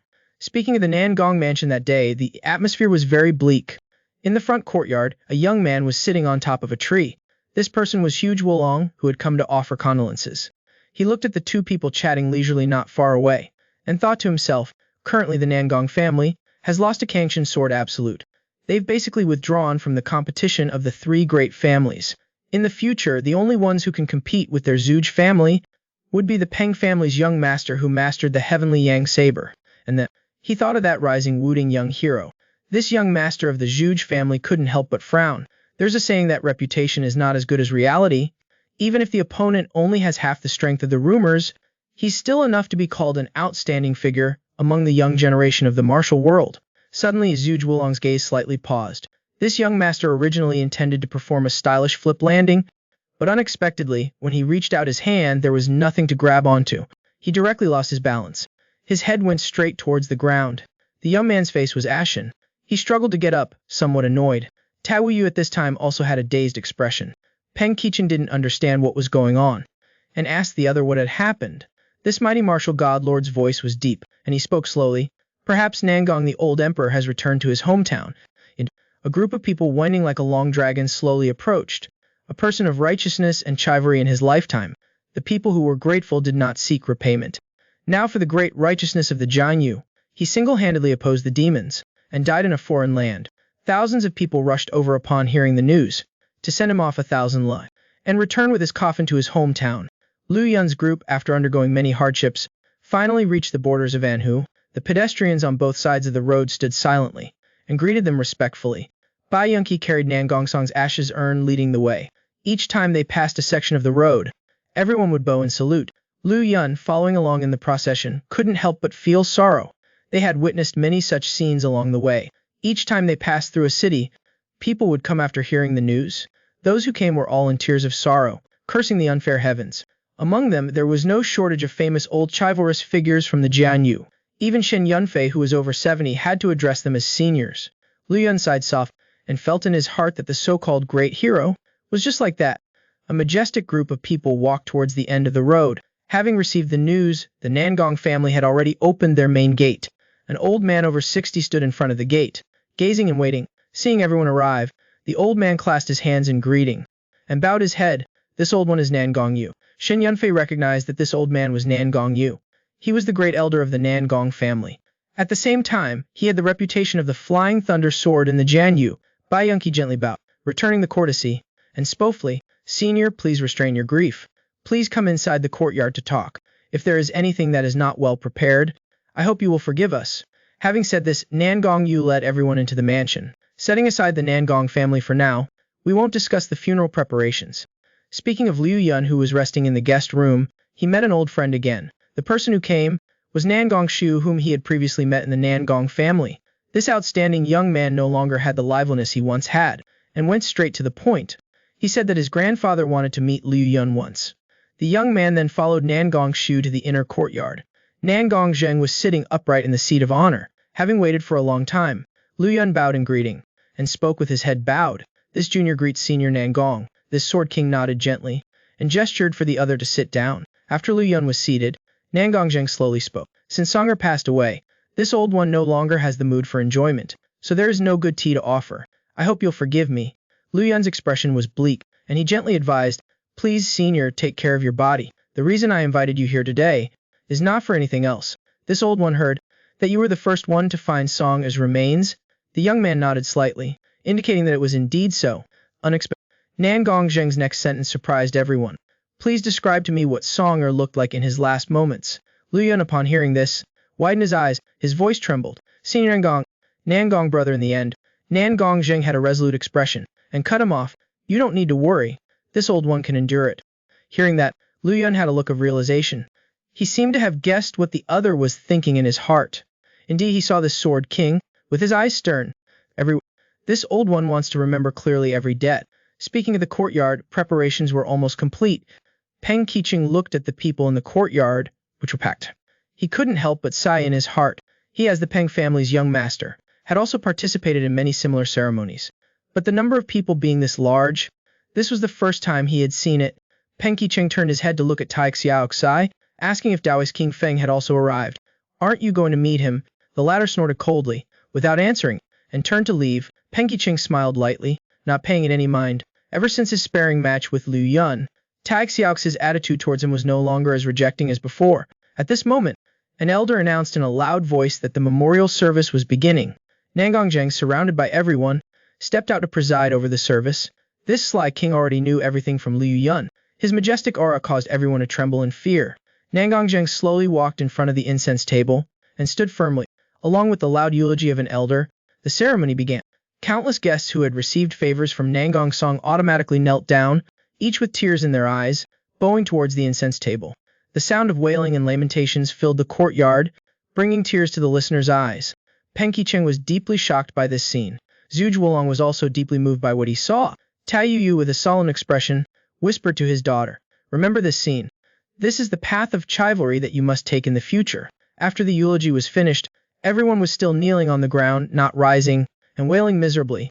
Lu Yun, looking at the scene before him, felt a sharp pain in his heart. Suddenly the young man's expression changed, and he turned to look outside the courtyard.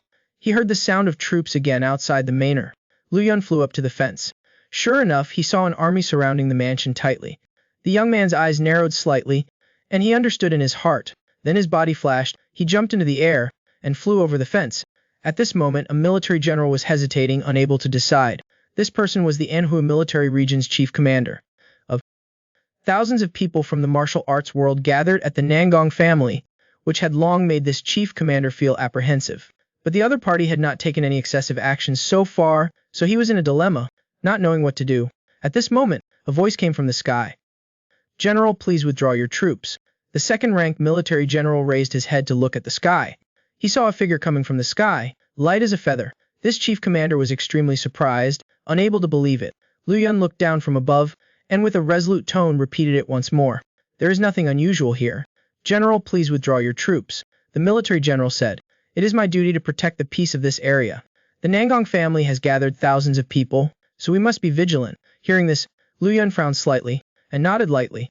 Then the young man flashed in front of the military general, took an item from his chest, and flicked his hand to throw it to the other party. The latter was startled upon seeing this, and hurriedly raised his hand to catch it.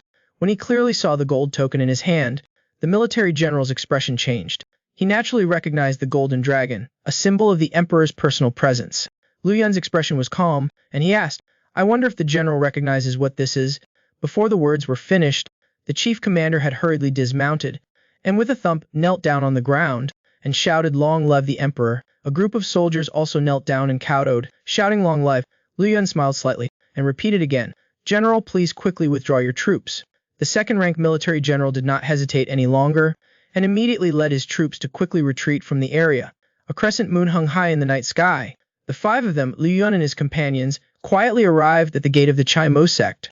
Give and take is the only way to be fair, to settle grievances. Zhang Zong looked at the sturdy gate in front of him, and asked, "Is it me or you?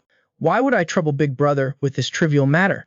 After speaking, the young man flew forward, and kicked out with a powerful foot, shattering the half-foot-thick door into pieces. Fragments flew everywhere. The five people swaggered, and entered one after another, rushing straight into the courtyard. Lu Yun took the lead and spoke loudly. His majestic aura was like a thunderbolt. "Why don't you come out and accept your death?" At the same time, in a dense forest, a middle-aged man with both hands hidden in his sleeves was leisurely walking. The man's steps were slow, but seemed to be able to shrink the ground into inches. Not long after, he arrived at the main gate of a manor 10 miles away.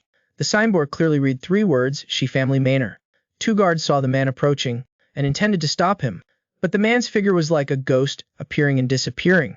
Only the man's 2 hands were revealed from his sleeves, and one of them was slowly fingering a string of prayer beads, along with a strange chant. The eyes of the 2 guards suddenly turned blood red. The man did not look back, and said softly, as if in a dream, "Let's go together." The 2 guards, as if their will had been taken away, were stiff in their defenses, and without hesitation, followed the man together into the mansion. The man only lightly fingered the prayer beads, and chanted a spell, and the 2 guards were already hypnotized. They obeyed his commands. The middle-aged man led the 2 people, strolling leisurely through the manor. Other guards who saw this scene were extremely shocked. Some people tried to shout to wake up their 2 companions, but the 2 guards' eyes were still blood red, deaf to their calls. At this moment, the middle-aged man suddenly ordered in a deep voice, "Kill them all." As soon as he finished speaking, 2 guards roared like beasts, then drew their swords and rushed straight towards their companions, charging into the slaughter. Along with the middle-aged man constantly chanting incantations, countless guards lost their minds, slaughtering each other. The courtyard was instantly like a sure hell. In everyone's eyes, nothing else remained, only kill. At this moment, the manor owner rushed in madly. This was the man who appeared in episode 44, the one who plotted to eliminate Yang Yang. The middle-aged man turned his head and glanced at him, with a look of contempt in his eyes. The other party was no different from an ant struggling in vain. Shi Zhuangzhu charged into the middle of the courtyard, punching a subordinate in the face. The man immediately screamed miserably, his body flying backwards. Then with a thud, he fell to the ground. Shi Zhuangzhu was both shocked and furious, and shouted loudly, "What exactly did you do?" The middle-aged man smiled slightly and said coldly, "Nothing in this world happens without a reason." Shi Zhuangzhu looked blank, not understanding what the other party was talking about.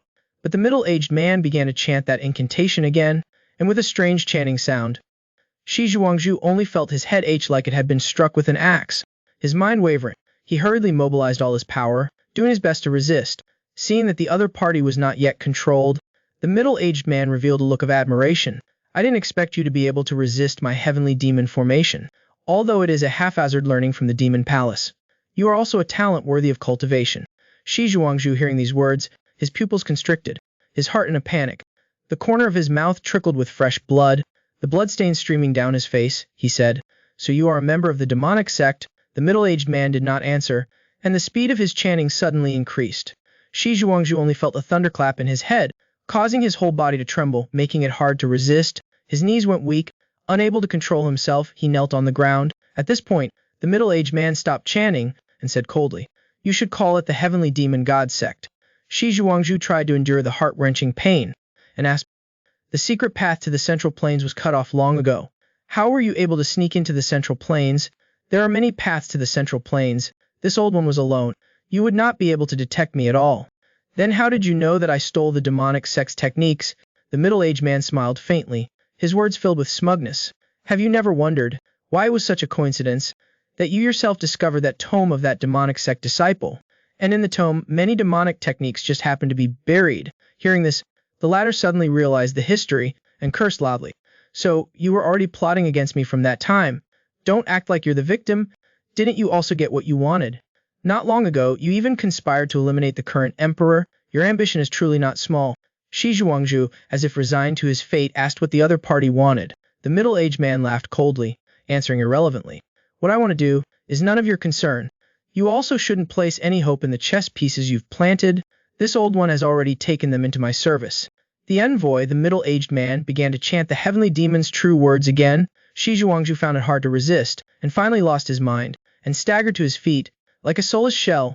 Following the middle-aged man step by step, obeying his commands, the guardian envoy curled the corners of his mouth and muttered to himself, "Now only the Four Seas Trading Company remains." And on the other side, inside the Chimo sect, the sound of fighting never stopped. Chixin, wielding the Chi-Ban axe, rushed, as if entering an empty space. A group of Chimo sect disciples were like weeds in his eyes. In an instant, several people had been cut down by this Luling Wang. Shen Yunfei smiled slightly, his voice carrying a mocking tone. "Bandleader, your martial arts are too crude. How about this old man give you some pointers?" Chai Tixin snorted coldly and retorted, "You old wreck, you should worry about yourself." At this moment, dozens more people rushed forward to encircle and kill them. This Luling Wang was not afraid at all. Instead, he showed excitement. "Kid, do you have a feud with the Chimo sect master? Is that right?" Lu Yun nodded slightly, saying that the other party had repeatedly tried to block and kill him. Chixin bared his teeth, slightly, and said coldly, "I'll clear the path for you. You just go and kill that damn sect master." After speaking this, Luling Wang shouted loudly and suddenly rushed forward. In an instant, like a tiger entering a flock of sheep, the killing crowd scattered like falling leaves. Juan Foyang, who took it as his personal mission to kill members of evil sects, was very pleased with the night raid on the Chimo sect. With each move he made, he would definitely take a life. Zhang Zheng, feeling guilty about indirectly causing the old man's death, felt very guilty. This sword-wielding Taoist lord hated the Chimo sect to the bone. His moves were no less ruthless than those of the mad sword lord. Speaking of Liu Yun, he ran wildly, rushing straight towards the backyard. A moment later, Bai Yunqi also swayed and quickly followed. This heavenly emperor godlord said, although Liu Yun alone was enough, but he had one thing he needed to confirm. The two figures dashed away like two streaks of light. They quickly passed through layers of walls and courtyards, and lightly arrived at the back garden, only to find the back garden was quiet without a sound. But there were faint currents of internal force quietly spreading.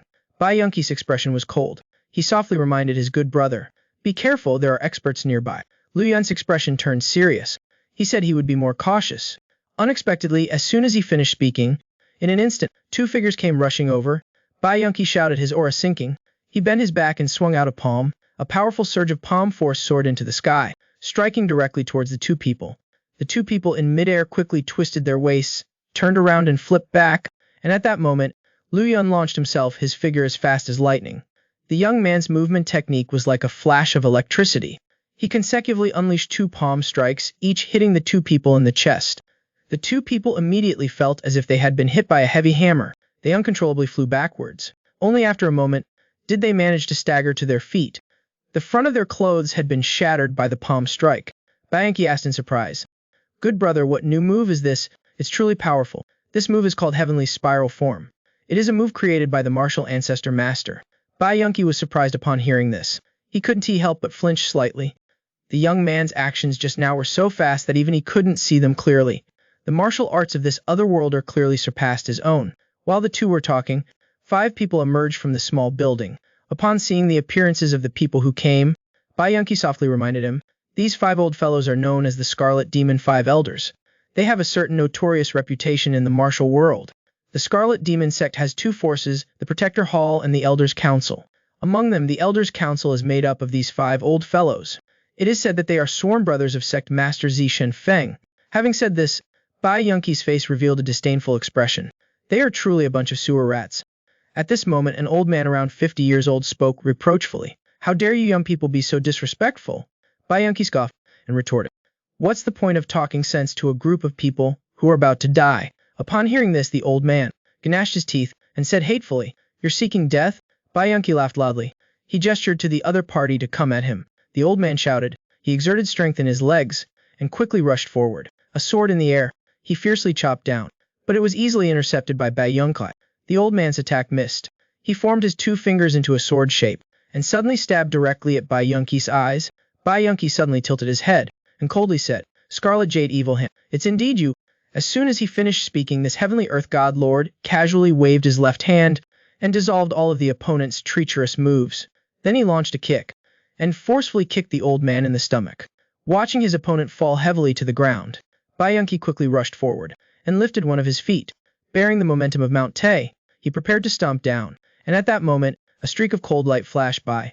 Bai Yunqi had no choice but to step on the tip of the sword and fly backwards. The silver-haired old man was also forced to retreat by this kick. This great elder stood in front of Wu Dai. "Daisy Wei, how many times have I told you? Control your temper."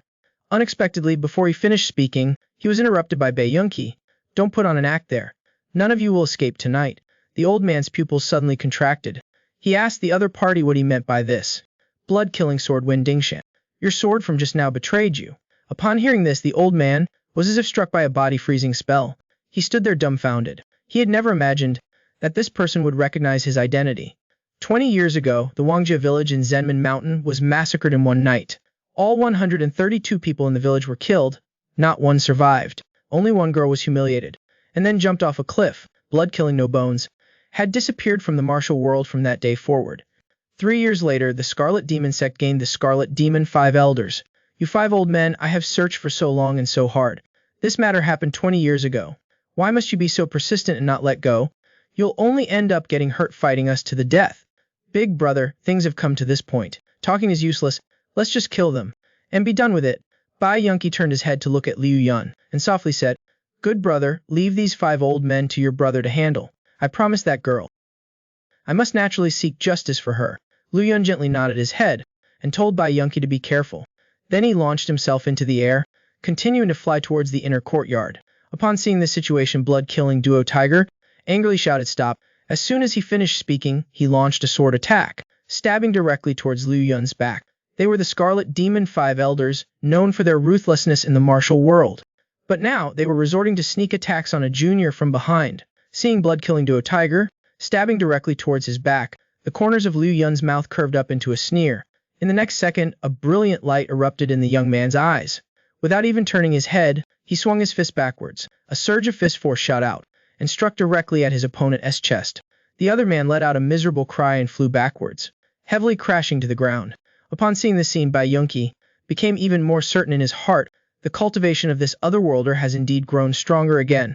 Since Liu Yun used the 1,000-year-old Wu to temper his body, the young man's martial arts have indeed progressed day by day, rapidly improving. Plus, after the trip to Qinghai, facing the siege of countless people in the demonic sect, Liu Yun's actual combat experience has reached a new level. In the inner courtyard, there was another person who witnessed the scene just now. This person was the great protector of the law enforcement hall of Qi Mo Men, Blood Spirit Devil Hand. At this time, cold sweat was dripping from the forehead of this great protector. Although he had heard many rumors about the young hero of Wudang, but seeing it with his own eyes tonight still made him feel extremely shocked. This person's cultivation is high, unparalleled, rarely seen in his entire life. When Liu Yun lightly glided into the courtyard and stood firmly in place, Blood Spirit Devil Hand laughed bitterly, his tone full of emotion. Indeed, a hero emerges in youth. Tonight, I fear that Chi Mo Men will disappear from the martial world. As soon as he finished speaking, a figure stepped out, shouting loudly, "Impudence as the great protector of the law enforcement hall. How can you waver in your resolve like this?" Hearing this, Liu Yun immediately understood in his heart. The one who came must be the Chi Mo Men sect master. Xia Shanfeng, with a ferocious expression, opened his mouth. "You dare to come here on your own? You truly are tired of living." Liu Yun didn't say a word, silently observed the other party for a moment. Just judging from the aura that Xi Shanfeng was emitting, his strength was far inferior to Liu Wenqin among the 10 lords. The young man's calm gaze made Xi Shanfeng extremely angry. This Chi Mo Men sect master shouted angrily, and drew his sword from its sheath, seeing the other party's sword drawing action. Liu Yun was even more certain in his heart. This person's strength was probably not even as good as Kuang Jian.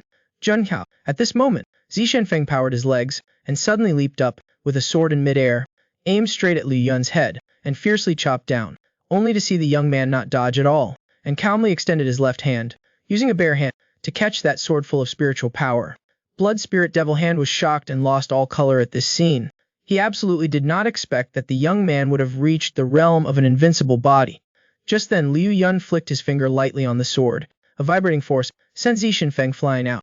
This Chi Mo Men sect master retreated several steps in a row, before barely stabilizing his body, then roared, and suddenly charged forward, thrusting his sword unexpectedly. Liu Yun did not retreat. Instead, he advanced to meet the opponent's sword point. When Xi Shanfeng's long sword broke through the air, the young man's left knee flew up, lightly touching the hilt of the opponent's sword, causing the sword's momentum to lose its focus. The sword changed direction and stabbed elsewhere. This Chi Mo Men sect master's pupils shrank into disbelief.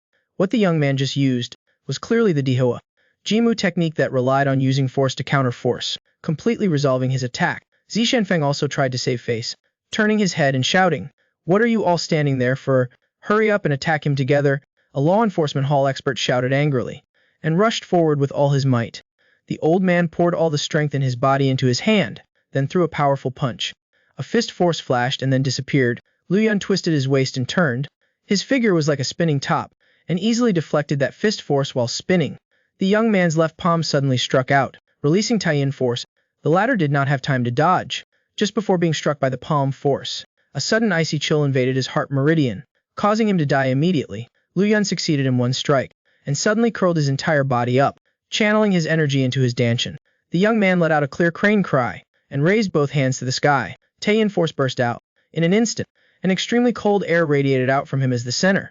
The 3 protectors didn't even have time to react, and were frozen into stone statues. After finishing all this, Liu Yun powered his legs, and stomped heavily on the ground. The young man's figure shot out like an arrow, and in the blink of an eye he killed 2 more protectors. At this time, Liu Yun was like a god of slaughter descending to the world. His figure flickered, and in a short while he had killed 8 protectors in a row. Blood Spirit Devil Hand was already so frightened that he was stunned. The other experts from the law enforcement hall did not dare to step forward. Suddenly Liu Yun stopped his actions, and looked towards Xi Shanfeng. This sect master was now like a bird startled by a bow, and retreated continuously. The young man's expression was calm, but his words were full of coldness. "Your subordinates are already 7 or 8 dead. As the sect master, are you just going to stand there and watch?" Xi Shanfeng's lips moved slightly, wanting to speak out in protest, but he hesitated for a long time, and couldn't utter a single word. The 2 hands of this Chi Mo Men sect master holding the sword were constantly trembling. Even though he tried his best to suppress it, it was no use. The so-called fear to the extreme. Suddenly Xi Shanfeng let out a loud roar, pouring all the power in his body into the sword. This Chi Mo Men sect master charged forward suddenly like a whirlwind. The long sword in his hand was aimed directly at the young man, and chopped down powerfully from above, only to see Liu Yun's right hand suddenly reach out, and flicked his finger lightly. A force of finger energy shot out, and struck the sword's tip. Xi Shanfeng was immediately shocked and staggered back, and at this moment, a protector seized the opportunity, and stabbed the long sword in his hand towards the young man's chest. But Liu Yun only lightly hit the sword hilt with his palm. The long sword immediately changed direction, and stabbed towards another protector. The latter did not have time to defend, and was stabbed through the heart with the sword. He cried out miserably, and fell backwards, losing all vitality.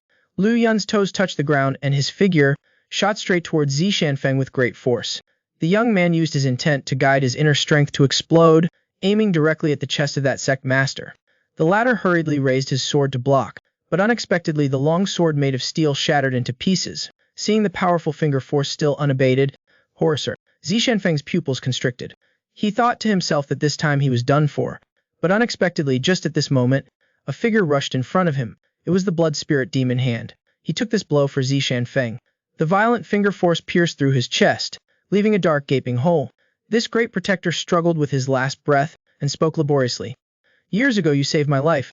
Now I will repay that life with my own. Sectmaster. The blood spirit demon hand collapsed to the ground as soon as he finished speaking. The two people in the arena both stood there silently for a moment. Without a word, after a moment, Zishanfeng let out a horrific, chilling laugh. Then this scarlet demon sect master looked at Liu Yun and said mournfully, "Behind my study, there is a secret chamber. Go inside and take a look. You might have a surprising discovery." This scarlet demon sect master held his broken sword in his hand. His words were full of resentment. "Whether it's you, or those sinister eunuchs, sooner or later you will all come down here and keep me company." Sectmaster. Zishanfeng suddenly stabbed the half of the broken sword into his throat. This once powerful scarlet demon sect master died just like that. Liu Yun gazed at the opponent's corpse, not moving for a long time. The young man sighed with emotion, feeling somewhat worried in his heart. He didn't understand the meaning behind the opponent's last words. And just at this moment, the people of the Scarlet Iron Gang also arrived. Bai Yongqi said that the Scarlet Demon 5 elders had all been eliminated. Shen Yunfei stated frankly that the remaining disciples in the sect were also mostly dead or injured. Chidaixin was a hot-tempered person. He asked if things here were done, and if they should retreat. Liu Yun then told everyone what Zishanfeng had said at the end. He said that there was a secret chamber behind his study, and told us to go there and search carefully. Shen Yunfei was an experienced person in the martial world. He stated directly that the other party might have set a trap there. Liu Yun smiled slightly. He didn't care. "We don't have to go in through the main door." After a moment, along with a punch suddenly unleashed by the young man, the 1-foot-thick brick wall exploded. Liu Yun and the others carefully entered the secret chamber. After carefully observing for a while, they did not discover any traps. Everyone was relieved at this point, and began to search for clues around them. A moment later, Bai Yongkai held a book and gave it to Liu Yun. "Good brother, see if this is it." The young man flipped through 2 pages, and became absent-minded. Everyone saw this, and immediately gathered around, until they had read all the content inside. Everyone was in disbelief. After a moment, Shen Yunfei slowly spoke. "Why is he mixed up with these people?" Liu Yun's eyebrows furrowed. He didn't say anything for a long time. Meanwhile, at another location, inside the Heavenly Mystery Pavilion in Anking Branch, a young man in panic shouted as he ran towards the main hall where the branch head was. Zongkang was angry. "What is the matter that makes you so flustered?" The young man said, "I just received an important piece of information." But unexpectedly, before I could report it, Zongkang immediately blurted out, "You mean the intelligence regarding the Scarlet Demon sect?" The young man scratched his head in embarrassment, and asked how the other party knew. "I am the pavilion master of the dignified Anking branch. My intelligence is naturally more sensitive than yours. It's just that the information I received is a bit sketchy. Do you have detailed intelligence?" The young man immediately recounted the detailed intelligence. When he learned that Liu Yun and his 6 companions had broken through the Scarlet Demon sect without anyone getting injured, even Zongkang, who was experienced and knowledgeable, couldn't help but feel extremely surprised. The subordinate stated frankly that the Scarlet Demon sect was one of the 4 evil heavens, not a small sect, yet 6 people from a small sect destroyed the opponent in one night, and without a single injury. It seemed completely unreasonable, no matter how you looked at it. Zongkang thought for a while, and said slowly, "It has long been rumored that the martial arts of Taoist priest King Feng are comparable to the 10 lords, plus the 3 of the 6 god lords have already left, and also Luling Wang, one of the 10 lords, plus Wen Lifi. It's understandable that destroying the Scarlet Demon sect is as easy as flipping a hand." The young man, upon hearing this, hurriedly asked, "So what should we do now? Now that the Scarlet Demon sect has been destroyed, the 4 evil heavens will definitely not let it go." Zongkang nodded slightly, affirming the young man's guess. The 4 evil heavens have always been of one mind. This time they are afraid they have stirred up a hornet's nest. Just at this moment, a chuckle came from outside the door. "You do have some knowledge, but you are a bit timid." Zongkang turned his head and looked, and unconsciously broke into a cold sweat. He had absolutely no idea when the opponent had arrived here. This was the Heavenly Mystery Pavilion, known as the best intelligence gathering place under heaven. The security within the pavilion was even stricter than in the Imperial Palace. Yet today someone was able to slip in silently and unnoticed. Seeing this situation, Zongkang's expression changed, and asked who the person was. The person had a calm expression and spoke slowly. Please do not panic. I have no ill intentions. Hearing this, Zongkang felt slightly relieved. The person in front of him had unfathomable cultivation. If he was an enemy, then he was, I'm afraid his life is in danger. King Song went straight to the point, saying that he came here only to inquire about his junior brother's whereabouts. Zongkang, upon hearing this, was initially startled. Then he noticed the other party's Taoist robe, and immediately reacted. Your junior brother, could he be Taoist Master Qinfeng of Wudang? Just now this one wasn't intentionally eavesdropping. It's just that it seems I heard he's currently at Chai Mumen. Is that correct?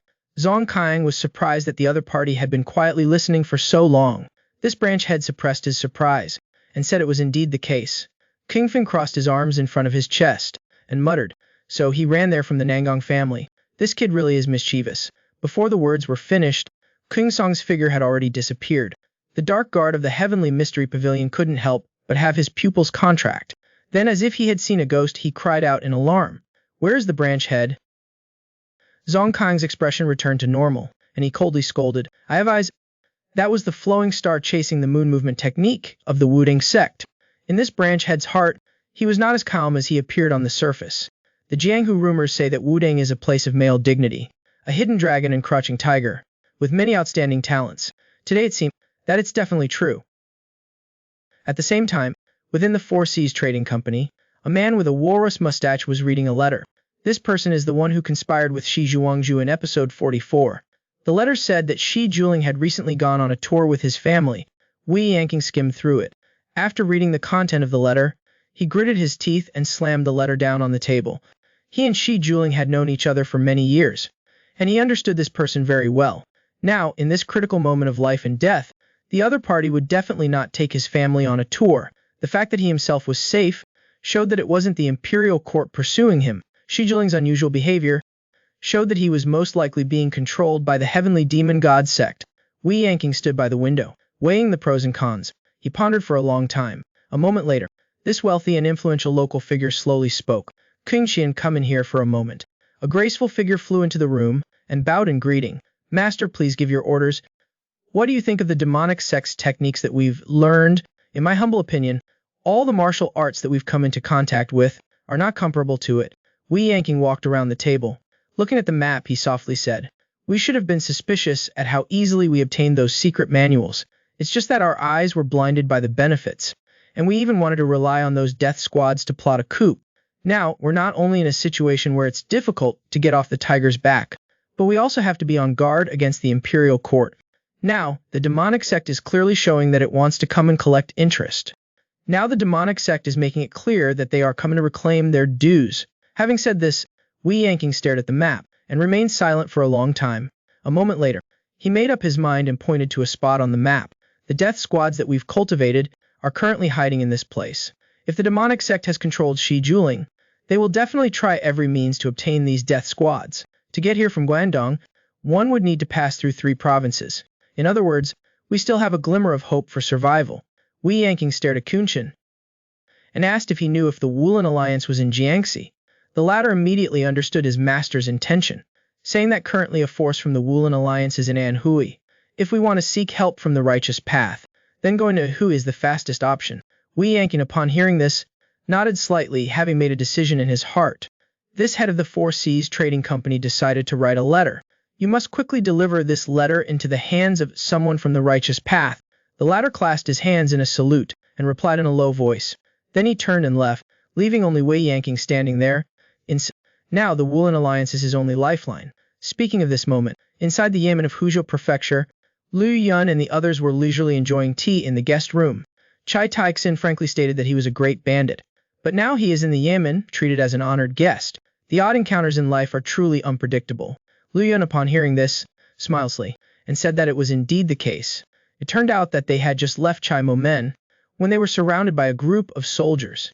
The leader, calling himself a Kuiguan under the command of the capital commander, scolded them for daring to publicly commit violence and putting no one in their eyes. Upon witnessing this scene, he immediately felt a headache.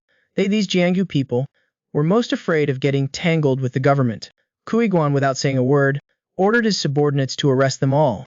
They in turn, Chaixin, upon hearing this, let out a thunderous crane cry. Who dares to step forward?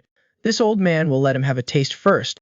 Seeing that the opponent was wearing a red scarf on his head with an imposing aura, a group of soldiers were as frightened as if they had seen a fierce tiger, and retreated one after another. The Kuiguan was even more frightened by the yell and was trembling. He actually couldn't control himself and wet his pants. He wet his pants in front of everyone. Zhuang said, the opponent came so quickly, and even mobilized a large number of soldiers. It's really hard to understand. Shen Yunfei, the experienced one, immediately stepped in to explain. It's clear that they had already received news. Chai Mo Men must have given this Kaiguan a lot of benefits in the past. Otherwise, he wouldn't be so flustered and rushed over here in such a hurry. As soon as the words were spoken, this Kuiguan immediately became furious. What are you standing there for? Aren't you going to arrest these Jianyu thugs? Chiaixin glared in anger and was about to rush into fight. Zongjing also sternly shouted loudly. Speaking of the martial world, naturally the martial world will settle it. At this time Liu Yun stopped everyone and slowly stepped forward. The young man took out the Honglong Imperial Edict from his chest and said coldly, do you know this thing? The official saw the gold plaque in Liu Yun's hand. His expression suddenly changed, and his knees immediately buckled. He fell to the ground and shouted loudly, long live the emperor. The other soldiers saw this, and they all knelt down and saluted in unison. This series of actions caused Zhongzheng's eyes to widen into dismay. That Mr. Shi, upon seeing this, asked. Jinhai spoke up and asked, brother, could it be that you are the illegitimate son of the current emperor? Liu Yun reluctantly put away the gold plate and sighed. I didn't expect that this thing would be so easy to use. In the guest room, Liu Yun suddenly regained his senses and gently sipped a mouthful of tea. Shen Yunfei pondered for a long while and still softly reminded, the court is not like the martial world. People's hearts are treacherous. You must be on your guard. The young man frowned and nodded slightly, but he still had absolutely no clue. Think about it carefully again. Which eunuch have you offended? Otherwise, he has no reason to go through the Red Demon sect to eliminate you. So that's how it is. The ledger from last night had recorded all the matters in the palace. After the incident at Yunyang Prefecture, Zai Shanfeng had already developed the intention to withdraw. But there was an eunuch in the palace who ordered him to definitely eliminate Liu Yun. The young man put down his teacup and hesitantly spoke out his guess. I really have never offended anyone, but that time when I entered the palace, there really was a person who looked very unpleasant. Shen Yunfei hurriedly asked who the person was. It was an eunuch named Xiao. I thought about it over and over, and only came into contact with this one eunuch. Having said this, Liu Yun's face revealed a look of shame. Perhaps it's because my cultivation is not enough. At that time I felt animosity towards him as soon as I met him. Unexpectedly, Shen Yunfei actually retorted, that's not right. This proves that your cultivation has already reached a certain level. The senior once said that when the true heart manifests, then you can have a heart-to-heart connection. Knowing through enlightenment. This old man sees that. You should be on guard against that eunuch Xiao. Having said this Wanli Fiki couldn't help but sigh in admiration. The young man before him was not even of the age of his weak crown, yet he had already reached the state of knowing through enlightenment. Suddenly, Shen Yunfei regained his senses and looked around, and discovered that Chai Taixin and the others had long since disappeared. Just at this moment, a sound of metal clashing came from afar. Liu Yun and the two of them followed the sound to the training ground of the Yamen, and saw Zhongzheng and Duan Fuyang fighting fiercely in the middle of the field. I knew these two were not to be trifled with. Before I could even take notice, they had already started fighting. Liu Yun said, although the two are fighting, they do not have any killing intent. It's just a normal competition. Shen Yunfei observed carefully. His face was full of astonishment. He discovered that the 1,000-mile mad sword giant actually had a faint smile on his face at this time. Brother Duan is also a pitiful person. I have never seen him smile before. Bai Yunqi looked at the two people in the field and spoke up to explain. These two are both true swordsmen. It seems that they are discussing the Tao with their swords. They have come to an agreement. Late at night, Liu Yun was just preparing to rest when he was informed that someone had come to see the young man. He arrived at the main gate and saw a man standing straight. Liu Yun frowned slightly. He sensed from the other person a familiar aura. The true Kai emanating from the person in front of him was exactly the same as the bandits who had robbed and killed Zhou Qianji back then. Thinking of this, Liu Yun and Dai Bushen asked what the other party had come for. Kun Shin said straightforwardly that he had come to deliver a letter on behalf of his master. Having said this, he took out a letter from Wei Yan King from his chest and gave it to the other party. After Liu Yun finished reading it, he asked sternly, I have never had any dealings with the Four Seas Trading Company before. Judging from your aura, we are enemies. I wonder what is the meaning of regret for the rest of your life in the letter. I am only responsible for delivering the letter to my master. As for whether the letter speaks the truth or not, the Taoist master will know when he goes. Having said this, Kunshan's expression became solemn, and he said word by word, "The Taoist master must also know of the heavenly demon god sect, right?" As soon as these words were spoken, Liu Yun's whole body trembled, his pupils suddenly contracted. The man ate a full 20 bowls of rice in one go, but he still felt his stomach grumbling with hunger, and wanted to eat another bowl. Hua Yunji immediately served him another bowl. But unexpectedly, just as she held the bowl, preparing to eat, the food in the bowl had already been swept clean in the blink of an eye. Hua Yunji gently reminded him while serving the rice, "Too much is not good. Senior brother should still restrain yourself a bit." Shikong said, "I have been in seclusion for 10 days without eating anything. Now that there is delicious food in front of me, of course I must eat my fill." Hua Yunji looked at him in slight surprise. "Senior brother is a practitioner of the Tao, so why are you so fixated on eating and drinking? When hungry you must eat. When tired you must sleep. When there is kindness, it must be repaid. When there is hatred, it must be avenged. That is the natural law of the Tao." Tenaciously striving to let go of attachments. Isn't that another form of attachment? After hearing this, Hua Yunji was silent for a long while without saying anything. He always felt that something was not right, but he couldn't refute it. Soon after, Kung Song lightly brought over a bowl again, continuing to speak. "During that whole week, I could only endure hunger, and use pills to maintain my strength, cultivating in seclusion in that mountain cave, barely able to turn around. Looking back now, I still think I was unbelievably stupid. Next time I go into seclusion, I definitely have to bring some dried meat with me." Before he had finished all the food in his bowl, and asked for another bowl. "Back when I was at Wudang, it was always my junior brother Qing Feng who served me rice." Hu Yunji was helpless, and had no choice but to serve him another bowl. In the young woman's words, there was a hint of complaint.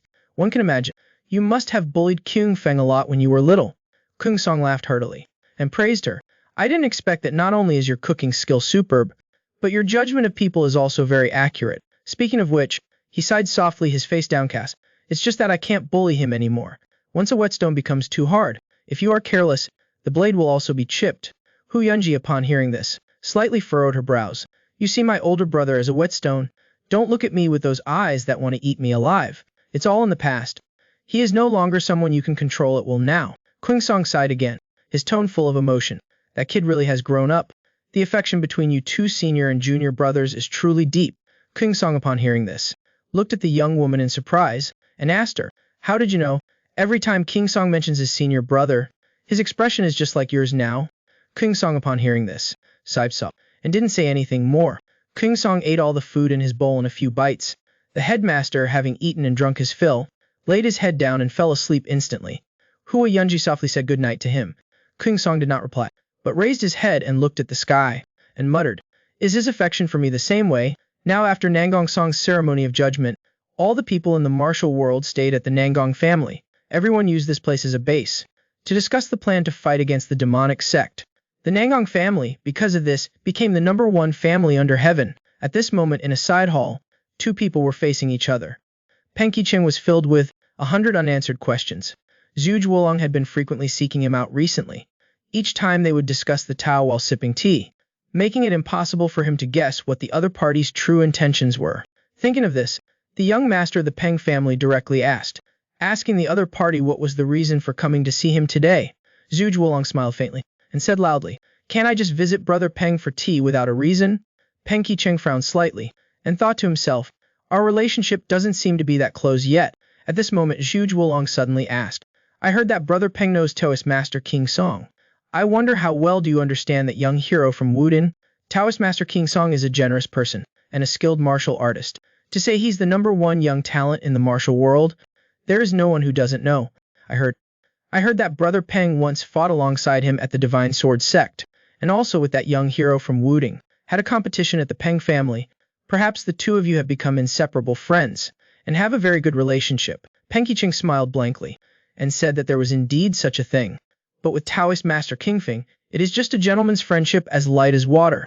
This young master of the Peng family may appear naive on the outside, but he was secretly on guard in his heart. Then he looked at Dai Sheni and said in a deep voice, "It seems that young Master Zhuge is very concerned about me, Peng. Even these things you know so well." Zhu Wudang smiled, and didn't hide anything. "Brother Peng has learned the Peng family's heavenly yang saber, which has been lost for a long time. Tell me, is there anyone who wouldn't be concerned about it?" At this time, a series of light footsteps could be heard approaching from afar. Both of them could tell that it was Tai Xiaoxi's footsteps. Zhu Wudang immediately changed his tone. "Today I came here, Actually, because I'm worried about Brother Peng. Peng Qicheng, upon hearing this, frowned tightly, waiting to see what the other party would say next, but unexpectedly, Zhuge Wolong's next words caused his expression to change suddenly. I've seen Brother Peng always hovering around Senior Tay. Peng Qicheng nervously looked towards the door. He had never expected that the other party would change the subject to Tai Huayu. The mighty martial god lord originally had a feud with the Nangong family. The martial world all knows about it. The Nangong family is very powerful now. If Brother Peng has a close relationship with Senior Tay, I'm afraid it will be unfavorable to you, elder brother. As soon as he said these words, Peng Qicheng slammed the table and stood up, angrily speaking nonstop. But at this moment, Taxioxy had also arrived at the door. The young woman saw Peng Qicheng's expression, and couldn't help but be slightly startled. She saw this young master of the Peng family was imposing, and coldly said, "Take care, no need to see you out." Zhuge Wolong slowly stood up. "My intention is that I have no ill will. If there is anything that's not right, I hope Brother Peng can understand." Having finished speaking, the young master of the Zhuge family then left. Taxioxy watched the other party's back gradually disappear, her face thoughtful. This was the first time she had seen Peng Qicheng become so agitated. Thinking of this, the young woman softly asked what had happened. Peng Qicheng gave an embarrassed smile, and said gently, "Just a few words of arguing, it's nothing." Having said that, he rarely left Taxioxy behind, using the excuse of going outside to get some fresh air, and headed outside alone. The young woman watched him stride away in confusion, and then pouted, angrily complaining, "I'm giving you a chance, but you can't even do anything useful." Speaking of Liu Yun, everyone followed Kunshin and traveled north overnight. The young man had already explained everything to everyone. Shin Yunfei had things to do, so he went back to the capital city. Chai Taixin returned to the mountain stronghold to arrange matters. Losing two people who always bickered, the team immediately became cold. Just as Bei Yunqi was complaining about how boring the journey was, Kunshin suddenly said in a low voice, "Everyone, we've arrived." Liu Yun looked up, and couldn't help but be slightly startled. The manor in front of them was huge in size, second only to the Nangong family. Everyone immediately followed Kunshin into the manor, heading towards the backyard. After walking for a while, they encountered many family servants and maids. Bai Yunqi slightly frowned, and sent a secret voice transmission. "Good brother, didn't you say they were related to the demonic sect? Why are there only people who don't know martial arts here?" Liu Yun also noticed this abnormality. His expression became solemn. This Four Seas trading company is indeed unpredictable. Everyone arrived at a main hall. Kunshin bowed and said, reporting to the master, "The guests have arrived." Wei Yanqing pushed the door open and stepped out, and said loudly, "You've come from far away. You must be tired. I am Wei Yanqing from the Four Seas Trading Company." Liu Yun and the others returned the greeting, and stated their identities. Wei Yanqing hurriedly invited everyone into the house to talk. Everyone sat around the table. Wei Yanqing personally brewed tea to serve them. The rich merchant had a puzzled expression, and asked, "Why don't I see King Luolin and Great Hero Shen, the two seniors? They had some business to attend to, so they couldn't come together." Wei Yanqing sighed softly, with a look of regret. "It's a pity to have lost two masters. It's such a shame." Liu Yun took a sip of tea, and spoke. "It seems you have encountered some difficult matters." Wei Yanqing did not hide anything. "The reason I invited you all here is that I have something I need help with." Thinking that Taoist King Feng must have many doubts, to show my sincerity, today will say everything I know. Liu Yun nodded slightly, said straightforwardly, and then asked the first question. "May I ask if you are a member of the demonic sect?" Wei Yanqing slowly shook his head, and explained, "I am not a member of the demonic sect. As everyone knows, the heavenly demon sect worships the heavenly demon, so the disciples in the sect cannot be disrespectful to the heavenly demon." Having said this, to prove that he was not wrong, he cursed out the heavenly demons and ancestors for 18 generations. "Then, was the killing of the scholar Yang Yang arranged by you?" Wei Yanqing said, "That matter was done by Shi Juling. The assassination attempt on the crown prince Chu Tianji before was arranged by me. Shi Juling and I jointly trained a group of death warriors. But in fact, we are not the only ones who can control them. Actually, we were also schemed against by the heavenly demon sect. They commanded those death warriors to do many things in the dark." Hearing this, Liu Yun couldn't help but show a look of surprise. "You mean the demonic sect can also control your people?" Wei Yanqing's expression was solemn. He slowly, "They tempted us to cultivate demonic arts, and then used secret methods to control us." At this moment, Bai Yunqi suddenly widened his eyes, and his pupils contracted. This heavenly emperor god lord slightly tilted his head, and said coldly, "It seems there is some commotion outside." Everyone heard this, and all focused their attention on listening. Sure enough, they heard screams of misery from afar. Zhang Zheng's voice was full of excitement. "It seems we've arrived at the right time." Liu Yun suddenly stood up, and exclaimed in alarm that something was wrong. This manor is full of ordinary people who don't know martial arts." Zongjing immediately reacted, and his expression became serious. A few figures flashed and rushed out of the room, leaving Wei Yanqing behind, with a faint smile on his face. The man with ordinary martial arts was actually revered by the demonic sect as a protector envoy just because he possessed a secret mantra that could captivate people's souls. Whenever he flicked the prayer beads and chanted a bizarre incantation, even the most powerful experts would suffer splitting headaches, making it hard to bear, and then they would have to bow down in submission and be at his beck and call. Now he had led dozens of people to the Four Seas Trading Company, originally planning to take the death warriors who practiced demonic arts here for his own use, but he discovered that this place was full of ordinary laborers who did not know martial arts. The corners of Chen Huanliu's mouth began to tremble slightly with anger. He had traveled thousands of miles to send a group of death warriors here, unaware of the amount of effort he had spent, only to do something useless. A cruel glint flashed in this protector envoy's eyes, and then he ordered the controlled death warriors in a deep voice. Spare none. The death warriors roared like beasts, and then began a bloody massacre against everyone in the manor. The entire Four Seas Trading Company was instantly transformed into a hell of Shura. The laborers screamed and ran around in a panic, trying to save their lives. But how could these ordinary people escape the pursuit of the death warriors? Seeing the opponent's sword thrusting fiercely towards him, the laborer was terrified to the extreme, and despaired in his heart. But unexpectedly, at that moment, a bang rang out in the courtyard, only to see the death warrior kicked hard in the chest. It was Liu Yun who arrived in time, kicking him down to the ground. The young man borrowed the counterforce and shot out like a cannonball, only to see the laborer who had just escaped death, his mouth wide open in shock, wondering if he had met a deity descending to the mortal world today. Speaking of Liu Yun, he charged back and forth among the crowd, constantly dodging several people. The young man frowned tightly. His heart was constantly uneasy. He realized that these thugs were mentally abnormal. They were clearly being controlled by someone using a secret technique.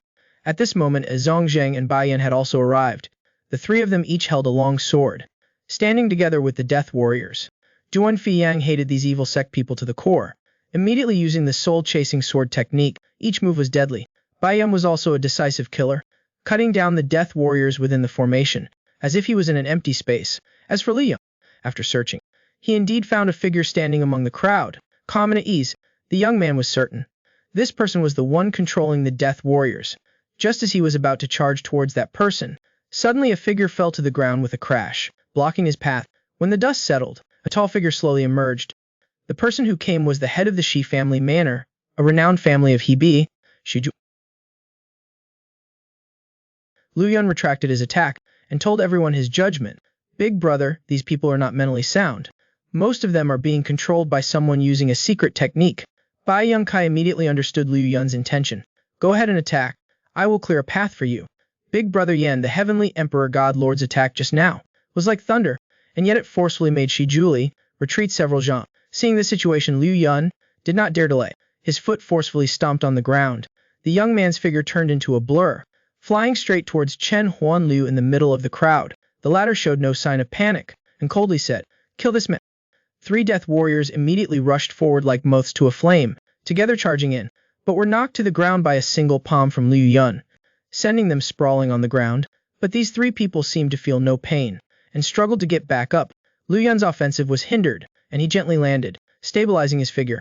The young man's brows furrowed more tightly. These death warriors obviously could no longer be called human. Thinking of this, Liu Yun channeled yin and yang energies into his palms. The young man no longer held back, and struck out fiercely with a palm. In an instant, a powerful palm force spread out, like a hurricane sweeping away fallen leaves, killing all three people on the spot. Chen Huanliu, seeing this, his eyes turned cold, and he recited an incantation in an instant. In an instant, powerful mental energy pierced his body. The next second, it coalesced into a monster that seemed to be of substance. That was his famous technique, the ghost spirit demonic serpent. The eyes of the envoy of the guardian sect were filled with malice. Once his ghost howl invaded, even if the body was of steel and iron, it would turn into a puddle of pus and blood. Liu Yun remained expressionless, and placed his hands in front of him. Yin and yang energies intertwined, coalescing into the power of Tai Chi. The young man's palm was as light as air, and slowly pushed out. A gentle palm force shattered the python inch by inch. That palm force was like a river flowing eastwards, continuous and unstoppable. The momentum was endless, forcing Chen Huanliu to retreat several steps. The envoy of the guardian sect's expression suddenly changed, and exclaimed in shock, "Tayampam, are you a person from the Wudang sect?" Liu Yun did not answer. His figure erupted once more, Rushing forward, a fist fiercely landed on Chen Huanliu's chest. The latter hastily raised his hand to block, but was sent flying backwards. The envoy of the Guardian sect no longer had the same composure as before. The strength of the young man before him was too powerful, not inferior to the 18 demon kings. Chen Huanliu immediately retracted his disdain. His figure moved like a ghost, then tried to increase the distance, but only to see Liu Yun was like a shadow, pressing close in an instant. Chen Huanliu could not help but change his expression upon seeing this. He was not good at close combat. Therefore, the nether soul mysterious steps he used on demon gods were successful 100 times. But little did he know that Liu Yun had been personally taught by Wu Zhen. The speed of the heavenly net movement was so fast. How could he possibly compare? Liu Yun arrived in an instant. A palm fiercely landed on his chest. Chen Huanli, in a hurry, could only raise his palm to defend. The next second, a sound of bones cracking was heard. The arm of the envoy of the Guardian sect was broken by a palm. Chen Huanliu borrowed the force to fly backward, increasing the distance between himself and the young man. The envoy of the Guardian sect roared in anger. His eyes turned bloodshot. If you push me too far, I will fight you to the death. In succession, the mental energy throughout his body suddenly erupted, spewing outward. In an instant, the area within a dozen zhang was shrouded in ghostly aura. Liu Yun, seeing this scene, was a bit surprised. Such eerie, since stepping foot into the Jianyu, he had seen it for the first time. Suddenly, a beautiful figure slowly appeared amidst the ghostly wails. Mother Sushi stepped lightly, walking in front of the mirror, her expression pained. Liu Yun's pupils suddenly contracted. His expression was one of disbelief, but he saw Sushi's cold expression. Her words filled with resentment. A child like you, I should not have given birth to you. Back on the other side, Bai Yongkai and Shi Juli were engaged in fierce combat. Zhang Zheng and the two watched the two people in the battle, admiring them. Duan Fiyang said directly. He did not respect Bai Yunqi before, but looking at it now, for the other to be called the defender of the 6 divine lords, it was truly well deserved. Zhang Zheng said.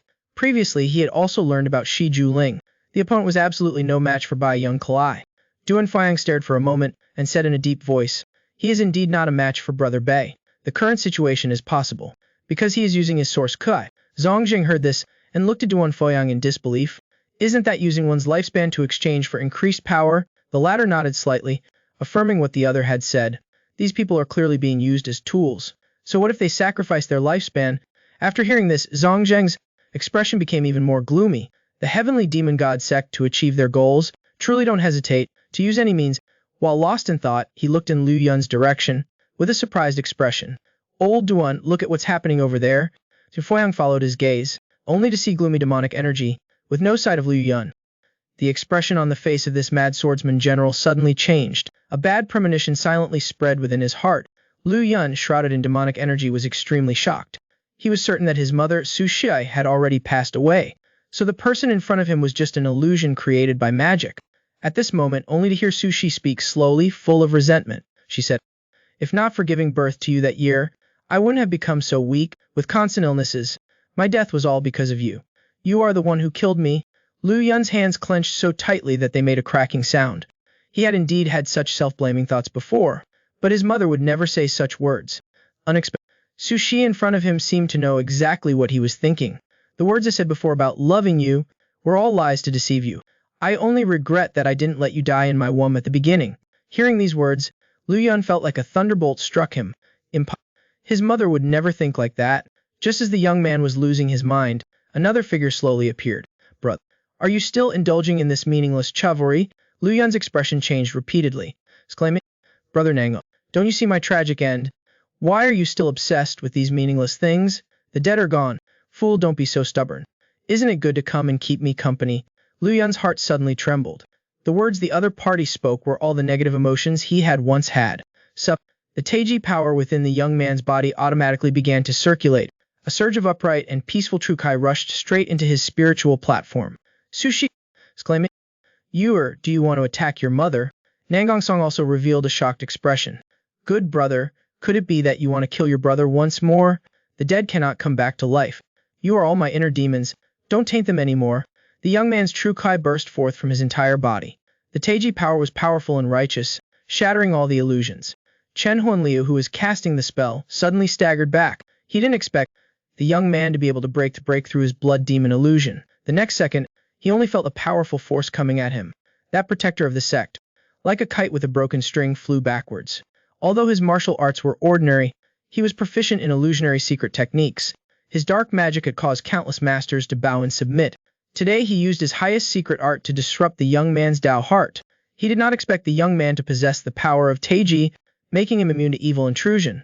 Not only was the blood demon illusion he was so proud of shattered by the young man, but he himself was also sent flying several zhang. Falling to the ground, Chen Huanliu struggled for a while, but could not stand up again. The prayer beads he had used for cultivation for many years were scattered everywhere. As the prayer beads shattered, Shi Juling also stopped moving, like a statue standing still in place. The demonic energy surrounding Liu Yun, like wary birds returning to their nests, all burrowed into the prayer beads scattered on the ground. Liu Yun saw this scene, and couldn't help but understand. It turned out that these prayer beads were the key for the opponent to cast his spells. Thinking this, the young man stomped his foot heavily on the prayer beads. The force was extremely strong. Even the solid blue bricks cracked into pieces. The prayer beads, made of an unknown material, shattered into pieces. Shi Juling seemed to be heavily injured, letting out a miserable scream, and then his body went limp, about to fall to the ground. Bai Yonkai's figure flashed, quickly catching him. The manor owner had regained his senses at this moment, lying in Bai Yuai's arms, gasping for breath. His voice was as small as the buzzing of a mosquito. I don't regret everything I've done, I only regret. Before he could finish, Shi Juling closed his eyes, his breath fading away. At this moment, Wei Yanqing also rushed over from the back courtyard. This wealthy merchant slowly stepped forward, his voice deep. What did he say in the end? The manor owner said he didn't regret everything he had done. Looking at his dead friend, Wei Yanqing felt a pang of sadness in his heart. He always had that kind of personality. Once he set out on a path, he would never turn back. Having said that, he turned his head to look at Liu Yun, and asked in a low voice, "Is he the one behind all of this?" The young man nodded slightly, affirming what the other had said. "May I ask if the young hero intends to spare his life?" Liu Yun said that he indeed had a few questions he wanted to ask the other party, but unexpectedly Chen Huanli's attitude was extremely resolute. He stated bluntly that he would not utter a single word. Wei Yanqing picked up a long sword, and asked coldly, "You must be from the heavenly demon god sect, right?" Chen Huanli's expression was cold, and he remained silent. Seeing this situation, this wealthy merchant nodded lightly. It seems that even torture would be useless. Having said that, he turned his head to look at Liu Yun, seeking the other's opinion. The young man's expression was indifferent. He nodded without revealing any trace. Wei Yanking's hand holding the sword couldn't help but tighten. Then he swung his sword and rushed forward, preparing to kill Chen Huanliu on the spot. Not only was this guardian envoy not afraid, but he even revealed a profound and unpredictable smile. The next second, the prayer beads hidden in his hand emitted a dazzling light. Chen Huanliu gnashed his teeth and said hatefully, "Kill the person behind you." But immediately after, his eyes widened. His face was incredulous. He saw that Wei Yanqing did not react at all, and spoke coldly. "Your evil arts have no effect on me. If I am not mistaken, your secret method can only control those who cultivate demonic arts. Although cultivating those demonic arts will greatly increase one's strength, but once your life is gone, what uses strength? No merchant in the world does a losing business, let alone me." Hearing these words, Chen Huanli's expression changed rapidly. He cried out in horror, So you have abandoned your own martial arts." Wei Yanqing raised the sword with both hands, and spoke. "Between two evils, choose the lesser. I can still clearly calculate this point." Having said that, this wealthy merchant did not hesitate, and slashed down with his sword. Chen Huanli's head was immediately separated from his body. His soul returned to the underworld. After finishing everything, Wei Yanqing turned his head to look at Liu Yun. "Do you have anything else you want to ask?" "Everything I need to know, I already know. I have no other doubts."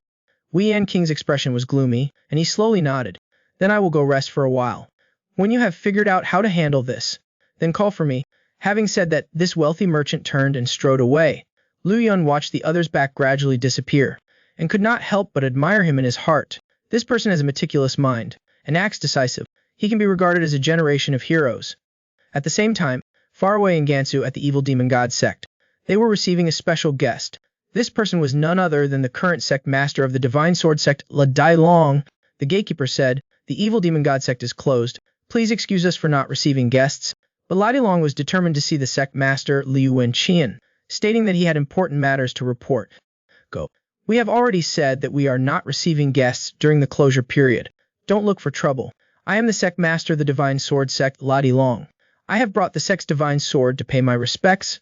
Please pass on a message for me." As soon as he spoke these words, the gatekeeper could hardly believe his ears. "Could you say that again? Please inform the evil karma demon lord. La Dai Long of the divine sword sect has brought the sect's divine sword to pay his respects." The gatekeeper hurried to the main hall, taking 3 steps in 2 to report. Liu Wenqin frowned, not understanding what was going on, but still ordered his subordinates to bring Lada Long in. This evil karma demon lord had many thoughts in his heart, but no matter how he thought about it, he could not guess the other party's purpose. Not long after, steady footsteps approached from afar. Lada Long slowly entered the main hall, and stood upright. When he saw the sect master of the divine sword sect, with a sharp sword aura around him, Liu Wenqin slightly frowned, and asked in a deep voice, "It seems you have already grasped the great absolute divine sword art." Senior's sharp eyes, under the guidance of real person Song Cheng, "I have indeed achieved some success. Back then I wanted to obtain it, I went crazy. But in the end, I made a wedding dress for you. Tell me today, what is the reason for you coming here?" Lada Long presented the sect's divine sword with both hands, and bowed saying, "I am willing to offer this sword to the sect master." Hearing these words, Liu Wenqian's pupils contracted. His face was surprised. The next second, a sharp aura suddenly arrived. This evil karma demon lord actually used his power to shoot the sword over. Liu Wenqian caressed the divine sword with affection, and slowly asked, "What do you want to obtain from me? Please, sect master, lift the closure order, and join forces with us to resist the heavenly demon general." Liu Wenqian, after hearing this, fell silent for a moment. "Do you know why I am honoring the closure promise?" Lada Long understood the other party's concerns, and spoke to explain. "The Kunlun sect has already nodded in agreement. If sect master is willing to take action against the demonic sect, then this closure agreement will end here. The heavenly demon god sect has disappeared without a trace for 60 years. Even if it returns, as long as Gansu has not completely fallen into their hands, the divine sword sect will not be affected in any way. I don't understand. Why are you willing to pay such a heavy price? Under the imperial court, how can things be perfect? If sect master is willing to take action against the demon generals, the martial arts world of Gansu will have an extra force to assist. Before the greater good, what is the so-called orthodox divine sword sect?" As soon as these words were uttered, Liu Wenqin could not help but be stunned, but immediately after, he gnashed his teeth, and said hatefully, "To talk about the greater good of the martial arts world in front of me, are you tired of living?" The entire aura of this evil karma demon lord suddenly intensified. A powerful aura suddenly erupted, and charged forward. Lada Long staggered back under this pressure, but immediately after, he was like a tenacious weed in a strong wind, and stood firmly. Liu Wenqin smiled faintly, and retracted his terrifying aura, praising in a soft voice, "You have grown up a lot." Lada Long clasped his hands in salute, and bowed. "Sect master overpraises me." Liu Wenqin softly snorted. Without saying anything more, he waved his hand and threw back the sect's divine sword. Lada Long didn't understand what the other was up to. For this old seat to fight against the demonic sect, it's not impossible, but there must be conditions. Copy the great divine sword art for this old seat, then I will naturally take action. Lada Long finally understood why the other had avoided the sword. After agreeing, he turned and left, leaving Liu Wenqin alone, lost in thought on the long chair. Perhaps after the battle with the demonic sect, the four evil heavens will have a new look. Back in the capital city, on the bustling streets, a pair of imperial guards were forcing the crowd to the sides, escorting two people who were walking hurriedly, passing through the streets. Chen Sishu coldly ordered, "Next time don't choose days like this with market days." Yang Yang respectfully obeyed, and said bluntly that the matter was too sudden. He didn't expect it either. Before long, the group had arrived at the prison of the Northern Garrison office. Dayu Yang Yang offered a letter, and respectfully reported, "Your Majesty, this is Zhu Chenji sent by Taoist priest King Feng." After reading the letter, he finally understood everything. So it turns out that the Four Seas Trading Company and Shi family manor colluded with Prince Han from the beginning, plotting a rebellion. After reading the letter, this sovereign of the 9th rank suddenly felt conflicted. The person before him deserved to have his entire clan exterminated, but this time, facing the heavenly demon god sect, he could also be considered to have made a great contribution. Zhu Qianji turned his head to look at Yang Ying, and asked in a deep voice, "Yang King, what do you think?" He single-handedly built the Four Seas Trading Company, becoming wealthy and famous throughout the world. But he secretly colluded with Jiangyu forces, plotting a rebellion. Now that he's imprisoned in the capital, a prisoner under his command, the emperor not only doesn't want to exterminate his clan, but wants to keep him alive. Hearing Zhu Chenji ask for his opinion on the matter, Yang Yang immediately understood the thoughts in this majesty's heart, and seized the opportunity. He said, "This person still has use." Zhu Chenji softly nodded, and spoke, "This Kingfing youngster is truly clever. He knows that I still need the Four Seas Trading Company." Yang Yang bowed his head, clasped his hands, and did not expose the matter. The imperial court's previous 5 northern expeditions all ended in failure. If they could take over the Four Seas Trading Company, it would be like having firewood in the cold weather. Zhu Qianji pretended to ponder for a moment, then ordered his men to remove Wei Yang King's hood. The embroidered uniform guard beside him was a bit surprised, but still obeyed and removed the hood of the wealthy merchant. Zhu Ji looked at Chen Sishu and said in a cold voice, "Years ago, you dared to send people to assassinate me. You are truly bold and reckless. Victors become kings, losers become outlaws. I have nothing more to say. Please, your majesty, decide my fate." Zhu Shenji showed a look of appreciation and softly nodded. "Release." Yang Ying heard this and hurried to advise him against it, saying that this person once had intentions of rebellion and is afraid he will pose a danger to your majesty. Zhu Shenji was very bold and said that if this person had any intention of resisting, he wouldn't be here now. The guards heard this and then untied Wei Yan King. This great merchant knelt on the ground in admiration. "Your majesty's wisdom shines like a lamp, and your courage is extraordinary. I am, whether you want to kill or cut me up, we will not have a word of complaint." Junji, upon hearing this, laughed heartily and said loudly, "If I wanted to kill you, what need would there be to tie you up? I want to give you a chance to redeem yourself. This commoner thanks your majesty for your gracious kindness. We will definitely do his utmost. Even if it means death, I will not refuse." Junji heard this and laughed loudly. His words carried praise. Indeed, just as King Feng said, "You act decisively. I'm starting to like you a little." Back at the main headquarters of the Heavenly Demon God sect, Wen Tianji was sitting alone on the roof, his mind adrift. At this moment, a figure fell from the sky and landed in front of him. When he clearly saw the face of the person, Wen Tianji was slightly surprised. "Mashen Di Shan said in a gentle voice, looking at your expression, it's as if you're shouldering the world's worries." Wen Tianji hesitated for a while and only uttered the two words, "uncle." Unexpectedly, the demon god suddenly said something that surprised everyone. "Have you fallen for a girl from some family?" Wen Tianji suddenly stood up and almost fell from the roof. "How did you know, uncle?" Di Shan looked into the distance and sighed. "Who hasn't been young?" That expression can be seen at a glance. Wen Tianji, upon hearing this, had a blank expression. He didn't expect that the uncle who valued him as his own life had also once been moved by love. Heroes have always struggled with the beauty pass. This old man is no exception. "Tell. What kind of girl has made you so infatuated?" "It's a girl I met in the Central Plains." "Love at first sight?" Wen Tianji softly nodded, confirming what the crazy demon god had said. Di Shan frowned slightly. "And then, later I found out, she's the granddaughter of the head of the Huashan sect." As soon as these words were spoken, the crazy demon god revealed a look of surprise. He finally understood why Wen Tianji had been so gloomy day and night. "Uncle, when you were young, did the heavens ever play such tricks on you?" Di Shan sighed again and spoke slowly. "The extinction demon god and the heavenly slaughter demon god have just arrived in the Central Plains, yet you give this old man such a difficult problem." After a moment, the mad dance demon god asked softly, "Can't you forget about him?" Wen Tianji's face was full of seriousness. He was speechless for a moment. Di Shan raised his head and looked at the sky and sighed. "What to do about this, sup?" The mad dance demon god's gaze narrowed slightly. He saw two pairs of eyes looking this way through the tall tower window. Di Shan's heart couldn't help but tremble slightly. He was not sure if the conversation they had just had was heard by those two, and at this time, the brows of sect leader Wen Yuge were tightly furrowed. Kung Fu Gaimo stood respectfully, not daring to say a word. After a moment, the sect leader of the demonic sect turned and left. At this point, the chief military advisor spoke up in a fluster.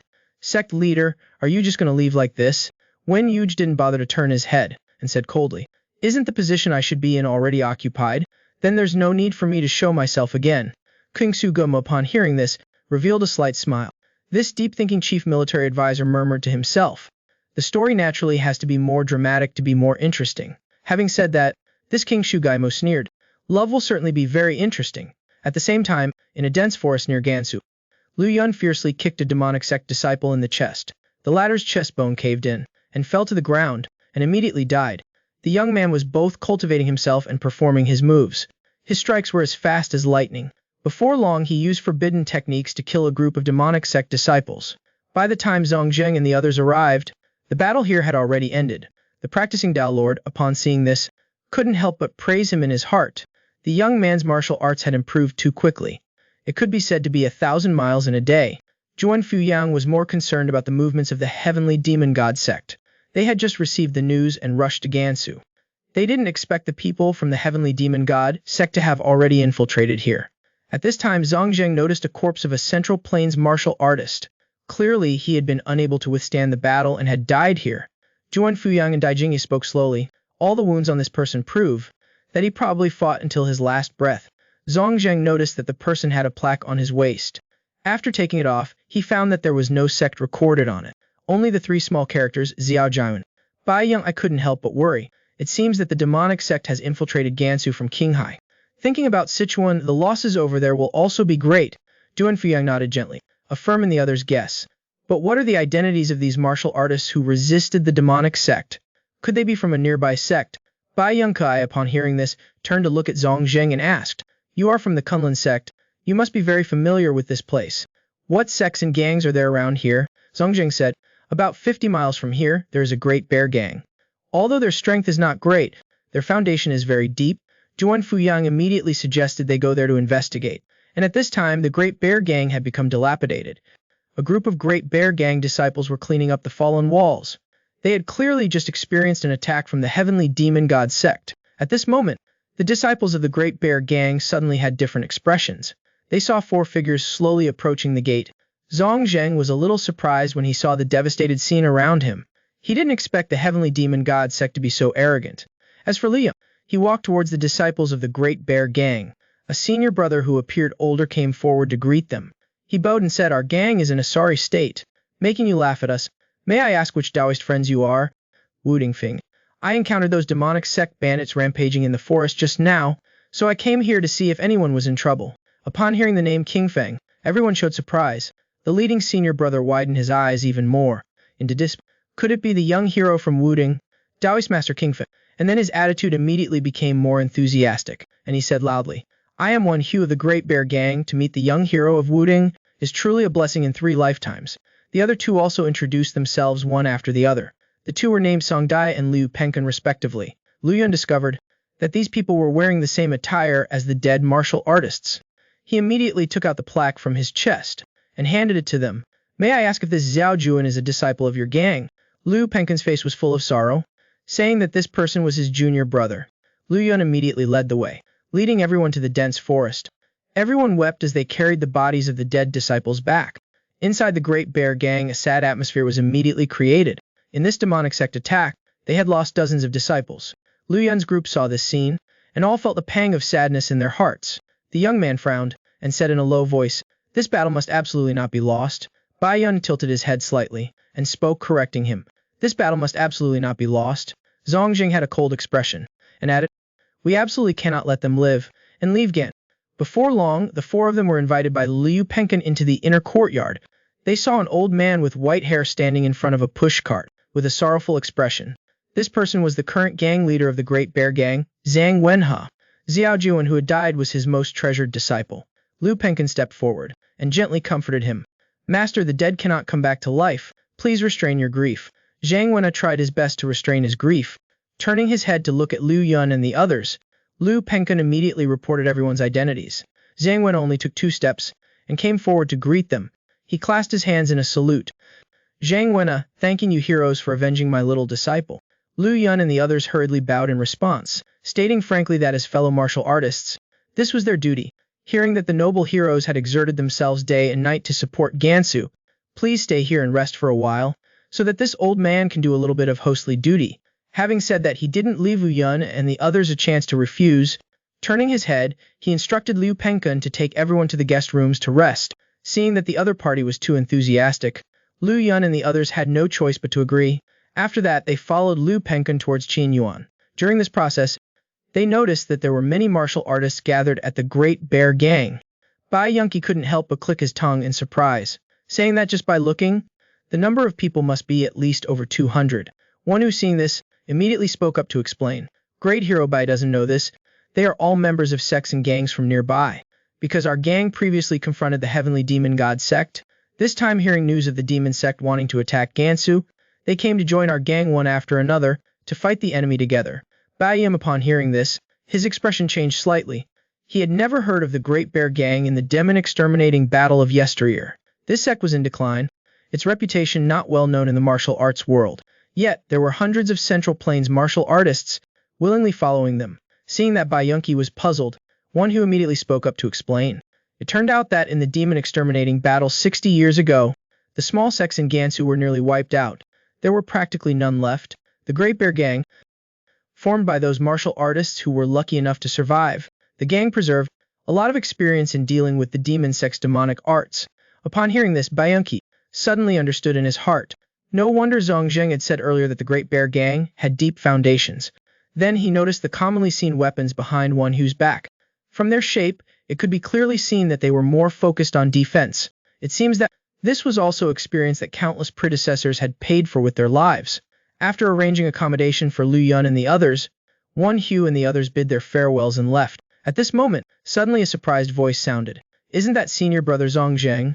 Zhang Zheng only felt that this voice sounded somewhat familiar, and quickly looked towards the source of the sound, only to see that the people who had come were two of his junior brothers from the Confronting sect. Majani raised his thumb and spoke in praise. "Senior brother's reputation has been booming in the martial arts world recently. I didn't expect to meet you here." Zhang Zheng, upon hearing this, laughed heartily, saying frankly that it was all just empty fame. Before he could catch up with his two junior brothers, Duan Fiang squeezed between the two and went directly towards the guest room. This usually cold and aloof mad sword lord actually showed a smile when facing Zhang Zheng, and gently advised him, "Take the time to rest." This action caused Zhang Zheng to be stunned on the spot.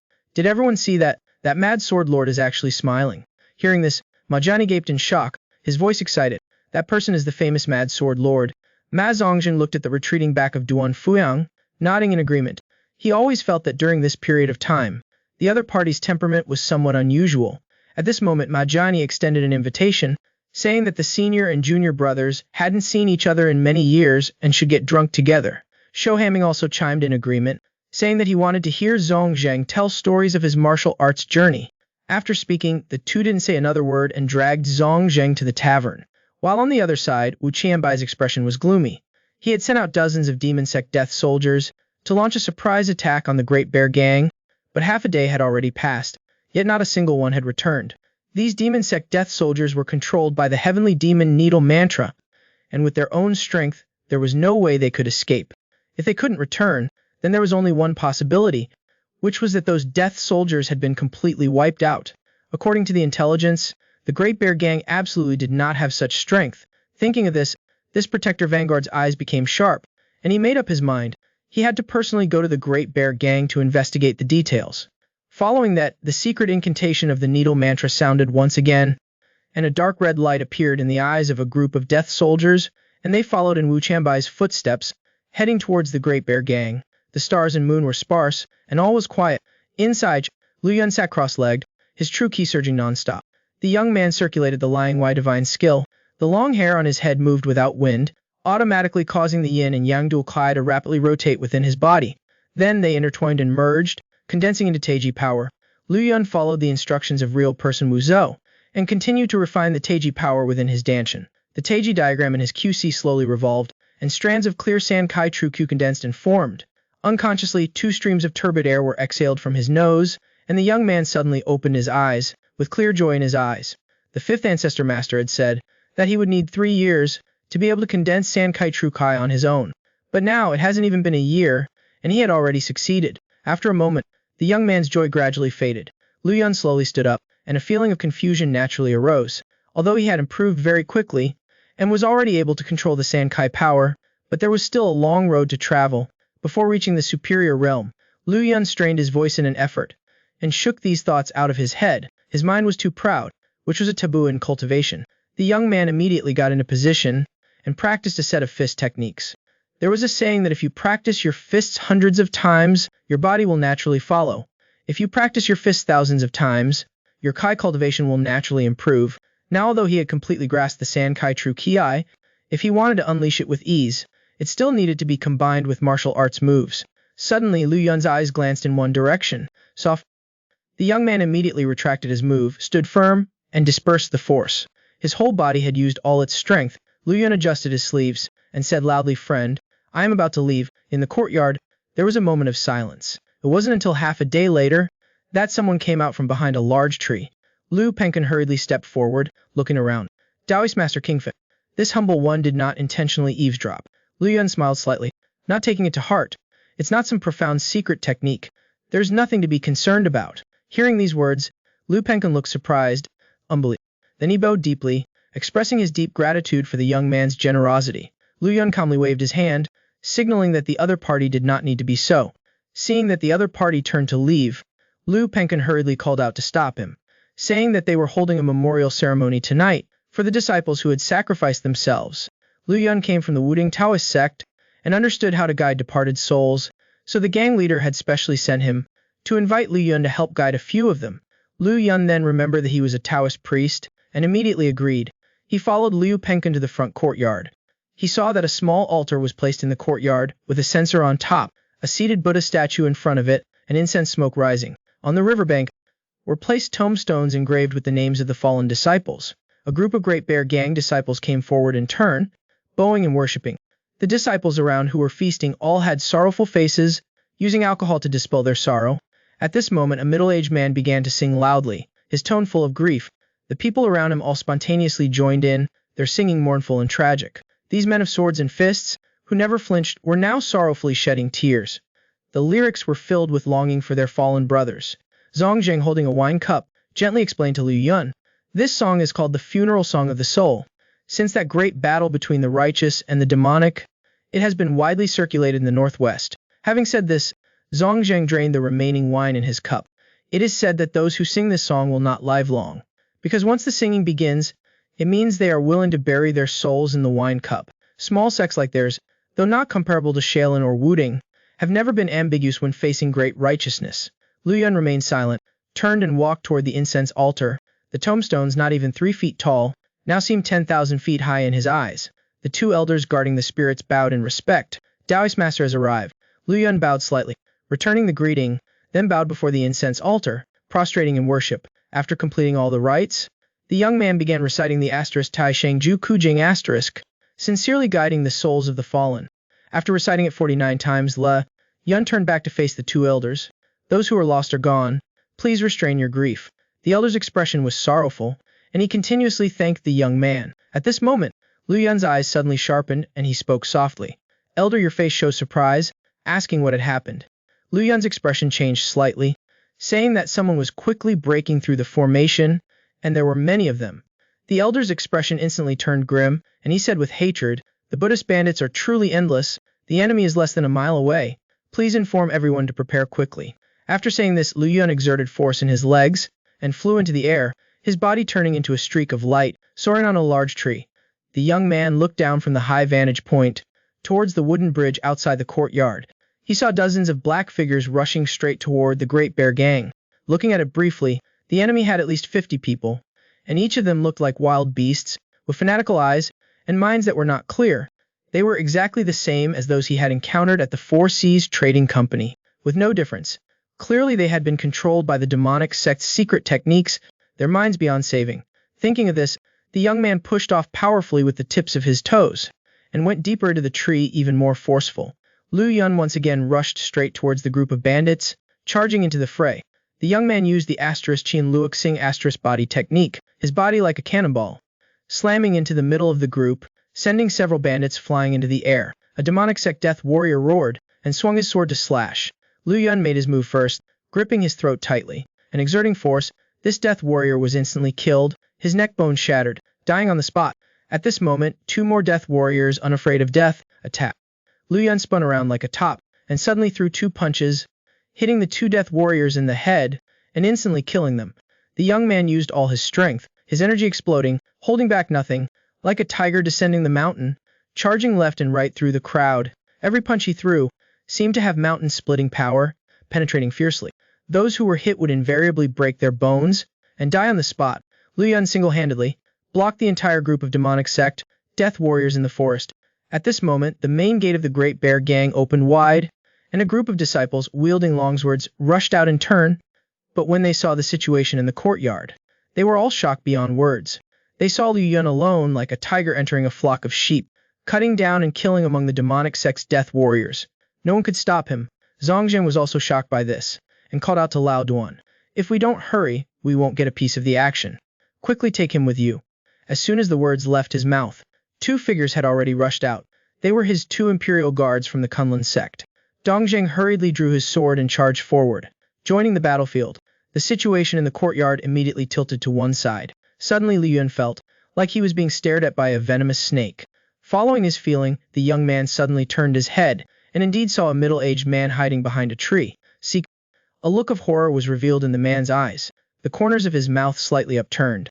Upon seeing this, Liu Yun immediately thought of Chen Huamen from before. This person most likely was the one behind the manipulation of these corpses. So at this time, the young man no longer hesitated. His body exploded, surging upward. Liu Yun transformed into a streak of afterimage. Charging straight towards that man, they saw Wu Qianbai smile slightly, without any panic. The next second, he suddenly yelled loudly, echoing in all directions. Following that, his body grotesquely swelled up. Liu Yun, seeing this scene, couldn't help but be startled. This guy has no martial ethics. He wants to self-destruct as soon as we start fighting. Even more bizarre was that, along with the man's rapidly swelling body, the demonic sect's death warriors he had brought also swelled up together. Seeing this situation, Liu Yun's expression changed. He hurriedly shouted for everyone to get away. Zhang Zheng also sensed the danger, and hurriedly reminded the young man to avoid it. Liu Yun said he already had a plan, and told Zhang Zheng to take the others away first. Zhang Zheng saw the other party's determined attitude. He didn't say much more at this time. He reached out with both hands. One hand grabbed the back of the necks of the two junior brothers beside him.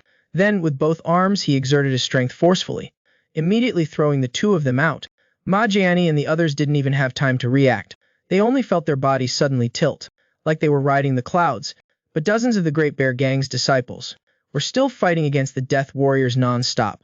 How could Zhang Zheng save everyone alone? Seeing the demonic sect's Death Warriors had swollen to their limits, Liu Yun couldn't help but worry in his heart. If it goes on like this, the Great Bear Gang will definitely suffer heavy casualties. Thinking of this, the young man shouted softly. His figure suddenly turned back. His two palms suddenly opened. His true ki surged ceaselessly. The young man flew the front of the Great Bear Gang's disciples and pushed out with both palms at once. The power of his entire body erupted outwards, and at this moment, a group of demonic sect's death warriors exploded at the same time. It was the long-lost blood explosion demon technique of the heavenly demon sect, a technique. The ferocious power wrapped around the scattering bones and flesh, but was all blocked by the wall of true Kai that Liu Yun condensed. The young man gritted his teeth. His true ki flowed like a great river flowing eastward. The majestic power coursed through his body, wrapping everyone inside. In an instant, only the sound of continuous explosions could be heard all around. The surging power was reduced by half. In a flash, corpses were sent flying. The elders of the Great Bear Gang were already sweating profusely. If Liu Yun hadn't acted, they would have all died here tonight. After a moment, the smoke and dust dissipated. The surroundings finally returned to calm. A group of the Great Bear Gang's disciples were still afraid, and thanked Liu Yun one after another. Liu Yun smiled slightly. Without being complacent, he said directly that everyone was in the Jiangyu, so they should help each other. The young man's heart was not as comfortable as his appearance suggested. Although he had blocked the Death Warrior's blood explosion demon technique, the manipulator had already taken advantage of the chaos to escape. All around here, Liu Yun's eyebrows furrowed even tighter. Releasing a tiger back to the mountains will surely bring trouble in the future. At the same time, in a deep forest 30 miles away, Wu Qianbai was running away frantically, his knees buckling, and he fell to the ground. This vanguard protector who came from the dark evil vein. His heart was trembling with fear. He had never expected that the young man he encountered tonight would be so difficult. Among the 6 major demon veins, the dark evil vein was skilled in evil arts. He and Chen Huanliu were both experts among them, and had always been extremely powerful. Thinking of this, Wu Qianbai gritted his teeth and spoke with hatred. To deal with such an expert, 50 death warriors are simply not enough. Next time he would at least bring a squad of 100 people. Unexpected. At this time, a cold voice suddenly sounded from behind him. There will be no next time. Before the words finished, a cold light suddenly appeared. Fresh blood splattered. Wu Qianbai's body trembled, wanting to raise his hand to counterattack, but his large head had already rolled onto the ground, and was stepped on lightly by a foot. His eyes were filled with confusion and unwillingness. Ladilong brushed away the blood on his long sword, and spoke out. Consider yourself lucky. Today I'll give you an easy death. Having said that, this sect master of the divine sword sect bent down and picked up the head. Wu Qianbai's lament from just now. He had heard it all clearly, not missing a single word. The other party had controlled 50 death warriors, yet still returned in failure. To be able to stop this person's attack, he must be an expert among experts. But he had never heard of the Great Bear Gang. Having such an expert, Ladilong immediately went to the Great Bear Gang, preparing to check the situation. At the same time, at the demonic sect's headquarters, there was also another person tossing and turning, unable to sleep all night. After reading the latest intelligence sent, the Blood Ghost Demon. In the eyes of this chief military advisor, there was a sharp glint. It's King Fing again. You truly are my karmic entanglement. Yanbai the Blood Ghost Demon picked up his pen. He pondered in silence for a moment, then began to write. Soon he had finished writing a letter. The night passed without incident. The next day dawned. The disciples of the Great Bear Gang were still excitedly discussing the events of the previous night. Some said that yesterday they witnessed Taoist Master King Feng take action and were so moved they couldn't sleep all night. Another disciple said that in such a dangerous situation, having New Yun on their side made them feel very at ease. Did you hear? This morning at dawn, even the sect master of the Divine Sword sect came in person to pay a visit. It seemed he also brought a human head. It is said that it was the demonic sect master who was controlling the death squad last night. While many Great Bear Gang disciples were in fervent discussion, in the guest room, 5 figures sat around the table. The atmosphere was stifling. After a simple greeting, Bai Yunqi went straight to the point. He asked La Di Long what his purpose was for coming here. The latter spoke frankly. He originally planned to exchange intelligence with nearby sects. Unexpectedly on his way here, he encountered a demonic sect master. He found out that the Great Bear Gang had an unparalleled master guarding them, but he never expected that master was none other than Taoist Master King Feng. Having said this, La Di Long sincerely expressed his thanks. He said that if it hadn't been for Liu Yun's courageous stand, the Divine Sword sect might have been annihilated long ago. He would have had no chance to successfully attack the Divine Sword flag. Then he changed the subject to the main issue. He said frankly that the current situation in Gansu was not optimistic. Zongjing frowned. He asked where the other party got this information. The people of the demonic sect currently in the Gansu area were all small and scattered forces. In my opinion, these people are mostly vanguard troops. After listening, Zongjing immediately understood in his heart. After a preliminary assessment, it was likely that the main demonic sect forces were approaching. Therefore, we must quickly make a decision. Either have a life-and-death battle with the demonic sect here, or gather our forces, find another place, and then make a decision. Bai Yunqi asked where the other place he was talking about was. Advancing from Qinghai into the Central Plains, there are 2 directions, Gansu and Sichuan. Sichuan has many martial arts sects, with stricter defenses. Compared to Gansu, it is slightly weaker. Zongjing said that Gansu had the Kunlun sect guarding it. They also have the strength to fight the demonic sect. Then we will take the Kunlun sect as the center. Gather our force. I have visited Senior Liu. He also intends to take action against the demonic sect. Hearing the 3 words Senior Liu, Liu Yun couldn't help but be slightly startled. Zongjing immediately reacted, looking surprised. That's right, it's the one from the evil demon god sect. Although Senior Liu Wenchen didn't say it directly, I am 80% sure. The guest room was silent for a moment. After a long while, Zongjing spoke slowly. Liu Wenqian is both righteous and evil. His thoughts are unpredictable. Bringing him in will likely be difficult to control. Liu Yun asked what the situation would be if they chose the battlefield in Gansu. If we choose the battlefield here, the evil demon god sect is a force we must try to win over. Having said this, the sect master of the Divine Sword sect had a serious expression. If we can't, we can only rely on our own strength. After a while of talking, La Di Long stood up to say goodbye. Liu Yun and Bai Yunqi again sparred with each other in the courtyard. The young man suddenly rushed forward. A punch carrying the power of Mount Tai was unleashed. Bai Yunqi didn't dare to confront it, and hurriedly retreated to avoid it. This heavenly emperor god lord retreated several zhang, just enough to stabilize his figure. Then, with a surprised expression, he asked his good brother in a deep voice, as far as I know, the Wudang sect doesn't have this move. What kind of martial art is this? Liu Yun was slightly stunned by Bai Yunqi's question. After thinking for a while, he scratched his head, confused. He said that his move was just one that followed his heart, created spontaneously. Bai Yunqi laughed loudly after hearing this. He praised, well done, kid. I didn't expect that you have already reached the realm of unity between heaven and man. Having said that, this heavenly emperor god lord immediately rushed forward, and again fought with Liu Yun. Zongjing and the other one stood to the side watching, with great interest, perhaps feeling that the atmosphere was a bit awkward. This Shijian Dao Jun found an excuse to strike up a conversation. He said that the weather was quite nice today. Unexpected. Duan Fuang saw through the other's anxiety. He directly asked if the other was worried about the upcoming great battle, and felt anxious. Zongjing flew into a rage, and retorted loudly, Nonsense, I Zong am not a coward. Duan Fuang glanced at his close friend. The corners of his mouth curled up. If we follow that kid, perhaps we can successfully overcome this calamity. Zongjing pursed his lips. He didn't know whether he should rely on the protection of others or not. I'd rather die than that. At this moment, Bai Yunqi suddenly rushed up. He unleashed a series of punches. Liu Yun in response extended a finger and lightly tapped in the air. He blocked all of the opponent's dense punches. Then the young man's body moved slightly, and he turned his hand to counterattack. Bai Yunqi immediately fell into a disadvantageous position, unable to react in time.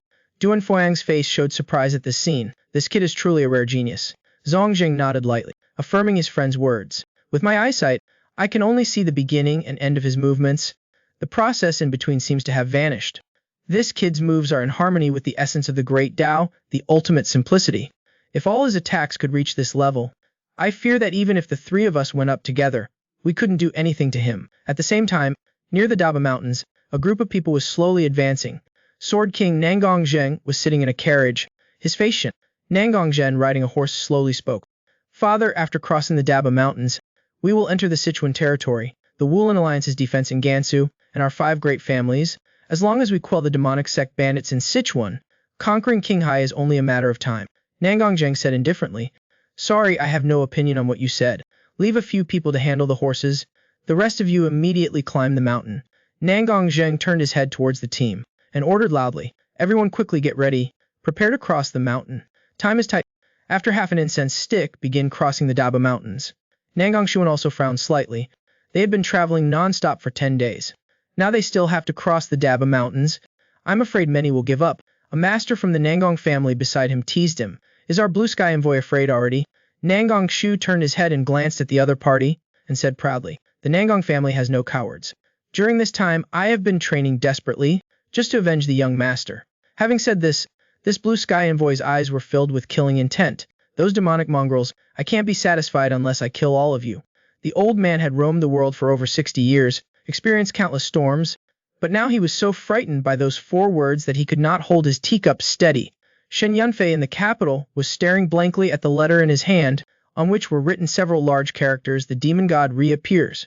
The teacup in Shen Yunfei's hand finally slipped and crashed onto the table.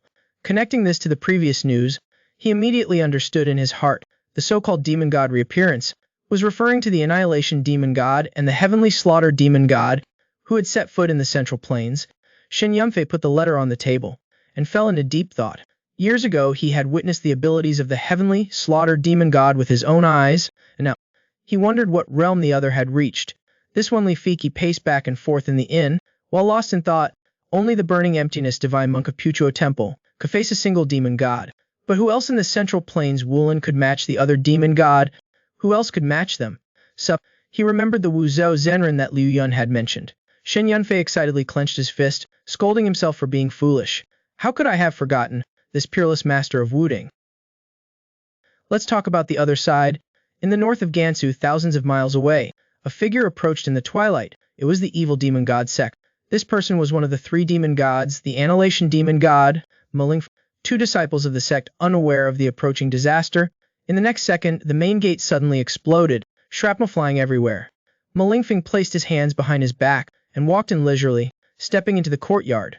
Seeing that this old man, over 50 years old, was so arrogant, the 2 disciples drew their weapons and angrily shouted, "Who dares to intrude here?" But before the words could finish, 2 cold glows flashed by. The 2 people didn't even have time to react. Before their throats were slit, 2 headless corpses fell to the ground with a thud. Malingfeng's expression was cold, and he said indifferently, "Since you are an evil sect, then act like an evil sect. Why meddle in the affairs of the orthodox sects, not knowing your limits?" This annihilation demon god suddenly pointed out a finger, and in an instant a powerful force shot out. The powerful force crashed into a small building in the courtyard. In an instant, the small building's bricks and stones flew everywhere, and half of it collapsed. Seeming to feel that he was still not satisfied, Malingfeng waved his hand and roared. A more powerful force suddenly charged forward, hitting the small building, and in an instant, all the building's bricks and tiles were shattered and exploded with a bang. This annihilation demon god placed his hands behind his back and admired his masterpiece. And at this moment, a group of people in black emerged from the smoke and dust. Seeing this scene, Malingfeng revealed a mocking smile. They barely pass as being trained.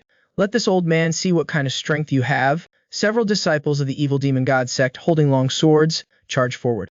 But Malingfeng only extended 2 fingers of his right hand and lightly tapped them in the air. Immediately, 2 disciples' heads were severed by a cold flash. This annihilation demon god succeeded with 1 blow, and then flipped his hand and flung it out, and another disciple was sliced in half at the waist, dying on the spot.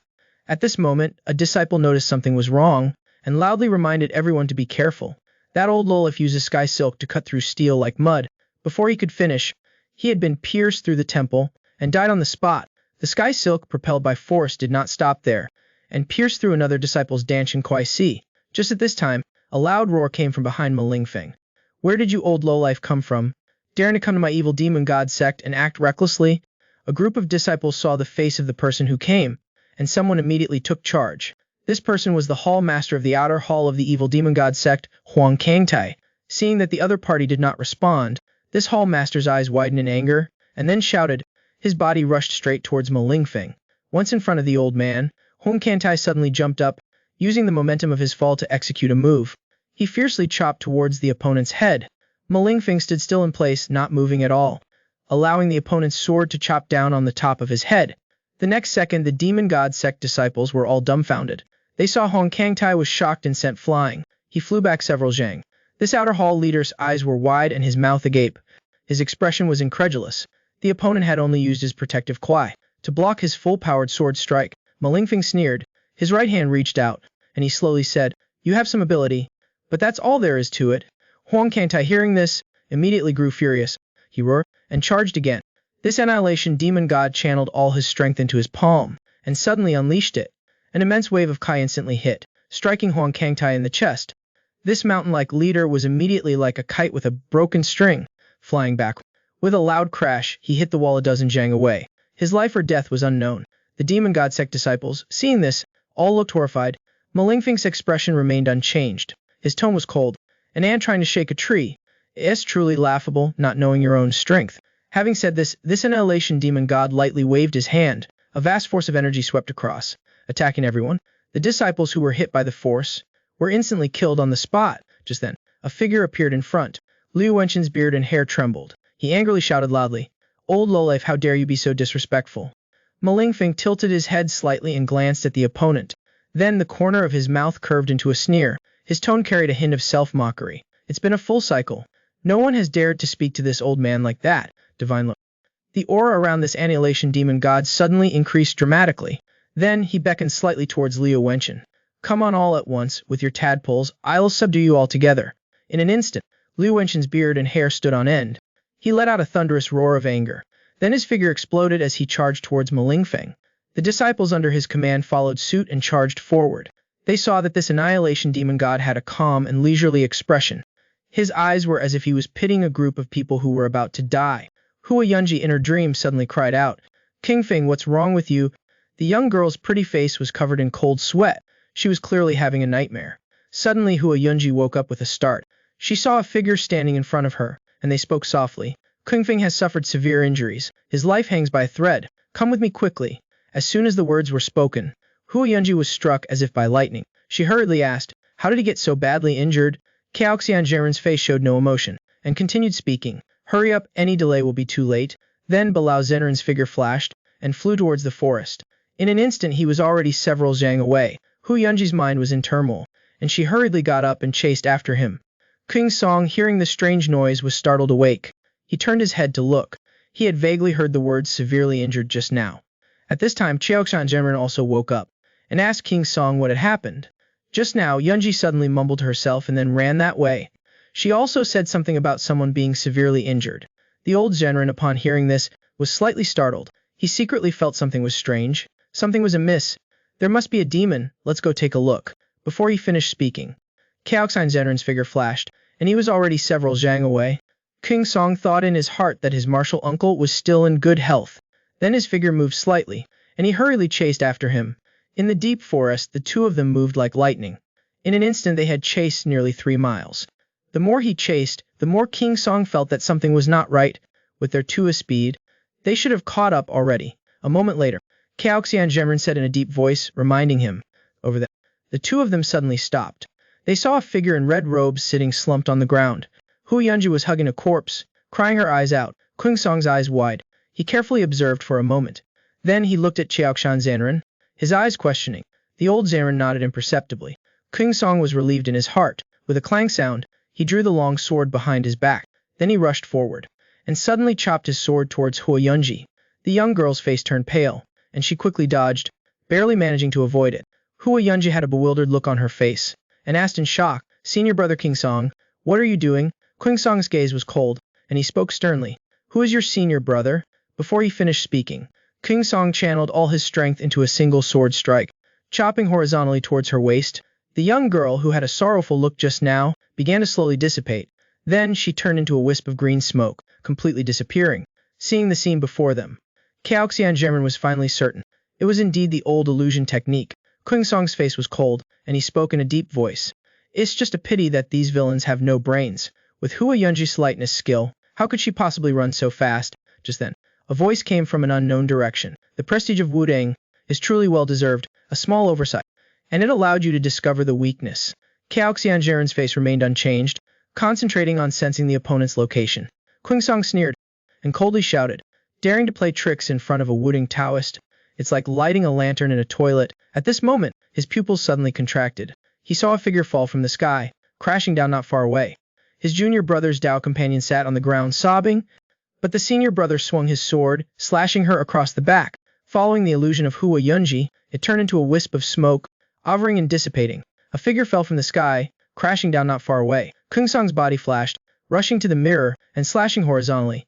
But that figure, like a ghost, suddenly disappeared, and then reappeared in front of him, slowly revealing itself, its voice hoarse, with a hint of surprise in its words.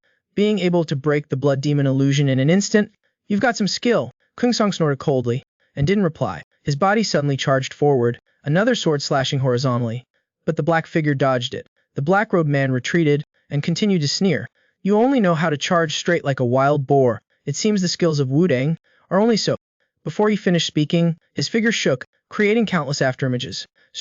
Each afterimage seemed to have 10 fingers, and after surrounding King Song, they all asked in unison, "Can you distinguish the real from the fake this time?"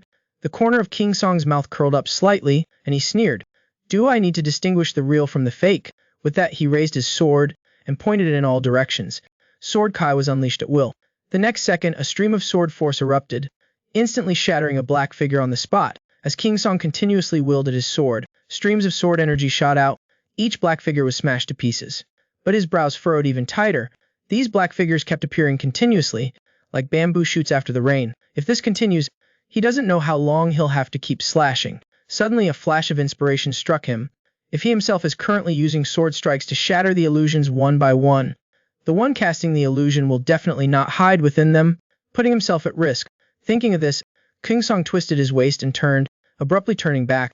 A sword quick as lightning slashed at an empty space behind him. The powerful sword energy shot out like a rocket, immediately followed by a miserable scream coming from the fog. The black-robed man was like being hit by a heavy hammer, revealing himself from the fog. The master of illusions had a look of disbelief on his face, and asked in shock, "How did you know I was there? I told you you don't have a brain. If it were me, even if I was hiding my tracks, I wouldn't hide behind my opponent." The black-robed man gritted his teeth, trying to suppress the surging blood and Kai in his body. King Song wouldn't give him another chance to use his illusions, and quickly rushed in front of him. A sword flashed across his throat. Before the latter could even let out a scream, a large head had already rolled onto the ground. After delivering the strike, King Song felt regret in his heart. He hadn't had time to get information about Yunji's whereabouts from the opponent's mouth. About Yunji's whereabouts, he and Cao Xianzheren hurriedly searched everywhere, but after searching all the nearby areas, they still couldn't find any trace of the young girl. The old Zhenren's eyebrows couldn't help but furrow into a Chuan shape. The trail disappeared here, indicating that Yunji has been captured. It seems the enemy is not just that one black-robed man. King Song, upon hearing this, gritted his teeth. Then, he stomped his foot on the ground, and his body launched into the air, his figure turning into a stream of light, rushing straight to the highest point of the forest. He still didn't give up and focused his mind, looking around. But still there was no any discovery. After a moment, he jumped to the ground and said loudly, being able to use such old illusion techniques. It must be those bastards from the heavenly demon god sect. Cao Xianzheren nodded slightly, confirming his own oversight. Then the old Zhenren and Daiyuo spoke slowly. But why did they abduct Yunji? What is their goal? King Song, filled with anger, didn't think much about this issue. Hua Yunji was abducted by the demonic sect right before his eyes. How could he face his junior brother? He threw his long sword heavily onto the ground, cursing angrily, while Cao Xianzheren sighed and remained silent. At the same time, in a dense forest 30 miles west of the Great Hero Gang, two figures stood around a headless corpse. The big man with the mustache, after careful inspection, said in a deep voice, "It's indeed Wu Qianbai's body." The big man with the goatee frowned and ordered, "Clean." This person is Nai Tong, the bloodthirsty demon king among the 18 demon kings. His subordinate immediately obeyed, and burned the headless corpse immediately. Soon after, Wu Qianbai's body was completely burned, leaving only a pile of ashes, emitting green smoke. At this moment, the bloodthirsty demon king's voice was filled with coldness, and he spoke slowly. "To be able to eliminate Wu Qianbai of the dark demon lineage, I have underestimated them a little. his subordinate replied. Although Wu Tianbai was somewhat injured, the fatal wound was due to lack of vigilance. It seems he died from a sneak attack by a master from behind. Naitong glanced at his subordinate, signaling him to finish what he wanted to say. Wu Tianbai was proficient in secret arts and had always used corpses to fight, but there are no corpses around here. Your subordinate guesses that the Great Bear Gang has killed all those dead soldiers. Wu Tianbai knew he couldn't win, so he ran here, but unexpectedly bumped into a master and was killed with one sword strike. Naitong, after listening, found it reasonable and nodded lightly. Gather the people and launch an attack when they defend the stronghold. This seat wants to see what skills the Great Bear Gang has. The next morning, the sky was already bright. Liu Yun and the four were surveying the terrain nearby. Suddenly, the young man's eyes slightly moved. Liu Yun frowned and looked into the distance. He softly reminded, "They're here." As soon as the words left his mouth, dust billowed tens of miles away. Bai Yunqi took a look, his expression cold. Is that the demonic sect's army? This crude and fierce aura must be from the demonic sect. Zongjing put his hands behind his head, saying his neck felt a bit uncomfortable, and he shouldn't go to battle today. Duanfang also rarely joked, saying his mood was not good, and he shouldn't fight either. Liu Yun ignored their joking and looked towards Bai Yunqi. Big brother, tell the people nearby to retreat first. Bai Yunqi immediately looked at the people carrying rocks and said in a deep voice, "Everyone put down your work and quickly retreat to the manor." Knowing that the demonic sect had come to cause trouble again, everyone was first a little surprised. Then without delay, they quickly retreated towards the Great Bear Gang in an orderly manner. At this time, Bai Yunqi looked at Liu Yun and told him that they would still drink tonight, so he shouldn't get too badly injured. Zongjing looked at Duan Fuyang with a serious expression and in a deep voice told him that there were many opponents with great power, so if he couldn't win, remember to run. This crazy Jan Lord immediately flew into a rage, retorting, "The fart you just let is both smelly and loud." Hearing this, Zongjing laughed, "You blockhead, you actually know how to joke." Liu Yun had a solemn expression and slowly said, "Please take care." The three of them turned their heads together to look back, and everything was understood without further words. Not long after, the demonic sect bandits had approached. Looking over, there were nearly 100 people. Zongjing bent down to pick up a stone the size of a chicken egg. This realization, the Lord became excited, and with a flick of his hand, the stone shot out like an arrow. It accurately hit the head of a demonic sect bandit. The bandit screamed miserably and fell to the ground, his life or death unknown. Zongjing, upon seeing this, laughed loudly. "Old Duan, how do you think my hidden weapon is?" This realization, Dao Lord Yanbai threw out 2 more stones, but this time, before the 2 stones could fly into the crowd, they were struck by a force and turned into powder. Zongjing looked regretful, his words full of complaint. "This rabble is quite clever." Bai Yunqi retracted a smile and said in a deep voice, "It seems that this time the ones who have come are the elite of the demonic sect. They are not ordinary." Zongjing also retracted his joking manner and asked with suspicion, "Looking over, there are still fewer people than expected." Duanfang gnashed his teeth and angrily said, "Regardless of whether there are many or few, we'll just fight them all." In the blink of an eye, the demonic sect bandits were right in front of them, drawing their weapons one by one, yelling and shouting, and rushed to kill. Liu Yun shouted and went first, charging straight in. Duan Fuyang and the other 2 drew their long swords and followed closely behind. The young man thrust out both palms at the same time, like pushing mountains and overturning seas. 2 powerful palm forces came crashing down, striking the center of the crowd with a bang, and sending several bandits flying to the ground. Duan Fuyang used the soul-chasing sword technique. Each move was vicious, and with each sword strike, a person's soul would return to the underworld. Zongjing moved along with his sword, his body like a swimming dragon. His 7-killing sword technique was light and graceful. Unstoppable. At this time, a demonic sect master shouted, 72 fingers, 1 sword, covering down, and directly attacking Liu Yun, striking from the top of his head.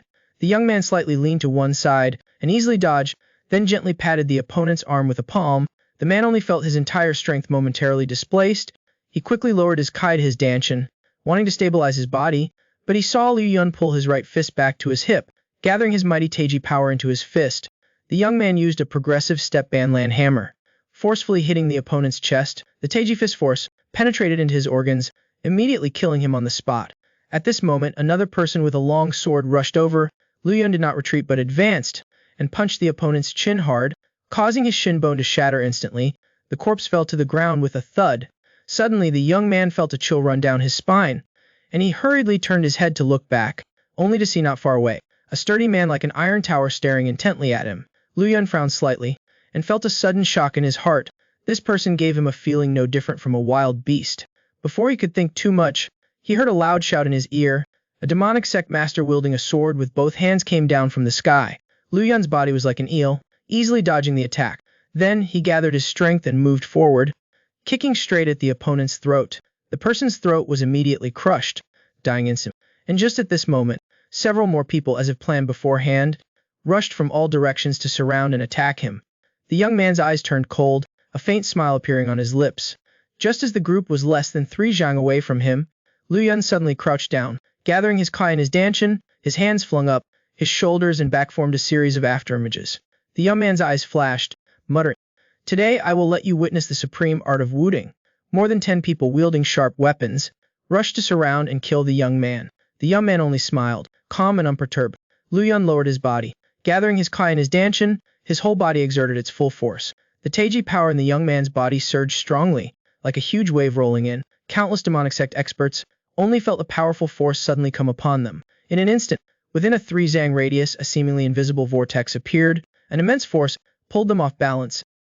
The young man recited the Taiji incantation, his intent following his will, accumulating power like drawing a bow, releasing force like a shot arrow. Suddenly, Lu Yun's hands pressed down forcefully, like an immortal descending to the mortal world. The surrounding demonic sect experts were unable to resist, and were instantly pressed to the ground by him. The demonic sect members lingering outside were shocked by this sight. They did not understand why their comrades had suddenly fallen to the ground.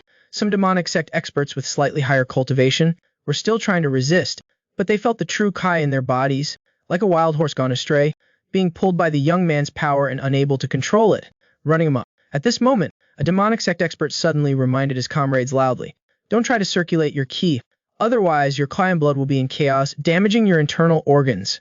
Unexpectedly, before he could finish speaking, he was the first to spit out fresh blood. The remaining demonic sect members could not suppress the ki and blood in their bodies. Their kai and blood, under the guidance of Lu Yun's powerful Taiji force, their kai mechanisms in chaos, simultaneously feeling a burning sensation in their chests, and uncontrollably spitting out blood. On once, Zhang Zheng, who was fighting other demonic sect members, glanced over, and the eyes of this true Taoist lord shifted slightly. He asked soft, "What kind of skill is that?" It looks somewhat like Wudang's flower-shifting palm, using one's own power to draw out the true kai within the opponent's body. Juan Huyang split a demonic sect expert in two with his sword, and admired the Wudang's unrivaled skill. Outside the battlefield, Naitong's eyes were focused on the situation in the arena. He saw the young man in the Taoist robe, sweeping through the crowd. None of the demonic sect disciples were his match. On his own, this blood-frenzied demon king was expressionless, muttering, still as a mountain moon, moving as a long river, the pulse like a cat stalking, blood flowing like silk. No wonder Wu Qinben suffered such a miserable defeat. I didn't expect there to be such an expert here. Suddenly, Naitong's eyes turned red and he said fiercely, "It seems he is worthy of this old seat-taking action." At this moment, several more people arrived. They were the members of the Great Bear Gang. Having received news, they came to provide support. Naitong, whose blood frenzy within his body had been activated, releasing great power, charged straight towards the Great Bear Gang disciples. Lu Yun glanced at the situation. His heart suddenly trembled. The members of the Great Bear Gang were definitely no match for that burly man. Thinking this, the young man suddenly turned around and released a powerful palm strike, rushing straight towards Naitong. The latter, caught off guard, was struck in the back by the palm force. Naitong suddenly stopped in his tracks, regained his footing, and glanced back. This blood-frenzied demon king was completely unharmed, and said calmly, "Young people lack martial ethics, and go attacking an old comrade of 69 like me." Lu Yun, seeing this, could not help but be surprised. Even a top expert like the heaven-flipping demon king would not be this nonchalant if they took one of his palm strikes. This person's physical body is too strong, far exceeding any opponent he has ever encountered. Before he could think further, Naitong had already erupted and charged, a punch carrying the force of a mountain, suddenly descending towards his face. Lu Yun hurriedly retreated, seeing that Naitong's punch missed and struck the ground, dust flying everywhere. This blood-frenzied demon king's toes touched the ground. His figure suddenly lunged forward, gathering strength to advance, and another punch struck the young man's abdomen. Lu Yun kicked the opponent in the chest, using the force to propel himself back again. After this initial exchange, a storm arose in the young man's heart. Although the opponent was tall and burly, his speed was surprisingly fast. Before he could think further, Naitong had already closed in again. Lu Yun dared not confront him head-on, and could only retreat again to create some distance. But unexpectedly, this blood-frenzied demon king seemed to have bones of steel, and the young man could only rely on his agile movements to dodge. Little did he know, The reason Naitong was called the Blood Frenzy Demon King was because a hereditary blood frenzy flowed within his body, and once his bloodline was activated, he was no different from a berserk wild beast. Not only did his body become as hard as copper, but his senses and actions also became extremely sharp. Liu Yun used the heaven-crushing weight technique to strike the opponent's fists, but only felt his legs as if kicking against steel. Numble over. The young man borrowed the recoil, twisting his waist and turning in mid-air. A ferocious heart-piercing kick lashed out. It landed squarely on Naitong's chest. Unexpectedly, the opponent stood as firm as a mountain, without budging. Liu Yun hurriedly retreated, maintaining his distance from the opponent. He thought to himself that this person was indeed difficult to deal with. Just then, Naitong's eyes turned bloodshot, as fast as the wind, as ferocious as a demon. His massive figure rushed forward like a mountain, throwing a punch towards Liu Yun. The young man quickly leaned aside to dodge. Naitong retracted his punch, followed by an upward hook, aiming straight at Liu Yun's lower body. The latter exerted force with his legs, retreating quickly, dodging it once again. Seeing the opponent's relentless pursuit, Liu Yun suddenly struck out with a palm. But this blood-frenzied Demon King did not dodge, did not evade, and took a palm strike that could shatter a bowl directly on his chest. Instead, Liu Yun was sent flying several zhang by the force of the rebound. The young man's brow furrowed even more tightly. The opponent's physical body was too strong. It was definitely impossible to win through conventional means. At this moment, Naitong charged again. His two large hands, like banana leaf fans, suddenly grabbed towards Liu Yun's shoulders. The young man condensed the power of Tai Yin in his left hand. Liu Yun advanced instead of retreating, charging into Naitong's central gate, suddenly throwing out a punch, slamming into the opponent's chest. The icy cold Tai Yin power immediately infiltrated his body. This blood-frenzied Demon King finally faltered for a moment, but in just a blink of an eye, Naitong had recovered as if nothing had happened. With your meager skills, you dare to display your axe before an expert. Having said that, the blood-frenzied Demon King roared angrily, striking out with both hands simultaneously, like a mad bear, raging and wanting to tear the young man into pieces. Liu Yun crossed his arms, using the move raising the sea to the sky. The young man activated the power of Taiji, trying to resolve the opponent's force, but was still sent flying backward by the powerful force. Liu Yun bent over, trying to stabilize his body. Naitong, with his massive figure like a mountain, had already rushed right in front of him. Seeing the opponent jump up and throw a punch straight at him, this time the young man did not evade. If the opponent's physical body was strong, then he would attack from within. Thinking this, Liu Yun activated Yin and Yang in both hands. The young man sent out two punches, coming from behind but arriving first, striking the opponent's chest. The Yin and Yang Kai instantly infiltrated his body, causing Naitong to stagger slightly. Liu Yun, having succeeded in one strike, moved his body, circling around Naitong and dodging, the young man's punches and palms changing like wind and rain, sometimes hard, sometimes soft, momentarily infiltrating Naitong's body with streams of energy. Bai Yun glanced over, and was secretly surprised in his heart. If he were to be struck by Liu Yun's attack like that, he feared that the bones in his body would have already been shattered. But that blood-frenzied Demon King was still as strong as an ox, seemingly not affected at all, continuing to fight with the young man. Seeing this, a demonic sect expert cursed out. That guy's body has been trained horizontally, as indestructible as the Shaolin's Vajra body. If all 18 Demon Kings are like this, we might as well just surrender. Enough of your nonsense, quickly deal with this trash, and let's go help King Feng together. Liu Yun dodged a fierce punch from Naitong by a hair's breadth. The blood-frenzied Demon King's face was full of surprise, his heart filled with fear. The young man was always able to see through opportunities, dodging his attacks, but he did not know that Liu Yun had comprehended the listening skill at Puchuo Temple, and had now entered the realm of feeling the wind and movement, sensing the subtle and profound. Liu Yun moved his legs lightly, and in a flash he had moved behind Naitong. The young man roared softly, stood on tiptoe, and suddenly flew up, kicking at Naitong's kidney point. The powerful force penetrated from the kidney point to his back. Although this blood-frenzied Demon King's teeth were hard as iron, a trace of fresh blood still slowly trickled out. Seeing the blood at the corner of his opponent's mouth, Liu Yun's heart trembled slightly. He knew that his method was finally working. At this moment, Naitong opened his mouth wide, panting like an ox, trying to regulate his internal energy to suppress the chaotic energy within his body. But Liu Yun did not intend to give him a chance to stabilize his ki and blood. The young man's gaze suddenly sharpened, and his body moved abruptly. Two punches in succession struck the blood-frenzied Demon King's two major acupoints. The latter's massive body, like a mountain, staggered backward. Liu Yun pressed his advantage, rooted his feet forward, and unleashed another punch. The latter let out a cry of agony. His body swayed. This wail was like the sound of a battle horn. Liu Yun flew up and slammed a fierce punch into the opponent's chest, the energy penetrating his entire body, guided by this punch towards his heart, and then shattering into pieces, shattering the heart of this blood-frenzied demon king. He was the blood-frenzied demon king, one of the 18 demon kings of the heavenly demon god sect, carrying within him a frenzied bloodline. And once activated, it could rival the Shaolin's Vajra body. Unexpectedly today he had encountered his nemesis, the young man using Taiji energy, striking directly at his internal organs, shattering his heart. The massive body of the blood-frenzied demon king crashed down with a loud thud. Having just arrived in Gansu, his mansion still unseen, he was already filled with resentment in the northwest region. At this time, the remaining demonic sect disciples had also been completely slaughtered. The three god lords, having calmed the Kuei-en blood in their bodies slightly, turned their heads to look, and saw Liu Yun standing there with his hands clasped behind his back, upright and imposing. Not knowing when, this little brother had already developed the demeanor of a martial master, earning the high praise of Zhang Wenna, the leader of the Great Bear Gang. Zhun said loudly, "In this battle we eliminated a total of 132 enemies. Our side had 6 people severely injured, but 5 people lost their lives. It can be said we achieved a great victory."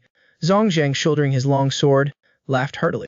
"Added to that, with the help of my brother King Feng, the Mad Blood Demon King, the heavenly demon god sect can be said to have suffered heavy losses this time."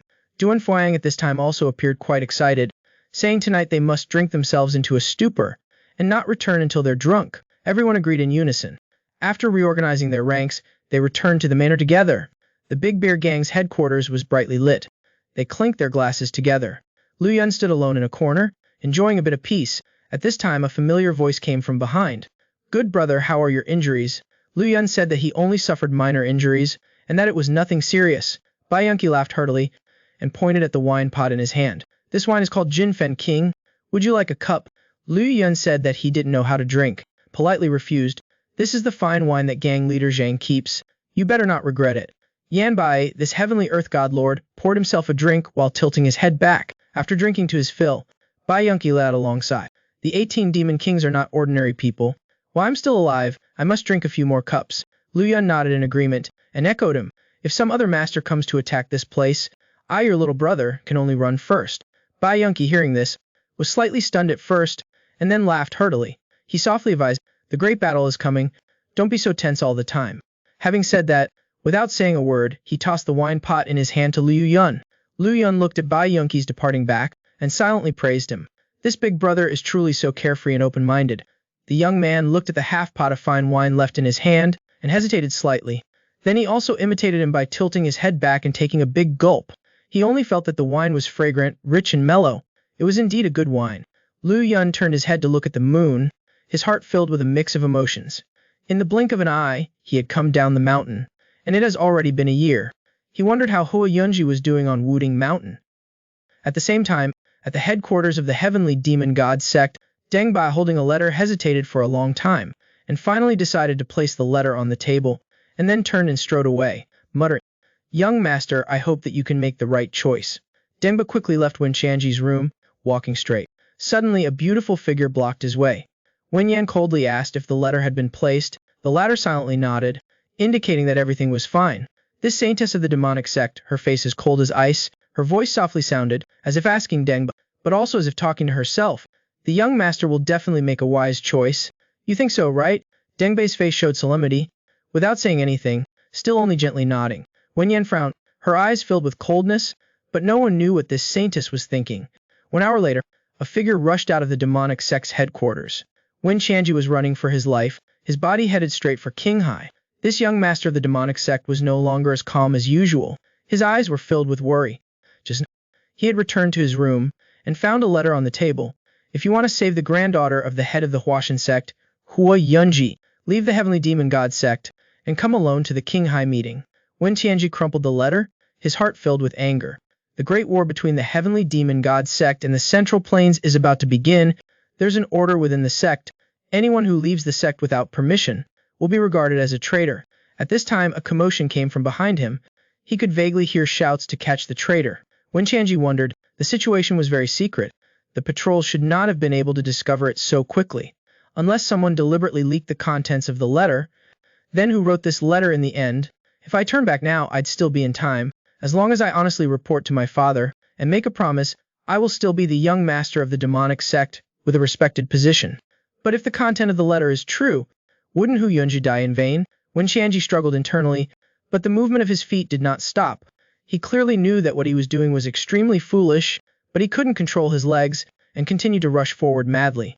Wen Qianji, oh Wen Qianji, a person like you has no qualification to be the young master of the demonic sect. Suddenly Wen Qianji's gaze narrowed, only to see several dark figures abruptly appear in front of him, blocking the path. The head of the patrolling guards sternly shouted at Wen Qianji, "You as the young master, actually dared to leave the sect without permission? Do you want to betray the sect? I am following the sect leader's orders to go to Qinghai Lake to investigate the enemy's situation. Don't you dare block my path. If you delay it, can you bear the consequences? We have received news that you have been seduced by a woman from the Central Plains and intend to betray the sect. If you still persist, don't blame us brothers for being merciless with our swords." Wen Qianji closed his eyes slightly and smiled bitterly in his heart. Indeed, someone has leaked this matter. After a moment, this young master opened his eyes, his gaze cold. "Are you really not going to give way?" Yan Bai, the true cry around Wen Qianji's body burst forth, and powerful force spread everywhere. Seeing this situation, the patrol guards drew their swords from their sheaths and exclaimed in alarm, "Everyone be careful, it's the Underworld King Divine Art." At this moment, an aged voice echoed from afar. "Shit. The Underworld King Divine Art is not for you to use on your own people." Wen Tianji's pupils constricted upon hearing the voice. Then he unconsciously took 2 steps back, calling out "Uncle." From Dishan, his voice low, he spoke in a deep voice, "There is still a chance to turn back." Wen Tianji painfully closed his eyes and softly replied, "Uncle." From Dishan's gaze burned as he looked at his nephew. "With me protecting you, if you turn back now, everything will be resolved. Uncle, you too have loved a woman. If one's heart is no longer here, what use is it to stay?" The guards on patrol, hearing this, all widened their eyes. The young master before them now clearly showed his sharpness in their eyes. From Dishan, hearing this, the aura of his entire body suddenly erupted. Strands of true ki spread out. "This old man asks you one last time. Are you really not going back?" Wen Qianji did not answer this time, but secretly mobilized all his power. Seeing this situation, From Dishan repeatedly said good 3 times. This mad martial demon god no longer suppressed his aura. His powerful force erupted, stirring up a cloud of dust. The night patrol guards, seeing this, couldn't help but tremble. Wen Qianji also broke out in a cold sweat, as if facing a great enemy, but immediately after, he showed an expression of surprise, and stood dumbfounded, only to see several powerful forces fiercely shooting over and killing all the night patrol guards. When Qianji looked at the pile of corpses, his face filled with disbelief. He turned his head and looked at From Dishan blankly, full of astonishment. "Uncle, why did you do this?" A rare trace of gentleness appeared in From Dishan's eyes. "I don't want you to be like me, regretting it for your whole life." This mad martial demon god turned his face away, and sighed. "You and she are so alike, especially your eyes." When Tianji, hearing this, his heart couldn't help but tremble slightly. Many people had said, he looked a lot like his mother, and only to hear From Dishan say something astonishing. "The woman I loved back then was your mother." When Tianji was struck by lightning, his pupils suddenly constricted. After a long while, the young master of the demonic sect spoke with a trembling voice. "Could it be that you are my father?" He was the young master of the heavenly demon god sect, and his status was revered. Yet he had betrayed the demonic sect for a righteous woman. The mad martial demon god came to stop him, but didn't attack him. Instead, he killed all the guards and let Jokai escape. Only then did Wen Qianji learn about the past between From Dishan and his mother, which made him wonder, could the other party be his real father? Hearing this, From Dishan couldn't help but burst out laughing and scolding him. "What nonsense are you spouting, little brat?" Xuanji, this mad martial demon god, looked up to the sky and sighed, his tone morphed. "Your mother was not that kind of woman." When Qianji, upon hearing this, was slightly startled. He wanted to ask more, but From Dishan was no longer interested in continuing to talk. "I will do my best to buy you time, go quickly." When Qianji had a complex expression, wanting to say something but hesitated. But before he could finish speaking, From Dishan coldly interrupted. "I have already made my move. Don't let my efforts go to waste." The young master of the demonic sect was silent for a long time, and said, "Uncle, take care." Then, without any more hesitation, he pushed off with his leg, and leaped up. His figure transformed into a streak of light, flying straight into the distance. From Dishan watched the other's back gradually disappear, staring blankly in a daze, the image of that woman in his mind, always lingering and never fading. If he hadn't been so focused on cultivation back then, and let down the people in his family, then the person who married her wouldn't have been his older martial brother. It wasn't until the wedding day, when the two officially became husband and wife, that From Dishan realized her place in his heart. But what's done was done, and regret was too late. From that day on, he spent his days and nights drowning in alcohol, just getting by, until one day, he could no longer endure the torment, and decided to face this relationship and break free from the shackles in his heart. So he sought out the woman who was now his sister-in-law, and poured out all the emotions he had suppressed in his heart for so many years. The helpless woman sighed softly and said that what was missed was missed. Many years later, the woman gave birth to a son, named Wenj. From Dishan then poured all his love into this young master. In the night when the mad martial demon god stood there alone, his thoughts hazy, after a long while, he woke up and murmured, "You may, this is all I can do. In the afterlife, will she not blame me?" At this moment, Wen Wujie, having received the news, led a group of experts and rushed over. The demonic sect leader twitched his lips and coldly questioned Dishan, "Have you gone mad?" From Dishan turned his head back and retaliated, "Older brother, I want to ask you that instead.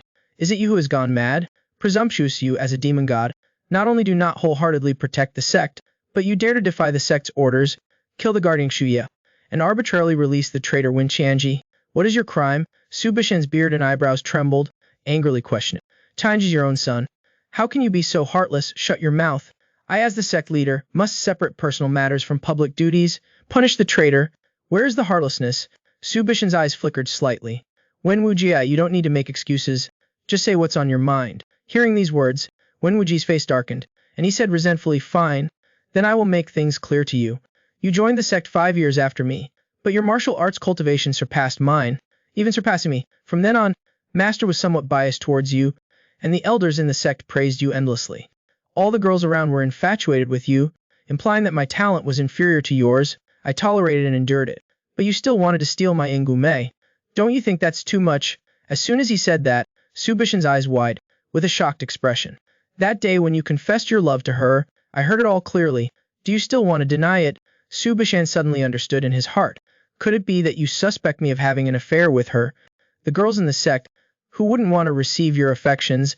I've been married to Ngume for 3 years, and have been trying every day without a child. But you confessed your love to her less than a year ago, and Tianji was born. Adding in your attitude towards that child, do you still dare to say he is not your child?" Su Bishan stared at his senior brother in disbelief for a long time. He didn't expect that the other party would have such filthy thoughts. After a moment, this mad martial demon god raised his head to the sky and laughed loudly. His majestic true kai erupted, causing the ground beneath his feet to crack inch by inch. Suddenly, Su Bishan's grief surged. He roared at the heavens, "Heavens, why do you mock me like this?" After a while, the mad martial demon god restrained his emotions and said slowly, "So you mean that you always took out your anger on him for minor matters before? Also for this reason?" When would you remain silent, tacitly admitting this? Su Bishan slowly nodded, his voice gradually turning cold. "No wonder he died in depression. Speaking of which, this mad martial demon god's aura suddenly soared. Wudang true kai raged and swept, causing the surrounding rocks to shatter. Every time I saw you being harsh to him before, I hated that I couldn't smash your head.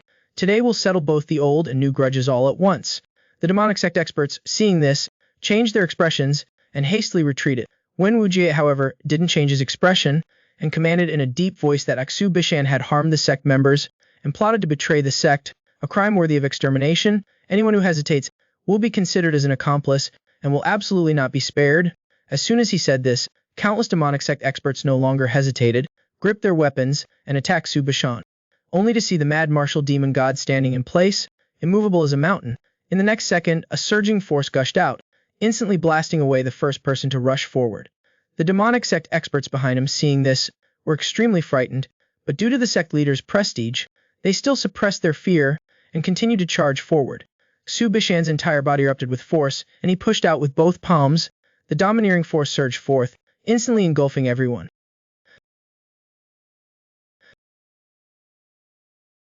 Faced with the mad martial demon god's bright and sharp eyes, countless demonic sect experts no longer had the courage to continue their charge. Wen Wujie, seeing this, roared angrily, and charged forward himself with a swing of his fist. The grudges of the two men over several decades finally erupted completely tonight. On another side, the Great Bear Gang, after a great battle, everyone had barely managed to find a moment of peace. At this time, in the clear blue sky, a dark cloud appeared. Zongjing was the first to notice this abnormality and became sternly alert. He realized that this was not an ordinary dark cloud, but was formed by someone condensing their profound internal force. Sure enough, a figure was seen stepping through the clouds. The person who came was none other than the annihilation demon god. Ma Lingfeng arrived in the sky above the Great Bear Gang with a murderous aura. The eyes of this demon god revealed a subtle mystery. A human head was seen being arbitrarily thrown down by him. The head accurately rolled in front of Zhong Zheng. Seeing the face of the head clearly, Zhong Zheng's whole body trembled. It was the head of the evil night demon lord, Liu Wenqian. Ma Lingfeng's voice echoed from afar. I heard that you killed Nai Tong, which has piqued my interest. Sensing the abnormality, Liu Yun and Bai Yongkai also quickly rushed over. Seeing Liu Wenqian's head, Bai Yongkai's expression changed. Liu Yun also couldn't help but break out in a cold sweat. The two of them looked up together, towards the figure standing in the air. Liu Yun frowned, and a sense of unease suddenly arose in his heart. He couldn't see through the depth of this person at all. At this time, Ma Lingfeng snorted coldly and casually extended his right hand, then flipped his palm downward, and a force suddenly erupted from his palm. In the next second, a palm strike hit Zhang Wenha directly, striking unexpectedly. Zhang Jing's heart sank. With a clank, he drew his sword. Immediately, the young man leaped in front of Zhang Wenha. A sword was swung out, thrusting forward. The sword energy was sharp, collided fiercely with the palm force in mid-air. In an instant, vast power spread everywhere, causing the Great Bear Gang disciples to be shaken back. Even Zhongzheng had to retreat 3 steps before he could barely stabilize his figure. The expression of this sword-wielding Taoist became more solemn than ever. Ma Lingfeng said in slight surprise, "Not bad." The demonic god of annihilation clasped his hands in front of his chest, true ki condensed in his palms. There was a faint sound of wind and thunder. The next second, a force like a waterfall from the sky poured down. Zhongzheng's expression changed when he saw this. He was shocked in his heart. He and his opponent were not even in the same league.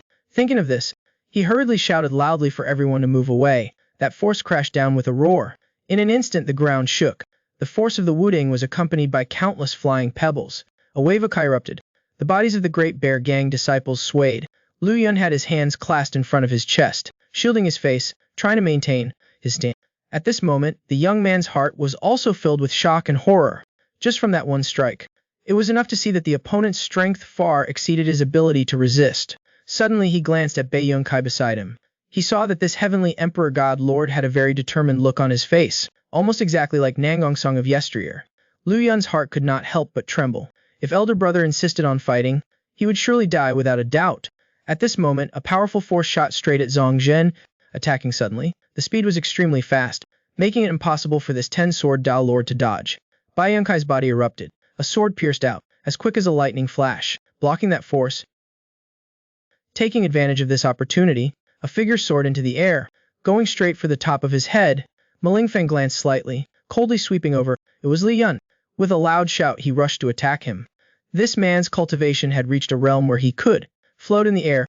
Even the 10-sword Dao Lord could not receive his attack. He casually swung a palm. Seeing that Bai Yongkai had just barely blocked that powerful palm force, Liu Yun had flown over. A heavenly skull strike attacked Ma Lingfeng from behind. This demon god did not turn his head at all. He easily blocked it with a casual wave of his palm. Then he kicked out, kicking straight at the young man's face. Liu Yun hurriedly put his hands in front of his face for protection, but he was still kicked out. Ma Lingfeng flicked his body and was already in front of him. A powerful fist struck Liu Yun in the stomach. Then, the latter touched the ground and retreated. At this moment, Bai Yongqi had already rushed to the front. A sword stabbed out suddenly. Ma Lingfeng shouted. He turned his body, pointing with 2 fingers, touching the tip of the sword. In an instant, only a sound of metal clashing was heard in the air. Bai Yongkai felt as if he had been hit by a heavy hammer. His body flew backwards. Liu Yun flipped over and flew over, kicking out with one leg, kicking straight at the opponent's head, only to see this demon king suddenly unleash a palm strike, easily blocking the young man's powerful kick. Ma Lingfeng had a cold expression on his face. He clapped his hands lightly and applauded slightly. At this moment, Bai Yongkai held his sword in both hands. With a burst of energy, in an instant, the sword kai around this heavenly emperor god lord violently erupted. The next second, a powerful sword beam shot out, as fast as lightning. Immediately after, a loud explosion was heard in the air. The sword kai of Wudang ravaged the surroundings. Dust flew everywhere. Waiting until the dust settled, a figure was still standing firmly, slowly revealing itself. Ma Lingfeng was standing in place, not a speck of dust on him. It turned out that he had relied solely on his protective ki to withstand this powerful sword strike. Liu Yun quickly rushed over, shielding Bai Yong, softly advising him, "Elder brother, you must lead them away first. I'll handle this person." Upon hearing this, his expression was agitated, saying that he wanted to fight to the death. "What is this person's strength like? You and I both know very well. Using our righteousness will only cause all of us to die here. Good brother, you are young. You can still achieve great things in the future. Let me stay behind to hold him back. I have a heavenly net on my body.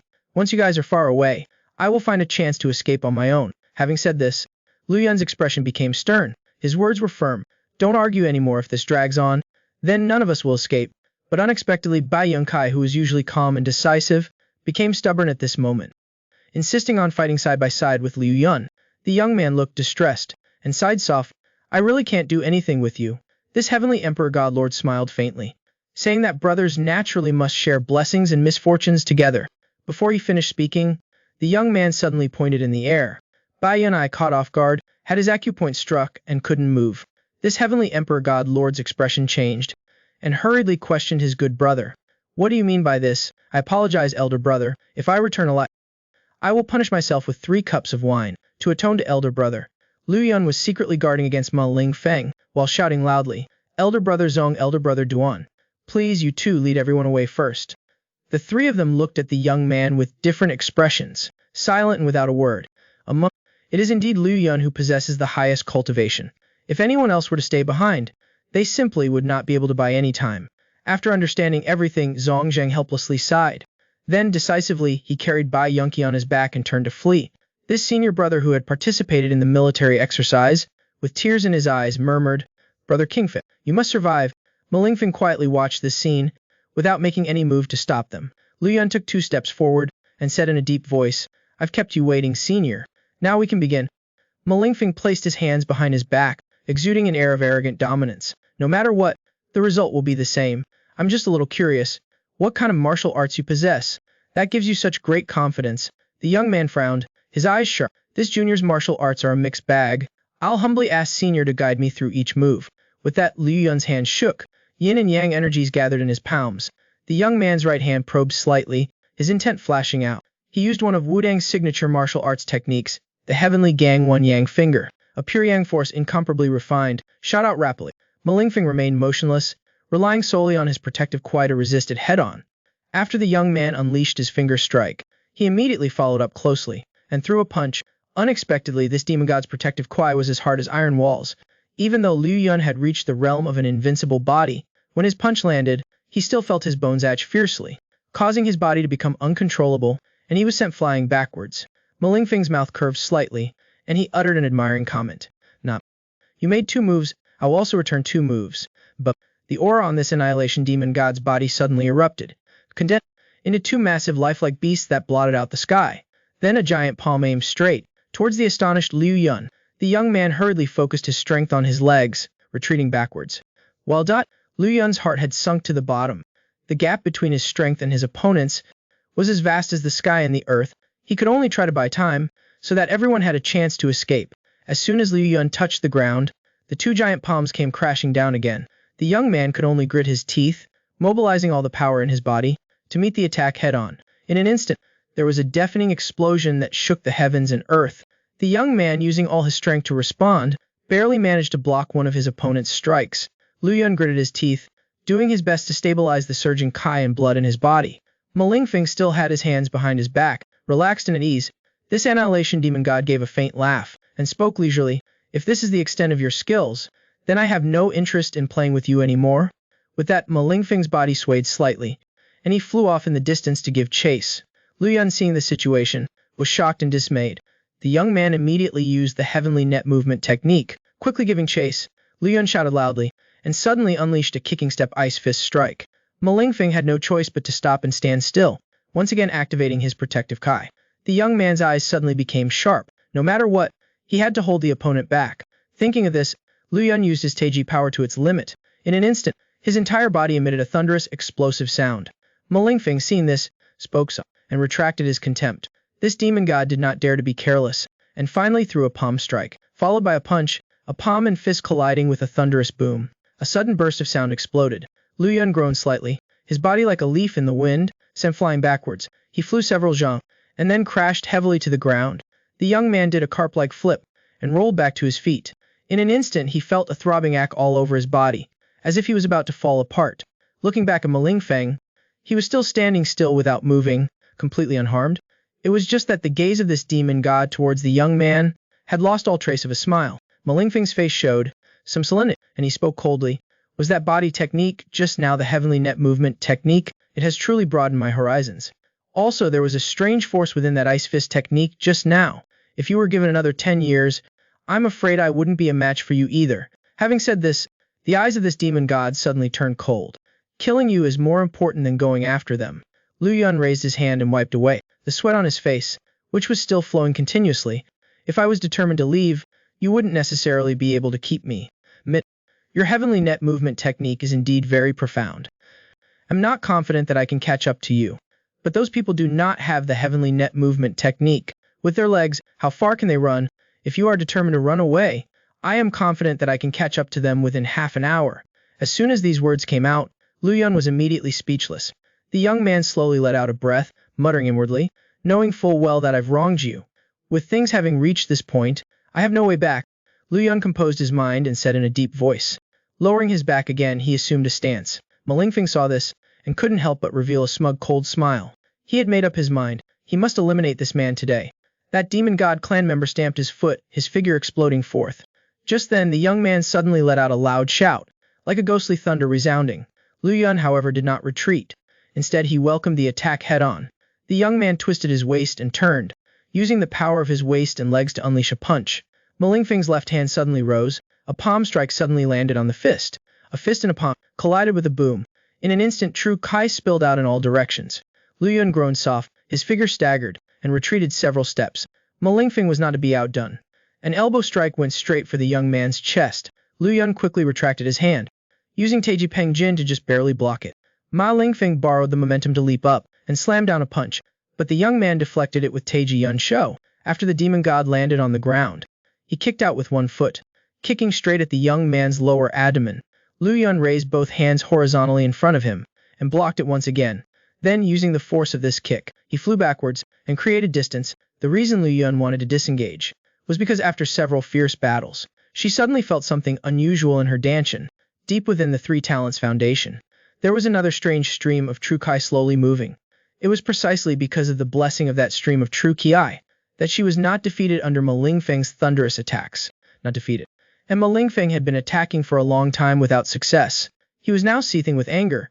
He didn't expect the young man before him to be so difficult to deal with. The demon god extermination roared and unleashed a palm strike as fast as lightning. Liu Yun was caught off guard and was struck on the chest by the opponent's palm. The young man was like being struck by a sledgehammer. His figure immediately flew backwards. Before he could even struggle to stand up, Ma Lingfeng had already pounced. In midair, the demon god extermination twisted his waist and turned. Focusing his strength in his leg, Liu Yun's pupils suddenly contracted. He was too late to dodge, and Ma Lingfeng kicked heavily into his dantian. The young man lost his balance and slid backwards, causing a flurry of flying rock fragments. Ma Lingfeng collected his stance and stood firm. His face showed no trace of joy. He subtly moved his already numb ankle. This demon god gritted his teeth, his face full of disbelief. His full-force kick failed to shatter the young man's dantian. He had an entire body of cultivation that reached the heavens, and was revered as the demon god extermination. The young man who possessed the ultimate skills of Wudang had no power to resist him. Such a top-tier expert, with a full-force kick to the young man's lower abdomen, had not only failed to shatter the young man's dantian, but had even caused his own leg to go numb. Ma Lingfeng gritted his teeth, his face full of disbelief. Suddenly he felt a warm sensation in his left palm. Looking down, he saw a streak of bright red blood slowly oozing out. It was the hidden wound from when he had exchanged blows with Liu Yun earlier. That had opened up. This demon god extermination clenched his fist until his bones cracked. For an entire cycle, he had never suffered any injuries. Seeing that young man like a cockroach, struggling to stand up again, Ma Lingfeng's mouth twitched, and he said, "That's enough for today." As soon as he finished speaking, a black figure flew into the restricted area. This demonic sect scout clasped his fist in a salute and spoke urgently. "Greetings, demon god. This subordinate has an urgent matter to report." Ma Lingfeng frowned and asked what matter made him so flustered. "The young master and the mad dance demon god are plotting a rebellion. The sect master is leading the experts in the sect to eliminate them with all their might." Upon hearing these words, Ma Lingfeng's face changed, and he angrily yelled, "You bastards, how could those two be plotting a rebellion?" The demonic sect scout lowered his head and hung his arms, silent as a cicada in winter, daring not to speak further. After a moment, Ma Lingfeng stabilized his emotions and quietly cursed trash lacking in strategy. The scout said, "Only the demon god can quell the internal strife in the sect. We beseech the demon god to return to headquarters quickly, to take charge of the overall situation." Ma Lingfeng turned his head to look at Liu Yun, who was staggering to his feet. The demon god extermination let out a loud shout and unleashed a punch. Immediately a peerless and powerful stream of fist energy shot out and suddenly struck the young man, causing him to sink deep into the ground. After believing he had delivered a fatal blow, Malingfeng snorted coldly, and then stamped his foot, and took flight, heading straight towards the demonic sect headquarters, leaving behind a large smoking crater. No one noticed that in the crater a gentle force was slowly stirring.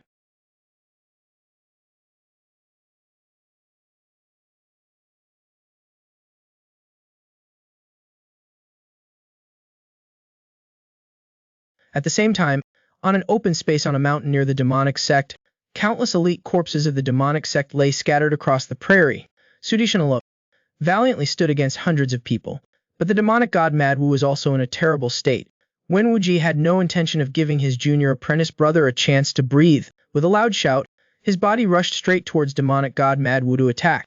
On Sudishan's old face there was no sorrow or joy. Facing his senior apprentice brother's fatal blow, he did not evade at all. Wen Wuji's hand blade, without any hindrance, pierced straight into his heart.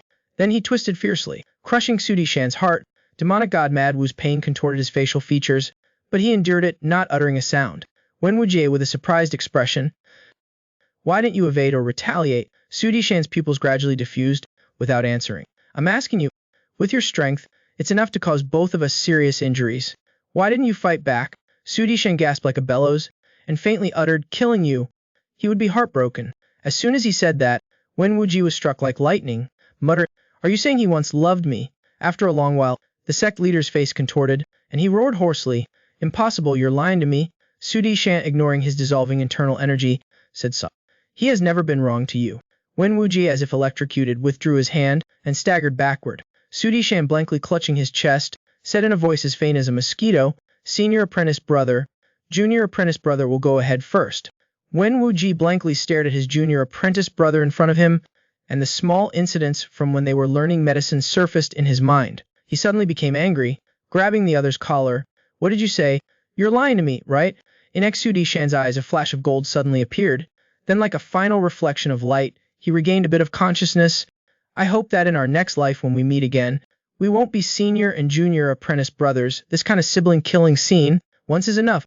After saying that, Sudishan slowly closed his eyes, his life force cut off, leaving only Wen Wuji hugging his corpse and howling to the sky. Now, speaking of the Sichuan region, the fighting was also very fierce. Peng Qicheng swung his saber down, taking the head of a demonic sect bandit. This young master of the Peng family was fighting the demonic sect for the first time, and the ferocity of the demonic sect people could not help but slightly move him. These demonic sect disciples, even if heavily injured, would continue to fight. Only when their heads were chopped off would they completely lose their lives. After Peng Qicheng killed a few people, he slightly regulated the ki and blood within his body. He glanced at Nangang not far away, only to see that Sword King, amongst the crowd, was like a tiger amongst sheep. The azure dragon sword in his hand did not stop, reaping the lives of the demonic sect disciples. His future father-in-law, Tai Yu, also put forth all his strength. The mighty martial god lord no longer had his usual gentleness. Every move was fierce. While his palms were raised, they killed a group of demonic sect disciples on the spot. The disciples of the Nangang family, although none were too outstanding, were incredibly well coordinated, with both offense and defense.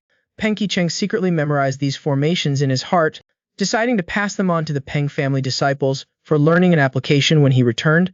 Suddenly he saw a figure he yearned for. Taxi, like a proud leopardess, was charging through the demonic sect disciples. The young woman had just repelled a demonic sect disciple, when a bald man swung his sword to cut her waist. Taxiaoxi wanted to dodge, but it was too late, and sweat could not help but appear on her beautiful face. Just then, a figure flew over to block the attack. Peng Qicheng fiercely kicked the bald man's throat. The latter cried out, his bones shattering, and immediately died. This young master of the Peng family used all his power as a love-struck fool, and solicitously asked if Taxiaoxi was injured. The latter snorted and said nothing, and with her longsword in hand, rushed towards her next opponent. This scene was seen by Zhuge Wolong nearby. The young master of the Zhuge family slightly curled his lip, and in his heart, no one knew what he was planning. Half an hour later, all of the demonic sect bandits had been slaughtered. Although this battle had eliminated over 1,000 enemies, Nangangjeng was not happy at all. The situation in Sichuan was much more serious than he had imagined. Seeing the family head with a serious expression, Nangang Chui spoke to comfort him, saying that the demonic sect had rested and recuperated for an entire cycle, so it was understandable that their numbers had increased. "I rather hoped they would come in greater numbers, otherwise it wouldn't be enough for me to vent my anger." Nangang Yu calmly said that in the current situation, the Tang sect was also probably not having an easy time. Nangang Zheng slightly nodded. The demonic sect is able to be so rampant, which shows that the Tang sect is also short of manpower. As soon as he finished speaking, the Sword King raised an eyebrow and said softly, "I see an army quickly advancing toward us." Nangang Shuwu muttered, "Speak of Kao," and Kao arrives. Seeing clearly the attire of those who had come, Nangang Wu's expression changed. He recognized that these people wearing blue robes were from the Dark Fragrance Hall, chosen from the elite inner disciples of the Shu region's Tang sect. The Jiangyu rumor said that with just this army, they could make a medium or small sect disappear without a sound. A middle-aged man stepped forward, clasped his hands in salute. "May I ask if this is the Sword King Senior of the Nangang family?" Nangang Zheng slightly nodded, as if responding to the other party. The man, seeing this, hurriedly clasped his hands again in salute. "This junior is Tang Zheng." "Greetings, Senior Sword King." Nangang Zheng's expression remained unchanged, and he spoke in a deep voice. "So you are the soul-searching hand, leader of the Dark Fragrance Hall. This humble one is Biming. I wouldn't dare to display my meager skills before the Sword King." Upon hearing this, Nangang Zheng was slightly surprised inside. An old friend once said that Tang Zheng is the #1 future expert in Sichuan. After a few words of greeting, Nangang Zheng spoke up. He asked how Jinbao was doing recently. Tang Zheng replied with a smile. "My master often speaks of you, Senior, and misses you very much. It's just that Sichuan and Anhui are thousands of miles apart, so it's always a pity that we can't meet. This time Senior has come from afar. Please come visit our sect." The Shuzhong Tang sect was formed by more than 10 Tang family clans. The vast village of several square miles is collectively known as the Tang family. In the reception hall, 2 old men will pass their prime sat facing each other. One of them was the current Tang sect master, Tang Junbao. Nangang Zheng took a sip of tea and spoke slowly. "How many years has it been since we last met?" Tang Junbao sighed. As he reminisced, it must have been several decades. "Not long ago I had sent someone to Anhui to visit. It seems I have missed the opportunity to meet you then." Nangang Zheng put down his teacup, his expression turned cold. This old man has no patience to wait around. Tang Junbao nodded slightly.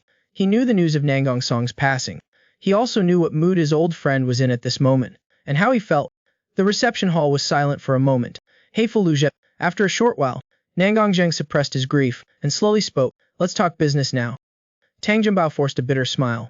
No one understood the terror of the Sword King back then better than him. He is the young master of one of the 5 great families, the Zhuge family. Although he is young, his schemes are deep and unpredictable. On the surface, he's close and intimate with the Peng family's young master, pretending to be brothers. But behind their backs he's secretly undermining him, single-mindedly trying to steal other men's wives. The previous episode told that a group of Central Plains martial artists arrived in Sichuan, their first battle of the Great Tribulation, just as everyone was invited to Tang sect for a temporary rest. That night, Tag Xiaoxi was leisurely strolling in the courtyard. The young woman suddenly stopped. Her voice was soft, in the quiet of the night, to sneakily follow behind a young woman. "Sir, you are being a little rude." As soon as she finished speaking, a figure emerged from the corner. Zhuge Wolong opened his folding fan and smiled faintly. "I was indeed being a little improper. I apologize to you, miss." Tag Xiaoxi gave the other a cold glance. "You are the young master of the Zhuge family. How can your manners be so simple? I don't believe that the elders of your family have never taught you." Zhuge still maintained a smile and showed no sign of being moved. He is truly difficult to bind with morals and etiquette. Tag Xiaoxi's willow leaf eyebrows raised slightly and stared at the other with indifference, waiting for his reply, only to see Zhuge Wolong retract his smile. His expression became solemn. "I have admired you for a long time, miss. My feelings are witnessed by heaven and earth, and illuminated by the sun and moon." A smile of amusement appeared on Tag Xiaoxi's face, and she spoke softly. The young woman, without a trace, glanced at the young man who was hiding behind the tree. Then, without hesitation, she resolutely refused him. "You should give up on that thought." Zhuge Wolong did not expect her to reject him so decisively. He hurriedly asked Tag Xiaoxi whether there was something lacking in him. "You should ask yourself, do you really like me? Or do you have some other purpose in approaching me?" As soon as these words were spoken, Zhuge Wolong was slightly shaken. How could the young woman in front of him be so astute? "Moreover, you do not fit the standards of the person in my heart." The young master of the Zhuge family immediately reignited his hope, and said that no matter what the conditions were, he would try his best. "The person I love must be incomparably wealthy, and have a more handsome face than Panin." Initially, Zhuge Wolong didn't pay much attention to this. The Zhuge family also had a considerable amount of wealth. His appearance was also considered outstanding. Unexpectedly, Tag Xiaoxi continued to put forward her requirements. They must also be exceptionally intelligent and possess superior martial arts skills, especially in the area of martial arts. At the very least, they must be the best in the world. Peng Qiqing, who was hiding behind the tree, smiled upon hearing this. This girl's standards for choosing a partner were the same as they had been back then. Zhuge Wolong's expression, on the other hand, turned unpleasant. What do you mean by at the very least, they must be the best in the world? What does it mean to be exceptionally intelligent? Seeing Taixiaoxi turn to leave, Zhuge Wolong loudly asked the young woman, "Are you perhaps intentionally teasing me?" The young woman suddenly turned around. A cold glint flashed in her eyes. "You cannot do it. Does not mean that there is no one in this world who can." After speaking, Taixiaoxi quickly turned around and left without looking back, leaving Zhuge Wolong wide-eyed and open-mouthed. Speech. Peng Qiqing, hiding behind the big tree, smiled even more brightly. "This girl is sometimes quite cute." Speaking of the shores of Qinghai Lake, the waves were boundless. Sky and water were one color. A figure stood upright on the shore, with deep eyes. Wenqianji did not sleep or rest, and frantically ran thousands of miles. Finally, by noon the next day, he had arrived at this place. Sup. The eyes of the young master of the demonic sect narrowed slightly, and he turned around to look, only to see a man sitting behind him, who he didn't know when had appeared. The middle-aged man was wearing tight-fitting black clothes. The aura of his whole body was slowly spreading out. Seeing the appearance of the person, Wen Qianji's brows furrowed even tighter. He recognized that this person was the Blood Sea Demon King, one of the 18 demon kings. Feng Yuanqing stood up, slowly walking to the mirror, and coldly said, "I have prayed for a whole day and night, hoping that you wouldn't appear. Yet you still came." Wen Tianji's expression remained unchanged. He asked where Ho Yun was. Feng Yuanqing turned his head, pointing to a clearing in the dense forest. There a coffin made of ebony wood was placed. Wen Tianji chuckled softly, feeling somewhat relieved. "You haven't touched her, have you? Although I like women, I can still distinguish between what is important and what is not." The demon sect's young master heard the underlying meaning of the other's words. "Is there no room for negotiation? You kill that woman with your own hands, and then come with me. I will ask the sect leader to spare you." Wen Qianji's brows furrowed even more. Judging solely on strength, he was definitely no match for this Blood Sea Demon King.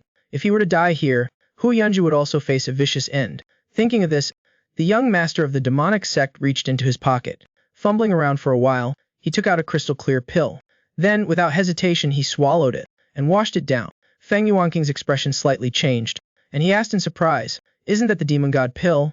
Wen Qianji wiped off his sweat and coldly opened his mouth. "If we fight now, both you and I will be unable to use any techniques. Do you really want it to be a fight to the death?" The demon god pill is something that the young master of the demonic sect uses when he succeeds to the position. For a righteous woman, dare to waste such a precious object. Having said that, the tone of the Blood Sea Demon King became solemn. "For you are beyond salvation." In Feng Yuanqing's eyes, horror was evident. "Today, we'll eliminate you for the sake of our holy sect." The entire aura of the Blood Sea Demon King suddenly exploded, and after Wen Qianji absorbed the pill's power, his aura also grew stronger. On another side, Lu Yun on another side felt as if he had fallen into the deep sea. He was clearly conscious, but still could not move at all. Two streams of true Qi within his dantian were entangled with each other, slowly moving. One stream of true Qi was fierce and violent, wreaking havoc within his meridians, while the other stream of true Qi was soft and gentle, like a shadow following a form. The fierce true Qi left wounds within the meridians throughout his body, while the gentle true Qi healed those wounds. The two streams of true Qi continued to circulate in this way several times, finally gradually dissipating, and were absorbed into the young man's dantian. It was as if Liu Yun had just gone through a long dream, and suddenly opened his eyes wide. The young man abruptly sat up. He found himself lying inside a tent. Liu Yun looked around blankly, completely confused. Baiyunqi sighed, and spoke in a reproachful tone. "Don't be so reckless next time." "Big brother, what happened? Why am I—" The two people outside the tent heard the noise, and entered. "What else could it be? Of course, we brought you back. After we had settled things for the Great Bear Gang, we came back to find you. You've been unconscious for 3 days. Luckily, you finally woke up." Liu Yun was surprised. He quickly asked the old man, "How did you drive him away?" "Bai."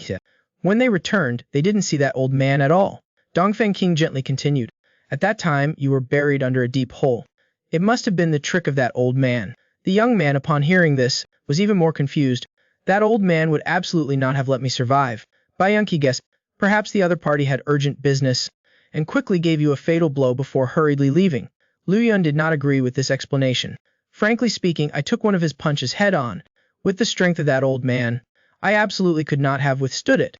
Duanfuang pondered for a moment, and offered his own guess. "Perhaps the cultivation method that Liu Yun practices is very mysterious, and it played a role at the critical moment, neutralizing that fatal blow." The young man was thoughtful after listening to this. He remembered the fight before. There was indeed something unusual in his dantian. Thinking of this, The young man calmed himself down. He placed one hand on his dantian and tried to circulate his ki to examine it carefully. But immediately after that, he opened his eyes wide in shock. His forehead was covered in beads of cold sweat. Upon seeing this, Bai Yunke asked with concern what had happened. Lu Yun had an unbelievable expression on his face and mumbled, "I can no longer control the true Kai in my body." Hearing this, Bai Yunke and Tu Mu were both stunned. On the spot, Juan Foyang, who had always been calm, also spoke with worry. "How could you lose control of the Ki in your body?" Lu Yun remained silent and tried again. Finally, he barely managed to push a stream of true Ki to his fingertip. He saw that the stream of true Ki was illusory and drifting erratically, slowly swaying at his fingertip, as if there but not there. Bai Yunke, seeing this scene, was shocked and full of worry. "I have never seen true Ki that changes erratically like this." Duan Fuyang also couldn't hide the surprise on his face. "Brother Kingfei, could it be that you've suffered a Ki deviation?" Zhang Zheng had a different opinion. Perhaps it was this stream of true Ki that preserved Lu Yun's life. Lu Yun suddenly remembered the teachings of his Grandmaster Wu Zhou from back then. The young man, half joyful, half doubtful, softly murmured, "Could this be the infinite power?" Bai Yunke was slightly startled. He asked the young man what he had just said. Lu Yun felt a slight sense of composure in his heart. He dispersed his true Qui and changed the subject. The three divine lords did not think much of it. They told the young man to rest well. Outside the camp, a waning moon hung high in the night sky. Inside the tent, Lu Yun was still trying to control the Kai mechanism within his body. But no matter how he circulated his energy according to the techniques, the true Ki in his body was like a mischievous child. Every time he urged his true Ki to move, it would stagnate and not advance. When he wanted the true Ki to be still, it would move on its own like a rebellious child. Lu Yun, unwilling to give up, used the one movement advancing ice fist again. The familiar powerful force did not burst out at all. Instead, it dissipated right in front of him, less than 2 feet away. Lu Yun's eyes were blank, his face filled with confusion. Since he started practicing martial arts, this was the first time he had encountered this situation. The last time he went back to the mountain, Grandmaster Wu Zhao had mentioned to him that an accident had occurred when he was strengthening his three treasures foundation. Could this elusive aura really be the infinite power? The young man was born with insufficient yang energy and was originally destined for a short life. Fortunately, he entered the Wudang sect and obtained the two forms divine skill. From then on, the young man's cultivation base advanced by leaps and bounds, like splitting bamboo. What was frightening was that every time he narrowly escaped death, he would encounter good fortune. In the tent, Lu Yun could not understand the abnormality of the true Ki in his body. Grandmaster Wu Zhao, due to his physique, could not cultivate the infinite power. Therefore, in that book, the records of the techniques to use this type of true Ki were also very few. It only recorded a few words from the predecessor who created this technique, leaving only these admonitions. The three treasures return to infinity. The prime origin of the supreme purity is split. The Danshan connects to the purple palace. Innate Hominkai is born within. Just as Liu Yun was thinking about how to control the infinite power, an old friend lifted the tent flap and entered. The person who came was Yuan Bao, whom he had met at the Puchua nunnery. "You're finally awake." Liu Yun then retracted his thoughts and greeted the other party. He then asked with Dai in confusion, "Didn't you want to go to the Martial Alliance before? Why are you here?" He then laughed heartily and explained, saying that this was the advance camp of the Martial Alliance. Seeing that Liu Yun looked confused, Yuan Bao then recounted the details. Turned out that the Martial Alliance knew that the demonic sect was advancing in two routes. The Central Plains Army had set up an advance camp in the area bordering Gansu and Sichuan. The major sects and powerful families had also arrived one after another to stop the demonic sect. Their South Sea Sword sect also came along, obeying the orders. During this time, Yuan Bao mentioned the matter of escorting Nangong Song back home for thousands of miles. This high-ranking disciple of the South Sea Sword sect had great admiration for Liu Yun. Liu Yun felt a pang of pain in his heart and didn't want to talk much about it. While the two were chatting, they strolled around in the camp. Nan Hao, who was sparring with Kai Dai, happened to see this scene. The chief disciple of the South Sea Sword sect went over to greet him. Although the two had some misunderstandings outside Puchua nunnery, they were all martial artists of the Jiangyu and didn't hold it in their hearts. They exchanged their names and officially became friends.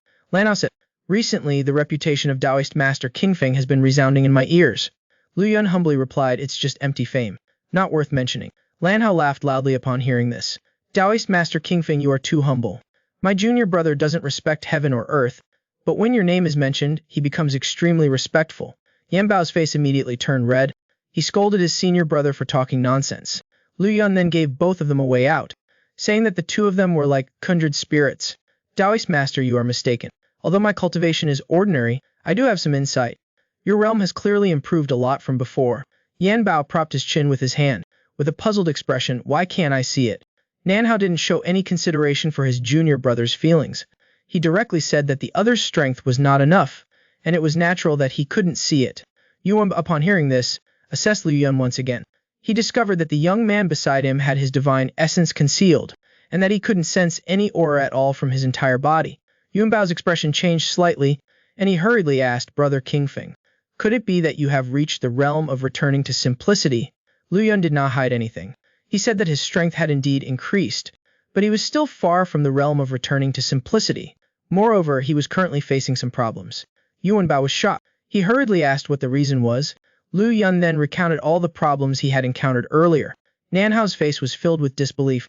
How can a master like you not be able to control your true ki? Liu Yun smiled lightly, saying that perhaps he had not yet grasped the method. After that, the latter gave a suggestion. He said that he had also broken through his bottleneck after fighting with the mysterious Ran Kong and reached a higher level. If Taoist Master Kingfeng is willing to give it a try, I am willing to lend you a hand. Liu Yun was overjoyed upon hearing this. Perhaps sparring could really help him break through the barrier. As soon as the news spread, everyone in the camp came upon hearing it. They formed 3 inner layers and 3 outer layers, surrounding the 2 of them. Among the crowd, many were assessing the strength of the 2 people. Some said that the Southern Venerable of Wudang was famous throughout the world, and that their disciples were definitely not from some small sect in the corner of the South Sea. But some people also said that although the South Sea Sword sect was not well known, it did not mean that their disciples could not fight back. Just as the 2 sides were arguing endlessly, the martial artist who looked down on the South Sea Sword sect suddenly widened his eyes. They saw Nanhao suddenly tap his foot, and his body shot forward, and the longsword in his hand thrust straight out. The sound of the sword was like a dragon's roar. The surrounding crowd was all shocked, and their expressions changed. Only now did they realize the South Sea Sword sect indeed not ordinary. Liu Yun retracted himself, his back slightly arched, his 2 palms opened, his aura encompassing his whole body. The young man immediately pulled his hands back to his chest. A faint Wuji limitless force condensed. Lanhao softly shouted. A flash of sword essence spiritual energy appeared and then disappeared. Liu Yun's eyes slightly narrowed. He recognized that the opponent was using the Azure Sea Limitless Sword technique. The young man did not dare to be careless. He hurriedly retreated half a step, and bent his body, his voice low.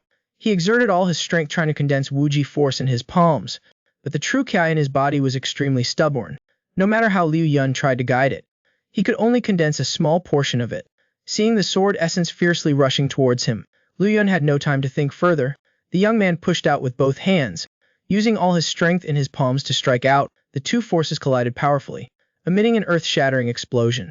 Seeing this, Lan Hao counterattacked. He stamped his foot hard, leaping into the air, and then let out a loud shout. The Ki of his entire body suddenly increased explosively. In an instant, his whole person was like a sharp sword unsheathed. Vast sword energy covered the entire area. Along with the disciple of the South Sea Sword sect, a sword suddenly slashed down. Countless powerful sword essences rushed down, like the roaring sea. Liu Yun saw the situation. His heart suddenly panicked. The opponent's righteous sword intent was clearly much stronger than before. The young man did not dare to face it head-on. His figure flashed, barely dodging. The violent sword energy slammed into the ground, creating a scene of devastation. Yuan Bao, standing by and watching the battle, was agape. He muttered, Senior brother, has the eldest senior brother actually reached the void realm? Zhang Qing's mind trembled. His face was blank, covered in sweat. Sword energy generated naturally, connecting with heaven and earth. It truly is the highest realm of the Azure Sea Limitless Sword, the Void Realm. Yuan Bao heard this. His heart immediately worried for Liu Yun. Thinking of this, he hurriedly shouted loudly, Eldest senior brother, please show mercy. But Lan Hao paid no heed to his junior brother's pleas. Sword essences rained down like arrows. The true Ki in Liu Yun's body did not listen to his commands. He did not dare to take the attacks head-on. He could only rely on his nimble footwork to try to dodge. It was not that Lan Hao was deliberately taking advantage of the situation, but that he had experience with this matter. He knew that only when he pushed his opponent into a corner would Liu Yun have a chance to break through and rise up again, and unleash the potential within his body. Sure enough, Liu Yun was so overwhelmed by the fierce attacks that he could barely withstand them. The young man knew that if he made even a small mistake, he might lose his life here. Thinking of this, Liu Yun suddenly stopped dodging. He guided as quiet as Danshan. The Wuji force within his QC also seemed to sense the danger. Under the young man's desperate urging, it finally stopped playing around. An unprecedentedly powerful stream of true Ki filled his meridians. Phew. The pain caused Liu Yun to involuntarily grimace. In a flash, Liu Yun felt a slight tremble in his lower dantian. The Wuji force actually broke free from its restraints, rushing straight up to his upper dantian. The vast true Qi, initially like a great river flowing into the sea, unblocked all 12 main meridians. Then it surged like a tidal wave, opening up 36 major acupoints. Liu Yun's right hand suddenly extended, his index and middle fingers forming a sword finger, striking the acupoint. A force like a rainbow was unleashed, heading straight into the sky. Lan Hao in midair was unable to dodge in time. He was struck in the chest by the finger strike. He groaned, and fell like a withered leaf. Yuan Bao and the other person's expressions suddenly changed. They cried out, "Eldest senior brother." The two of them hurriedly rushed forward, and caught Lan Hao steadily. Seeing that Yuan Bao was on the verge of tears, Liu Yun hurriedly comforted him gently. He said that he had only struck Lan Hao's sleeping acupoint, and he would automatically wake up soon. Having said this, Liu Yun's face showed solemnity. He bowed in salute. "Please help me convey this to Brother Lan. I, this humble Daoist, will remember this kindness." After some polite exchanges, Liu Yun turned and walked towards the large tent. Lifting the curtain, the young man could not help but show a cold expression. He saw that in the tent, Fu Yankee was quietly waiting. Liu Yun's face was expressionless, and asked what business he had. Fu Yankee's expression was complicated. He remained silent for a long time. He really does not want to acknowledge me as his brother. After a moment, he retracted his thoughts, and presented a letter. Someone used a carrier pigeon to send it to the camp. I saw it was addressed to you, so I brought it here. Liu Yun took out the letter, and quickly read through it. His eyebrows furrowed more and more. Taoist Master Kingfeng, seeing this letter is like seeing me in person. A woman who is very important to you is in trouble. If you wish to save her, come alone to Qinghai Lake to meet. Seeing the other's expression change drastically, Fu Yankee hurriedly asked what had happened. Liu Yun's heart was in turmoil, and recounted the contents of the letter. Yunzi seems to have been captured. Isn't she always on Wudang Mountain? Fu Yankee, after hearing this, had his face turn somber. He said that what was written in the letter could be true. He recounted the experience of real person Cao Xian. The old real person had sent a letter using a carrier pigeon, asking us to search together. The Martial Arts Alliance sent people everywhere to investigate, but they could not find any clues. They learned that Hua Yun was under a demonic spell, and had been captured.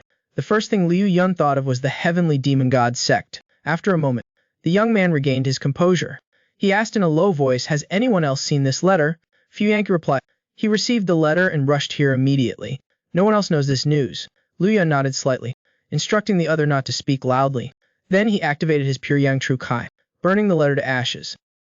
The young man ignited a fierce fire with his bare hands, completely incinerating the letter. The raging flames blazed in the palm of his hand, but he felt nothing at all. After completing everything, Liu Yun turned and ran out of the tent. At this time Fu Yanjie spoke softly. "Go straight north from here. You'll see a large river. Follow the river for about 50 li to the northwest. There is a bend. Following that bend will be much more convenient." Liu Yun, hearing this, turned his head and glanced at the other person. Remaining silent for a moment, he still said a thank you, and stepped out of the large tent. The young man's expression suddenly turned cold. Hu Yunji was his reverse scale. No matter who kidnapped her, they would have to pay a heavy price. Thinking of this, Liu Yun's aura exploded. The young man forcefully stomped on the ground, freezing the rubble beneath his feet. His figure transformed into a streak of light, shooting straight towards the distance. At the same time, on the desert near Qinghai Lake, a young man staggered, carrying someone on his back, difficultly moving forward. Bright red blood slowly seeped from the corners of Wen Qianji's mouth, but this young master of the demonic sect was still trying his best, taking one step after another. Suddenly, Wen Qianji felt something unusual beneath his feet. His figure faltered, and for a moment he fell. He tried to adjust his position, using his body as a cushion, to protect Wu Yunji. Wen Qianji endured the pain and leaned against a large tree. This young master of the demonic sect was now at the end of his strength. Although the demon god pill could enhance his cultivation quickly, for his weak foundation, it was no different than drinking poison to quench his thirst. In addition, he had also taken a blow from the Blood Sea Demon King's two extremes frenzied shredding claw. His internal injuries were beyond his limits. When Qianji looked at Ho Yunji, who had her eyes closed for a long time, he could feel that although the young woman's body could not yet move, her consciousness had escaped the control of the heavenly demon incantation. This couldn't help but make him feel respect. With her own mental strength, to escape the control of a spell was very rare. He couldn't imagine what kind of strong emotions could help the young woman achieve this. Thinking of this, when Tianji's pupils suddenly contracted, a nameless fire suddenly ignited in his heart. This young master of the demonic sect trembled as he reached towards the young woman's curvy buttocks. But suddenly, he shivered, and regained his clarity, slowly retracting that paw that was about to succeed. Wen Tianji tried to suppress the evil desires in his heart. What I want is not like this. Wen Tianji, Wen Tianji, how can you have such despicable thoughts? The young master of the demonic sect struggled to stand up and step to the side. It was true that he had fallen in love with Hua Yunji at first sight, but that love was pure and untouched by the world. He did not want to see her shed tears of sadness again. Every time he thought of the young woman's sad profile, his heart ached. So when he saw that letter in the room, he also tore it up, a letter sent to the Martial Alliance. Wen Tianji carried Hua Yunji back onto his back and continued to run like mad. Gently slid down from the corner of the young master of the demonic sect's eye. He was now exhausting his last bit of strength, just to find the safest place for the person he loved. Hua Yunji, lying on his back, was actually awake. She could clearly feel Wen Tianji's sobs. Who exactly is he? Why is he crying so sadly? On the other side, Liu Yun was heading towards Qinghai Lake when suddenly, the young man stopped in his tracks. His heart was startled. He felt a cold aura coming from ahead. He was too familiar with this feeling. It was the aura of the demonic sect. The fire of rage in the young man's heart burned even more intensely. He immediately stomped on the ground and charged forward madly. Not long after, a team of demonic sect disciples came into view. Judging by their numbers, they were clearly a reconnaissance team. Liu Yun didn't say a word, and suddenly released a palm strike. A powerful palm force shot out, hitting the chest of the leader. The rest of them didn't say much either. They rushed straight towards the young man, charging to kill him. The young man let out a loud shout. His momentum didn't stop at all. The young man unleashed both palms at the same time. Like pushing mountains and filling the sea, his powerful palm force instantly blew several people away. At this moment, Liu Yun was raging like a volcano erupting. The young man suddenly lowered his body and bent his back, gathering his Kai in his dantian. The pure yang power in his right hand surged forth, burning hot like fire, and the Tai-yin power in his left hand condensed, ice cold to the bone. The young man suddenly raised both palms to the sky. The Qi force of his entire body exploded freely. His powerful Wudang true Qi blasted the reconnaissance team far away. At the same time, on a mountain peak 30 li away, a middle-aged man was listening to his subordinates reporting to the Demon King. The reconnaissance team hasn't returned with news for half a shichen. The middle-aged man was none other than Dashan Mo Wang, Great Mountain Demon King of the 18 Demon Kings. After hearing his subordinates report, Liu Yushan's eyebrows furrowed slightly. Normally every moment, one of the scouts should return to report the enemy situation. No one has returned for half a shichen. This can only mean one thing: they are all dead. The subordinates, hearing this, all showed expressions of shock. Could it be that the Central Plains martial artists dare to take the initiative to attack? Liu Yushan didn't answer. Instead, he looked into the distance and softly whispered, "He's here." As soon as the words fell, dust and smoke rose from the distant horizon. The ground seemed to tremble slightly. Liu Yushan instinctively tightened his grip on the long spear in his hand, silently calculating. This bat. How many troops has the enemy mobilized? He pressed the weight of the long spear in his hand down and ordered in a deep voice, "All troops on alert, prepare to meet the enemy. The enemy's numbers are not small, so be careful." But immediately afterwards, the Demon King widened his eyes in disbelief. He saw the cloud of dust getting closer and closer. When it was 10 zhang away, it suddenly dispersed. Where were the thousands upon thousands of troops? There was clearly only a solitary figure. That figure suddenly launched up from the ground, scattering gravel everywhere. Liu Yun's body was like a cannonball, hurtling forward and stopping. Liu Yushan's pupils contracted. His heart was shocked. He quickly held his spear horizontally with both hands, trying to block the young man's fierce punch. But unexpectedly, in the next instant, the metal spear shaft suddenly snapped in two. This mountain-crushing Demon King was like a kite with a broken string, flying back. At this moment, two demonic cultists rushed forward with their sharp swords. Liu Yun felt a surge of true Kai rise to his throat. His cheeks puffed out. The young man suddenly exhaled, emitting a sound like a dragon's roar echoing through the mountains. The technique used was Wudang's secret art, the Azure Dragon's Roar. Liu Yun placed both hands in front of his chest, as if embracing a sorrow. Wudang's strength suddenly converged in his two hands, and with the young man's sudden push of his hands, a powerful palm force came crashing down. Like the tide of the Confronting river, several demonic cultists couldn't dodge in time, and were obliterated on the spot. At this moment, Liu Yushan rushed forward with half of his spear. This mountain-crushing Demon King flicked his wrist, and unleashed several strikes in succession. In an instant, several spear shadows attacked, making it difficult to distinguish the real from the fake. Liu Yun's eyes flashed slightly, and he neither dodged nor evaded, but met the opponent's attack head-on. The young man suddenly unleashed a punch, accurately striking the spearhead. A loud crash of metal colliding resounded, like a great bell tolling. Liu Yushan felt a huge force suddenly surging. His arm and shoulder joints could not withstand the pressure, and a series of cracking sounds echoed out.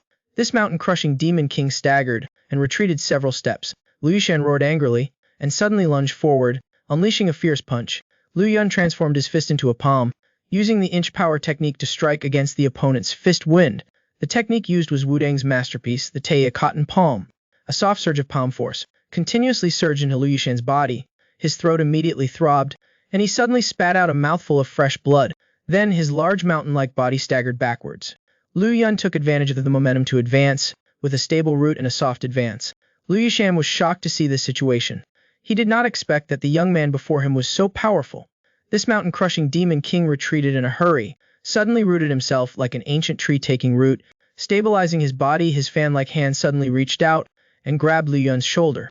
Liu Yun, caught off guard, was grabbed by the opponent. Liu Yushan followed suit, filled his chest with air and puffed his cheeks, and then suddenly roared angrily like a ghost exploding. A sound wave, as if it had substance, directly rushed towards Liu Yun's chest. The young man couldn't avoid it. He could only fill his body with Kuai and grit his teeth to resist. Then he saw countless pieces of gravel suddenly explode, submerging him within it. The man exhaled 30 years of Kuai towards the young man, causing the young man to retreat several zhang, kicking up a cloud of gravel. Liu Yun forcefully withstood a deep blow from Liu Yushan. His expression was serious. He realized he could not be complacent due to having the upper hand. But at this moment, Liu Yushan yelled 72 strikes and viciously brought the broken spear down on the young man's head. Liu Yun quickly leaned to the side to evade. Liu Yushan, without waiting for the move to lose its momentum, swept the spear horizontally towards Liu Yun's head. The young man squatted down to evade, while simultaneously getting in close to the opponent.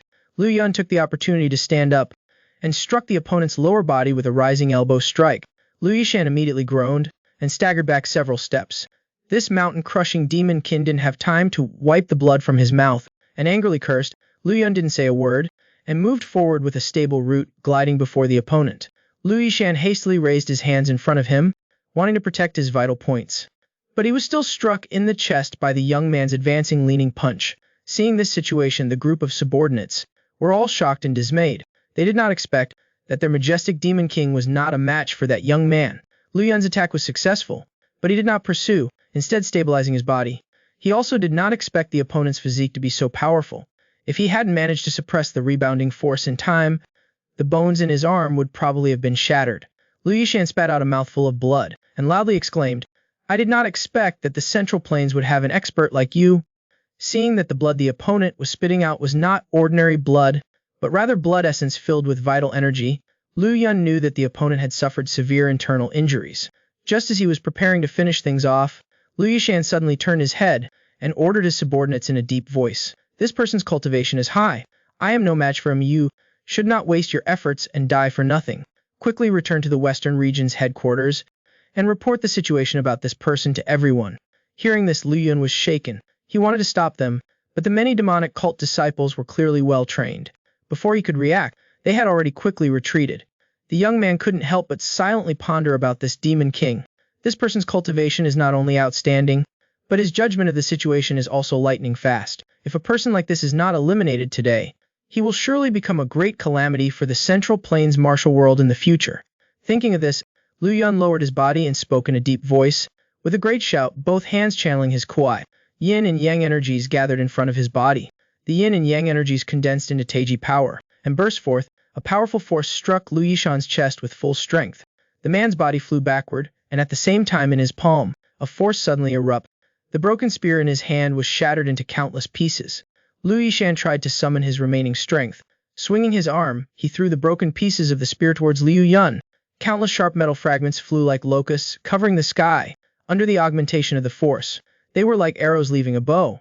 Liu Yun didn't expect that even though the opponent was seriously injured, he still had such a powerful move. The young man's hands suddenly separated. A surging, forceful energy erupted, blocking the countless sharp metal fragments in front of him. Liu Yun immediately struck out with his palm. Using a similar move, an eye for an eye, the countless fragments were enveloped by his palm force and reflected back. Liu Yushan was already at the end of his strength and had no power to dodge. He was pierced through by the countless fragments. He fell to the ground with a thud. Liu Yun's expression was cold. He approached and coldly observed. He saw that this earthly fiend demon king had already returned to the 9 Springs. When Liu Yun arrived at Qinghai Lake, it was already noon the next day. He searched around, but did not find any traces. The young man searched again within a 5-mile radius, Apart from finding a few dilapidated ruins, he still did not gain anything. Lu Yun stood on a rooftop and could not help but fall into contemplation. Whoever wrote the letter to him, leading him to Qinghai Lake, must have a purpose. Even if it was a trap, there shouldn't be even one ambush waiting for him. This situation could only prove two things. First, the letter writer had no malicious intent. They simply wanted to inform him of Hua Yunji's whereabouts. Second, an incident must have happened on his way here, forcing the letter writer to leave. If the other party intended to capture Hua Yunji, it is most likely that they would flee southeast toward the central plains. Thinking of this, the young man immediately rushed towards the southeast to pursue. Half a day later, Lu Yun arrived at a canyon. Suddenly, he heard sounds of fighting coming from ahead. The young man quickened his pace. His figure sped away. Soon after, a few dark figures appeared in his sight. Judging by their auras, they were definitely disciples of the demonic sect. A young man was carrying a young woman on his back. He was being pursued by everyone and frantically fleeing. That pink outfit. Wasn't it Hua Yunji whom he had been longing for day and night? Lu Yun quickly flew forward, struck out with a palm. A powerful palm force came crashing down, sending the group of people flying to the ground. At this moment, Hua Yunji was already free from the control of the spell. Although her movements were not convenient, her consciousness was very clear. The young woman heard a noise from behind and turned her head to look. She saw not far away a familiar figure standing proudly. It was the man she longed for day and night, but could not meet. Lu. He stared at the young woman lying on another's back. He was silent for a moment, before finally managing to utter a sentence. Yunji, are you alright? The young woman's beautiful eyes filled with tears. She gently shook her head. When Tianji was finally relieved, and let out a sigh of relief, immediately after that, he could not control it and spat out a mouthful of fresh blood. Following that, this young master of the demonic sect's body went limp and fell to the ground. Upon seeing this, Lu Yun was shocked and his face changed drastically. His figure flashed in front of him in an instant. When Tianji tried to force himself, and gave a bitter laugh, and slowly opened his mouth. I didn't expect that we would meet in this situation. Lu Yun helped the other up, and asked in a deep voice, why were you carrying Yunji? When Tianji's face was pale, his voice broke. This place is dangerous. We should retreat to a safe place first. Lu Yun's expression was complicated as he glanced at Hua Yunji. Then with one arm, he took the young woman into his embrace. With the other hand, he grabbed Wen Tianji's collar. His figure transformed into a stream of light, and leaped away. An hour later, the three arrived at an inn in Qinghai. They put the unconscious Wen Tianji on the bed. Hua Yunji recounted the events that happened after she went down the mountain. One by one she told everything to her beloved. Only then did Lu Yun realize it was Wen Tianji who risked his life to save Hua Yunji. The young man's heart was filled with mixed emotions. At this moment Hua Yunji asked softly, how are his injuries? Lu Yun stared at Wen Tianji, and told the truth. The 12 meridians in his body are all severed. More than half of his internal organs are also shattered. To be able to carry you so far, he was relying on a single breath to support him. Now that breath has dissipated. The qi and blood in his body had begun to flow in reverse. Even if Shishu Childu were here, it would be hard to save him. Unexpectedly, as soon as he finished speaking, Wen Tianji spoke soft, I know what you're thinking. Hearing this, Lu Yun felt his expression tremble. His heart suddenly felt relieved, and he saw that the young master of the demonic sect was forcing himself to sit up, and continued speaking. It is true that I liked him, but in his heart there is only you. Wen Tianji's expression was serious. His words were firm. I imbued her with the heavenly demon power. I have never wronged her. Before the words could finish, Wen Tianji coughed violently. Fresh blood slowly spilled from his mouth. The heart-wrenching pain made his face twist. A moment later, he tremblingly reached his hand out to Lu Yun. The latter was confused, but still grasped the cold hand of the other. The young master of the demonic sect's breath was faint, and he continued to speak. My life is nearing its end. I won't have a chance to save her again in the future. Taoist Master Kingfin, please protect her well, Taoist Master. Don't let her suffer any more hurt and tears. Having said this, Wen Tianji's eyes turned cold, his tone threatening. If you betray her even in the slightest, even if I become a ghost, I will not forgive you. Lu Yun's expression was solemn. He nodded solemnly, and made a vow. If I betray her, may my name be erased from the 3 realms, and never be reincarnated. At this moment, Hua Yunji staggered towards the mirror. She reached out her soft hand, and gently placed it on the back of Wen Tianji's hand. Her clear tears could not be contained and flowed out. Seeing this, Wen Tianji couldn't help but laugh out loud. The young master of the demonic sect looked deeply at Hua Yunji, his words filled with reluctance, as well as satisfaction. That she can shed tears for me is enough for this life. Those words seemed to have drained the last of his energy. The young master of the demonic sect's body went limp, his breath ceased. He was the dignified young master of the demonic sect, who could have had all the luxuries, but now he had suffered fatal wounds while saving a righteous sect girl. Seeing Wen Tianji fall onto the bed, his life force extinguished, Hua Yunji covered her face and sobbed, her crying choked with emotion. Lu Yun remained silent, a little sorrow also present in his heart. The two of them then found a good feng shui location nearby, and buried the young master of the demonic sect. Before the tomb, Hua Yunji's tears flowed continuously. Only now did she learn of Wen Tianji's identity, and she felt even more remorse for this devoted lover. Although he and we were on different sides, he was indeed a respectable hero. Having said this, the young man's tone turned relaxed, as he spoke casually, for his sake, today I will leave my name, and bring the news of his life and death back. After speaking, Lu Yun helped Hua Yunji turn around and leave. When the figures of the two gradually disappeared into the distance, in the woods, a figure floated to the front of the tomb. A storm of shock arose in the heart of the demonic sect spy. His stealth technique, even the Demon King would find it difficult to easily detect, yet unexpected, that young man was able to see through his movements with a single glance. After a moment, the demonic sect spy's figure flashed and disappeared without a trace. Half a day later, at the main headquarters of the heavenly demon god sect, Wen Yuji's face was pale, his voice trembling. You said that Tianji is dead. The spy bowed his head, clasped his hands, and bowed as he replied, this subordinate has carefully checked. The young master has indeed passed away. Wen Yuji was struck by lightning, muttered, he's dead again. The subordinate dared not believe it, and secretly piqued. Never before had he heard the sect leader refer to Wen Tianji in this way. He only saw that Wen Yuji's eyes were bloodshot, and a strange smile appeared. After a moment, this sect leader slowly opened his mouth without sorrow or joy. I understand you may leave. The man, seeing this, looked worried, and was about to speak to advise him, but when he saw Wen Wuji's eyes suddenly turn cold, his voice as cold as ice, I told you to leave. The man was terrified by the other's terrifying gaze, not daring to say more, and silently retreated out. Wen Yuji sat quietly on the long seat for a long time. This sect leader gripped the armrest of the seat tightly. The strength in his hand was so great that it was clear he was trying to suppress the grief in his heart. After a while, he finally could not bear it any longer, and gritted his teeth. The misunderstanding had just been resolved, and my son is dead again. Suddenly, the demonic sect leader raised his face to the sky and roared, his voice like a thunderous clap, Heavens, are you deliberately toying with this old one? In a flash, boundless true key surged out. The entire main hall was shaken and trembled.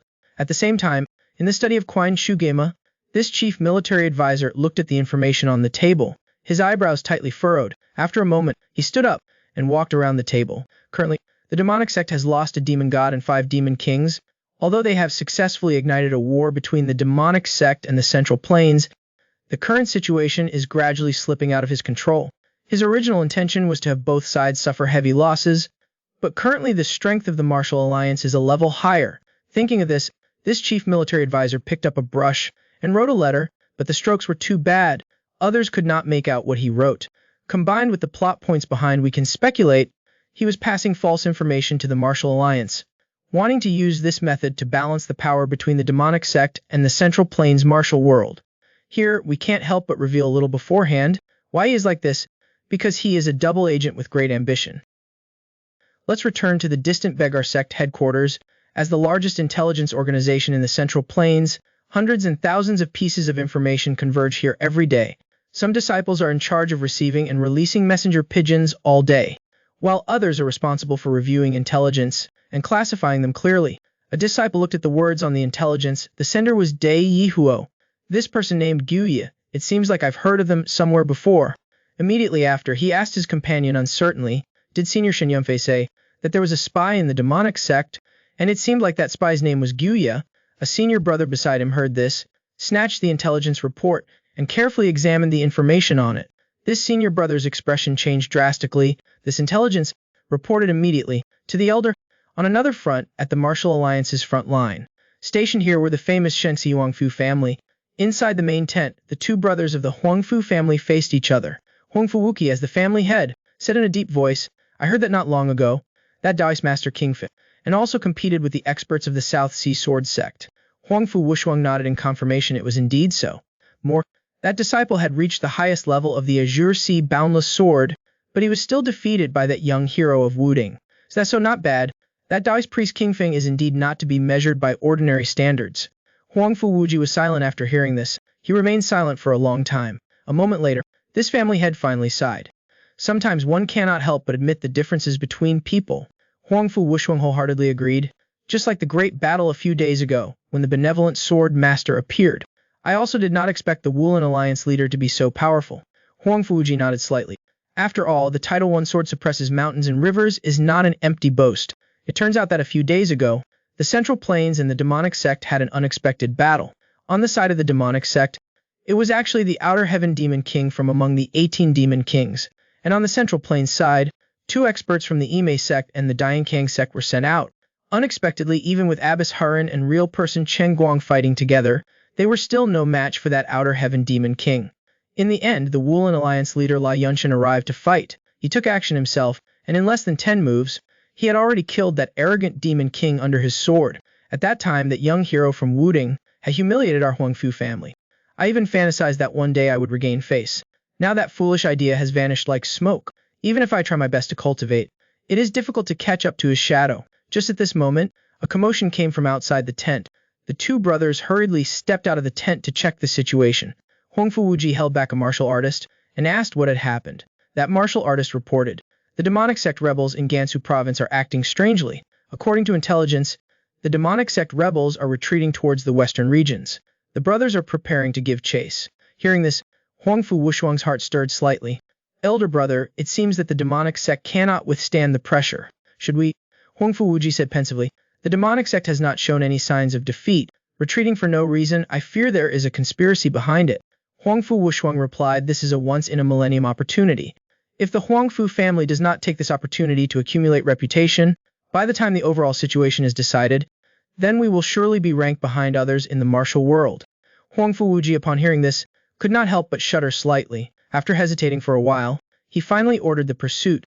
Let's talk about the other side. Inside the demonic sect's grand camp, a middle-aged man is listening to his subordinate's report. This person is the snake-head Demon King Dan Xingnu from the 18 Demon Kings. Reporting Demon King, the Outer Heaven Demon King has died under the sword of the Wulin Alliance leader. Dan Xingnu, upon hearing this, slightly furrowed her brow. That benevolent sword master Taoist has some skill. Her subordinate bowed and asked, will the plan continue? This snake-head Demon King slightly curled her lip. Her tone was cold. The plan does not change. Her subordinate immediately bowed and saluted, and accepted the order with a firm voice. Then his figure flickered and disappeared from sight, leaving only Dan Xingnu with a gaze, a ferocious look. She muttered, humph, benevolent sword master. I want to see how benevolent you will be when you die. The Wulin Alliance's arrangements can roughly be divided into 2 parts. One part is the prestigious sects led by the Alliance leader Lai Yunshan. They are mainly responsible for directly confronting the heavenly demon gods. Among them Wudang, Shaolin, and Ime are the representatives. The remaining part is made up of small and medium-sized sects. They are mainly responsible for rear support and transportation of provisions. Earlier, Liu Yun was rescued and brought back, and he is also recuperating in the rear. Inside the tent, Fu Yanji was sitting in meditation and waiting. Ever since Liu Yun left, he has been guarding this place. An elderly man with gray hair lifted the tent flap, and spofully, Yanji, why are you still here? Fu Yanji quickly stood up, and respectfully greeted his master. The person who came was the current leader of the Divine Eagle Gang, Zhang Sanzang. This top expert from Guangdong was bringing food to his disciple. Even if you are worried about your brother, you still have to eat. The latter hurriedly took it with both hands. At this moment, the sound of 2 people's conversation came from outside the tent. A guard said, the junior brother who was previously in this tent, didn't you say Yunner went out and hasn't returned yet? Why are there a master and disciple here? The 2 people immediately looked in the direction of the sound. A second later, they saw 2 Taoist priests from Wudang walk in. The 2 were real person Xiaoxuan He Kingsong. Fu Yanji quickly stood up and clasped his hands in a salute. This junior pays respect to real person Xiaoxuan. The old real person frowned as he looked at Fu Yanji. May I ask who you are? Fu Yanji scratched his head embarrassedly. He had guessed the other party's identity from the conversation of the 2 people. For a moment he did not know how to explain his relationship with Liu Yun. After a moment, the young man made up his mind and replied softly, Divine Eagle Gang Fu Yanji. Real person Zhao Xuan was a little startled after hearing this. He always felt that the other party looked somewhat familiar, but it was clear that he was meeting the other party for the first time. At this time, Kyung Song, with a cheerful expression, said coldly, this world is really small. The old real person, with a puzzled expression, asked his junior, what do you mean by this? Didn't uncle see it? This brat looks very similar to junior brother King Feng. The 2 brothers have grown up in Wudang since childhood. Their relationship is as close as siblings. Although the elder brother often bullies his younger brother under the guise of sparing, In reality, he does not want his younger brother to suffer any grievance. Inside the tent, Kung Song stared at Fu Yanji intently. What is your relationship with junior brother King Feng? Seeing the other party showing a look of embarrassment, real person Jiuquan suddenly understood. Could it be that you are a relative of the Yunyang prefecture? Fu Yanji closed his eyes and slowly nodded in acknowledgement. The tent was instantly as silent as death. Damn. A moment later, Kung Song snorted coldly, his face filled with killing intent. Your entire family has a really thick face. Back then you were so heartless in driving their mother and child away. Now how can you have the face to meet them? Zhang Sanzao, standing on the side, couldn't bear it any longer, and said in a deep voice, the past is an issue of the previous generation. What does it have to do with this child? You shouldn't bully others with your strength. King Song, hearing this, not only wasn't angry but also laughed faintly. Esteemed sir is indeed a chivalrous and righteous person. So when my junior brother was in the freezing cold of winter, about to freeze to death, why didn't I see you go with his unlucky father? To reason with them? Zhang Sanzao turned his head, his face darkened. Truly unreasonable. As soon as these words were spoken, the aura around King Song suddenly surged. An immense force poured out, as if it had substance. Unreasonable? Then we won't reason anymore. Didn't you say I'm bullying others with my strength? Today this humble dice will bully you. What about it? Seeing that the two sides were about to fight at the slightest disagreement, Fu Yanjie hurriedly stepped between the two. But unexpectedly, King Song had no intention of making peace at all. A burst of explosive power struck directly at the other side, rushing out. Fu Yanjie was shocked to see this, his heart filled with fear. He never thought this Taoist would attack as soon as he said he would, and at this moment, Zhang Sanzou's figure flashed, appearing in front of him. This leader of the Divine Eagle Gang forcefully pushed out both palms. The palm force collided with that burst of power, stirring up waves of ripples. Zhang Sanzou was also provoked, and shouted in a deep voice. Still dare? Kung Song laughed faintly again. Not afraid at all. What's there to not dare? If I were afraid of you, I wouldn't be a good man. Having said this, the force around both of them erupted. In the great tent, a gale howled in an instant.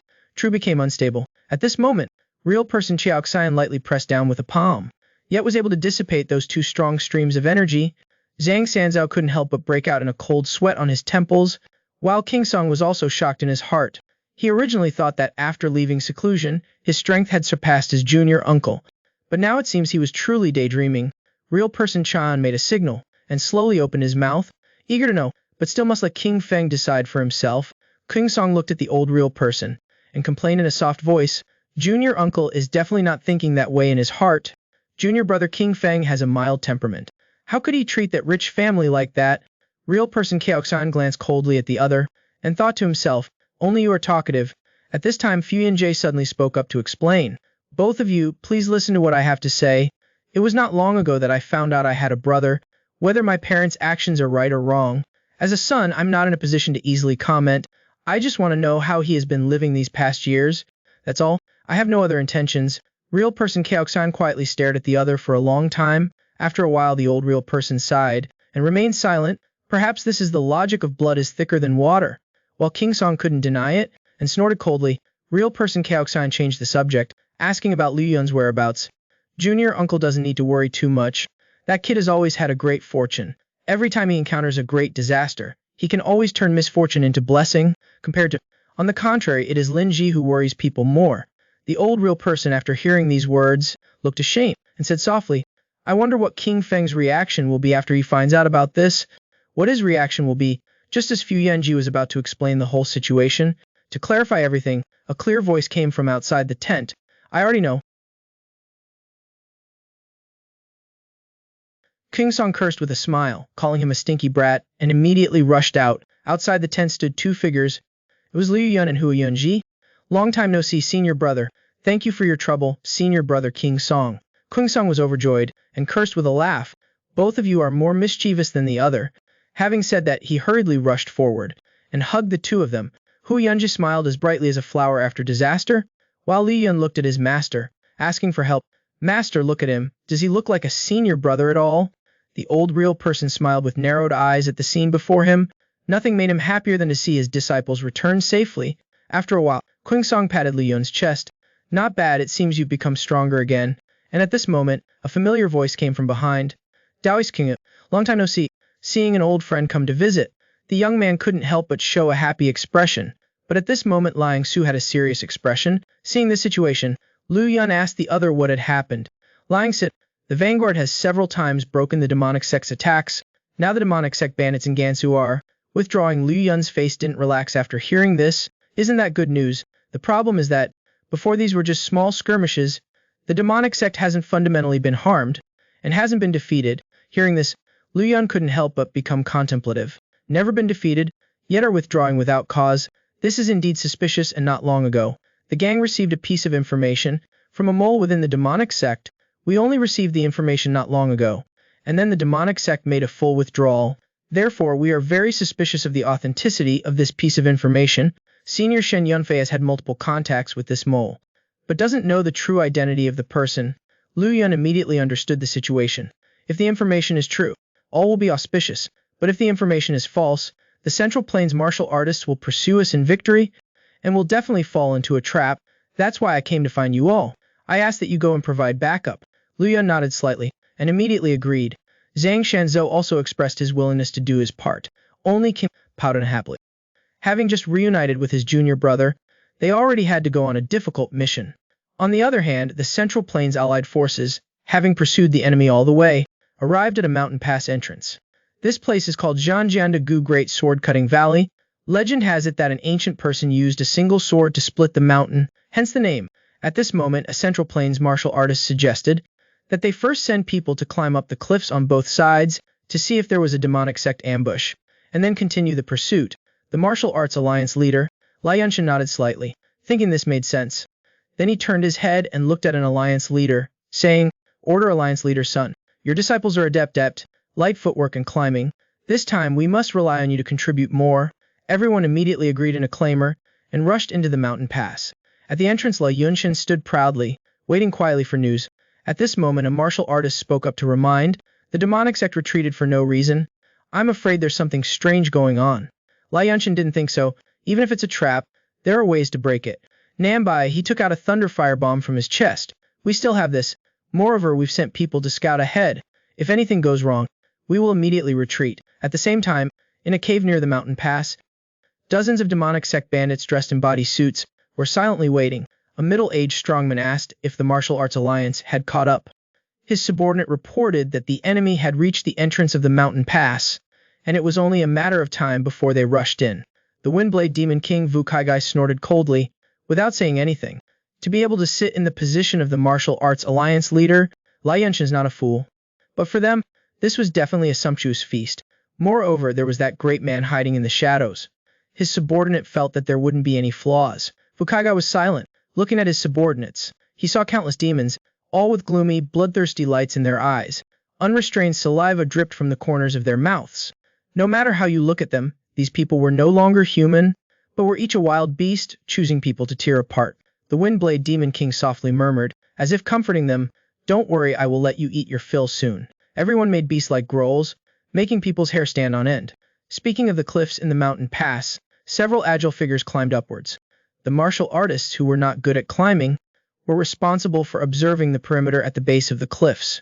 Watching the two figures on the cliff as if walking on flat ground, this Wudang expert was no longer as childish as before. Since learning about Nangongsong's death, he seemed to have become a different person. His whole person was like a sharp sword out of its sheath, cold to the bone. At this time, there was only one thought in his mind, which was to kill all the demons and avenge Nangongsong. As for on the cliff, a figure stood straight, his robes fluttering.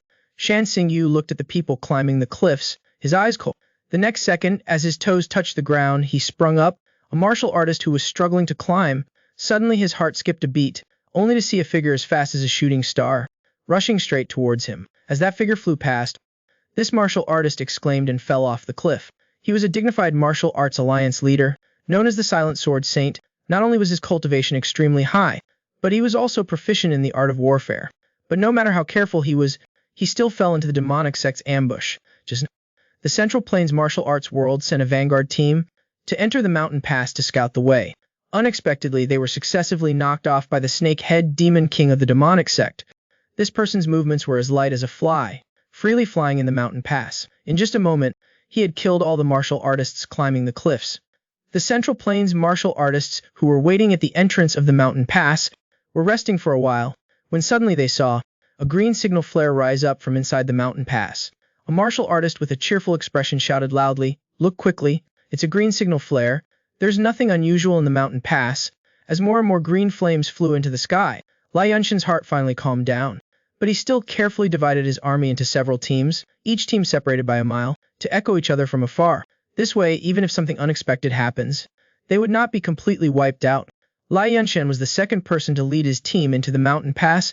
Having gone for about half an hour, he suddenly raised his hand and signaled the entire army to stop. He felt a powerful aura coming from the dark place ahead. That aura was so strong that even he was not sure he could win. And at this time, in the dark, someone was already blocking the rear of the vanguard team. The muscular old man was the Wind Blade Demon King. Wugai spoke. A sound wave reverberated far away. You are already fish in a barrel. Why not just embrace your deaths? As soon as he finished speaking, a figure turned back, as fast as lightning. The Abbess Horan of the Ime sect angrily shouted, Demonic sect thieves, how dare you speak so arrogantly here? After speaking, this abbess struck out with her palm, suddenly pressing down. Yu Kaijie, the bureau chief, stepped forward, firmly exchanging blows with the opponent. This Windblade Demon King still stood there, not moving at all. On the contrary, Abbess Hai Ren was forced backward. At this moment, a middle-aged man rushed over. It was Zhao Mu, the sect master of the Flying Phoenix sect. Taking advantage of his momentum, Zhao Mu ferociously kicked straight at the opponent's head. Yu Kaiji twisted his body and struck Zhao Mu's soul with a palm. The latter was as if struck by a heavy hammer. His body staggered, and he retreated continuously. The longsword in his hand was also shaken loose. The Windblade Demon King laughed loudly, his words carrying ridicule. You Central Plains martial artists are truly shameless, not only ganging up on the weak, but also attacking from behind. Zhao Mu tried to suppress the surging Kai and blood in his body, and replied coldly, Why talk about Jianghu rules with you demon sect bandits? It's a battlefield of slaughter, not a competition. Yukaiji sneered, and drew the long saber behind him. This old one is not like you, good at talking. We should still see real skill. Yukaiji brandished his long saber, and engaged two people 1 against 2, yet he didn't fall into a disadvantageous position. Not even 5 moves passed, when Zhao Mu was carelessly struck in the chest by a saber. This Flying Phoenix sect master groaned softly, and his body flew backward. A group of Central Plains martial artists, seeing this situation, all changed their expressions. They didn't expect that Zhao Mu, who had long been famous, would be so easily defeated. At this moment, a figure wielding a longsword flew over. The person who came was Lai Yunshan, known as the Sword Saint Ninja. This martial arts alliance leader, in front, struck down with a sword from mid-air. Yu Kaiji hurriedly raised his saber to block, but was still forced back several steps. The Windblade Demon King stabilized his body, and laughed. So you're that Sword Saint Ninja? You do have some skill. At this moment, several more green signal flares shot into the sky. Lai Yunshan, seeing this, couldn't help but be stunned. They had clearly planned ahead. So why was the vanguard still sending out safety signals? At this moment, a figure appeared on the cliff, laughingly. Dan Sinju holding a human head, said Cole. Alliance leader Lee, no need to be curious. This old one will solve your doubts. Having said that, he waved his hand and threw the head of the late sect master's son. Then he took out a signal flare from his chest and raised it high. After that, a green flame shot into the sky. It turned out that the previous signal flares were all launched by him. Dan Sinju laughed heartily, his words filled with mockery. To be the dignified martial arts alliance leader and only be this good. At this moment, countless demonic figures surged out from everywhere, engaging in battle with the Central Plains martial artists in the canyon. The sounds of fighting were ceaseless. These demon sect disciples seemed to feel no pain. Even with severed limbs, they still fought desperately. Their ferocity caused the Central Plains martial artists to be terrified. They had never seen such a desperate fighting style. Lai Yunshan swung his sword and killed 2 demon sect disciples, and shouted loudly, Everyone don't panic. These demon sect disciples are disoriented. They are absolutely no match for us. Unexpectedly, as soon as he finished speaking, Abbess Hairen's expression changed drastically. Alliance leader, the blood of these demon sect bandits is abnormal. Lai Yunshan heard this, a mix of shock and anger, and looked down. He saw that the blood of the demon sect members was a purple-brown color, and now purple smoke was slowly rising from it, obviously containing a potent poison. This martial arts alliance leader shouted hoarsely, and loudly reminded everyone to hold their breath. The blood of these demon sect members. Upon hearing this, the Central Plains martial artists quickly covered their mouths and noses. But at this moment, more and more poisonous smoke had already engulfed the entire canyon. Everyone stopped using weapons to injure people. Quickly retreat from the canyon. After giving the order, Lai Yunshan took the lead, killing 2 demon sect disciples on the spot with 1 palm. The other Central Plains martial artists also began to follow suit, no longer using weapons to fight, but engaging barehanded, fighting while retreating. Sheng Ping, with 1 punch, struck a bandit's dantian with force. The bandit's dantian immediately exploded, killing him on the spot. Abbess Hairen glanced at this scene, and praised in her heart, "This little Wudang Taoist priest is truly skilled." At this moment, a sudden change occurred in the canyon. The demon sect disciples, as if receiving an order, simultaneously raised their swords and slashed their own necks. A group of Central Plains martial artists, seeing this, stared with mouths agape, utterly shocked. But there were still those who reacted first, reminding everyone to run quickly. One by one, demon sect disciples, without hesitation, severed their own heads. Fresh blood sprayed out from their throats like a fountain, and as soon as the blood came into contact with the air, it transformed into a rolling cloud of poisonous smoke. A portion of the Central Plains martial artists were immediately enveloped in the poisonous smoke. The toxicity of this smoke was extremely potent. Those Central Plains martial artists who unfortunately inhaled it, vomited fresh blood, cried out miserably and collapsed to the ground, poisoned to death. Abbess Hyren, who was running ahead, called out loudly, "Everyone hold on. Only 3 more until we exit the canyon." But unexpectedly, before her words were finished, several shrill whistles came from behind her, several red signal flares scattered in the sky, a blinding red. Everyone couldn't help but be shocked. Abbess Hyren was also stunned. "Those are not our signal flares. Could it be that we've been surrounded?" The battlefield was chaotic. To make it easier for everyone to visualize, a special battlefield map was drawn with a cleaver. The last to leave, Hoarenji, also realized that they had been ambushed. Wuxing made a decisive move, ordering everyone to retreat from the canyon. But when they retreated to a narrow crossroads, they were shocked to discover a half-crippled old man blocking their way back. It was Wu Kaigai, who had circled around during the chaos. Those red signal flares had also come from his hands. Their purpose was to inform Dan Xingyu that he had blocked everyone's retreat. Just as he roared and prepared to fight, strange sounds suddenly came from the cliff walls, followed by an earth-shattering explosion. Exploding in midair, Wu Kaigai looked up in disbelief. He saw that on the cliff walls, explosions continued to sound. Countless rocks were blasted into pieces, quickly falling down. At this time, violent explosions also sounded within the canyon. Countless Central Plains martial artists were caught by surprise and died on the spot. Wu Kaigai saw this, his expression changed. He roared in shock, "Dan, do you want to kill our own people as well?" The next second, he was already bleeding from the corners of his mouth from the shockwave of the explosion. The Wind Blade Demon King raised his head and looked at the top of the cliff. His face was cold. Under the sunlight, dressed in black, hands clasped behind his back, and he spoke in a cold voice. "Is the magnificent tome that this seat specially prepared for you all? He is a heavenly demon, the Snakehead Demon King of the Divine Sect, with a vicious heart. In order to completely eliminate the Central Plains allied forces, he even blew up his own people." Hearing what the Snakehead Demon King said, Lai Yunshin was shocked. The demonic sect's plan this time was truly intricate. He had originally thought that no matter what, the Central Plains martial world would still have some strength to put up a fight, but he never expected that the other side would use explosives to bury them all alive. Thinking of this, Lai Yunshin shouted loudly, "Everyone quickly retreat from the canyon. Run as far as you can." On the cliff walls, Shangxin and his sworn sister laughed. "It's too late." As soon as the words fell, more explosions came from both sides of the cliff walls. Large and small rocks shattered with a roar, pouring down like rain. Liu Yun, who was rushing to help, happened to see this scene. The 3 of them immediately increased their speed and rushed straight into the canyon, surging forward. And at this moment, inside the canyon, it was already filled with cries of lament. There were Central Plains martial artists blown into the air, dying on the spot. Some people fell into the pits created by the explosions and died instantly, relying on their agile movements. They avoided countless falling rocks and finally met up with Horenji. Together, they rushed towards the entrance. Shangxin stood on the cliff wall with his hands behind his back, viewing his masterpiece, but between the eyebrows of the Snakehead Demon King, a look of displeasure was revealed, because half of the Thunderfire bombs he had buried had not detonated. Thinking of this, Shangxin gritted his teeth and ordered resentfully, "Find them. Light those Thunderfire bomb fuses for me. Today, this seat wants them to be buried here." A subordinate behind him, Chen Sheng, responded and disappeared, disappearing without a trace. And at this moment, a figure flew up the cliff. Wu Kaigai steadied his body. His eyes were bloodshot, and he roared angrily, "Shangxin Ren, today this old man will tear you to pieces." Having said this, the Wind Blade Demon King slashed down at Shangxin with a blade. In an instant, he unleashed his inner power with both hands. 2 majestic palm strikes came forward. The blade energy and palm force collided with a boom. The sound of metal clashing exploded in the air.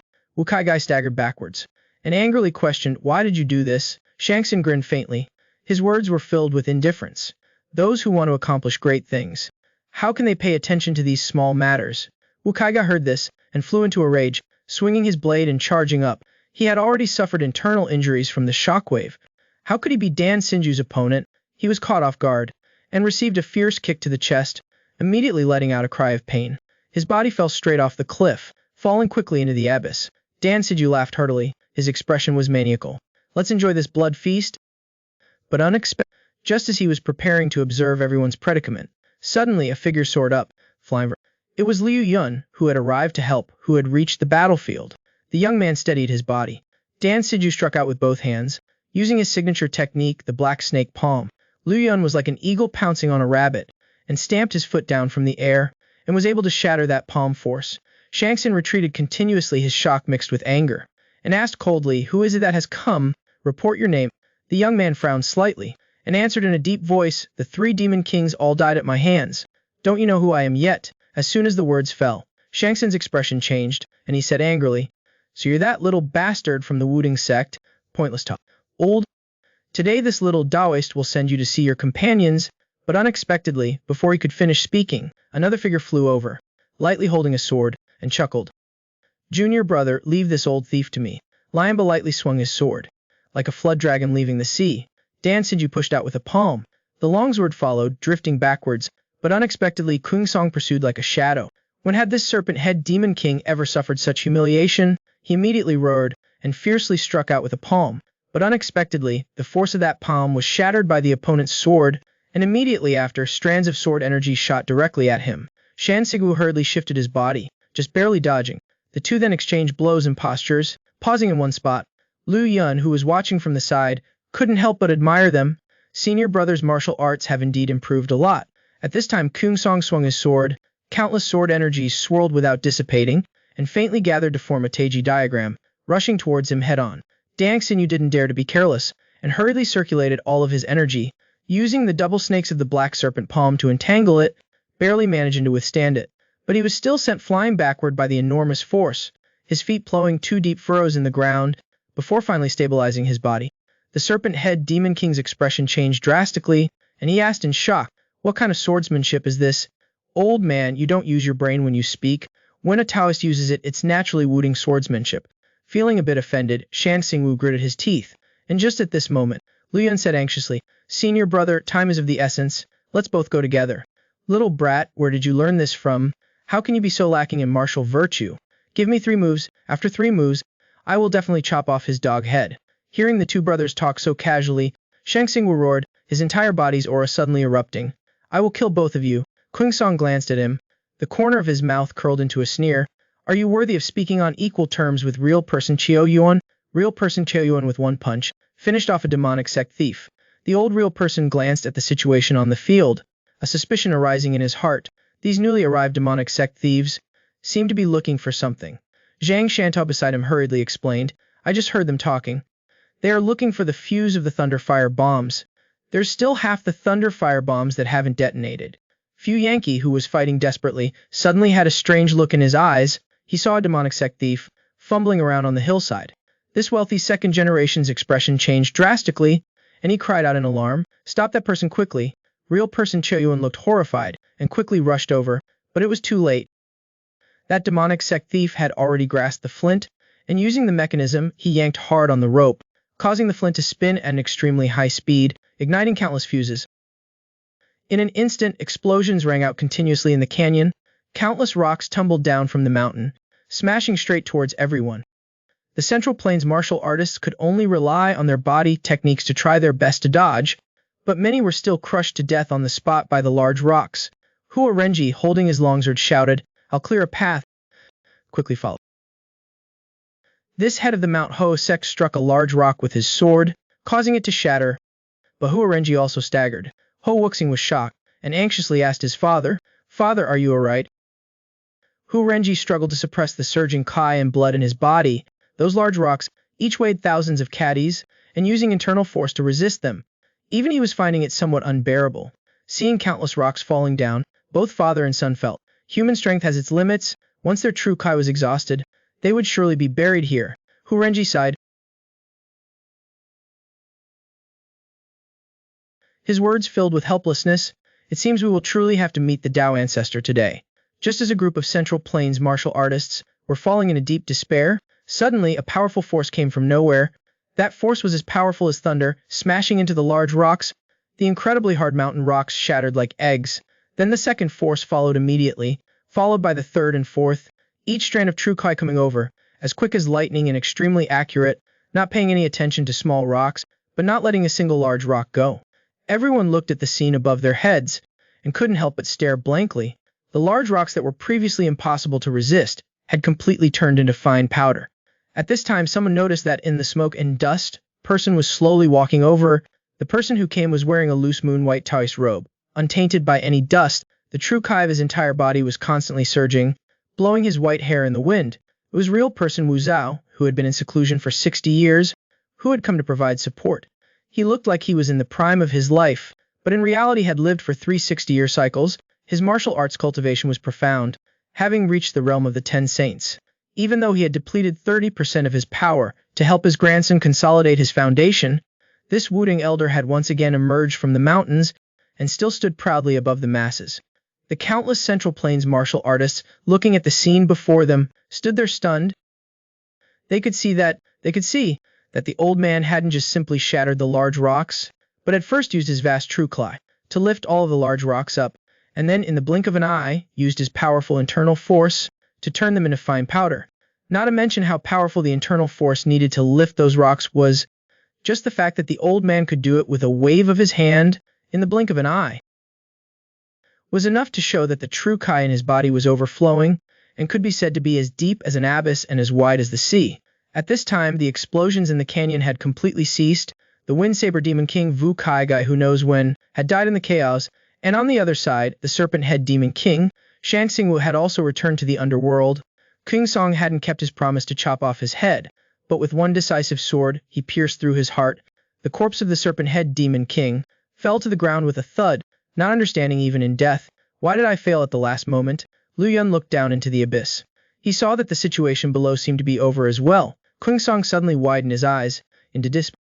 Wait, this powerful aura, could it be? The young man smiled slightly, in an extremely good mood. It's martial ancestor Grandmaster Dao. King Song, upon hearing this, couldn't help but be stunned. Who invited this old monster here? In the camp, the Central Plains allied forces returned to rest. Xingping sat alone in a corner, gloomy and dejected. Since the death of Nangong Song, he had become even more taciturn. No one knew what the Wudang Grand Ancestor was thinking. At this moment, a figure walked in front of Xingping and stopped. Xingping quickly stood up, respectfully calling out Shishu. Lu Yun smiled slightly and asked Salt, "Why do you always look so dispirited?" Xingping scratched his head awkwardly, stuttering a few words. I heard you've been charging at the front lines. How is it? Are you okay? Being alive is already a blessing. I don't dare dream about whether I'm okay. Lu Yun heard the despair in the other's words, and gently advised, the so-called dual cultivation of life and essence requires attention to both cultivating the body and the soul. Xingping replied. He had never forgotten these Taoist principles, but suddenly he felt that these principles were useless. Shishu, I have experienced a lot these past days, and gained quite a bit, but still I can't resolve the pain in my heart. Speaking of which, Xingping's eyes became teary. As soon as I close my eyes, I think of that day. When I sleep, I often dream of Big Brother Nangong. Xingping was like a wronged child, muttering, I always dream of him, handing me something very important. The will of old demon Xingping is passed on to you now. You must also pass it on. As long as you sow the seeds of righteousness, those who practice martial arts will blossom splendidly. Xingping stared intently at his hands, as if still feeling the warmth of Nangong Song. I want to die on the battlefield, but I don't dare die. Big Brother Nangong already entrusted his precious will to me. Shishu, living is so tiring. This burden is truly heavy. Lu Yun, having heard the young man's confession, was silent for a moment. After a while, his face became solemn, and he spoke in a deep voice. If you were to put down this burden, would you feel any better? Xingping stared blankly at Lu Yun, but shook his head like a rattle, repeatedly refusing. 2 clear lines of tears silently fell from the young man's eyes, but his tone was extremely firm. I cannot let Big Brother Nangong down. Lu Yun gently patted Xingping's shoulder. His voice became warm. No matter how far the road, you will reach it if you walk it. No matter how hard the task, you will accomplish it if you do it. If the burden on your shoulders is too heavy, then don't rush to run. It doesn't matter if you fall. Just get back up again. And one day, you will also be able to inherit Big Brother Nangong's will. Xingping, upon hearing this, suddenly threw himself into Lu Yun's arms and cried loudly. The pain buried in his heart finally began to dissipate at this moment. At the same time, in the main tent of the Central Plains Allied forces, many great figures gathered here, discussing the current situation. Master Abbess Hoi Ren stated, in this battle, over 500 enemies have been eliminated, and 3 demon lords have been killed in succession. It can be said to be a great victory. Lai Yunshan, however, was curious. How did Shen Yunfei manage to invite real person Wu Zhou? This old one has bribed a secret mole within the heavenly demon god sect. It was he who revealed to me that the demon sect had dispatched 2 demon gods. Considering that the demon gods were too powerful, I rushed to Wudang Mountain. Lai Yunshan, upon hearing this, looked confused. Didn't you say that the identity of that mole was a bit suspicious? Shen Yunfei broke into a slight sweat. Thinking about it now, that person's identity is indeed questionable. Today, if it wasn't T for real person Wu Zhou arriving in time, I fear that the Central Plains allied forces would have suffered heavy losses. But the information about the demon gods being dispatched should be true. This year, this old one has received confirmation from the Daxiang gang. At this point, Master Abbess He Ren inquired about information regarding the demon gods. Shen Yunfei helplessly shook his head and smiled wryly. Generally speaking, the strength of the demon gods has surpassed human capabilities. Speaking of which, this one Li Fiki took off his robe. The hideous scar on his chest solemnly proved that what he said was the truth. Afterwards, he recounted what he had witnessed in the demon extermination battle of yesteryear, in a truthful manner. Everyone's expressions changed upon hearing that he almost lost his life from 100 zong away. They all changed their expressions. Shen Yunfei straightened his clothes and continued to speak. That was a matter from 60 years ago. The power of the demon gods now is likely to be even more frightening. It is rumored that the 18 demon lords are just like weeds before the demon gods. Even the strong among the demon lords cannot withstand a cup of tea's time. Those who had witnessed the ferocity of the demon lords were all extremely shocked.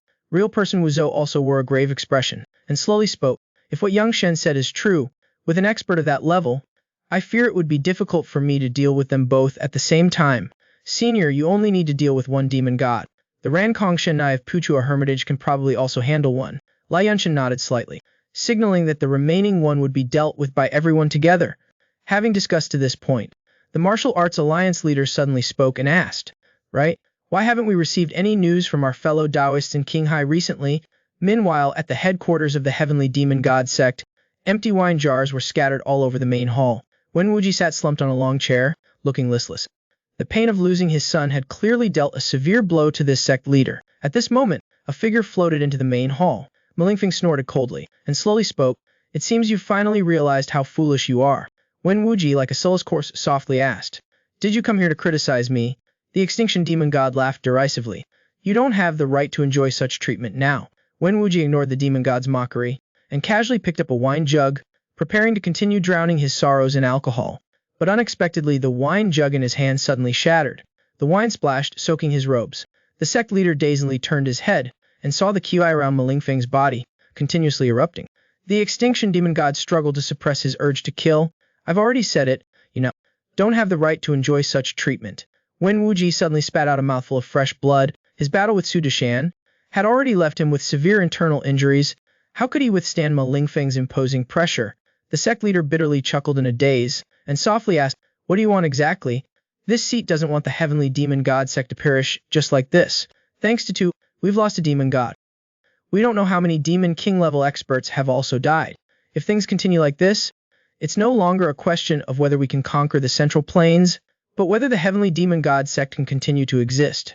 You young people, you've just encountered a bit of hardship, and you've already become indulgent and lazy. How will you achieve great things in the future?" Upon hearing this, Wen Wuji, a bit of spirit sparked in his eyes. Malingfeng spoke each word with power, each sentence carrying weight. "Originally I came back this time, preparing to personally take control of the sect, but seeing you now, it's not like you're beyond saving.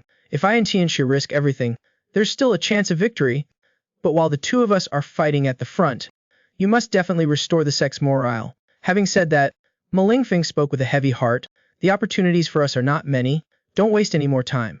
With that, the extinction demon god flashed his figure and disappeared without a trace. Wen Wuji was stunned, sat for a while, and picked up another wine jug.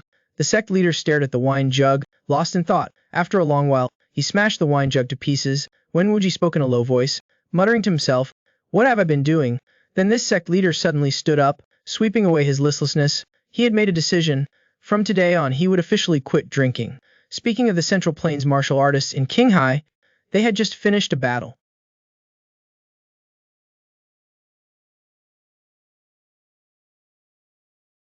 Real person Cheng Shi spoke with a look of disgust, saying that the demonic sect bandits were as tenacious as leeches. Real person Zhong Ming nodded in agreement, saying that driving the demonic sect out of Qinghai seemed endless. Taoist Master Xinji was full of hope for the future, saying that if they continued like this, they would eventually wipe out the demonic sect. That the five of them could break out of the demonic sect's encirclement in Qinghai shows how extraordinary they are. Taoist Master Xinji smiled slightly and agreed with him. Those young people have quite good cultivation. Among us, you are the youngest. Those words should have been spoken by us instead. Taoist Master Xinji looked surprised and quickly defended himself. This poor Taoist is after all an elder of the Qingqing sect. Hearing this, everyone laughed. They barely managed to get a few moments of peace. After a long while, real person Songling brought the topic back to the main point, saying that it was getting late, they should find a place to rest. But just at this moment, Taoist Master Xinji looked into the distance, his gaze, and saw that in the rolling golden sand, a figure was slowly approaching. The elder of the Qingqing sect's expression slightly changed, and reminded everyone to be careful. Someone's coming. Hearing this, everyone became and immediately looked up. They saw that the person was coming at a steady pace, slowly advancing towards them. Real person Songming frowned and asked, "Is it an enemy attack?" Real person Chengxi drew an arrow, saying, "One shot will tell us right away." Yanba drew his bow and knocked an arrow, aiming it at the approaching figure. Then they heard a loud boom, like thunder reverberating. The arrow shot out like a streak of light, but at this moment, the figure suddenly stopped. His whole body's inner power erupted, stirring up a cloud of dust. The next second, everyone saw that the arrow was suddenly hovering in midair, the tip of the arrow a foot away from the figure's brow. Unable to advance even an inch, Yanba channeled his inner power into the arrow, shooting it forcefully at the opponent, but unexpectedly, the arrow suddenly stopped when it reached in front of the person. It came to a halt. A group of Central Plains martial artists, seeing this situation, couldn't help but change their expressions. Just this technique of moving objects from a distance was enough to show how powerful the opponent's internal force was. The person stopped the arrow and slowly spoke, "Today all of you will die here." The two sides were separated by 100 jang, but the voice was like thunder, reverberating in everyone's ears. Seeing this, everyone was extremely shocked. Clearly knew that this was the 1,000-mile transmission, known for its powerful inner force. They saw the man lightly flick his finger, gently tapping the hovering arrow. The arrow, as if having a spirit, immediately changed direction. Then it turned into a beam of light and shot back. Real person Chengchi shouted loudly, drawing his sword from its scabbard and slashing at the arrow. But his body was knocked back by the immense power. The expression of the elder from the Diankang sect changed continuously. The opponent's remote finger strike was this powerful. At this moment, the man's figure suddenly flashed and disappeared from the spot before everyone's eyes. The next second, the man's figure, like a ghost, appeared in front of real person Chiai. Real person Chen Chai, shocked, widened his eyes. They saw the man's lips curl into a cold smile. In his hand, a soft whip had appeared from nowhere. Then everyone heard a crisp crack echoing through the air. In an instant, smoke and dust filled the air. Fragments flew everywhere. When the smoke and dust cleared, people couldn't believe their eyes. They saw real person Cheng Chi being cut in half by that soft whip. Even beads of cold sweat were forming on real person Song Ming's forehead. He did not expect that his comrade could not withstand a single move from the opponent. The man wiped the blood off his long whip and laughed wildly. As he swung his long whip, he sent several Central Plains martial artists flying on the spot. Those who were hit all had broken bones and torn tendons, and died on the spot. Real person Song Ming was furious, and hurriedly reminded his comrades to be careful. Real person Zhao Qian in a blue crane robe drew the sword behind his back, using the profound secrets of the Qi Wu sword, while the old real person's left hand probed and sent a finger strike from afar. His true Qi propelled his long sword straight towards the opponent.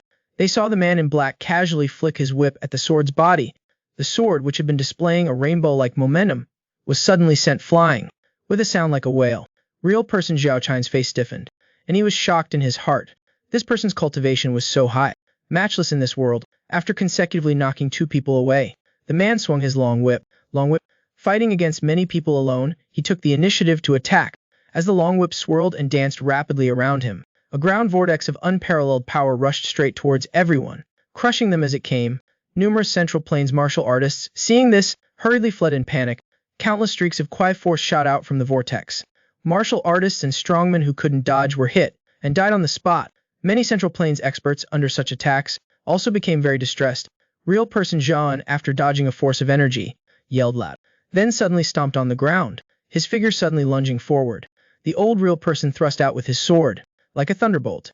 In an instant, it condensed into several tangible sword beams. The man in black stopped his attack, swinging the long whip in front of him. His mighty energy shattered all the sword beams. Then he twisted his waist and turned around, suddenly striking out with a palm. A powerful palm force rushed straight towards real person Zhao Qian. The old real person's pupils suddenly contracted. It was too late to dodge, and was hit directly in the chest by that palm force. His figure fell to the ground like a cannonball, causing a shower of debris. Real person Songming hurriedly and anxiously ran forward. Real person Zhao Qian gritted his teeth, but fresh blood still slowly seeped from his mouth. The man in black poured his powerful energy into the long whip. The whip, which was originally soft, straightened out instantly like a spear. Then he looked towards real person Xiao Tan and said in a deep voice, "Among this group, only you are qualified to know my title. My surname is Qian and my name is Tianxia. Dying at my hands won't be in vain." Real person Zhao Tan, after hearing this, was speechless for a moment. He always felt that this name was a little familiar. Real person Songlin reacted, and exclaimed in shock, "Could it be that you are the demon god Tianxia?" Tianxia snorted coldly, taking it as an admission. "Go on your way in peace. I will grant you a quick death." Real person Song Ming, upon learning the opponent's identity, was filled with despair. He had long heard of the great name of the demon god Tianxia. Taoist Master Xinji gripped his long sword tightly and spoke loudly. "Even if it's the king of hell himself, I will pluck 3 hairs from his beard." Having said that, the elder of the Qingqing sect flew forward and thrust with his sword. Using the Qingqing sect's masterpiece, the King Yun Chaixia sword, they saw Tianxia using his long whip to parry the attack. The whip and the sword tip collided, producing a sharp metallic sound. Taoist Master Xinji felt as if he had been struck by a heavy hammer, and stumbled back, while the spear transformed from the long whip moved like a shadow, without any hindrance, and pierced his chest. Taoist Master Xinji's corpse thumped to the ground. Numerous martial artists roared and charged forward, wanting to fight to the death with the opponent, but these ordinary disciples, how could they be a match for the demon King Tianxia? The soft whip, under the reinforcement of his true ki, was as hard as steel. A group of martial artists were swept down like wheat in a row. In a moment, nearly all were either killed or wounded. Real person Songming slowly stepped forward, his expression determined. The hands holding his sword did not tremble at all. Turning his back to everyone, he spoke slowly. "Fellows, I will take a step first." Having said that, he closed his eyes lightly, gathering his spirit and kai, then suddenly opened his eyes, and shouted loudly. The old real person thrust out with his sword. Vast sorki stirred the entire area, then condensed into streaks of sword light, rushing straight towards Tianxia. They saw that the demon king Tianxia's entire body was permeated with energy, condensing into a protective layer of Qi Zhang away from his body, blocking all the spirit-infused sword beams. Tianxia remained unmoved, and curved his lips into a cold smile. Then his figure flashed, and a finger strike hit real person Song Ming in the heart. The elder of the Kunlun sect also went to the underworld from there. At this time, real person Zhao controlled his long sword and rushed over. Tianxia snorted coldly, removing the restriction on the long whip. He then slightly shook his wrist. The long whip, like a python coiling itself, struck towards his head. The old real person hurriedly stopped his advance, retreating to avoid the blow. Caotine real person formed a sword gesture with his hand, while his long sword danced, condensing sword energies. Tianxia watched the scene with interest. "I want to see what other tricks you have." The old real person brought his hands together, forming a sword, placing them at his dantian. His whole body's true kai surged, condensing countless sword energies. Kain real person shouted loudly. His right hand's sword fingers suddenly pointed out. Countless sword energies seemed to have received an order, simultaneously flying away. The sword he always carried with him, taking the lead, rushed forward. On its flight, countless sword energies gathered on the sword's body. The old real person's toes touched the ground. Person followed the sword, suddenly rushing forward, using the man and sword as one technique from the jade sword art. Tianxia focused his domineering power onto his long whip, then brought it down ferociously with mountain-splitting force. The next second, Chao Tian real person's long sword shattered inch by inch, his momentum undiminished, suddenly striking at his throat. The old real person, like a kite with a broken string, flew backwards, flying several zhang away, and fell heavily to the ground. The number 1 swordsman of Wudang, having taken the hit, had his neck bones crushed, his life force severed. After killing 2 people in a row, Tianxia turned his head to look at Home and Shida. This heavenly killing demon king laughed coldly, saying shocking words, "Today I will spare your life." Upon hearing this, her expression greatly changed, asking what he meant. "People should at least know who they died by. That way more people will come to seek revenge on me." Speaking to this point, Tianxia's lips curled up. "It will also save me time, for I'm going to look for everyone." Human Shida, hearing this, looked blank, not saying anything for a long time. After a while, she took out a piece of paper from her bosom, then bit the tip of her finger, quickly writing on it. Before long, she had finished writing the entire incident of the day. This Shida, not knowing where she got a carrier pigeon, after sending out the blood letter, turned her head to look at the heavenly killing demon king. Your goal has been achieved. Qianxie was slightly surprised, his words carrying incomprehension. Why are you so intent on dying? Homan should have smiled slightly. Then her expression became solemn. This nun's friends have all died in battle. How can I survive alone? Qianxie stared intently at the Shida, silently not speaking. Human Shida straightened her chest, arched her back, and struck a pose. On this Shida's face there was not a trace of sorrow or joy. Human from the Ime sect requesting guidance. He was the peerless heavenly killing demon god of the heavenly demon god sect, easily slaughtering countless experts of the Central Plains. Just as he was preparing to spare the last person, to let them spread the word, he didn't expect this Ime Shida to refuse decisively. Seeing Human Shida straighten her chest, arch her back, and strike a pose, in Qianxian's eyes a trace of admiration flashed. Although she is a woman, she is more courageous than others. I will let you make the first move, Human Shida shouted. In an instant her right hand suddenly raised, using the Ime sect's great subduing demon seal. She was seen suddenly rushing forward, a palm striking out, as fast as lightning. Qianxian, holding his long whip, did not retreat but advanced, counterattacking. The two passed each other in an instant. The long whip showed no mercy, twisting and breaking Human Shida's neck. This Shida died on the spot, falling to the ground. The heavenly killing demon god paused for a moment, and said indifferently, this place is near the western regions. May you soon be reborn in the Pure Land. Speaking of the Martial Arts Alliance camp on the other side, Alliance Master Lai Yunchen was frowning with a worried look. Although they had achieved a stage victory, the Central Plains martial artists had also suffered heavy casualties, especially since most of the injured were seriously wounded. He originally intended to send these injured people back to the Central Plains. If he sent people to escort them, then there would be insufficient manpower on the main battlefield. But if he did not send people to accompany them, once they encountered the remnants of the demonic sect on the way, they would definitely die without a whole body. Lai Yunshin took a sip of tea, and sighed softly. It seems I am really not suitable for this position as Alliance Master. King Wei on the side didn't know why the Alliance Master was feeling so melancholic, and hurriedly advised him gently. Lai Yunshin simply shook his head. If it weren't for my incompetent command, the Central Plains coalition forces would not have suffered heavy casualties. King Wei, hearing this, was silent for a moment, not knowing how to open her mouth to advise him. But Li Yunshin had already begun to consider a successor. This Alliance Master tapped his fingers, and muttered, head bowed. Songming Real Person and Chao Tine Real Person are both good people. Songming Real Person has foresight and a meticulous mind. Chao Tine Real Person has high martial arts skills and is determined to be proactive. Both are talented people who can lead the Martial Arts Alliance. Who should I choose in the end? Just as he was still hesitating, a subordinate rushed into the main tent. Alliance Master, disaster is upon us. Lai Yunshin's expression slightly darkened, asking what had happened. The subordinate stammered as he presented an intelligence report. Alliance Master, it's best if you see for yourself. Lai Yunshin snatched the intelligence report, glancing through it, but the next second, the pupils of this Alliance Master suddenly constricted. Our vanguard force in Qinghai accidentally encountered the heavenly killing demon god, engaging them with all their strength, but they could not defeat him. The entire army was annihilated. This person's cultivation is profound, truly something I have never seen before in my life. This nun is aware that, unable to resist Jinyu, they fought to the death, respectfully wishing everyone's martial arts prosperity. Ningame Sex Huiming's final words. Lai Yunshan was shocked upon reading this, dropping the intelligence report. He quickly stood up, but suddenly he felt the world spinning, his body staggering, and he quickly grabbed onto the table for support.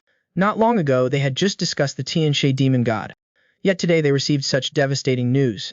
The Martial Arts Alliance leader's face was covered in sweat like beads. After a long silence, he let out a tragic, mournful laugh. Lai Yunshan's words were filled with exhaustion and helplessness. The entire army was wiped out. The entire army was wiped out. At the same time, in Li Yun's tent, the two long-separated teachers and students were conversing. Caoxian Zhenren, upon learning that his beloved disciple had condensed Wuji power, hurriedly asked Liu Yun to demonstrate it a little. The young man immediately urged the yin and yang energies within his danshan. In an instant, the Taiji diagram in his Kai Si spun at an extreme speed. A stream of pure, profound true Kai slowly flowed out. The old Zhenren, upon seeing this, was shocked in his heart. Even on the body of the ancestor Wudang, he had never seen this kind of aura. Liu Yun stared at the true Kai in his palm, and said in a deep voice, this disciple is only speculating. It's still not certain if this is Wuji power. Caoxian Zhenren frowned tightly, and pondered for a moment. So that means, you also don't know how it was generated? The young man gently nodded. Then he recounted in detail the battle with Ma Lin Feng. The old Zhenren fell silent after listening for a while. Could it be a new martial art born from the Liang Yi divine technique? After a moment he pulled back his thoughts, and said softly, You can go and seek the opinion of the martial path ancestor. Liu Yun shook his head slightly, saying that the time was not right. Caoxian Gemrin immediately understood and expressed his agreement. Indeed, your ancestor's cultivation is always like the wind and a demon. Even if he beats you half to death, he would still have to understand the origin of this true ki. The war is urgent now. It's best not to let him know. Wait until after the Great War ends to seek guidance. Then, the two teachers and students changed the topic, chatting leisurely. The two had not seen each other for a long time, and naturally it was a joyful and harmonious scene. Beside the old Genren, Liu Yun felt an indescribable sense of peace. This old man was both his teacher and a father figure, and considered to be his only family. In the young man's mind, he had already begun to imagine his future life. He and Hua Yunji would have an adorable child. The elders of the sect would gather to bless him, and his acquaintances would also come to congratulate him. Luling Wang would look at his child with a doting expression. The child would look at this strong uncle in confusion. At this moment Hua Renji would jump out and loudly object. You bandit leader are not allowed to hold my grandson. Thinking of this, the corners of Liu Yun's mouth curved into a happy smile. Cao Zhenren smiled. Thinking of that girl again, smiling so happily, Liu Yun nodded slightly. I just pictured a happy scene. Master and she were both there. Unexpectedly, as soon as the words left his mouth, a beautiful figure entered the tent. The person who came was the mother of the child Liu Yun had just imagined. The young man, as if caught doing something wrong, reflexively blushed and stood up. Renjie, who came in with her, said coldly, Why do you stare at my granddaughter every time you see her, kid? Hu Yunji gritted her teeth, turned her head, angrily glared at her grandfather. What are you saying? Liu Yun quickly gave a noble bow, and said with a bow, Greetings, Signora. Hua Renji whispered into his granddaughter's ear, saying softly, This kid definitely had bad intentions just now. At this time Cheoxian Zanren also stood up, and clasped his hands in a salute. The two old men were of the same generation, and had known each other for many years. After exchanging greetings, they sat down together. After a brief chat, Hu Renji spoke first. Kandao brother, you've nurtured a good disciple. The old Genren smiled. Not being modest, he is indeed the greatest achievement of my life. Actually, I was planning to visit you recently, Dao brother. Should we discuss a little about the marriage of the two youngsters? Upon hearing these words, Liu Yun and Ho Yunji both coughed violently. Hu Renji turned his head and angrily said, You kid, you don't want to... Is it because you ate the food and want to leave without any responsibility? Hu Yunji was both embarrassed and angry, and snapped, Grandpa, what are you talking about? Hu Renji replied absent-mindedly, Could it be that you two haven't reached that point yet? The young woman clenched her fist, embarrassed and annoyed. Grandpa, can you be a little serious? Hu Renji ignored her, and looked towards Liu Yun. You two have been wandering the Jianyu alone for so long. Having said this, the head of the Hoashan sect's eyes turned cold. Kid, could it be that there's something wrong with your body? As soon as these words were spoken, Hu Yunji couldn't stand it anymore. Grandpa, if you keep talking nonsense, I won't pay attention to you anymore. Hu Renji covered his ears and repeatedly said, a girl, making a ruckus. What kind of decorum is that? Caoxian Zenren quietly drank his tea, thinking in his heart that this old friend was still as mischievous as ever. The young woman said softly, Liu Yun and I haven't really reached that point yet. Hu Renji, upon hearing this, sighed softly and admired Liu Yun even more in his heart. Then he looked towards the young man and changed his tone. Give me a straight answer, kid. Are you willing to take her as your wife? Liu Yun expressed that Hua Yunji was the best husband of her life. Naturally, she couldn't ask for more. The young woman blushed upon hearing this. Her heart was filled with joy. Then the wedding date shall be set in autumn. I have also chosen a place for you too. Having said this, he looked at Caoxian Zhenren and Dai Qiao. The scenery of Mount Ho in autumn can be said to be exquisite. Daoist brother Chian, what do you think? The old Zhenren coughed slightly, taking the memorial tablet. Autumn in Mount Wudang is also a heavenly realm. According to this humble Daoist, it would be better to get married in Mount Wudang. Just as the two were arguing non-stop about the wedding location, Liang Su of the Beggars sect lifted the tent flap and walked in. Liu Yun was slightly startled, and asked what had happened. The elite of the Beggars sect looked grief-stricken, and said in a low voice, just received news. The vanguard team in Qinghai has been completely annihilated. As soon as these words were spoken, the expressions of everyone in the main tent changed. Liu Yun's face was full of disbelief, and asked for clear information. Liang Su immediately recounted the details of the incident. Speaking towards the end, his voice gradually faded. Even Caoxian Zhenren of the Kunlun sect has already ascended to immortality. Caoxian Zhenren looked shocked, and said in a trembling voice, Even my elder brother. The main tent was instantly silent. Lu Zhen is despicable. After a long while, Liu Yun was the first to react. This is bad. King Song Before he finished speaking, the young man's figure flashed, and he rushed out of the main tent. Sure enough, he saw a figure flying away like lightning. Liu Yun immediately tapped his feet lightly on the ground, and his body soared up. Two figures, one in front and one behind. In the blink of an eye, they had left the main camp. The young man's heart burned with anxiety, and he shouted loudly, "Shixing, please stop. That demon god is definitely not a pushover." Seeing that his Shixing was ignoring him, Liu Yun had no choice but to use Tan Luoxing to block his path. Unexpectedly, Kung Song's face turned stern, and he brought his sword down. Fierce tiger splits the sky. This shitty is kindly trying to stop Shixing, and advising him not to go to his death. But Shixing didn't say a word. He brought his sword from above, and fiercely chopped down. Liu Yun gracefully dodged, barely avoiding the sharp sword energy. King Song swung the 3-foot kingfing in his hand and said coldly, "My mind is made up. Don't block my path." Liu Yun looked worried, and advised him frankly, "Shixing, please calm down. Going to find him now is no different from courting death." Kung Song looked tragic and heroic, and asked Solid, "If the one who died was Chao Xian, could Shishu remain calm?" Liu Yun remained silent for a long time, and still answered honestly, "I would definitely be the same as Shixing is now. That's it. Don't say any more," and quickly move aside. "I understand Shixing's feelings, but I cannot just watch you go to your death. Shixing, please ask your own heart. How does your martial arts compare to Shibo Kaotian? Since you came out of seclusion, you are at least not weaker than Shifu. But Shibo Kaotian died at the hands of that heaven-slaying demon god. The difference is clear. Shixing, do you not understand?" As soon as these words were spoken, Kung Song's expression wavered slightly, but in the blink of an eye it returned to its coldness. "If Shifu is not a match, it doesn't mean that I am not a match either." Looking at the other's cold expression, Liu Yun suddenly felt that this Shixing was a little unfamiliar, and at this moment Kung Song did not say anything more. He suddenly bit his fingertip and smeared the blood on the long sword in his hand. Sharp sword energy burst forth around Liu Yun. His tone was somber. "Don't blame me for not reminding you. If you don't move aside, don't blame my sword for being merciless." Liu Yun was not to be outdone. True Kai surged and burst forth. The two Shixing and Shidi were locked in a standoff on the spot. Neither was willing to back down an inch. Kung Song curled his lips into a cold smile. "Little brat, you've gotten bold, haven't you? From young to old, I have never won against Shixing once." Having said this, Liu Yun's eyes slightly glazed over. "Today I want to try again and see." The next second, a powerful sword energy shot straight towards Liu Yun, and shot out quickly. At the same time, in a remote small town in Sichuan, corpses littered the streets. The surroundings were devastated and in ruins. Among the corpses were demonic sect bandits, and there were also Central Plains martial artists. A very tragic great battle had broken out here. Nangongshu stood on the street full of corpses, silent, not saying anything. A disciple of the Nangong family followed behind and asked softly, "Are there any survivors?" The heavenly revelation god looked complex, and slowly shook his head. The entire town from top to bottom, regardless of age, not a single one survived. That disciple asked again if he could tell the time of death. Judging from the degree of decomposition of the bodies, it was probably 7 or 8 days ago. "I really don't know what these demonic sect bandits want to do," that disciple said. "The demonic sect bandits are cruel and violent. We cannot use common sense to speculate. But why did they slaughter one area and then quickly retreat?" Judging from the situation of the battlefield, they were not at a disadvantage either. The disciple was a bit stunned upon hearing this. He also didn't understand. Another disciple said that they didn't discover anything else unusual, and asked Nangong Shu if they should quickly return to the team. The latter was about to agree, but suddenly waved his hand to stop them. "Wait, look over there."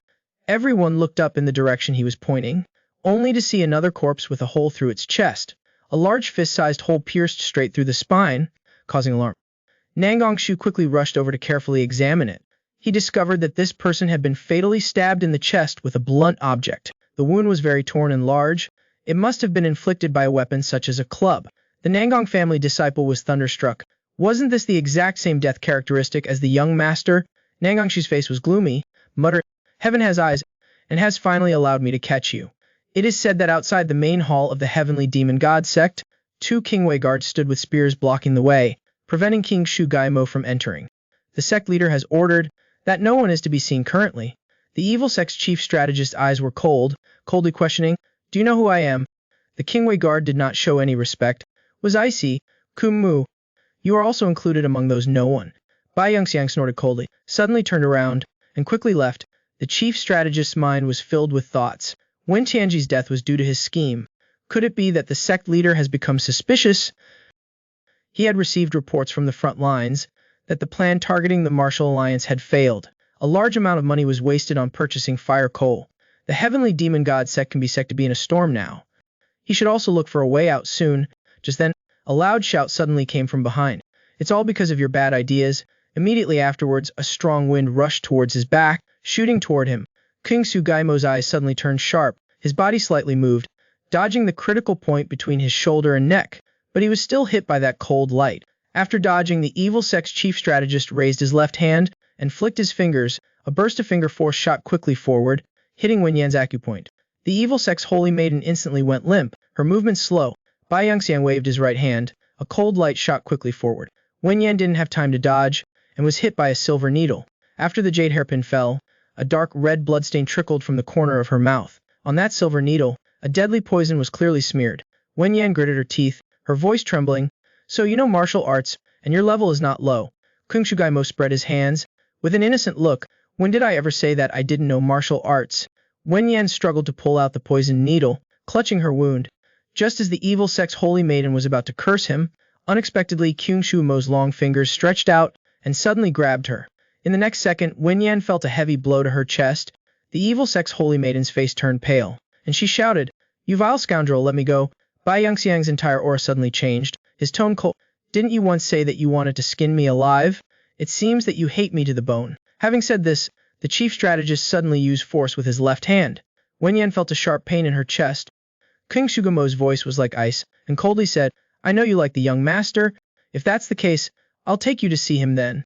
He stretched out his right hand and gripped Wenyan's neck tightly. As his iron-like hand slowly tightened, Wenyan's pupils began to dilate, and her breathing ceased. A moment later, the evil sect's holy maiden was gone. On the other side, the two brothers had already exchanged several moves. Kung Song shouted loudly, and suddenly charged, again using the 72 slaying techniques.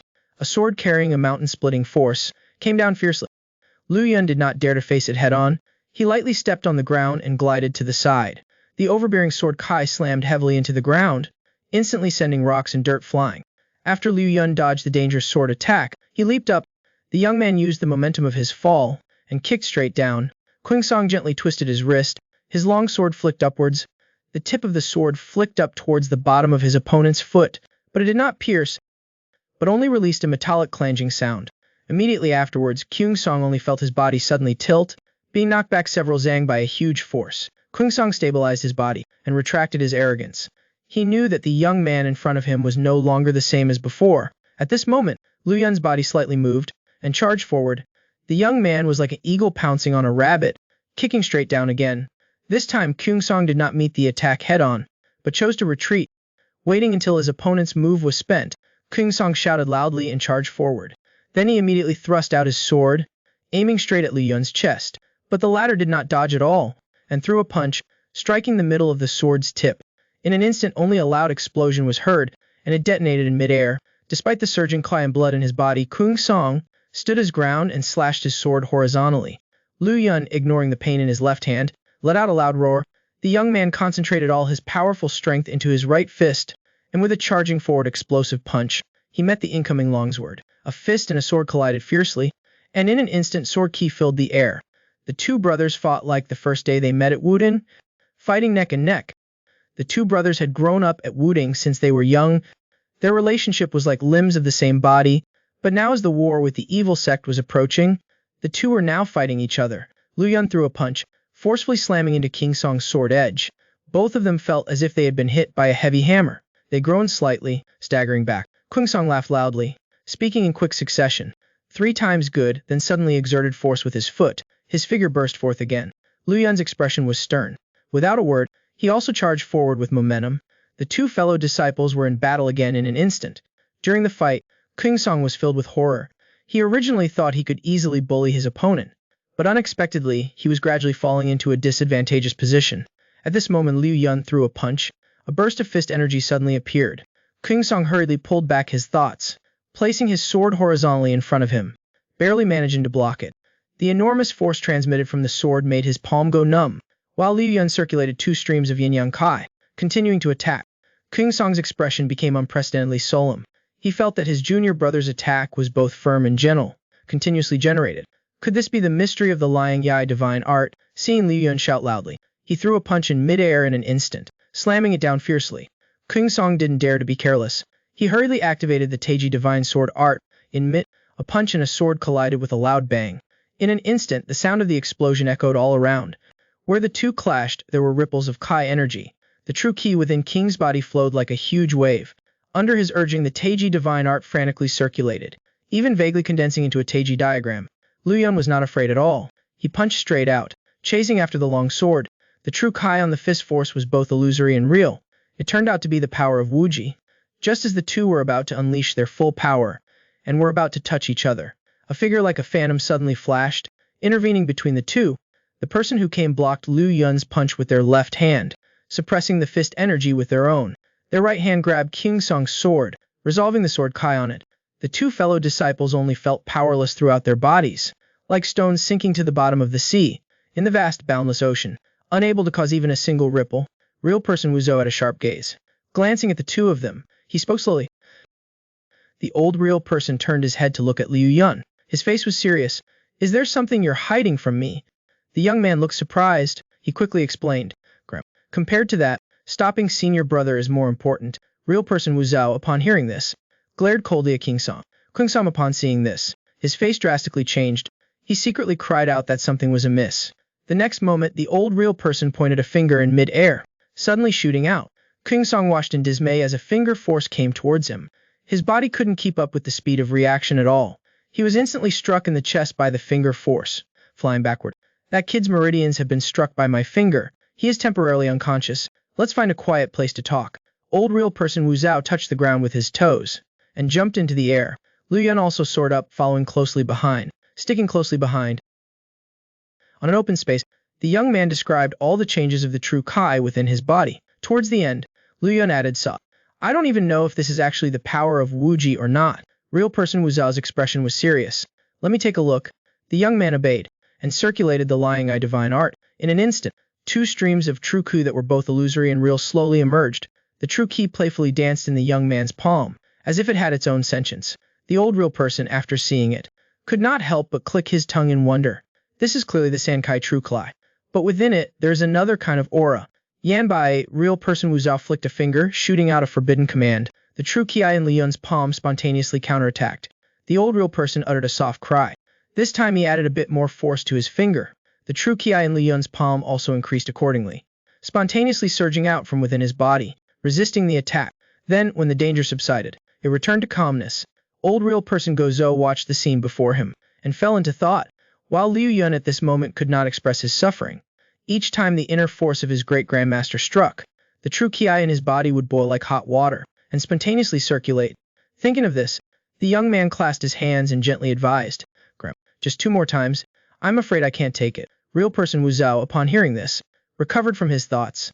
The old real person's expression was serious, and spoke slowly. Although it's very powerful, it is not perfect. Seeing the young man look panicked, real person Wu Zhao added gently, even the true Ki in your body is still very mysterious. Liu Yun was slightly taken aback. He asked what his great-grandmaster meant by that. Real person Wu Zhao continued to point at Liu Yun's palm. In an instant, that stream of true Kai began to stir again. Do you see? This stream of true Kai seems to have developed a sentience. It can sense danger, and act spontaneously. Upon hearing these words, Liu Yun's heart stirred slightly. He thought about how this stream of true Ki was initially not under his control, until he was in danger during his competition with Nanhao. That it began to follow his orders. The young man quickly told real person Wu Zhou this detail. After hearing this, the old real person stroked his chin, and once again fell into deep thought. The Grand Master's brows furrowed even more tightly. Liu Yun asked his grandfather softly, have I unintentionally strayed onto an evil path? Wu Zhao real person did not answer directly. Instead, he said something shocking. This is my fault. I once told you before why I created the 3 talents true Kuai. It was because my constitution was not good, and I could not defy fate to change it. That's why I created this method of deceiving the heavens. With your physical condition, if you cultivate to the end, you will definitely be able to refine the 2 elements divine art to perfection. Speaking of which, Wu Zhao real person let out a sigh, his heart filled with bitterness. It is all because of my impatience that has led to today's situation. This true Ki of yours is not the power of the Wuji, but a type derived from the 3 talents true Kuai.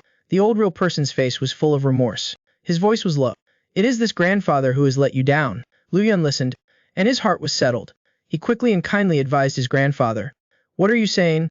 Whether it is the invincible yin-yang, or the power of the 3 talents, they are all world-shocking cultivation methods.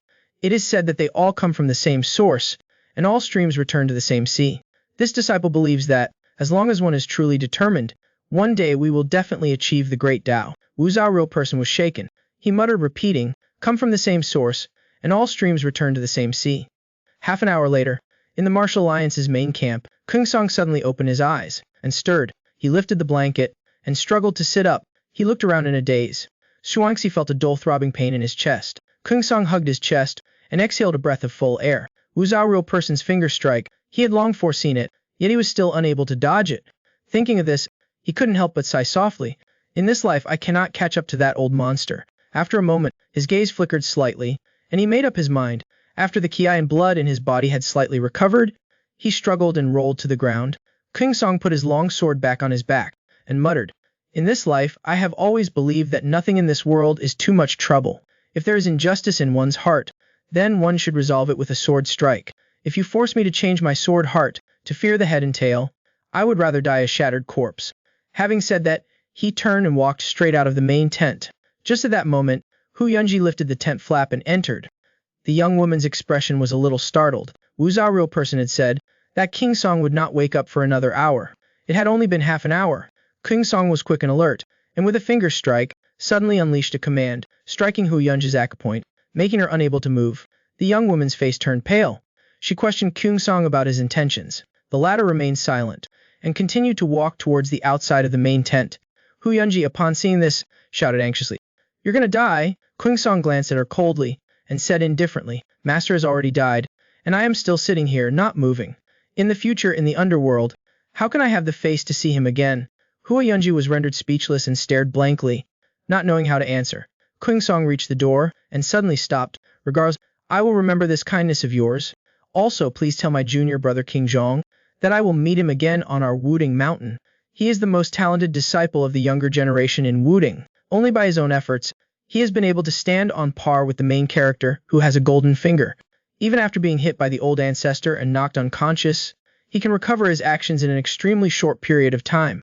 After he had left in a carefree manner for an hour, Hu Yunji recounted the events in detail. Seeing her lover looking full of self-blame, Lu Yun gently comforted her. Senior brother is very stubborn. There is no way to stop him, and it is not your fault. Wu Zhao real person spoke in an admiring tone. To be able to recover his senses in such a short period of time, his cultivation is still very commendable. Hu Yunji, with an aggrieved expression, instructed Lu Yun, later when you catch him, you must help me beat him up. The young man couldn't help but secretly complain after hearing this. He thought to himself, who beats who is still unknown. After chatting, Wu Zhao real person pulled Lu Yun into the training formation again. The two grandfather and grandson found an open space to spar. In an instant, a wind rose on the open ground, and their true kai surged endlessly. The two grandfather and grandson were evenly matched in their conscious combat. After a moment, the old real person gracefully retreated, creating some distance. Then he rubbed his wrist, which was a little sore, and ordered to stop for the day. Lu Yun clasped his hands in salute. Bow. Thank you, grandfather. At this time, Hua Yunji thoughtfully handed over a set of toast robes. The young woman looked at her lover with affection and said softly, you're all wet. Change into these. During that time, the two talked about their insights during cultivation. Lu Yun frankly said that he had gained a lot from practicing with Wu Zhao real person. Hua Yunji looked intently at her lover with her beautiful eyes, saying that she also had to work hard to cultivate, to catch up with Lu Yun's pace. The young man and woman unwittingly grew closer and closer. Just at this moment, a cold, indifferent voice rang out, if you want to be amorous, find a place where no one is around. Lu Yun and Ho Yun immediately separated as if they had been electrocuted. Hu Yun only felt her face burn up. Following that, Zhao Xianzaren complained in a low voice, Grandmaster, you must give the young people a little chance. Wu Zhao Zhenren snorted lightly, and walked straight towards the camp. When the others returned to the camp, they found that the camp was noisy and bustling.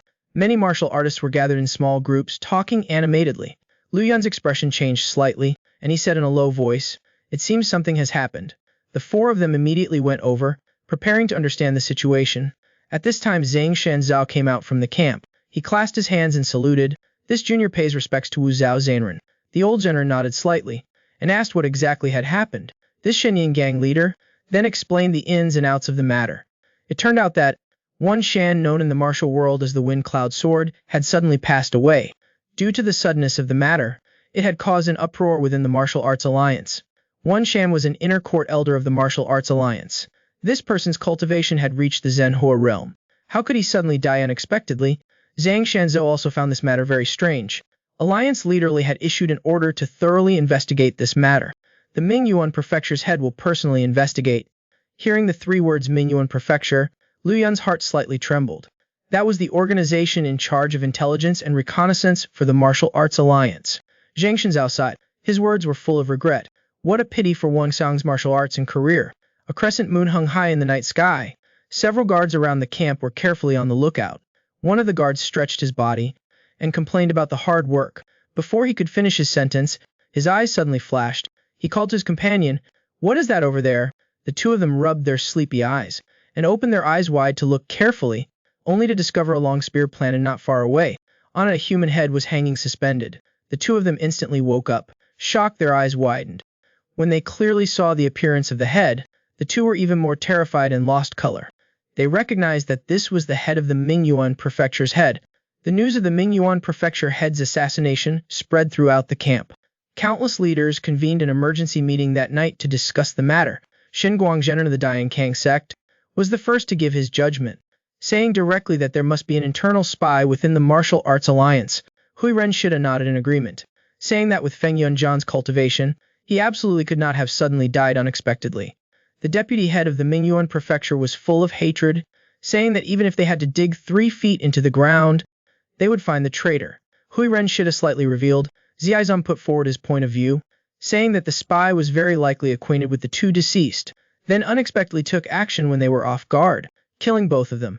Alliance leader Li Yunshan heard this, and slightly clasped his hands to show his approval. From today onwards, no one is allowed to act alone. No matter where you are, you must ensure that there are at least 3 people in a team. The Allied forces will temporarily remain stationed here. Everything will be decided after the spy is caught. The next day, the Central Plains martial artists all received the news. Everyone applauded Li Yunshan's response strategy.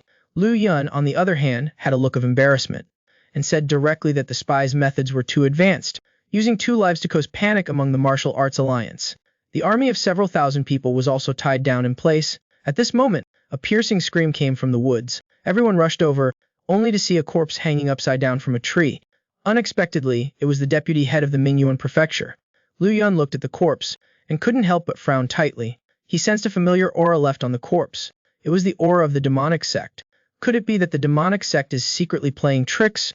Wu Zhao Zhenren also saw the abnormality in it. The old Zhenren's eyes were gloomy, and said indifferently, "They probably haven't gone far." Lu Yun looked at this Grandmaster ancestor in surprise, only to see Wu Zhao Zhenren close her eyes and focus her mind. In the blink of an eye, a powerful surge of true Kai enveloped the surroundings. Lu Yun, upon seeing this, felt a surge of shock in his heart. The internal strength of this Grandmaster ancestor was indeed as deep as the sea. After a moment, the old Zhenren opened her eyes and said in a light voice, "Unexpectedly, even I cannot sense his existence. A little interesting." As soon as these words were uttered, Lu Yun was even more shocked. Even Wu Zhao Zhenren could not sense the other party's existence, which shows that this person's strength is almost on par with the Grandmaster ancestor. Fu Yanjie came over to greet him. Lu Yun's face was cold, and he looked at this half-brother of his, only to see that the young man in front of him seemed a little awkward, a little uneasy, but still looking forward to his response. Lu Yun secretly sighed. In the end, he was also a member of the elder generation. Was he being a bit too harsh to vent his anger on a child? Thinking of this, Lu Yun cleared his throat. His expression slightly softened. "If you have the time, why not come to my tent for a cup of tea?" Hearing these words, Fu Yanjie was slightly shaken, and thought to himself, "Could it be that he has accepted me?" Thinking of this, his face lit up with joy, and he repeatedly agreed. Just at this moment, Zhang Shenzhou also rushed over. This leader of the Shenying gang had a deep look of gloom between his brows. This could not help but make Lu Yun's heart a little uneasy. Gang leader Zhang was usually so gentle. Why does he have such an expression? But he immediately brushed away all his doubts and bowed in greeting. Zhang Shenzhou also nodded to him. Then he cupped his fist in salute towards martial creator real person. "Greetings, senior." The old real person snorted lightly, neither warm nor cold. "Every time I see you, it's under these circumstances." Zhang Shenzhou, neither arrogant nor obsequious, said in a low voice, "This junior has business with Yanjai, please excuse me." Lu Yun, upon hearing this, became even more suspicious in his heart. Yesterday, Zhang Shenzhou was still respectful to the Grand Ancestor Master, but today he showed signs of intending to discuss matters as equals. Thinking of this, he immediately sent a secret voice transmission to Fu Yanji. "Young Master Fu, please observe carefully. Master seems to be acting strangely." Then he changed to a smiling face and said amiably, "I've heard that Senior Brother King Song had some disagreements with Senior This junior apologizes to you on his behalf. Although Zhang Shenzhao was still smiling, his tone was cold and distant. Our divine eagle Zhang is a small sect. We dare not accept an apology from the Wudang grand ancestor. As soon as these words were spoken, Fu Yanji's expression also turned solemn, and he hastily sent a secret voice transmission, reminding Liu, this person is absolutely not master. When master's angry, his left eyebrow will slightly twitch. Liu Yun's expression changed slightly, and asked through a voice transmission, are you sure? Fu Yanji nodded almost imperceptibly. I joined the sect to learn martial arts at a young age. I'm often by master's side. I'm extremely sure. The next second, Liu Yun moved like a fierce tiger descending a mountain, rushing straight towards Zhang Shenzhao. The young man suddenly unleashed a punch, aiming at the vital point of the gang leader. Unexpectedly, Zhang Shenzhao's body moved slightly, and he easily dodged it. Seeing the other's footwork, Fu Yanji became even more certain, and roared loudly, he's not my master at all. As soon as the words came out, even martial creator real person's expression changed. The surrounding martial artists reacted, roaring and rushing into attack. Zhang Shenzhao showed no panic, and suddenly unleashed a palm strike, a fierce palm force, immediately sending everyone flying to the ground. After releasing a palm strike, Zhang Shenzhao's whole aura suddenly changed. The human skin mask on his face began to slowly peel off, revealing his true face. It was the annihilation devil envoy who had once fought with Liu Yun. Malingfeng, he possessed heaven-piercing cultivation, and was revered as the annihilation devil god. Even the demon sect leader had to respect him by 3 parts. Now, with the demon sect suffering successive defeats on the battlefield, his prestige was awe-inspiring, and he alone was holding back the Central Plains allied forces. Seeing that Zhang Shenzhao was an impersonation by Malingfeng, Liu Yun showed his shock, and couldn't help but exclaim, annihilation devil god. Hearing this, martial creator real person's eyes narrowed slightly. No wonder I couldn't recognize the other's disguise earlier. Malingfeng was not flustered, and said in a deep voice, I didn't expect you brat to not only have escaped death, but also ruin my plan today. Liu Yun frowned, and roared loudly, so was all you secretly playing tricks? Malingfeng's expression was indifferent, and his words were full of unconcern. Just killing a few dogs. What's there to be surprised about? So in that case, the Minjuan Prefecture Lord's death that night was also because you disguised as gang leader Zhang to attend the conference. Malingfeng did not dodge but generously admitted, I must say, your alliance lord does have some ability. If it wasn't for you brats ruining my plans today, my next target would be that martial arts alliance lord. Fu Yanji, upon hearing these words, reacted and asked, what have you done to my master? Malingfeng's mouth revealed a trace of contempt. Naturally, I sent him to accompany that Fenjin general. Fu Yanji's face turned purple with anger, and he drew his long sword to fight to the death. Liu Yun hurriedly reached out to stop him, and the other person advised in a deep voice, this person's cultivation is very high. Rushing forward now is no different from seeking death. Unexpectedly, Malingfeng suddenly struck out with a palm. If that's what you want, I will send you to meet your master. Liu Yun's body moved slightly, blocking in front of Fu Yanji. The young man unleashed both palms at the same time, and blocked the powerful palm force. Malingfeng, seeing that Liu Yun did not retreat, was slightly surprised in his heart, while Liu Yun's expression was gloomy, and said coldly, today, don't even think about leaving here alive. The annihilation devil god laughed mockingly at this, with you alone. You Mo Daoxing dare to speak so loudly. As soon as he finished speaking, a cold snore came from behind. I wonder who here is speaking so loudly. Malingfeng suddenly felt a shock in his heart, and turned his head to look, only to see martial creator real person with one hand behind his back, and a thunderous punch coming towards him. The annihilation devil god quickly crossed his arms, blocking with his hands. The next second, he only heard a slight cracking sound from his forearm. It turned out that the old real person had shattered his right arm bone with one punch. Then Malingfeng only felt his body suddenly lighten, and then like a kite with a broken string, he flew away for several zhang. The annihilation devil god circulated his energy to his dantian, and just managed to stabilize his body. He looked at the white-robed Taoist with shock, only to see martial creator real person with a face as cold as ice, and said slowly, do you really think there's no one in our Wudang sect? A drop of cold sweat inadvertently appeared on Malingfeng's face. He only knew that this person had a revered status in the righteous faction, but he did not expect the other's strength to be so terrifying. And at this moment, Liu Yun shouted loudly and rushed forward, clearly preparing to join the Grand Ancestor Master to fight against the enemy. Malingfeng, seeing this, secretly cursed in his heart, the young man lacks martial virtue. Malingfeng quickly turned to defend, but unexpectedly Liu Yun's punch struck his broken bone. That extinction demon god grunted. Looking at the young man before him again, he was shocked within his heart. The opponent's strength was worlds apart from the last time, in the short span of 10 days. How could he have improved so quickly?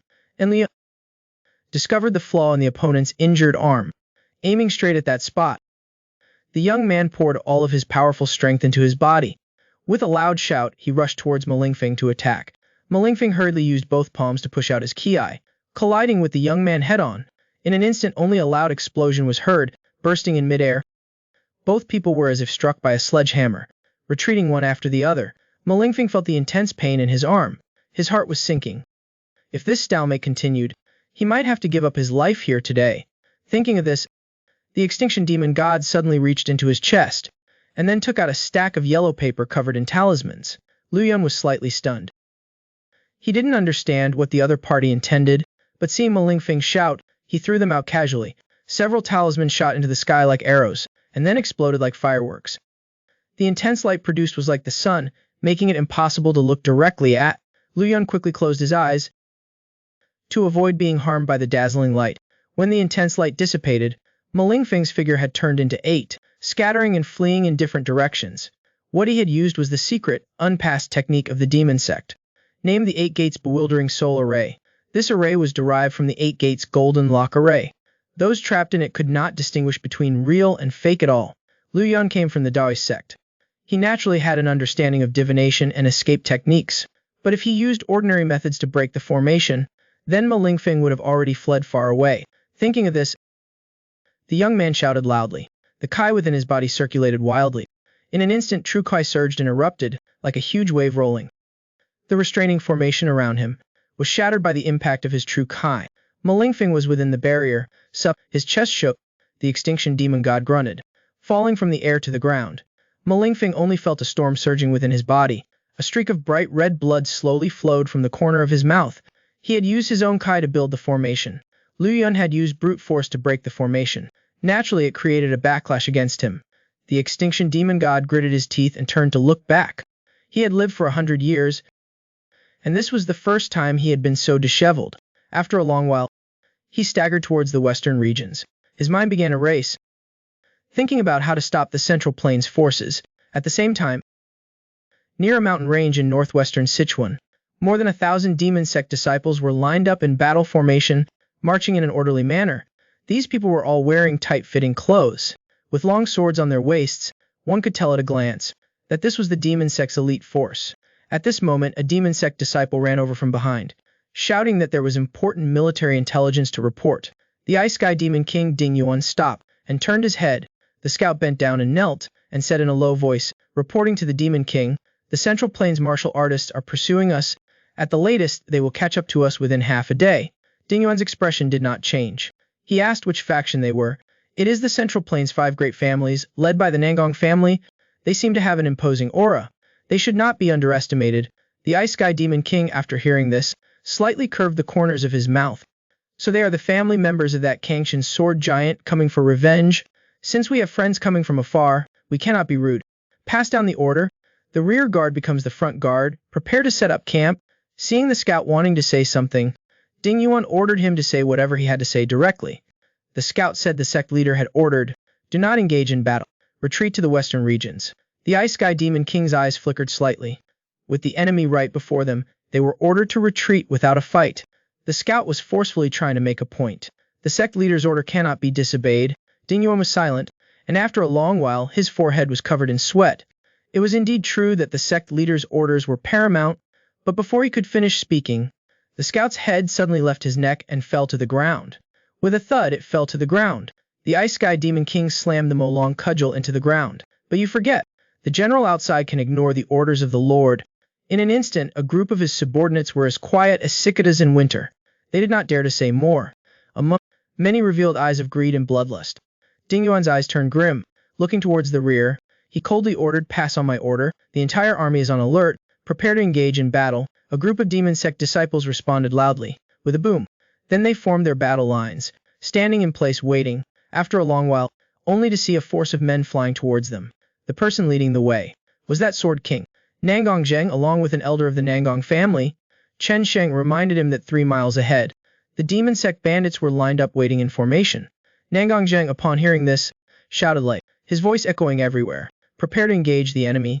A group of Central Plains martial artists eagerly entered the battle, drawing their swords from their sheaths. Nangong Zheng drew the Azure Dragon sword from behind him. The Sword King's eyebrows stood on end, his voice like thunder, Sons of the Nangong family, let us rush forward first. The Nangong family disciples shouted in unison. All of them spurred their horses and brandished their swords, like a raging flood, rushing straight ahead. Peng Qicheng, looking at the scene before him, praised Saw. The Nangong family is indeed worthy of being the #1 martial arts family. Tai Yu, who harbored a grudge against the Nangong family, snorted lightly. But this mighty martial god lord rarely refrained from mocking, instead turning to Peng Qicheng and reminding him in a deep voice, "These demonic sect bandits are not like those in the past. When we engage later, you must not be careless." The army had seen the demonic sect's battle formation just a mile away, and a fire of anger ignited in Nangong Zheng's eyes. Then he instructed the middle-aged man beside him in a deep voice, "Nangon, lead the team to break the formation." Upon hearing this, the latter let out a loud shout, "Azure, follow me into the fray." As soon as he finished speaking, more than 17 cavalrymen rushed out, like a sharp sword, aiming straight at the battle formation, and charged forward. Nangong Shu, seeing this, refused to be outdone, rode angrily, "Clear sky guards, do you dare to follow me and break the formation?" The remaining 9 people shouted and yelled, laughing loudly, echoing in the air, their hearts filled with soaring heroic spirit. At this moment, the demonic sect bandits also howled strangely, launching their attack. Nangong Zheng, seeing this situation, could hardly contain his anger. This sword king spurred his horse forward, rushing ahead to lead the charge. An extremely tragic battle had officially begun. Years ago, his swordsmanship was unmatched, and he was revered as the sword king of the Central Plains martial arts world. Later, out of regret for causing the Great War in Huizhou, he hung up his sword and retreated from the martial world. Unexpected. His beloved grandson was brutally killed by the demonic sect bandits. This aging sword king once again drew his sword, re-emerging into the martial world. Now the enemy who killed his grandson is right before his eyes. Nangong Zheng, with his long sword in hand, led the charge alone, as the vanguard. The righteous army, like a flood of steel, crashed into the demonic sect's battle formation, and in an instant the sounds of fighting echoed endlessly, never ceased. Countless disciples of the Nangong family, all fearless of death, each swing of their swords, contained the long-suppressed flames of anger. Nangong Zheng's face was contorted and ferocious, roaring with anger, "Leave not a single demonic sect bandit alive." At this moment, the army behind followed closely into the battlefield. Peng Qicheng shouted loudly, his moon-reaching saber already unsheathed. This young master of the Peng family, with one saber strike across the sky, was able to kill countless demonic sect bandits. The force of his strike felling them to the ground, and more people with sharp weapons rushed forward to fight. Peng Qicheng was not afraid, and rushed forward to meet the challenge. During the battle, the young master of the Peng family was slightly startled. The martial arts of these demonic sect disciples were stronger than their previous opponents. At this time, he glanced and saw Taxioxy falling into a disadvantage. Just as he was about to rush over to help, he was blocked by several demonic sect disciples. In the eyes of the young master of the Peng family, a flash of cold light suddenly appeared. Then he shouted loudly, pouring fiery Trukai in his long saber. The blade shone brightly, its force becoming fiery red, like a blazing sun. The demonic sect disciples, seeing this, were all shocked and their faces changed. Just as Peng Qicheng delivered a fierce saber strike, a fiery saber aura shot out. The 3 demonic sect disciples felt as if they had fallen into a sea of fire. Their internal organs were burned in an instant, and died on the spot. At this moment, Peng Qicheng was like the fire god Zhong descending to earth. The pure yang True Kai in his body poured out. Zhuge Wulong, standing nearby and witnessing this scene, was stunned into a daze. He did not expect that the legendary heavenly yang saber would be so terrifying. Nangong Shu, who was charging left and right in the crowd, also happened to see the young and talented junior of the Nangong family, and could not help but admire him. He had long heard that the young master of the Peng family had mastered the heavenly yang saber, but seeing it with his own eyes today, he was still deeply shaken. At this moment, a strong wind suddenly surged from behind. A second later, his steed let out a tragic cry, and was cut across its back. Nangong Shu escaped with his life, landing lightly on the ground. Just as he steadied his body, a sharp sword aura cut a wound on his handsome face. Nangong Shu casually wiped away the blood on his face and muttered, "I didn't expect that a master like you would be hiding among this rabble." The demonic sect disciple didn't say a word, staring coldly at him with his inverted triangular eyes, his eyes radiating a bloodthirsty, fierce light. He let out a ferocious shout and charged straight towards Nangong Shu, his sword carrying the momentum to cut him in half. Coming down fiercely from above, the latter raised his sword to deflect, blocking the opponent's brutal sword strike. Then, taking advantage of the momentum, swung his sword horizontally, slashing towards the enemy's chest. The demonic sect disciple could not dodge in time, and was struck in the heart by the sword, letting out a tragic cry, his soul returning to the heavens.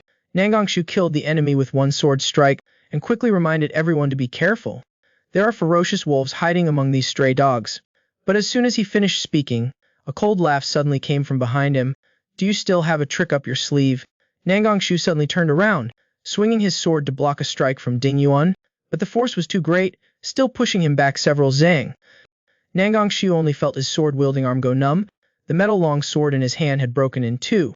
Ding Yuan slammed the 100-pound ink dragon staff onto the ground. This Ice Sky Demon King raised an eyebrow and spoke arrogantly. Why bother struggling in vain? Then Ding Yuan's toe touched the ground, his body rushing forward like lightning. Nangongshu didn't even think, and flung the half of the broken sword, the half-sword transforming into a streak of light, aiming straight at Ding Yuan's throat. The latter quickly stopped his attack, and his gray staff knocked away the broken sword. The half of the sword plunged into the ground, sinking deeper by an inch. Nangongshu looked at the opponent in surprise, his heart in shock. He had thought that the opponent was following the path of breaking the cocoon with a single grain, but he did not expect his reaction to be so quick. Suddenly he thought of something, and his pupils suddenly contracted. The Qingshin envoy was both shocked and angry, and shouted loudly, "Could it be that you are the murderer who killed the young master?" Ding Yuan held his staff upright, and laughed loudly, without any evasion. "If you are talking about that Kangshin Jin Jun, he indeed died at my hands." Nangongshu's lips curled into a sinister smile, and he slowly said, "Heaven never fails those who have a heart. How fortunate." Ding Yuan heard this, and was slightly stunned, and asked why he said that. "Because today you little brat will be buried here." As soon as the words were out, the Bingshan Demon King sneered, "With your measly skills." But before his words were finished, he only felt his back grow cold. That feeling was like being stared at by a lurking tiger. Ding Yuan's smile gradually faded, and he turned his head to look back, only to see Nangongjing with his graying temples, his eyes cold. The Bingshan Demon King suddenly burst out laughing. "After killing the brat, the old man has arrived. All right, today I will send all of you to the underworld to reunite." Nangongjing heard this, and his heart was filled with anger. "Return my grandson's life." Before his words were finished, the Sword King exerted force under his feet and charged forward. Ding Yuan shouted loudly, and lifted his long staff to meet the attack. The two instantly engaged in battle, and in an instant, the force of their collision swept in all directions, and gravel flew everywhere. On the other side, Taixiaoxai had fallen into a bitter struggle. The young girl sent a demonic sect disciple flying with a punch, and the continuous fighting had caused the true Kai in her body to almost run dry, but her unyielding nature made her refuse to take half a step back. At this time, two demonic sect disciples rushed to surround her. Taxai unleashed her twin palms, just barely managing to block the two sword strikes. The young girl gritted her teeth, and the corners of her mouth were still trickling with dark red blood. Taxiaox's face was full of determination, and she made a silent resolution. "I can't always rely on others, or when will I ever improve?" Before she could think any further, two demonic sect experts slashed with their swords, and two sword strikes roared, tearing through the wind as they came. The young girl cried out, her face drained of color. "My life is over." In the nick of time, a figure rushed forward to block her. Peng Qicheng slashed down with his saber, and shattered the two sword energies. The young master of the Peng family shouted loudly, and with one slash, the domineering saber energy immediately killed the two men on the spot. This straight steel man looked toward the young girl, and softly asked, "Are you all right?" Taxiaox's mouth was stained with blood, and she stared blankly at the other. "Do I look like I'm alright right now? Do I look like I'm doing okay?" At this moment, two more demonic sect disciples attacked, and Peng Qicheng, injured by the person in his heart, struck, and the saber's great power instantly burned the two to ashes. Then he grabbed Taxiaox's wrist, brooking no argument. "You re-injured, so don't force yourself." Being held by the other's warm palm, Taxi was slightly startled, but then her face showed a hint of anger, telling Peng Qicheng to let go. The young master of the Peng family, who always obeyed her every word, looked bewildered. At a time like this, stop being so willful. But unexpectedly, Taxiaoxi simply wouldn't accept that. The young girl yanked her hand out of the other's palm, and turned away, only to have a faint blush appear on her beautiful face. The steel straight man was completely bewildered, and loudly called out, the fighting and killing, just leave it to me." Just now, when Taxiaoxi was in danger, Taoyu saw everything. He had originally wanted to see how his daughter would cope in this dangerous situation, and if she could handle it, he would immediately step in to help, but he never expected Peng Qicheng to be a step faster, which made the old father feel a bit of anger in his heart. At this moment, an ignorant demonic sect disciple attacked with a punch, and Taoyu stretched out his right hand, and tightly grabbed the opponent's fist. The mighty martial god lord suddenly flipped his wrist, and the demonic sect disciple's arm instantly snapped. Taoyu took a step forward, and delivered an elbow strike to the opponent's chest, and the latter's chest caved in, and he died on the spot. The mighty martial god lord tightened his grip on the long sword in his hand, and raised his voice. You little brat, how dare you attack my daughter? On Ding Yuan's side, a fierce blow with his staff came down. Nan Gongzheng instantly stepped on the ground, lightly floating up, and then gently opened his mouth. The Sword King moved gracefully like a dragon, circling around his opponent, without recklessly fighting, but employing a guerrilla tactic. This made Ding Yuan feel an ominous premonition in his heart. He had no doubt about the opponent's determination to kill him with his sword, but what was frightening was that the opponent was not blinded by hatred. His longstaff was powerful and heavy, capable of breaking rocks and cracking monuments, but the old man's swordplay was light and elegant, unpredictable, and even if he occasionally hit the long sword once, the old man would immediately disperse the force of the power on the blade, making him feel as though he was hitting cotton with his staff, with no place to exert his force. The Bingshan Demon King was lost in thought. What exactly is this old man planning? Thinking of this, Ding Yuan stopped his attack and loudly said, Old scoundrel lion, this strike will leave you without a soul. If you want to die peacefully, you're truly dreaming. Nangongshu, who was watching from the side, also grew anxious. He didn't understand why the family head was dragging things out like this. Just at this moment, he suddenly felt a sharp wind rise behind him. Turning his head to look, he saw a demonic sect expert launching a sneak attack. That demonic sect expert jumped into the air and slashed down fiercely with his sword. Nangongshu's pupils suddenly contracted. He was currently unarmed and completely without the power to defend. Unexpectedly, the next second, a coal light suddenly flashed, and immediately after, that demonic sect expert was chopped in half. A man jumped high into the air, preparing to kill the opponent with one sword, but unexpectedly the next second, he himself was chopped in two. Nangongshu stared blankly at the scene before his eyes, unable to believe it.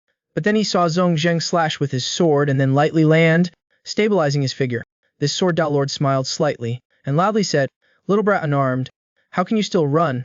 Nangongshu criticized the other for joking at the wrong time. The latter chuckled, not paying attention. But when he looked at the situation in the arena, his expression darkened. He saw Ding Yuan wielding the Molong cudgel as fast as a whirlwind, while Nangongshu was only dodging, not daring to confront him head-on. This sword lord spoke with doubt. What is that old man doing? Bai Yunqi saw clue, and said, Nangongshu probably doesn't want to damage that azure dragon sword. Zhongzheng heard this, his face showed confusion. It's just a sword. The older he gets, the more muddled he becomes. Perhaps that sword has a special meaning. Otherwise, the Sword King Senior wouldn't be so careful. Bai Yunqi's eyes turned grim, but the problem is, if this continues, I'm afraid he'll die at the hands of the opponent. Immediately, he asked Nangongshu if that sword had any special meaning. I don't know what's so special about the Azure Dragon sword, but the one wielding the cudgel is the murderer who killed the young master. As soon as these words were spoken, everyone couldn't help but change their expressions. Duanfang, holding his longsword, slowly walked toward the center of the arena. Calm down a bit. Rushing in rashly will put the old man in danger. Tu Fuyang had a solemn expression. His footsteps did not stop. Don't worry, I'm just going to say a few words to him. This mad sword lord stopped 10 zhang away. And then Nangongshu heard a secret transmission, sounding in his ear. Senior, now, are you hesitating now? Because you're afraid the sword will break. Nangongshu glanced at the other party without a trace. Duanfang had indeed guessed his thoughts. Thinking back to the past, he wouldn't have been in such a predicament. But now he is just an old man past his prime. Nangong brother once told me, the first lesson you taught him was to warn him. The direction of the sword must be a straight path, without being ashamed of oneself. As soon as these words were spoken, a thunderous sound seemed to explode in Nangongshu's mind. Bayunk also transmitted secretly. He has mentioned to me more than once that he wanted to see you wield this sword and fight again, with chivalry and righteousness. Nangong old brother, if he has a spirit in heaven, he definitely wouldn't want to see you so cowardly. Senior, Nangongshu retreated, creating distance between himself and Ding Yuan. The words of the three god lords had awakened him. In a life-and-death battle, the worst thing is to be afraid before the fight. He feared that his old age had weakened him, and that he would not be able to defeat his opponent, and once he died, no one would avenge Sunner's great hatred. So he hesitated back and forth, and was suppressed everywhere. Thinking of this Sword King's mood suddenly opened up. This old man is really stupid. Nangongshu suddenly waved his hand. The 3-foot sword, the Azure Dragon sword, was released. A resounding sword chime was heard, like the sound of a dragon's roar. The aura of this Sword King suddenly changed, muttering, Old friend, you've been sleeping for so long. It's time to wake up. Nangongshu looked at the scene before him, as if it were a different world. The old man at this moment in his eyes was like a sword being drawn from its sheath. Bai Yunqi breathed a sigh of relief, and praised in a low voice, This is what it means to be one with the sword. Ding Yuan looked at the old man with his sword pointed at the sky, his truk unmoving. This Ice Heaven Demon King smiled faintly, his tone mocking. Old man, it's too late to realize now. After speaking, he stamped his toes on the ground and leaped forward. This Ice Heaven Demon King poured his domineering power into the cudgel, his whole body like a tiger descending the mountain, his momentum terrifying. Ding Yuan laughed arrogantly and shouted loudly, "The two of you, grandfather and grandson, die together, and you won't lose a piece of martial arts lore." He saw Nangong Zheng's true ki surging, his hair flying. The old man channeled his powerful inner energy into the sword and thrust forward. In an instant, the azure dragon sword vibrated with joy, like a green dragon roaring. Cudgel and sword collided with a loud bang. A metallic explosion echoed in the air. The scene of the longsword breaking did not appear. Instead, Ding Yuan was sent flying several zhang by the sword strike. This Ice Heaven Demon King took heavy steps, stabilizing his figure, but saw Nangong Zhen's body, suddenly rushing forward, like a dragon emerging from the sea. This Sword King channeled all his life's power into his sword, calling out softly in his heart, "Sanner, if you have a spirit in heaven, open your eyes and watch. Look here, Grandpa will show you the boundless sky sword art one more time." The next second, the two figures collided violently. The shockwave blew away the surrounding rubble. A hunched figure was thrown far away, his staff falling to the ground. Nangong Zhen, who had just arrived, cried out in shock, "Father!" The head of the Nangong family hurried over. He saw that Nangong Zheng's clothes were tattered, and he was sitting on the ground. The Wudang true ki made his white hair fly wildly. A streak of fresh blood slowly trickled from his mouth. Nangong Zhen was trembling all over, enraged and going mad. The head of the family turned around, intending to fight Ding Yuan to the death, but he saw that the opponent was pierced through the chest by a long sword, his voice hoarse. "I didn't expect that I and that kid would die the same way." After speaking, the Ice Sky Demon King died with a thud. Nangong Zheng slowly exhaled a breath of full air and said softly, "Go. Bring the Azure Dragon sword back." Nangong Zhen retrieved the long sword and stood there respectfully, holding the sword with both hands. This Sword King spoke softly, but his tone allowed no doubt. Nangong Zhen listened carefully. Although worried about his father's injuries, the latter straightened his face, listening to his instructions. "Now I will pass the Azure Dragon sword to you. You must protect this sword of chivalry and justice. The Nangong family's plaque of Won sword through the ages has been cleansed by Songer. From now on, no one is allowed to tarnish it even a little bit." Nangong Zhen, after hearing this, raised the Azure Dragon sword without hesitation. The head of the family roared angrily, thundering like thunder, "All sons of the Nangong family, we have won. Today I swear again to the sword, if anyone dares to act unjustly in the future, the Azure Dragon sword will surely show no mercy." A group of disciples of the Nangong family burst into tears. Since the Battle of Hozhou, they had endured a bad reputation, and now they finally used their blood and tears to prove that they are still the Divine Sword Sect's one sword through the ages. Peng Qicheng and Tai Xiaoxi, seeing the scene, also felt happy. The young master of the Peng family quietly leaned his face close to the young woman, intending to take liberties, but was suddenly interrupted by Tai Yu's cough. The mighty martial godlord was delighted, his heart filled with mixed emotions.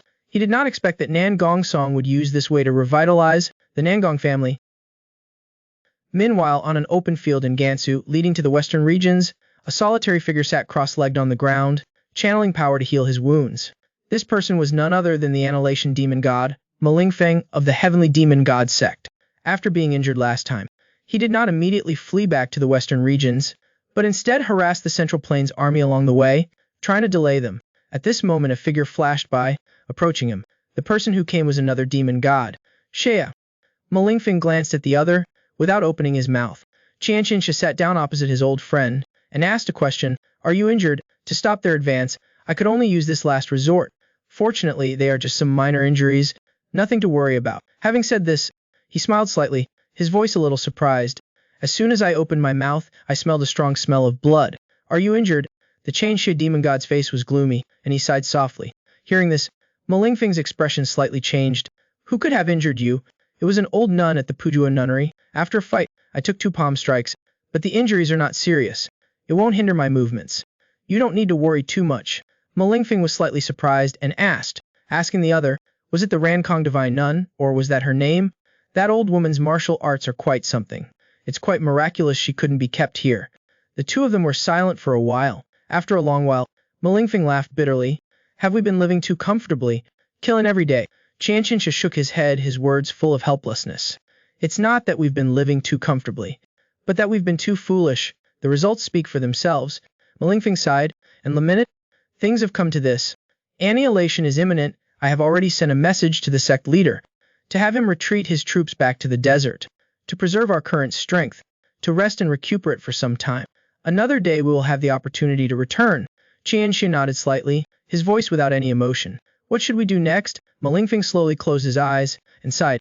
This is the end of the road for us. The Qianxia demon god's tone was as usual, and he said calmly, it's not bad that we can give them a bit more time. Meanwhile, the Central Plains allied forces were carefully and slowly marching. During this time, the Annihilation demon god occasionally came to attack, making everyone exhausted and weary. Although real person Wu Zhou was stationed here, Ma Lingfeng would hide his aura each time, killing and then immediately leaving, giving the old real person absolutely no opportunity to take action and hold him back. As a result, the army had traveled for several days, but had only covered a few dozen miles. At this moment, real person Wu Zhou's eyes suddenly sharpened. He's coming again. Everyone upon hearing this, hurriedly reminded their companions to be careful. But they saw the old real person's eyebrows slightly furrowed, a fish with a gourd of wine. Strange, this time it's not like the previous times. He's not hiding his aura. Lu Yun's heart gave a slight jolt. Could this be the enemy's main force? Real person Wu Zhao's expression was stern. He gently shook his head. Let's go another tule. They saw two people blocking their path. Ma Lingfeng clasped his hands behind his back and said loudly, today, let's settle things once and for all here. How about it? Facing the Central Plains allied forces composed of thousands of martial arts masters, the two demon gods were not afraid at all, and blocked their way. Who next you? Her brow furrowed slightly, with a hint of doubt. Who is that old man next to the Daimi Extinction demon god? Lu Yun's expression was solemn. He whispered a reminder. That person's strength is not at all inferior to Daimi Extinction demon god. Hearing this, the female disciples all showed expressions of disbelief. The young man King's palms were sweaty. His tone was assertive. Even with my current strength, I don't have an absolute chance of winning. At this moment, Ma Lingfeng said loudly, today we have come here. This old one has a proposal. Hearing this, real person Shen Guan was filled with anger and shouted loudly, you have killed so many of our people. What other proposals do you have to make? Alliance leader Li Yunshan seemed to be more calm and asked the other party what their proposal was. We are all martial artists. Why not have a contest?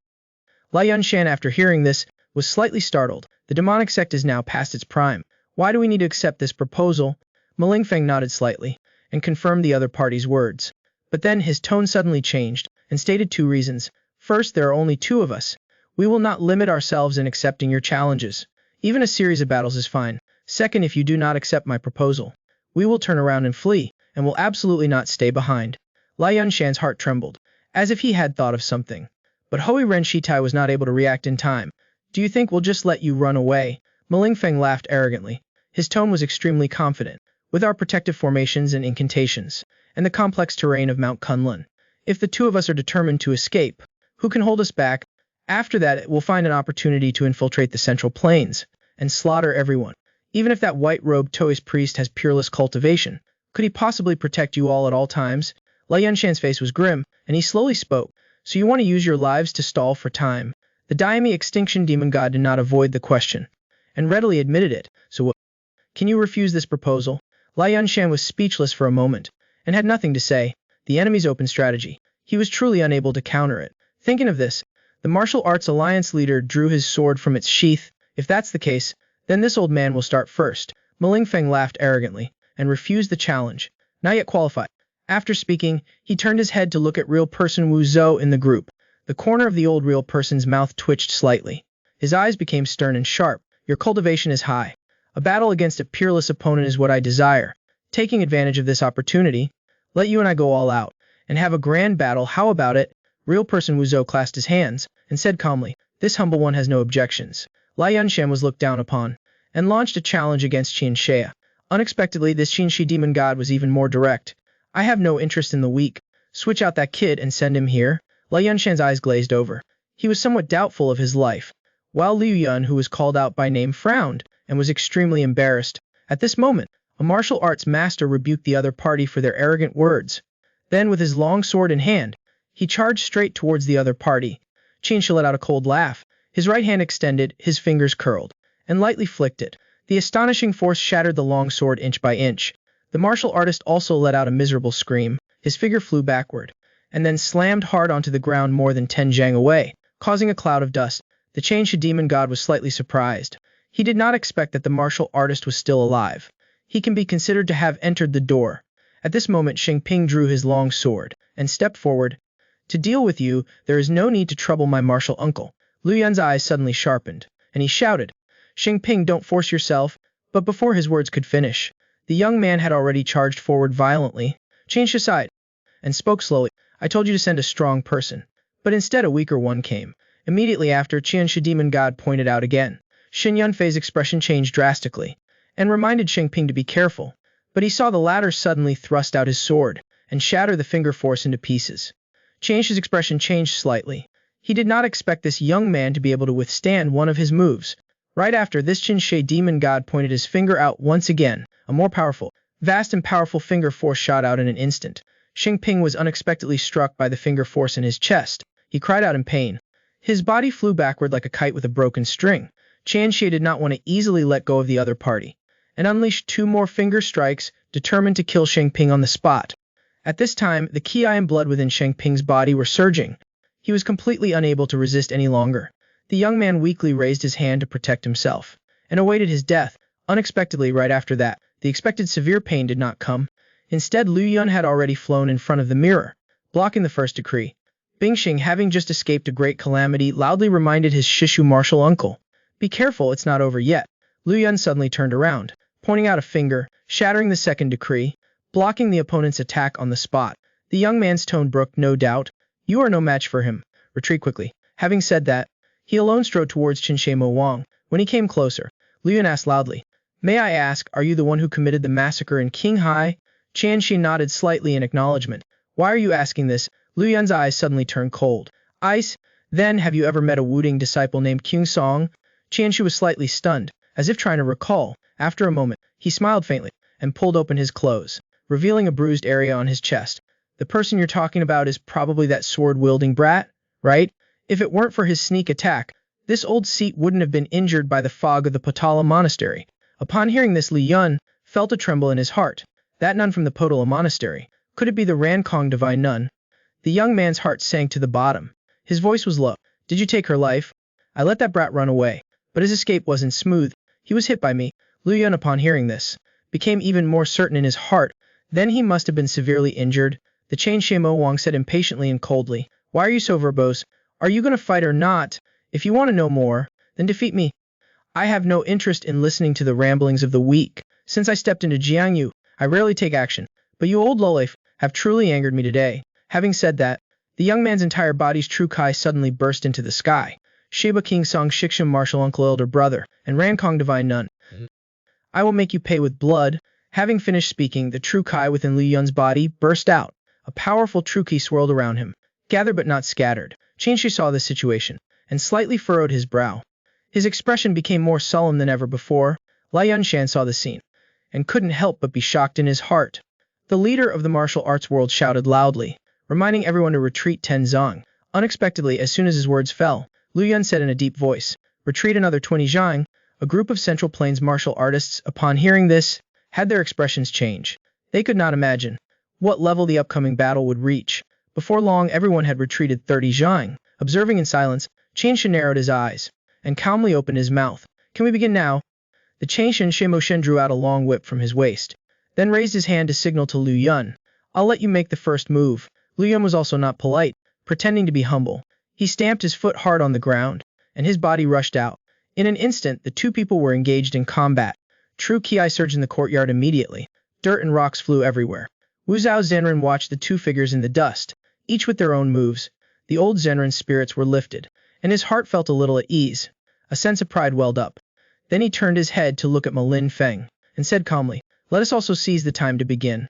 Last time I was in the dark, with an unsettled mind. This time we'll go all out. Let's have a good match. I have been on Wudang Mountain for 3 jiazi, and I also want to see what kind of strength the experts under the mountain have. Having finished speaking, the two of them said nothing more. Their figures simultaneously rushed to attack the other. The two of them each threw a punch. With a bang, they collided. In an instant, a fierce wind was generated. True Kai scattered residual kuis, causing many of the Central Plains martial artists to stumble and retreat. A martial artist panicked, and hurriedly reminded everyone to retreat further. On a cliff 50 zhang away, a muscular man quietly observed the scene. Sweat couldn't help but break out on Chai Daixin's face. He had been traversing Jiangyu for decades, and had never seen such a shocking display of power. He turned his eyes to look at Liu Yun at the other battlefield. The Luling Wang couldn't help but sigh in his heart, and muttered softly, "When did that kid become so strong?" Then a thought suddenly struck him, and he immediately took off. Given the situation, everyone would definitely be delayed here for a long time. He glanced at the demon sect outpost nearby, and said to himself, "You are gambling with the Martial Arts Alliance. I am not a member of the Martial Arts Alliance. This doesn't count. I don't talk about martial ethics." Immediately, the Luling Wang's figure flashed, and he rushed straight towards the demon sect's main camp. At the same time, in the main hall of the demon sect's main camp, Wen Wuji was sitting in the main seat and couldn't help but sigh. Conquering the Central Plains, it was nothing more than a dream after all. The 100-year plan has now also dissipated into thin air. Yu Zhen said, "If you remember it, there will surely be a response. There will be a day when your wishes are fulfilled." When Wuji heard this, he couldn't help but laugh bitterly. "Perhaps I really am old." At this time, a demonic sect disciple quickly entered the main hall, then clasped his hands in a salute, and bowed his head to report. Reporting to the sect leader, "Everything has been prepared." Yu Wuzen's expression was solemn, and she asked softly, "Sect leader, do you really want to do this?" Wen Wuji's voice was calm, without a hint of sadness or joy. "There must always be someone who stays behind. You have more potential than me. Do your best. From today onwards, you will be the new sect leader of the demonic sect." Yu Wuzhen looked serious, and nodded firmly. This subordinate will not let down the sect leader's expectations. Having said that, this evil dragon demon king suddenly turned around and quickly walked away. Wen Wuji watched the other's figure gradually recede. This former sect leader slumped down in the main hall, looking sorrowful. He already knew that his daughter had died at the hands of the king Shu Gaimu, and that demonic sect's commanding general had already long since fled, gone without a trace. After a while, Wen Wuji quietly spoke to himself, "Chanji Yan, father will be there to accompany you all soon." As soon as the words left his mouth, a fierce glint flashed in his eyes. Wen Wuji stomped one foot down hard on the green bricks, and the next second the entire main hall collapsed with a crash, burying him within. One was a Chansha demon god who had cultivated for 100 years, returning to his essence, and one was a Wudang youth with extraordinary talent, who had many fortuitous encounters, both of them displaying everything they had learned in their lives, and for the moment they were evenly matched. The intense battle made the onlookers all marvel in admiration. At this time, Zirin Kaoxuan suddenly cried out softly, "Yunner is a bit unstable." Hua Yunja's expression changed slightly, and she asked the other why he said that. "This young man's moves are too ferocious, and he's proficient in our sect's martial arts, emphasizing the combination of hardness and softness, but now he's clearly being controlled by his emotions and has lost his direction." Hearing this, Shengping, who was beside him, had a drastic change in expression. "So you're saying Uncle Kingfin can't fully display his strength?" The old Zenon was sweating profusely, with a solemn expression. "If this continues, Yunner is afraid he will suffer a great loss." Shengping hurriedly urged Zenren Kaoxuan to find a solution. "This humble Daoist can only try. I don't know if I can awaken this child." The old Zenren Kaoxuan sank his kai to his dantian, and used a secret technique to transmit sound from afar, and the youth who was fighting fiercely suddenly heard his master's voice, gently ringing in his ear. "Clouds are formless but have myriad shapes. Water is selfless and can accommodate all forms." Liu Yun, upon hearing this, felt a sudden jolt in his heart. He knew these were the teachings of Liu Yun Quan. With thoughts in the mind, 1,000 steps will all dissolve. Only then can one see the vastness of the sky. The youth only felt as if a bucket of ice water had been poured over him, causing the boiling blood in his body to calm down immediately. Just now he had only wanted to avenge his uncle Chochin, and the power of his hatred had made him only know how to charge forward and kill, without any pattern at all. Liu Yun gently retreated, creating some distance between himself and his opponent. The young man slowly exhaled a breath of turbid air, eliminating all the myriad distractions in his mind. With his whole mind and will, within intent no intent, is the true intention with feelings. Intentions are all false. With complete knowledge and no mind, the initial insight arises. In an instant, Liu Yun's heart was enlightened. His thoughts were clear. The young man no longer adhered to the use of learned techniques, but rather relied on his instincts to deal with Qin Shi's attacks. Every move by Qin Shi demon god, he was able to anticipate the enemy's next move, and even when the opponent just raised his hand, he was able to sense the subtle changes in the airflow. Liu Yun's heart was as clear as crystal without a single flaw. A mysterious flow of truth naturally emanated from him. At this time, Qin Shi shouted loudly, and suddenly swung his whip down. Liu Yun lightly extended a palm, like pushing open a door to see the moon. The long whip that could split mountains and rocks struck as if into a vast ocean. The powerful attack of 1,000 caddies was unable to stir up any waves at all. Qin Shi's expression changed, both surprised and angry. What kind of skill is this? The young man slowly closed his eyes, sinking his shoulders and dropping his elbows. accumulating his spirit. The next second, Liu Yun suddenly opened his eyes, his aura exploded. In this moment, he had finally comprehended the meaning of Taiji, both soft and strong. The muscles of the young man's whole body suddenly tensed from a relaxed state, and with a simple advancing punch, he heavily slammed into the opponent's chest. The powerful force within his body penetrated segment by segment, striking straight through the defenses. Where his fist passed, even the air seemed to want to be torn apart. Qinshi's pupils contracted, his expression horrified. Then he was struck in the chest by Liu Yun's punch, with doubled force, and this Qinsha demon god flew out, slamming into the ground more than 10 zhang away. Qinshi struggled for a long time, but could not stand up. Mouthfuls of fresh blood spurted from his mouth. After a few breaths, his eyes began to gradually dim, and this Qinsha demon god, his body went limp and he passed away. Zenram glanced, and that heroic battle had ended. Mai Linfeng, with several bloody holes on his body, laughed miserably. This side has also ended. Wudang is truly worthy of its reputation. This Maiju demon god gritted his teeth, with a face of unwillingness. If all three of our demon gods were here, how could we have fallen into this state? Liu Yun walked over, his face cold as he looked at the other, and silently said nothing. Zhenren Wuzhao curled his lips slightly. I wonder if that's possible. There are no such if to speak of in this world. If this humble Daoist had 3/10 of his power left, even if the three of you gathered together, what would there be to fear? Malingfeng, upon hearing this, was extremely shocked, dumbfounded. He stood there in a daze for a long time. Then he was mocked by Maiju Mo Shen. Indeed, there's always a higher mountain. But Xuanji's eyes narrowed, and he coldly said, We have lost today, but the bloodline of the heavenly demon god sect will not perish because of this. It could be 10 years, or it could be 20 years. There will be a day when the heavenly demon god sect will return. The old real person gently stroked his beard, his tone calm. This humble Taoist understands. Malingfeng said nothing more, severing his heart meridian himself. This Mai Ju Mo Shen, who was devoted to his sect, then left the stage. Suddenly, a heaven-shaking explosion rang out. Countless Central Plains martial artists' expressions changed drastically. They looked up. It was in the direction of the demonic sect's headquarters. Could it be that they blew up their own headquarters? Wu Zhao real person smiled, not caring in the least. So that was their plan. Then he turned to look at Liu Yun, and said softly, The matter here is finished. Let us go back. The master and disciple both looked surprised, saying that the demonic sect had not yet been destroyed. The rest of the aftermath can be left to the martial alliance to handle. Then he pointed at Liu Yun, and asked in a deep voice, Just now I sensed that you had comprehended the Wuji power. The young man smiled brightly, not hiding anything, and frankly said that it was his master's Liu Yun Quangang that gave him inspiration. The old real person was slightly shaken. Then he looked delighted. It seems that you taking Zhao Xian as your master was arranged by the patriarch. Having said this, Wu Zhao real person suddenly became serious. Since you have had an enlightenment, what are you still standing there for? Why not quickly go back and make it your own? Are you serious, Grandpa? I just went through a great battle. I'm a Taoist priest, not a warrior. Those who cultivate the Tao should naturally focus on cultivation. Yanda Lao real person grabbed the young man's ear. Fighting is just a form of entertainment. Quickly come back to Wudang with me to continue cultivating. A group of Central Plains martial artists watched this scene, looked at each other speechlessly, helplessly raising their foreheads in sighs. It seems that Uncle Master King Feng will have to go into seclusion for a few more years. It is said that when Qi Taixin approached the demonic sect headquarters, he suddenly felt the ground shaking. Then deafening explosions rang out one after another. Not long after, the explosions went from far away to right before him. This Luling Wang's expression changed drastically, and he cursed, These bastards. They actually dared to blow up their own headquarters. He had come from 1,000 miles away, wanting to avenge his brothers, but he unexpectedly encountered this situation when he almost arrived. A piece of broken rock flew over and hit him in the face. This Luling Wang unleashed a punch, shattering the rock. At this moment, his eyes suddenly flashed. He saw a figure slowly approaching through the smoke and dust. The person walked unsteadily, staggering towards him.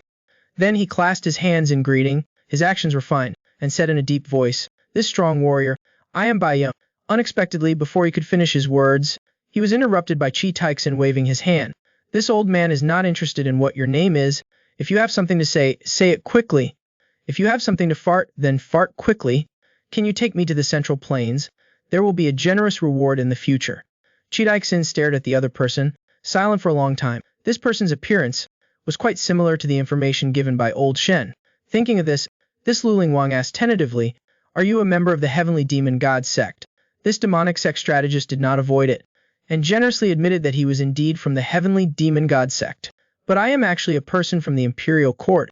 Seeing the other person look puzzled, Bai Yunxiao then explained, My father was a Jinyue of the Imperial Court. later joining the demonic sect, become an imperial spy. I've lived in the demonic sect since I was young, and after my father passed away, I inherited his mission. Having said this King Shugaimo spoke with sincerity. Although I am in the demonic sect, I always yearn for the Central Plains. Over the years, I've passed on a lot of information to the Central Plains. Yanba, he took out a Jinwei token from his chest. This is my father's token, it can prove it. Chiaixin nodded slightly. He had fought wits and courage with the Jinwei for many years, so he could naturally recognize whether the token was real or fake. This Luling Wang suddenly cut to the chase and asked, "Are you the one who looked down on Gai Wang?" Although Bai Yongxiao tried to restrain the expression on his face, the momentary daze was still caught by Chai Taixin. This Luling Wang curled his lips into a smile. "Truly, I have searched far and wide for you to no avail." As soon as the words came out, Bai Yunxiao immediately understood. The other party was Defei. This demonic sect strategist asked with a trembling voice, "Who are you?" "This old man's name is Chai Xin. Buddha Fuji was my own brother." Bai Yunxiao's pupils contracted sharply. His heart filled with dread. He saw Taixin squeezing his iron fist, making a cracking sound. "Heaven has eyes, and has let me catch you." Yanbai, he stretched out his right hand, grabbed the other party's head, and put all his might into it, and then tore a living head right off its body. Bai Yongxiang's head was separated from his neck, falling like a broken bamboo. This chief strategist's dream of becoming a hegemon vanished like smoke. Chai Taixing stared at the head in his hand, and laughed loudly. "Brother, today I have finally avenged you. If you are watching from heaven, then rest in peace." After speaking, this dear spirit king turned around and strode away, a nameless folk song, a coat across the vast desert. After 3.5 months, Teichi finally came to an end. The teacher said that in the later stages, Tuze could not keep up anymore. But that was how it was in the original comic. Tuze could not do anything about it. With a fully committed attitude, he still finished the job. In the blink of an eye, 5 years have passed since the battle between good and evil. Wudang accepted another group of new children. They were the Sheng generation disciples. The outstanding disciples of the Sheng generation. Lai naturally became the teacher of these children, hearing their teacher recount the many battles of the past. The lively eyes of the disciples were filled with anticipation and longing. This scene also proved Nangong Song's expectations. As long as the seeds of chivalry are preserved, the martial world of the Central Plains will bloom with brilliant flowers. Nangong Song, a chivalrous hero for the ages. This prosperous era is as you wished. As for Tai Wuyu and his wife, they returned to the Peng family with Peng Qi-cheng. This mighty martial godlord said that, when Peng Qi-cheng could defeat him, he would feel at ease in marrying his daughter, Tai Xiai, to him. Don't think that Tai Wuyu only piggybacked on the attacks against the demonic sects, but when fighting his future son-in-law, every move was precise. He beat this young master of the Peng family for 5 years, until the man doubted his life. Of course, he would also occasionally give some encouragement, telling this future son-in-law that, if one day he could defeat him, then the betrothal money for the wedding could be reduced by half.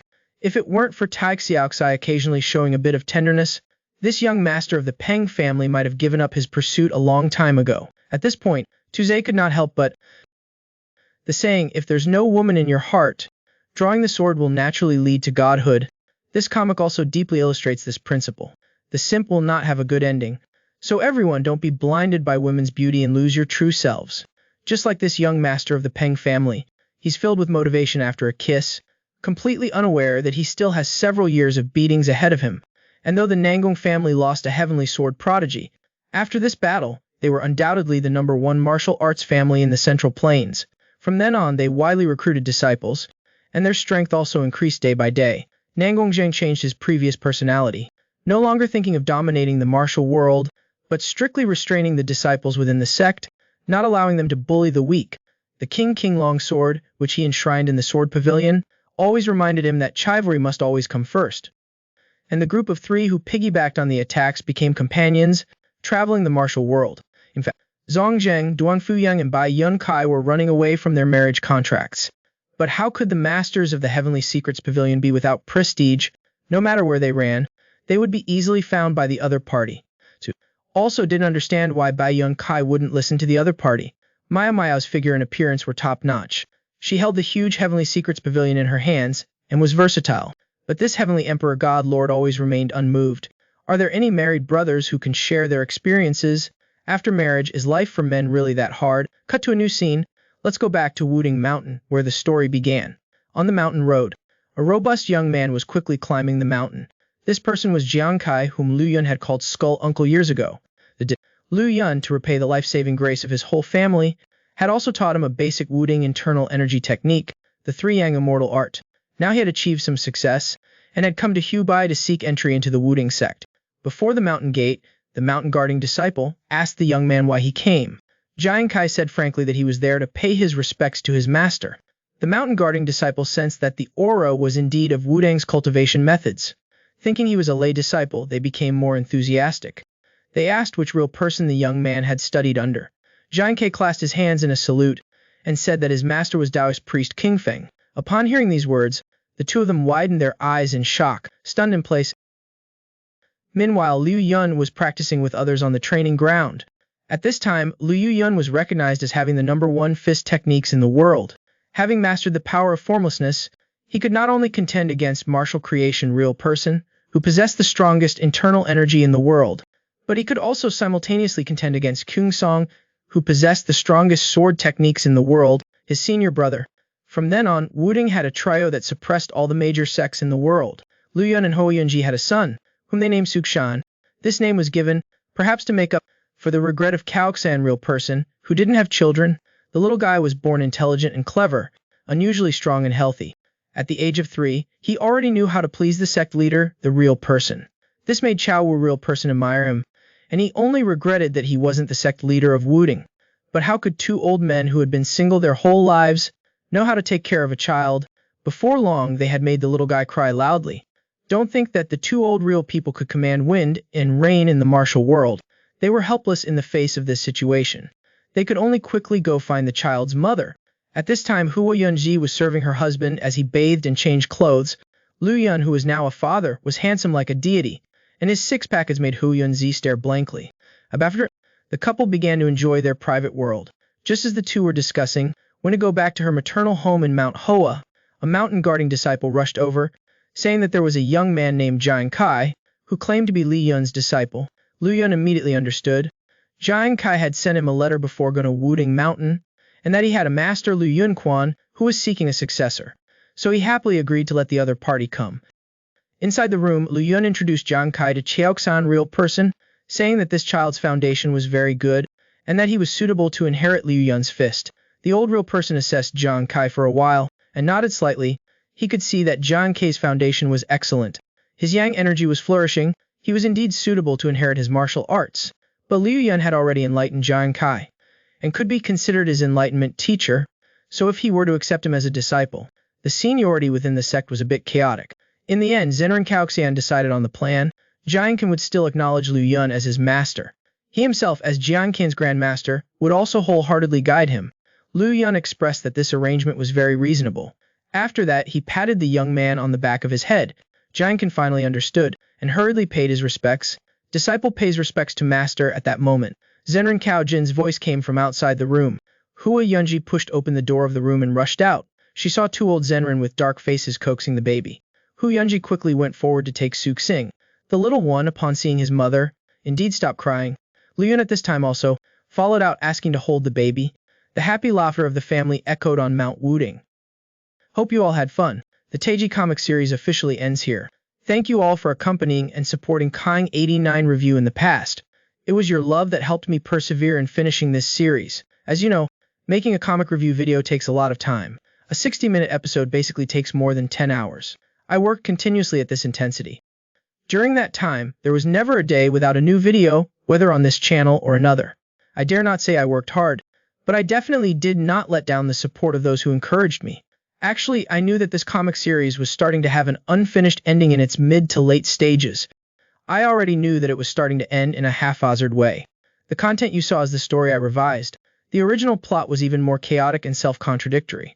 Perhaps the meaning of reviewing comics lies in this, to make a chaotic plot more reasonable. But how can you make rice without any grains? After all, I am just a reviewer, not the author. I can only try my best to make the plot flow a little better. I cannot add to the plot myself. So if there is anything that makes you feel dissatisfied, I hope you can forgive me. Life is not as expected in 8 or 9 out of 10 cases. Comics are the same. I believe you have also seen many review videos, but very few comic series can be watched to the final conclusion. There are many reasons for this. Count. Some series cannot continue due to copyright issues. That is something no one wants. Some series are abandoned mid-story by the comic author. For example, Heaven Breaker Marshal General Shan She Yu. Of course, Most of the time, it's because the viewership is not good enough to make money. After all, everyone who makes videos does so to make a living. After saying so much, Kying89 just wants to express one idea. There is no perfect comic series in this world. It's very rare to find a series that is well written, has beautiful art, and also has a good ending. Even if there was, it wouldn't be my turn to review it. It would have been unearthed by someone else a long time ago, and they would have reviewed it all. Everyone needs to understand that. A good comic series definitely makes money. A work that makes money will absolutely not end easily. Therefore, I hope everyone can be more tolerant. Just consider it a form of entertainment during your leisure time. That's enough chatting for now. I would like to report to my spiritual shareholders about the next plan of action. I will try to adjust my mood. And also look for a new comic series. God of War Part 2 has begun updating. The author of the comic updates 1 chapter a week. 20 chapters worth of content is enough for me to make one episode. Therefore, the update time will be quite long. But as long as the author doesn't stop updating, I will continue to follow it. After resting, there will be a new episode. But the plots of Part 1 and Part 2 will not be connected. I'm letting everyone know this in advance. If you find anything confusing, don't panic. It's because you've seen the pit that the author dug at the end of Part 1. Anyone who can patiently listen to me up to this point is probably a hardcore fan. Finally, thank you once again for your support and love. The green hills remain unchanged. The green waters flow eternally. I am still Kying89, diligently making comic review videos. The mountains are high and the rivers are long. The world will always be here. See you all in the next comic series.